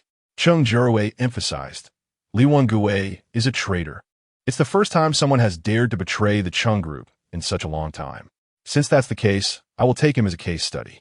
Today is still light. In the future, if anyone betrays me, I will only make your deaths even more miserable. You better remember that. With that, Cheng Jiarui turned and strode away. Before leaving, he coldly added, Throw this trash out for me. Don't leave it here to discuss people. Chapter 373. The death of Li Wengue, the crowd nodded in agreement, all afraid to speak. Cheng Jiarui had left. After he departed for a long while, the crowd trembled, and finally some people stepped forward to carry Li Wengue away, placing him on a stretcher and throwing him out of the Cheng group building. Li Wengue's appearance was horrifying, with a large hole gnawed out his back, blood and flesh in a messy state, with internal organs spilling out. No one could bear to look at it. Everyone kept their heads down, and those responsible for carrying him out muttered, "Brotherly, we didn't kill you. The person who killed you is not us. You must not blame the wrong person or take revenge on the wrong people." Finally reaching outside, everyone breathed a sigh of relief. Li Wengue lay alone in the icy cold, feeling his life force ebbing away. Meanwhile, Shen Li frowned at her phone, the screen clearly showing a topographical map. This isn't right. Logically, it should be nearby. Shen Li was puzzled, having walked so far. How could she not have found it yet? Shen Yuan frowned. Could it be that the Cheng group is built in some hidden location? Shen Li nodded. That's also possible. But, before she could finish her sentence, she suddenly caught a distant whiff of a bloody smell. Shen Li's gaze suddenly sharpened. In that instant, Shen Li knew his instincts were right. The smell of blood was coming from over there. Let's go and take a look. Shen Li didn't say a word and took the lead, striding towards the direction of the bloody smell. Shen Yuan and Gu Nanshuan followed closely behind, and everyone furrowed their brows, the ominous feeling in their hearts gradually intensifying. They made their way to the front, and as they reached an open area, Shen Li gasped in shock. A large patch of bright red was visible on the snow from a distance. The vivid color was frozen, reflecting the sunlight and giving off an ominous glow. Gu Nanshuan had the best eyesight and spotted the situation from afar. It was Li Wengue. The moment Shen Li saw Li Wengue, her heart sank, yet she also felt a sense of inevitability, as if it were expected. Just as she thought, it was indeed him. Gu Nanshuan's gaze darkened. It seemed that Li Wengue had encountered trouble after all. Shen Li bit her lip. She had repeatedly reminded Li Wengue to be careful, but unfortunately, things did not seem to be going well. Shen Li thought for a moment, closed her eyes, and released her mental power to check the situation nearby. After confirming that there were no talents in that direction, she let out a sigh of relief and signaled Gu Nanshuan and Shen Yuan to continue forward. The three of them walked over and soon arrived beside Li Wengue. Li Wengue was lying on the ground, groaning intermittently, feeling his life force slowly draining away. Suddenly realizing there were footsteps approaching, Li Wengue's eyes widened in terror. His voice weak and incoherent. "Enough, you've had enough. I'm already in this state, and you still want tea, let me go." "Shen, Miss Shen? Is it you?" Upon seeing Shen Li, Li Wengue suddenly relaxed, his voice becoming faint. His internal organs had been mostly consumed. Although Li Wengue hadn't died immediately, he was unable to hold on any longer. In fact, Shen Li suspected that Li Wengue had been bitten by a mutated animal to end up like this. If he hadn't been bitten, he probably wouldn't have even made it to this point. Shen Li lowered his head to look at Li Wengue's appearance, releasing his mental power to probe his body. Frowning. "Is it Cheng Jiarui's doing?" Li Wengue tugged at the corner of his mouth, a self-deprecating smile. Who else could have this ability besides him? Shen Li furrowed his brows. "How did he make you like this?" Li Wengue closed his eyes in pain. Bringing this up again was a huge torment for him. Even though he had always been a tough and reckless gangster, he still fell silent for a moment before finding the courage to speak. "Snake." Shen Li was puzzled. "A snake?" Gu Nanshuan recalled something and said softly, "I've heard that there's a type of snake in the north that invades through wounds on a person's body and eats away at their internal organs." Li Wengue's expression grew increasingly pained as he listened to this. All right.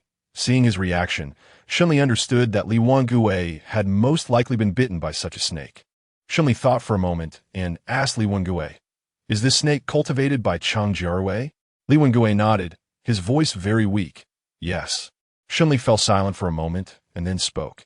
"Do you have any other requests?" "You can tell me." "Requests? What requests? People are about to die. What else could he possibly want?" Li Wengue was just about to say no, but suddenly a flash of inspiration struck him, and he remembered something. Yes, he actually did have one thing to ask Shen Li for. Li Wengue struggled to lift his head and looked at Shen Li. "Shen, Miss Shen, I would like to ask you for a favor. Shen Li nodded. What is it? You can tell me. Li Wengue smiled bitterly. When I was young, I was a scoundrel. I married a woman, had a daughter, but abandoned them, even speaking harshly to both mother and daughter. I have never taken on the responsibilities of a father all these years. Miss Shun, if you have the chance, please help me find them and take care of them. Shen Li frowned. This matter seems a bit difficult. I have conditions for exchange. Li Wengue was taken aback for a moment, struggling to raise his hand to point at his pocket. Here is the data I copied. Some data cannot be transmitted over the network, so I used.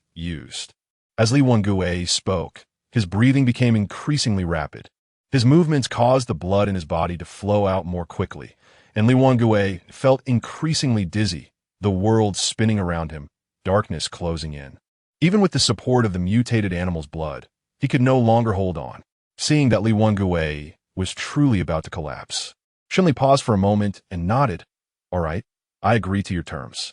Great. Li Wengue sighed in relief, his vision completely darkening. But a smile appeared at the corners of his lips. That woman was named Jiang Lily.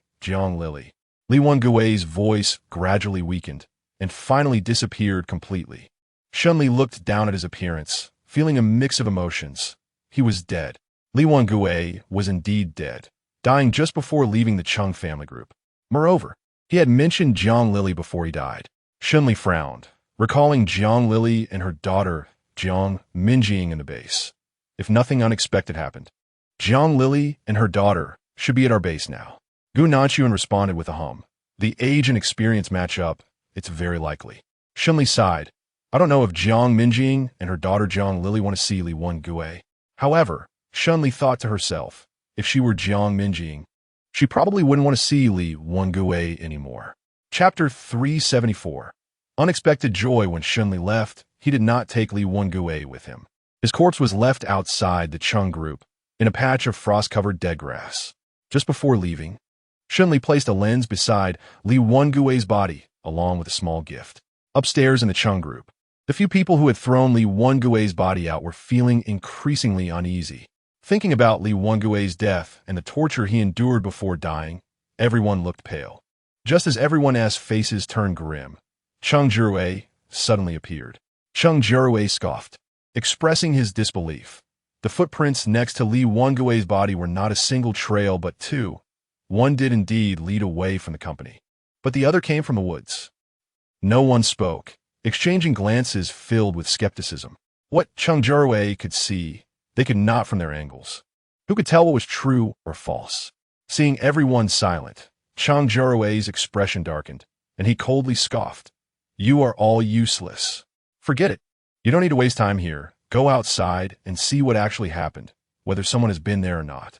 What do you mean by whether someone has been there? Though no one said anything outwardly, inwardly they couldn't help but mutter. So even you, the esteemed Cheng Gu, can't be 100% sure whether someone has been there? If that's the case, why speak so definitively? They grumbled internally.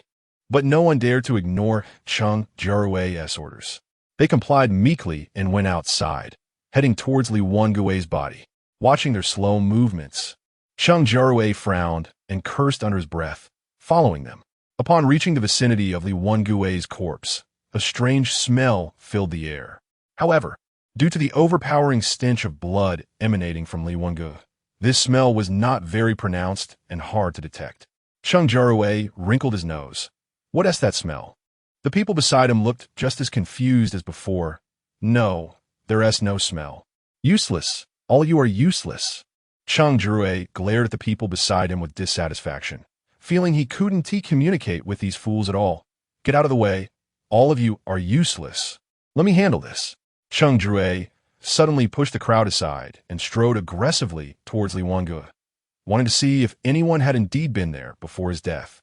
At noon, the sun grew increasingly intense, and even the winter sun brought a hint of warmth.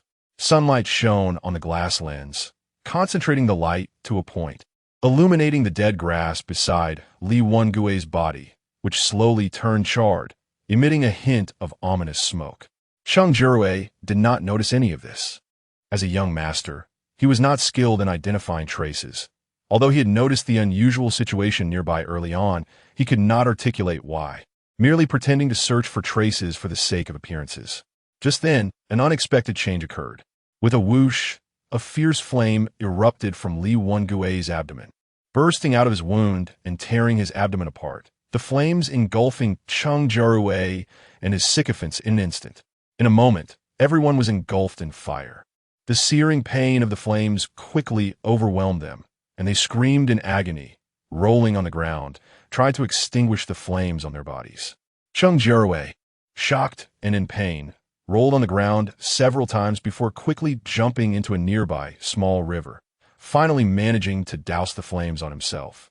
He had mutated and moved quickly, but the ordinary employees nearby were not so fortunate. Each one screamed in heart-wrenching agony, rolling and howling, unable to extinguish the flames on their bodies for a long time. Helpless, the employees turned their gaze to Cheng Jiarui. "Chenga, save me." The employees' distorted faces appeared even more horrifying through the flames. Cheng Jiarui, of course, had no intention of saving them. He cursed under his breath, glared at these useless employees, and turned to leave. He left the employees behind, gradually burned through by the fire, initially struggling but soon falling completely silent.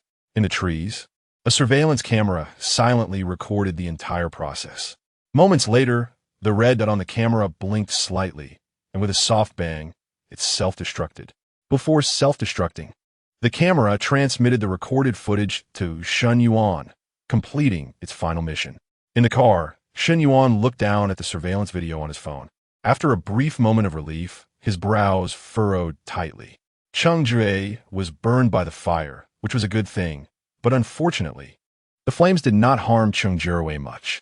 More regrettably, it was ultimately the ordinary people around Cheng Jiarui who bore the brunt, while Cheng Jiarui suffered only minor injuries. But those ordinary people were left to perish on the spot. Shen Li shook his head as he spoke and sighed. Shen Li asked, "What's going on?" Cheng Jiarui was bombed, which is actually better than our previous plan. Shen Li honestly told Shen Li, but unfortunately, the incident involving Cheng Jiarui also affected the ordinary people around him, and Cheng Jiarui himself didn't seem to have much of a problem. Chapter 375, Back to the Base. Shen Li was taken aback for a moment, then understood, and nodded. "I see. That's not surprising. After all, Cheng Jiarui has been mutated, so it's only natural that his body's reactions are a bit faster than ordinary people." Indeed, Shen Li nodded. "It's a pity for those ordinary people."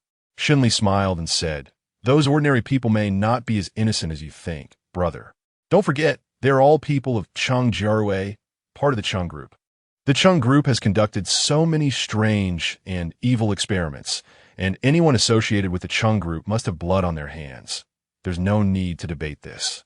Moreover, the apocalypse has been going on for such a long time that even the most basic cleaners should have a rough idea of what the Cheng Group is doing. How could they not know where their daily meals come from? You could say that even if all the people from the Cheng Group were killed, there would be no mistakes made.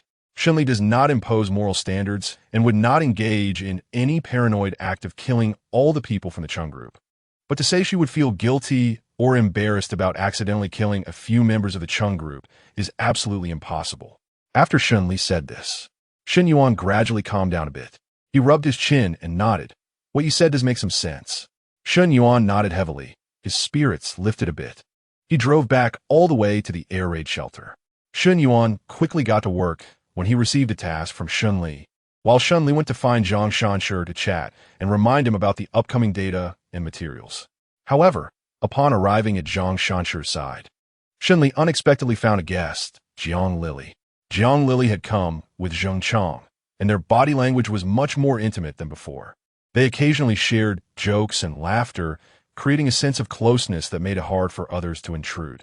Although Jiang Lili was a few years older than Zheng Chang, relationships like theirs were quite popular nowadays. Shen Li couldn't help but nod in approval. If Jiang Lili and Zheng Chang really became a couple, they would make a good pair. When Zhang Shanshi saw Shen Li approach, he was a bit surprised and stopped his conversation with Zheng Chang and Jiang Lili, greeting Shen Li with a smile. "Miss Shen, what brings you here today?" Shen Li smiled and said, "It's nothing, just a little something I need to tell you." "Ah," Zhang Shanshi responded and turned to silently look at Jiang Lili and Zheng Chang. Jiang Lili and Zheng Chang were also perceptive, since Zhang Shanshi had hinted at it. It was clear to both of them. They both got up and prepared to leave. Shen Li stopped the two. Wait, don't leave yet. Jiang Lili was a bit surprised. Miss Shen? Shen Li pondered for a moment and said, Jiang Lili, I have something to tell you. Jiang Lili nodded hesitantly. What is it? She was still considering in her heart whether there was a problem with her previous work that made Shen Li dissatisfied. However, what Shen Li wanted to say was not that. After a pause, she looked at Jiang Lili seriously and said, Li Wengue is dead. Jiang Lili was stunned for a moment. The name Li Wengue felt like a distant past to her. Seeing that Jiang Lili seemed to not react at first, Shen Li added, Li Wengue is dead. Your ex-husband is dead, and he died very completely and tragically. Miss Shen this. Shen Li was somewhat surprised by Jiang Lili's reaction. What are you looking at him for? Zheng Chong seemed to know a bit about Jiang Lili's previous experiences. He silently patted her shoulder to comfort her and encouraged her to perk up. Shen Li nodded. This time, she was not surprised by Jiang Lili's attitude. I understand. I heard that after Jiang Minjing was born, Li Wengue ran off to be a petty thug. If I had such a husband, I would definitely wish to kill him myself. However, Jiang Lili, I think you still need to hear this matter. After all, only by hearing it can you decide whether to tell Jiang Minjing or not, right? This seems to be the case. Jiang Lili was momentarily taken aback and awkwardly nodded. Shen Li spoke to her earnestly. You are an adult, and Jiang Ming is still young. You need to listen to Li Wengue's last words before deciding whether to tell Jiang Ming. I understand. Jiang Lili paused, clenched her fists, and said, then Miss Shen, go ahead. Shen Li nodded and told Jiang Lili everything as it was. This included how Li Wengue died, the previous transactions between herself and Li Wengue, and also Li Wengue's words of repentance before his death. Aside from those things that were too closely related to the Cheng family group and were indeed difficult to share with Jiang Lili, Shen Li told her everything. Jiang Lili listened, feeling quite uncomfortable inside.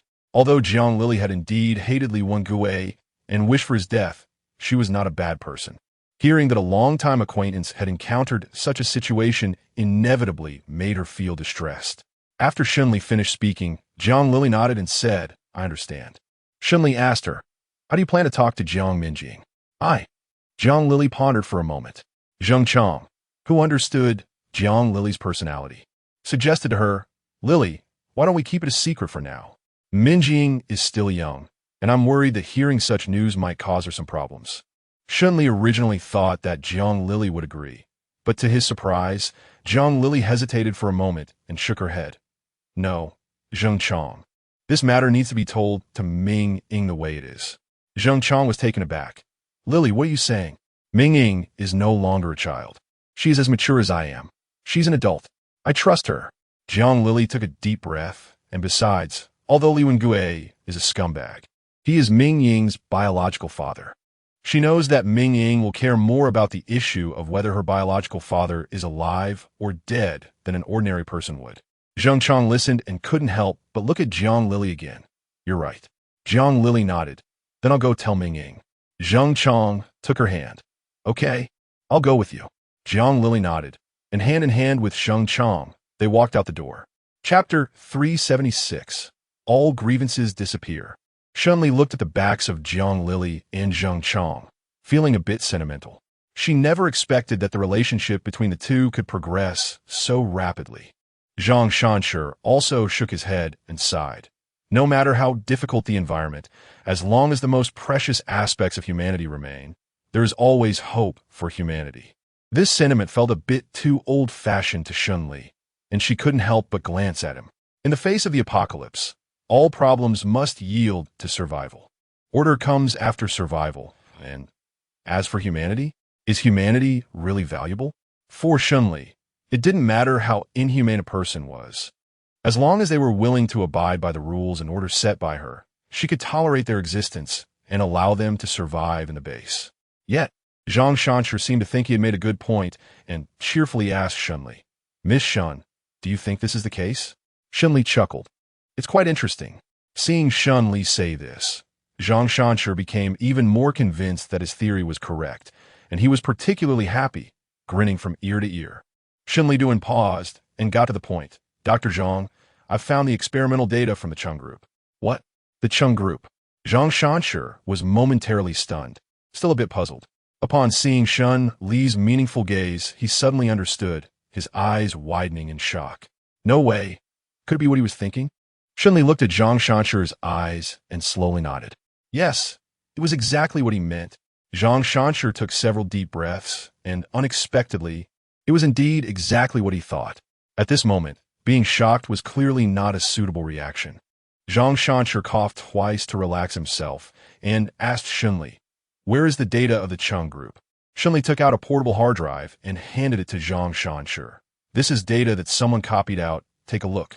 Zhang Shanshi received the hard drive, feeling it warm, likely from Shen Li's body heat. Besides the residual warmth, there were also some mottled reddish-brown stains, probably blood. Remembering what Shen Li had said earlier about Li Wengui's death, Zhang Shanshi sighed, having a rough idea of the source of this hard drive. It seemed that Li Wengui hadn't done many good deeds in his life. And bringing out this hard drive among the few good things he did might be the most significant. This hard drive could definitely save many people. Zhang Shanshi nodded, opened his computer, and began analyzing the data inside. His expression was particularly serious as he looked at the data, sometimes surprised, sometimes nodding, and at other times lost in thought and distress. Shen Li noticed that Zhang Shanshi's expression was similar to that of himself when he encountered a problem he couldn't solve in high school. It was clear that he must have come across some data that he couldn't make sense of. Although there were issues with the research conducted by the Cheng group and the people involved had questionable character, they certainly had remarkable expertise. Otherwise, how could they have come up with such chilling things? Shen Li was not in a hurry, just sitting down beside and waiting. Zhang Shanshi looked for a long time, beads of sweat appearing on his forehead. "It's nothing," Shen Li smiled. "Dr. Zhang, let me ask you, can you handle this data by yourselves?" "Ahem, well." Zhang Shanshi coughed slightly in embarrassment, rubbed his nose, and said honestly, "This data is beyond my ability to handle." Shen Li nodded, not surprised by this conclusion. "Dr. Zhang, if you had better equipment, could you handle this data?" "I see." Shen Li nodded. "I have an idea now." Zhang Shanshi sighed, thought for a moment, and quietly asked Shen Li, "Miss Shen, how do you plan to handle this matter? Why not find a top researcher from outside to come over?" Shen Li chuckled. "Frontline researchers are not like radishes in the field that could just be picked whenever. This matter depends on fate." Zhang Shanshi thought for a moment and sighed. "Well, that seems to be the case. I guess I was too simplistic in my earlier thinking." Shen Li waved his hand and said, "No matter what, I will do my best to handle this matter, so you can rest assured." Zhang Shanshi replied with a hum. "Then I'll trouble you." "It's nothing." Shen Li waved her hand and got up to leave Zhang Shanshi's side. Finding a frontline researcher to study this data was actually Shen Li's own wish. The information from the Cheng group was like a treasure mountain to her. If she entered the treasure mountain but came out empty-handed, it would be a huge blow to Shen Li. Shen Li would never tolerate such things happening. She felt that she really needed to find someone to analyze this data. At the same time, the Cheng group was also in a state of chaos. Cheng Jiarui was burned, Liu Wei was executed by Cheng Jiarui himself, and many frontline staff downstairs were also affected by the fire, burned alive. These events were too bloody and bizarre, and occurring in such a short time made everyone in the Cheng group feel anxious. Cheng Jiarui had just recovered from high fever, and right after that, he encountered burns. He was also having a hard time, constantly cursing with a grim face.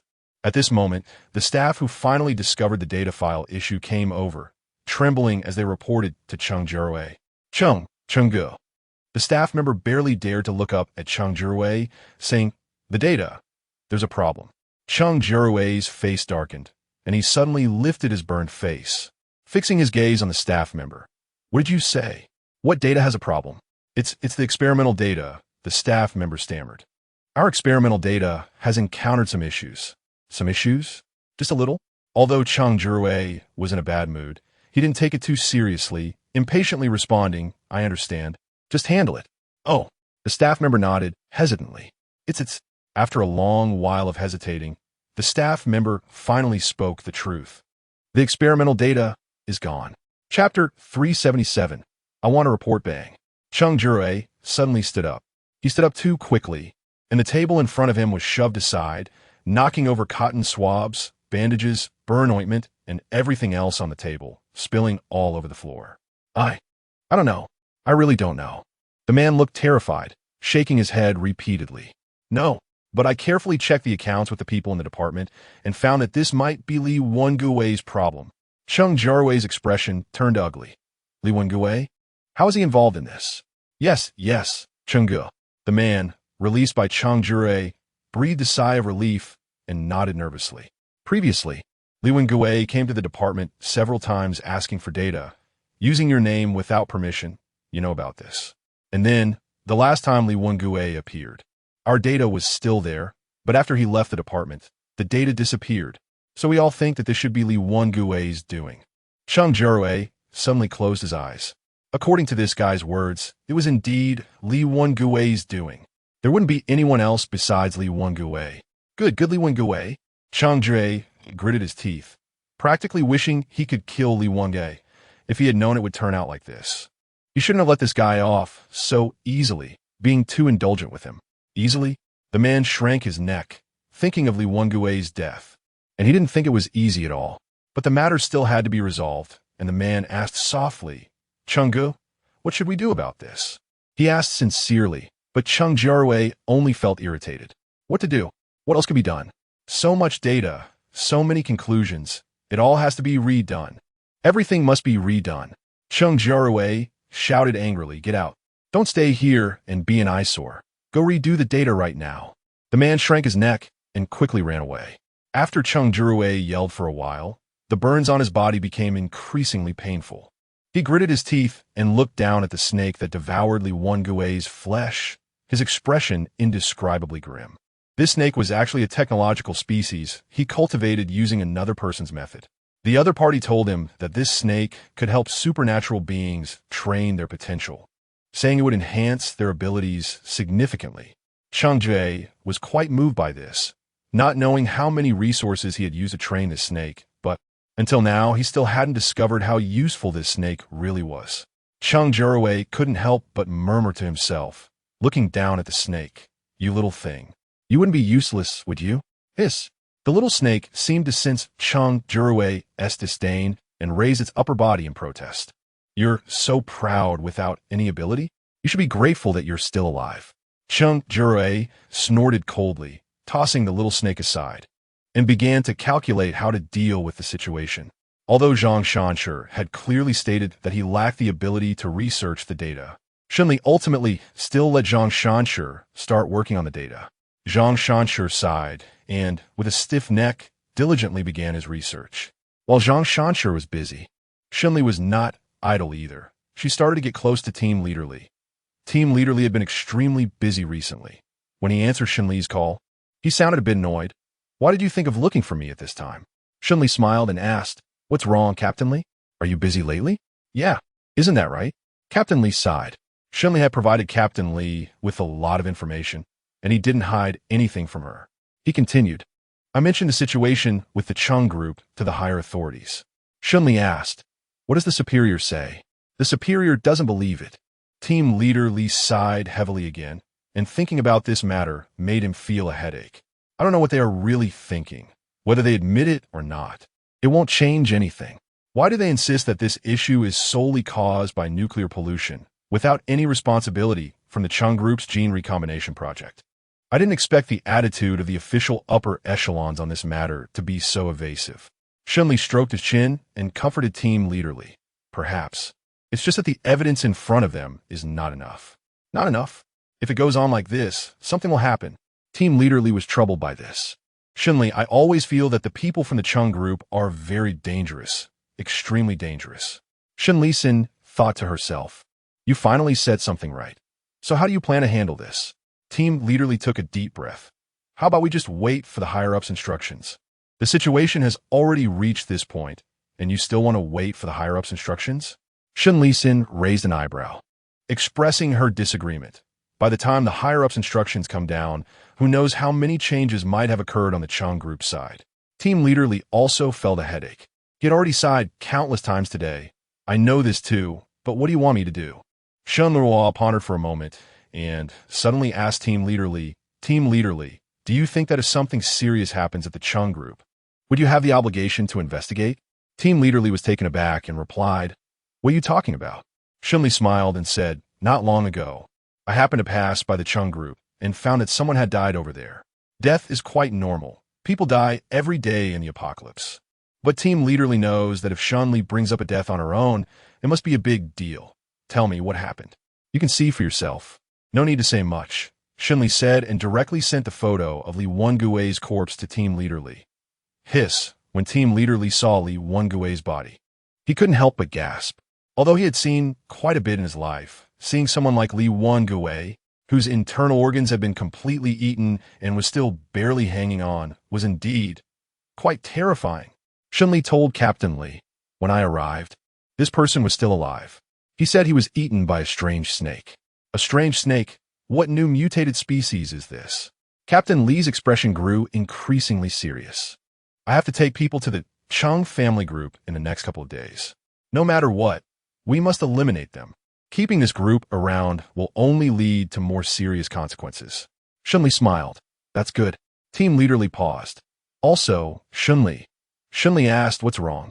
Team Leader Li pondered for a moment and truthfully told her about his situation.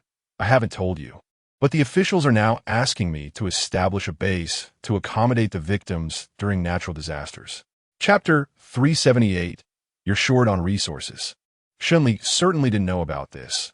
The order given to Team Leader Li by the officials was probably classified. However, since Team Leader Li was willing to share this matter with her, he must have his reasons. Shen Li was an astute person and never asked too many questions. So, what then? The Cheng group was a behemoth, and dealing with such a monster would surely require a lot of effort. Team Leader Li's tone was very serious. "My resources are actually quite limited. If we focus on eliminating the Cheng group, we might not be able to manage these other matters." Shen Li raised her eyebrows, sensing a hint of possibility in Captain Li's words. After a pause, she asked, "Captain Li, do you mean that you want me to set up an official base?" Cough. Cough. Captain Li didn't expect Shen Li to be so direct and ambitious, and he was momentarily taken aback. "What are you thinking? If you want to establish an official base, you need to have the resources for it, but you don't have any." Shen Li wasn't angry, just lazily smiled and said, "If you don't try more, how would you know there's nothing? There's really nothing to try. Right now, who can establish this base?" Team Leader Li sighed and said, "Let me be honest with you. A few days ago, the boss of the biggest real estate company in Jiangsheng also came to see me, asking the same questions as you." Shen Li was a bit surprised. "Oh, the president of a Ning corporation, right?" "Yes, that's him." Team Leader Li nodded. "I don't need to elaborate on the social status and resources of the Ning corporation's president in Jiangsheng. If he couldn't secure this project, you shouldn't get too excited thinking that you are qualified to obtain it." Shen Li's eyes darkened. "So that's how it is." Team Leader Li coughed, feeling a bit worried that he had been too harsh with his words, and softened his tone a bit. "Although I don't have high hopes for your plan to establish an official base, I think you can set up a small base. Later, you can follow the official procedures, and it would be considered one of the officially recognized bases. This way, your base can receive more benefits in the future, which is a good thing." Shen Li smiled. "I understand." Team Leader Li responded with a sound. "That's good to know." Shen Li paused and then asked with great interest, "By the way, Captain Li, I have another question." "What question?" "Go ahead." "It's just that," Shen Li coughed lightly. "After getting some official background, can my base receive any benefits from the authorities? For example, more resources or something like that?" Captain Li was taken aback. "Shen Li, are you short on resources?" "No way. You've been able to take care of those disaster victims for such a long time without bringing up any resource issues. It doesn't seem like you're lacking resources." Captain Li furrowed his brows in thought, and besides, Shen Li didn't seem like those extremely low-quality lunatics who would abandon ordinary people at the first sign of trouble. He had principles. If it weren't for his principles, Captain Li wouldn't be able to collaborate with him. Sure enough, Shen Li smiled and denied it. "If you say I'm lacking resources, then not really. But for any base, resources are like Han Xin leading troops. The more, the better. Who would complain about having too few resources?" "Captain Li, get lost." Shen Li laughed heartily. Team Leader Li hung up the phone with a dark expression. But after thinking about Shen Li's words, he felt somewhat relieved. The information revealed by Shen Li indicates that she is not lacking supplies for the time being. With that, Team Leader Li feels much more at ease. Next, he plans to focus all his attention on eliminating the Cheng group. Team Leader Li takes a deep breath, nods, and steps outside to call his subordinates. Prepare. Get ready. His subordinates are startled by Li's sudden command. Prepare for what, team leader? Li clenches his fist, be ready to strike at any time. This time, we must find the Cheng group and eliminate this evil force in one fell swoop. Inside the Cheng group, Cheng Jiarui is on the phone. Rarely does Cheng Jiarui's face lack the usual ruthlessness and volatility. Instead, it is filled with urgent humility and flattery. Yes, I know I was a bit impulsive, but it was an act of desperation. Can you forgive me? I have the capability. I just want to eliminate future troubles. Isn't killing them the best way to ensure no future issues? Dad, I'm sorry, I know I was too impulsive. Cheng Jiarui is almost in tears, wishing he could kneel before the man on the other end of the line. After a long stalemate, the man finally speaks coldly from the other end. In that case, you should prepare well. Cheng Jiarui is overjoyed, Dad. Does that mean you forgive me? The tone on the other end becomes even colder, seemingly impatient with Cheng Jiarui's inability to grasp the main point. These are trivial matters. The key is that you need to prepare well. Cheng Jiarui is confused. Prepare for what? Prepare to leave here at any time. The man tells Cheng Jiarui. Before long, official personnel will come here. If you don't want to be caught, you need to leave quickly. Official? Will the officials really come? Not to mention that his choice of location was very careful, ensuring that official drones and radar could not detect this place. Even after the natural disaster, he had erased all traces of himself and the Cheng group's existence. Logically, the officials should not even know about the Cheng group. Cheng Jiarui furrows his brow. Dad, this shouldn't be the case, right? He feels that his father's worries are somewhat unfounded. After a moment of silence on the other end, the tone turns cold. Cheng Jiarui, just do what I tell you to do. Don't question my decisions. I know, but Dad. Beep, beep, beep. The busy signal comes through the phone. Cheng Jiarui is bewildered for a moment and hangs up the phone with a bit of displeasure. His father still does not believe him, but it doesn't matter. He believes that soon he will provide a satisfactory answer to his father, although he does not agree with his father's thoughts. Cheng Jiarui reluctantly informs everyone to prepare for relocation. When the members of the Cheng group hear that they're going to leave, they are all dumbfounded. It feels too rushed to be talking about moving at this time. Brother Cheng, do we really have to leave like this? We have worked hard to establish our roots here. If we leave now, to put it bluntly, our experimental animals will all die. Cheng Jiarui has little patience for these complaints, his face turning cold. Who is the boss of the Cheng group? You or me? Do what I tell you to do. Do not question my decisions. Chapter 379. Assemble to attack the Cheng group. As for Cheng Jiarui's words, everyone can only stare in disbelief. But what can they do? After a moment of silence, they can only lower their heads and endure it, following Cheng Jiarui's orders. As they pack up and prepare to leave, Cheng Jiarui, already impatient, takes the small snake and a few important figures to leave first. Once Cheng Jiarui leaves, the pace of packing among the others immediately slows down. Everyone has their own opinions about Cheng Jiarui's decision, and since they don't understand why he made this choice, they intentionally slowed down their packing. After all, who knows? What if Cheng Jiarui changes his mind? At this moment, Team Leader Li arrives with Shen Li. He and Shen Li sit in the car, looking at the building from a distance, still somewhat in disbelief. This building looks like it's about to be abandoned. Are you sure this is the Cheng group? Shen Li was wearing a gas mask and thick bulletproof clothing. When Team Leader Li called her name, she nodded. Team Leader Li twitched the corner of his mouth. All right then, Sister Yao. Shen Li nodded and asked Team Leader Li. Charge? Charge! With a command from Team Leader Li, he shouted into the walkie-talkie. Following Li's order, all the official personnel from the two buses rushed down. They gathered at the entrance of the Cheng group, where Shen Li raised his gun and shattered the electric meter at the door. With a bang, all the lights in the building went out, and screams erupted inside as those who hadn't managed to escape were thrown into panic and distress. Let's go right now. Team Leader Li nodded seriously and led Shen Li and the others into the building. Most of the staff inside the building were actually civilian personnel, as Cheng Jiarui had taken away the vast majority of the bodyguards capable of resistance. Because of this, Team leader Li and his team encountered little resistance on their way up, and they smoothly reached the top floor. The top floor was where the laboratory was located. Shen Li glanced in the laboratory, narrowing his eyes slightly. Over there, it might be the Cheng group's laboratory. Seeing everyone nodding, Team leader Li took a deep breath. Let's go in. Everyone entered the laboratory together. Inside, there were only a few frail technicians wearing black-rimmed glasses.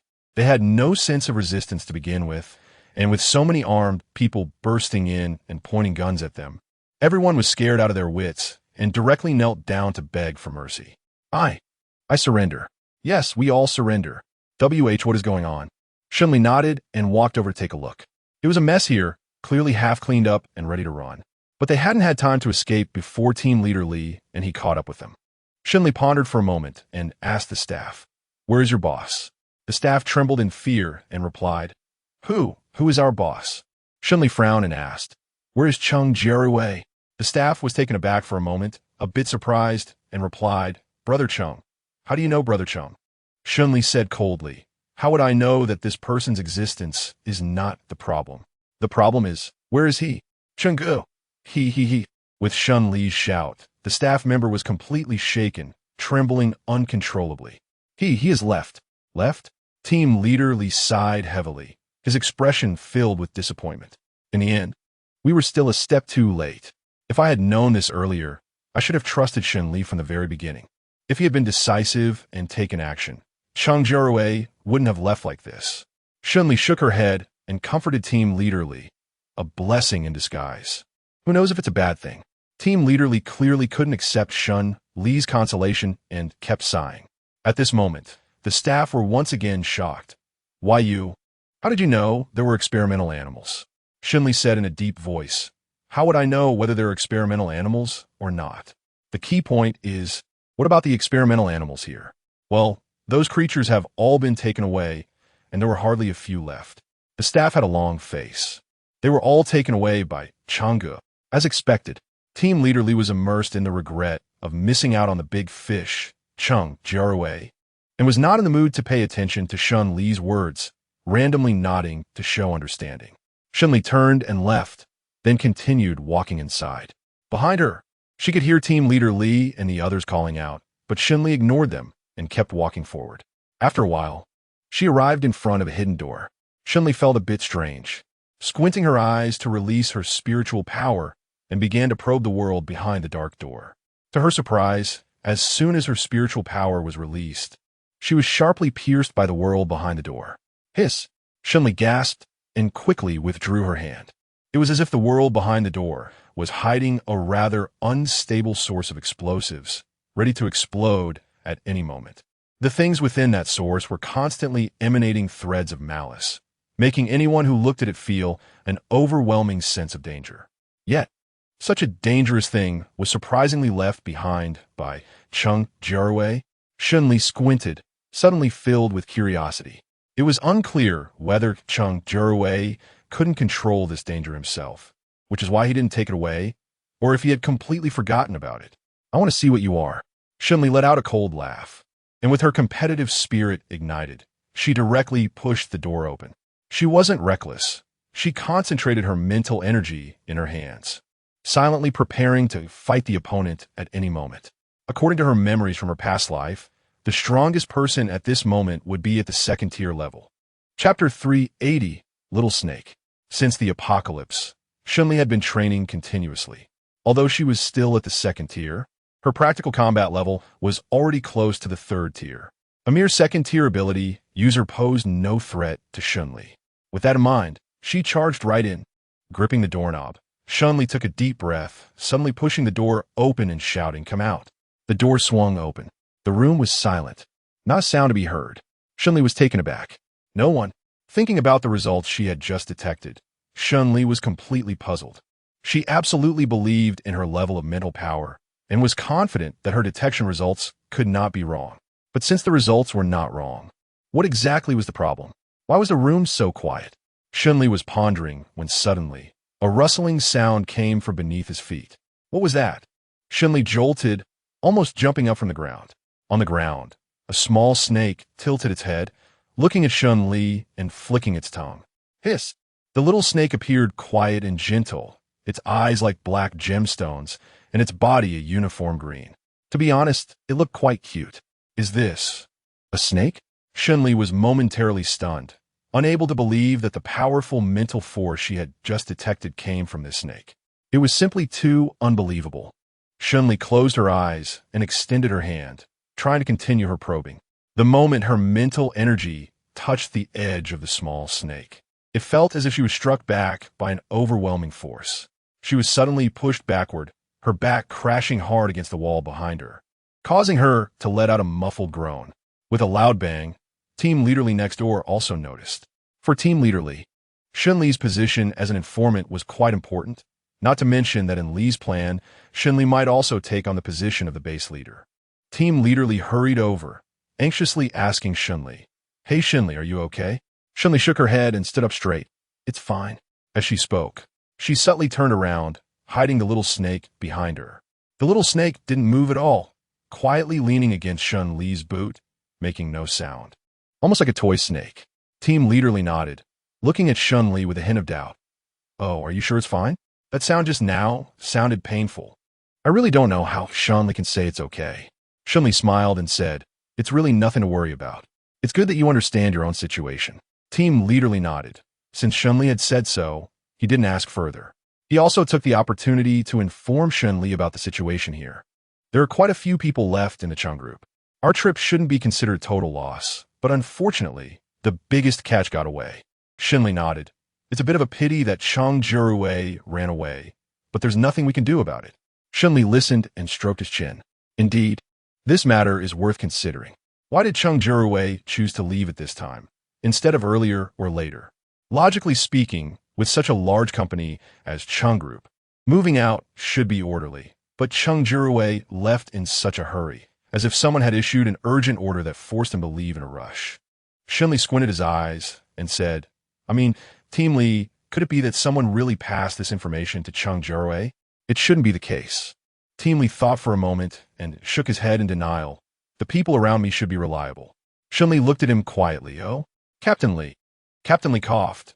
"Well, maybe not everyone around me is that reliable. But even so, who is Cheng Jiarui in contact with? To put it bluntly, he's just a businessman. Although businessmen have money, the social resources they control are not that many. Right now, there are only a handful of businessmen who have close ties with us officially, and Cheng Jiarui is definitely not one of them." Shen Li proposed a possibility. "Perhaps you don't think highly of Cheng Jiarui, but your subordinates might." Team Leader Li disagreed. "That's not possible. My subordinates aren't that short-sighted."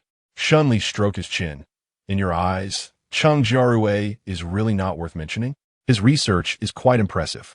I'm not saying he isn't capable, but no matter how capable he is, he's still a bug in the gutter." Team Leader Li sneered. "None of his work can stand the light of day. Once the sun comes out, people like him will disappear completely, just like dirty snow that has been stepped on all winter." Shen Li nodded and hummed in agreement.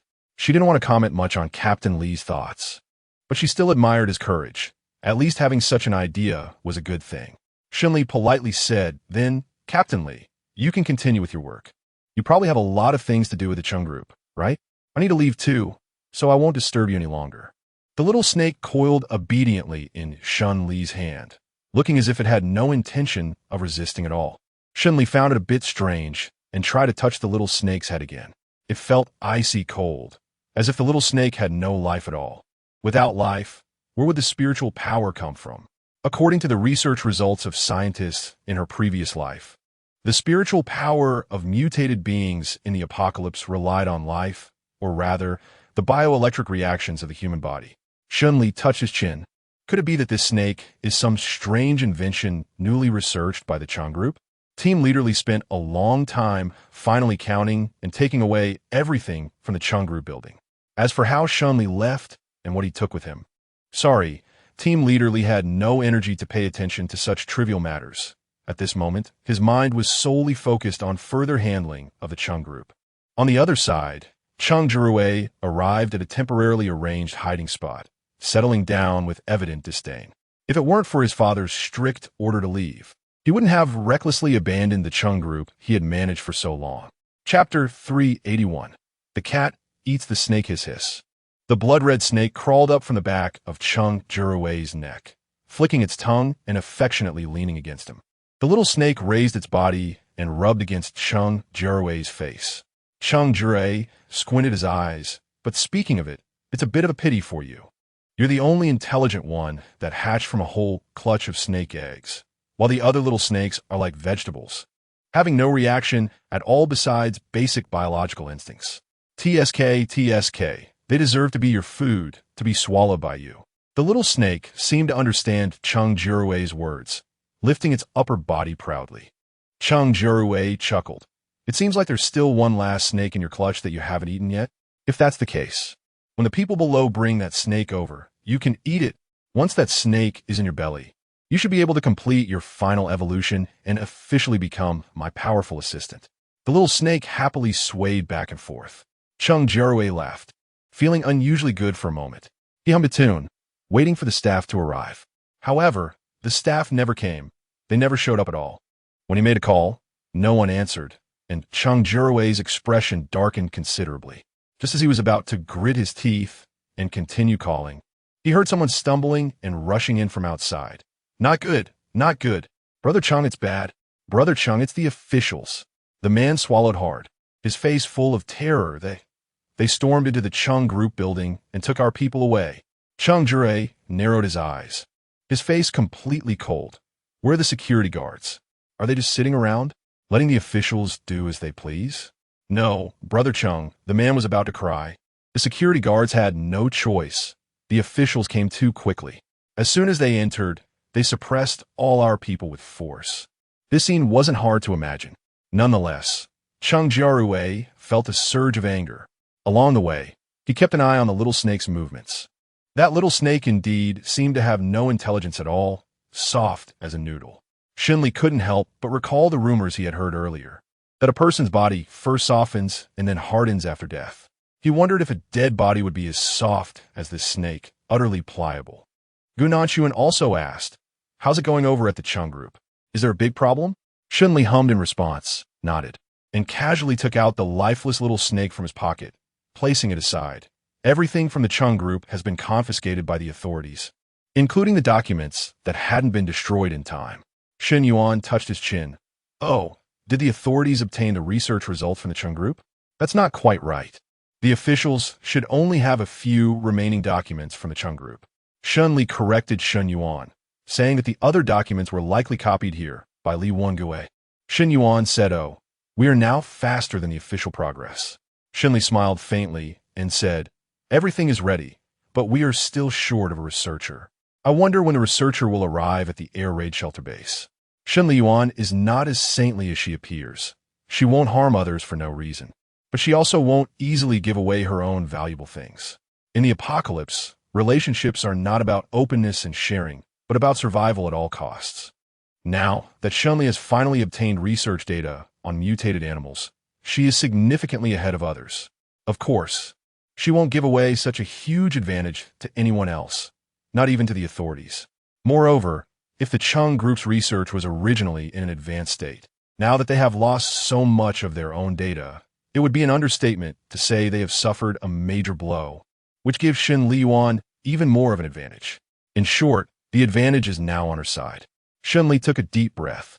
However, the authorities should obtain some mutated animals belonging to the Cheng group. I think they will discover some patterns of mutation transmission. Since that's the case, I'll do them a favor and inform them of the parts that have the greatest impact on ordinary people. Shen Yuan was listening to Shen Li's thoughts when he suddenly caught a glimpse of the Maine Coon cat, Mimi, chewing on something. Upon closer inspection, Shen Yuan was instantly shocked. "Oh no, Mimi." Shen Li's attention was also drawn over. "What's wrong with Mimi?" Seeing Mimi's appearance, Shen Li was startled. He saw Mimi chewing on the little snake that Shen Li had just taken out. The little snake's body was completely in Mimi's mouth. It remained completely still and showed no signs of resistance. Shen Yuan rushed up and pulled the little snake out of Mimi's mouth, saying, "Mimi, spit it out." Meow, meow. Mimi let out a dissatisfied cry and struggled to the side. Chapter 382. I will help you. Shen Li watched in astonishment from the side. Shen Yuan was straining with all his might to compete with Mimi for the snake. The more he pulled, the more Mimi felt it was something valuable, and the more eagerly she tried to eat it. However, Shen Yuan was still mindful of being an ability user and didn't dare to pull too hard for fear of hurting her. So as he was tugging, with a sudden slurp, the snake was completely swallowed by Mimi. Shen Li, Shen Yuan. Gu Nanchuan's lips twitched slightly as he frowned and calmly asked, "If it has been consumed, can it be spit out?" Shen Li's expression was subtle for a moment. "This shouldn't be possible." "I see." Gu Nanchuan nodded thoughtfully. According to research findings from later generations, the mutations in animals primarily occur due to the recombination of DNA chains within their bodies. If that's the case, theoretically, as long as Mimi's mouth and esophagus have no wounds, she should be able to completely digest this snake smoothly. Shen Li carefully thought about Gu Nanchuan's logic, and it seemed to be true. "Let me see if Mimi has any wounds." Gu Nanchuan responded with a hum.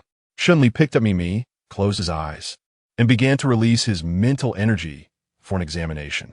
Mimi let out a couple of grumbles, feeling a bit uneasy, but did not resist while being held by Shen Li, obediently leaning against his chest. Mimi sensed Shen Yuan's reproach and tried to hide itself in Shen Li's embrace. However, its size was indeed a bit large, and after snuggling for a while, it still couldn't hide at all, with its backside sticking out. Shen Yuan was angry and walked up to Mimi, giving her a slap on the butt without hesitation. "Fool! Still hiding. Mimi!" "Woo meow." Shen Li found it a bit funny and stopped Shen Yuan. "Forget it, brother, why bother with it? It's not about bothering with it. It's that this guy shouldn't be eating random things." Shen Yuan was worried earlier, and now he was filled with anger, glaring at Mimi. "Well, look at you. Eating so happily, huh? Meow." Mimi seemed to realize she was in the wrong, pitifully lying in Shen Li's arms, covering her ears with her paws. Not daring to face it, Shen Li couldn't help but laugh. "Forget it, brother. Mimi knows she was wrong." Shen Yuan curled her lips. "It knows it was wrong, but will it still eat things recklessly next time?" "Mimi, meow meow." The Maine Coon moved its head around, as if pitifully saying to Shen Yuan, "I won't do it again, I'm sorry." Seeing this, Shen Li and Gu Nanchuan both chuckled. Not to mention them, even Shen Yuan, who had just insisted on reprimanding Mimi, couldn't help but laugh. Laughing aside, a moment later Shen Yuan suddenly realized, "Hey, you guys, I have to say, Mimi's appearance just now really looked like it had turned into a spirit."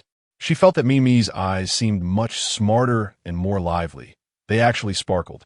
Seeing that Shen Yuan was no longer holding a grudge, Mimi rubbed against Shen Li's leg and acted cute. "Boo-hoo. The owner is still the best and the gentlest." Shen Li gently nudged Mimi's little head, pushing her aside to Zhang Shanchu's side. Zhang Shanchu was currently busy, completely overwhelmed. When he saw Shen Li approaching, he raised his head in distress and complained, "Miss Shen, you really need to help me think of a solution. I'm swamped with research data and treating patients. I'm being made to do everything. I'm just a regular person. No, even if I were an ability user, I still couldn't handle it.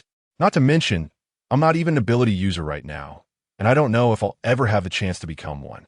Shen Li reassured Zhang Shanchu, it's okay, don't worry. Your reinforcements will be here soon." Zhang Shanchu fell silent for a moment. Shen Li's tone was all too familiar to him, reminiscent of those bosses before the apocalypse who loved to make grand promises.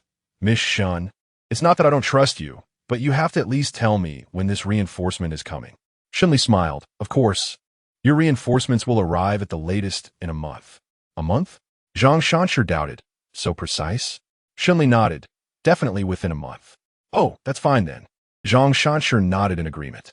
If reinforcements can arrive within a month, then that's acceptable. Shen Li sat down next to Zhang Shanchu and thought for a moment before speaking. "Dr. Zhang, how many more residents do you think we can accommodate here?" This question was indeed a bit beyond Zhang Shanchu's knowledge. He thought for a moment and shook his head. "I don't know about this, Miss Shen. It's best for you to ask Qian Kaixian. He should understand it better than I do." Shen Li hummed in agreement. "I know I need to ask Qian Kaixian, but I still want to hear your opinion first." "Oh, then I'll share my thoughts." Zhang Shanchu agreed, and after a moment of contemplation stated, "Our base might not be able to accommodate too many people. We already have about 400 people here. Adding another 300 might be the limit. And this doesn't even include the logistics and supplies." The logistics and supplies are managed by Qian Kaixian. So, Miss Shen, if we continue to develop, we will need to expand additionally. Shen Li listened to Zhang Shanchu's words and nodded slightly. Zhang Shanchu's judgment actually matched her impression. I understand. She nodded to Zhang Shanchu in acknowledgement and stood up to leave. Suddenly, Zhang Shanchu called out, Miss Shen, what's wrong? Shen Li asked, does Dr. Zhang have something else? Zhang Shanchu took a deep breath and suddenly asked Shen Li, according to Miss Shen's opinion, how many people should this air raid shelter be expanded to accommodate? Shen Li was taken aback for a moment and smiled. What do you think? I think Miss Shen probably wants quite a lot of things. Zhang Shanchu paused, looked at her sincerely, and continued, however, Miss Shen, in this environment where hope is nowhere to be seen, without a doubt, you're the most suitable leader among those people. This surprised Shen Li a bit. I didn't expect Dr. Zhang to think so highly of me. That's only natural. Zhang Shanchu smiled. Miss Shen, whatever you need me to do next, I will help you and make sure you achieve your goals. Shen Li glanced at Zhang Shanchu, remaining silent. In fact, she was a bit surprised by Zhang Shanchu's sharpness. She had thought he was just a decent person with some skills, but it turned out he was quite clever. Chapter 383, The Mutated Snake. However, this wasn't a bad thing. As Shen Li walked out of Zhang Shanchu's small clinic, she silently reflected that it was fortunate she had been sincere with him earlier and had never shown a cold-blooded side. Otherwise, he wouldn't be inclined to support her now. He might even rebel in anger. Thinking carefully about recent events, she decided to call Team Leader Li to check in and subtly inquire about the progress on the development of the materials left by the Cheng group. Team Leader Li quickly answered Shen Li's call, as he had also wanted to communicate more with her recently to cultivate the idea of a base on her side. Shen Li, how are things on your end? Everything is fine. Shen Li replied with a casual smile. Team Leader Li, I have a few questions to ask you. Sure, go ahead. Since Team Leader Li had opened the conversation, Shen Li felt free to ask. Shen Liqing cleared her throat and asked all the questions she had been saving for a long time in one go, such as who would be competing with her for the base quota next, and what she could do to make the base more competitive, among other things. Of course, Shen Li also made sure to sneak in some personal inquiries, frequently asking about the documentation of the Cheng group. Shen Li let out a soft ah and casually said, I didn't go anywhere, I was just thinking. Just thinking? Was it really just casual? Team Leader Li pondered for a long time with a puzzled expression, eventually admitting to himself that maybe it really was like that. Everyone has their own talents. What might require immense effort for one person could be effortless for another. Perhaps it was the same for Shen Li. While others might take a long time to think before starting from zero to build a base, Shen Li didn't have to do that. Not long after arriving in the apocalypse, she already had her own team and was able to establish a base. This kind of fortune truly isn't something everyone can have. Keep up the good work, Shen Li. The more Team Leader Li thought about it, the more he felt that Shen Li was the chosen one, and he felt gratified. Once you develop your base well, our collaboration can move to the next level. Shen Li smiled. All right, I'll be waiting to continue our cooperation. After a brief and unremarkable call with Team Leader Li, Shen Li hung up the phone. Thinking about the results provided by Team Leader Li, she felt quite pleased. Although there wasn't much information left by the Cheng group, based on Team Leader Li's reaction, it seemed they had already discovered some of the Cheng group's little secrets. A loud drum doesn't need a heavy hammer. Sometimes, it's not necessary to provide too much definitive evidence. As long as you guide the other party to discover the problem themselves, they will naturally think and judge. She believed that with the official strength, discovering the relationship between the Cheng group and the mutated animals would only be a matter of days. While she was happy and cheerful at the moment, Cheng Jiarui was not in the same state. At that moment, in a dark and cramped room, Cheng Jiarui was going crazy. Surrounded by rough bodyguards, there wasn't even anyone to clean up the room. Cheng Jiarui was almost driven mad in this narrow and messy environment, feeling extremely irritable. Useless. All of them are useless. A bunch of good-for-nothings. Cheng Jiarui's eyes were bloodshot as he cursed everything around him frantically. I clearly told them to leave early. Why aren't they going? Why? Everyone around him was trembling, and no one dared to speak up. After venting his frustration, Cheng Jiarui's gaze turned to his phone with a fierce and frantic look. Right, the phone. The reason he had become like this was also due to receiving this news too late. If only he had received this information earlier. He would be so passive now. Just then, the phone rang suddenly. Dingling. The sound was incredibly dull in the cramped space, almost like a soul-stirring bell. Cheng Jiarui froze for a moment, looked down at the caller ID, and answered the call. Father. A cold male voice came from the other end. The Cheng Group's business, built over so many years, is gone? Yes, father. Cheng Jiarui could only admit it reluctantly. But it wasn't what I wanted. I had no choice. You don't know the current situation of the Cheng Group. Father. Although Cheng Jiarui had many complaints about the man in his heart, when he truly heard the man's criticism and dissatisfaction, he panicked. Please, don't say that. I will work hard to change. The man sneered. You better work hard to change. By the way, what about subject one? Speaking of this, Cheng Jiarui breathed a sigh of relief. Father, rest assured, subject one is still safe with me. That's the best.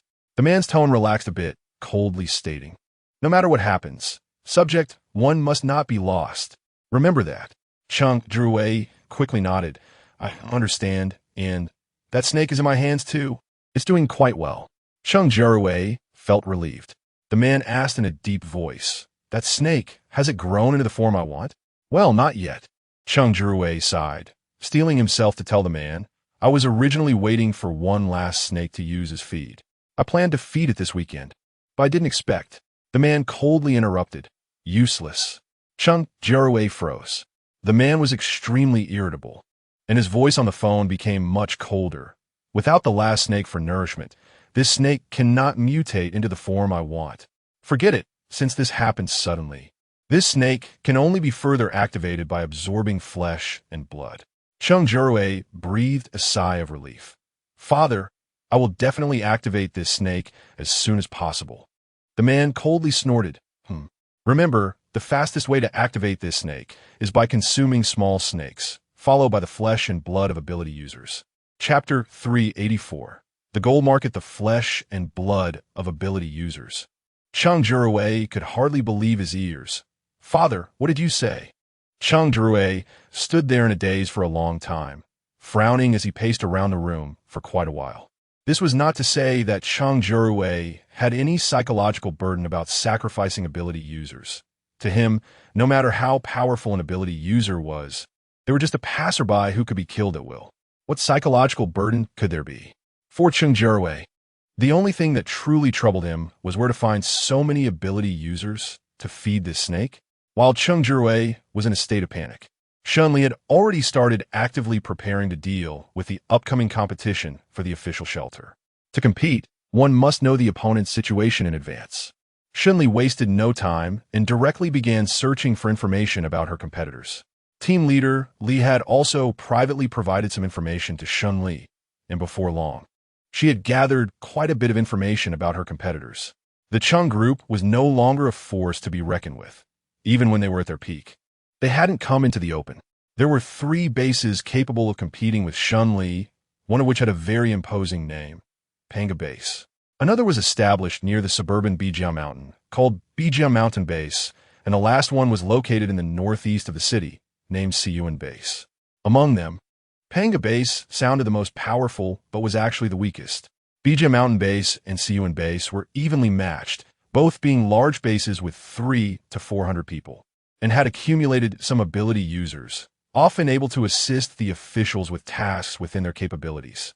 When Xin Yuan heard this news, he was a bit surprised. A base with 300 or 400 people, can that really be considered large? He originally thought that only bases with tens of thousands or hundreds of thousands of people could be classified as large bases. Shen Li explained, Brother, that's not how it works. Right now, each base is still in its early stages, and such bases won't keep too many idle people. They will prioritize recruiting ability users and labor force. Xin Yuan let out a sound of realization, frowning. Out of hundreds of people, how many of them are ability users? Shen Li thought for a moment and shook his head, saying, Right now, there aren't many. After all, there are only a few people who have awakened their abilities so far. But as more ability users gradually emerge, each large base will at least have 100 ability users, and these ability users will be the absolute main force within the base. Shen Yuan expressed his understanding. Then, what about non-ability users? Non-ability users. Shen Li smiled. In the apocalypse, people only have two choices, either to be an ability user or a labor force. Shen Yuan was taken aback for a moment. When he came to his senses, he immediately noticed the cruelty behind Shen Li's words.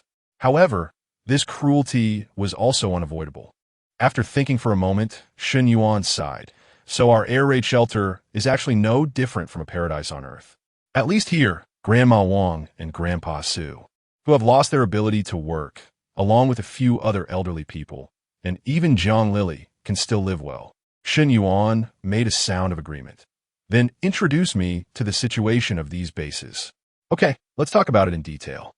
Shen Li nodded and began to introduce the situation in an orderly manner. The person in charge of the Panga base is a woman in her 40s, surnamed Guan, known as Sister Guan. It is said that she's a tough character who doesn't say much.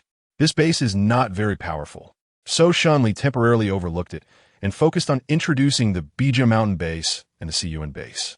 The Bija Mountain base is run by a retired Special Forces soldier, who was reportedly a king of soldiers before retirement.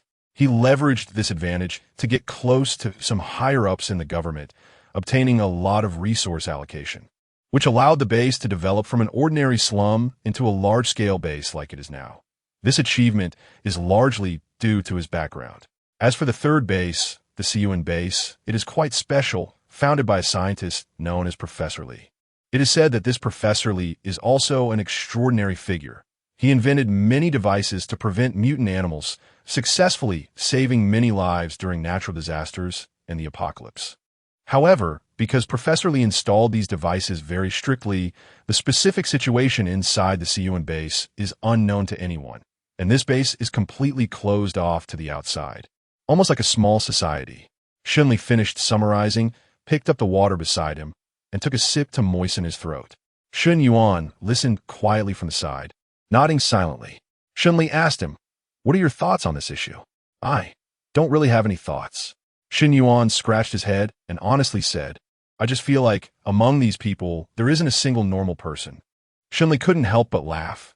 It's not easy for a normal person to survive for such a long time in the apocalypse and still live comfortably. Shen Yuan thought for a moment. "It seems that way." Shen Li nodded. "I plan to take the initiative to go out these days and interact with the people from these bases. What do you think?" Shen Yuan quickly agreed. "Okay, let's give it a try." Gu Nanshuan pondered for a moment. "They might not be willing to you." Shen Li smiled slightly. "It's okay. Even if the final answer I get is a rejection, there will always be some information revealed during the rejection process." Gu Nanshuan raised an eyebrow. "That makes sense." "Of course." Shen Li smiled slightly, confidently preparing to contact the people from those bases. Shen Li was quite fast and soon got in touch with the decision-makers of the three families.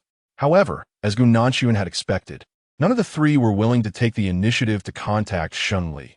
Shen Li didn't care about it, shrugged, and said nothing more. Chapter 385. The Food Crisis at Panga Base. Shen Li smiled faintly. "Brother, I understand what you mean, but don't you think that among all the bases, the attitude of the people at Panga Base is the worst?"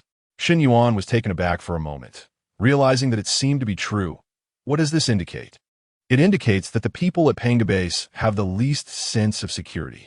Shen Li smiled, saying that small animals, when facing their natural enemies, will try to puff up their fur to make themselves look bigger, and sometimes this can scare off their predators. Shen Yuan Liao ran. "Are you saying that the people at Panga Base are worried that their strength is too weak?" "Most likely." Shen Li nodded firmly. "And if I were Sister Guan from Panga Base, I would also suspect that my strength is too weak and has drawn attention." Gu Nansun looked down at the map and suddenly spoke. Looking at the map, Sister Guan, the position of Bija Mountain Base and CUN Base are all very close. "What?" Shen Li looked down and found that it was indeed the case. She frowned and pondered. It seems that the people at the CUN Base usually don't like to come out and interact with others, but over at the Bijayashan Base. "What do you think? Did Sister Guan have some unpleasant experiences when interacting with the Bijayashan Base?" Gu Nanshuan nodded. "It's very likely." Shen Yuan seemed to ponder for a moment, then silently nodded, acknowledging that this matter was indeed very likely. Shen Li paused. "Perhaps we should actually get in touch with Sister Guan. When he was in school, Shen Li learned about the concepts of alliance and counterbalance. In simple terms, the so-called alliance and counterbalance is about uniting weaker forces to surround stronger ones. If the Banjia mountain base is indeed not a good thing, then Shen Li wouldn't mind helping Sister Guan. Gu Nin asked, "Have you thought about how to approach the Panga base?" Shen Li waved her hand, saying that there were plenty of reasons for this, and she couldn't be bothered to look for another one. Isn't it simple? With the natural disasters reaching this point, I can't believe there are people who aren't lacking food. Gu Nanchuan raised an eyebrow. But what if Panga base really doesn't lack food? Even if they don't lack food, I still don't believe they wouldn't lack seeds. Shen Li was confident about this, stating that under such conditions, seeds that can yield results are equivalent to hope. And no one can refuse that. Gu Nanchuan looked at Shen Li deeply. So, are you planning to provide them with seeds? Shen Li smiled. Some seeds can be sown season after season, but some seeds can only be sown for one season. Gu Nanchuan, can you guess which type I will give to the Panga base? Gu Nanchuan instantly understood. He slightly curved his lips and nodded. Sure, you've thought it through. Shen Li nodded. Get ready. We're leaving tomorrow. Okay. Gu Nanchuan nodded and strode toward his room. At this moment, the atmosphere at the Panga base was indeed quite poor. However, the messages displayed on Sister Guan's phone were not from Shen Li, but from the head of the Bijiao mountain base, the former soldier Wang Gu Xiaoyuan. Gu Xiaoyuan, although you have been married before, I don't mind. We should join forces and merge our two bases into one, so we can maximize our advantages. Gu Xiaoyuan. Sister Guan, are you listening to me? Gu Xiaoyuan. Guan Mulan, don't think you're being too picky. Let me tell you, since you've been married, you're just a withered flower. What qualifications do you have to be choosy? The fact that I'm letting you into my home to be one of my women is already giving you face. Don't push your luck. If you anger me, I'll just take over your Panga base and drive you out completely.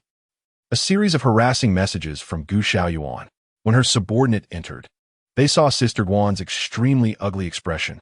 The subordinate sighed, feeling uncomfortable seeing Sister Guan like this, and tentatively suggested, Sister Guan, why don't we just scold Gu Xiaoyuan and make him back off? Just like we did with Shen Li earlier? Sister Guan was taken aback and shook her head without thinking. No.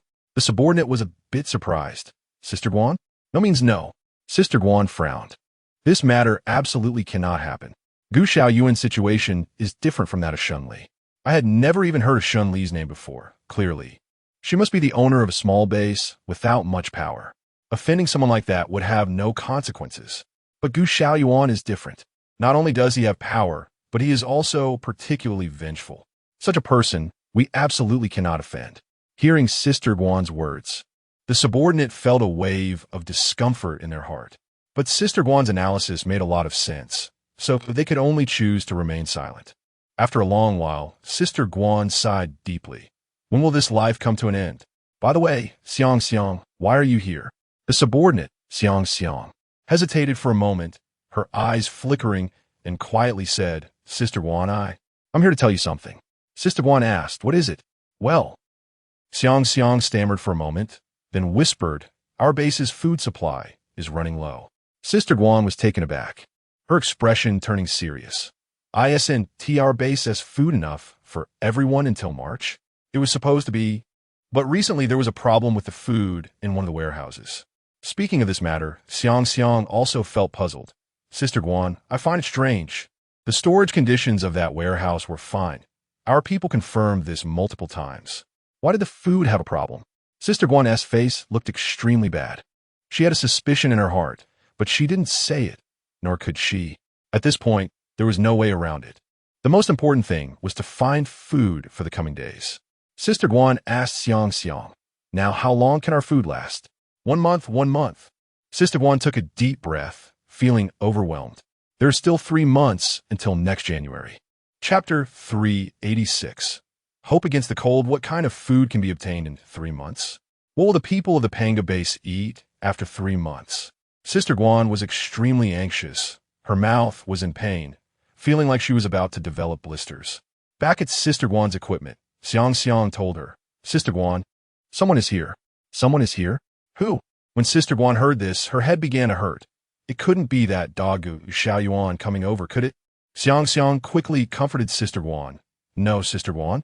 Gu Xiaoyuan doesn't have the guts to come out from his base and come here to make a fool of himself. It's a different group of people. Sister Guan breathed a sigh of relief. Who is it? I don't know either. Xiang shook her head and quietly told Sister Guan. But the few people who came said they brought what we wanted the most. Sister Guan frowned. What is the most wanted thing? If we're talking about what Sister Guan wants the most right now, it must be food. But food isn't something you can just take. In the apocalypse, who doesn't value food more than life? In the end, there is simply no easy way to obtain food in Sister Guan's eyes. But even so, she still had to go see what was happening. What if she neglected the other party, and they, in a fit of anger, teamed up with Gu Xiaoyuan to deal with her? What then? The more Sister Guan thought about it, the more her head hurt, and the discomfort in her heart was indescribable. She sighed deeply. Let us go, let us see. Sister Guan took Xiang and went to the base hall. The Panga base could be considered a small base, built on a fast hotel with a total of 6 floors. And the scale of the Panga base was just these 6 floors, along with a few nearby small buildings. When they arrived at the base hall, which was the former reception of the fast hotel, Sister Guan saw 3 people standing there from a distance. These 3 people had a fierce demeanor, tall figures, and looked well-nourished. Sister Guan frowned at their appearance. After surviving in the apocalypse for so long, she could tell at a glance that these people were not to be trifled with. One was bad enough. They were all not to be trifled with. On the other side, Shen Li also saw Sister Guan's arrival. From a distance, Shen Li noticed Sister Guan's haggard face, her irritable temperament, and the underlying fragility that was not easily noticeable. Indeed, it was fragility. Shen Li squinted, observing Sister Guan's current state. She must be exhausted from the matters of the Panga base. It's good to be exhausted. Sister Guan's appearance indicates that she has weaknesses, and those with weaknesses are the easiest to control. Sister Guan paused and approached Shen Li and the others, cautiously asking, "Who are you?" Shen Yuan pointed at Shen Li and introduced, "This is our sister Yao." Shen Li is currently planning to collaborate with Sister Guan. Since they're going to work together, it's impossible to hide her identity. Otherwise, wouldn't that be too insincere? Upon hearing Shen Li's name, Sister Guan obviously paused for a moment, her expression darkening. "Shen Li, what do you want from me? Do you think my response just now wasn't good enough? And you had to come over to ask me for clarification?" Shen Li smiled and said, "Sister Guan, you misunderstood. I'm not that narrow-minded." "Umph." Sister Guan let out a heavy cold snort, and her gaze towards Shen Li remained full of vigilance. Shen Li smiled and nodded. "I'm here to ask you a question." Sister Guan. Without a second thought, Sister Guan retorted, "Why should I tell you?" Shen Li was not angry, but looked at Sister Guan with a serious expression. "Sister Guan, I think it's not wrong to be a bit tough in the apocalypse, but one shouldn't be rigid all the time. What do you think?" Sister Guan was taken aback. Indeed, this seemingly pampered and tough woman was right. Now was not the time for posturing. The Panga base was not a strong base to begin with. And if she continued to put on airs without considering the actual situation, wouldn't that offend people severely? In fact, Sister Guan didn't care much about offending others, but she was very concerned about whether the Panga base would suffer along with her. If her little emotions caused everyone at the Panga base to suffer, wouldn't that be a sin? After pondering for a long time, Sister Guan coldly snorted with a grim face. "All right, then come in with me." Shen Li chuckled lightly. "I know Sister Guan is an understanding person." "Umph." Sister Guan scoffed at Shen Li's compliment, turned her head, and strode up the stairs. "Let's go, we should leave too." Shen Li greeted Gu Nanshuan and the others and led everyone upstairs. As they made their way up, Sister Guan had everyone sit down. Xiang brought over some water, but Shen Li took a look and didn't drink it. The water appeared to be somewhat dirty, with some dust floating on the surface, far from the standard that Shen Li would choose to drink. Shen Li didn't drink the water. Shen Yuan and Gu Nanshuan also looked at each other. Sister Guan saw this scene, and her expression became increasingly gloomy as she coldly looked at Shen Li. "What's wrong, Miss Shen? Do you not trust my water?" "That's not it." Shen Li shrugged, being very honest about it. "It's not that I don't trust you. I just think it's not worth my attention." Sister Guan.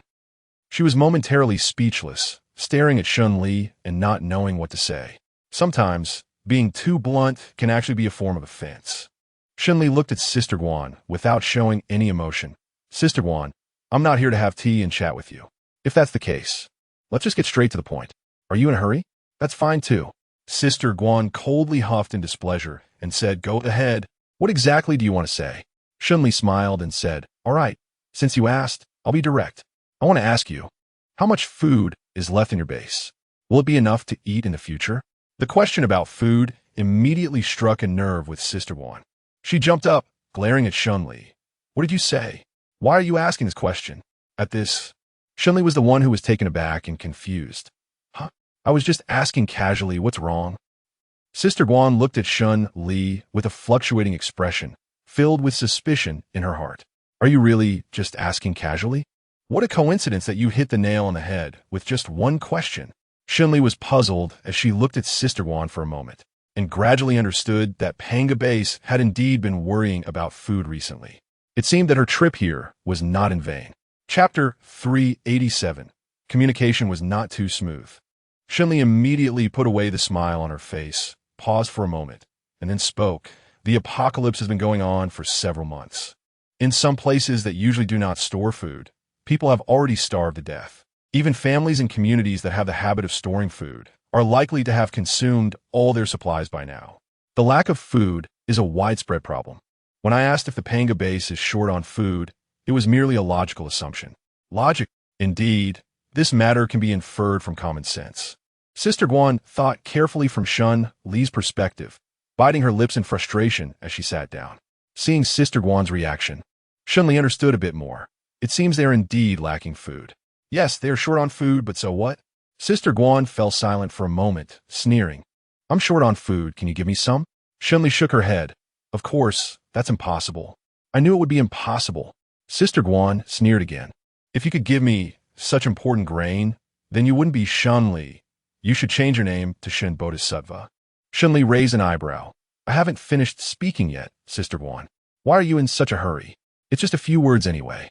Sister Guan glared at Shen Li in anger, paused for a moment, and held back her temper before speaking again. "All right then. Just say what you have to say and leave once you're done." Shen Li smiled. "Although I can't provide you with food for free, I can lend you some food." Sister Guan was taken aback. "Lend?" Shen Li nodded. "Yes, borrow." Sister Guan looked at Shen Li, her expression beginning to darken and fluctuate. "Borrow? How much? How do you plan to borrow?" Shen Li calmly told Sister Guan. "If you don't have food, I can lend you some, and you can return it to me once you grow it." "How can I grow it?" Sister Guan suddenly realized something was wrong as she spoke. "Shen Li, do you have seeds? But with this weather, how can the seeds germinate?" Shen Li smiled. "Since I can say such things, I certainly have ways to handle it." "Sister Guan, you don't need to worry. I will definitely give you seeds that can sprout in this weather." "You." Sister Guan was completely at a loss for words this time. She frowned as she looked at Shen Li, staring for a long time without being able to figure it out. Shen Li asked slowly, "Sister Guan, do you want to agree or not?" Sister Guan gritted her teeth and replied, "I don't have too many thoughts on this, but Shen Li, I'm clear that there are no people in this world who will treat you well for no reason. If it were for no reason, why would you provide me with seeds?" Since Sister Guan had asked directly, Shen Li saw no need to hide and told Sister Zhang, "Of course. I'm not helping you for no reason. I do expect some reward." Sister Guan frowned. "Then what do you need? I hope you can listen to me," Shen Li said with a mysterious smile. "In other words, Sister Guan, I hope our air raid shelter base can cooperate with your Panga base. Of course, I provided you with seeds. I gave your entire base a chance to survive, and the leader of this cooperation can only be me." Sister Guan's face paled. "You?" Shen Li smiled. "I believe my conditions are quite reasonable." Sister Guan remained silent. She stared at Shen Li, her emotions in turmoil. It was undeniable that Shen Li's request was indeed reasonable, but even so, she didn't want to agree easily. Any seemingly harmless condition could potentially lead to an endless abyss. So how could Sister Guan possibly agree? Shen Li saw that Sister Zhang was still hesitating and spoke again. "Since we were talking about this deal, let me say a few more words. The seeds I want to provide you with are cold-resistant potato seeds." Sister Guan frowned. "Potatoes?" "Yes." Shen Li nodded. "Potatoes mature once every 3 months. I don't know if the food in your base is enough to support you for another 3 months. But if you can't even last 3 months, I will definitely provide you with a supply of food to keep your base going." Sister Guan fell silent again. This condition made her very tempted. Shen Li stared at Sister Guan. "How about it, Sister Guan? Have you made up your mind?" Sister Guan gritted her teeth, feeling tempted but unable to agree. After a long while, she finally sighed. I haven't thought this through, but I'll think about it. In the end, Sister Guan still couldn't refuse. Shen Li had already anticipated this outcome. She nodded and stood up, saying, all right, you continue to think it over. I'll be leaving first. Sister Guan remained silent, watching Shen Li and Shen Yuan's group leave. Shen Yuan walked out with a frown. When he went out, Shen Li saw the expression on Shen Yuan's face and couldn't help but ask, what's wrong, brother? Don't you like her? It's fine. Shen Yuan remained silent, indicating that he knew she must have her reasons, but with that attitude, it's really impossible to say that he didn't mind at all. Shen Li laughed. As long as the final goal can be achieved, I don't really care about Sister Guan's attitude. Gu Nanchuan suddenly spoke up. Brother Ru. Shen Yuan frowned and asked, what is up? You can check if anyone has contacted Sister Guan recently. Gu Nanchuan told Shen Yuan that Sister Guan's attitude might be related to the person who contacted her, and the connection could be significant. Shen Yuan nodded in understanding and said, all right, I got it. Shen Yuan, what kind of talk is that? It's just like how he used to always argue with Gu Nanchuan.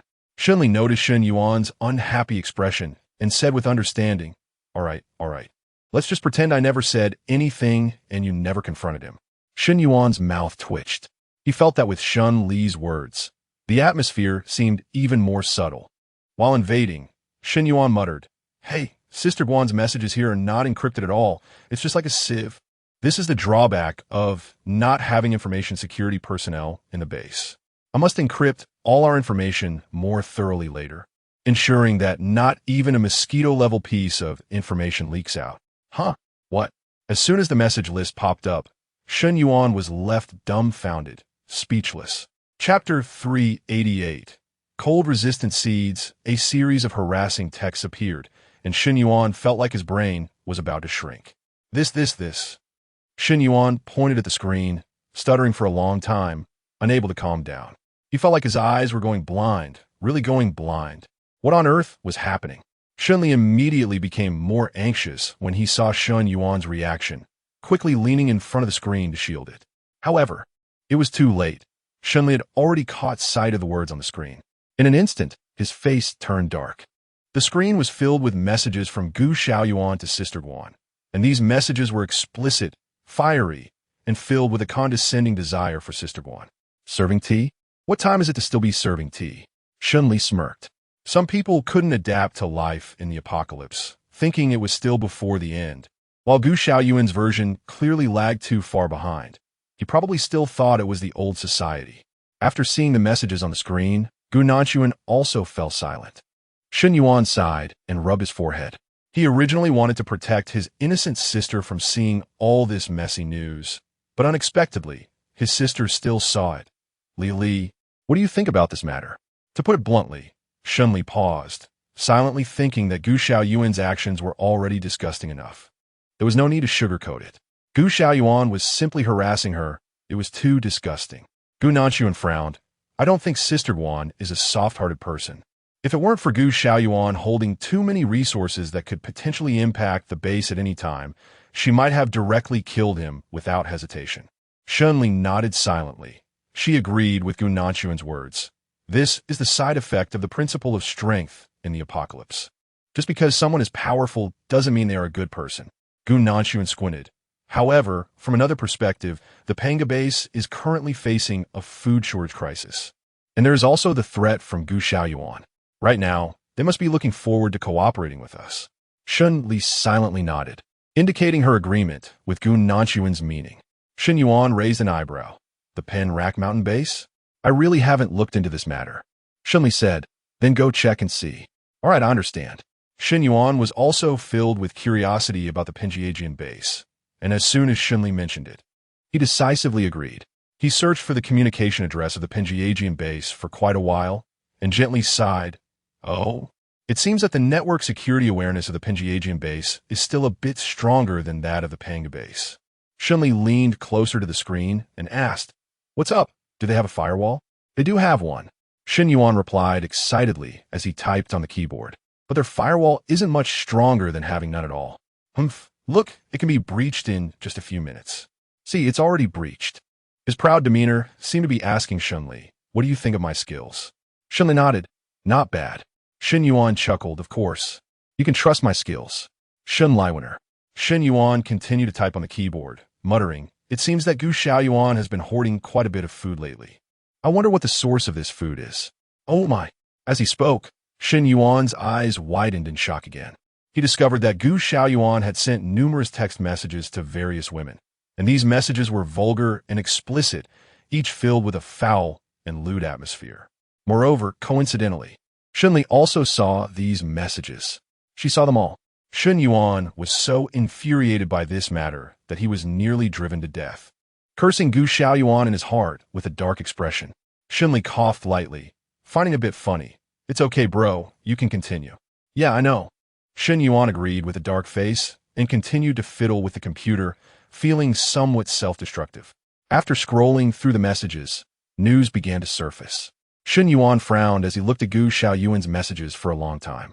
Gradually coming to a conclusion, the grain that Gu Xiaoyuan had inexplicably received earlier must have been obtained through some transaction. Who was the person he traded with?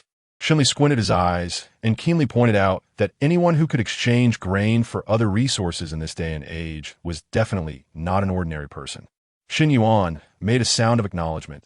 This person, Gu Xiaoyuan called him. Mr. Cheng. Mr. Cheng?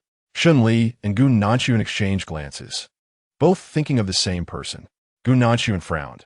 Cheng Jiarui doesn't look like someone who is lacking food. This suggests that the person making a deal with Gu Xiaoyuan is likely Cheng Jiarui. Shen Li narrowed her eyes. If that's the case, why would Cheng Jiarui make a deal with Gu Xiaoyuan? What is the target of their transaction? Gu Nanchuan tapped the table. Gu Xiaoyuan has many people on his side, while Cheng Jiarui has fewer. Perhaps they are also using similar resource disparities for their exchange? Shen Li listened and nodded. Indeed, this matter is quite possible. However, continuing to discuss it further seems to have little significance. Shen Liqing cleared his throat and concluded, we currently have too little information about Gu Xiaoyuan and Cheng Jiarui, and it is not enough to provide any updates. Let's leave it at that for now and continue to investigate these matters later. Shen Yuan also nodded. Okay, let's first deal with the issues at the Panga base. The two quickly reached an agreement. Throughout the discussion, neither of them doubted one thing. Sister Guan would definitely agree to this deal. The reason was simple. When a person is deprived of food and water, they really have little choice, and they must agree even to harsh conditions. Coincidentally, Sister Guan had very few options available to her right now. If she were to give up this choice, even if she wanted to, her subordinates would likely turn against her. Sure enough, it wasn't long before a message arrived from Sister Guan. Chapter 389. Mrs. Wu's Sister Guan. Shen Li. Sister Guan, aren't we supposed to collaborate? I agree to this collaboration, and your conditions should still be the same, right? Shen Li raised an eyebrow and looked down at her phone, smiling. She knew that Sister Guan would definitely agree. However, a moment later, Sister Guan added something like a hedgehog. Sister Guan, but Shen Li, remember, you mustn't pull any tricks on me. Our Panga base may lack many things, but we have integrity. If you dare to play any tricks, we might as well not cooperate from the beginning to avoid any trouble. Shen Li looked at Sister Guan's message and raised an eyebrow, finding it somewhat amusing. Sister Guan's attitude towards cooperation wasn't very good. Although Shen Li didn't care much about Sister Guan's attitude, she didn't want Sister Guan to continue being like a porcupine, stubbornly holding on. Since they were going to cooperate, they should do so properly. It was somewhat funny that Sister Guan, having agreed to cooperate, still maintained such an attitude. Shen Li, Sister Guan, business requires honesty, and so do transactions. I definitely won't change my terms casually, but what about you? There was a moment of silence on Sister Guan's side. What do you mean by that? I certainly won't change my terms either. Shen Li chuckled. I know, but whether to change the conditions doesn't depend on you, it depends on me. Sister Guan, what will you do if I really want to change this condition? Sister Guan fell silent. Shen Li noticed the silence from the other side and realized that his pointed attitude had been conveyed. Well, that's that. Shen Yuan quickly agreed and began to calculate. Since he needed to provide seeds to the Panga base, he had to control the quantity of seeds within a suitable range. This quantity needed to ensure that, under certain loss conditions, the people at the Panga base wouldn't starve, but also couldn't be too much at once to avoid being taken advantage of. If the people at the Panga base became too well-fed and started to stir up trouble, what would he do then? Shen Yuan quickly calculated the number. I think giving 3 or 400 gene of seeds will be enough. Shen Li nodded. 3 to 400 pounds. Are you sure? Shen Li laughed. Who only eats potatoes? We have to go out and hunt some wild beasts to supplement our diet. If the Panga base can't even manage this little bit in the apocalypse, then it might as well give up on survival and get incorporated by other bases, or simply wander out and wait to die.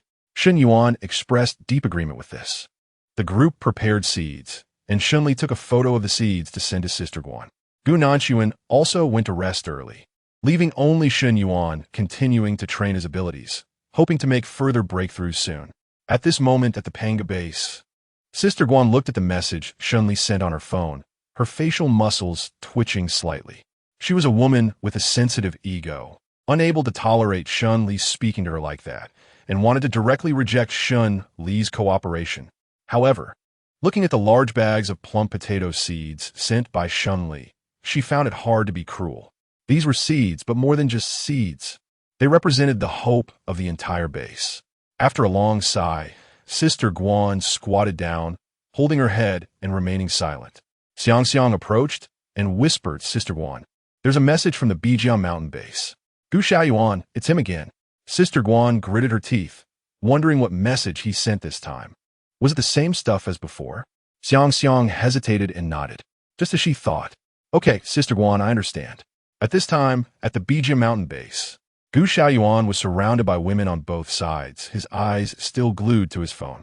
Gu Xiaoyuan was a burly man, with muscles wrapped in fat. In ancient times, he would be the epitome of a general, having fat to withstand enemy attacks and muscles to ensure his strength. In reality, Gu Xiaoyuan's situation was exactly like that. He had combat strength and was quite strong, and his layer of fat had helped him fend off several rebellions from his subordinates. "Hey, boss." The two beauties on either side were pushed away, both simultaneously expressing their dissatisfaction in a playful tone. One of the beauties walked over with a grin and wrapped her arms around Gu Xiaoyuan. "Boss, don't be angry. She's clueless. Can't we just be sensible?" Gu Xiaoyuan snorted coldly. "But she has the Panga base behind her. What about you?" "I don't have that, but I have a burning heart that loves you, boss." The beauty tilted her head playfully, looking at Gu Xiaoyuan. "Boss, am I not more appealing than that old woman?" Gu Xiaoyuan looked coldly at the woman, unmoved. Usually, he would indulge beautiful women, but this indulgence was more like a master treating a pet, not the love between equals. Seeing Gu Xiaoyuan's expression seemed off. The beauty felt a bit uneasy. She took a half step back, softly saying, "Be brother. Since you love me so much, you surely won't mind taking a step back." Gu Xiaoyuan sneered, calmly stating, "From today on, you are the fifth mistress. Let Sister Guan be the fourth mistress." The beauty was stunned, as if struck by lightning. "Brother." Gu Xiaoyuan ignored her and directly waved for another beauty to come over, and the two began a flirt. Chapter 390. Is it considered a narrow path encounter? The fifth mistress? No. Now, she was already the fifth mistress. She bit her lip and glanced at Gu Xiaoyuan, resentment flickering in her eyes, wanting to say something but ultimately dared not, lowering her head and silently walking out. After the fifth mistress left, Gu Xiaoyuan continued to seek pleasure.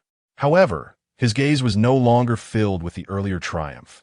Instead, it carried a hint of gloom. And the source of this gloom need not be elaborated on. Shen Li drove with 350 pounds of potato seeds and soon arrived at the Panga base. Shen Li asked Sister Guan, "Did you bring the scale? It doesn't have to be a precise one. Just any scale will do." Shen Li nodded in understanding and said, "Let us bring a scale and weigh these seed potatoes to see if we have the agreed 350 pounds. If it's not enough, I can bring more next time." Sister Guan felt a bit embarrassed. That's not necessary. Since Shen Li was willing to bring the agreed items to her, she would naturally keep a degree of trust in Shen Li and Wu Ti, ask too many questions that shouldn't be asked. Shen Li didn't mind this. Since the things had already been brought over, they should be inspected, and it would be good to weigh them with a scale. Since Shen Li had said this, Sister Guan would no longer refuse. "All right." Shen Li nodded quickly and followed Sister Guan inside, taking a seat. Xiang acted swiftly and brought over a scale. Sister Guan led Shen Li to a small reception room on the first floor of the Panga base, and the two sat down. This time they met, the tension from before was gone. Shen Li's attitude was relatively mild, and they engaged in a back-and-forth conversation that could even be described as somewhat harmonious. Sister Guan paused for a moment and sighed. These days, life is becoming increasingly difficult. Shen Li nodded in agreement. After the apocalypse, everyone stopped producing and only consumed. In this way, it wouldn't take long for the originally stored resources to be completely depleted, making life understandably difficult. Sister Guan felt a pang of sympathy. Yes, that's why we are so grateful for your seeds. Shen Li smiled. It's a bit of a pity that the cold-resistant seeds can only be used once. Sister Guan was taken aback. What do you mean they can only be used once? Shen Li paused and explained to Sister Guan that these seeds can resist the cold, but they can only do so once. In other words, once the crops from these seeds are harvested, they will no longer be cold-resistant.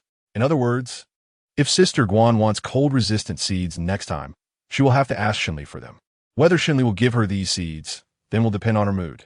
Hearing Shen Li's explanation, Sister Guan was momentarily stunned, and an obvious hint of anger flashed across her face.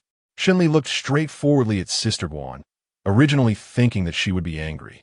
However, Sister Guan was not angry. She paused for a moment and then smiled wryly. Shen Li, what can I say? You are willing to give me the seeds, and that is already a great favor to me. I can't possibly be so oblivious to this extent, can I? It would be too shameless for me, a beggar, to complain while eating someone else's food. If I were really angry with you, that would be too much. Shen Li smiled. It's not entirely accurate to say that. A beggar doesn't provide value, but you are different, Sister Guan. We are truly going to cooperate with real effort. We can at most be considered as the hiring party and the cooperating party. Sister Guan sighed. If you can think this way, I really have to thank you.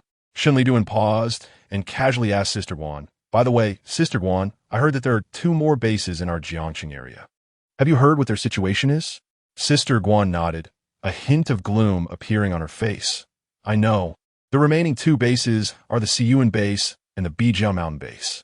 Shen Li smiled and said, we've been living in the northwest part of the city, so we don't know much about what's going on here. What about these 2 bases? Can you tell me about them, Sister Guan?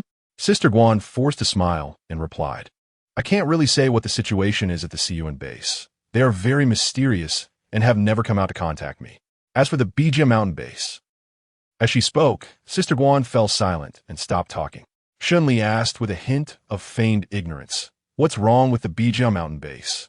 In fact, Shen Li was very clear in her mind that Sister Guan must have some grievances regarding the Bijiao Mountain base. However, before Sister Guan had a chance to speak, an unexpected event suddenly occurred. Xiang, with a shocked expression, rushed into the reception room. Sister Guan, there's a problem, a big problem. Sister Guan frowned, clearly displeased with Xiang's reaction. She felt that Xiang's response was a bit embarrassing. What kind of problem is worth making such a fuss about? No, it's not making a fuss. Xiang shook her head vigorously, gulping hard. Sister Guan, they've come. They've come?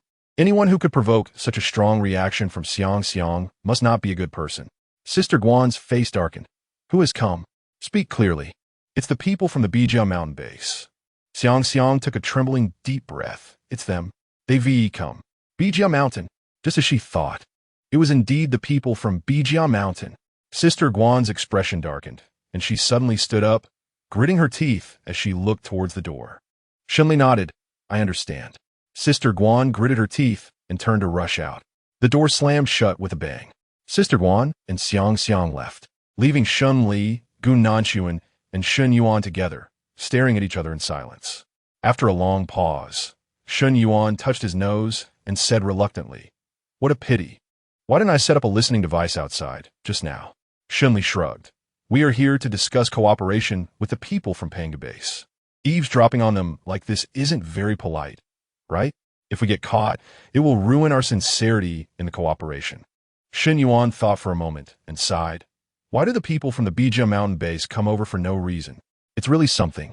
Chapter 391. Gu Xiaoyuan flees in disarray. Shen Li's gaze deepened. Perhaps the people at the Bijiao Mountain Base are not without issues, but rather have matters to attend to. Shen Yuan frowned. Shen Yuan is not a fool. After thinking about the text message he saw from Gu Xiaoyuan yesterday, he suddenly understood a lot. Is it possible that Gu Xiaoyuan came over with the intention of putting pressure on Sister Wan? Shen Li's eyes slightly chilled. Gu Xiaoyuan must think that by controlling Sister Wan, he has grasped the entire Panga base. And eventually, the whole Panga base would be his possession. This Gu Xiaoyuan is truly ridiculous. He wants the Panga base, but is unwilling to send people to attack it. Only thinking about schemes like taking advantage of others. Not to mention that Sister Guan feels nothing for such a lewd man. Even if she did have some feelings for Gu Xiaoyuan, as long as her mind was still normal, she would never entrust her entire life and everything she relied on to Gu Xiaoyuan. Gu Nanchuan paused. How about we go out and take a look? Go out? Shen Li was taken aback. Now? Gu Nanchuan nodded, his tone very certain. Gu Xiaoyuan doesn't know us, and he has no reason to think we would be here. If we go out at this time, he will definitely see us as just ordinary people from the Panga base, and no one will pay us any attention. This seems quite reasonable. Shen Li-sin was momentarily moved, but soon made up her mind to turn her feelings into action. Let's go now. Let's head out. With a command from Shen Li, she adjusted her clothes slightly to make herself look even more disheveled than before. And then she led Gu Nanchuan and Shen Yuan out the door. At this moment in the hall, Sister Guan was confronting Gu Xiaoyuan. Gu Xiaoyuan had not come alone. He was followed by a large group of people, all of whom were muscular men with impressive physiques, and their mere presence exuded a strong sense of intimidation. Sister Guan glared at Gu Xiaoyuan with slight anger. Gu Xiaoyuan, you brought so many people to my base to intimidate me? Gu Xiaoyuan laughed a couple of times, sounding somewhat forced. Not at all. I just missed you and came to see you. Why aren't you grateful? Sister Guan maintained a cold expression, feeling nauseated just by Gu Xiaoyuan's flattery. Should I thank you for missing me? Gu Xiaoyuan chuckled. That's not necessary.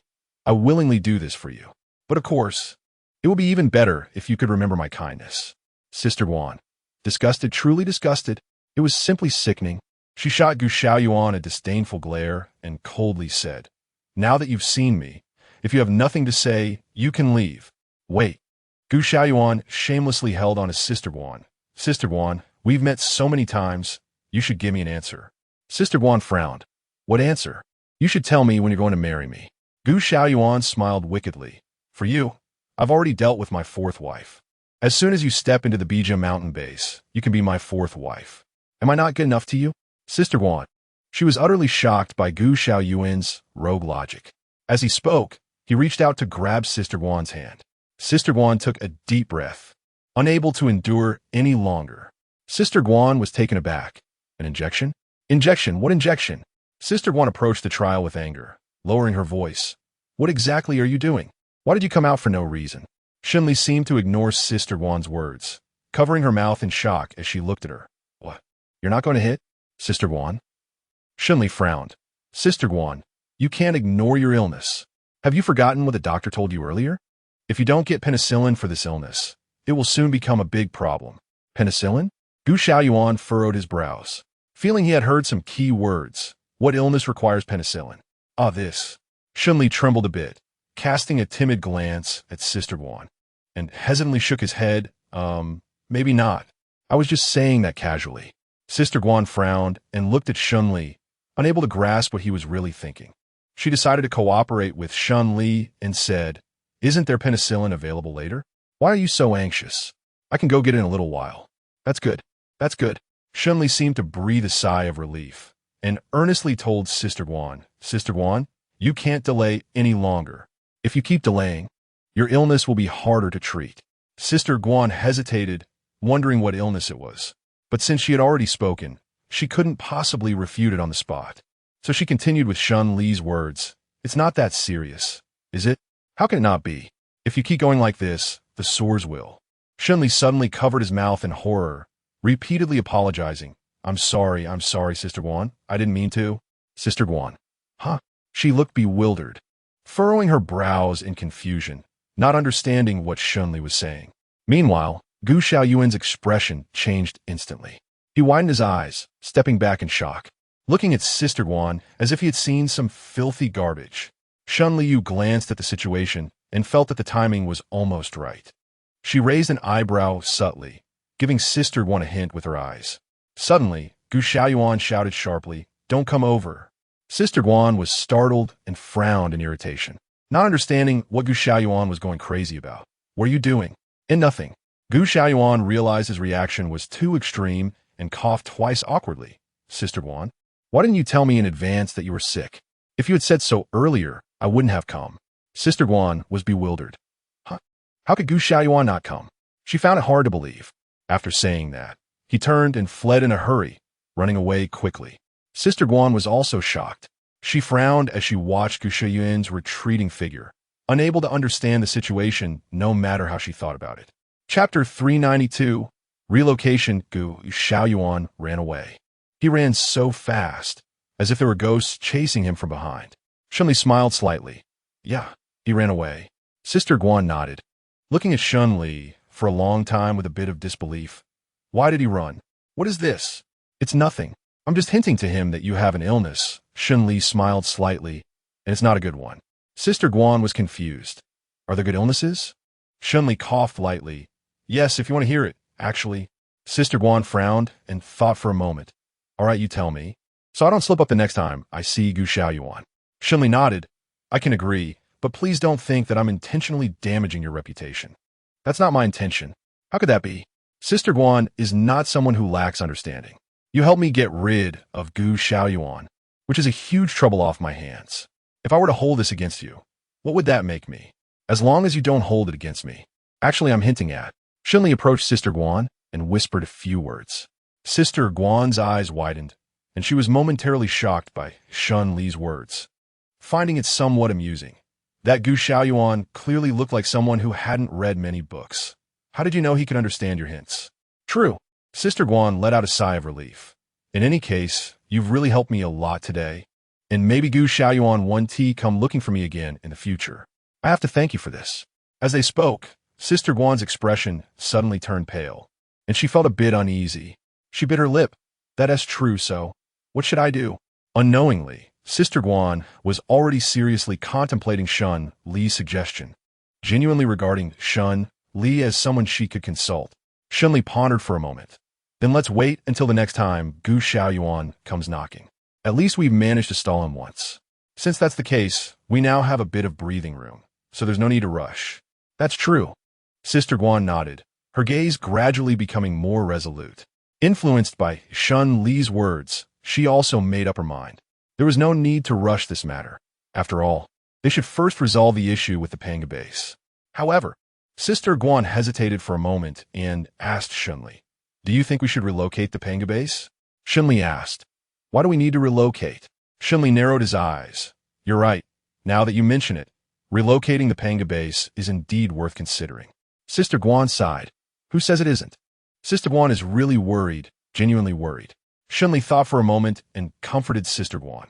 "Since that is the case, let's not plant the seeds for now." "Sister Guan, don't worry. I will give you a suitable answer as soon as possible." Sister Guan nodded. "That's good." Shen Li smiled and said, "In short, Sister Guan, life is just about overcoming one difficulty after another. Don't worry too much." Sister Guan sighed. "I hope so."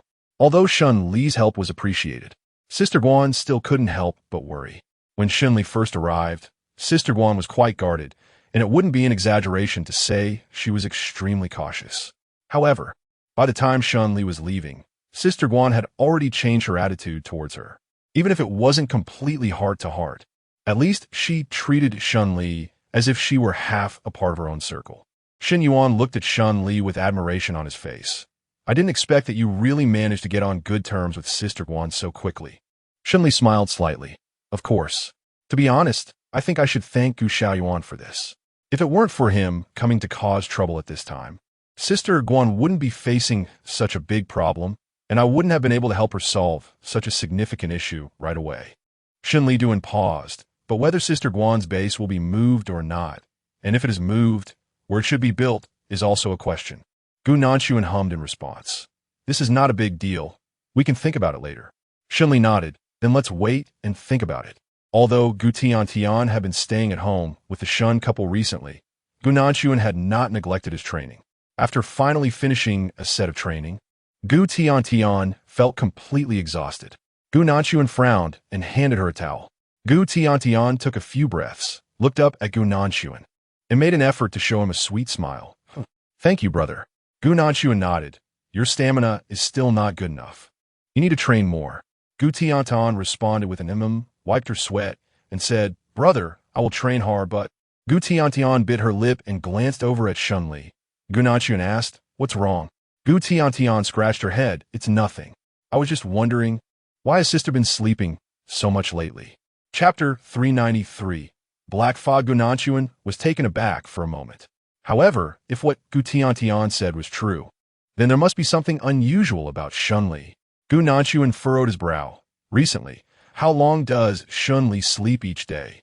Gu Tiantian thought for a moment and calculated the time carefully. Everything was normal when we went out, but when we stay in, it must be around 14 or 15 hours, right? Gu Nanshuan frowned. 14 or 15 hours. That's a bit too much sleep. Although Shen Li was an ability user and her body was different from ordinary people, even so, that amount of sleep still seemed excessive. Gu Tiantian fiddled with her fingers and softly said, Is Sister Shen Li's health okay? She should be fine, right? Gu Tiantian felt a bit relieved but still pouted, thinking that it was unnecessary to worry. She wasn't being overly concerned at all. Gu Nanshuan said lightly, Then let's say you're not. Gu Tiantian exclaimed, What do you mean by let's say I'm not? I'm not being overly concerned at all. Okay. Bad brother. I don't want to talk to you anymore.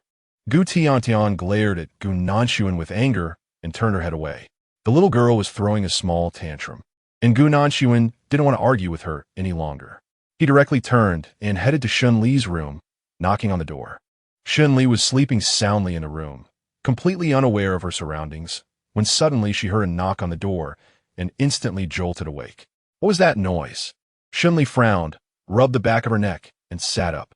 She yawned, stood up, and walked to the door, where she saw Gu Nanshuan. Seeing Gu Nanshuan, Shen Li was taken aback for a moment and yawned again. Gu Nanshuan? Gu Nanshuan frowned. Are you that tired? A bit. Shen Li honestly nodded. What's up? Do you need something from me? Shen Li was taken aback for a moment. Long? This. Thinking about it, it does seem that way. Sleeping too long is not good for people, and you are an ability user, so your sleep time should be shorter than others. Gu Nanshuan paused and said, Shen Li, have you noticed anything unusual about your body lately? Shen Li frowned, as she really didn't feel that there was anything wrong with her situation. Let me take a look. Gu Nanshuan responded with a sound and followed Shen Li into the room. Shen Li asked strangely, What are you doing here? Gu Nanshuan frowned. If something happens to you, I have to go out and inform your uncle and aunt. Shen Li thought for a moment and realized it was true.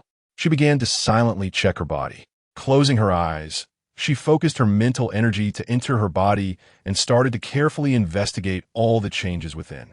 As she examined her physical condition, Shen Li was taken aback. Unbeknownst to her, there was a mass of mist-like substance inside her, the origin of which was unknown, enveloping her internal organs. For the first time, Shen Li felt that her own organs had become an unknown to her. Shen Li frowned, trying to push her thoughts further into her body. Hiss! Shen Li gasped, suddenly opening her eyes. She felt like her head was being pricked by needles. The pain was incredibly intense, and she couldn't help but furrow her brows, pressing her forehead tightly. Gu Nanshuan quickly stepped forward to support Shen Li. Are you okay? It's not a big problem. Shen Li shook her head, enduring the pain, and stood up to confirm that she had no other issues before finally relaxing. What is wrong with my body? I can't see clearly right now. Gu Nanshuan looked puzzled. Can't see clearly? Yes. Shen Li nodded, holding her forehead and pondering for a long time. She gestured a bit. When I was checking on others, my mental strength was like X-rays, able to see everyone's condition clearly and distinctly, but when I try to check my own, I feel like there's a fog inside me. I can't see anything clearly. Gu Nanshuan had never encountered such a situation either, and he didn't know the cause of this problem. His expression became completely serious as he furrowed his brows and remained silent for a long time. Shen Li noticed that Gu Nanshuan's expression was a bit too serious and tried to comfort him. But Gu Nanshuan, you shouldn't worry too much. It's not a big problem. Gu Nanshuan frowned. Are you sure? Yes, I'm sure. Shen Li nodded and even joked with Gu Nanshuan. At least I'm still alive and kicking. Nothing's wrong, right? Gu Nanshuan remained silent and gave Shen Li a stern look. He rarely treated Shen Li this way. and she immediately understood that it was clear he thought her words were not quite right. Shen Li coughed twice and said, "Don't let my parents and my brother know about this for now." "I understand." Gu Nanshuan paused for a moment, then asked with some confusion, "I understand why you don't want your uncle and aunt to know. They're indeed getting older, and it's inconvenient for them to take on more burdens. But why don't you want your brother you want to know? Is it because—" Shen Li complained, "Don't you know my brother's personality? He's always so jumpy. If he finds out about this, who knows how many more problems it will cause." Gu Nanshuan replied, "Then, we won't tell him?" Shen Li shrugged. "I just feel that I shouldn't tell him." Gu Nanshuan nodded slightly, indicating that he understood. Although Gu Nanshuan didn't think it was particularly appropriate to do so, since this was Shen Li's wish, he would fulfill it. With Gu Nanshuan's promise, Shen Li felt relieved. After a pause, she couldn't help but ask, "Gu Nanshuan, you have seen and learned more in your past life than I have. Do you really not know what this represents? Even if it's just a possibility." Gu Nanshuan pondered for a moment, seemingly thoughtful. "Perhaps it is." Before he could finish, a cat's meow suddenly echoed nearby. Meow. Not far away, Mimi stood there, full of energy. "Mimi, why are you here?" Shen Li's attention was drawn over, and he waved his hand to signal Mimi to come over. Mimi padded over with her little paws, making a pattering sound on the ground, and Shen Li ruffled Mimi's fur. Chapter 394. The Mutated Mimi. Shen Li originally thought Mimi would continue to enjoy his petting as always, but unexpectedly, Mimi suddenly shrank back, even showing a facial expression similar to a human frowning, looking quite proud and aloof. Shen Li, she looked suspiciously at her own hand, then at Mimi's little head. Her hand was still the same hand, and Mimi was still that Mimi.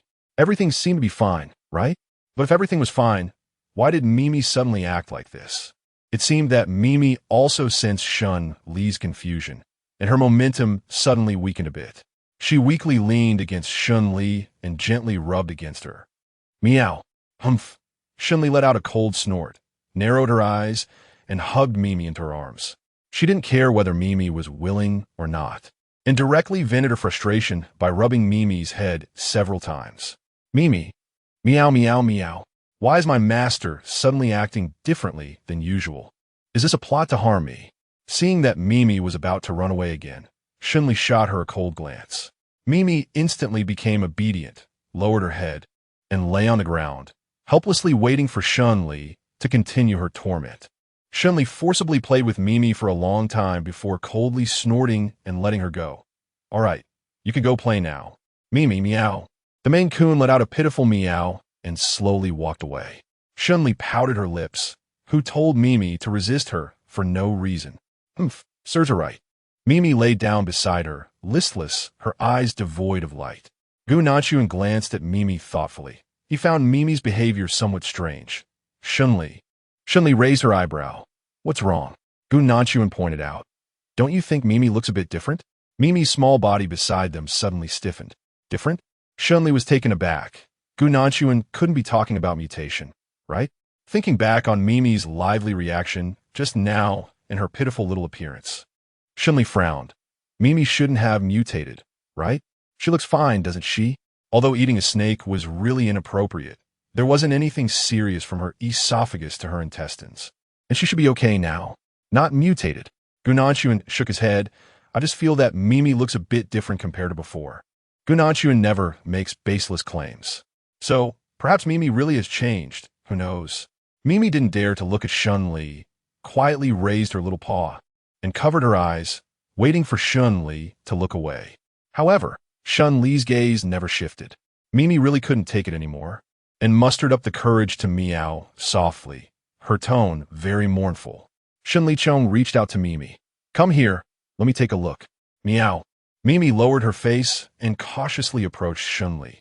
Shen Li cast a cold glance at Mimi, then lowered his head again to snore. In the end, Mimi really had no choice but to look at Shen Li with a head full of messy fur, filled with resentment. After Shen Li finished playing with Mimi, he used his mental energy to check on her. The result of the check was that Mimi was fine. Not only was she okay, but her physical condition was even slightly better than before. Shen Li felt a bit strange, thought for a moment, and called out, "Mimi." Mimi covered her eyes with her little paws, reacting in a very human-like manner. "Meow." Shen Li said in a gentle tone, Mimi looks really beautiful. Mimi proudly puffed up her chest and replied, meow. Of course I'm beautiful. I'm the proudest and cutest Maine Coon in the world. Shen Li's tone remained gentle. It's a pity that Mimi is a bit silly. Mimi? Meow? Wait, where am I silly? Shen Li's tone was still so gentle. Mimi, if you resist me again next time, I will have to send you to make cat meat hot pot. Meow, meow, meow. Mimi was completely panicked and darted away from Shen Li, running to the corner of the bed, trembling. Cat meat hot pot. Sob, sob. Such a terrifying thing. The owner was so cruel. How could he suddenly be so harsh on a little kitten? Should it go plead with the man nearby? Would that work? Mimi was trembling and calculating over here, while on the other side, Shen Li had already looked at Gu Nanshuan. I think Mimi seems to understand what we are saying. Gu Nanshuan frowned. What do you mean by understanding speech? Generally, animals can discern what a person means from their tone. Shen Li explained, but Mimi is different. My tone was completely consistent from beginning to end, and Mimi detected what I meant from my words. Gu Nanshuan raised an eyebrow, looking at Mimi. Mimi's ears perked up like airplane ears, crouching by the bed, trembling. It seemed that it didn't listen carefully to what Shen Li had said, nor did it realize what Shen Li actually meant, continuously making whimpering sounds.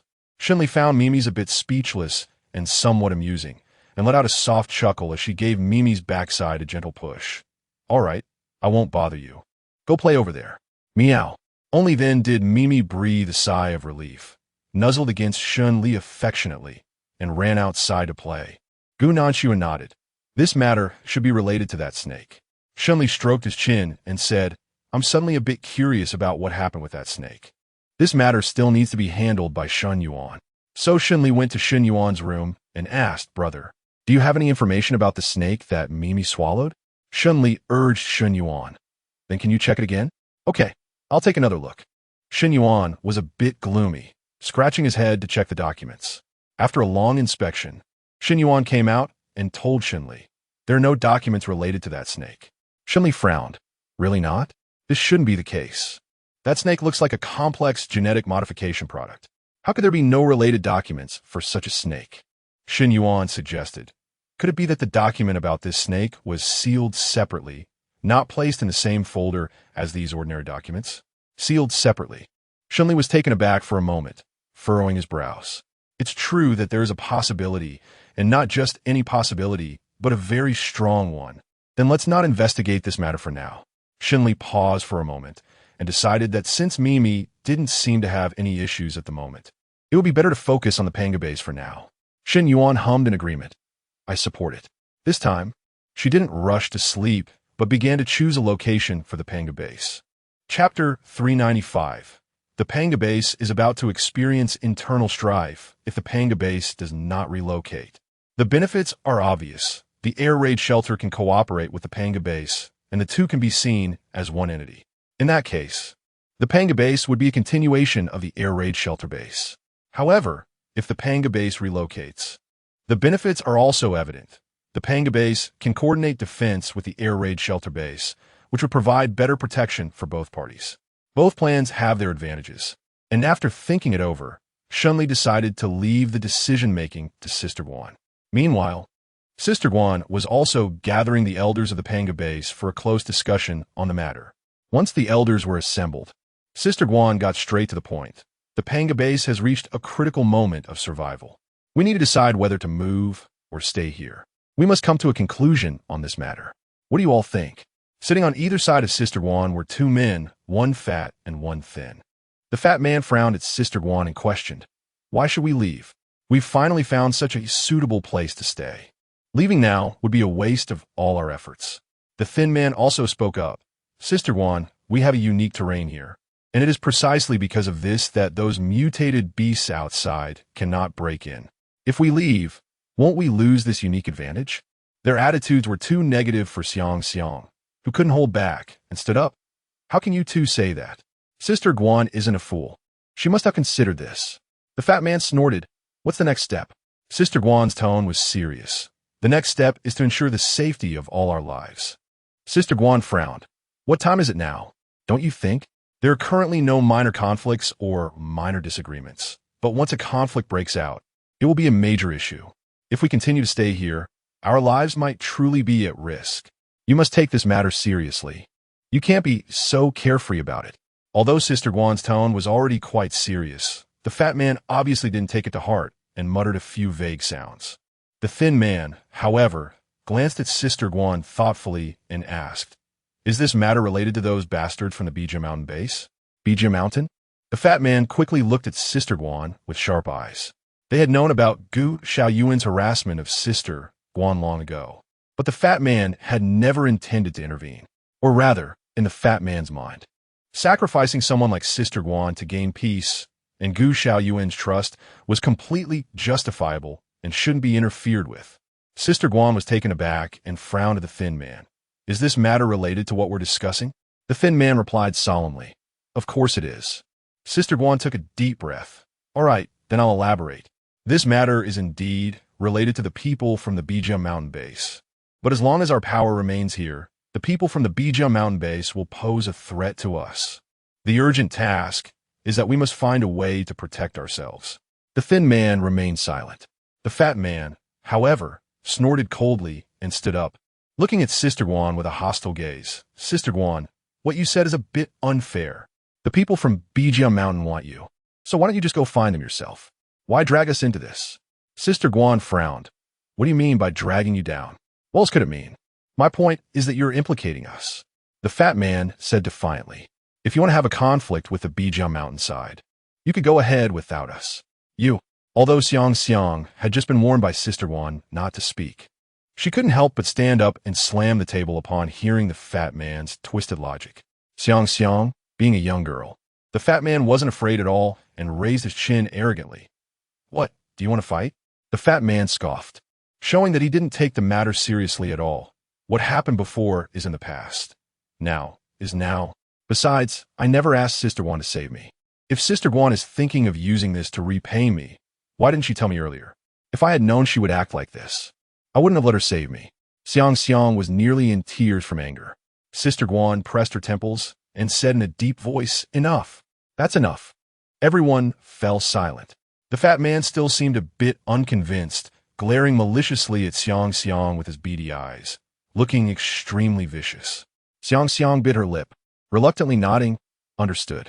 The thin man also nodded beside her. Only the fat man maintained his previous bad attitude, looking proud and unafraid of anything. His arrogance made Sister Guan frown and glare at him. "I'm asking you, do you understand?" The fat man smacked his lips and could only agree. "Fine, I understand. That's good." Sister Guan's expression softened slightly. "All right, you all can leave now." Everyone exited. Sister Guan sighed, intending to call Shen Li. She originally wanted to inform Shen Li that there was a problem on her side and that she might not be able to cooperate with Shen Li's plan for a while. However, just as she finished editing the message, she hesitated again, unsure if she should send it, fearing that Shen Li would consider her too weak. Chapter 396. Trust. After hesitating for a moment, the fat man suddenly approached from behind without her noticing. "Sister Guan, who are you contacting?" The fat man's ability is mobility-based. Although he weighs over 240 pounds, he can still move anywhere without being noticed. However, even out of courtesy, such abilities should not be used on others in the base. Knowing he was in the wrong, the fat man chuckled awkwardly. "Sister Guan, you see, I didn't mean to use my powers against you. How could I do that?" Sister Guan wasn't buying it. "Then what do you want to do?" "I just got used to moving with my powers and didn't notice for a moment." The fat man cleared his throat. "Sister Guan, you're not really going to fall out with your brother over this minor issue, right? Don't forget, we're brothers." Sister Guan remained silent, giving the fat man a deep look. After a long silence, she said flatly, "A 1T. That's good, haha." The fat man sighed in relief and chuckled as he turned to leave. How dare this woman say that? Sooner or later, he would make Sister Guan understand that a man's pride isn't something she can just dismiss. Of course, to teach Sister Guan a lesson, he must first reach an agreement with Gu Xiaoyuan. The fat man turned and walked into the darkness, his eyes vicious, determined to make Sister Guan regret it. The fat man's attitude was somewhat strange. Sister Guan thought for a moment about whether she should call Xiang Xiang over to discuss the fat man's attitude with her. But then she reconsidered, fearing that doing so might not be good, as Xiang Xiang had already been displeased with the fat man for a long time. If her attitude truly affected Xiang Xiang and led to infighting between Xiang Xiang and the fat man, that would be problematic. Now is the most critical time for the Panga base. Everyone needs to work together with their strength. The fat guy has been with me for so many years, so he should understand this little matter. Perhaps she really doesn't need to worry so much. Sister Guan has been comforting herself for a long time, and she has completely resolved her inner conflict. She took a deep breath, organized her emotions, and continued to collaborate with Shen Li, sharing all her thoughts on the location of the Panga base with him. Before the apocalypse, Sister Guan was a small leader of a semi-underground company, so she has some experience in these matters. Many of her ideas are completely aligned with Shen Li's, and the two of them arranged everything properly in no time. Shen Li's voice carried a hint of laughter, but Sister Guan couldn't quite smile. Okay. See you in a few days. Shen Li raised her eyebrows. She could immediately tell from Sister Guan's hesitant words that something was off. What's wrong, Sister Guan? You seem a bit off. I didn't. Sister Guan wanted to hesitate a bit more to cover it up.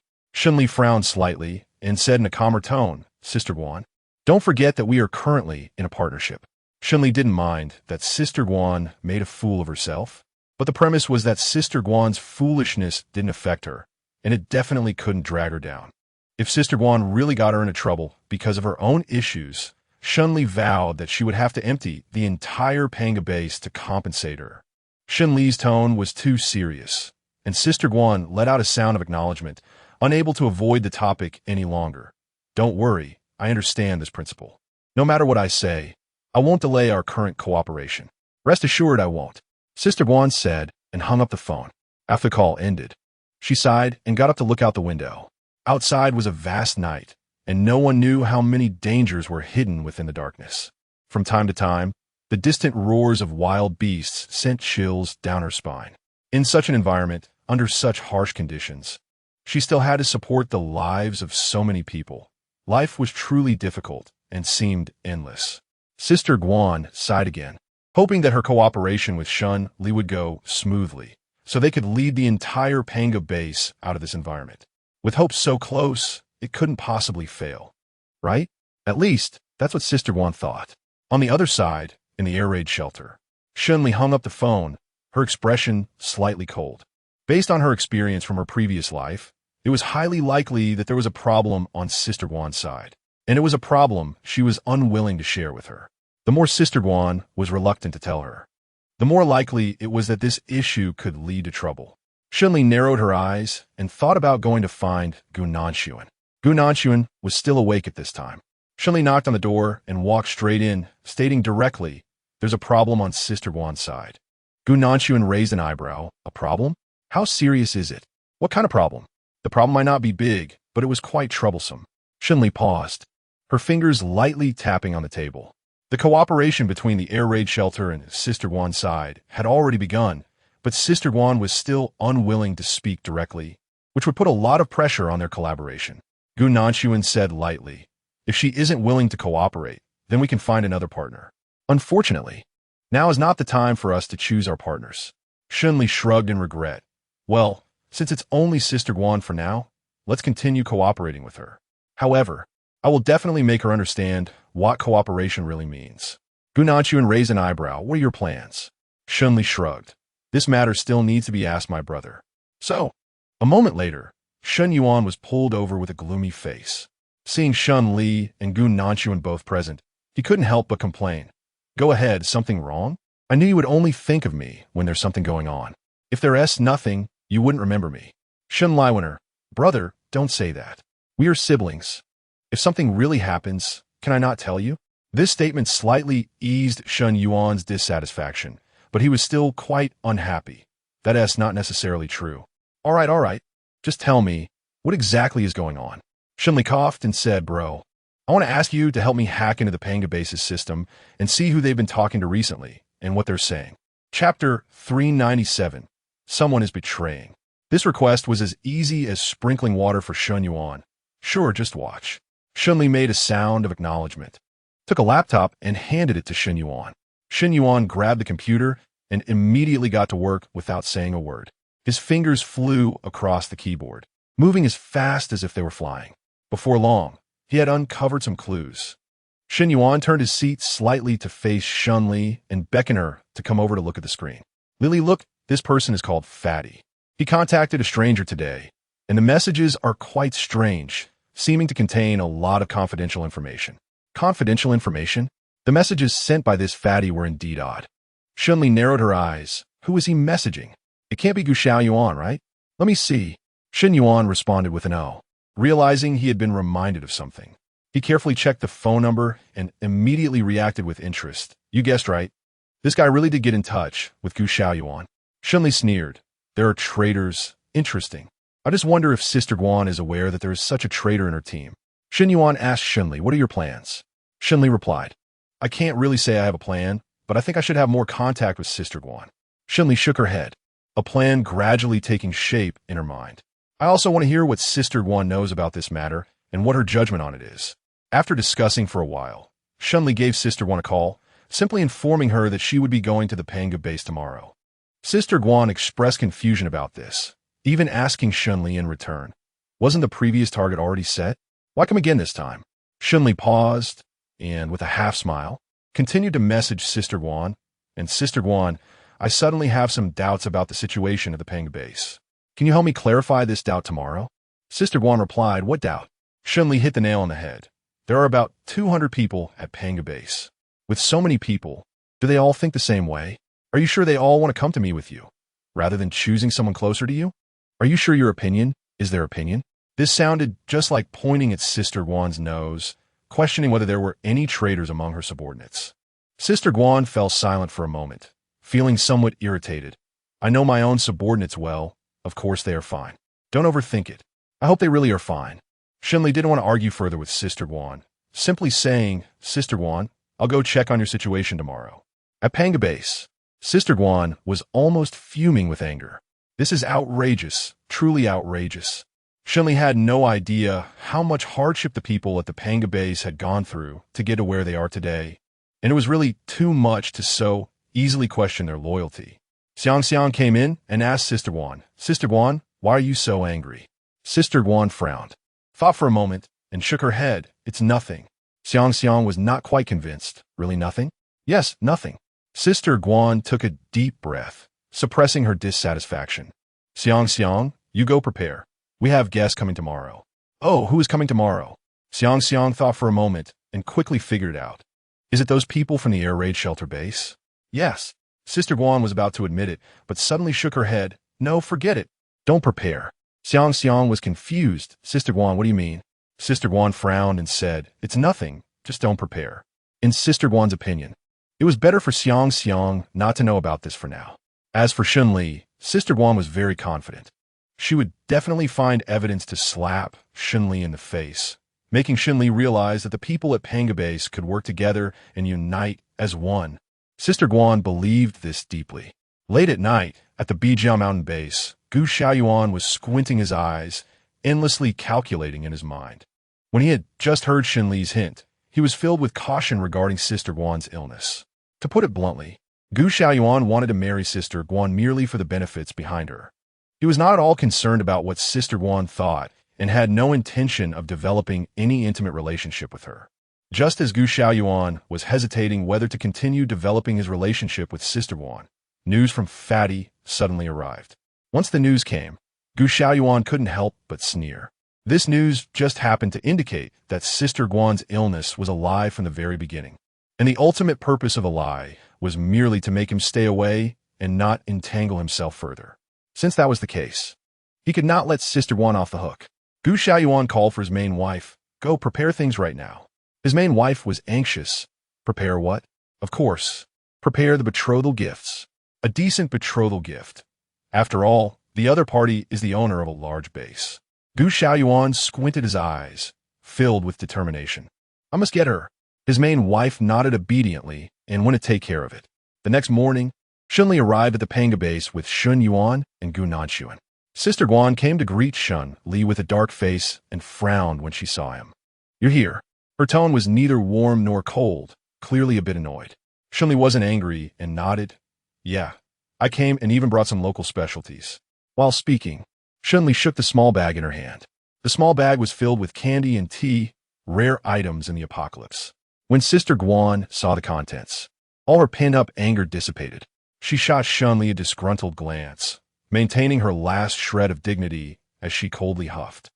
You know nothing about the people in Panga Base. They definitely won't betray me. Shen Li smiled and said, let's not talk about that for now, Sister Guan. Aren't you going to take us in a sit for a while? Of course, I will take you in. Sister Guan led Shen Li and the others to the reception room. Everyone sat down, and Sister Guan boiled water herself, brewing a pot of tea with the tea leaves Shen Li brought. The fragrance of tea wafted through the air. After taking a sip, Sister Guan sighed. Now, this feels like living. Chapter 398. Betting Shen Li glanced at Sister Guan faintly and said, I thought tea leaves weren't something rare. Sister Guan fell silent for a moment and replied, You're just standing there speaking without feeling the pain. That's not what I mean. Shen Li waved her hand and looked directly at Sister Guan, asking, but Sister Guan, back then, the supplies outside weren't as tight as they are now. Why didn't you send more people to find some tea leaves or something to submit together? If they had really brought those things in, you could distribute them according to quantity, plan well, and it wouldn't be the case that now you can't even produce some tea leaves to entertain guests. At that time, Sister Guan's expression darkened. The supplies at our Panga base have never been submitted together. Instead, everyone keeps their own. I see, Shen Li thought. Sister Guan's actions were no different from putting a rat in a grain warehouse. No wonder she couldn't receive any precious supplies. Even tea leaves seemed rare to her.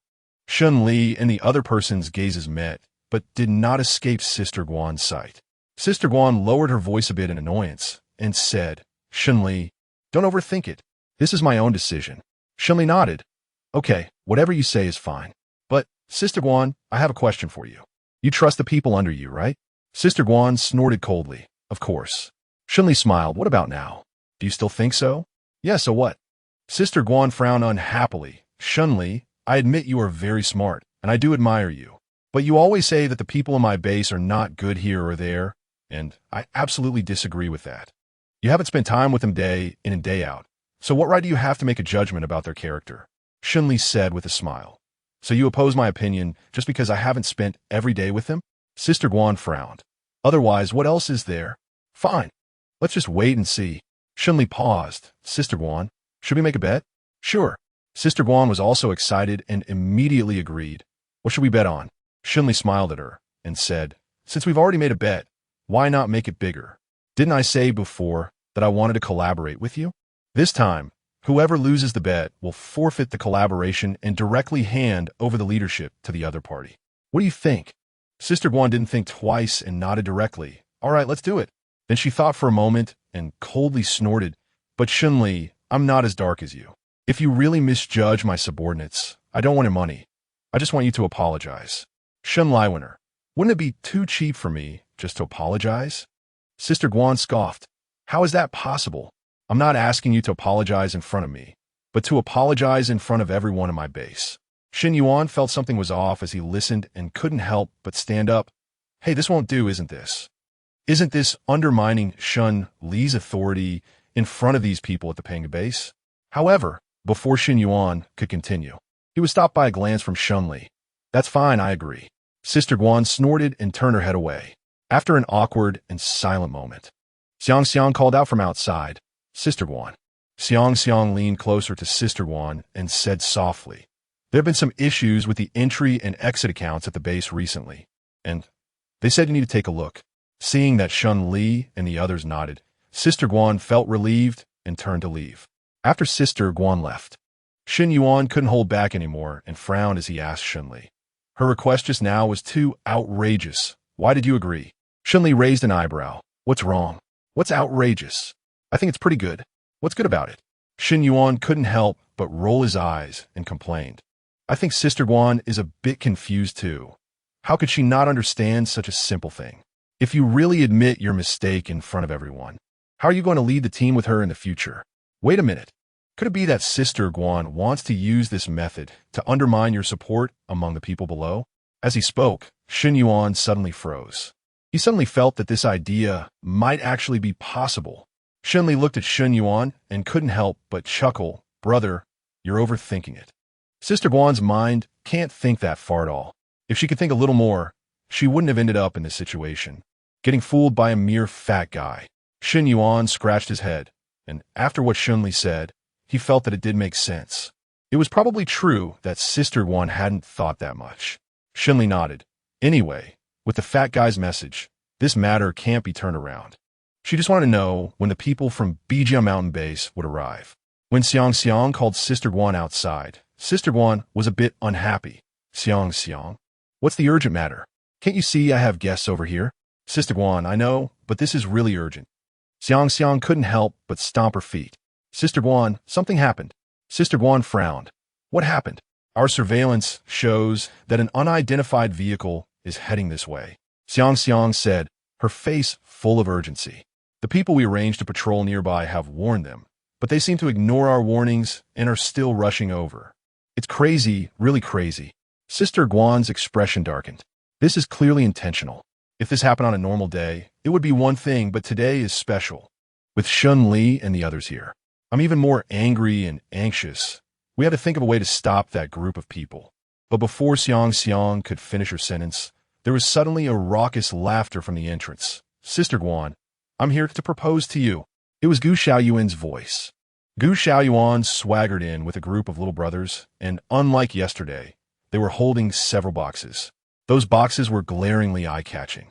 Sister Guan stared at the pile of boxes, her expression freezing. Coming back to her senses, Sister Guan angrily asked, Gu Xiaoyuan, what do you mean by this? What do you think it means? Of course, I mean to propose to you. Gu Xiaoyuan laughed shamelessly. Sister Guan, don't you know my feelings for you? Chapter 399. Your hypocrisy is disgusting. Feelings? Damn feelings. Sister Guan was so disgusted she almost vomited, glaring coldly at Gu Xiaoyuan. I've already said, I don't accept this kind of thing. Survival of the fittest. Do you think you can refuse just because you say so? Gu Xiaoyuan approached Sister Guan with a sinister smile. Sister Guan, you only have one choice now. Fully accept me, or do you really think you have a second option? You. Sister Guan was almost furious to death. At that moment, she only had one thought in her mind. To be grateful. Grateful that she had teamed up with Shen Li earlier. Otherwise, facing something as disgusting as Gu Xiaoyuan, she wouldn't even have a chance to fight back. Xiang and the fat guy appeared together upon hearing the commotion. Seeing Gu Xiaoyuan flaunting himself not far away, Xiang was almost furious. Glaring at Gu Xiaoyuan, what are you doing? You better get the hell out of here. Gu Xiaoyuan ignored Xiang and smiled at Sister Guan. Sister Guan, your subordinates don't seem to listen very well. It seems your control over them is too weak. But don't worry, once we get married, I'll train them well for you, and then you can just enjoy the benefits. Got it, Sister Guan. Xiang had long found Gu Xiaoyuan unpleasant and immediately rolled up her sleeves in agreement. However, the reactions of the fat guy and the thin guy were not so straightforward. The thin guy frowned, standing still, a bit conflicted. The fat guy, on the other hand, started to laugh, looking at Sister Guan with ill intentions. Sister Guan, is this really necessary? You. Sister Guan was taken aback, her anger surging instantly. What do you mean it's not necessary? Fat guy, explain yourself. Isn't it simple? Not necessary means not necessary. The fat guy shrugged, no longer hiding his stance. Sister Guan, you've been a widow for so long. Why do you insist on rejecting him? I think Gu Xiaoyuan is quite a good person. You. Sister Guan was almost driven mad. The feeling of betrayal was particularly strong as she glared at the fat guy. So you mean you're going to side with Gu Xiaoyuan and help him deal with me? The fat guy denied it without a hitch. I don't mean that. I'm just doing it for your own good. Hearing the fat guy's words, the thin guy frowned. Sister Guan was instantly furious. She glared at the fat guy for a moment, then asked sternly, Fat guy, are you really going to side with him? The fat guy still wanted to deny it. I'll kill you. Sister Guan suddenly shouted, charging straight at the fat guy. Sister Guan was also an ability user, and her ability was the most basic kind of physical enhancement. The lethality of physical abilities was always very direct. Sister Guan had always trusted the fat guy, but this time she was genuinely hurt and furious, aiming to take the fat guy's life. Under absolute strength, the fat guy's insignificant ability seemed so pathetic. The fat guy yelped and quickly hid behind Gu Xiaoyuan. Big brother, save me. Don't worry, I won't let my people die. Gu Xiaoyuan's energy sank into his dantian as he took a horse stance, directly charging towards Sister Guan. Seeing Gu Xiaoyuan right in front of her, Sister Guan didn't dodge and charged straight at him. Their physical abilities were similar, and Sister Guan had been enduring Gu Xiaoyuan for a long time. This time she wanted to see whose strength was stronger. With a loud bang, the two collided. Gu Xiaoyuan staggered back half a step, while Sister Guan was pushed back 2 steps, blood seeping from the corner of her mouth. The entire building shook violently from their movements, and Sister Guan coughed violently. Covered her mouth. Cough, cough. Cough, cough, cough. In a nearby room, the large oil painting in front of Shen Li also trembled slightly. Shen Li furrowed her brow and looked down. I don't feel that's the case. It looks more like Sister Guan had a conflict with someone. Did Sister Guan have conflict with someone? It couldn't be with Gu Xiaoyuan, could it? This matter wasn't hard to guess. Shen Yuan's mind started to move, and he quickly figured it out. Gu Xiaoyuan just appeared out of nowhere. It seemed he still desired this place too much. Shen Li nodded. I think that's probably the case too. Shen Yuan asked, Li, shall we go help Sister Guan? Let's go now, how about it? After all, they are all Sister Guan's allies, and it's unreasonable to let their supported candidate be bullied like this. Shen Li's gaze deepened. Of course, she wanted to help Sister Guan. But at the critical moment, Shen Li suddenly felt that besides immediately helping Sister Guan, there seemed to be a second path to take. Let's go. Shen Yuan moved swiftly and directly wanted to take Shen Li outside. Shen Li broke free from Shen Yuan. Brother, Gu Nanshuan. Shen Yuan was slightly taken aback. Li? Gu Nanshuan noticed Shen Li's intention. Are you, perhaps, planning to wait a while before going? Shen Li slightly curled her lips, not denying it. She had to teach Sister Guan a lesson. Teaching people may take 1,000 times, but teaching a task only takes once to learn. Shen Li believes that after this lesson, Sister Guan will no longer easily trust others in the future. This is something that can be affirmed. Shen Yuan scratched his head, turned to look downstairs, and gradually agreed with Shen Li's approach. That's fine then. But Li, we have to be careful. We mustn't really cause any big trouble. Shen Li nodded, of course. Meanwhile, downstairs, Sister Guan and Gu Xiaoyuan's argument continued. Gu Xiaoyuan's expression turned colder as he looked down at Sister Guan with a cat-and-mouse attitude. Sister Guan, I'm at least your suitor. Even if you don't like someone like me, you shouldn't treat me this way. Not liking? It was more than just not liking. Sister Guan glared at Gu Xiaoyuan with resentment. At this point, what are you pretending for? What you want is just a paying a base. Gu Xiaoyuan, you are simply hypocritical to the point of being disgusting. Chapter 400. Sister Guan learns a lesson. Sister Guan felt a shiver of disgust at Gu Xiaoyuan's words. Disgusting. It was truly disgusting. She knew exactly what Gu Xiaoyuan was thinking. To say such things was horrifyingly disgusting. Xiang. Sister Guan's eyes were a bit moist. She didn't expect that at this moment, Xiang would still be willing to stand by her side. But she couldn't accept it. Sister Guan firmly pushed Xiang towards the door. Xiang, you should go, leave now. Sister Guan. Xiang didn't expect Sister Guan to push her away. Feeling hurt and surprised. Why? Go quickly. Sister Guan insisted, lowering her voice beside Xiang's ear. Gu Xiaoyuan's people won't hurt me, but they might hurt you. Xiang. Listen to me, you must leave, go now.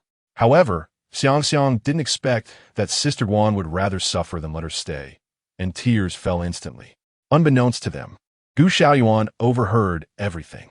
Gu Xiaoyuan listened to the mutual concern between Sister Guan and Xiang. A cold smile appeared at the corners of his mouth. Want to leave? This matter, I'm afraid, won't be that easy. Gu Xiaoyuan moved quickly, directly appearing beside Xiang, his ominous voice following. Xiang, don't leave. Stay here and leave a gift for your Sister Guan's wedding. And this gift. Gu Xiaoyuan narrowed his eyes. It was Xiang's life. Gu Xiaoyuan's fingers curled, ready to strangle Xiang's neck. Xiang was also an ability user, but her level was even lower than Sister Guan's, let alone able to contend with Gu Xiaoyuan. Seeing Gu Xiaoyuan's iron claw-like hand coming, Xiang could only scream helplessly. At the critical moment, Sister Guan gritted her teeth and stepped in front, directly blocking Gu Xiaoyuan's attack for Xiang. Run. Sister Guan. Xiang stumbled back a few steps, tears filling her eyes. Sister Guan sternly urged, hurry up. Go. Xiang didn't want to leave, but Sister Guan's gaze was too fierce, forcing her to go. Gu Xiaoyuan didn't care whether Xiang escaped. After all, as long as Sister Guan remained here, it was already a huge victory for him. He easily subdued Sister Guan in just a few moves. The thin man stood aside. Although he didn't intervene, he frowned at the sounds, showing some displeasure. The fat man, however, completely ignored Sister Guan's pain and flattered Gu Xiaoyuan. Great! Brother Gu, you are truly impressive. A strong person like you is suited to be the master of the panga base. Gu Xiaoyuan enjoyed the fat man's flattery, smiling as he asked, what is wrong? Do you think Sister Guan isn't fit for this responsibility? Her? Humph. The fat man didn't hide his disdain for Sister Guan at all, spitting, she has nothing. To put it bluntly, women can't accomplish anything. This woman is already the leader of the base, yet she still feels sympathy for the old, young, sick, and disabled. Hypocritical. If you ask me, those old, young, sick, and disabled should be directly eliminated to prevent them from taking up resources. Sister Guan forgot the pain in her shoulder, staring at the fat man in shock. She truly didn't expect the fat man to think this way. Fat man, let's not mention that there are only about 20 old, young, sick, and disabled people in the base. Why I accepted them? I clearly asked for your opinions. Now you resist so much, but at that time you clearly agreed. The fat man pouted. Yeah, I agree back then, but what choice did I have? You are the master of the base. If I don't listen to you, do I still have a way to live? You. Sister Guan struggled in anger, but cried out in pain as she touched her wound. The fat man didn't want to look at Sister Guan anymore, turning to flatter Gu Xiaoyuan. Brother Gu, compared to this hypocritical woman, I prefer your style. Hey, that's decisive. From now on, I'll work under you. You can rest assured, I will definitely not hold you back. Gu Xiaoyuan laughed heartily, bending down to enjoy Sister Guan's expression. All right, from now on, you will work under me. Great. The fat man was delighted with the promise and happily turned to leave. All the while, the thin man stood like a puppet beside them, expressionless. No one knew what he was thinking or what he intended to do. Since Gu Xiaoyuan entered, the thin man hadn't uttered a single word, not even one. Thus, everyone naturally assumed that the thin man must be indifferent to this scene. And it was indeed the case. In the apocalypse, interest came first. Apart from a few idealistic fools who would maintain everything from a civilized society. Sister Guan glanced at the thin man, slowly lowered her head, and fell silent. Gu Xiaoyuan looked at Sister Guan with a playful gaze, his voice like a devil's whisper. Sister Guan, you always say that your panga base is united, that outsiders can't interfere at all. Now, do you still think you are united? Sister Guan said nothing. Her eyes numb. No one would come to save her anymore. It was over. No, wait. A glimmer of hope flickered in Sister Guan's eyes. Who said no one would come to save her? Upstairs, there was clearly Shen Li. But Shen Li was also an outsider. Would she really come to help her? Sister Guan's gaze shifted from hope to despair. She didn't believe Shen Li would come to save her, but no matter what, Shen Li was always someone closer to her. Sooner or later, Shen Li would clash with Gu Xiaoyuan, and at that time, Gu Xiaoyuan would definitely lose. Definitely. After a long while, Sister Guan suddenly said softly, "Don't get too complacent too soon." Gu Xiaoyuan thought he hadn't heard clearly. What did you say? I said, don't get too complacent too soon. Sister Guan suddenly looked up, her bloodshot eyes fixed on Gu Xiaoyuan. If you kill me, others will take my place. Gu Xiaoyuan, you will definitely die in the future. Die a terrible death. A very terrible death. A flicker of coldness crossed Gu Xiaoyuan's eyes. He snorted coldly and directly twisted Sister Guan's hand back. A sharp scream rang out as Sister Guan's hand bent unnaturally at an angle, causing her body to tremble in pain, wishing she could die immediately. Sister Guan's scream was heard in the lounge as well. Chapter 401. The plan begins. Shen Li paused for a moment, then shook his head. Not going out for now. But for. Shen Yuan didn't quite understand and was about to speak. Suddenly, there was a loud noise from the bushes outside.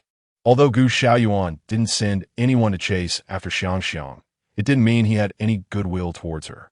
Shen Li was completely certain that if Gu Xiaoyuan caught Xiang, he would definitely execute her in the most cruel way to warn everyone not to oppose him.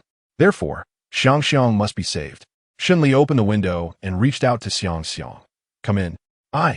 Xiang didn't expect Shen Li to let her in, and was momentarily stunned, a glimmer of hope appearing in her eyes. "Come in. What are you still dawdling for?" Shen Li frowned. Xiang's reaction was indeed a bit slow and dull, and she didn't like that at all. "Are you waiting for Gu Xiaoyuan's people to catch up to you?" "I didn't mean that." Xiang suddenly reacted, her face turning slightly pale as she opened the window and clambered inside, using both her hands and feet. Shen Li closed the window and pulled the curtains from the inside. Xiang rolled and crawled to the sofa and sat down, taking a long time to calm down. As soon as she calmed down, she immediately looked at Shen Li pleadingly. "Miss Shen, please, I beg you. Sister Guan is in danger right now. Please save her no matter what." Shen Li said, "I will." Though she said so, she didn't move. Xiang looked at Shen Li, who remained unmoved, and felt a bit anxious. "Miss Shen, why aren't you going? What's the rush?" Shen Li responded, "Gu Xiaoyuan wants Sister Guan alive. He won't harm her life, so there's no need to rush." Upon hearing this, Xiang was instantly confused, her mind tangled up. After a while, she stammered, but Sister Guan will have to suffer. In the apocalypse, who isn't afraid of suffering? Shen Li was also puzzled. Sister Guan was not a delicate person.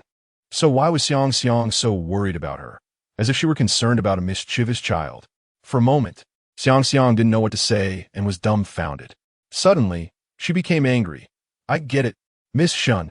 You hold a grudge against Sister Guan for not agreeing with your opinion before, so you want to treat her like this, deliberately teaching her a lesson, even wishing for her to die here, so you can take over our Panga base, right?" Shen Li frowned. "Why would you think that? It's true that the idea of teaching Sister Guan a lesson isn't wrong, but to let Sister Guan die here? Come on, Shen Li isn't an idiot. Instead of choosing someone else to manage the Panga base, why wouldn't she just let Sister Guan take action? After all, Sister Guan is more familiar with the business." Xiang shouted angrily, "I want to save Sister Guan." Saying this, she turned around and impulsively tried to leave.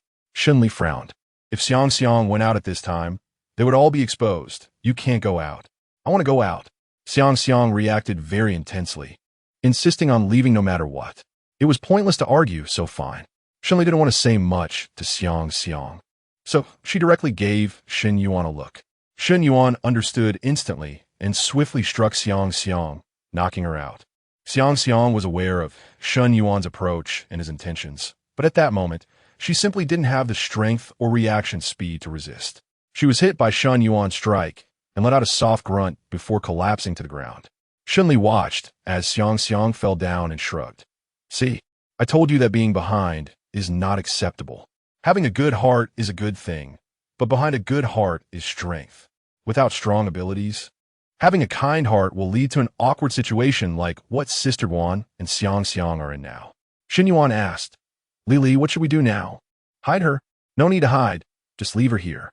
Shen Li shrugged, paused for a moment, and added, "I'll give you a rope and a towel. You can tie her up and gag her. Make sure she doesn't say anything that delays our serious business." "All right." Shen Yuan scratched his head, but he always felt it was a bit strange. "Li, doing something like this, doesn't it seem a bit like what the villains would do?" Shen Li looked at him puzzled. "We've been doing this for so long. How come you're only just realizing it? Your brother is really too slow." Shen Yuan. He originally wanted Shen Li to comfort him a bit, saying that what they were doing was completely justified. But he didn't expect Shen Li to be so direct.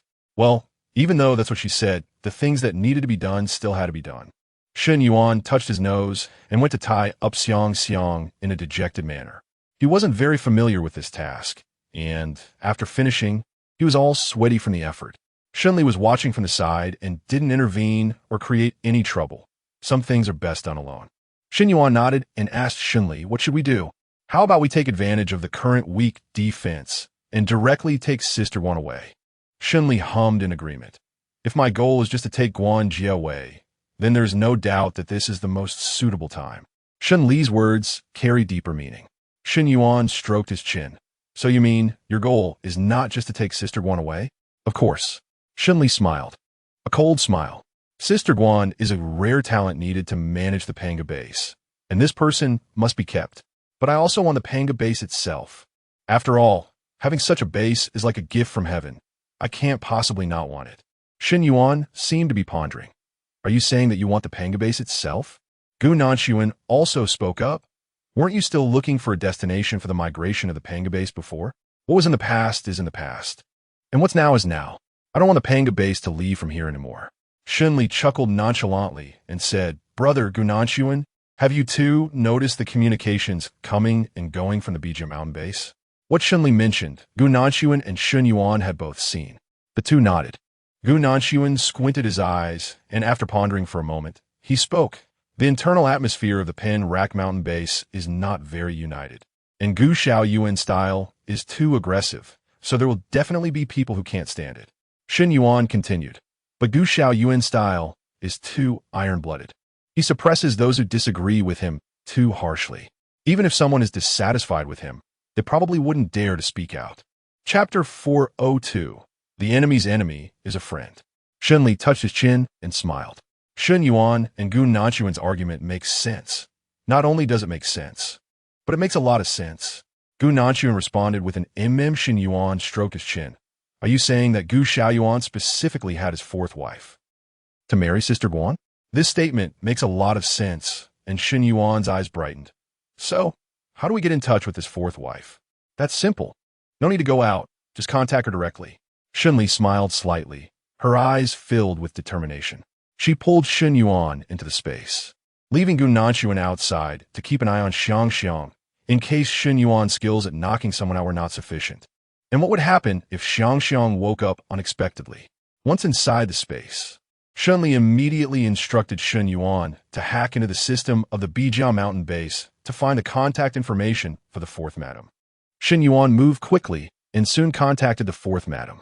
When the call connected, the female voice on the other end was choked with sobs, clearly feeling a great injustice. I already said I won't eat. You don't have to bring me food. Can't you understand human language? Or do you think that just because I'm no longer the fourth madam, you could trample on me? Her tone was filled with deep resentment, and Shen Li knew without thinking that this resentment was directed at someone specific. Unfortunately, this fourth madam didn't dare to vent her anger at Gu Xiaoyuan. She could only unleash her fury on the so-called subordinates at the Bijia Mountain base. However, if she were given a chance to express her feelings freely, it would be hard to say what choice this fourth madam would make. Shen Li slightly curved her lips, her tone very plain. Tan Beijia. The fourth lady, or Tan Beijia, obviously froze for a moment. Ever since the natural disaster and apocalypse arrived, very few people had called her by her old name. People all refer to her as the fourth lady. After a long time without hearing the voice of the fourth lady, Tan Beijia, Shen Li frowned, glanced at Shen Yuan, and specifically confirmed again, Tan Beijia, right? I haven't got the wrong person, have I? Shen Yuan. What kind of looking words are those? His hacking skills have recently reached a remarkable level. Is that some sort of deception? Really? Tan Beijia took a while to realize that Shen Li was calling for him, and his tone became cold. Who are you, and what do you want from me? I'm from outside the Bijia Mountain base. You can call me Sister Shen. Shen Li got straight to the point and revealed his identity. I'm here to team up with you to deal with Gu Xiaoyuan. Deal with Gu Xiaoyuan? How is that possible? Tan Beijia seemed to recall something very unpleasant, and his tone suddenly became sharp. If you want to die, do it yourself. Don't drag me down with you. Besides, what reason do I have to betray Gu Xiaoyuan? Shen Li retorted. Don't you have any reason to betray Gu Xiaoyuan? What kind of life has Gu Xiaoyuan given you? Don't you have any resentment in your heart? Besides, I know exactly what happened yesterday.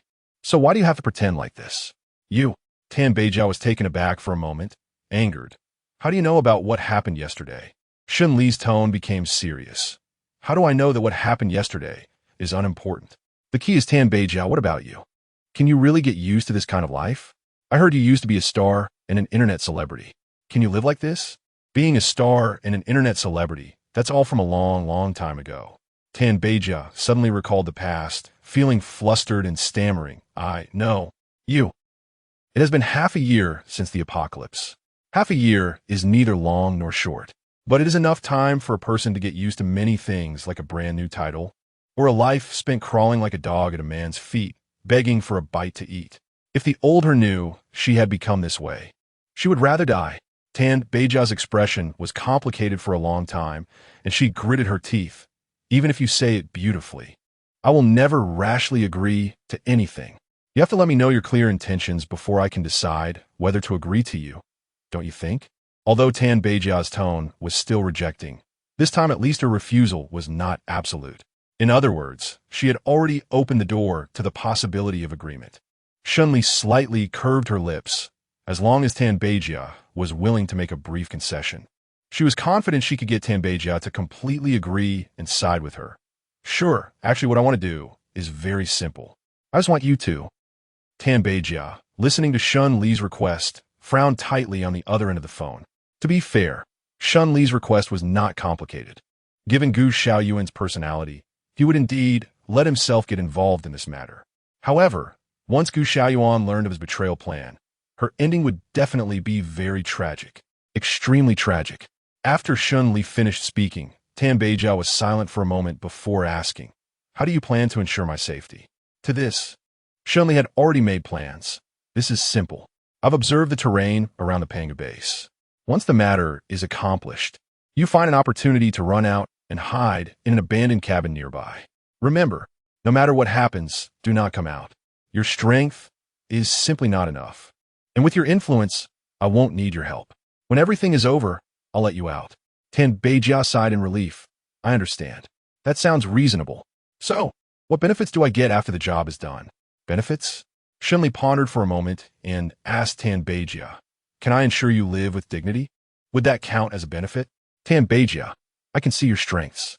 In the past, being beside Gu Xiaoyuan meant you had to act cute and compete with 1,000 other women to get what you wanted. Now, you only need to put in some effort to get it. Do you think that's a benefit?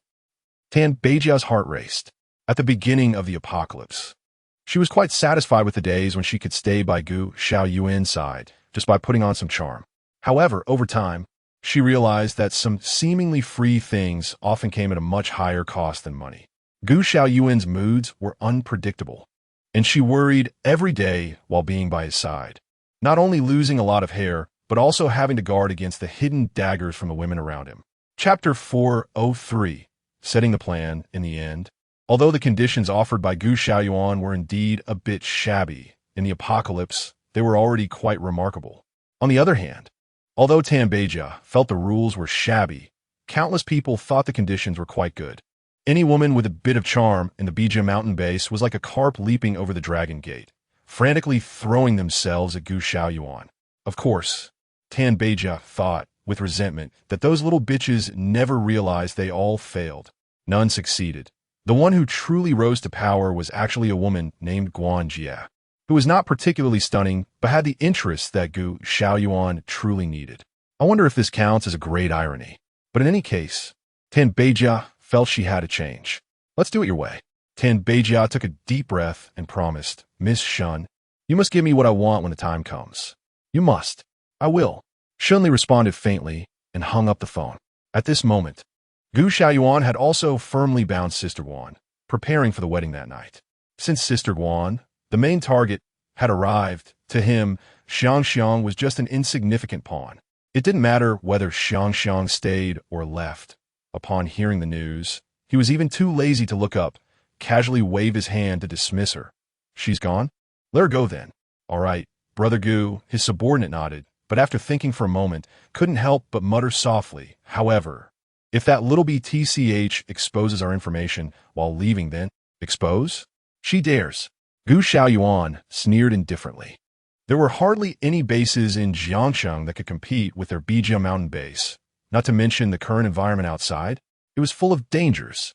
Whether that little girl could survive was debatable, and even if she did, her options would be quite limited. I say, instead of worrying about this, you might as well think more about how to arrange the wedding for me and Sister Guan. Gu Xiaoyuan's words made his subordinate focus, not daring to say more, and smiled as he nodded. "Yes, Brother Gu, you're right.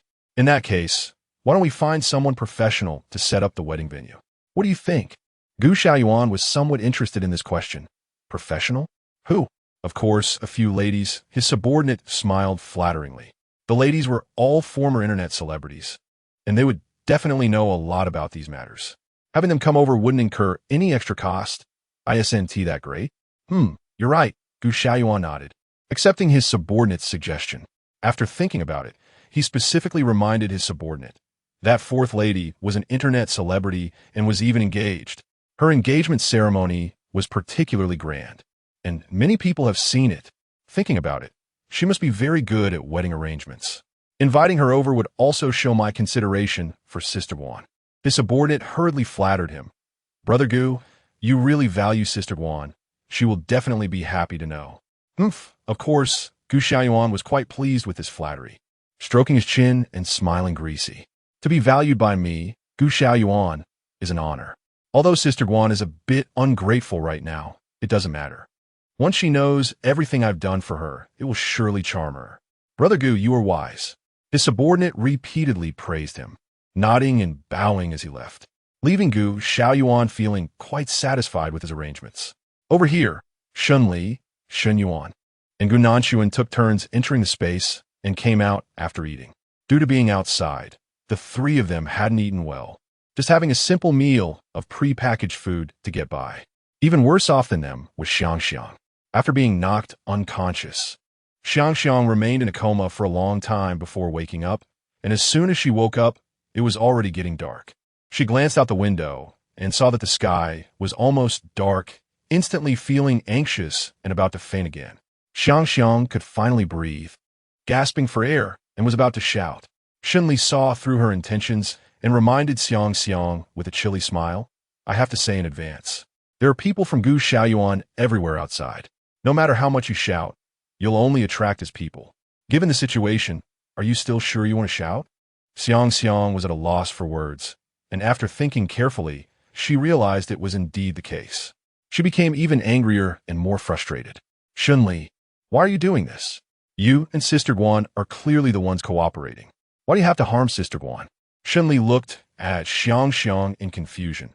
When did I say that I am no longer a collaborating party with Sister Guan? Don't talk nonsense. However, Xiang was almost furious. Your actions just now clearly. Shen Li sneered.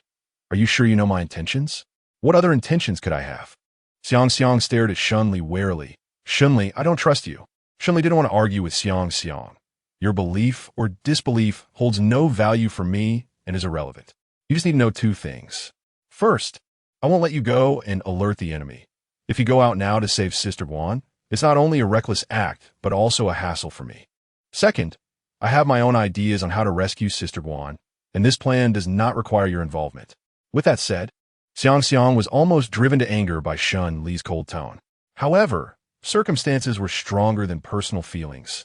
No matter how unwilling Xiang was, she could only grit her teeth and resentfully watch Shen Li's back in silence. Shen Li quickly completed the hotel's floor plan using her memory and old pictures of the hotel found online. She squinted to examine the situation on this side of the hotel and nodded. All right, let's do it this way. Shen Yuan hummed and asked, where's the medicine? Is it ready?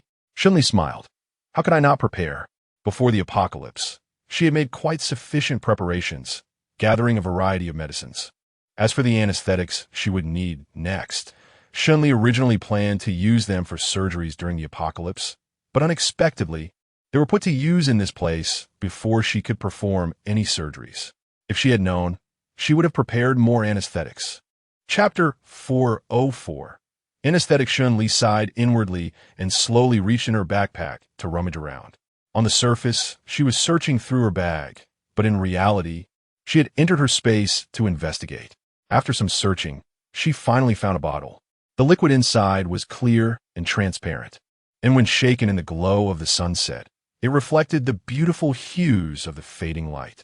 It was a powerful anesthetic, the kind previously used in operating rooms. This small amount could incapacitate 10 elephants. Shen Li held the bottle in her hand and shook it again, smiling. This stuff was the key to bringing Sister Wan out. Shen Yuan nodded repeatedly, his eyes filled with approval for his sister.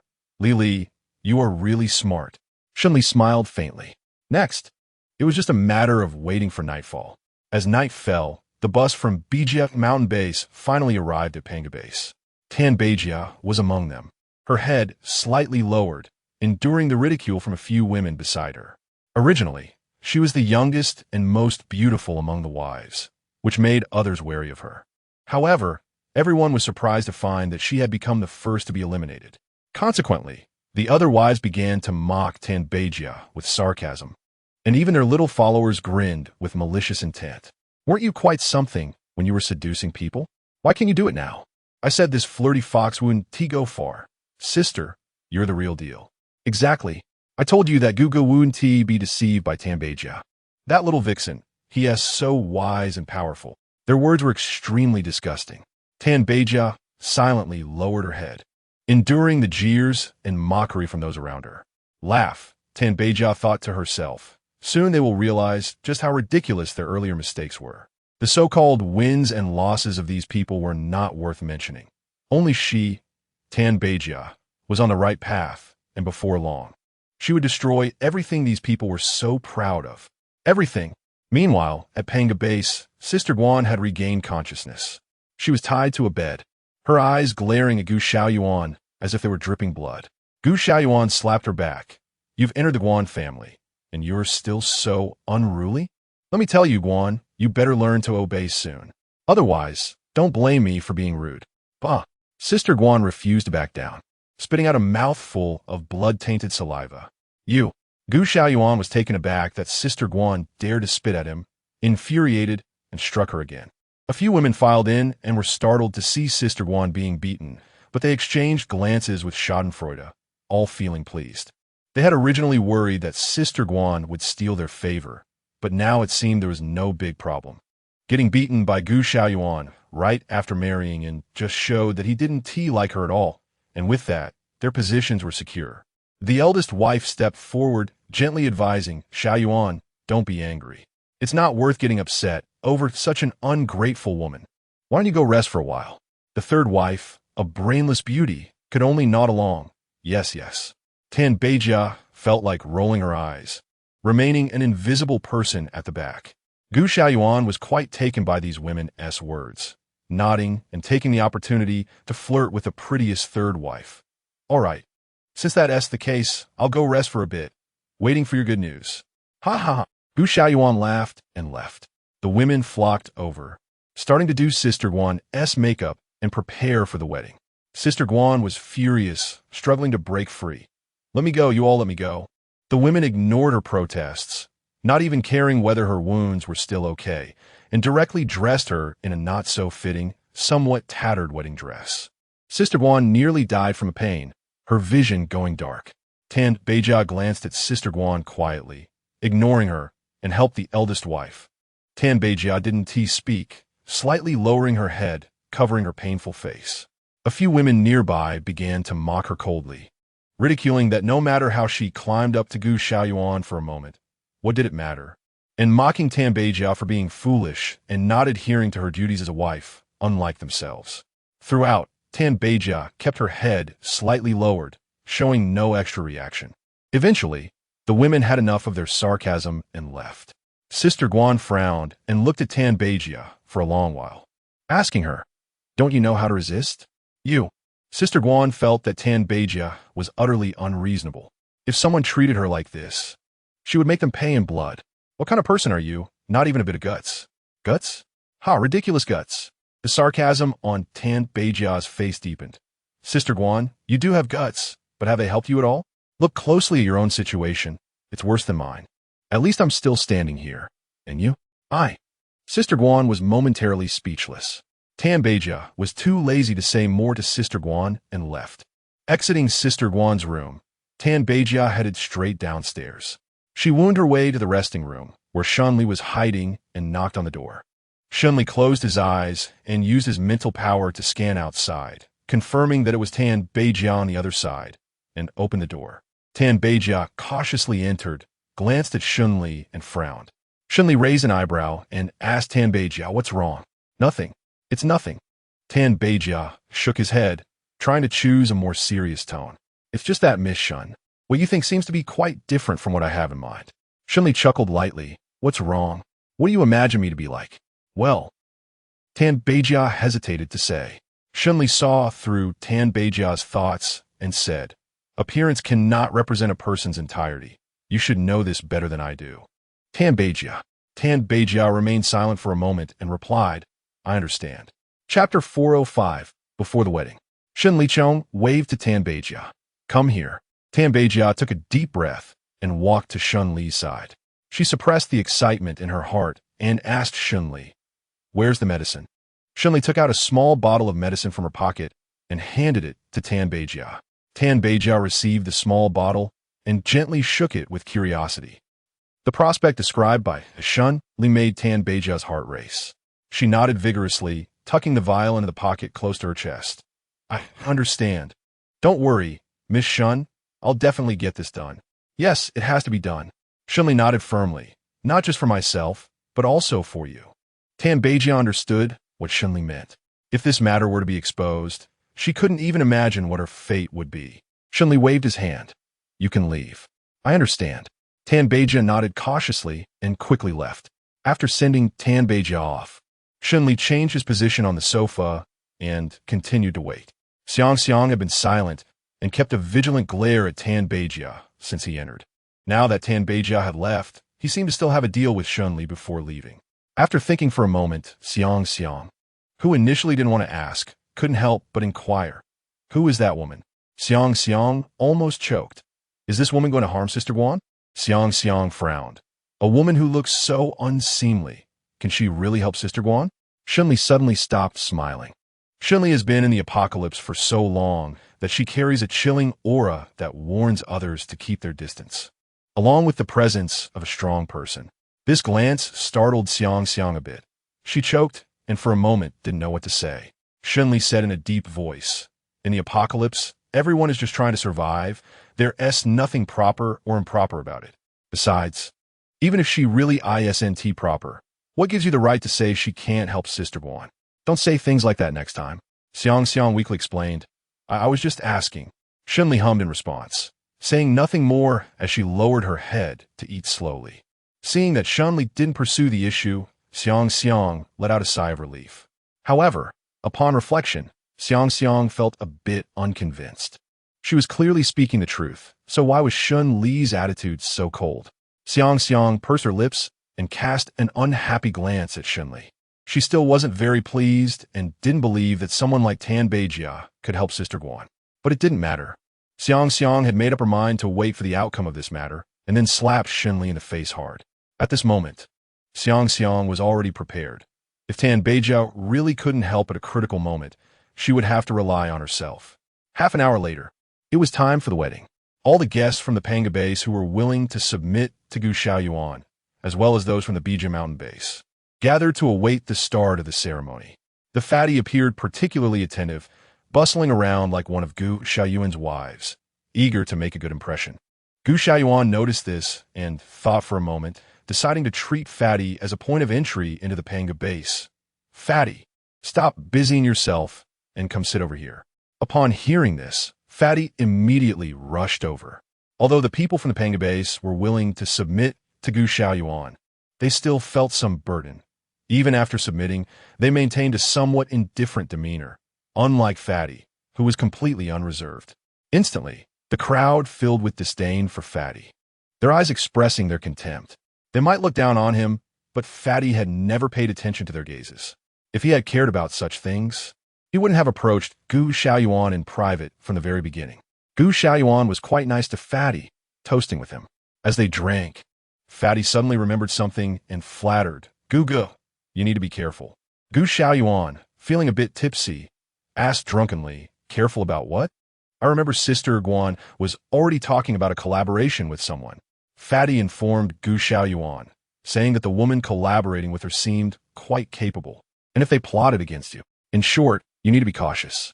Gu Xiaoyuan dismissed this with a wave of his hand. "Just a woman. What wave can she make? I don't believe it." Fatty wanted to hint a bit more, but what if? Gu Xiaoyuan's expression suddenly darkened as he glared at Fatty coldly. "What if what? Do you think I lack the strength to handle such matters?" The speed of his change in expression was comparable to a Sichuan opera mass change, startling Fatty, who quickly waved his hands. No, as long as it's not." Gu Xiaoyuan's face suddenly brightened as he smiled and put his arm around Fatty's shoulder. "I know, you actually see my potential, right? If my abilities weren't sufficient, you wouldn't have given up on Sister Guan to come here, abandoning the darkness for the light." Fatty nodded repeatedly. Yes, of course. The two laughed heartily, but how much of that laughter was genuine and how much was false was hard to say. On the other side, Several of Gu Xiaoyuan's wives began to fuss over Sister Guan, preparing to send her off to marry. Meanwhile, Tan Beijia pretended to be unconcerned, quietly helping out by preparing fruits, snacks, and drinks. After the eldest wife finished dressing Sister Guan, she cast a disdainful glance at Tan Beijia. A useless person can only do useless things.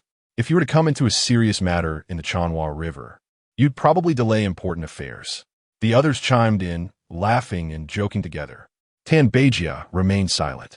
Her demeanor even made Sister Guan feel a bit sorry for her. Sister Guan, who despised bullying the weak most in her life, frowned and spoke up. Don't make things difficult for her. The eldest wife was taken aback by Sister Guan's words, feeling a bit angry. What did you say? Tan Beijia was also a bit surprised and looked at Sister Guan. I told you to shut up, Sister Guan said unhappily. Can't you understand human language? You, how dare you speak to me like that? The eldest wife's face turned red with anger. I am the eldest wife, and you are the fourth wife. Do you understand the concept of rank? Chapter 406. Air conditioning. Sister Guan spat out. Rank? What rank? She was an ability user, and everything she did was fast. Even the speed at which she spat was faster than an ordinary person. The eldest wife tried to dodge, but didn't manage to escape, shaking with anger. You, I must teach you a lesson today. The second and third wives were instantly frightened, fearing that the eldest wife's actions would affect the wedding, and that Gu Xiaoyuan would lose face. They hurriedly pulled her away. Sister, please don't be angry. Let's not teach her a lesson today. We can do it later. Exactly. She is the fourth, you're the first. It's only natural for the first to teach the fourth a lesson, right? Moreover, with her like this, whether Gu will continue to like her is another matter. Everyone chimed in, trying to save face for the eldest wife, and she finally calmed down. Saying this, the eldest wife spat again and left. However, she didn't dare spit at Sister Guan's face, fearing it would ruin the wedding, so she spat on the ground instead. Sister Guan had long seen through the eldest wife's bluster. She didn't even dodge, but looked coldly at the eldest wife's retreating figure, her face showing mockery. Tan Beijia watched this scene silently, nodding slightly, although she had previously looked down on Sister Guan, thinking she was a bit pretentious.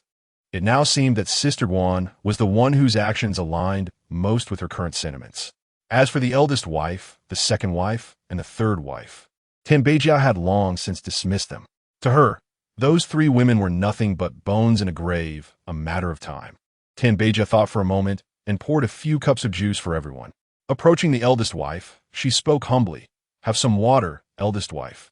The eldest wife glared at Tan Beijia arrogantly, venting all her previous anger on her, and directly raised her hand to knock over the cup. What are you? I won't drink. Ah, Tan Beijia exclaimed in embarrassment, getting juice all over her, looking quite pathetic. The eldest wife laughed heartily at Tan Beijia's misfortune. Tan Beijia said nothing and wiped her tears as she headed downstairs. At the staircase, Tan Beijia cautiously lifted her head to look up, and the pitiful look in her eyes instantly disappeared. Confirming that there were no surveillance systems around, Tan Beijia sighed in relief and quickly poured all the anesthetic Shen Li had given her into the juice.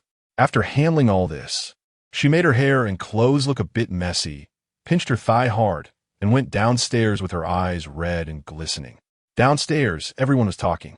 After all, she was a woman he had once enjoyed, and if she were bullied by some random person, where would Gu Xiaoyuan's face be?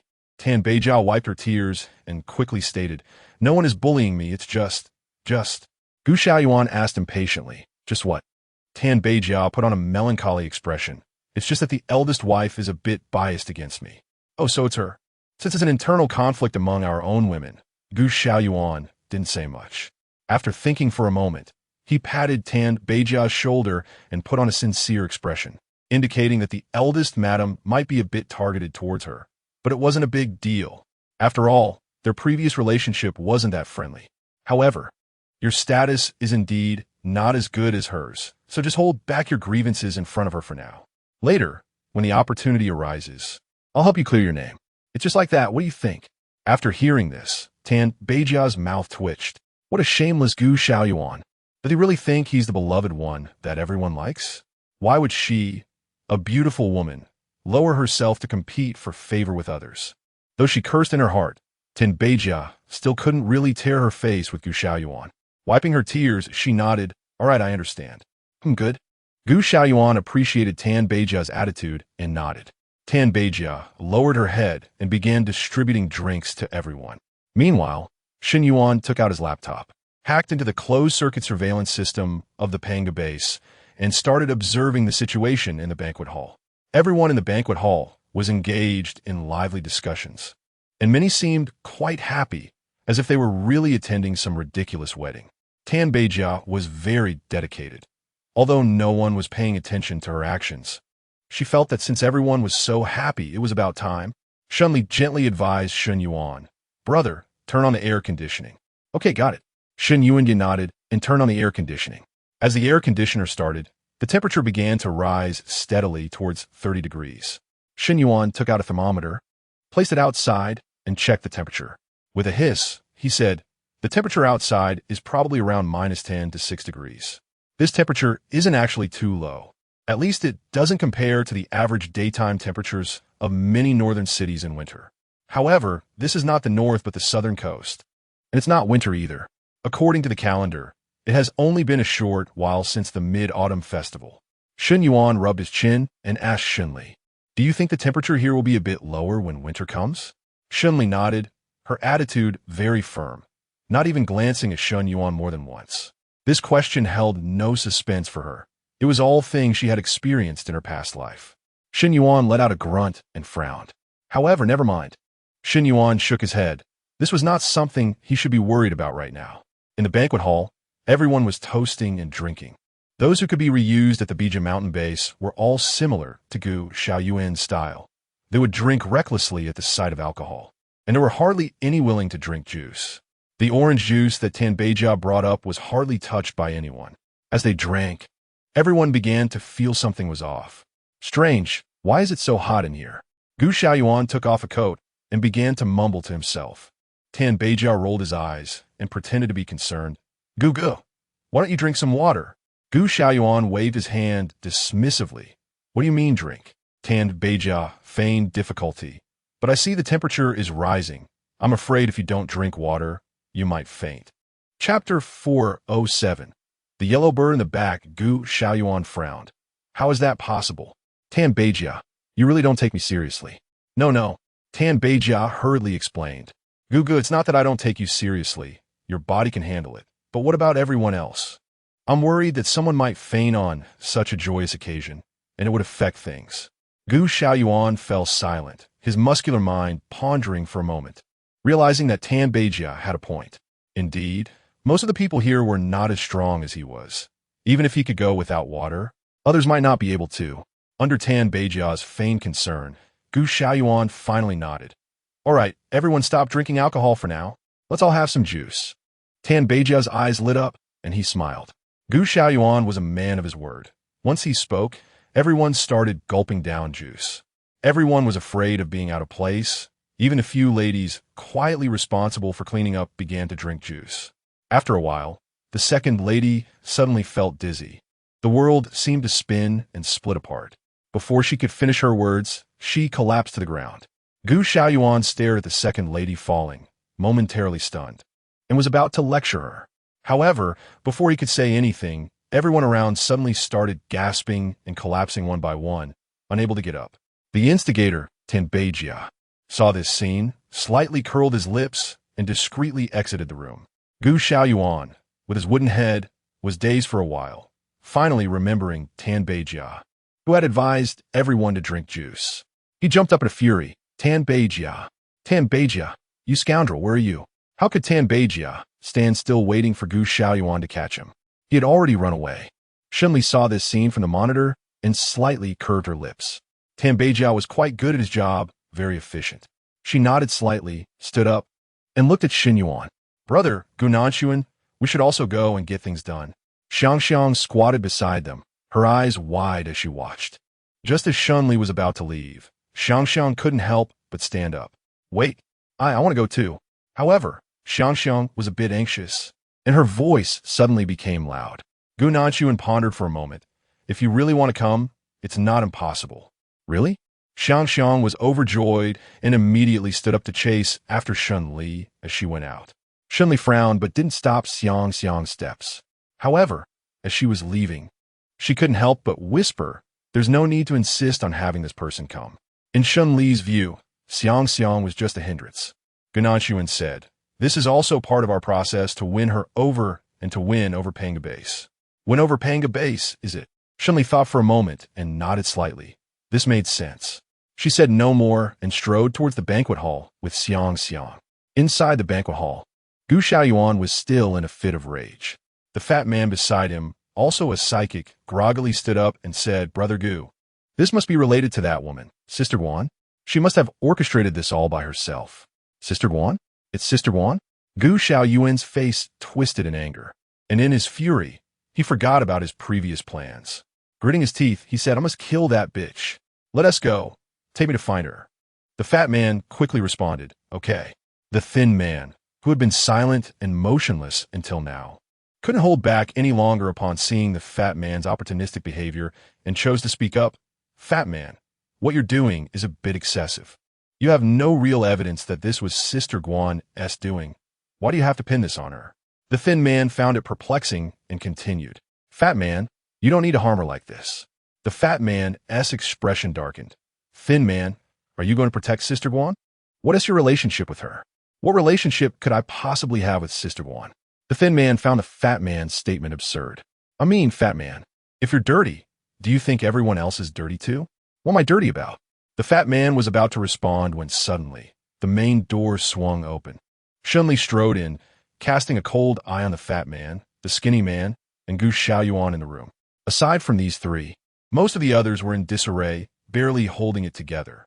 Gao Minguan did not expect an outsider to arrive at this moment, and asked with a displeased expression, "Who are you?" Shen Li smiled faintly and said, "You don't need to know who I am." Her smile carried a hint of disdain, and Gao Minguan was momentarily taken aback before suddenly cursing. "What the hell are you? How dare you talk to me like that? Brother Gao, don't be angry. I'll go teach her a lesson." The fat guy, eager to prove himself, stepped forward to take action against Shen Li. He let out a huff and aggressively walked towards her, ready to throw a couple of punches. Shen Li didn't even glance at the fatty, directly and swiftly twisting his fist and forcefully bending it backward. With a few horrifying cracks, the fatty broke out in a cold sweat, kneeling on the ground and sobbing in pain. Gao Minguan's expression changed, seeing Shen Li break the fatty's bones with such ease and her composed demeanor. There was no doubt that this woman was also an ability user. "You?" Gao Minguan's face darkened as he warily looked at Shen Li. "Are you here for a black market deal?" Shen Li shook off the fat man's hand and looked coldly at Gao Minguan. "Black eats black?" Gao Minguan frowned. "Isn't it? You're wrong, it's really not." Shen Li suddenly laughed. "Gao Minguan, at best, this is called a mantis catching a cicada, while the yellow oriole is behind. It has nothing to do with black eating black. You." Gao Minguan's face became even uglier, and Shen Li did not deny his hostility. Since this was the case, he had to go all out. "Drink!" Gao Minguan suddenly let out a roar, and his whole body burst with momentum, charging violently towards Shen Li. Chapter 408. All cleaned up. Shen Li's expression darkened slightly as she lowered her body and shifted her center of gravity downwards. Her movements were minimal, but her posture was decisive and unequivocal. Gao Minguan, with his hazy eyes, saw Shen Li's demeanor and felt a flicker of dissatisfaction, along with a hint of pride. The dissatisfaction stemmed from Shen Li's audacity to remain so indifferent to his attack, clearly showing that she did not regard him highly. A woman so arrogant must die. "Die for me!" Gao Minguan shouted angrily, launching his fists towards Shen Li. Shen Li stood still without moving, making no sound, and bent down to meet Gao Minguan's attack head-on. With a loud bang, Shen Li moved slightly, but his heels remained firmly planted on the ground as if they were rooted. Gao Minguan, on the other hand, was like Sister Guan just now, or even worse. With a cry of despair, he flew backward like a kite with a broken string. TSK. I originally thought this so-called number one at the Pija Mountain Base had some skills, but it turned out he was just a hollow shell drained by wine and lust. Shen Li shook her hand and straightened up. She looked down at Gao Minguan, who had fallen on the ground and couldn't get up for a long time. After thinking for a moment, She commented, "The action of force is mutual. Haven't you learned this?" Gu Xiaoyuan. How could he not have learned it? He was just about to be driven mad, really going to be driven mad. Recently, most of the bases in Jiangsheng were exchanging resources, and he had no idea when such a strong woman appeared. He originally thought he was invincible in Jiangsheng, but unexpectedly, he lost so badly. It was a sight too horrible to look at. Gu Xiaoyuan gritted his teeth, glaring fiercely at Shen Li. "Who on earth are you?" Shen Li sneered. "I'm your grandmother." Gu Xiaoyuan spat out a mouthful of blood in anger. Shen Li stepped forward and stomped on him, looking at Gu Xiaoyuan coldly as he rolled his eyes and fainted. Shen Yuan was eager to help nearby, but unexpectedly found that he couldn't be of much assistance. Feeling a bit regretful, alas, what a pity, Shen Li pretended to rummage in his pocket, but in reality, he was retrieving a rope made of twisted steel wire from a space, preparing to tie Gu Xiaoyuan up tightly. He smiled slightly at Shen Yuan and said, "It's fine, brother. There should still be a few ability users awake inside. They just didn't dare to recklessly chase out and deliver their heads along with Gu Xiaoyuan, not knowing the situation outside. If you want to deal with them, there will be plenty of opportunities when we go in later." Well, that works too. As soon as Shen Yuan heard Shen Li's words, he immediately became happy again, pretending to nod as he walked into the banquet hall with Shen Li. Behind them, Gu Nanshuan was handling the aftermath, responsible for tying Gu Xiaoyuan up like a pig's trotter and even making a tight knot. Well, anyway, the bodies of ability users are extraordinarily strong, so a little time without blood circulation shouldn't be a big deal. Even if something serious did happen, who would be willing to take care of it? Certainly not Gu Nanshuan. Therefore, with a blank expression, Gu Nanshuan's method of tying up people became even more ruthless. At this moment, the banquet hall was already in chaos, with several ability users barely maintaining their last bit of consciousness, looking at each other in confusion, not knowing what had happened. Seeing Shen Li and the others fully armed, striding in, the henchman who had been following Gu Xiaoyuan suddenly had a flash of insight. Quickly realizing that something had happened outside, the henchman, though appearing fierce, questioned Shen Li, Did you encounter Brother Gu?" Shen Li raised an eyebrow, deliberately not admitting anything, and instead asked in return, "Guga? Who is Guga?" Seeing Shen Li's reaction, the lackey immediately felt enlightened, or at least he thought he had become enlightened. It seemed that Shen Li had not encountered Gu Xiaoyuan. If he could deal with Shen Li before Gu Xiaoyuan did, wouldn't that leave a good impression on Gu Xiaoyuan? The lackey became excited, his eyes filled with visions of the immense wealth he was about to obtain. As for Shen Li, he didn't take her seriously at all. Experience told him that characters like Shen Li were usually the women of big shots. What capability could the women of big shots have? There were nothing but people begging for protection behind their powerful men. The lackey suppressed his excitement and maliciously grinned. "You're just a little girl, right? You came with a man, didn't you? Is this man beside you the one you're following?" The condescending tone in the lackey's words was particularly obvious, and Shen Yuan was almost furious, darkening his face as he spoke. "What do you mean by that, brother?" Shen Yuan maintained a stern expression, barely managing to suppress his anger. When the lackey heard Shen Li call Shen Yuan brother, he immediately became even more excited, thinking he had stumbled upon another opportunity. "Oh, so you two are siblings. It seems you both are the same, just canaries raised by the same big boss." As he spoke, the lackey grinned maliciously. It was truly irrational to have canaries do such things. After all, teaching just 2 canaries a lesson didn't require any impressive skills. They could be crushed with a single finger. Since that was the case, he decided to take advantage of this rare opportunity and directly teach these 2 canaries how to behave. "Today, I'm going to tell you how people without ability should speak," the lackey chuckled, tightening his fists as he stepped forward. He intended to vent all the anger and resentment he had accumulated from being oppressed by Sister Guan for so long. Shen Li chuckled. Ever since this lackey had looked at her, she had already figured out what he was thinking. He wanted to step on her to please Gu Xiaoyuan? Fine. She would actually give this lackey a chance, but whether he could seize it would depend on whether he had the fate to do so. As the lackey rushed over, Shen Li made her move this time. She took a deep breath, turned slightly to the side, and was about to throw a punch. The lackey was surprised to see Shen Li actually daring to resist. He had thought this canary would be completely weak, but unexpectedly, she showed some courage. But what good was a little bravery? She was still destined to be crushed. The lackey advanced confidently, fearless in his attack. Although he had a telepathic ability and not a strength-based one, he was quite confident in his ability to defeat Shen Li. Firstly, he was a man, and men naturally had more strength than women. Secondly, he was an ability user, and even if their abilities were different, he still had some strength. So, the lackey was not afraid at all. As he charged in front of Shen Li, and she actually didn't dodge or avoid him, the lackey became even more excited. A conceited woman with no awareness of her own strength deserved to be punished. The lackey laughed maniacally and threw a punch at Shen Li with all his might. Chapter 409. Aftermath. Shen Li attacked in the same manner while calmly expressing, "Yeah, damn it."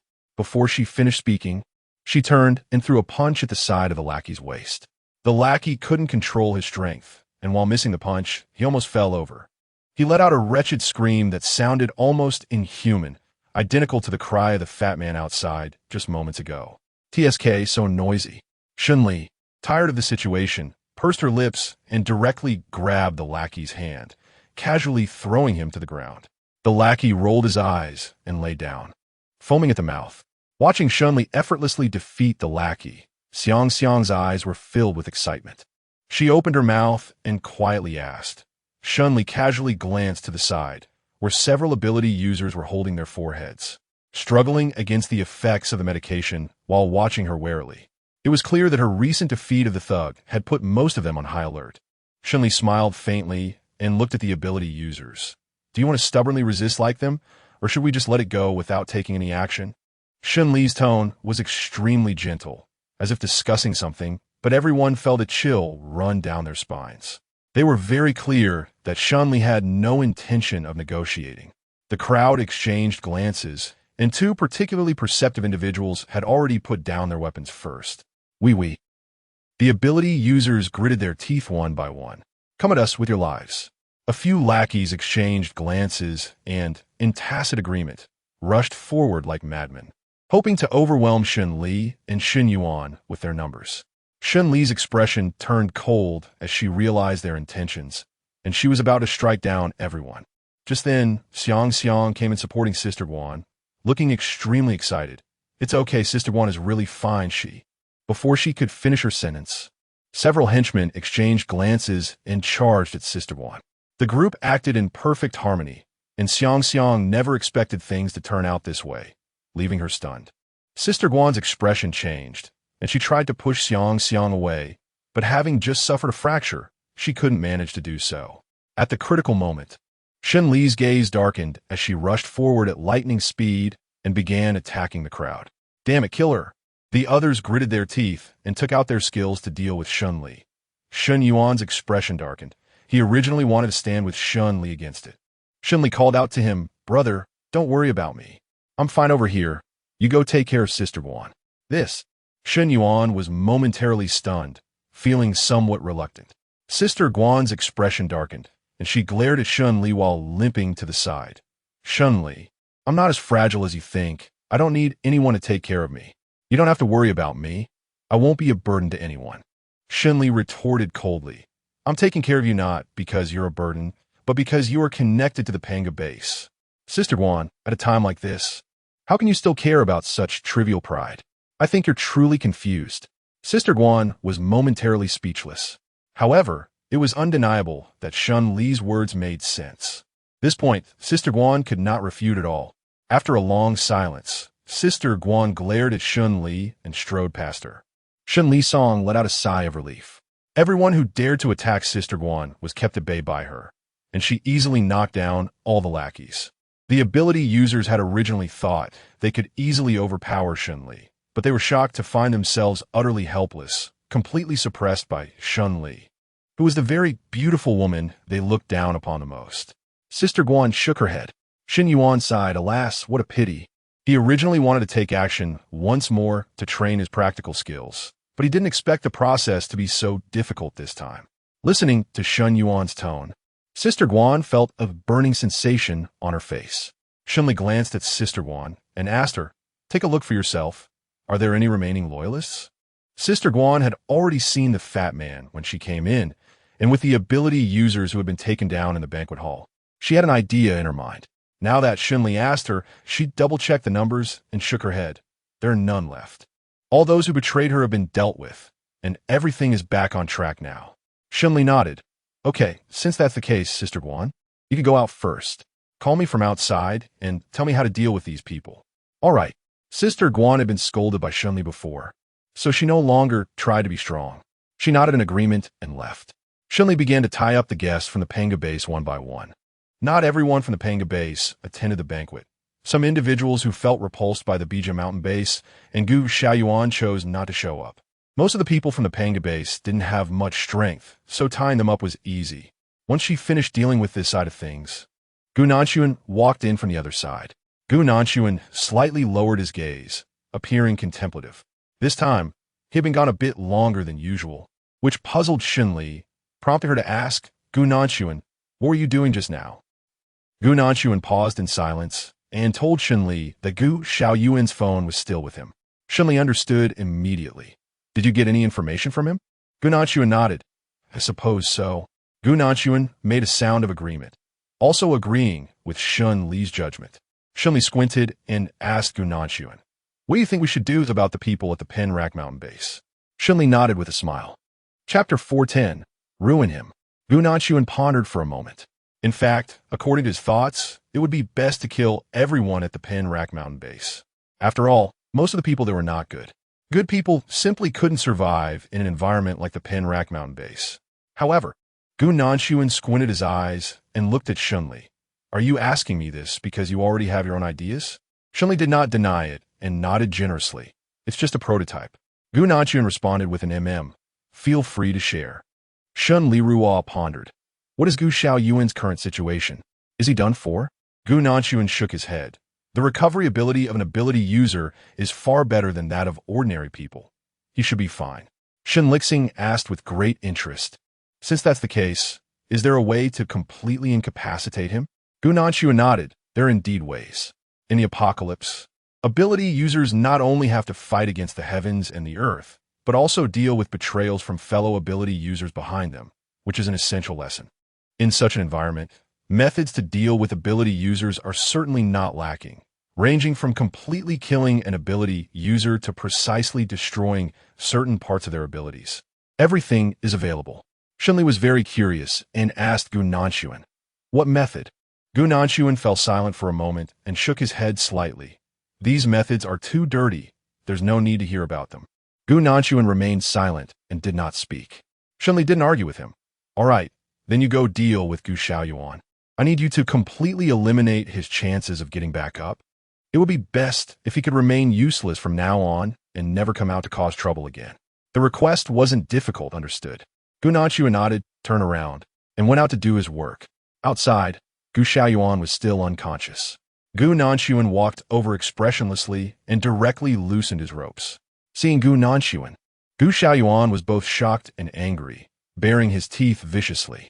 Gu Nanxuan remained expressionless, completely ignoring Gu Xiaoyuan's expression and words. After untying Gu Xiaoyuan's ropes, he stood up and moved his hands and feet. Gu Xiaoyuan felt a chill run down his back, suddenly a bit frightened. Get away. What do you want to do? Gu Xiaoyuan glared at Gu Nanxuan. The words coming out of his mouth were just like those of the victims he had once harmed. Get away. Give it to me. A piercing scream echoed from outside the door. Shen Li curled her lips. Even without going outside to see, she could guess what was happening outside the door. It shows that sometimes the laws of nature still work. This can be considered a form of retribution for Gu Xiaoyuan. It's a pity that in the years of the apocalypse, retribution is a rare occurrence. If only it could happen more frequently. Shen Li shook her head, her expression one of emotion. The ability users in the room were dazed, lying on the floor like a stack of pancakes, groaning endlessly. When they heard Gu Xiaoyuan's voice coming from outside, many of them trembled and got up, looking outside in confusion. Boss, what's going on? Shen Li turned her head and coldly looked at them, her face showing no trace of emotion. Your boss is finished from today onwards. Everyone was momentarily dumbfounded. Gu Xiaoyuan finished? That once invincible and formidable Gu Xiaoyuan, who seemed unbeatable, was actually finished just like that. Who could imagine such a thing happening in the world? After a long silence, the man who had first attacked Shen Li to show loyalty suddenly shouted, You little brat, You're talking nonsense. Brother Gu is a god sent from heaven.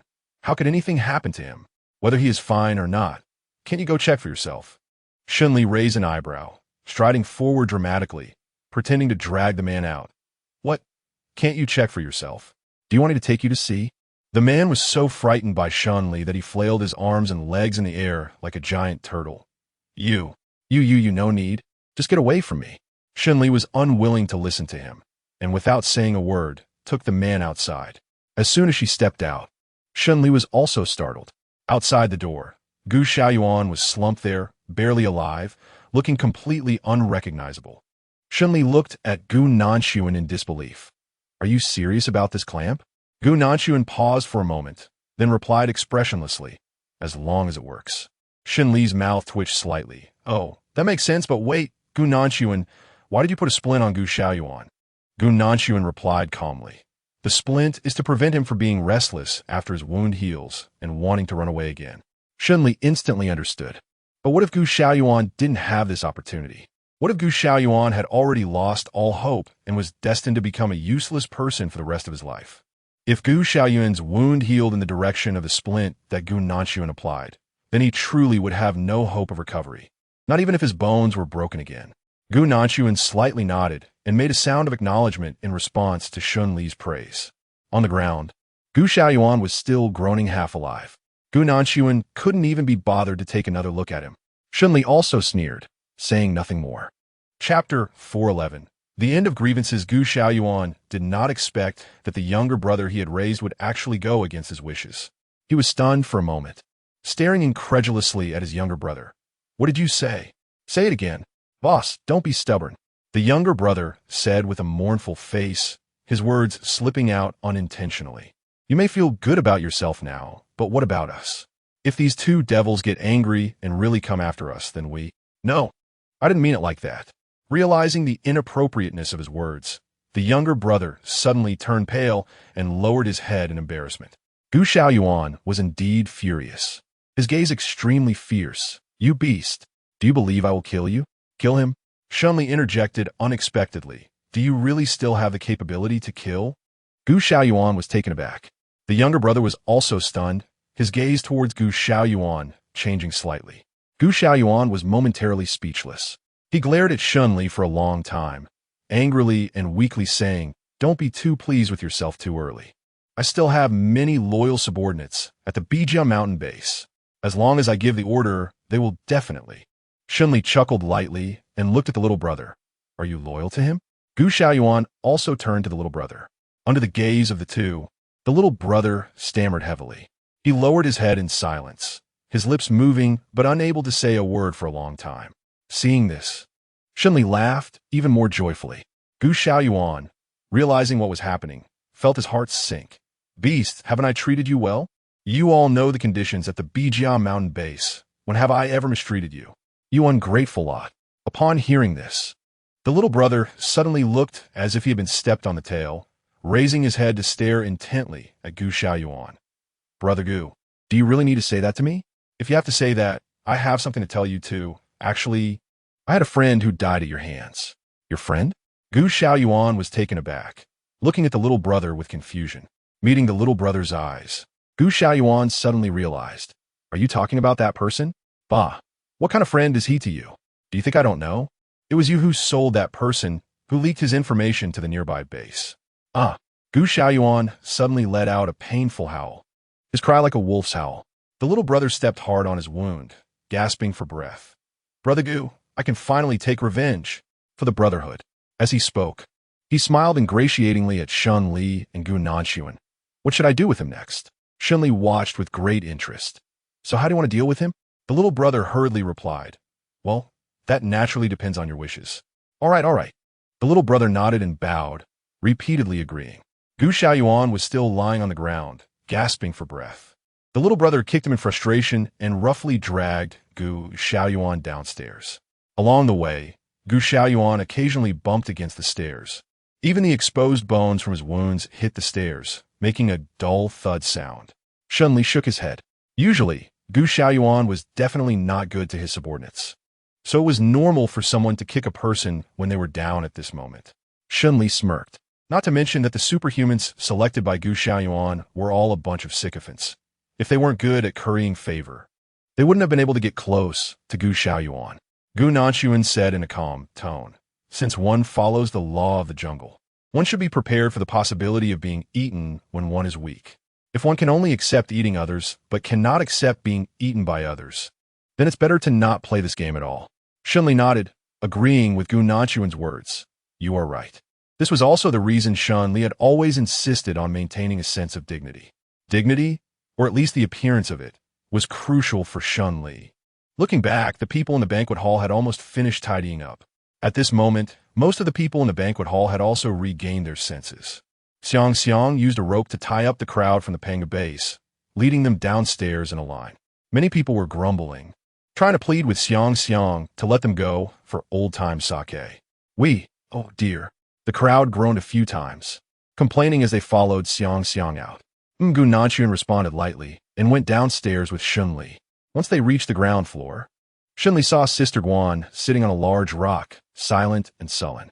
Kneeling in front of her was the fat man who had just been obsequious to Gu Xiaoyuan. The fat man smiled ingratiatingly. "Sister Guan, it's nice to see you again." Sister Guan coldly looked at the fat man. "Yes, it's nice to see you again.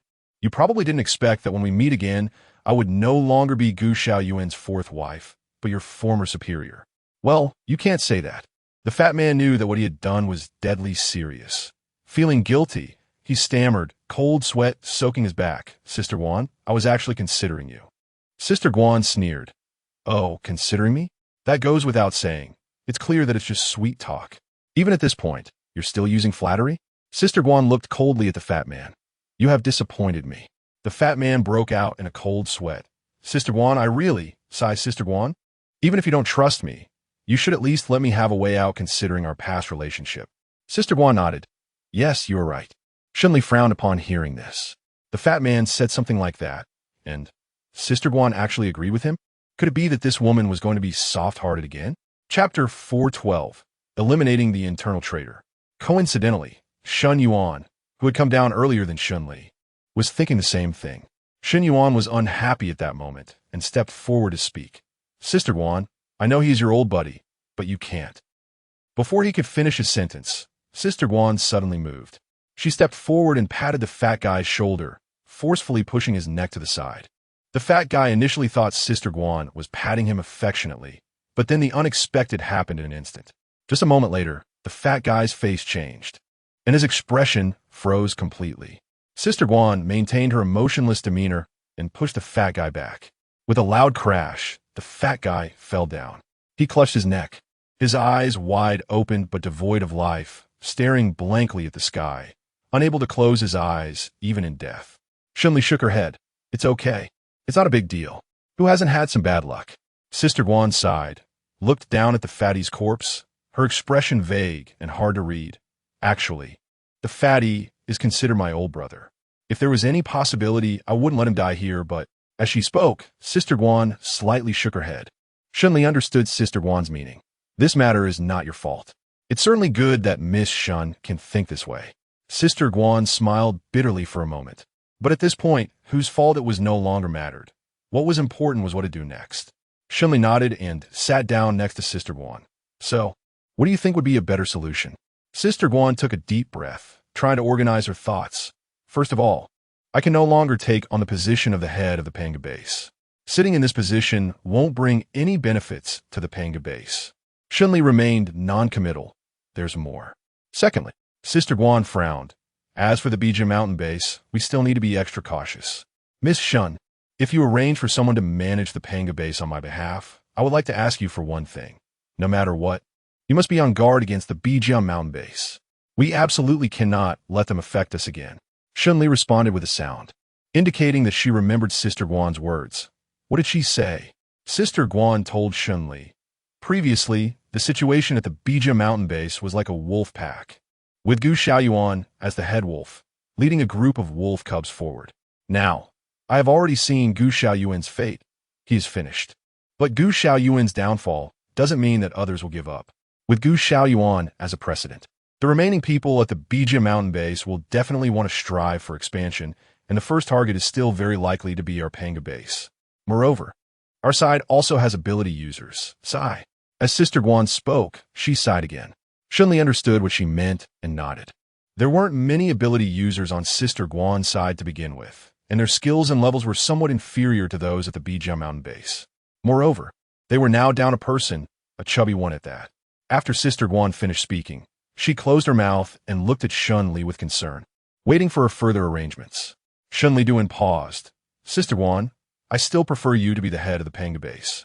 Sister Guan was taken aback, raised her head, and looked at Shen Li in shock and disbelief. Shen Li nodded calmly at Sister Guan with a hint of a smile. Shen Li smiled and said, abilities are improved bit by bit. I've never heard of a baby who can confidently control an entire base right after being born. Sister Guan still didn't believe it and shook her head, but I didn't do well enough before. To this, Shen Li didn't deny it. Although Sister Guan, you indeed didn't do well enough. People always improve. It's clear that you won't make the same mistake twice, and that's enough. Since Shen Li said so, Sister Guan gained a bit of confidence. She took a deep breath, nodded vigorously while looking at Shen Li, her eyes shining. In that case, I'll give it my all. Shen Li, you can rest assured. I will do my best. Shen Li nodded. I believe you. Sister Guan nodded vigorously, her face filled with gratitude. Thinking of this, Sister Guan suddenly admired Shen Li even more. From now on, I will take charge of the small matters at Panga Base, and I will listen to you on all the big issues. Shen Li smiled. No need.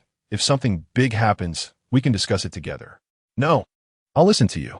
Sister Guan's unexpected insistence made me realize that my ability was completely unreliable, so it's better to listen to you. Since Sister Guan insisted on thinking this way, Shen Li didn't urge her any further and nodded in agreement. Once they had settled on the matter, the people from the Bijia Mountain base helped each other down the stairs. Everyone was groaning, bruised, and battered, looking miserable, followed by a group of women who were all Gu Xiaoyuan's women. The women looked pale, trembling and shedding tears, their faces filled with confusion about the future, as well as panic and helplessness. Tan Beijia also went down the stairs, but her expression was not as grim. She appeared calm, as if she were just going downstairs to shop. This arrogant woman felt so pleased because she had betrayed Gu Xiaoyuan. Tan Beijia froze for a moment and smiled. Before she could say anything, on the other side, the second and third wives were already in a panic, directly covering the eldest wife's mouth. Sister, please don't say that. Gu is in trouble. How can you still be so arrogant? Say less. The eldest wife struggled indignantly. What's wrong with me saying a few words? How can you all not even dare to resist a woman? I see you're all going to betray my husband. You all deserve to die. Seeing the eldest wife's stubbornness, the expressions of the second and third wives also turned grim.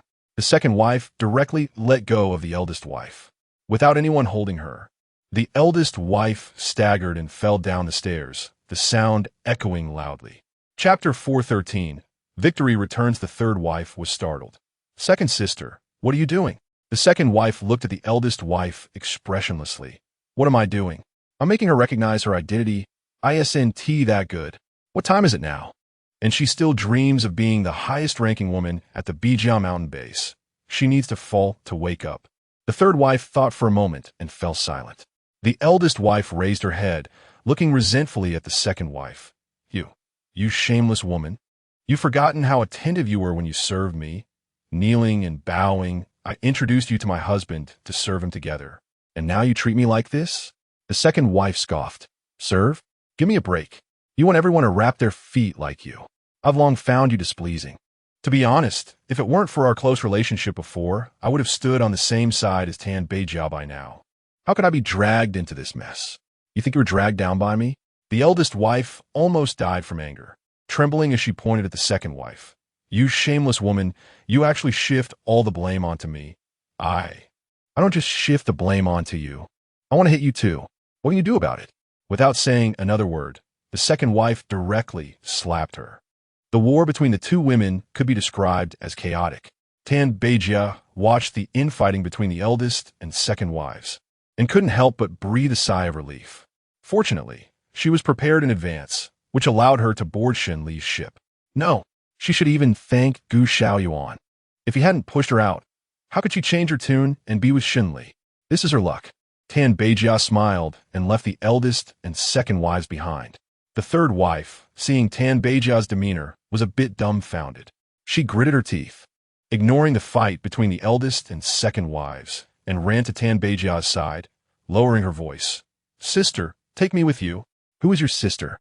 Tan Beijia looked at the third wife with amusement. "When I helped you all with so many things, did you ever think about what benefits you would give me?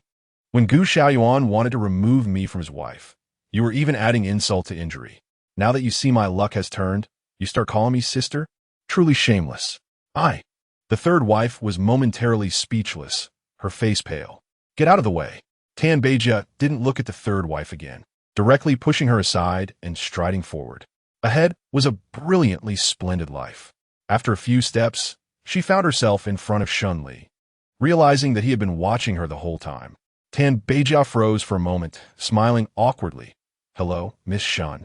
Shen Li raised an eyebrow and deliberately asked Tan Beijia, "Aren't you afraid that I think your performance just now was too aggressive?" Shen Li couldn't help but smile. It seemed that Tan Beijia was a sensible person. Tan Beijia nodded and replied loudly, "Okay." Shen Li smiled and asked, "Now that you're in the base, you can't just eat idle food. Do you have any skills?" "Yes, actually I have quite a few skills," Tan Beijia replied, counting on his fingers. "Before I graduated, I studied accounting and worked in a few companies in managerial positions. Unfortunately, those companies didn't perform well and went bankrupt, or else I wouldn't have become an internet celebrity. Doing anything is fine. It's all an experience." Shen Li comforted Tan Beijia for a moment before getting to the main point. "Right now, there's someone in the base responsible for overall planning and arranging supplies, but as the number of people in the base is increasing, he definitely can't manage it all by himself. Moreover, his skills are just average. Although I don't know your level, I have faith in you. You two can help me support the base together. What do you think? Supplies? That's a great job," Tan Beijia thought. At the Pen Rack Mountain base, that's a sought-after position. Being assigned such a task right after entering the base, Tan Beijia couldn't help but feel like he was dreaming. Shen Li asked back, "Do you think you can't do it?" No. How could that be?" Tan Beijia quickly shook her head, determined to seize this opportunity. "Miss Shen, I believe I can do it. I can do it exceptionally well." "That's good," Shen Li nodded. "I'll look forward to your performance," Tan Beijia replied with a sound, her expression very excited, filled with eagerness to try. Shen Li really liked Tan Beijia's ambition. She liked someone who had a bit of ambition. If someone had no ambition at all, how could they do their job well? Unless the ambition threatened Shen Li herself, she would resist it. Everyone got into the car, and this time Shen Yuan was the one driving. Shen Li yawned and lazily told Shen Yuan, "Bro, I'm going to take a nap in the back seat." "All right, go ahead and sleep." Shen Yuan nodded. "I'll drive. You can relax." Shen Li lazily responded and fell asleep directly. Gu Nanshuan and Shen Yuan were already used to Shen Li's ability to fall asleep anywhere at any time, so they said nothing. Only Tan Beijia, who had just arrived, looked at Shen Li in surprise, dumbfounded. She didn't expect her to sleep just like that. But, upon second thought, Tan Beijia felt that perhaps she was being too superficial. Isn't it good to sleep whenever you want? Only by seizing fragmented time to sleep, well, can one squeeze out more time to deal with serious matters. Tan Beijia nodded, and suddenly felt that Shen Li's actions seemed lofty in her eyes. It seemed she still had a lot to learn from Shen Li. "Go for it, Tan Beijia." By the time they reached the base, Shen Li woke up groggily in the car. She yawned, and once the vehicle stopped, she got out with Tan Beijia and found Qian Kaixian, who had just started working not long ago. Qian Kaixian arranged this person. Chapter 414. Tan Beijia's Work Arrangement. Shen Li immediately noticed Qian Kaishuan's hesitation, but she couldn't be bothered. "You handle this yourself. If you can't manage it, discuss it with Tan Beijia. I won't interfere, but my point is for you to manage the resource distribution together. Just remember that." "Hey, Sister Shen, don't go." Qian Kaixian was a bit stunned and tried to catch up to Shen Li. However, eager to make a name for herself, Tan Beijia stopped him from leaving. "Sister Shen's meaning is very clear. I don't think there's any need to ask more. It's better to just arrange it directly." Actually, Tan Beijia was right. This was Shen Li's arrangement. But just thinking about these words coming from Tan Beijia, a woman with a fox-like appearance, made Qian Kaixian feel uncomfortable, especially uncomfortable. After holding back for a while, Qian Kaixian expressionlessly nodded. Fine then, let's go. Saying this, he turned and left Tan Beijia behind, striding towards his temporary office, which was also the makeshift logistics center in the air raid shelter. Tan Beijia pursed her lips slightly and glanced at Qian Kaixian. She could tell that his attitude towards her was not very friendly. Tan Beijia had seen such attitudes many times. After all, she had a beautiful face. With a face like hers, being looked down upon and treated like a parasite was quite normal, and even she had once thought that being a parasite wasn't so bad. So, Tan Beijia had made up her mind this time. No one was going to stop her from moving forward. Neither Qian Kaixian nor even Shen Li herself. Tan Beijia walked forward with her head slightly held high, following Qian Kaixian to the logistics center. Forget it, Qian Kaixian shook his head in disdain. He was genuinely worried that with so many tasks related to statistical warehouses assigned to Tan Beijia, her arms and legs might break. Since Sister Shen has already mentioned it, you can help me arrange the resource distribution. Qian Kaixian thought for a moment and cautiously added, but Tan Beijia, I still need to be in charge of all vital resources like food, energy, and clothing. You should understand that, right? Tan Beijia frowned. What else can I be responsible for in the base besides food, energy, and clothing? Well, Qian Kaixian was momentarily at a loss for words, then waved his hand dismissively. Just don't worry about that too much. How about this? I'll take care of the main distribution work, and you won't have to do too much. Just tell me a bit, and the work will be easier. What do you think of this idea? Originally, Qian Kaixian thought Tan Beijia would agree to his preferential treatment, but unexpectedly, her expression dropped, and she coldly shot him a glance before turning to leave. Qian Kaixian was confused. What are you doing? Tan Beijia replied firmly. I'm going to find Sister Shen. Find Sister Shen? What do you need her for? Qian Kaixian didn't understand, especially since going to find Sister Shen now would only disturb her. She was probably resting or sleeping. Tan Beijia sneered. Sister Shen asked you to arrange work for me. How could she not know I've been treated so poorly by you? Wait, what are you talking about? Qian Kaixian was anxious. How have I treated you poorly? Tan Beijia retorted. You don't even assign me proper work. Isn't that considered treating me poorly? I didn't assign you improper work. Qian Kaixian was so angry he could hardly contain himself. Tan Beijia, don't be too greedy. Is the distribution of resources not considered proper work? Tan Beijia moved closer to Qian Kaixian, her eyes sparkling with ambition. I don't want some marginal position. What I want is a position that can truly touch the core of the base.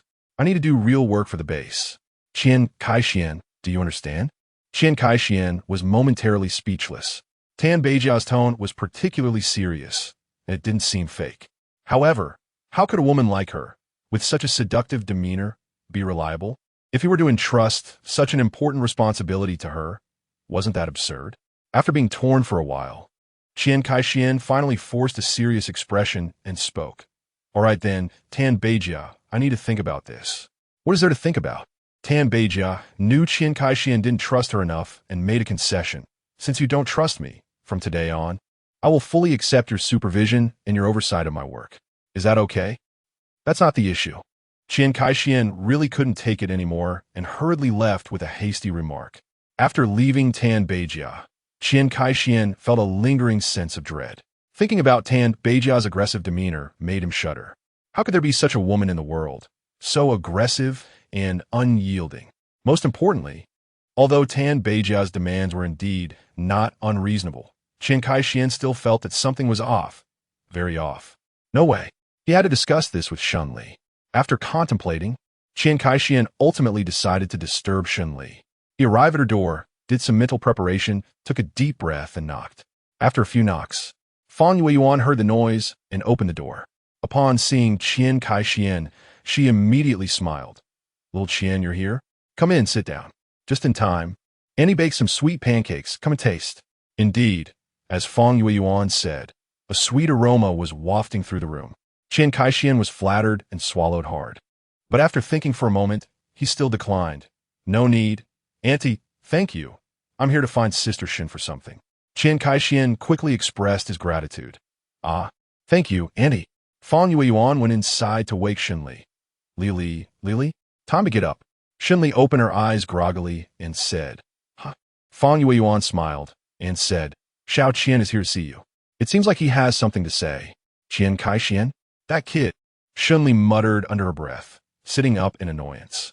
Waking up halfway, she felt frustrated and wanted to grab Qian Kai-Xuan's head and give him a good knock. Chapter 4:15. Sleepy. Li, hurry up and go out. Don't keep little Qian waiting too long.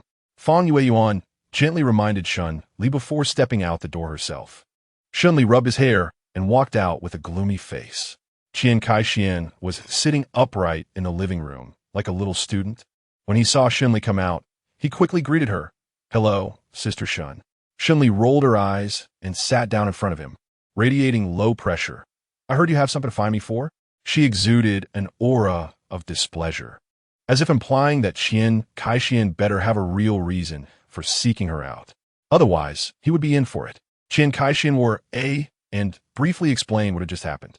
Shen Li rubbed her temples and listened, pausing for a moment after hearing it. Is that it? Qian Kai-Xian was taken aback for a moment, then nodded. Yes, that's it. What's there to say about it? Shen Li looked at Qian Kai-Xian in confusion. If she wants a certain position, then just give her that position. It's different now compared to peacetime. In peacetime, the higher the position, the more salary and rewards one receives. But now, regardless of the position, one can only obtain basic supplies to survive. It's unavoidable, as there just aren't enough resources. Of course, Shen Li had enough resources for herself. Not only enough for herself, but enough to sustain her family for decades without running out. However, Shen Li had no intention of sharing this secret with anyone, unless a major change occurred. She also didn't plan to share these resources with anyone, not even for a short while. Quietly accumulating wealth, the teachings of her ancestors were certainly correct. Shen Li was quite satisfied with her thoughts and nodded. She noticed Qian Kai-Xian on the opposite side, sighing in frustration. Hey, Sister Shen, I understand your point, but I just feel that if we control the specifics of our resources, doesn't that mean we control all the detailed information about our base? It doesn't seem right to let an outsider like Tan Beijia, who has a history of betraying other bases, have access to this. What if one day she betrays us just like she did with the previous base? Shen Li had actually thought about this issue a long time ago. She smiled lightly and said, I'm not worried about that. Sister Shen? Qian Kai-Xian looked at Shen Li in confusion, not understanding why she was so certain. Could it be that Shen Li truly had something that could make Tan Beijia completely loyal, or something that would frighten her into not betraying them? Shen Li smiled faintly and said, Qian Kai-Xian, only the living would leak information. The dead won't leak anything. Qian Kai-Xian was taken aback for a moment and suddenly understood. His eyes brightened, and he nodded vigorously. I understand, Sister Shen. As long as you understand, Shen Li said with a faint smile. The principle of not doubting those you use and using those you don't doubt applies here. Since I want to use Tan Beijia, I won't question her loyalty. Similarly, if one day I start to doubt her loyalty, I wouldn't even need to verify it. I could just kill her directly. Qian Kai-Xian nodded vigorously, his face glowing with excitement, even feeling a bit of schadenfreude towards Tan Beijia. It would be best if that Tan kept her head down. Otherwise, he would definitely enjoy staying by her side to watch her misfortunes. The pancakes were fragrant and soft, the dough fluffy, and they emitted a sweet aroma of sugar. Qian Kai-Xian swallowed, thanked Fang Yueyuan, and looked at Shen Li with sparkling eyes. Sister Shen, can I really take it? Is it okay? Shen Li nodded. What's wrong with it? My mom said it's fine. Hey, thank you, Sister Shen. Thank you, Aunt Fang. Qian Kai-Xian thanked them again, then swallowed and stood up. Sister Shen, I'll be leaving now. Shen Li Gong was about to tell him to get lost, but suddenly remembered something. Wait a minute. Qian Kai-Xian let out a yelp, and stars seemed to appear in front of his eyes. He held his head, swaying unsteadily, still not forgetting to protect the sweet pastry in his arms, looking at Shen Li with a mix of grievance and disbelief. Shen Li waved her hand expressionlessly and said, All right, you can go. Who told you to wake me up? Qian Kai-Xian replied.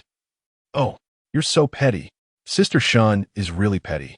He glanced at Shen Li with a look of grievance and walked away grumbling. Back home, Qian Kai-Xian ate the sweet cake in a few bites and hummed contentedly. Not bad.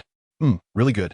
With the matter perfectly resolved and having enjoyed the sweet cake fed by Aunt Fang Yueyuan, Qian Kai-Xian felt as if the world had brightened up even forgetting about the bump on his head from Shen Li's hit.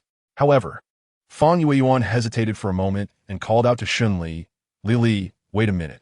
Why have you been sleeping so much lately? And Fang Yueyuan looked at Shen Li with a somewhat complicated expression, took a long time to find the right words, and finally said, Mom feels that your temper has been a bit irritable these past few days. Shen Li was taken aback for a moment. She had known about hypersomnia for a long time and didn't find it particularly strange, but irritability? Shen Li raised her hand to touch her face. Thinking about it, she realized that she had indeed been quite irritable when she woke up today. Fang Yueyuan cautiously asked, Li, is there something wrong with your body? Fang Yueyuan looked at Shen Li with some doubt. Really? Shen Li nodded. Of course it's true. Fang Yueyuan looked at Shen Li for a long time, unable to read her daughter's expression, so she could only choose to nod and believe. Well, Li, if you have any problems with your health, you must tell Mom right away. Otherwise, Mom will be really worried. Shen Li nodded. Don't worry, Mom. I definitely will. Fang Yueyuan finally felt at ease. Chapter 416. Unexpected gains. Back in her own room, Shen Li found herself unable to sleep. It wasn't that she wasn't tired. In fact, she was quite fatigued at that moment. However, even with her exhaustion, she couldn't shake off the worry in her heart about Fang Yueyuan's question. Why was she so sleepy? In her past life, she had never heard of any supernatural being who could sleep so much. Shen Li frowned and turned over, feeling troubled. Just at that moment, Sister Guan's call came in. The phone rang for a moment before Shen Li answered. Hello, Sister Guan. Miss Shen.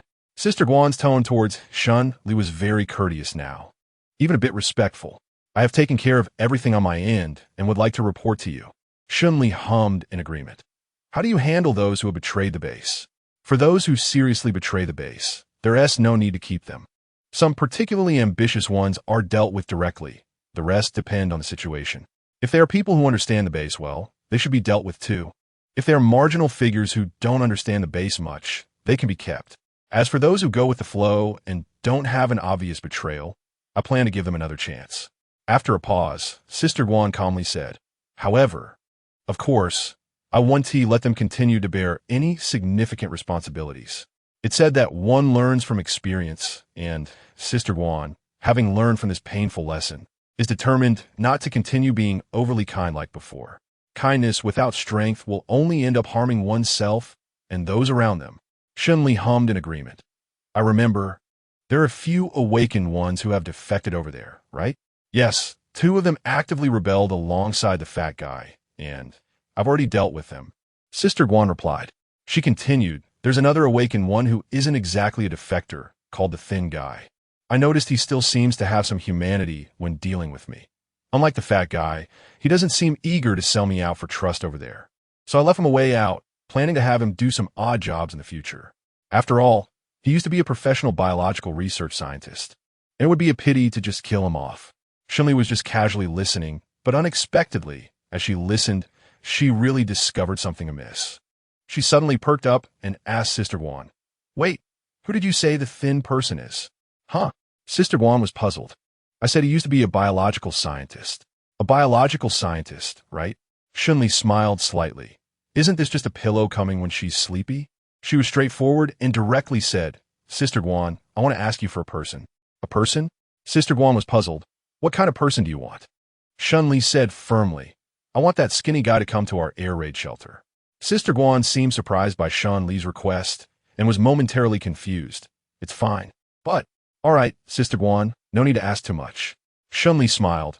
I can only tell you that we happen to have a related request recently, and his arrival is quite relevant to our needs. Sister Guan agreed, dispelling her doubts. Oh, I see. I'll bring the skinny guy over tomorrow. The next day at dawn, Sister Guan drove the vehicle from the base, with Xiang sitting in the back, ready for action, along with the skinny guy whose hands were bound behind his back, wearing a black hood that completely covered his eyes. The vehicle bounced along the poorly maintained road, with moss and cracks lining the sides, until they reached the vicinity of the air raid shelter. Got it, Sister Guan. Xiang replied loudly and immediately took action. The skinny guy was caught off guard as the hood was pulled off. Sunlight streamed in, and the skinny guy let out a muffled groan, trying to shield his eyes. But with his hands bound behind his back, He could only tightly shut his eyes against the scorching and blinding sunlight. Sister Guan, with a blank expression, instructed Xiang, "Take him, let's go inside." Just as he was about to be taken to a place he didn't even know, the skinny guy hoarsely said, "Wait." Sister Guan initially didn't want to respond to him. However, the skinny guy spoke again, "Wait. Sister Guan, considering our past relationship, you have to let me say something." She frowned at the skinny guy, her expression not looking good.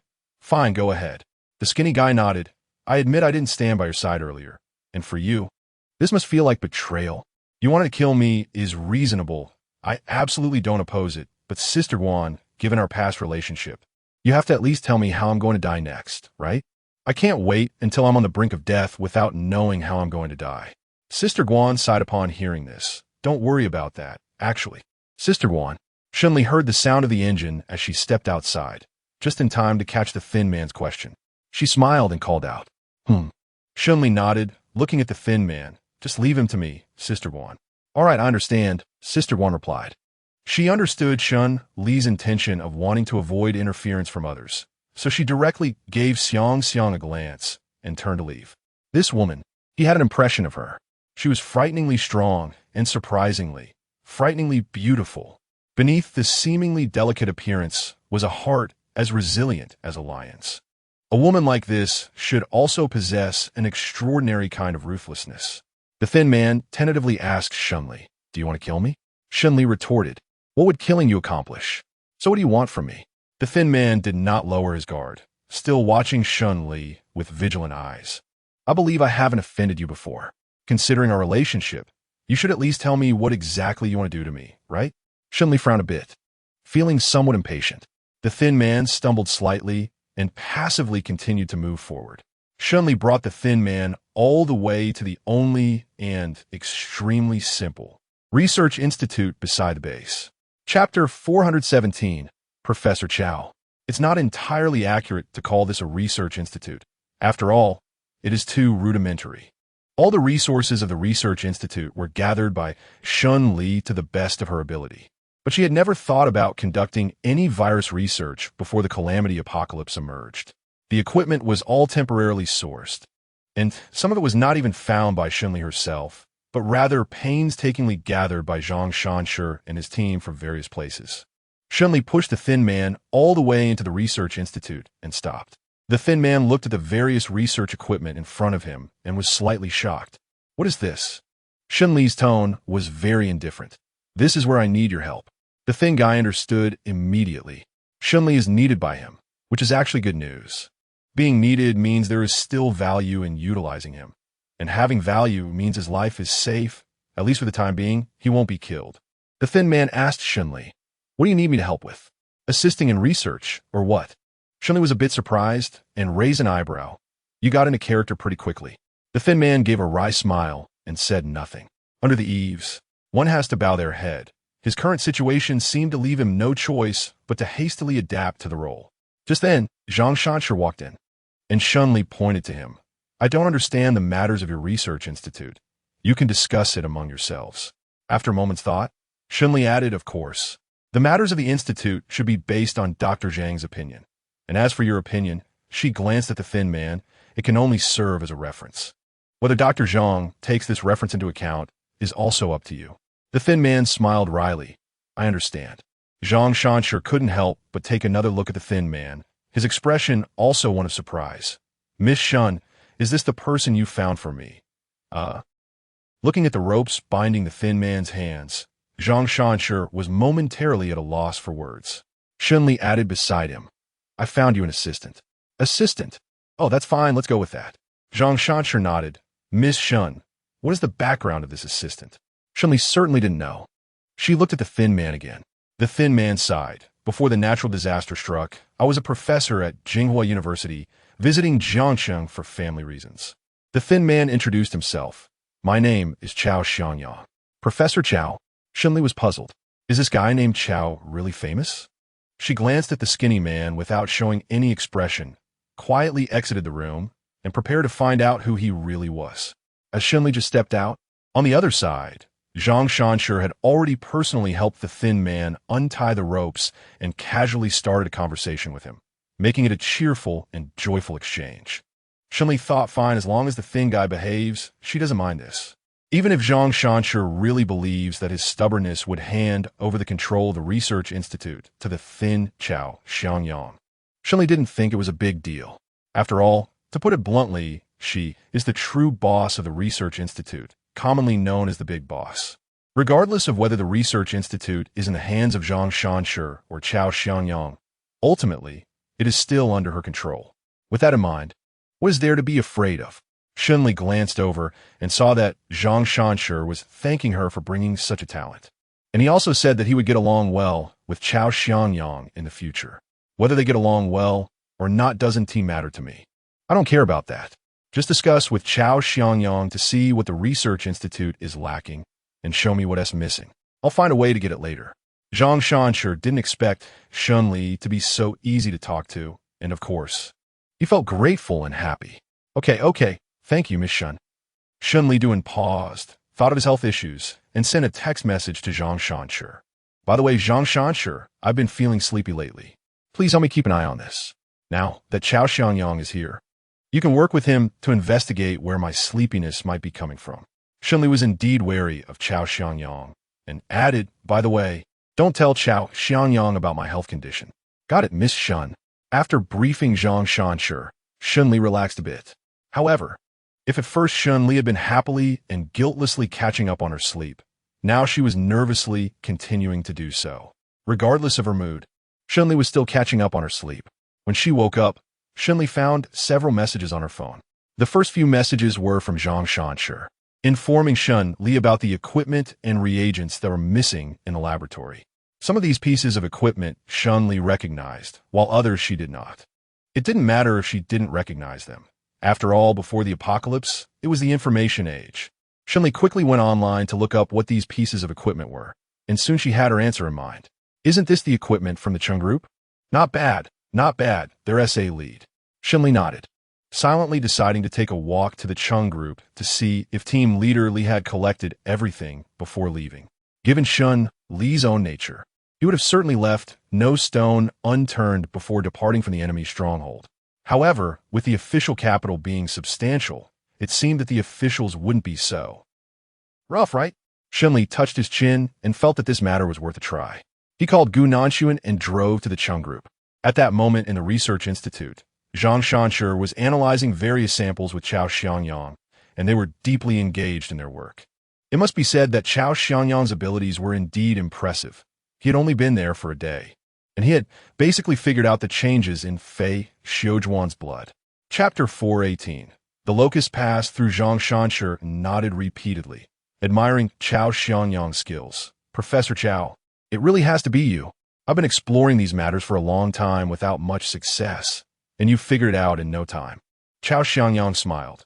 I just know a little more about this area than you. It's not that impressive. Not at all. Everyone in our industry speaks highly of you. We all know how capable you are. It can't just be flattery. Zhang Shanshi looked at Chao Xiangyang, his eyes sparkling. Professor Chao, Chao Xiangyang suddenly waved his hand. Don't call me Professor Chao anymore. Just call me thin guy like the people from my last base. Huh? Zhang Shanshi was taken aback. Looking at Chao Xiangyang in confusion, Professor Chao, what do you mean? Chao Xiangyang didn't reply and instead looked out the laboratory window with his hands behind his back. Outside, it was quiet with no sound. The people in the air raid shelter had a habit of going out to work during the day, so the silence at this time was quite normal.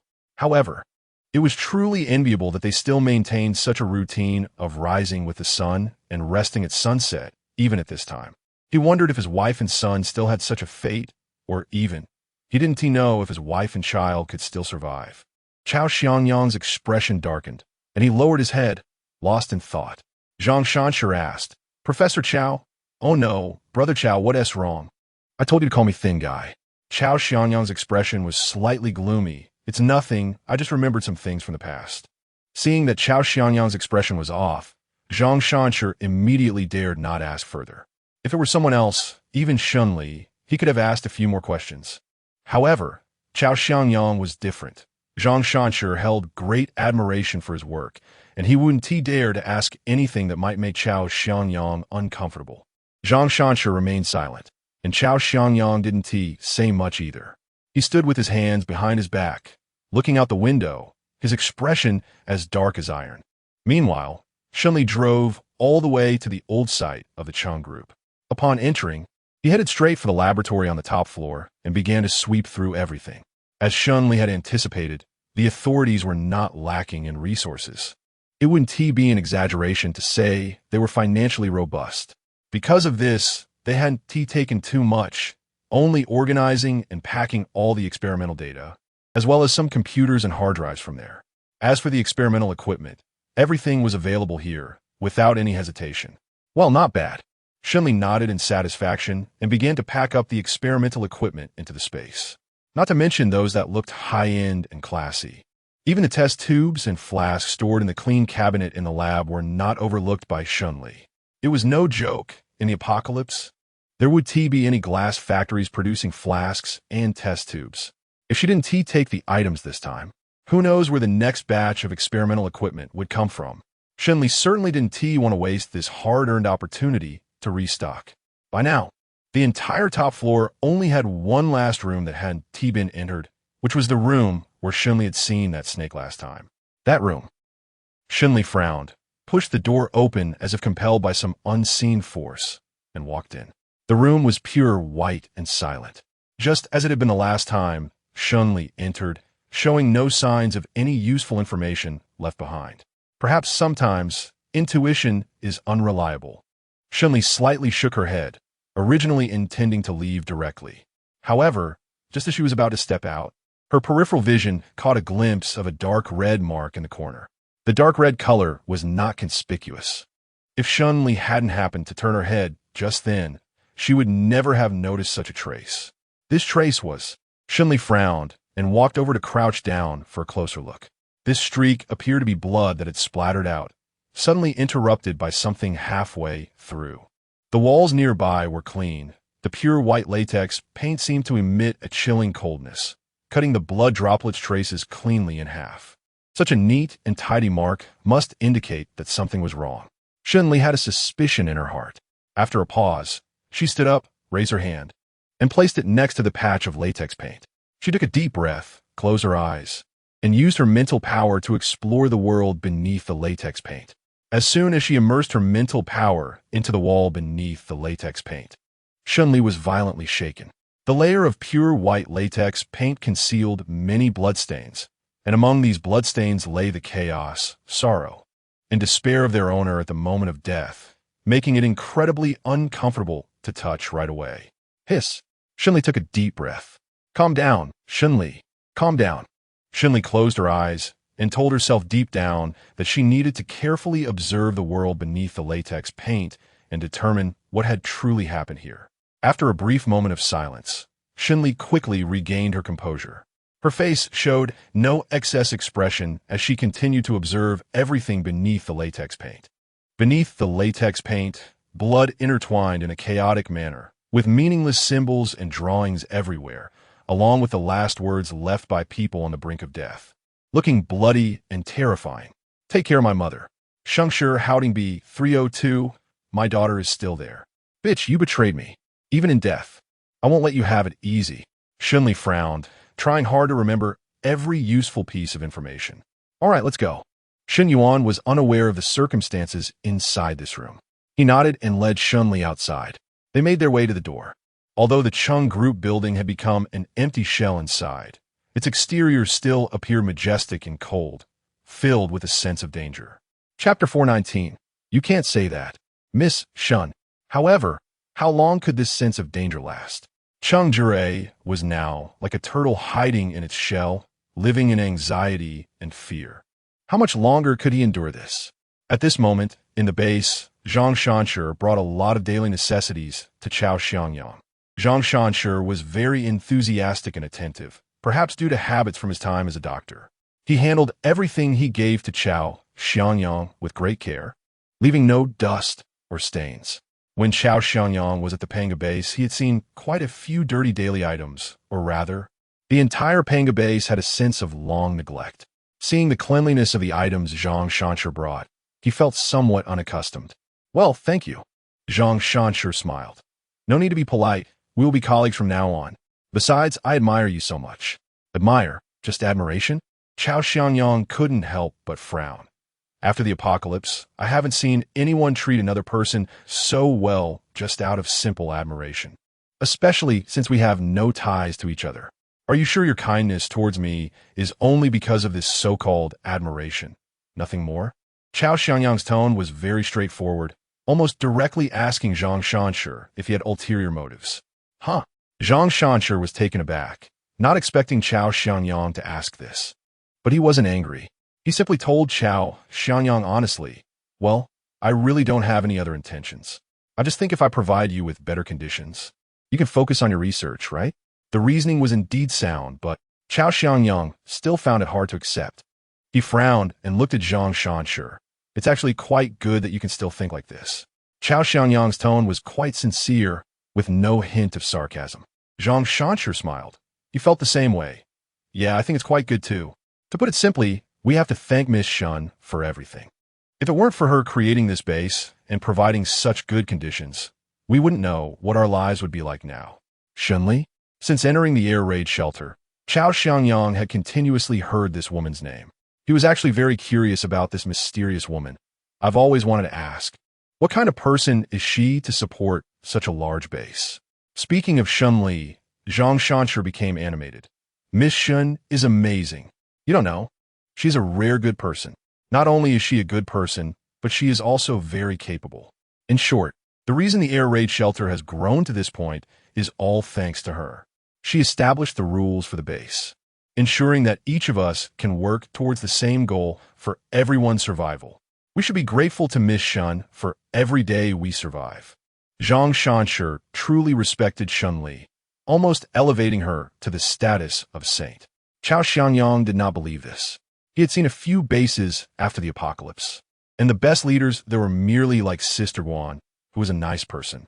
As for someone like Shen Li, it was absolutely impossible for her to be a good person.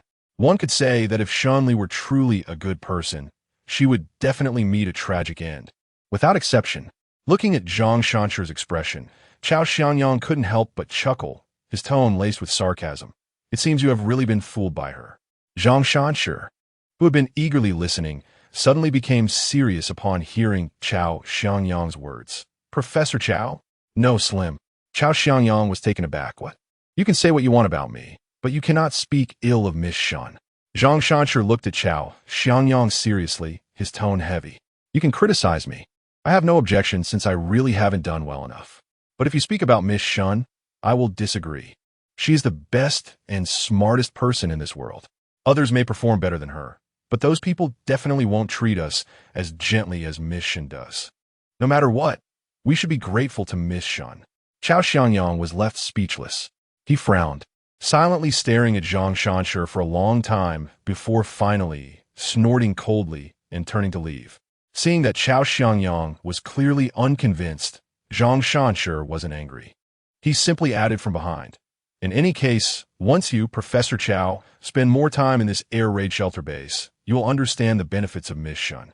Chao Xiangyang paused for a moment, then quickened his pace. Stay? No, he didn't want to. He had more important things to do than remain here. Back in his room, Chao Xiangyang closed the door and took out his phone to search for a location.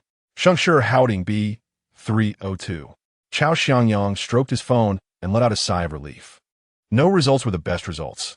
No results meant that the person he had been thinking about was likely still alive and safe. With that, he felt reassured, and no matter what, he had to go out and find them, to bring them the safest life possible.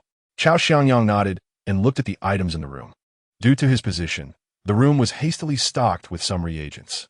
These reagents weren't many, and each bottle was labeled, looking quite scientific. These reagent bottles were his assurance for escaping from here. Chao Xiangyang touched a bottle, took a deep breath, as if he had made a certain resolution. In his view, Chao Xiangyang had such thoughts because he did not understand Shen Li well enough. Anyone who knew Shen Li better would say she was the best base owner in the world. Therefore, he needed to find a way to help Chao Xiangyang better understand the benefits of Shen Li. Zhang Shanshi nodded, beginning to plan and strategize. He was deep in thought when he suddenly heard a knock at the door. Zhang Shanshi was taken aback. Who is it? It's me. It was Chao Xianyang's voice outside. Zhang Shanshi had no guard against Chao Xianyang and immediately opened the door. "What's up, Slim?" Chao Xianyang smiled. "I have something to ask you." "Oh sure, come on in." Zhang Shanshi opened the door to let Chao Xianyang in. The wind outside was too strong, making it quite uncomfortable. They should come in and warm up by the fire. Chapter 420. Slim's Escape. "Thank you." Chao Xianyang simply thanked him and entered the room. Zhang Shanshi's room had a fire burning, making it especially cozy. Chao Xianyang sat for a moment, then pondered before asking Zhang Shanshi, "During the day, will there be anyone here?" "Anyone? That won't happen." Zhang Shanshi waved his hand, suddenly frowning. "Slim, why are you asking this?" Although Zhang Shanshi was somewhat naive, it didn't mean he was a fool. He understood that Chao Xianyang's question implied he might be planning something shady. Chao Xianyang also noticed Zhang Shanshi's suspicion towards him and chuckled awkwardly. "It's nothing serious. I was just wondering if our research results might be seen by someone." Zhang Shanshi's expression softened. "So you were worried about this?" "It's nothing to worry about. You can rest assured that the entire base is loyal to Miss Shen, and such things won't happen." Chao Xianyang was a bit curious. "How can you be so sure that everyone in the base is on Shen Li's side?" "Of course." Zhang Shanshi nodded confidently and thought for a moment before telling Chao Xianyang. "Actually, there have been instances in the past where people in the base conspired to rebel against Miss Shen, but those people were eventually dealt with by her. So now the base is very peaceful and safe." "I see." Chao Xianyang nodded, remembering all of this. It seemed that he couldn't expose his intentions while escaping. He had to make everyone believe he was loyal to Shen Li. After chatting with Zhang Shanshi for a few more words, Chao Xianyang discreetly took a reagent bottle from his pocket and poured it on the ground where Zhang Shanshi couldn't see. With the bottle upside down, a strange smell spread out. After a moment, Zhang Shanshi frowned. "Strange, skinny, do you smell something?" Chao Xianyang's eyes flickered. "No, really not? I feel like something is burning." "Oh no, could something have fallen on the stove and caught fire?" Zhang Shanshi pushed Chao Xianyang and started searching the ground. While looking, he suddenly saw a wet patch on the ground, paused, and thought, "What is this?" "Wait." As he spoke, Zhang Shanshi suddenly became speechless. If he remembered correctly, wasn't this the spot where Chao Xianyang was just standing? Chao Xianyang met Zhang Shanshi's incredulous gaze and felt a bit guilty inside. But you. Zhang Shanshi felt his strength gradually fading, but he still couldn't understand why Chao Xianyang was doing this. Clearly, Miss Shen Li is indeed good to me. The fact that she let Sister Guan spare my life is already a huge favor to me. Chao Xianyang quickly laid Zhang Shanshi on the ground, shaking his head. "But unfortunately, I have things I must do. I have others to protect. I can't just stay here and be safe. Although I do feel a bit sorry for Shen Li and you, I still have to leave." Zhang Shanshi originally wanted to say a few more words, but his consciousness gradually faded. He ultimately closed his eyes and unwillingly fell into a deep unconsciousness. Chao Xianyang breathed a sigh of relief and laid Zhang Shanshi on the ground. He really should tell Zhang Shanshi that he was sorry. But some things could only be this way. If he was to be true to Zhang Shanshi, he would have to betray his own wife and children. Compared to Zhang Shanshi, of course, his wife and children were much more important. Chao Xianyang gritted his teeth and crawled out of Zhang Shanshi's room using both hands and feet and left. As expected, just as Zhang Shanshi said, he didn't encounter anyone along the way. The absence of people was a good thing, and Chao Xianyang felt a bit relieved, quickening his pace to continue running forward. As he walked, he didn't know how long he had been walking, but he finally saw traces of the sky. Chao Xianyang looked up at the entrance of the air raid shelter, his expression filled with excitement. He finally had the chance to find his wife and children. What was that room used for before? How many people did the Cheng group capture from outside for that room? Why was that room later used to hold that little snake? What had that little snake been fed before? One question after another troubled Shen Li endlessly. Shen Yuan looked at Shen Li's unusual expression and patted her shoulder. Li. After Shen Yuan said this, Shen Li realized that she was indeed a bit tired. However, after experiencing the earlier confusion, it was hard for Shen Li to say that she could still sleep soundly now. Shen Li asked, "What's wrong?" Shen Yuan pointed seriously outside the car, toward the road leading to the exit of the air raid shelter. "Look over there." Shen Li followed Shen Yuan's finger and looked over, his expression instantly becoming serious. The night before, it had just snowed outside, and the ground was covered in a thick layer of snow. There shouldn't have been anyone entering the air raid shelter last night, so the snow should have remained undisturbed. However, at some point, a line of footprints had appeared in the snow. Shen Yuan stopped the car and took a closer look, telling Shen Li, "These footprints are heading out," which means someone from the base has gone out. Shen Li frowned, feeling that this matter was becoming increasingly suspicious. Logically, at this time, everyone in the base should be outside planting potatoes, raising chickens, and hunting. Shen Li shook her head slightly. This matter might not be that simple. Anyone who leaves from here is definitely a traitor. On this point, Shen Li had already made up her mind. Before her words fell, Shen Yuan saw an empty test tube on the ground again. Chapter 421. Mutant Bear. I got out of the car to take a look. Shen Li instructed Shen Yuan and got out of the car. Upon reaching the bottom of the car, she crouched down to take a look at the empty test tube. Inside the test tube, there was a little colorless liquid, which had crystallized into ice under the harsh cold of the outdoors. Shen Li squinted and looked closely, then threw the test tube to the ground. "I know who left." Shen Yuan asked, "Who is it?" Shen Yuan's expression tightened. "Let's go. Right now." The two of them started to act immediately, and Shen Li took out an off-road vehicle from the space, taking Shen Yuan with him. In fact, it wasn't just Shen Yuan who couldn't find it. Shen Li couldn't find it either. Logically speaking, I left Chao Xiangyang alive, which means I don't want him to die.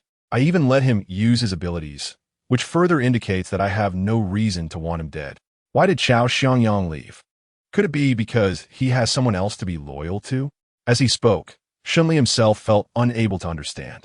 Shen Yuan scratched his head and suddenly remembered something. Wait. Chao Xiangyang is a scientist, and the last of the 3 major bases in our city should also be a scientist, right? Could it be that Chao Xiangyang is leaving here to seek refuge with someone from that base? Are you talking about the CUN base? Shen Li thought for a moment and shook his head slightly. I don't think that's the case. Although, based on power divisions, CUN base could indeed be Chao Xiangyang's target.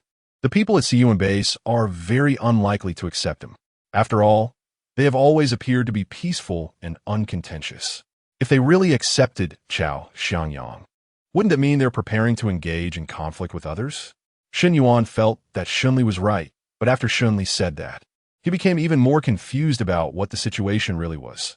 So, who exactly did Chao Xiangyang go to find? Regarding this question, Shen Li remained silent. She also didn't know what the answer to this question was. Shen Yuan was at a loss, staring blankly at Shen Li. The two remained silent for a moment before driving out to chase. At this time, Chao Xiangyang was walking on the icy road, feeling a piercing cold with each step. His impression of the outside world was still stuck on a month ago when he last went out to search for supplies. The weather back then wasn't too cold. Although conditions were harsh, it wasn't difficult for a supernatural being to endure. However, Chao Xiangyang didn't expect that the external environment a month later would be like this.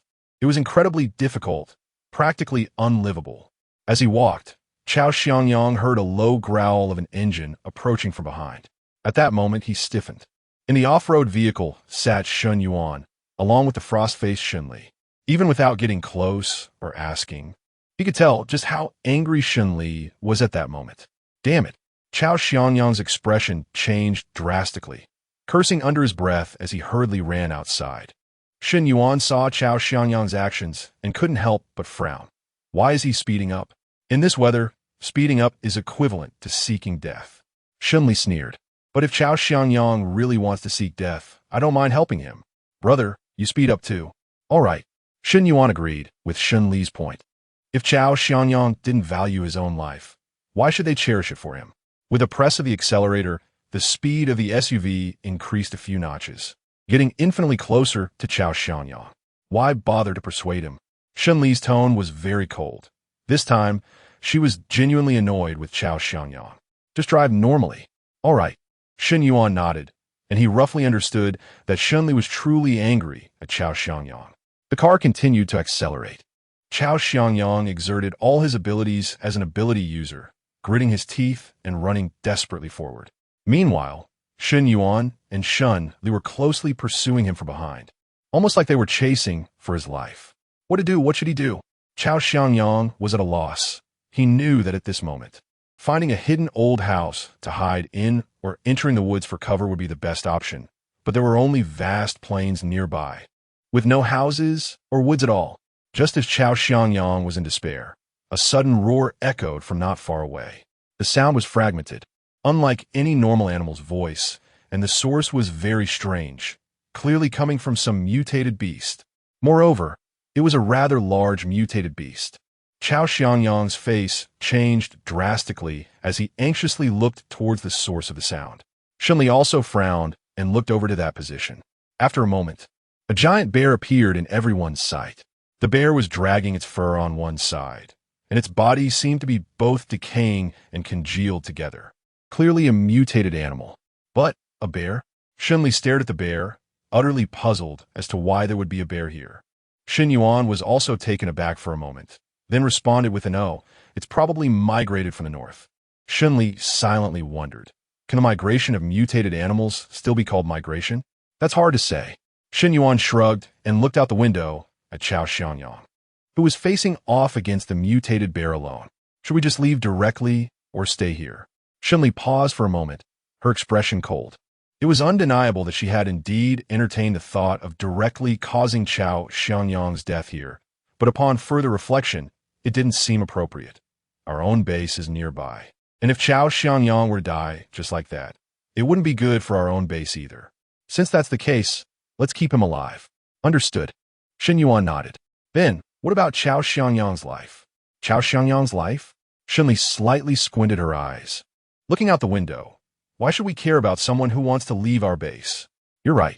Xin Yuan nodded, fully agreeing with Shen Li's opinion. The two of them fell silent and began to slack off in the car. Chapter 422. Mental Power Mutation. Outside the car, the mutated bear also noticed Chao Xiangyang's presence. Half of the bear's body was decayed and mixed with blood and foam. Saliva hung from its mouth as it charged at Chao Xiangyang with a growl.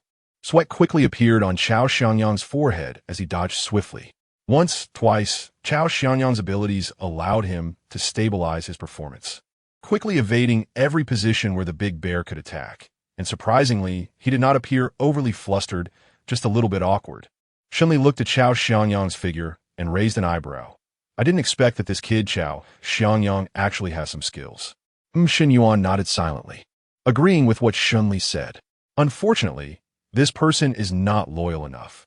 Shen Li paused and shook his head. In fact, whether Chao Xiangyang is loyal or not is not crucial. The key issue is that he can't even pretend to be loyal, and mutual benefit is impossible. In Shen Li's view, loyalty is not an important question. It would certainly be great if he could be loyal to the air raid shelter base, and even better if he could be loyal to Shen Li himself. However, if he can't be loyal to himself, Shen Li thinks that's also fine. It just means that both sides need to be more cautious during their cooperation. However, Chao Xiangyang's actions are unacceptable. At this point, it's not just a matter of caution, but rather that he must escape. Shen Li used personal connections to bring him over from the Panga base, which could be considered favor. But Chao Xiangyang did not want this favor. Since that was the case, then he shouldn't blame Shen Li for watching from the sidelines. Shen Li looked at Chao Xiangyang outside and made a definitive statement. He won't last too long. Xin Yuan raised an eyebrow, looking out the window with a hint of curiosity, not rushing to draw a conclusion. As Shen Li had said, it wasn't long before Chao Xiangyang began to pant heavily, gradually showing signs of defeat. Not only that, but blood froth also appeared around his mouth and nose, the smell of blood lingering heavily in the air. His abilities were originally more focused on speed rather than endurance, and after exhausting himself dodging for so long, he could no longer hold on and was utterly exhausted. He couldn't die. He absolutely couldn't die. What would happen to his wife if he died? What would happen to his son? Shen Li remained silent, his expression slightly cold. After all, he had already considered betrayal. How could Shen Li still save him? There might be good people in this world who repay kindness with kindness, but certainly someone capable of being a strong figure in a base would not be that kind of character. In a moment of carelessness, Chao Xiangyang almost got tackled by the mutated bear. The mutated bear missed its strike, tilted its head, and changed direction to continue its attack. Shen Li also saw Chao Xiangyang's lip movements in the car and squinted her eyes. It seemed that the question she had asked Zhang Shanshi earlier was guessed by Chao Xiangyang after all. When Shen Li asked Zhang Shanshi for help with the inquiry, she specifically didn't mention that the question was hers, nor did she ask Zhang Shanshi to say so. However, Chao Xiangyang is a smart person, and if a clever person is determined to investigate such matters, it actually wouldn't take too long. In that case, should this Chao Xiangyang be saved or not? Shen Li was pondering contentedly, not in the least bit anxious. At this point, the one who should be anxious was Chao Xiangyang, not her. Sure enough, seeing Shen Li not moving for a long time, Chao Xiangyang became completely anxious. He couldn't care less about the conflicts between him and Shen Li and shouted, "Shen Li, I will tell you everything I know, all of it. Besides me, there isn't another researcher in the world whose level is as outstanding as mine. So think about it yourself." Shen Li raised an eyebrow, not expecting Chao Xiangyang to be so unreserved at a critical moment, nor to show the same silent demeanor of a master as he did previously at the Panga base. It seems that when it comes to crucial moments, life is still more important. Shen Li teased lightly, got up, swung the car keys, opened the car door, and walked out.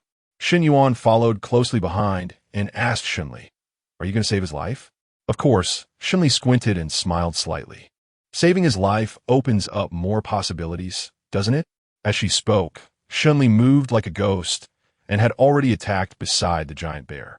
No one saw how she made her move. As soon as she waved her hand and then withdrew it, a long gash appeared on the body of the mutated bear. Oh, well, the bear seemed to sense something and let out a roar.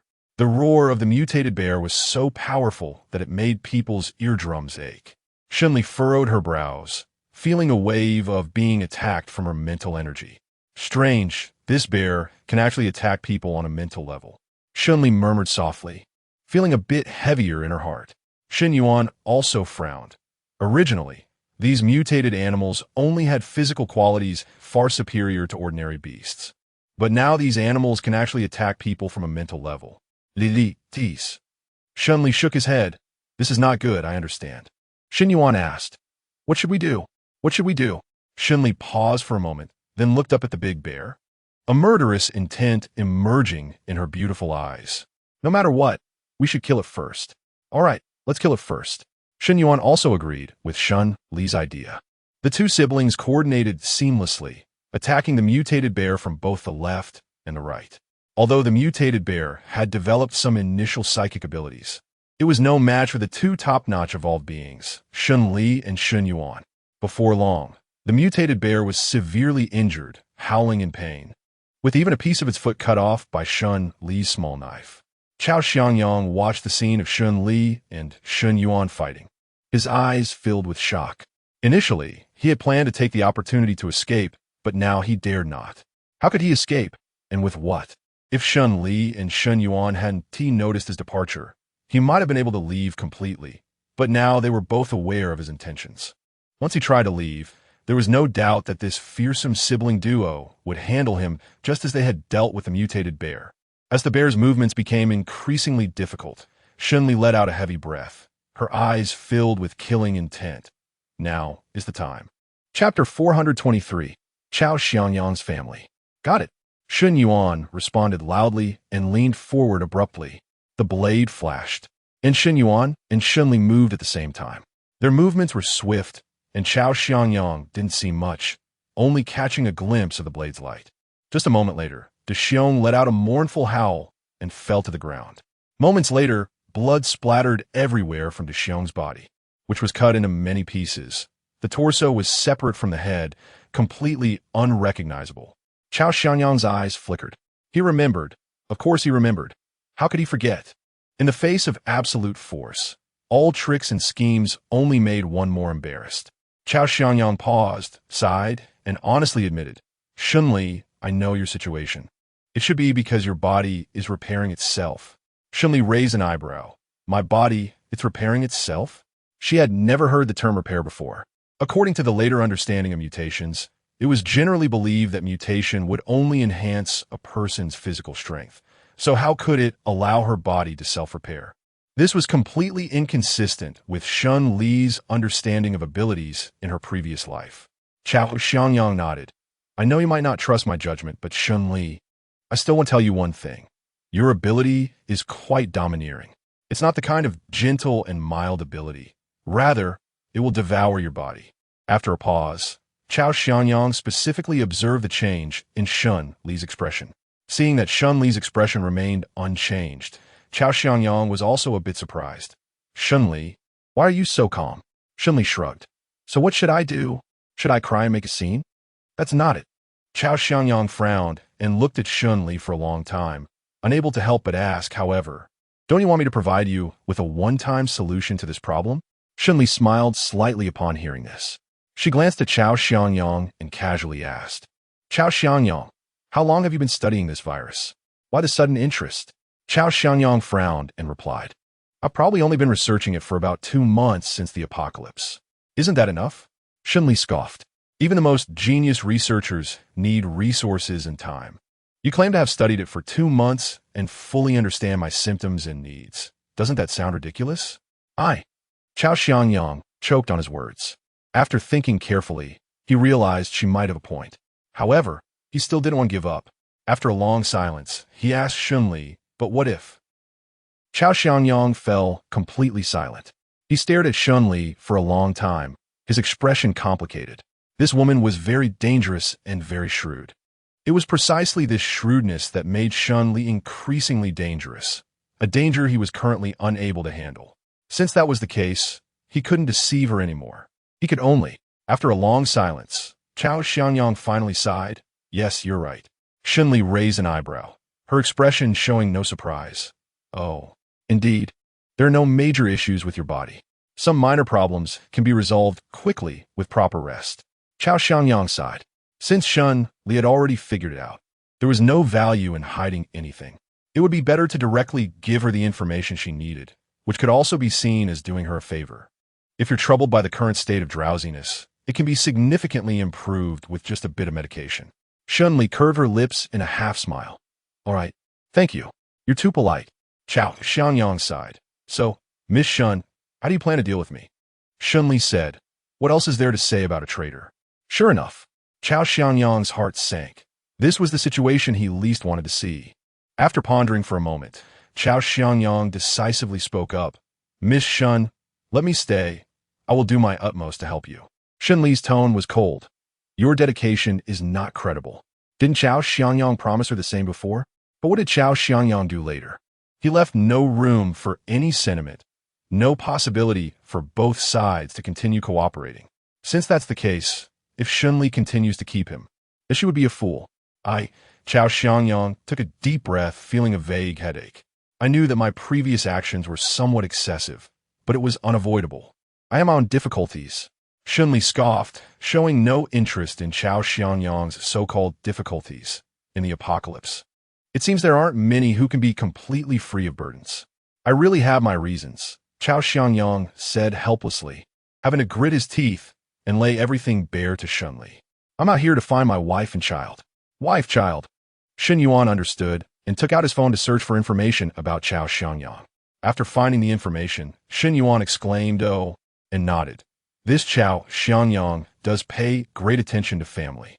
For all these years, he has been a model husband with his wife, and he is very attentive to the children they have. Shen Li let out a sound and touched her chin. Not only that, her gaze towards Chao Xianyang softened a few degrees. After all, someone who could treat his wife and children well was unlikely to be too bad. Chao Xianyang also noticed the change in Shen Li's expression and let out a sigh of relief, smiling wryly. When the apocalypse began, I was on a business trip in Jiangxing. At that time, I was temporarily staying in a university town near the Panga base, while my wife and son were visiting relatives and staying in another high-end apartment building. We originally thought that this brief separation would end soon, but unexpectedly, as he spoke, Chao Xianyang gritted his teeth. Unexpectedly, the apocalypse began. Chapter 424. Promise. Shen Li nodded. After the apocalypse, you haven't heard any news about your wife and children, right? That's right. Chao Xianyang nodded, gritting his teeth, and said, after the apocalypse, the news about my wife and children completely disappeared, and I don't know where they are or what they're doing. Shen Li nodded. This was not hard to understand. The apocalypse is a dividing line between normal life and the abnormal. Before the apocalypse, everything was fine, but after it suddenly fell apart. Shen Li had seen countless examples of this in both his past life and this life. When talking about the past, Chao Xiangyang closed his eyes in pain. His suffering didn't seem to be feigned. Shen Yuan felt a bit of sympathy for Chao Xiangyang in this state and asked him proactively, "Do you remember where your wife and son were before you lost contact with them for the last time?" Chao Xiangyang nodded. "I remember. How could I forget? That string of address numbers I would never forget even if I died." "That's good enough," Shen Yuan responded. "Where is it?" Chao Xiangyang accurately reported a string of numbers. Shengshi Houding, B302. This string of numbers made Shen Yuan furrow her brows.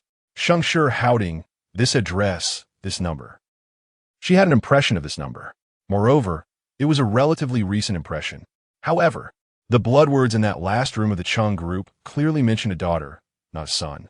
Shen Li thought for a moment, half squatting down to ask Chao Xiangyang, "Are you sure this is the last place your wife was seen?" Chao Xiangyang nodded. "Yes." After a pause, he suddenly realized something, and a glimmer of hope appeared in his eyes. "Miss Shen, do you know something?" Shen Li's tone was cold as she calmly looked at Chao Xiangyang. "I do know some things. However, whether this matter is related to Chao Xiangyang is uncertain." "Miss Shen, please tell me." Chao Xiangyang gritted his teeth, disregarding his discomfort as he knelt down and knocked his forehead on the ground repeatedly, pleading please no matter what. "You must tell me."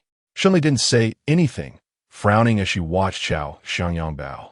After a while, she asked Chao Xiangyang, "I heard that a girl from that family went missing. Do you know what her identity is?" "Girl?"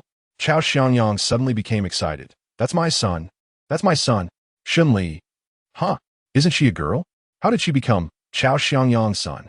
Chao Xiangyang also noticed Shen Li's strange gaze, and his face turned slightly red as he awkwardly explained, "I'm from the Northeast, and in our Northeast, many people call their daughters sons as a way of hoping that their daughters will be just as capable as sons, able to support a family." "I see." Shen Li thought carefully and realized that she had indeed heard this saying before. She exchanged a glance with Shen Yuan, and they both somewhat acknowledged this saying. Chao Xiangyang saw that Shen Li and Shen Yuan's expressions had improved and hurriedly asked, "Mr. Shen, Miss Shen, do you know where my son, no? My daughter and my wife? Where did they go?" Shen Li pondered for a moment, feeling somewhat hesitant. She could certainly tell Chao Xiangyang that his wife and daughter had been taken away by the Cheng group and that their situation was dire. However, if she directly told Chao Xiangyang such news, would he still be willing to serve them unconditionally as he did now? Shen Li hesitated for a moment, and in Chao Xiangyang's eyes, this moment of hesitation represented a lot. His heart was in his throat, almost begging, "Miss Shen, please, tell me about this matter. I will inform you once I know." After a brief hesitation, Shen Li finally nodded, looking calmly at Chao Xiangyang. "I haven't seen your wife, but after the apocalypse, I saw blood writing on the wall in a room." "On the wall? Blood writing?" Chao Xiangyang instantly fell silent, fear flickering in his eyes. He forced a smile. "Miss Shen, don't joke around. How could there be blood writing? I'm not lying to you." At this point, refusing to accept it won't do you any good. Shen Li frowned as she looked at Chao Xiangyang, her tone very calm. "The handwriting is quite mature. It should have been written by your wife. And it is exactly the place name you just mentioned, Shengshi Houding." Chao Xiangyang suddenly shivered. He maintained his kneeling position, staring blankly at Shen Li, not moving for a long time. Shen Li sighed. She actually understood Chao Xiangyang's emotions at this moment, but she didn't think it was a good thing for him to break down now. "Chao Xiangyang, you need to stay calm. You must remain calm and make sure everything is flawless." Chao Xiangyang did not respond. How could he respond? He was completely frozen, just sitting there dumbfounded, not moving for a long time. In this state, he really looked quite pathetic. Shen Yuan felt a bit reluctant and lowered his voice to ask Shen Li, "Li, will this Chao Xiangyang feel uncomfortable or have any problems?" Shen Li slightly shook her head. In fact, she didn't know whether Chao Xiangyang would encounter any problems, but right now, Chao Xiangyang was actually the least qualified person to have any issues. Shen Li thought for a moment, walked up to Chao Xiangyang, and forcefully pulled up his arm to help him stand up. Chao Xiangyang had completely lost his reaction, following Shen Li's movements like a clay statue or a wooden carving. Shen Li furrowed her brows, her tone heavy. "Chao Xiangyang, You must stay strong. You need to think about it. Your wife and children have no one else right now. Only you, only him. Yes, his wife and children now have only him. After Shen Li's words, Chao Xiangyang finally moved. Chapter 425. Reaching consensus, Chao Xiangyang raised his head to look at Shen Li, and, after a long time, he gritted his teeth. Miss Shen, are you saying that both of them have already encountered misfortune? When he spoke the words encountered misfortune, Chao Xiangyang felt his heart bleed. It was a pain he had never experienced before. Fortunately, Shen Li shook her head, seemingly denying this possibility. Whether they have encountered misfortune still depends on what happens next. I cannot confirm it at this moment. I can only say that your wife's situation is not good, and she is very likely in grave danger. However, Chao Xiangyang, I must remind you that no matter what happens, you are the pillar of support for your wife and daughter. You cannot give up at this time. Yes. Chao Xiangyang listened to Shen Li's words and nodded. He clenched his fists and bit down on his teeth. He could not give up. He had no right to give up. He was the head of the Chao family and had to take care of his wife and children. If he gave up at this moment, wouldn't he make his wife and daughter sad? Wouldn't he be irresponsible for their lives? After a brief moment of despair, Chao Xiangyang suddenly lifted his head to look at Shen Li, a sharp light flashing in his eyes. Miss Shen, I will listen to you. I will follow you, and I will do whatever you ask me to do. Shen Li raised her eyebrows, understanding that Chao Xiangyang was indicating a complete surrender. It was good news for Shen Li to have someone as talented as Chao Xiangyang willingly submit. Shen Li examined Chao Xiangyang. Those who betray must pay the price. You should understand this very well. Good. Shen Li nodded decisively and pointed towards the car. Shen Yuan also said nearby, since that's the case, you can get in the car first. Okay, I got it. Chao Xiangyang replied and quickly got in the car. Since Chao Xiangyang also had this intention, Shen Li felt relieved. After Shen Li got into the car, he threw a rope to Chao Xiangyang and said, tie yourself up. Myself? Chao Xiangyang was puzzled, wondering how he could tie himself up. Shen Li said, you should give a good try. You can tie it well. I understand. Although Chao Xiangyang was still confused, he couldn't disobey Shen Li's orders and nodded in agreement. He lowered his head and began to struggle with the rope, fiddling with it for quite a while. After sweating profusely, he finally managed to tie himself up decently. Chao Xiangyang's mouth twitched. Fine. He understood Shen Li and Shen Yuan's intention. When people's hearts are scattered, it's hard to lead the team, and this is indeed the case. Chao Xiangyang wasn't slow in his movements. He quickly put the hood over his head and even endured some pain to punch himself a few times. After a few punches, there were quite a few visible bruises on his body, making it seem more believable if he claimed he had been taught a lesson by Shen Li and Shen Yuan. Chao Xiangyang gasped in pain, forced a smile, and pulled up the hood. The group drove together towards the air raid shelter base. When they arrived next to the shelter, Zhang Shanshi was already waiting. He wasn't a fool. He could tell at a glance what had happened. Thinking about his unconditional trust in Chao Xiangyang, Zhang Shanshi just wanted to give himself a slap. I told you not to be ignorant, not to be blindly trusting. How could you be so foolish to trust everyone? If Chao Xiangyang really ran away, especially with the secrets of the air raid shelter base, Zhang Shanshi would never be able to forgive himself. Arriving in front of the shelter, Shen Li made a beautiful drift around the corner, and the car came to a stop. Thud! Shen Li pointed to the back seat of the car. Chao Xiangyang? Isn't that him? Zhang Shanshi looked behind Shen Li and indeed saw Chao Xiangyang. Although Chao Xiangyang had hood on, he could keenly sense Zhang Shanshi's unfriendly gaze towards him, and he could also perceive the obvious change in Zhang Shanshi's attitude. Humans are not wood or stone. Who can be without emotions? Although Chao Xiangyang had been thinking about escaping from the very beginning, he still felt uncomfortable with the change in Zhang Shanshi's attitude. After a moment of silence, he forced a smile and said, Zhang Shanshi, I have my reasons. Zhang Shanshi actually understood that Chao Xiangyang would have his reasons, but he simply didn't care about them.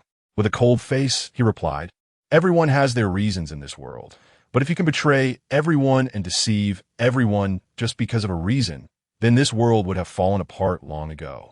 Chao Xiangyang was left speechless. Let's go, Chao Xiangyang. Shen Li coldly said a word and walked into the air raid shelter with Chao Xiangyang. Along the way, Chao Xiangyang remained silent for a long time. That was quite normal after all. You had previously taken advantage of his goodwill and betrayed him due to his special attitude towards you. No one can remain the same towards you after being stabbed in the back. Shen Li removed the hood from Chao Xiangyang's head, frowned, and said, "It's understandable that you choose your wife and children, but in making that choice, you also betrayed Zhang Shanshi. Given that, Zhang Shanshi's current attitude towards you is not difficult to understand, right?" Chao Xiangyang sighed. "I can understand, of course." Chapter 426. Did Sister Guan cooperate? Shen Li spoke in a calm and unexaggerated manner, without making empty promises or pretending to be gracious. It was precisely this attitude that reassured Chao Xiangyang, and he nodded, saying, "I understand." Shen Li made a sound of acknowledgement and turned to leave. "Dead? That doesn't seem wrong, right?" Shen Li raised an eyebrow. "It's quite normal for someone to die in the apocalypse. Although it's a pity that the young girl died, it's understandable." "That's not what I meant." Shen Yuan was somewhat speechless, shaking his head. "I meant, do you want to inform Chao Xiangyang about his daughter's death?" So that's what Shen Yuan was talking about.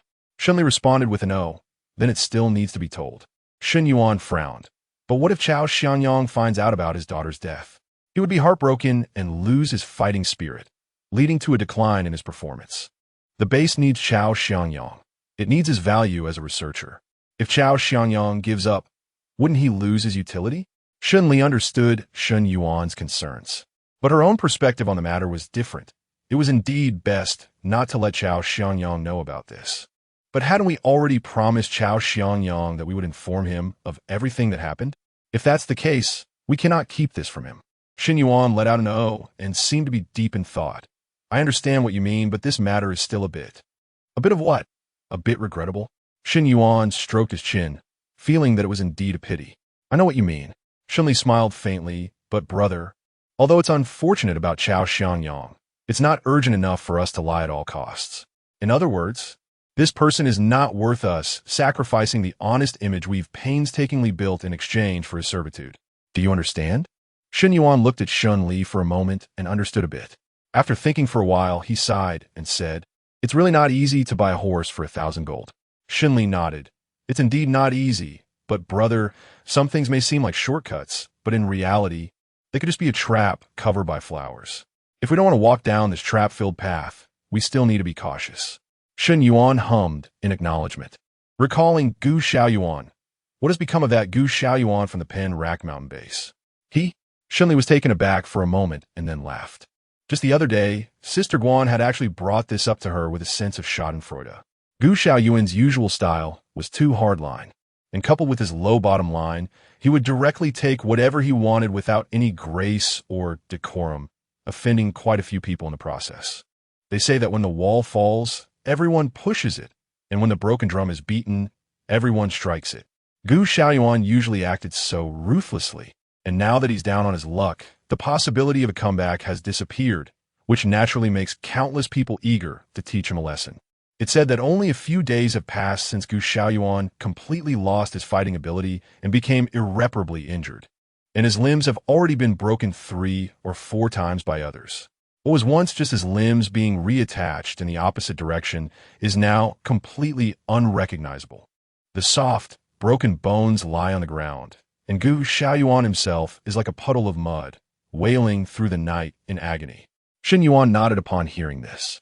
He felt that this ending was quite in line with his understanding of Gu Xiaoyuan. So, what about Gu Xiaoyuan's several wives? Shen Li smiled. His several wives are not reliable people either. Those who gathered around Gu Xiaoyuan because of his abilities would also leave him when he no longer had power. Doesn't he still have a first wife? I heard that his first wife used to be his spouse. Shen Yuan asked with great interest. Then, has Gu Xiaoyuan's first wife left him? Shen Li said lightly. I heard that everyone else has left, but the eldest madam indeed hasn't left. However, it's not because she is particularly loyal to Gu Xiaoyuan. It's purely because the ties between the eldest madam and Gu Xiaoyuan are too deep, making it impossible for her to leave. Moreover, the relationship between the eldest madam and Gu Xiaoyuan has completely changed recently. Now, the eldest madam scolds Gu Xiaoyuan at home every day and even resorts to physical violence against him, blaming him for dragging her down. Listening to Shen Li describe Gu Xiaoyuan's fate, Shen Yuan nodded repeatedly, wearing a look of glee. Deservedly so, truly deservedly so. Shen Li paused and then remembered. Right, brother. Did you notice the cooperation between Gu Xiaoyuan and the Cheng group earlier? Upon hearing this serious matter, Shen Yuan's expression became much more serious. Of course. I've heard about it, and I've been paying attention to it myself. Unfortunately, the cooperation between Gu Xiaoyuan and the Cheng group is actually quite cautious. The Cheng group's trust in Gu Xiaoyuan is just SOSO. With just a little information about their cooperation, we can't reveal much. Shen Li was not particularly surprised by this information and nodded, I understand. Shen Yuan paused. Li, one of the 3 major bases has already fallen and is no longer what it used to be, and another base is already in our hands. As for the other base, the Yuan base. Shen Li squinted, lost in thought. In fact, Shen Li had always been a bit wary of the Yuan base. After all, the Cheng group is a high-tech enterprise, and they are not lacking in scientists, while the Yuan base is also staffed with scientists. It can be said that the pursuit of scientists in this world is most likely to go astray, and they themselves are also most likely to do things they shouldn't out of curiosity. Thinking about the usual behavior of the owner of the Yuan base, Shen Li tapped the table and said softly, perhaps the owner of this Yuan base really will collaborate with Cheng Jiarui. Shen Yuan made a sound of agreement. If the owner of the Yuan base really cooperated with Cheng Jiarui, then 2 of the 3 major bases have already collaborated with the Cheng group. It seems that Sister Guan really has no signs of cooperating with Cheng Jiarui. I don't know if it's because Sister Guan is too upright or for some other reason. Shen Li pondered for a moment. Or perhaps it's because Sister Guan's strength is too weak that the Cheng group doesn't want to provide assistance. Shen Yuan, are you polite, may I ask? He glanced at Shen Li with a face full of black lines, but it cannot be denied that Shen Li's guess does have some merit. Chapter 427, Misunderstanding. Shen Li kept her word and, when contacting Sister Guan again, directly asked her, Sister Guan, has the Cheng group approached you for collaboration? Huh? Sister Guan seemed to be hearing about this group for the first time. After a pause, she hesitantly asked, are you talking about before the apocalypse or after? Before the apocalypse, I was indeed in sales, but Shen Li immediately realized that Sister Guan must have misunderstood. The Cheng group is not just a single company. Or rather, it is not simply a single company.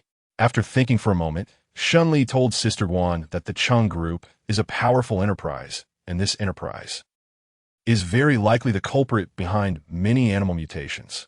An enterprise causing animal mutations. Sister Guan fell silent for a moment. A person who is usually very serious suddenly recalled a popular saying from before the apocalypse. Such a niche phrase. Is what Shen Li said truly from the world she knows? After pondering for a long time, Sister Guan asked very seriously, Shen Li, you're not joking with me, are you? I'm not joking. Shen Li had guessed early on that Sister Guan would not believe her. If you don't believe me, I can send you evidence of the Cheng group's collaboration with the Beijing mountain base. All right. Sister Guan hesitantly agreed.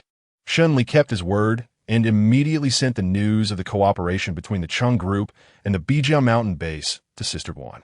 Originally, Sister Guan was curious and skeptical, but when she actually saw the correspondence between the Beijing mountain base and the Cheng group, she fell silent.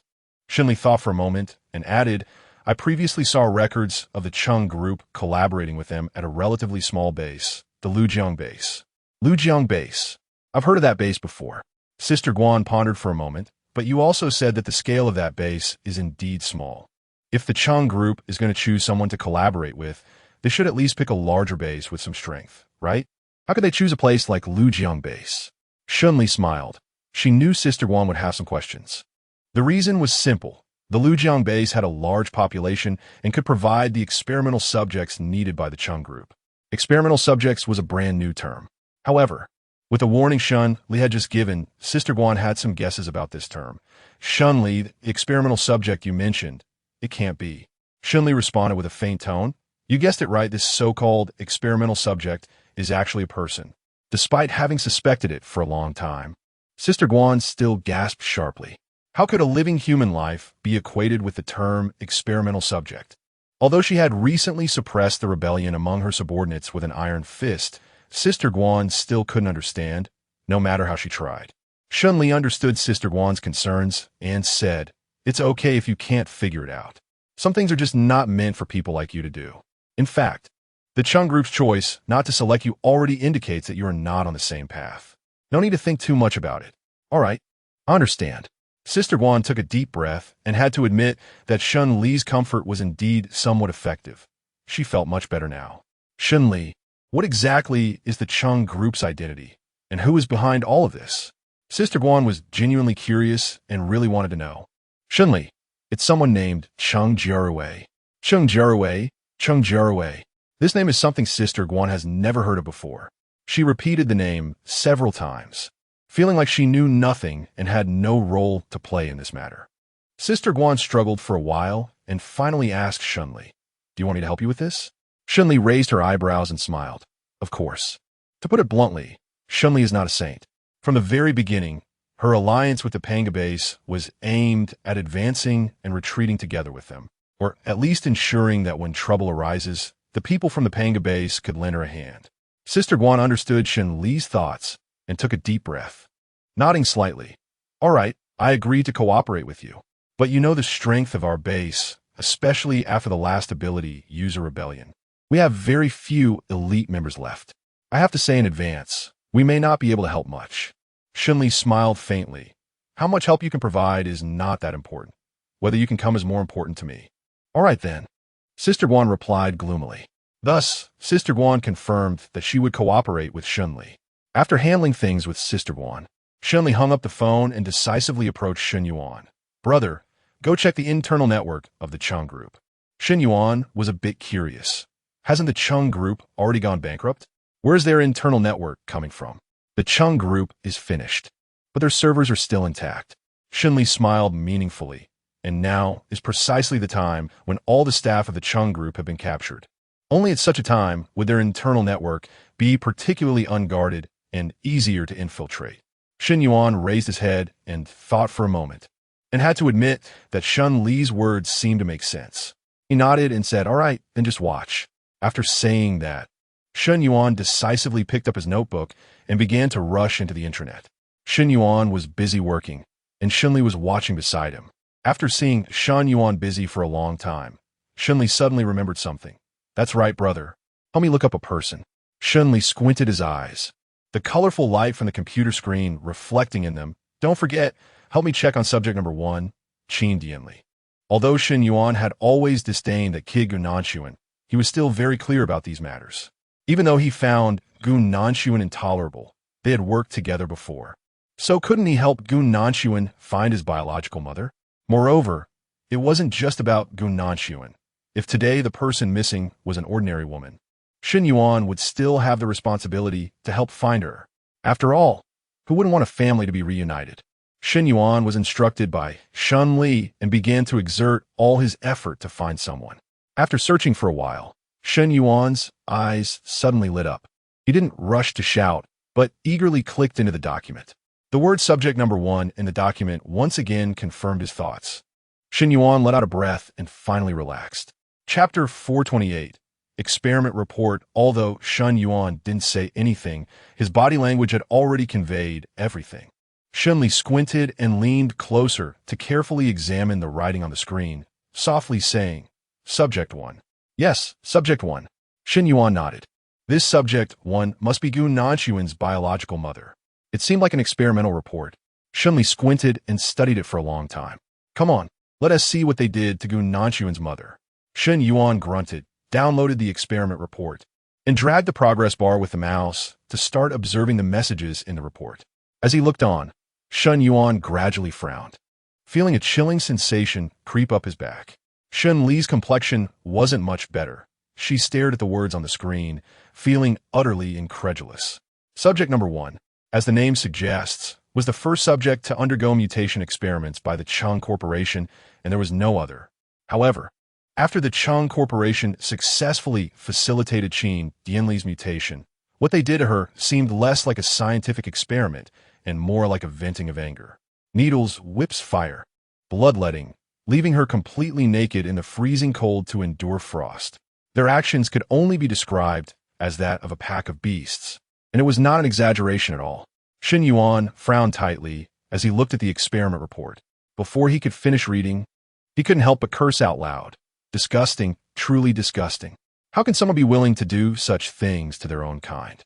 Such behavior is not even an exaggeration to call it demonic. Shen Yuan took a deep breath, forcing himself to calm down. I know this principle, but Li, I really can't stand seeing them do this. I know. Shen Li nodded, her expression unusually serious. Compared to being unable to bear this, she actually had more concerns. This matter, we must tell Gu Nanxuan. But how should we convey this news to Gu Nanxuan? Shen Yuan was taken aback for a moment. When Shen Li reminded him, his own expression gradually darkened. Shen Li was right. They had to tell Gu Nanxuan about this matter. After all, Gu Nanxuan was no longer a child. He could fully take responsibility for his own choices. Moreover, their collaboration was based on open and honest communication.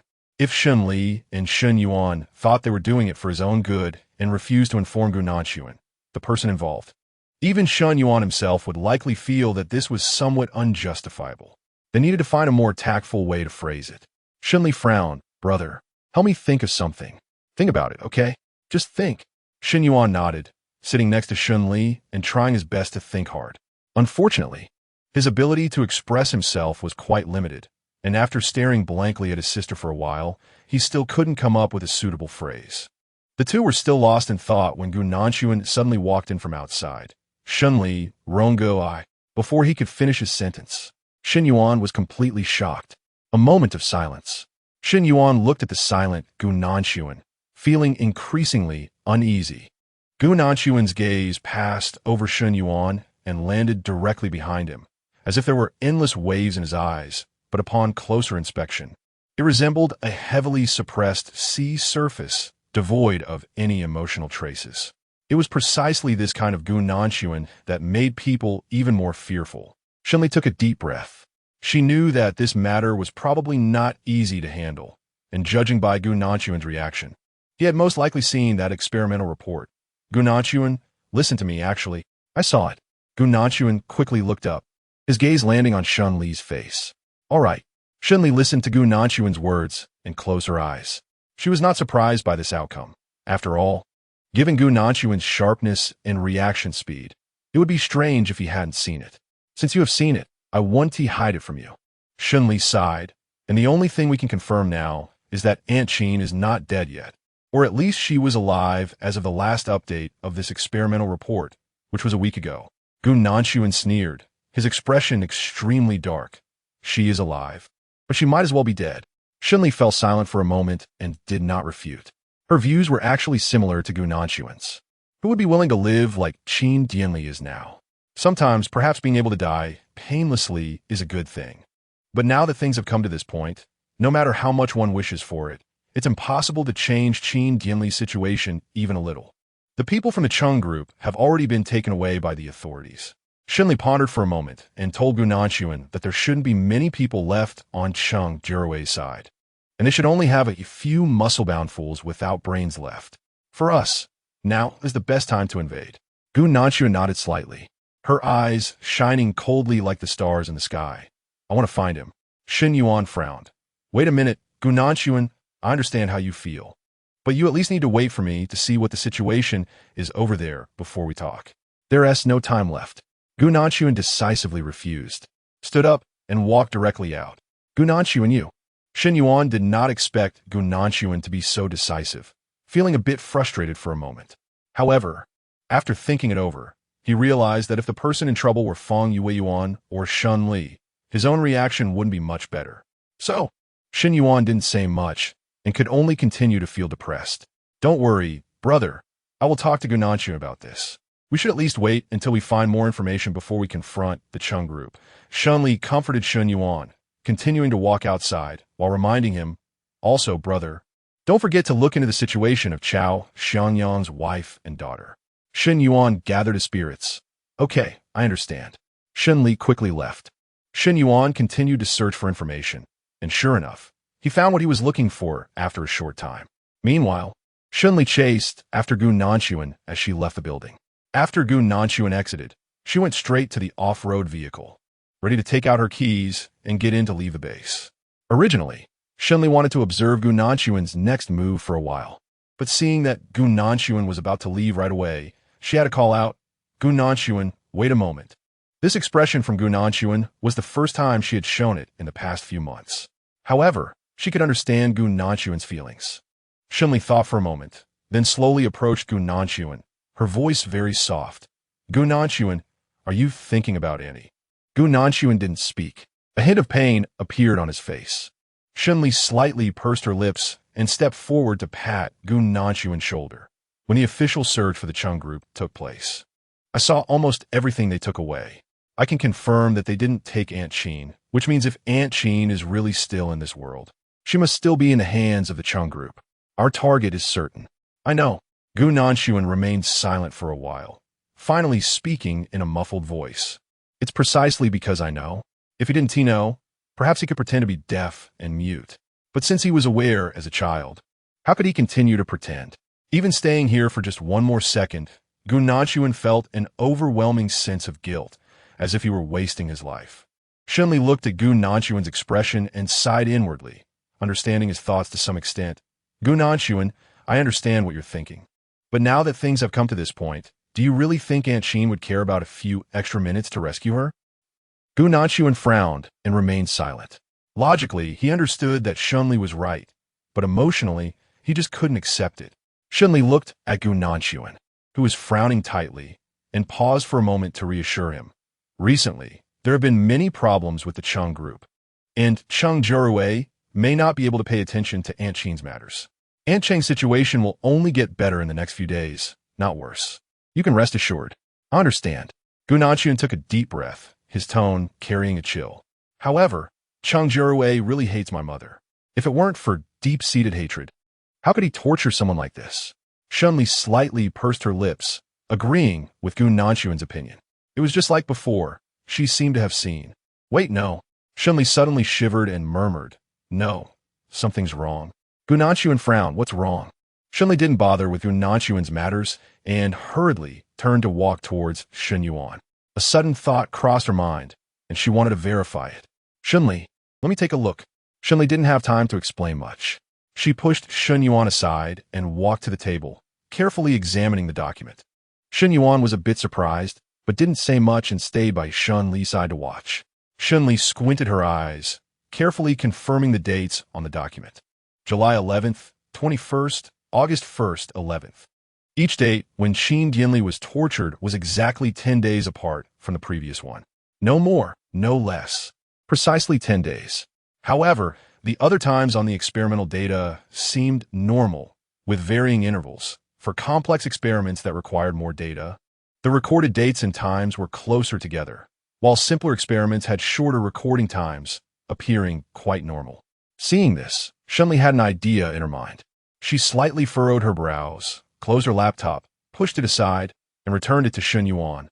I've finished reading. While Shen Li was looking at the documents, Shen Yuan was also more or less forced to go through the documents again beside her.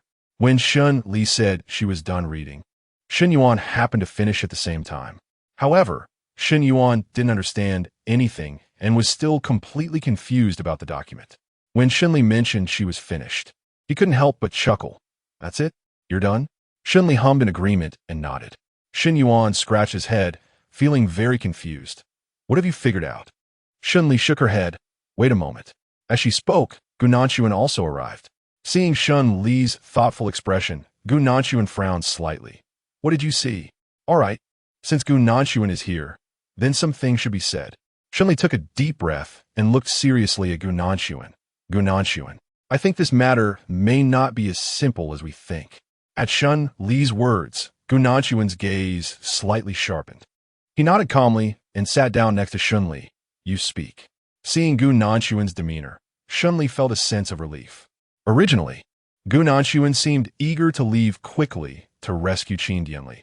But now it was clear that he was willing to wait much longer than before. This was a good thing. At least it indicated that Gu Nanchuan's mindset had improved a bit. That's good. All right, let me explain to you what the current situation is. Shen Li nodded and sat down with Gu Nanchuan. At this moment, the Cheng group had lost its original shell in this desolate wilderness. To make matters worse, Cheng Jiarui was horrified to find that his subordinates were dwindling. Damn it, this is really damn it. Cheng Jiarui's face was exceptionally colorful as he gritted his teeth and cursed. The Cheng group was once a coveted prize in the eyes of many, and they were eager to break their heads just to get into the Cheng group. But now, those same people no longer cared to enter the Cheng group. They couldn't wait to leave as soon as possible. In plain terms, this was all because the Cheng group was far from its former glory, having been caught by the authorities once. Chapter 430. Hatred. While Cheng Jiarui was still cursing, before he could finish, the phone suddenly rang. By now, Cheng Jiarui had become a startled bird. Even the simple sound of the phone ringing made him shiver for a moment before he listlessly answered, "Hello. Cheng Jiarui, it's me." On the other end of the line was a man's voice, slightly aged and inscrutable. Although he was still angry, Cheng Jiarui's tone became much more respectful. "Father. The voice on the other end responded lightly, "Where is Chen Li?" Chen. Cheng Jiarui was momentarily taken aback before remembering that there was such a person. She was still in the sleep chamber downstairs. "Father, rest assured, I still remember your instructions. The sleep chamber is very safe, and there is no interruption of water or electricity." Cheng Jiarui initially thought his answer was standard, but unexpectedly, the person on the other end was not satisfied. His father sneered coldly, "Is that all? Just no interruption of water or electricity?" Cheng Jiarui was stunned for a moment, realizing that the man on the other end seemed unhappy. Then, what does father mean? "You've forgotten that I once told you that you must make that woman who betrayed me pay the price. The severest and most painful price." The man suddenly gritted his teeth. "I want you to release her and torment her. This time, I hope you pull out all her nails." The icy and resentful tone made Cheng Jiarui shiver involuntarily. However, it was still a bit difficult to accomplish such a task. Cheng Jiarui hesitated and weakly suggested, "Father, I'm afraid it won't be possible." "Why not?" The man on the other end was evidently dissatisfied with Cheng Jiarui's answer, his tone suddenly turning cold. "Are you reluctant?" "Reluctant? No, how could that be?" Cheng Jiarui was startled by this speculation, hurriedly denying it. "How could I be reluctant towards such a wretched person? Moreover, I have been cooperating with your requests, haven't I? I mean, we no longer have the conditions to torment her and still ensure her survival." The man frowned, clearly dissatisfied with this answer. "Why?" Ultimately feeling guilty, Cheng Jiarui's voice gradually lowered as he spoke. The man suddenly fell silent. After a long while, he sneered. That wretched Chen Li got off easy. There was a strong sense of unwillingness and hatred in the man's tone. Cheng Jiarui quickly said, "Once she becomes an immortal monster, you can torment her however you wish. Of course, I will never forget that this wretched woman betrayed me." The man's tone was very cold. "All right, Cheng Jiarui, I have my eye on a brand new location that could be used for the new Cheng group. You can go take a look." "The Cheng group?" Cheng Jiarui was taken aback, momentarily at a loss for words. His subordinates were dwindling, and the key technical personnel were almost non-existent. With such a Cheng group, was there really any hope for a comeback? The man could see Cheng Jiarui's despair at a glance, and impatiently said coldly, "You don't need to worry about this. Cheng Jiarui, if you don't even have plans and preparations for a comeback, you might as well die early. I don't have a son like you." "Father, I'm sorry." Cheng Jiarui shivered, quickly admitting his mistake. "I am sorry for not living up to your expectations." The man snorted coldly, too lazy to say another word, and hung up the phone directly. Cheng Jiarui stared at his phone, dazed for a long time. To fulfill his father's orders, Cheng Jiarui actually felt uncertain. But if he didn't carry out this order, what could he do? Cheng Jiarui sighed, painfully closing his eyes. At this moment, he felt an immense discomfort in his heart. Throughout his life, he had never received his father's affirmation. Before, his father would rather acknowledge that wild child Gao Minguan than look at him or affirm him a few times. Now, after so many years of hard work, it was finally his turn to bear his father's expectations. This was something he had dreamed of since childhood. How could he possibly hand this over to Gao Minguan? Therefore, no matter what, he had to fulfill his father's expectations. Cheng Jiarui closed his eyes, and when he opened them again, his gaze was incredibly cold. This time, he must fulfill his father's wishes. Cheng Jiarui called over his new bodyguard leader, pointed at the address that Cheng's father had just sent on his phone, and told him, "You all go and scout this route well." "We?" The bodyguard leader asked in a low voice. "Cheng Ge, how many people do you want to take?" Cheng Jiarui's tone was still quite grand, but the bodyguard leader fell silent for a moment and quietly said, but we really have very few people left. Not just a few, but almost none. Originally, there were 300 to 500 people, but after being captured by the authorities, there were fewer than 100 left. With those who left and those who were caught, only half remained. The current Cheng group was no longer comparable to the past. Even finding many living people was a difficult task. The bodyguard leader's tone was very uneasy and anxious. Cheng Jiarui suddenly became irritable upon hearing this and kicked over the nearby table. I don't care how you do it. I just want to know that you can do it. Listen, I'm not negotiating with you. You must fulfill my demands, or you know what your fate will be. I shouldn't need to elaborate. Hisses. The little snake beside Cheng Jiarui also poked its head out, its blood-red eyes staring, flicking its tongue. This was that incredibly strange snake that could suck blood. The bodyguard leader was suddenly frightened by the snake and quickly nodded. Okay, I got it. I'll go now. That's more like it. Cheng Jiarui was finally satisfied with the bodyguard leader's attitude and coldly said, in that case, go. All right, Cheng Ge. The bodyguard leader wiped his sweat and nodded as he left. Chapter 431. Assemble all the way to the door. Cheng Jiarui's current demands were simply unreasonable to the extreme. If Cheng Jiarui had previously offered them decent treatment, such unreasonable requests could still be understood, but now, in plain terms, Cheng Jiarui could no longer provide them with anything. The bodyguard leader shook his head, silently making a decision in his heart. In the apocalypse, drifting alone outside, relying solely on oneself to obtain the desired supplies might lead to death. But if he continued to stay by Cheng Jiarui's side, enduring this high-risk life of serving a tyrant, he would definitely die.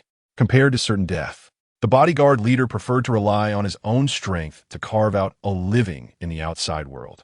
After all, someone like him, with a bit of skill, could probably make a living. Since that was the case, let us escape.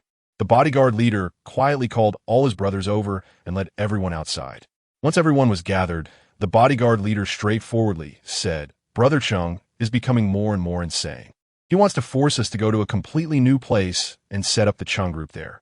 As soon as the bodyguard leader spoke, everyone stirred and exchanged glances, whispering among themselves. What? He has gone mad. This request from Brother Cheng is becoming more and more yes. Such a request is too difficult for us. Not to mention that there aren't too many of us here to begin with. We simply can't form a company like before. Furthermore, we are already being watched by the authorities. Are we supposed to set up a company under their scrutiny? This is madness, truly madness. As they spoke, everyone nodded in agreement. Their attitude was unanimous. Cheng Jiarui had gone mad. After the bodyguard leader finished speaking, he turned and strode out. The others watched his agile and determined figure, falling into silence. However, after a brief silence, everyone felt that the bodyguard leader's decision was very correct, particularly correct. Since things had already come to this, what else was there to wait for? Were they waiting for love? Since the Cheng group could no longer provide anything for them, they must leave. If they didn't leave, what else could they do? Let us go now. Wait for me. Let us go together. More people mean more strength. After a brief commotion, everyone set off on the path to leave. Cheng Jiarui was completely unaware of this. He was just huddled in the basement, looking mad, occasionally mumbling to himself. In fact, even Shen Yuan discovered that Cheng Jiarui was leaving much faster than Cheng Jiarui himself realized. Anyway, the system at the Cheng group was already riddled with holes like a sieve. With nothing better to do, Shen Yuan decided to hack into their system to see if there were any new discoveries. As he looked around, he indeed found something peculiar. A voice caught Shen Li's attention. People, what people? Shen Yuan fell silent for a moment, pointing at the screen. I can't say for sure about this. You can take a look for yourself, and you'll know. What could be so mysterious? Shen Li glanced at Shen Yuan, her curiosity drawn to the screen. As she looked, she immediately understood the unspeakable difficulties that Shen Yuan was facing, and she fell silent as well. On the screen, many light spots were crowded together, with some light beams even stacking directly on the same point. If it weren't for the brightness of these light spots being far greater than the surrounding ones, Shen Li would have had a hard time realizing that this was actually a single light spot and not a big mass. Shen Li fell silent for a moment. Before the apocalypse, she had at least been exposed to quite a few novels, and her mind immediately went astray. Is this man on top of man? Shen Li silently nodded. agreeing with Shen Yuan's opinion. This was good news for Shen Li. Shen Li narrowed his eyes. Right now, Cheng Jiarui hasn't reacted yet. And for us, this is the best opportunity. Shen Yuan nodded, eager to try. So, shall we go now? Let's go. Shen Li nodded without saying a word, pulled Shen Yuan, and walked out. Outside the door, Gao Minguan was still sitting there. He pressed his lips together, remaining motionless, like a statue. Shen Li called him without hesitation. Gao Minguan, let's go. Gao Minguan was taken aback. Now, Shen Yuan was taken aback. Not expecting Shen Li to go to such lengths. Such a grand spectacle? Shen Li said in a deep voice, for someone like Cheng Jiarui, any show of force is justified. Moreover, they do not yet know how many trump cards Cheng Jiarui has up his sleeve. Shen Yuan responded with a sound, and immediately understood a bit. All right, I'll go right now. Don't worry. Shen Yuan ran like the wind. Chapter 432, The Bus. Gao Minguan's gaze was slightly cool as he nodded. He was definitely ready. He had been prepared from the very beginning. All right, as long as you're ready. Shen Li smiled, reached out to hold Gao Minguan's hand, and said, Gao Minguan, let's go. The two of them arrived at an open space, and Shen Li looked around to confirm that there was no one nearby before taking out the bus. With so many people going to deal with the Cheng group, a mere SUV wouldn't be enough. They needed a bus. Gao Minguan was the first to get on the bus, closing his eyes and sitting at the back. The people at the base moved quickly, and soon Qian Kai-Xian and the others arrived. Although they still didn't know Shen Li's purpose, everyone had a very consistent attitude toward her, respectfully calling out, Miss Shen. Sister Shen, everyone who should be here is here. Qian Kai-Xian nodded and asked with anticipation, so, what are your instructions? Is there something very important? As Qian Kai-Xian spoke, he felt excited himself. He had dreamed of doing something important to earn Shen Li's regard. And now that he finally had this opportunity, how could he not be excited? Shen Li hummed in agreement, confirming Qian Kai-Xian's guess. There is indeed something that needs to be done, but whether to go and how to go about it still depends on your own thoughts. Compared to Qian Kai-Xian, the attitudes of the others weren't much different. To them, Shen Li was undoubtedly a benefactor. Without her, they could hardly have survived to this day, let alone maintain a good state of having food, drink, and things to do in the apocalypse, without worrying about becoming useless tomorrow. Seeing that everyone had no objections, Shen Li was also very satisfied and nodded. All right, since everyone is saying this, I want to be polite with you. I'm going to take you to deal with someone. The word deal with carried a profound meaning. Qian Kai-Xian sensed a hint. Sister Shen, are you taking us to kill someone? Shen Yuan shot a glare at Qian Kai-Xian. Qian Kai-Xian immediately realized he had spoken out of turn and wished he could slap himself. Shen Li didn't think there was anything significant about Qian Kai-Xian's words and calmly nodded. Yes, I am indeed going to take you to kill people. That's true. Qian Kai-Xian quickly expressed his willingness. I am willing. I am definitely willing. However, Zheng Chong was thinking more deeply and raised his hand. Miss Shen, I have a question to ask. Shen Li nodded. You can ask. Who are we going to kill? Zheng Chong hesitated for a moment and said softly, well, Miss Shen, although you want us to kill someone, we will definitely cooperate, but if the person to be killed is not actually that guilty, it might not be good. Qian Kai-Xian shot Zheng Chong a glare. Zheng Chong lowered his head slightly, aware that his question was somewhat dishonorable, but he felt uneasy thinking about Shen Li's words. Everyone nodded in agreement. Most people still trusted Shen Li's demands, and even Zheng Chong expressed obedience, except for Zhang Shanshi. Zhang Shanshi pondered for a moment, frowned slightly, and looked somewhat troubled. Miss Shen, it's not that I don't trust your judgment, but I really want to know what your standards are for determining that this person is extremely guilty. Shen Yuan frowned, finding it hard to listen. Aren't you still questioning my sister's judgment? Zhang Shanshi wanted to explain. That's not what I meant. Shen Li waved his hand, directly stopping Shen Yuan's words, and also not allowing Zhang Shanshi to say anything more. Actually, it's reasonable to ask a few more questions about such an important matter. Since you asked, I will certainly tell you a bit more about the person I want you to kill. He is the culprit behind the creation of many mutated animals. Do you understand what I'm saying? In one sentence, Shen Li silenced everyone. Zhang Shanshi opened his mouth, then closed it again, ultimately unable to resist the shock and confusion in his heart, and asked Shen Li, Miss Shen, are you sure? That person really created these mutated animals.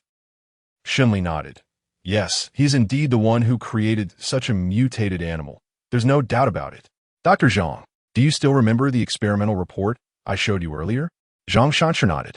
Shen Li smiled faintly and told Zhang Shanshi those reports came from that base. Zhang Shanshi instantly understood. He frowned, and waves of intense disgust and hatred surged in his eyes. The people who could create these mutants were certainly no good. If they were just studying the spread of the virus, that would be one thing, but they had clearly manufactured such mutants. Zhang Shanshi couldn't even be sure how much of this apocalypse was actually the fault of those scoundrels. People like them deserve to die. Zhang Shanshi nodded decisively. Sorry. Miss Shen, I shouldn't have asked so much. Shen Li smiled and said, if I can resolve your doubts, Dr. Zhang, I don't mind saying a few more words. Dr. Zhang, have you finished asking all your questions? Zhang Shanshi nodded decisively, being the first to get in the car. I have no more questions. Shen Li nodded in satisfaction.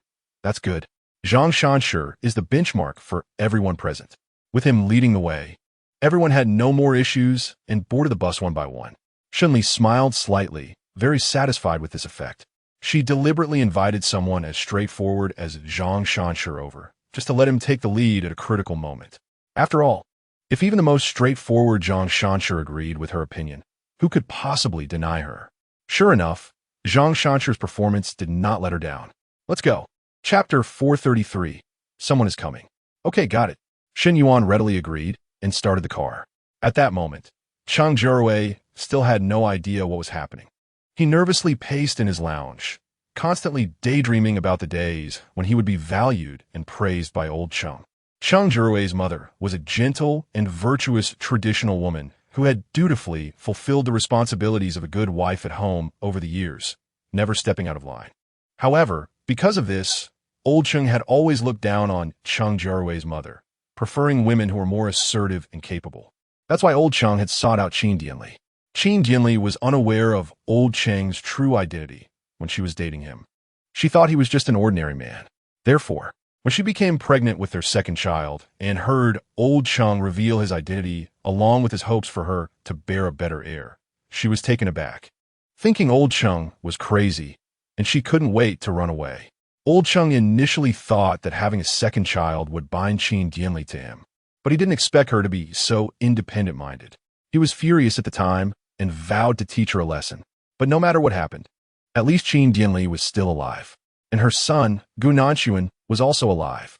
Moreover, it was said that Gao Minguan had become quite a difficult character. But Cheng Jiarui was confident that no matter how tough Gao Minguan was, he couldn't compare to him. He was sure he could outsmart Gao Minguan. Yes, definitely. Cheng Jiarui alternated between sitting and standing, seeming almost mad in the room. Suddenly, he perked up, his ears twitching slightly, and he turned his sharp gaze toward the upper floor. There was a barely audible noise coming from upstairs, which would have been hard to hear if one weren't intentionally focusing on it. But Cheng Jiarui heard it. There was definitely someone over there. Cheng Jiarui's expression turned cold and fierce, and after a pause, he sneered. Someone's coming? That's just perfect.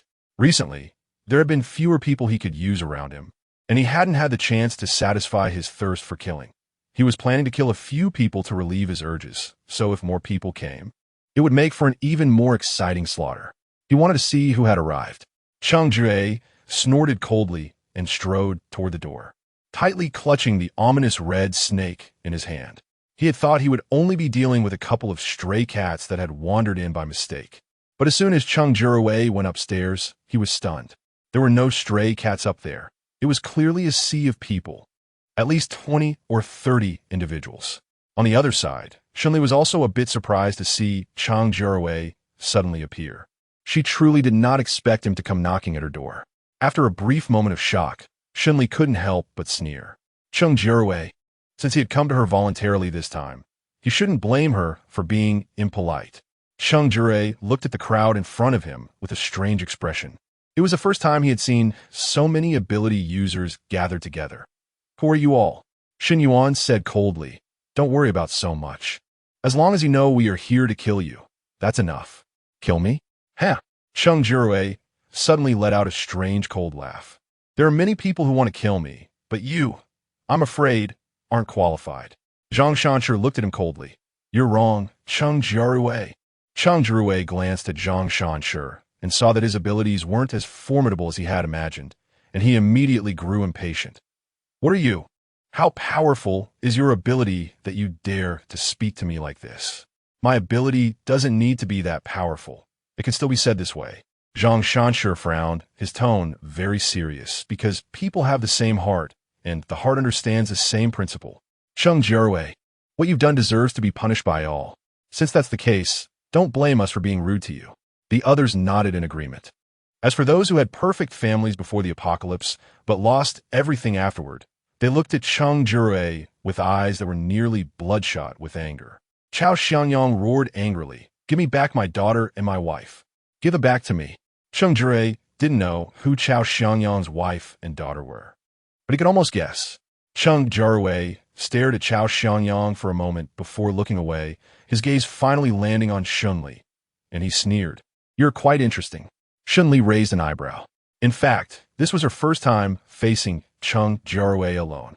Previously, I heard that a woman named Sister Yao had approached my business partner, and there were many instances of this. Cheng Jiarui squinted his eyes, his gaze wild and strange. At first, I found it quite odd. Who exactly was this so-called Sister Yao, and why was she so reckless in her actions, yet managed to succeed every time? Later, I realized that this so-called Sister Yao never existed from the very beginning. She is you, Cheng Jiarui said as he pointed his hand at Shen Li. Shen Li did not deny it and smiled slightly. Indeed, it was you. Cheng Jiarui closed his eyes and took a deep breath, sensing the air around him. He felt every cell in his body trembling with excitement. You are the strongest among all present. Although there is someone behind you who can roughly match your strength, his mental power level is still weaker than yours. Absorbing you is my best choice. Come here. Let my snake eat you. As Cheng Jiarui spoke, he strode towards Shen Li. The faces of the others suddenly changed. Shen Yuan lowered his voice and said, "Sister, be careful. It's fine." On the contrary, Shen Li maintained a calm expression, waved her hand to signal others to leave, and said, "You all take care of your own matters."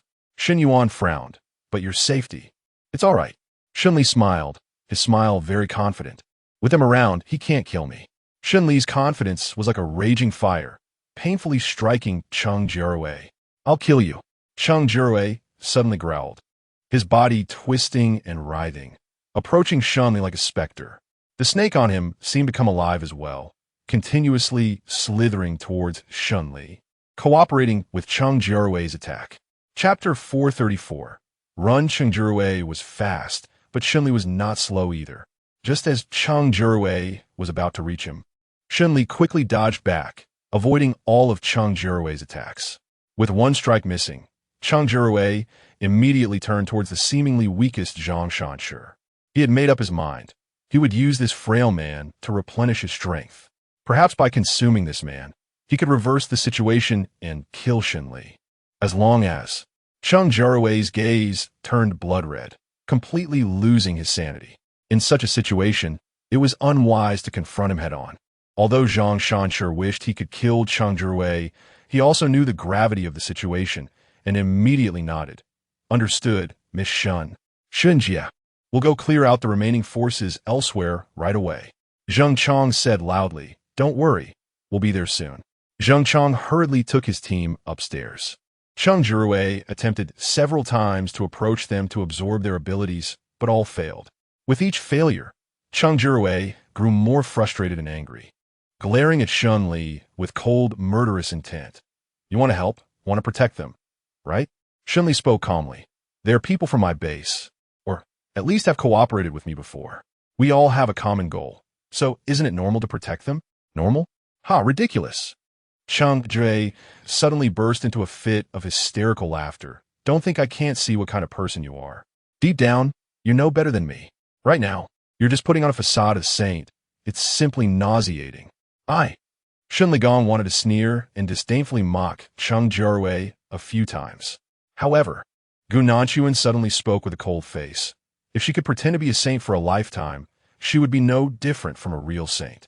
She originally thought she had disguised herself well enough to deceive everyone except her family. But what she didn't expect was that Gu Nanxuan had always been able to guess her thoughts and understand her all along. Shen Li was suddenly a bit touched. Cheng Jiarui's eyes became increasingly frantic. What do you understand? Only by doing this can he gain his father's attention. Shen Li coldly looked at him. You keep saying how powerful you are, so why did all your subordinates abandon you and leave here? Why, at the crucial moment, did the last people by your side disappear? What the? Cheng Jiarui was taken aback. Thinking about his previous orders, Cheng Jiarui's expression suddenly turned extremely poor. He turned his head fiercely towards the outside, wanting to see a few more of his bodyguards, but he couldn't see a single shadow. Not only that, but the originally noisy sounds had also quieted down.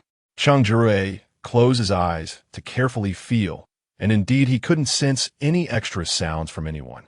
They left. They all left. At that moment, Cheng Jiarui realized that everyone had gone. Not even the last bodyguard by his side remained. Damn it, they all deserved to die. Cheng Jiarui was furious, screaming hysterically. He had originally thought he was in a winning position, but Shen Li suddenly shattered that illusion. Cheng Jiarui's eyes turned crimson, and his gaze towards Shen Li became extremely sinister and terrifying. Shen Li, I want you dead, Shen Li said coldly. Then give it a try. Shen Yuan was eager to give it a try beside him. You don't need to, I'll do it. Gu Nanxuan didn't even wait for Shen Li to speak and directly launched an attack. The two exceptionally skilled men were fighting fiercely, which could have easily overwhelmed Jiarui. Shen Li looked at the battlefield in front of her, her expression cold. She had anticipated that Cheng Jiarui would be difficult to deal with, but she never expected him to be this challenging. However, it didn't matter. If Gu Nanxuan and Shen Yuan combined their strength and managed to hold their ground against Cheng Jiarui, then with her joining in, it would be a guaranteed victory. This was something Shen Li could think of, and Cheng Jiarui could think of it too. As they fought, Cheng Jiarui began to sweat from the tip of his nose. Suddenly, he let out a roar, tore off his shirt, revealing half of his body covered in blood-red, eerie tattoos.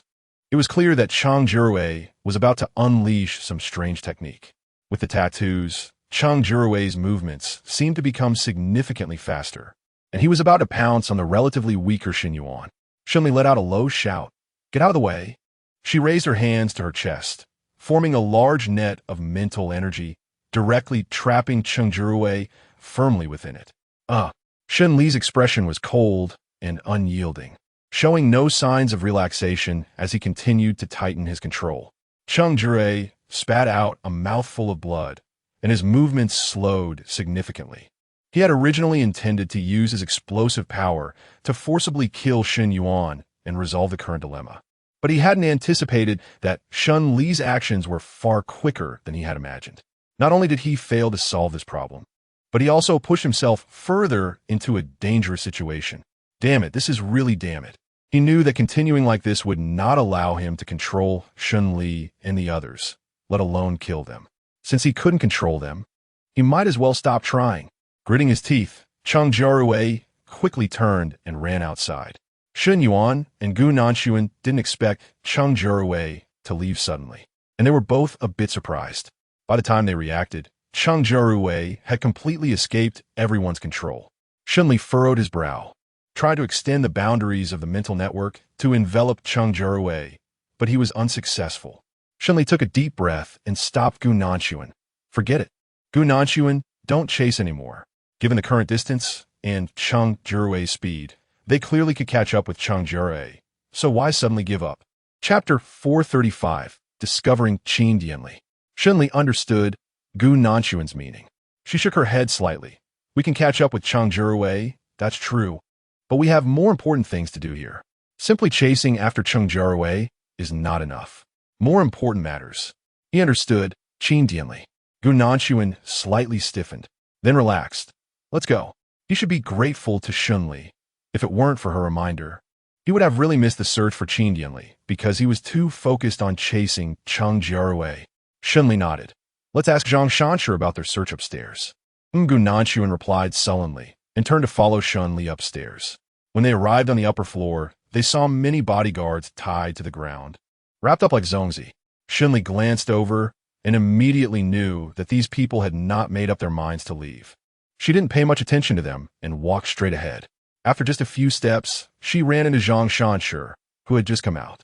Zhang Shanshi had also just exited one of the small rooms on the second floor, his expression subtly mixed with a hint of disgust. Upon seeing Shen Li, his indescribable expression became even more pronounced. Miss Shen. Shen Li pointed to the room that Zhang Shanshi had come out of.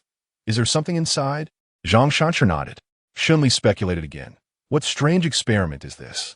Yes. Zhang Shanshi gritted his teeth, remained silent for a long time, then quietly said, There's someone inside. Someone?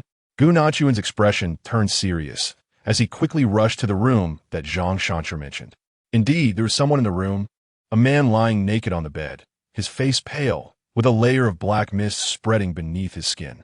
Shen Li closed her eyes and sensed a little. She could clearly feel a violent aura hidden within the black energy in the man's skin. This kind of black energy would not turn the man into a mutant, but would only make him exist like a zombie, without any independent thought. As soon as Shen Yuan entered the room, he saw the strangely shaped, unconscious man and frowned. Is he going to be okay? Shen Li shook her head slightly. It's not possible. Not possible? Shen Yuan sighed. What a pity. Shen Li also agreed to this. But unfortunately, there is nothing that can be done. Some things are ultimately in vain. I'll see him off. Shen Li sighed, stepped forward, and infused his palm with mental energy, gently brushing over the man's forehead. The man let out a long groan in his sleep and breathed out his last breath. He tightly closed his eyes, and a trace of tranquility and peace appeared on his face, as if he had finally found the calm he had long sought. Gu Nanchuan stiffly pressed his lips together and nodded. Shen Li continued to search down with Gu Nanchuan. Not knowing was one thing, but seeing it was shocking. Everywhere here were people treated as test subjects, with men, women, old and young. And the most brutal part was that there was even a 3-year-old boy. Shen Yuan was initially just shocked and disgusted, until she saw that little boy and couldn't help but curse out loud. Cheng Jiarui? This beast. Shen Li took a deep breath. She also found this place very disgusting. Stay calm. Confirm that there are no people we want here, and then we can leave. We still have a lot to do and can't waste too much time here. Shen Li found it strange and softly called out, Gu Nanchuan? Gu Nanchuan still didn't move. Shen Li gradually became aware of something. She frowned slightly, did not ask further, and glanced at Gu Nanchuan again. After a moment, Gu Nanchuan walked toward a middle-aged woman. Or rather, a cabinet containing a middle-aged woman. It was a glass display case filled with a liquid-like substance that looked thick and warm, with flickering lights within. However, the appearance of the woman was extremely tragic. Her body was covered in scars, and most of her nails had been completely pulled out, leaving only a few. It seemed that Cheng Jiarui harbored an extreme hatred for this woman, to torment her in such a manner. The experimental subjects Shen Li had seen earlier, although tragic, had not reached this level. It seemed that only one experimental subject would be treated this way. Shen Li hesitated for a moment and softly called out, Aunt Qin? This woman is actually Qin Dianli. Gu Nanchuan's eyes flickered, and he faced an incredibly difficult choice. What to do? At this moment, no one knew what to do next. After a moment, the two remained still, but Qin Dianli understood first. She raised her hand and pointed to the glass cabinet, clearly wanting Shen Li and Gu Nanchuan to open it for her. Gu Nanchuan's lips moved slightly, his expression troubled. Yes, it was time to open the door. Although he knew that opening the door might not lead to anything good, it had to be done. There wasn't too much they could do, and they could only respect Qin Dianli's choice. Gu Nanchuan understood this. He closed his eyes, fell into a difficult silence, and moved to open the door. As the glass cabinet door swung open, Qin Dianli lost her support and fell out. Gu Nanchuan quickly caught her, his voice trembling. Mom? Nanchuan? Qin Dianli gasped for air. Her voice strained. I didn't expect to see you again. Mom, please don't say anything. Gu Nanchuan sensed the overwhelming anger within Qin Dianli dissipating, and he felt a bit panicked, his voice trembling. I'll take you to get treatment. But Qin Dianli shook her head. No, I can't. Go. Her tone was very firm. Gu Nanchuan was stunned, incredulously calling out, Mom. Qin Dianli patted Gu Nanchuan's hand. Dying here is actually a blessing. It's better to see you before I go. Gu Nanchuan, I don't have time to waste talking with you. There are some things I must tell you, so listen carefully. Her tone was resolute. Gu Nanchuan was stunned, speechless.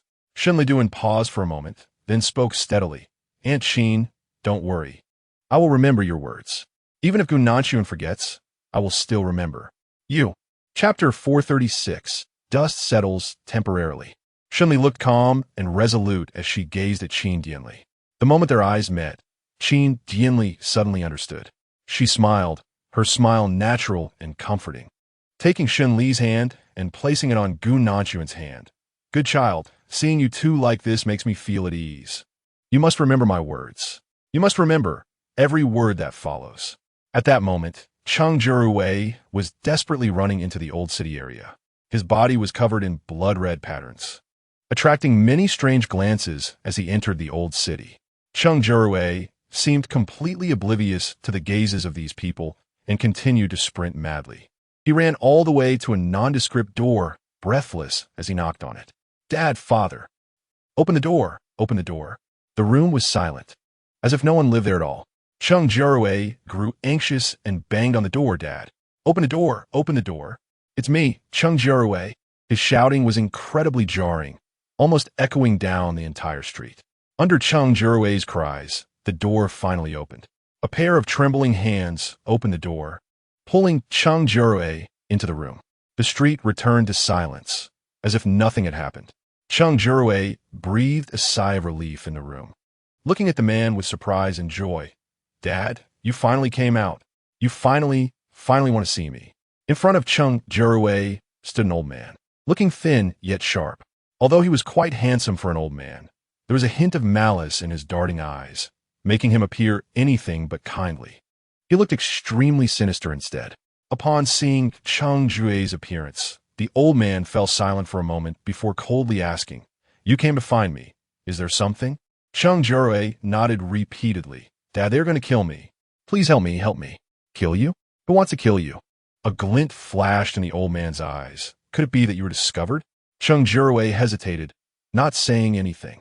The old man looked at Cheng Jiarui, his expression growing increasingly grim. You should have known this useless child was unreliable from the start. Dad, I wasn't discovered by just anyone. It was Gu Nanchuan. Gu Nanchuan has been investigating me lately. I just didn't know. Seeing his father about to get angry, Cheng Jiarui quickly explained. I just found out that Gu Nanchuan actually chased me all the way here. Cheng Jiarui pulled the old man, venting his grievances.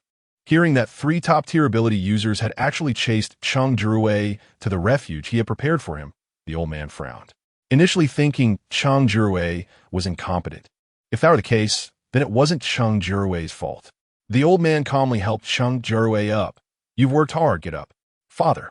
A hint of gratitude appeared on Cheng Jiarui's face, along with the joy of finally being acknowledged by his father. The old man patted Cheng Jiarui's back. Don't worry. You'll be able to rest soon.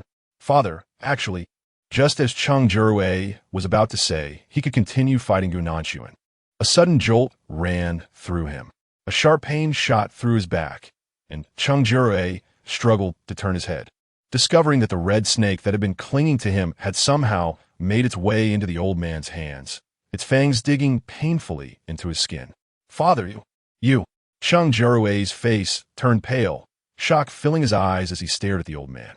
The old man cut his wrist, also slicing open the red snake's skin, their blood mingling together. He closed his eyes, savoring the feeling of endless abilities flowing into his body, as if he had finally gained more powers himself. I'll take the burden for you, so you won't have to suffer. You. Cheng Jiarui stared dumbfounded at the old man, wanting to speak but unable to. The old man quickly drained Cheng Jiarui's abilities, then pushed him down beside him with satisfaction, nodding as he walked out the door. Outside, Shen Li was rushing over with Gu Nanchuan and Shen Yuan. Gu Nanchuan's eyes were cold. I know. Shen Li hummed in response, feeling somewhat relieved. Every step that Cheng Jiarui took was accompanied by a strong smell of blood, the stench sharp and unpleasant. Following this trail of blood, Shen Li quickly found the source of the odor. At that moment, old Cheng had already left the room and was leisurely sweeping the floor. And at the end of the blood trail, it was him. Shen Li said coldly, Gu Nanchuan, it's him. The mature man always had a moment of surprise. He turned his head slowly to look at Gu Nanshuan. I don't know what you're talking about. Shen Li stared at the old CEO, coldly and with unwavering certainty. It's definitely him. I know. Gu Nanshuan nodded and charged at the old CEO without saying a word. The old CEO's expression twisted slightly. As soon as they started fighting, the old CEO was surprised again. He had thought he could easily defeat Gu Nanshuan, but to his shock, he was completely suppressed within just a few steps. His eyes momentarily revealed immense shock and distortion. How is this possible? How could this be? Gu Nanshuan didn't say a word, and the killing intent in his eyes grew even stronger. In just a few moves, his ability took shape, leaving a series of wounds around the old CEO. How could this happen? The old CEO's face showed madness as he tried desperately to fight back. But all possibilities were firmly suppressed by Shen Li and Shen Yuan beside him. Gu Nanshuan, I am your father. That's exactly why you deserve to die even more. Gu Nanshuan said coldly, intensifying his attack. The old CEO was left in a bind and finally made a careless mistake. He felt a chill in his neck as Gu Nanshuan cut his artery. The old CEO suddenly knelt on the ground, clutching his neck and glaring at Gu Nanshuan. After a moment, he swayed and fell. The red snake realized it had lost its host and slithered towards Gu Nanshuan, flicking its tongue. Gu Nanshuan didn't even glance at it, directly stepping on a red snake and crushing it completely. A burst of blood erupted, and Gu Nanshuan's expression turned cold. Someone has been killed. Someone has dead. The sky gradually darkened, and the moon rose from the side. Soon, Team Leader Li would come to clean up the aftermath. Shen Li sighed in relief and walked over to grab Gu Nanshuan's hand. No matter what. At least it's temporarily over. Gu Nanshuan slightly pursed her lips and turned to hold Shen Li's hand. Yes, everything has temporarily come to an end. Although there are still endless apocalyptic challenges ahead, as long as the base is still there and Shen Li is still here, that's already very good.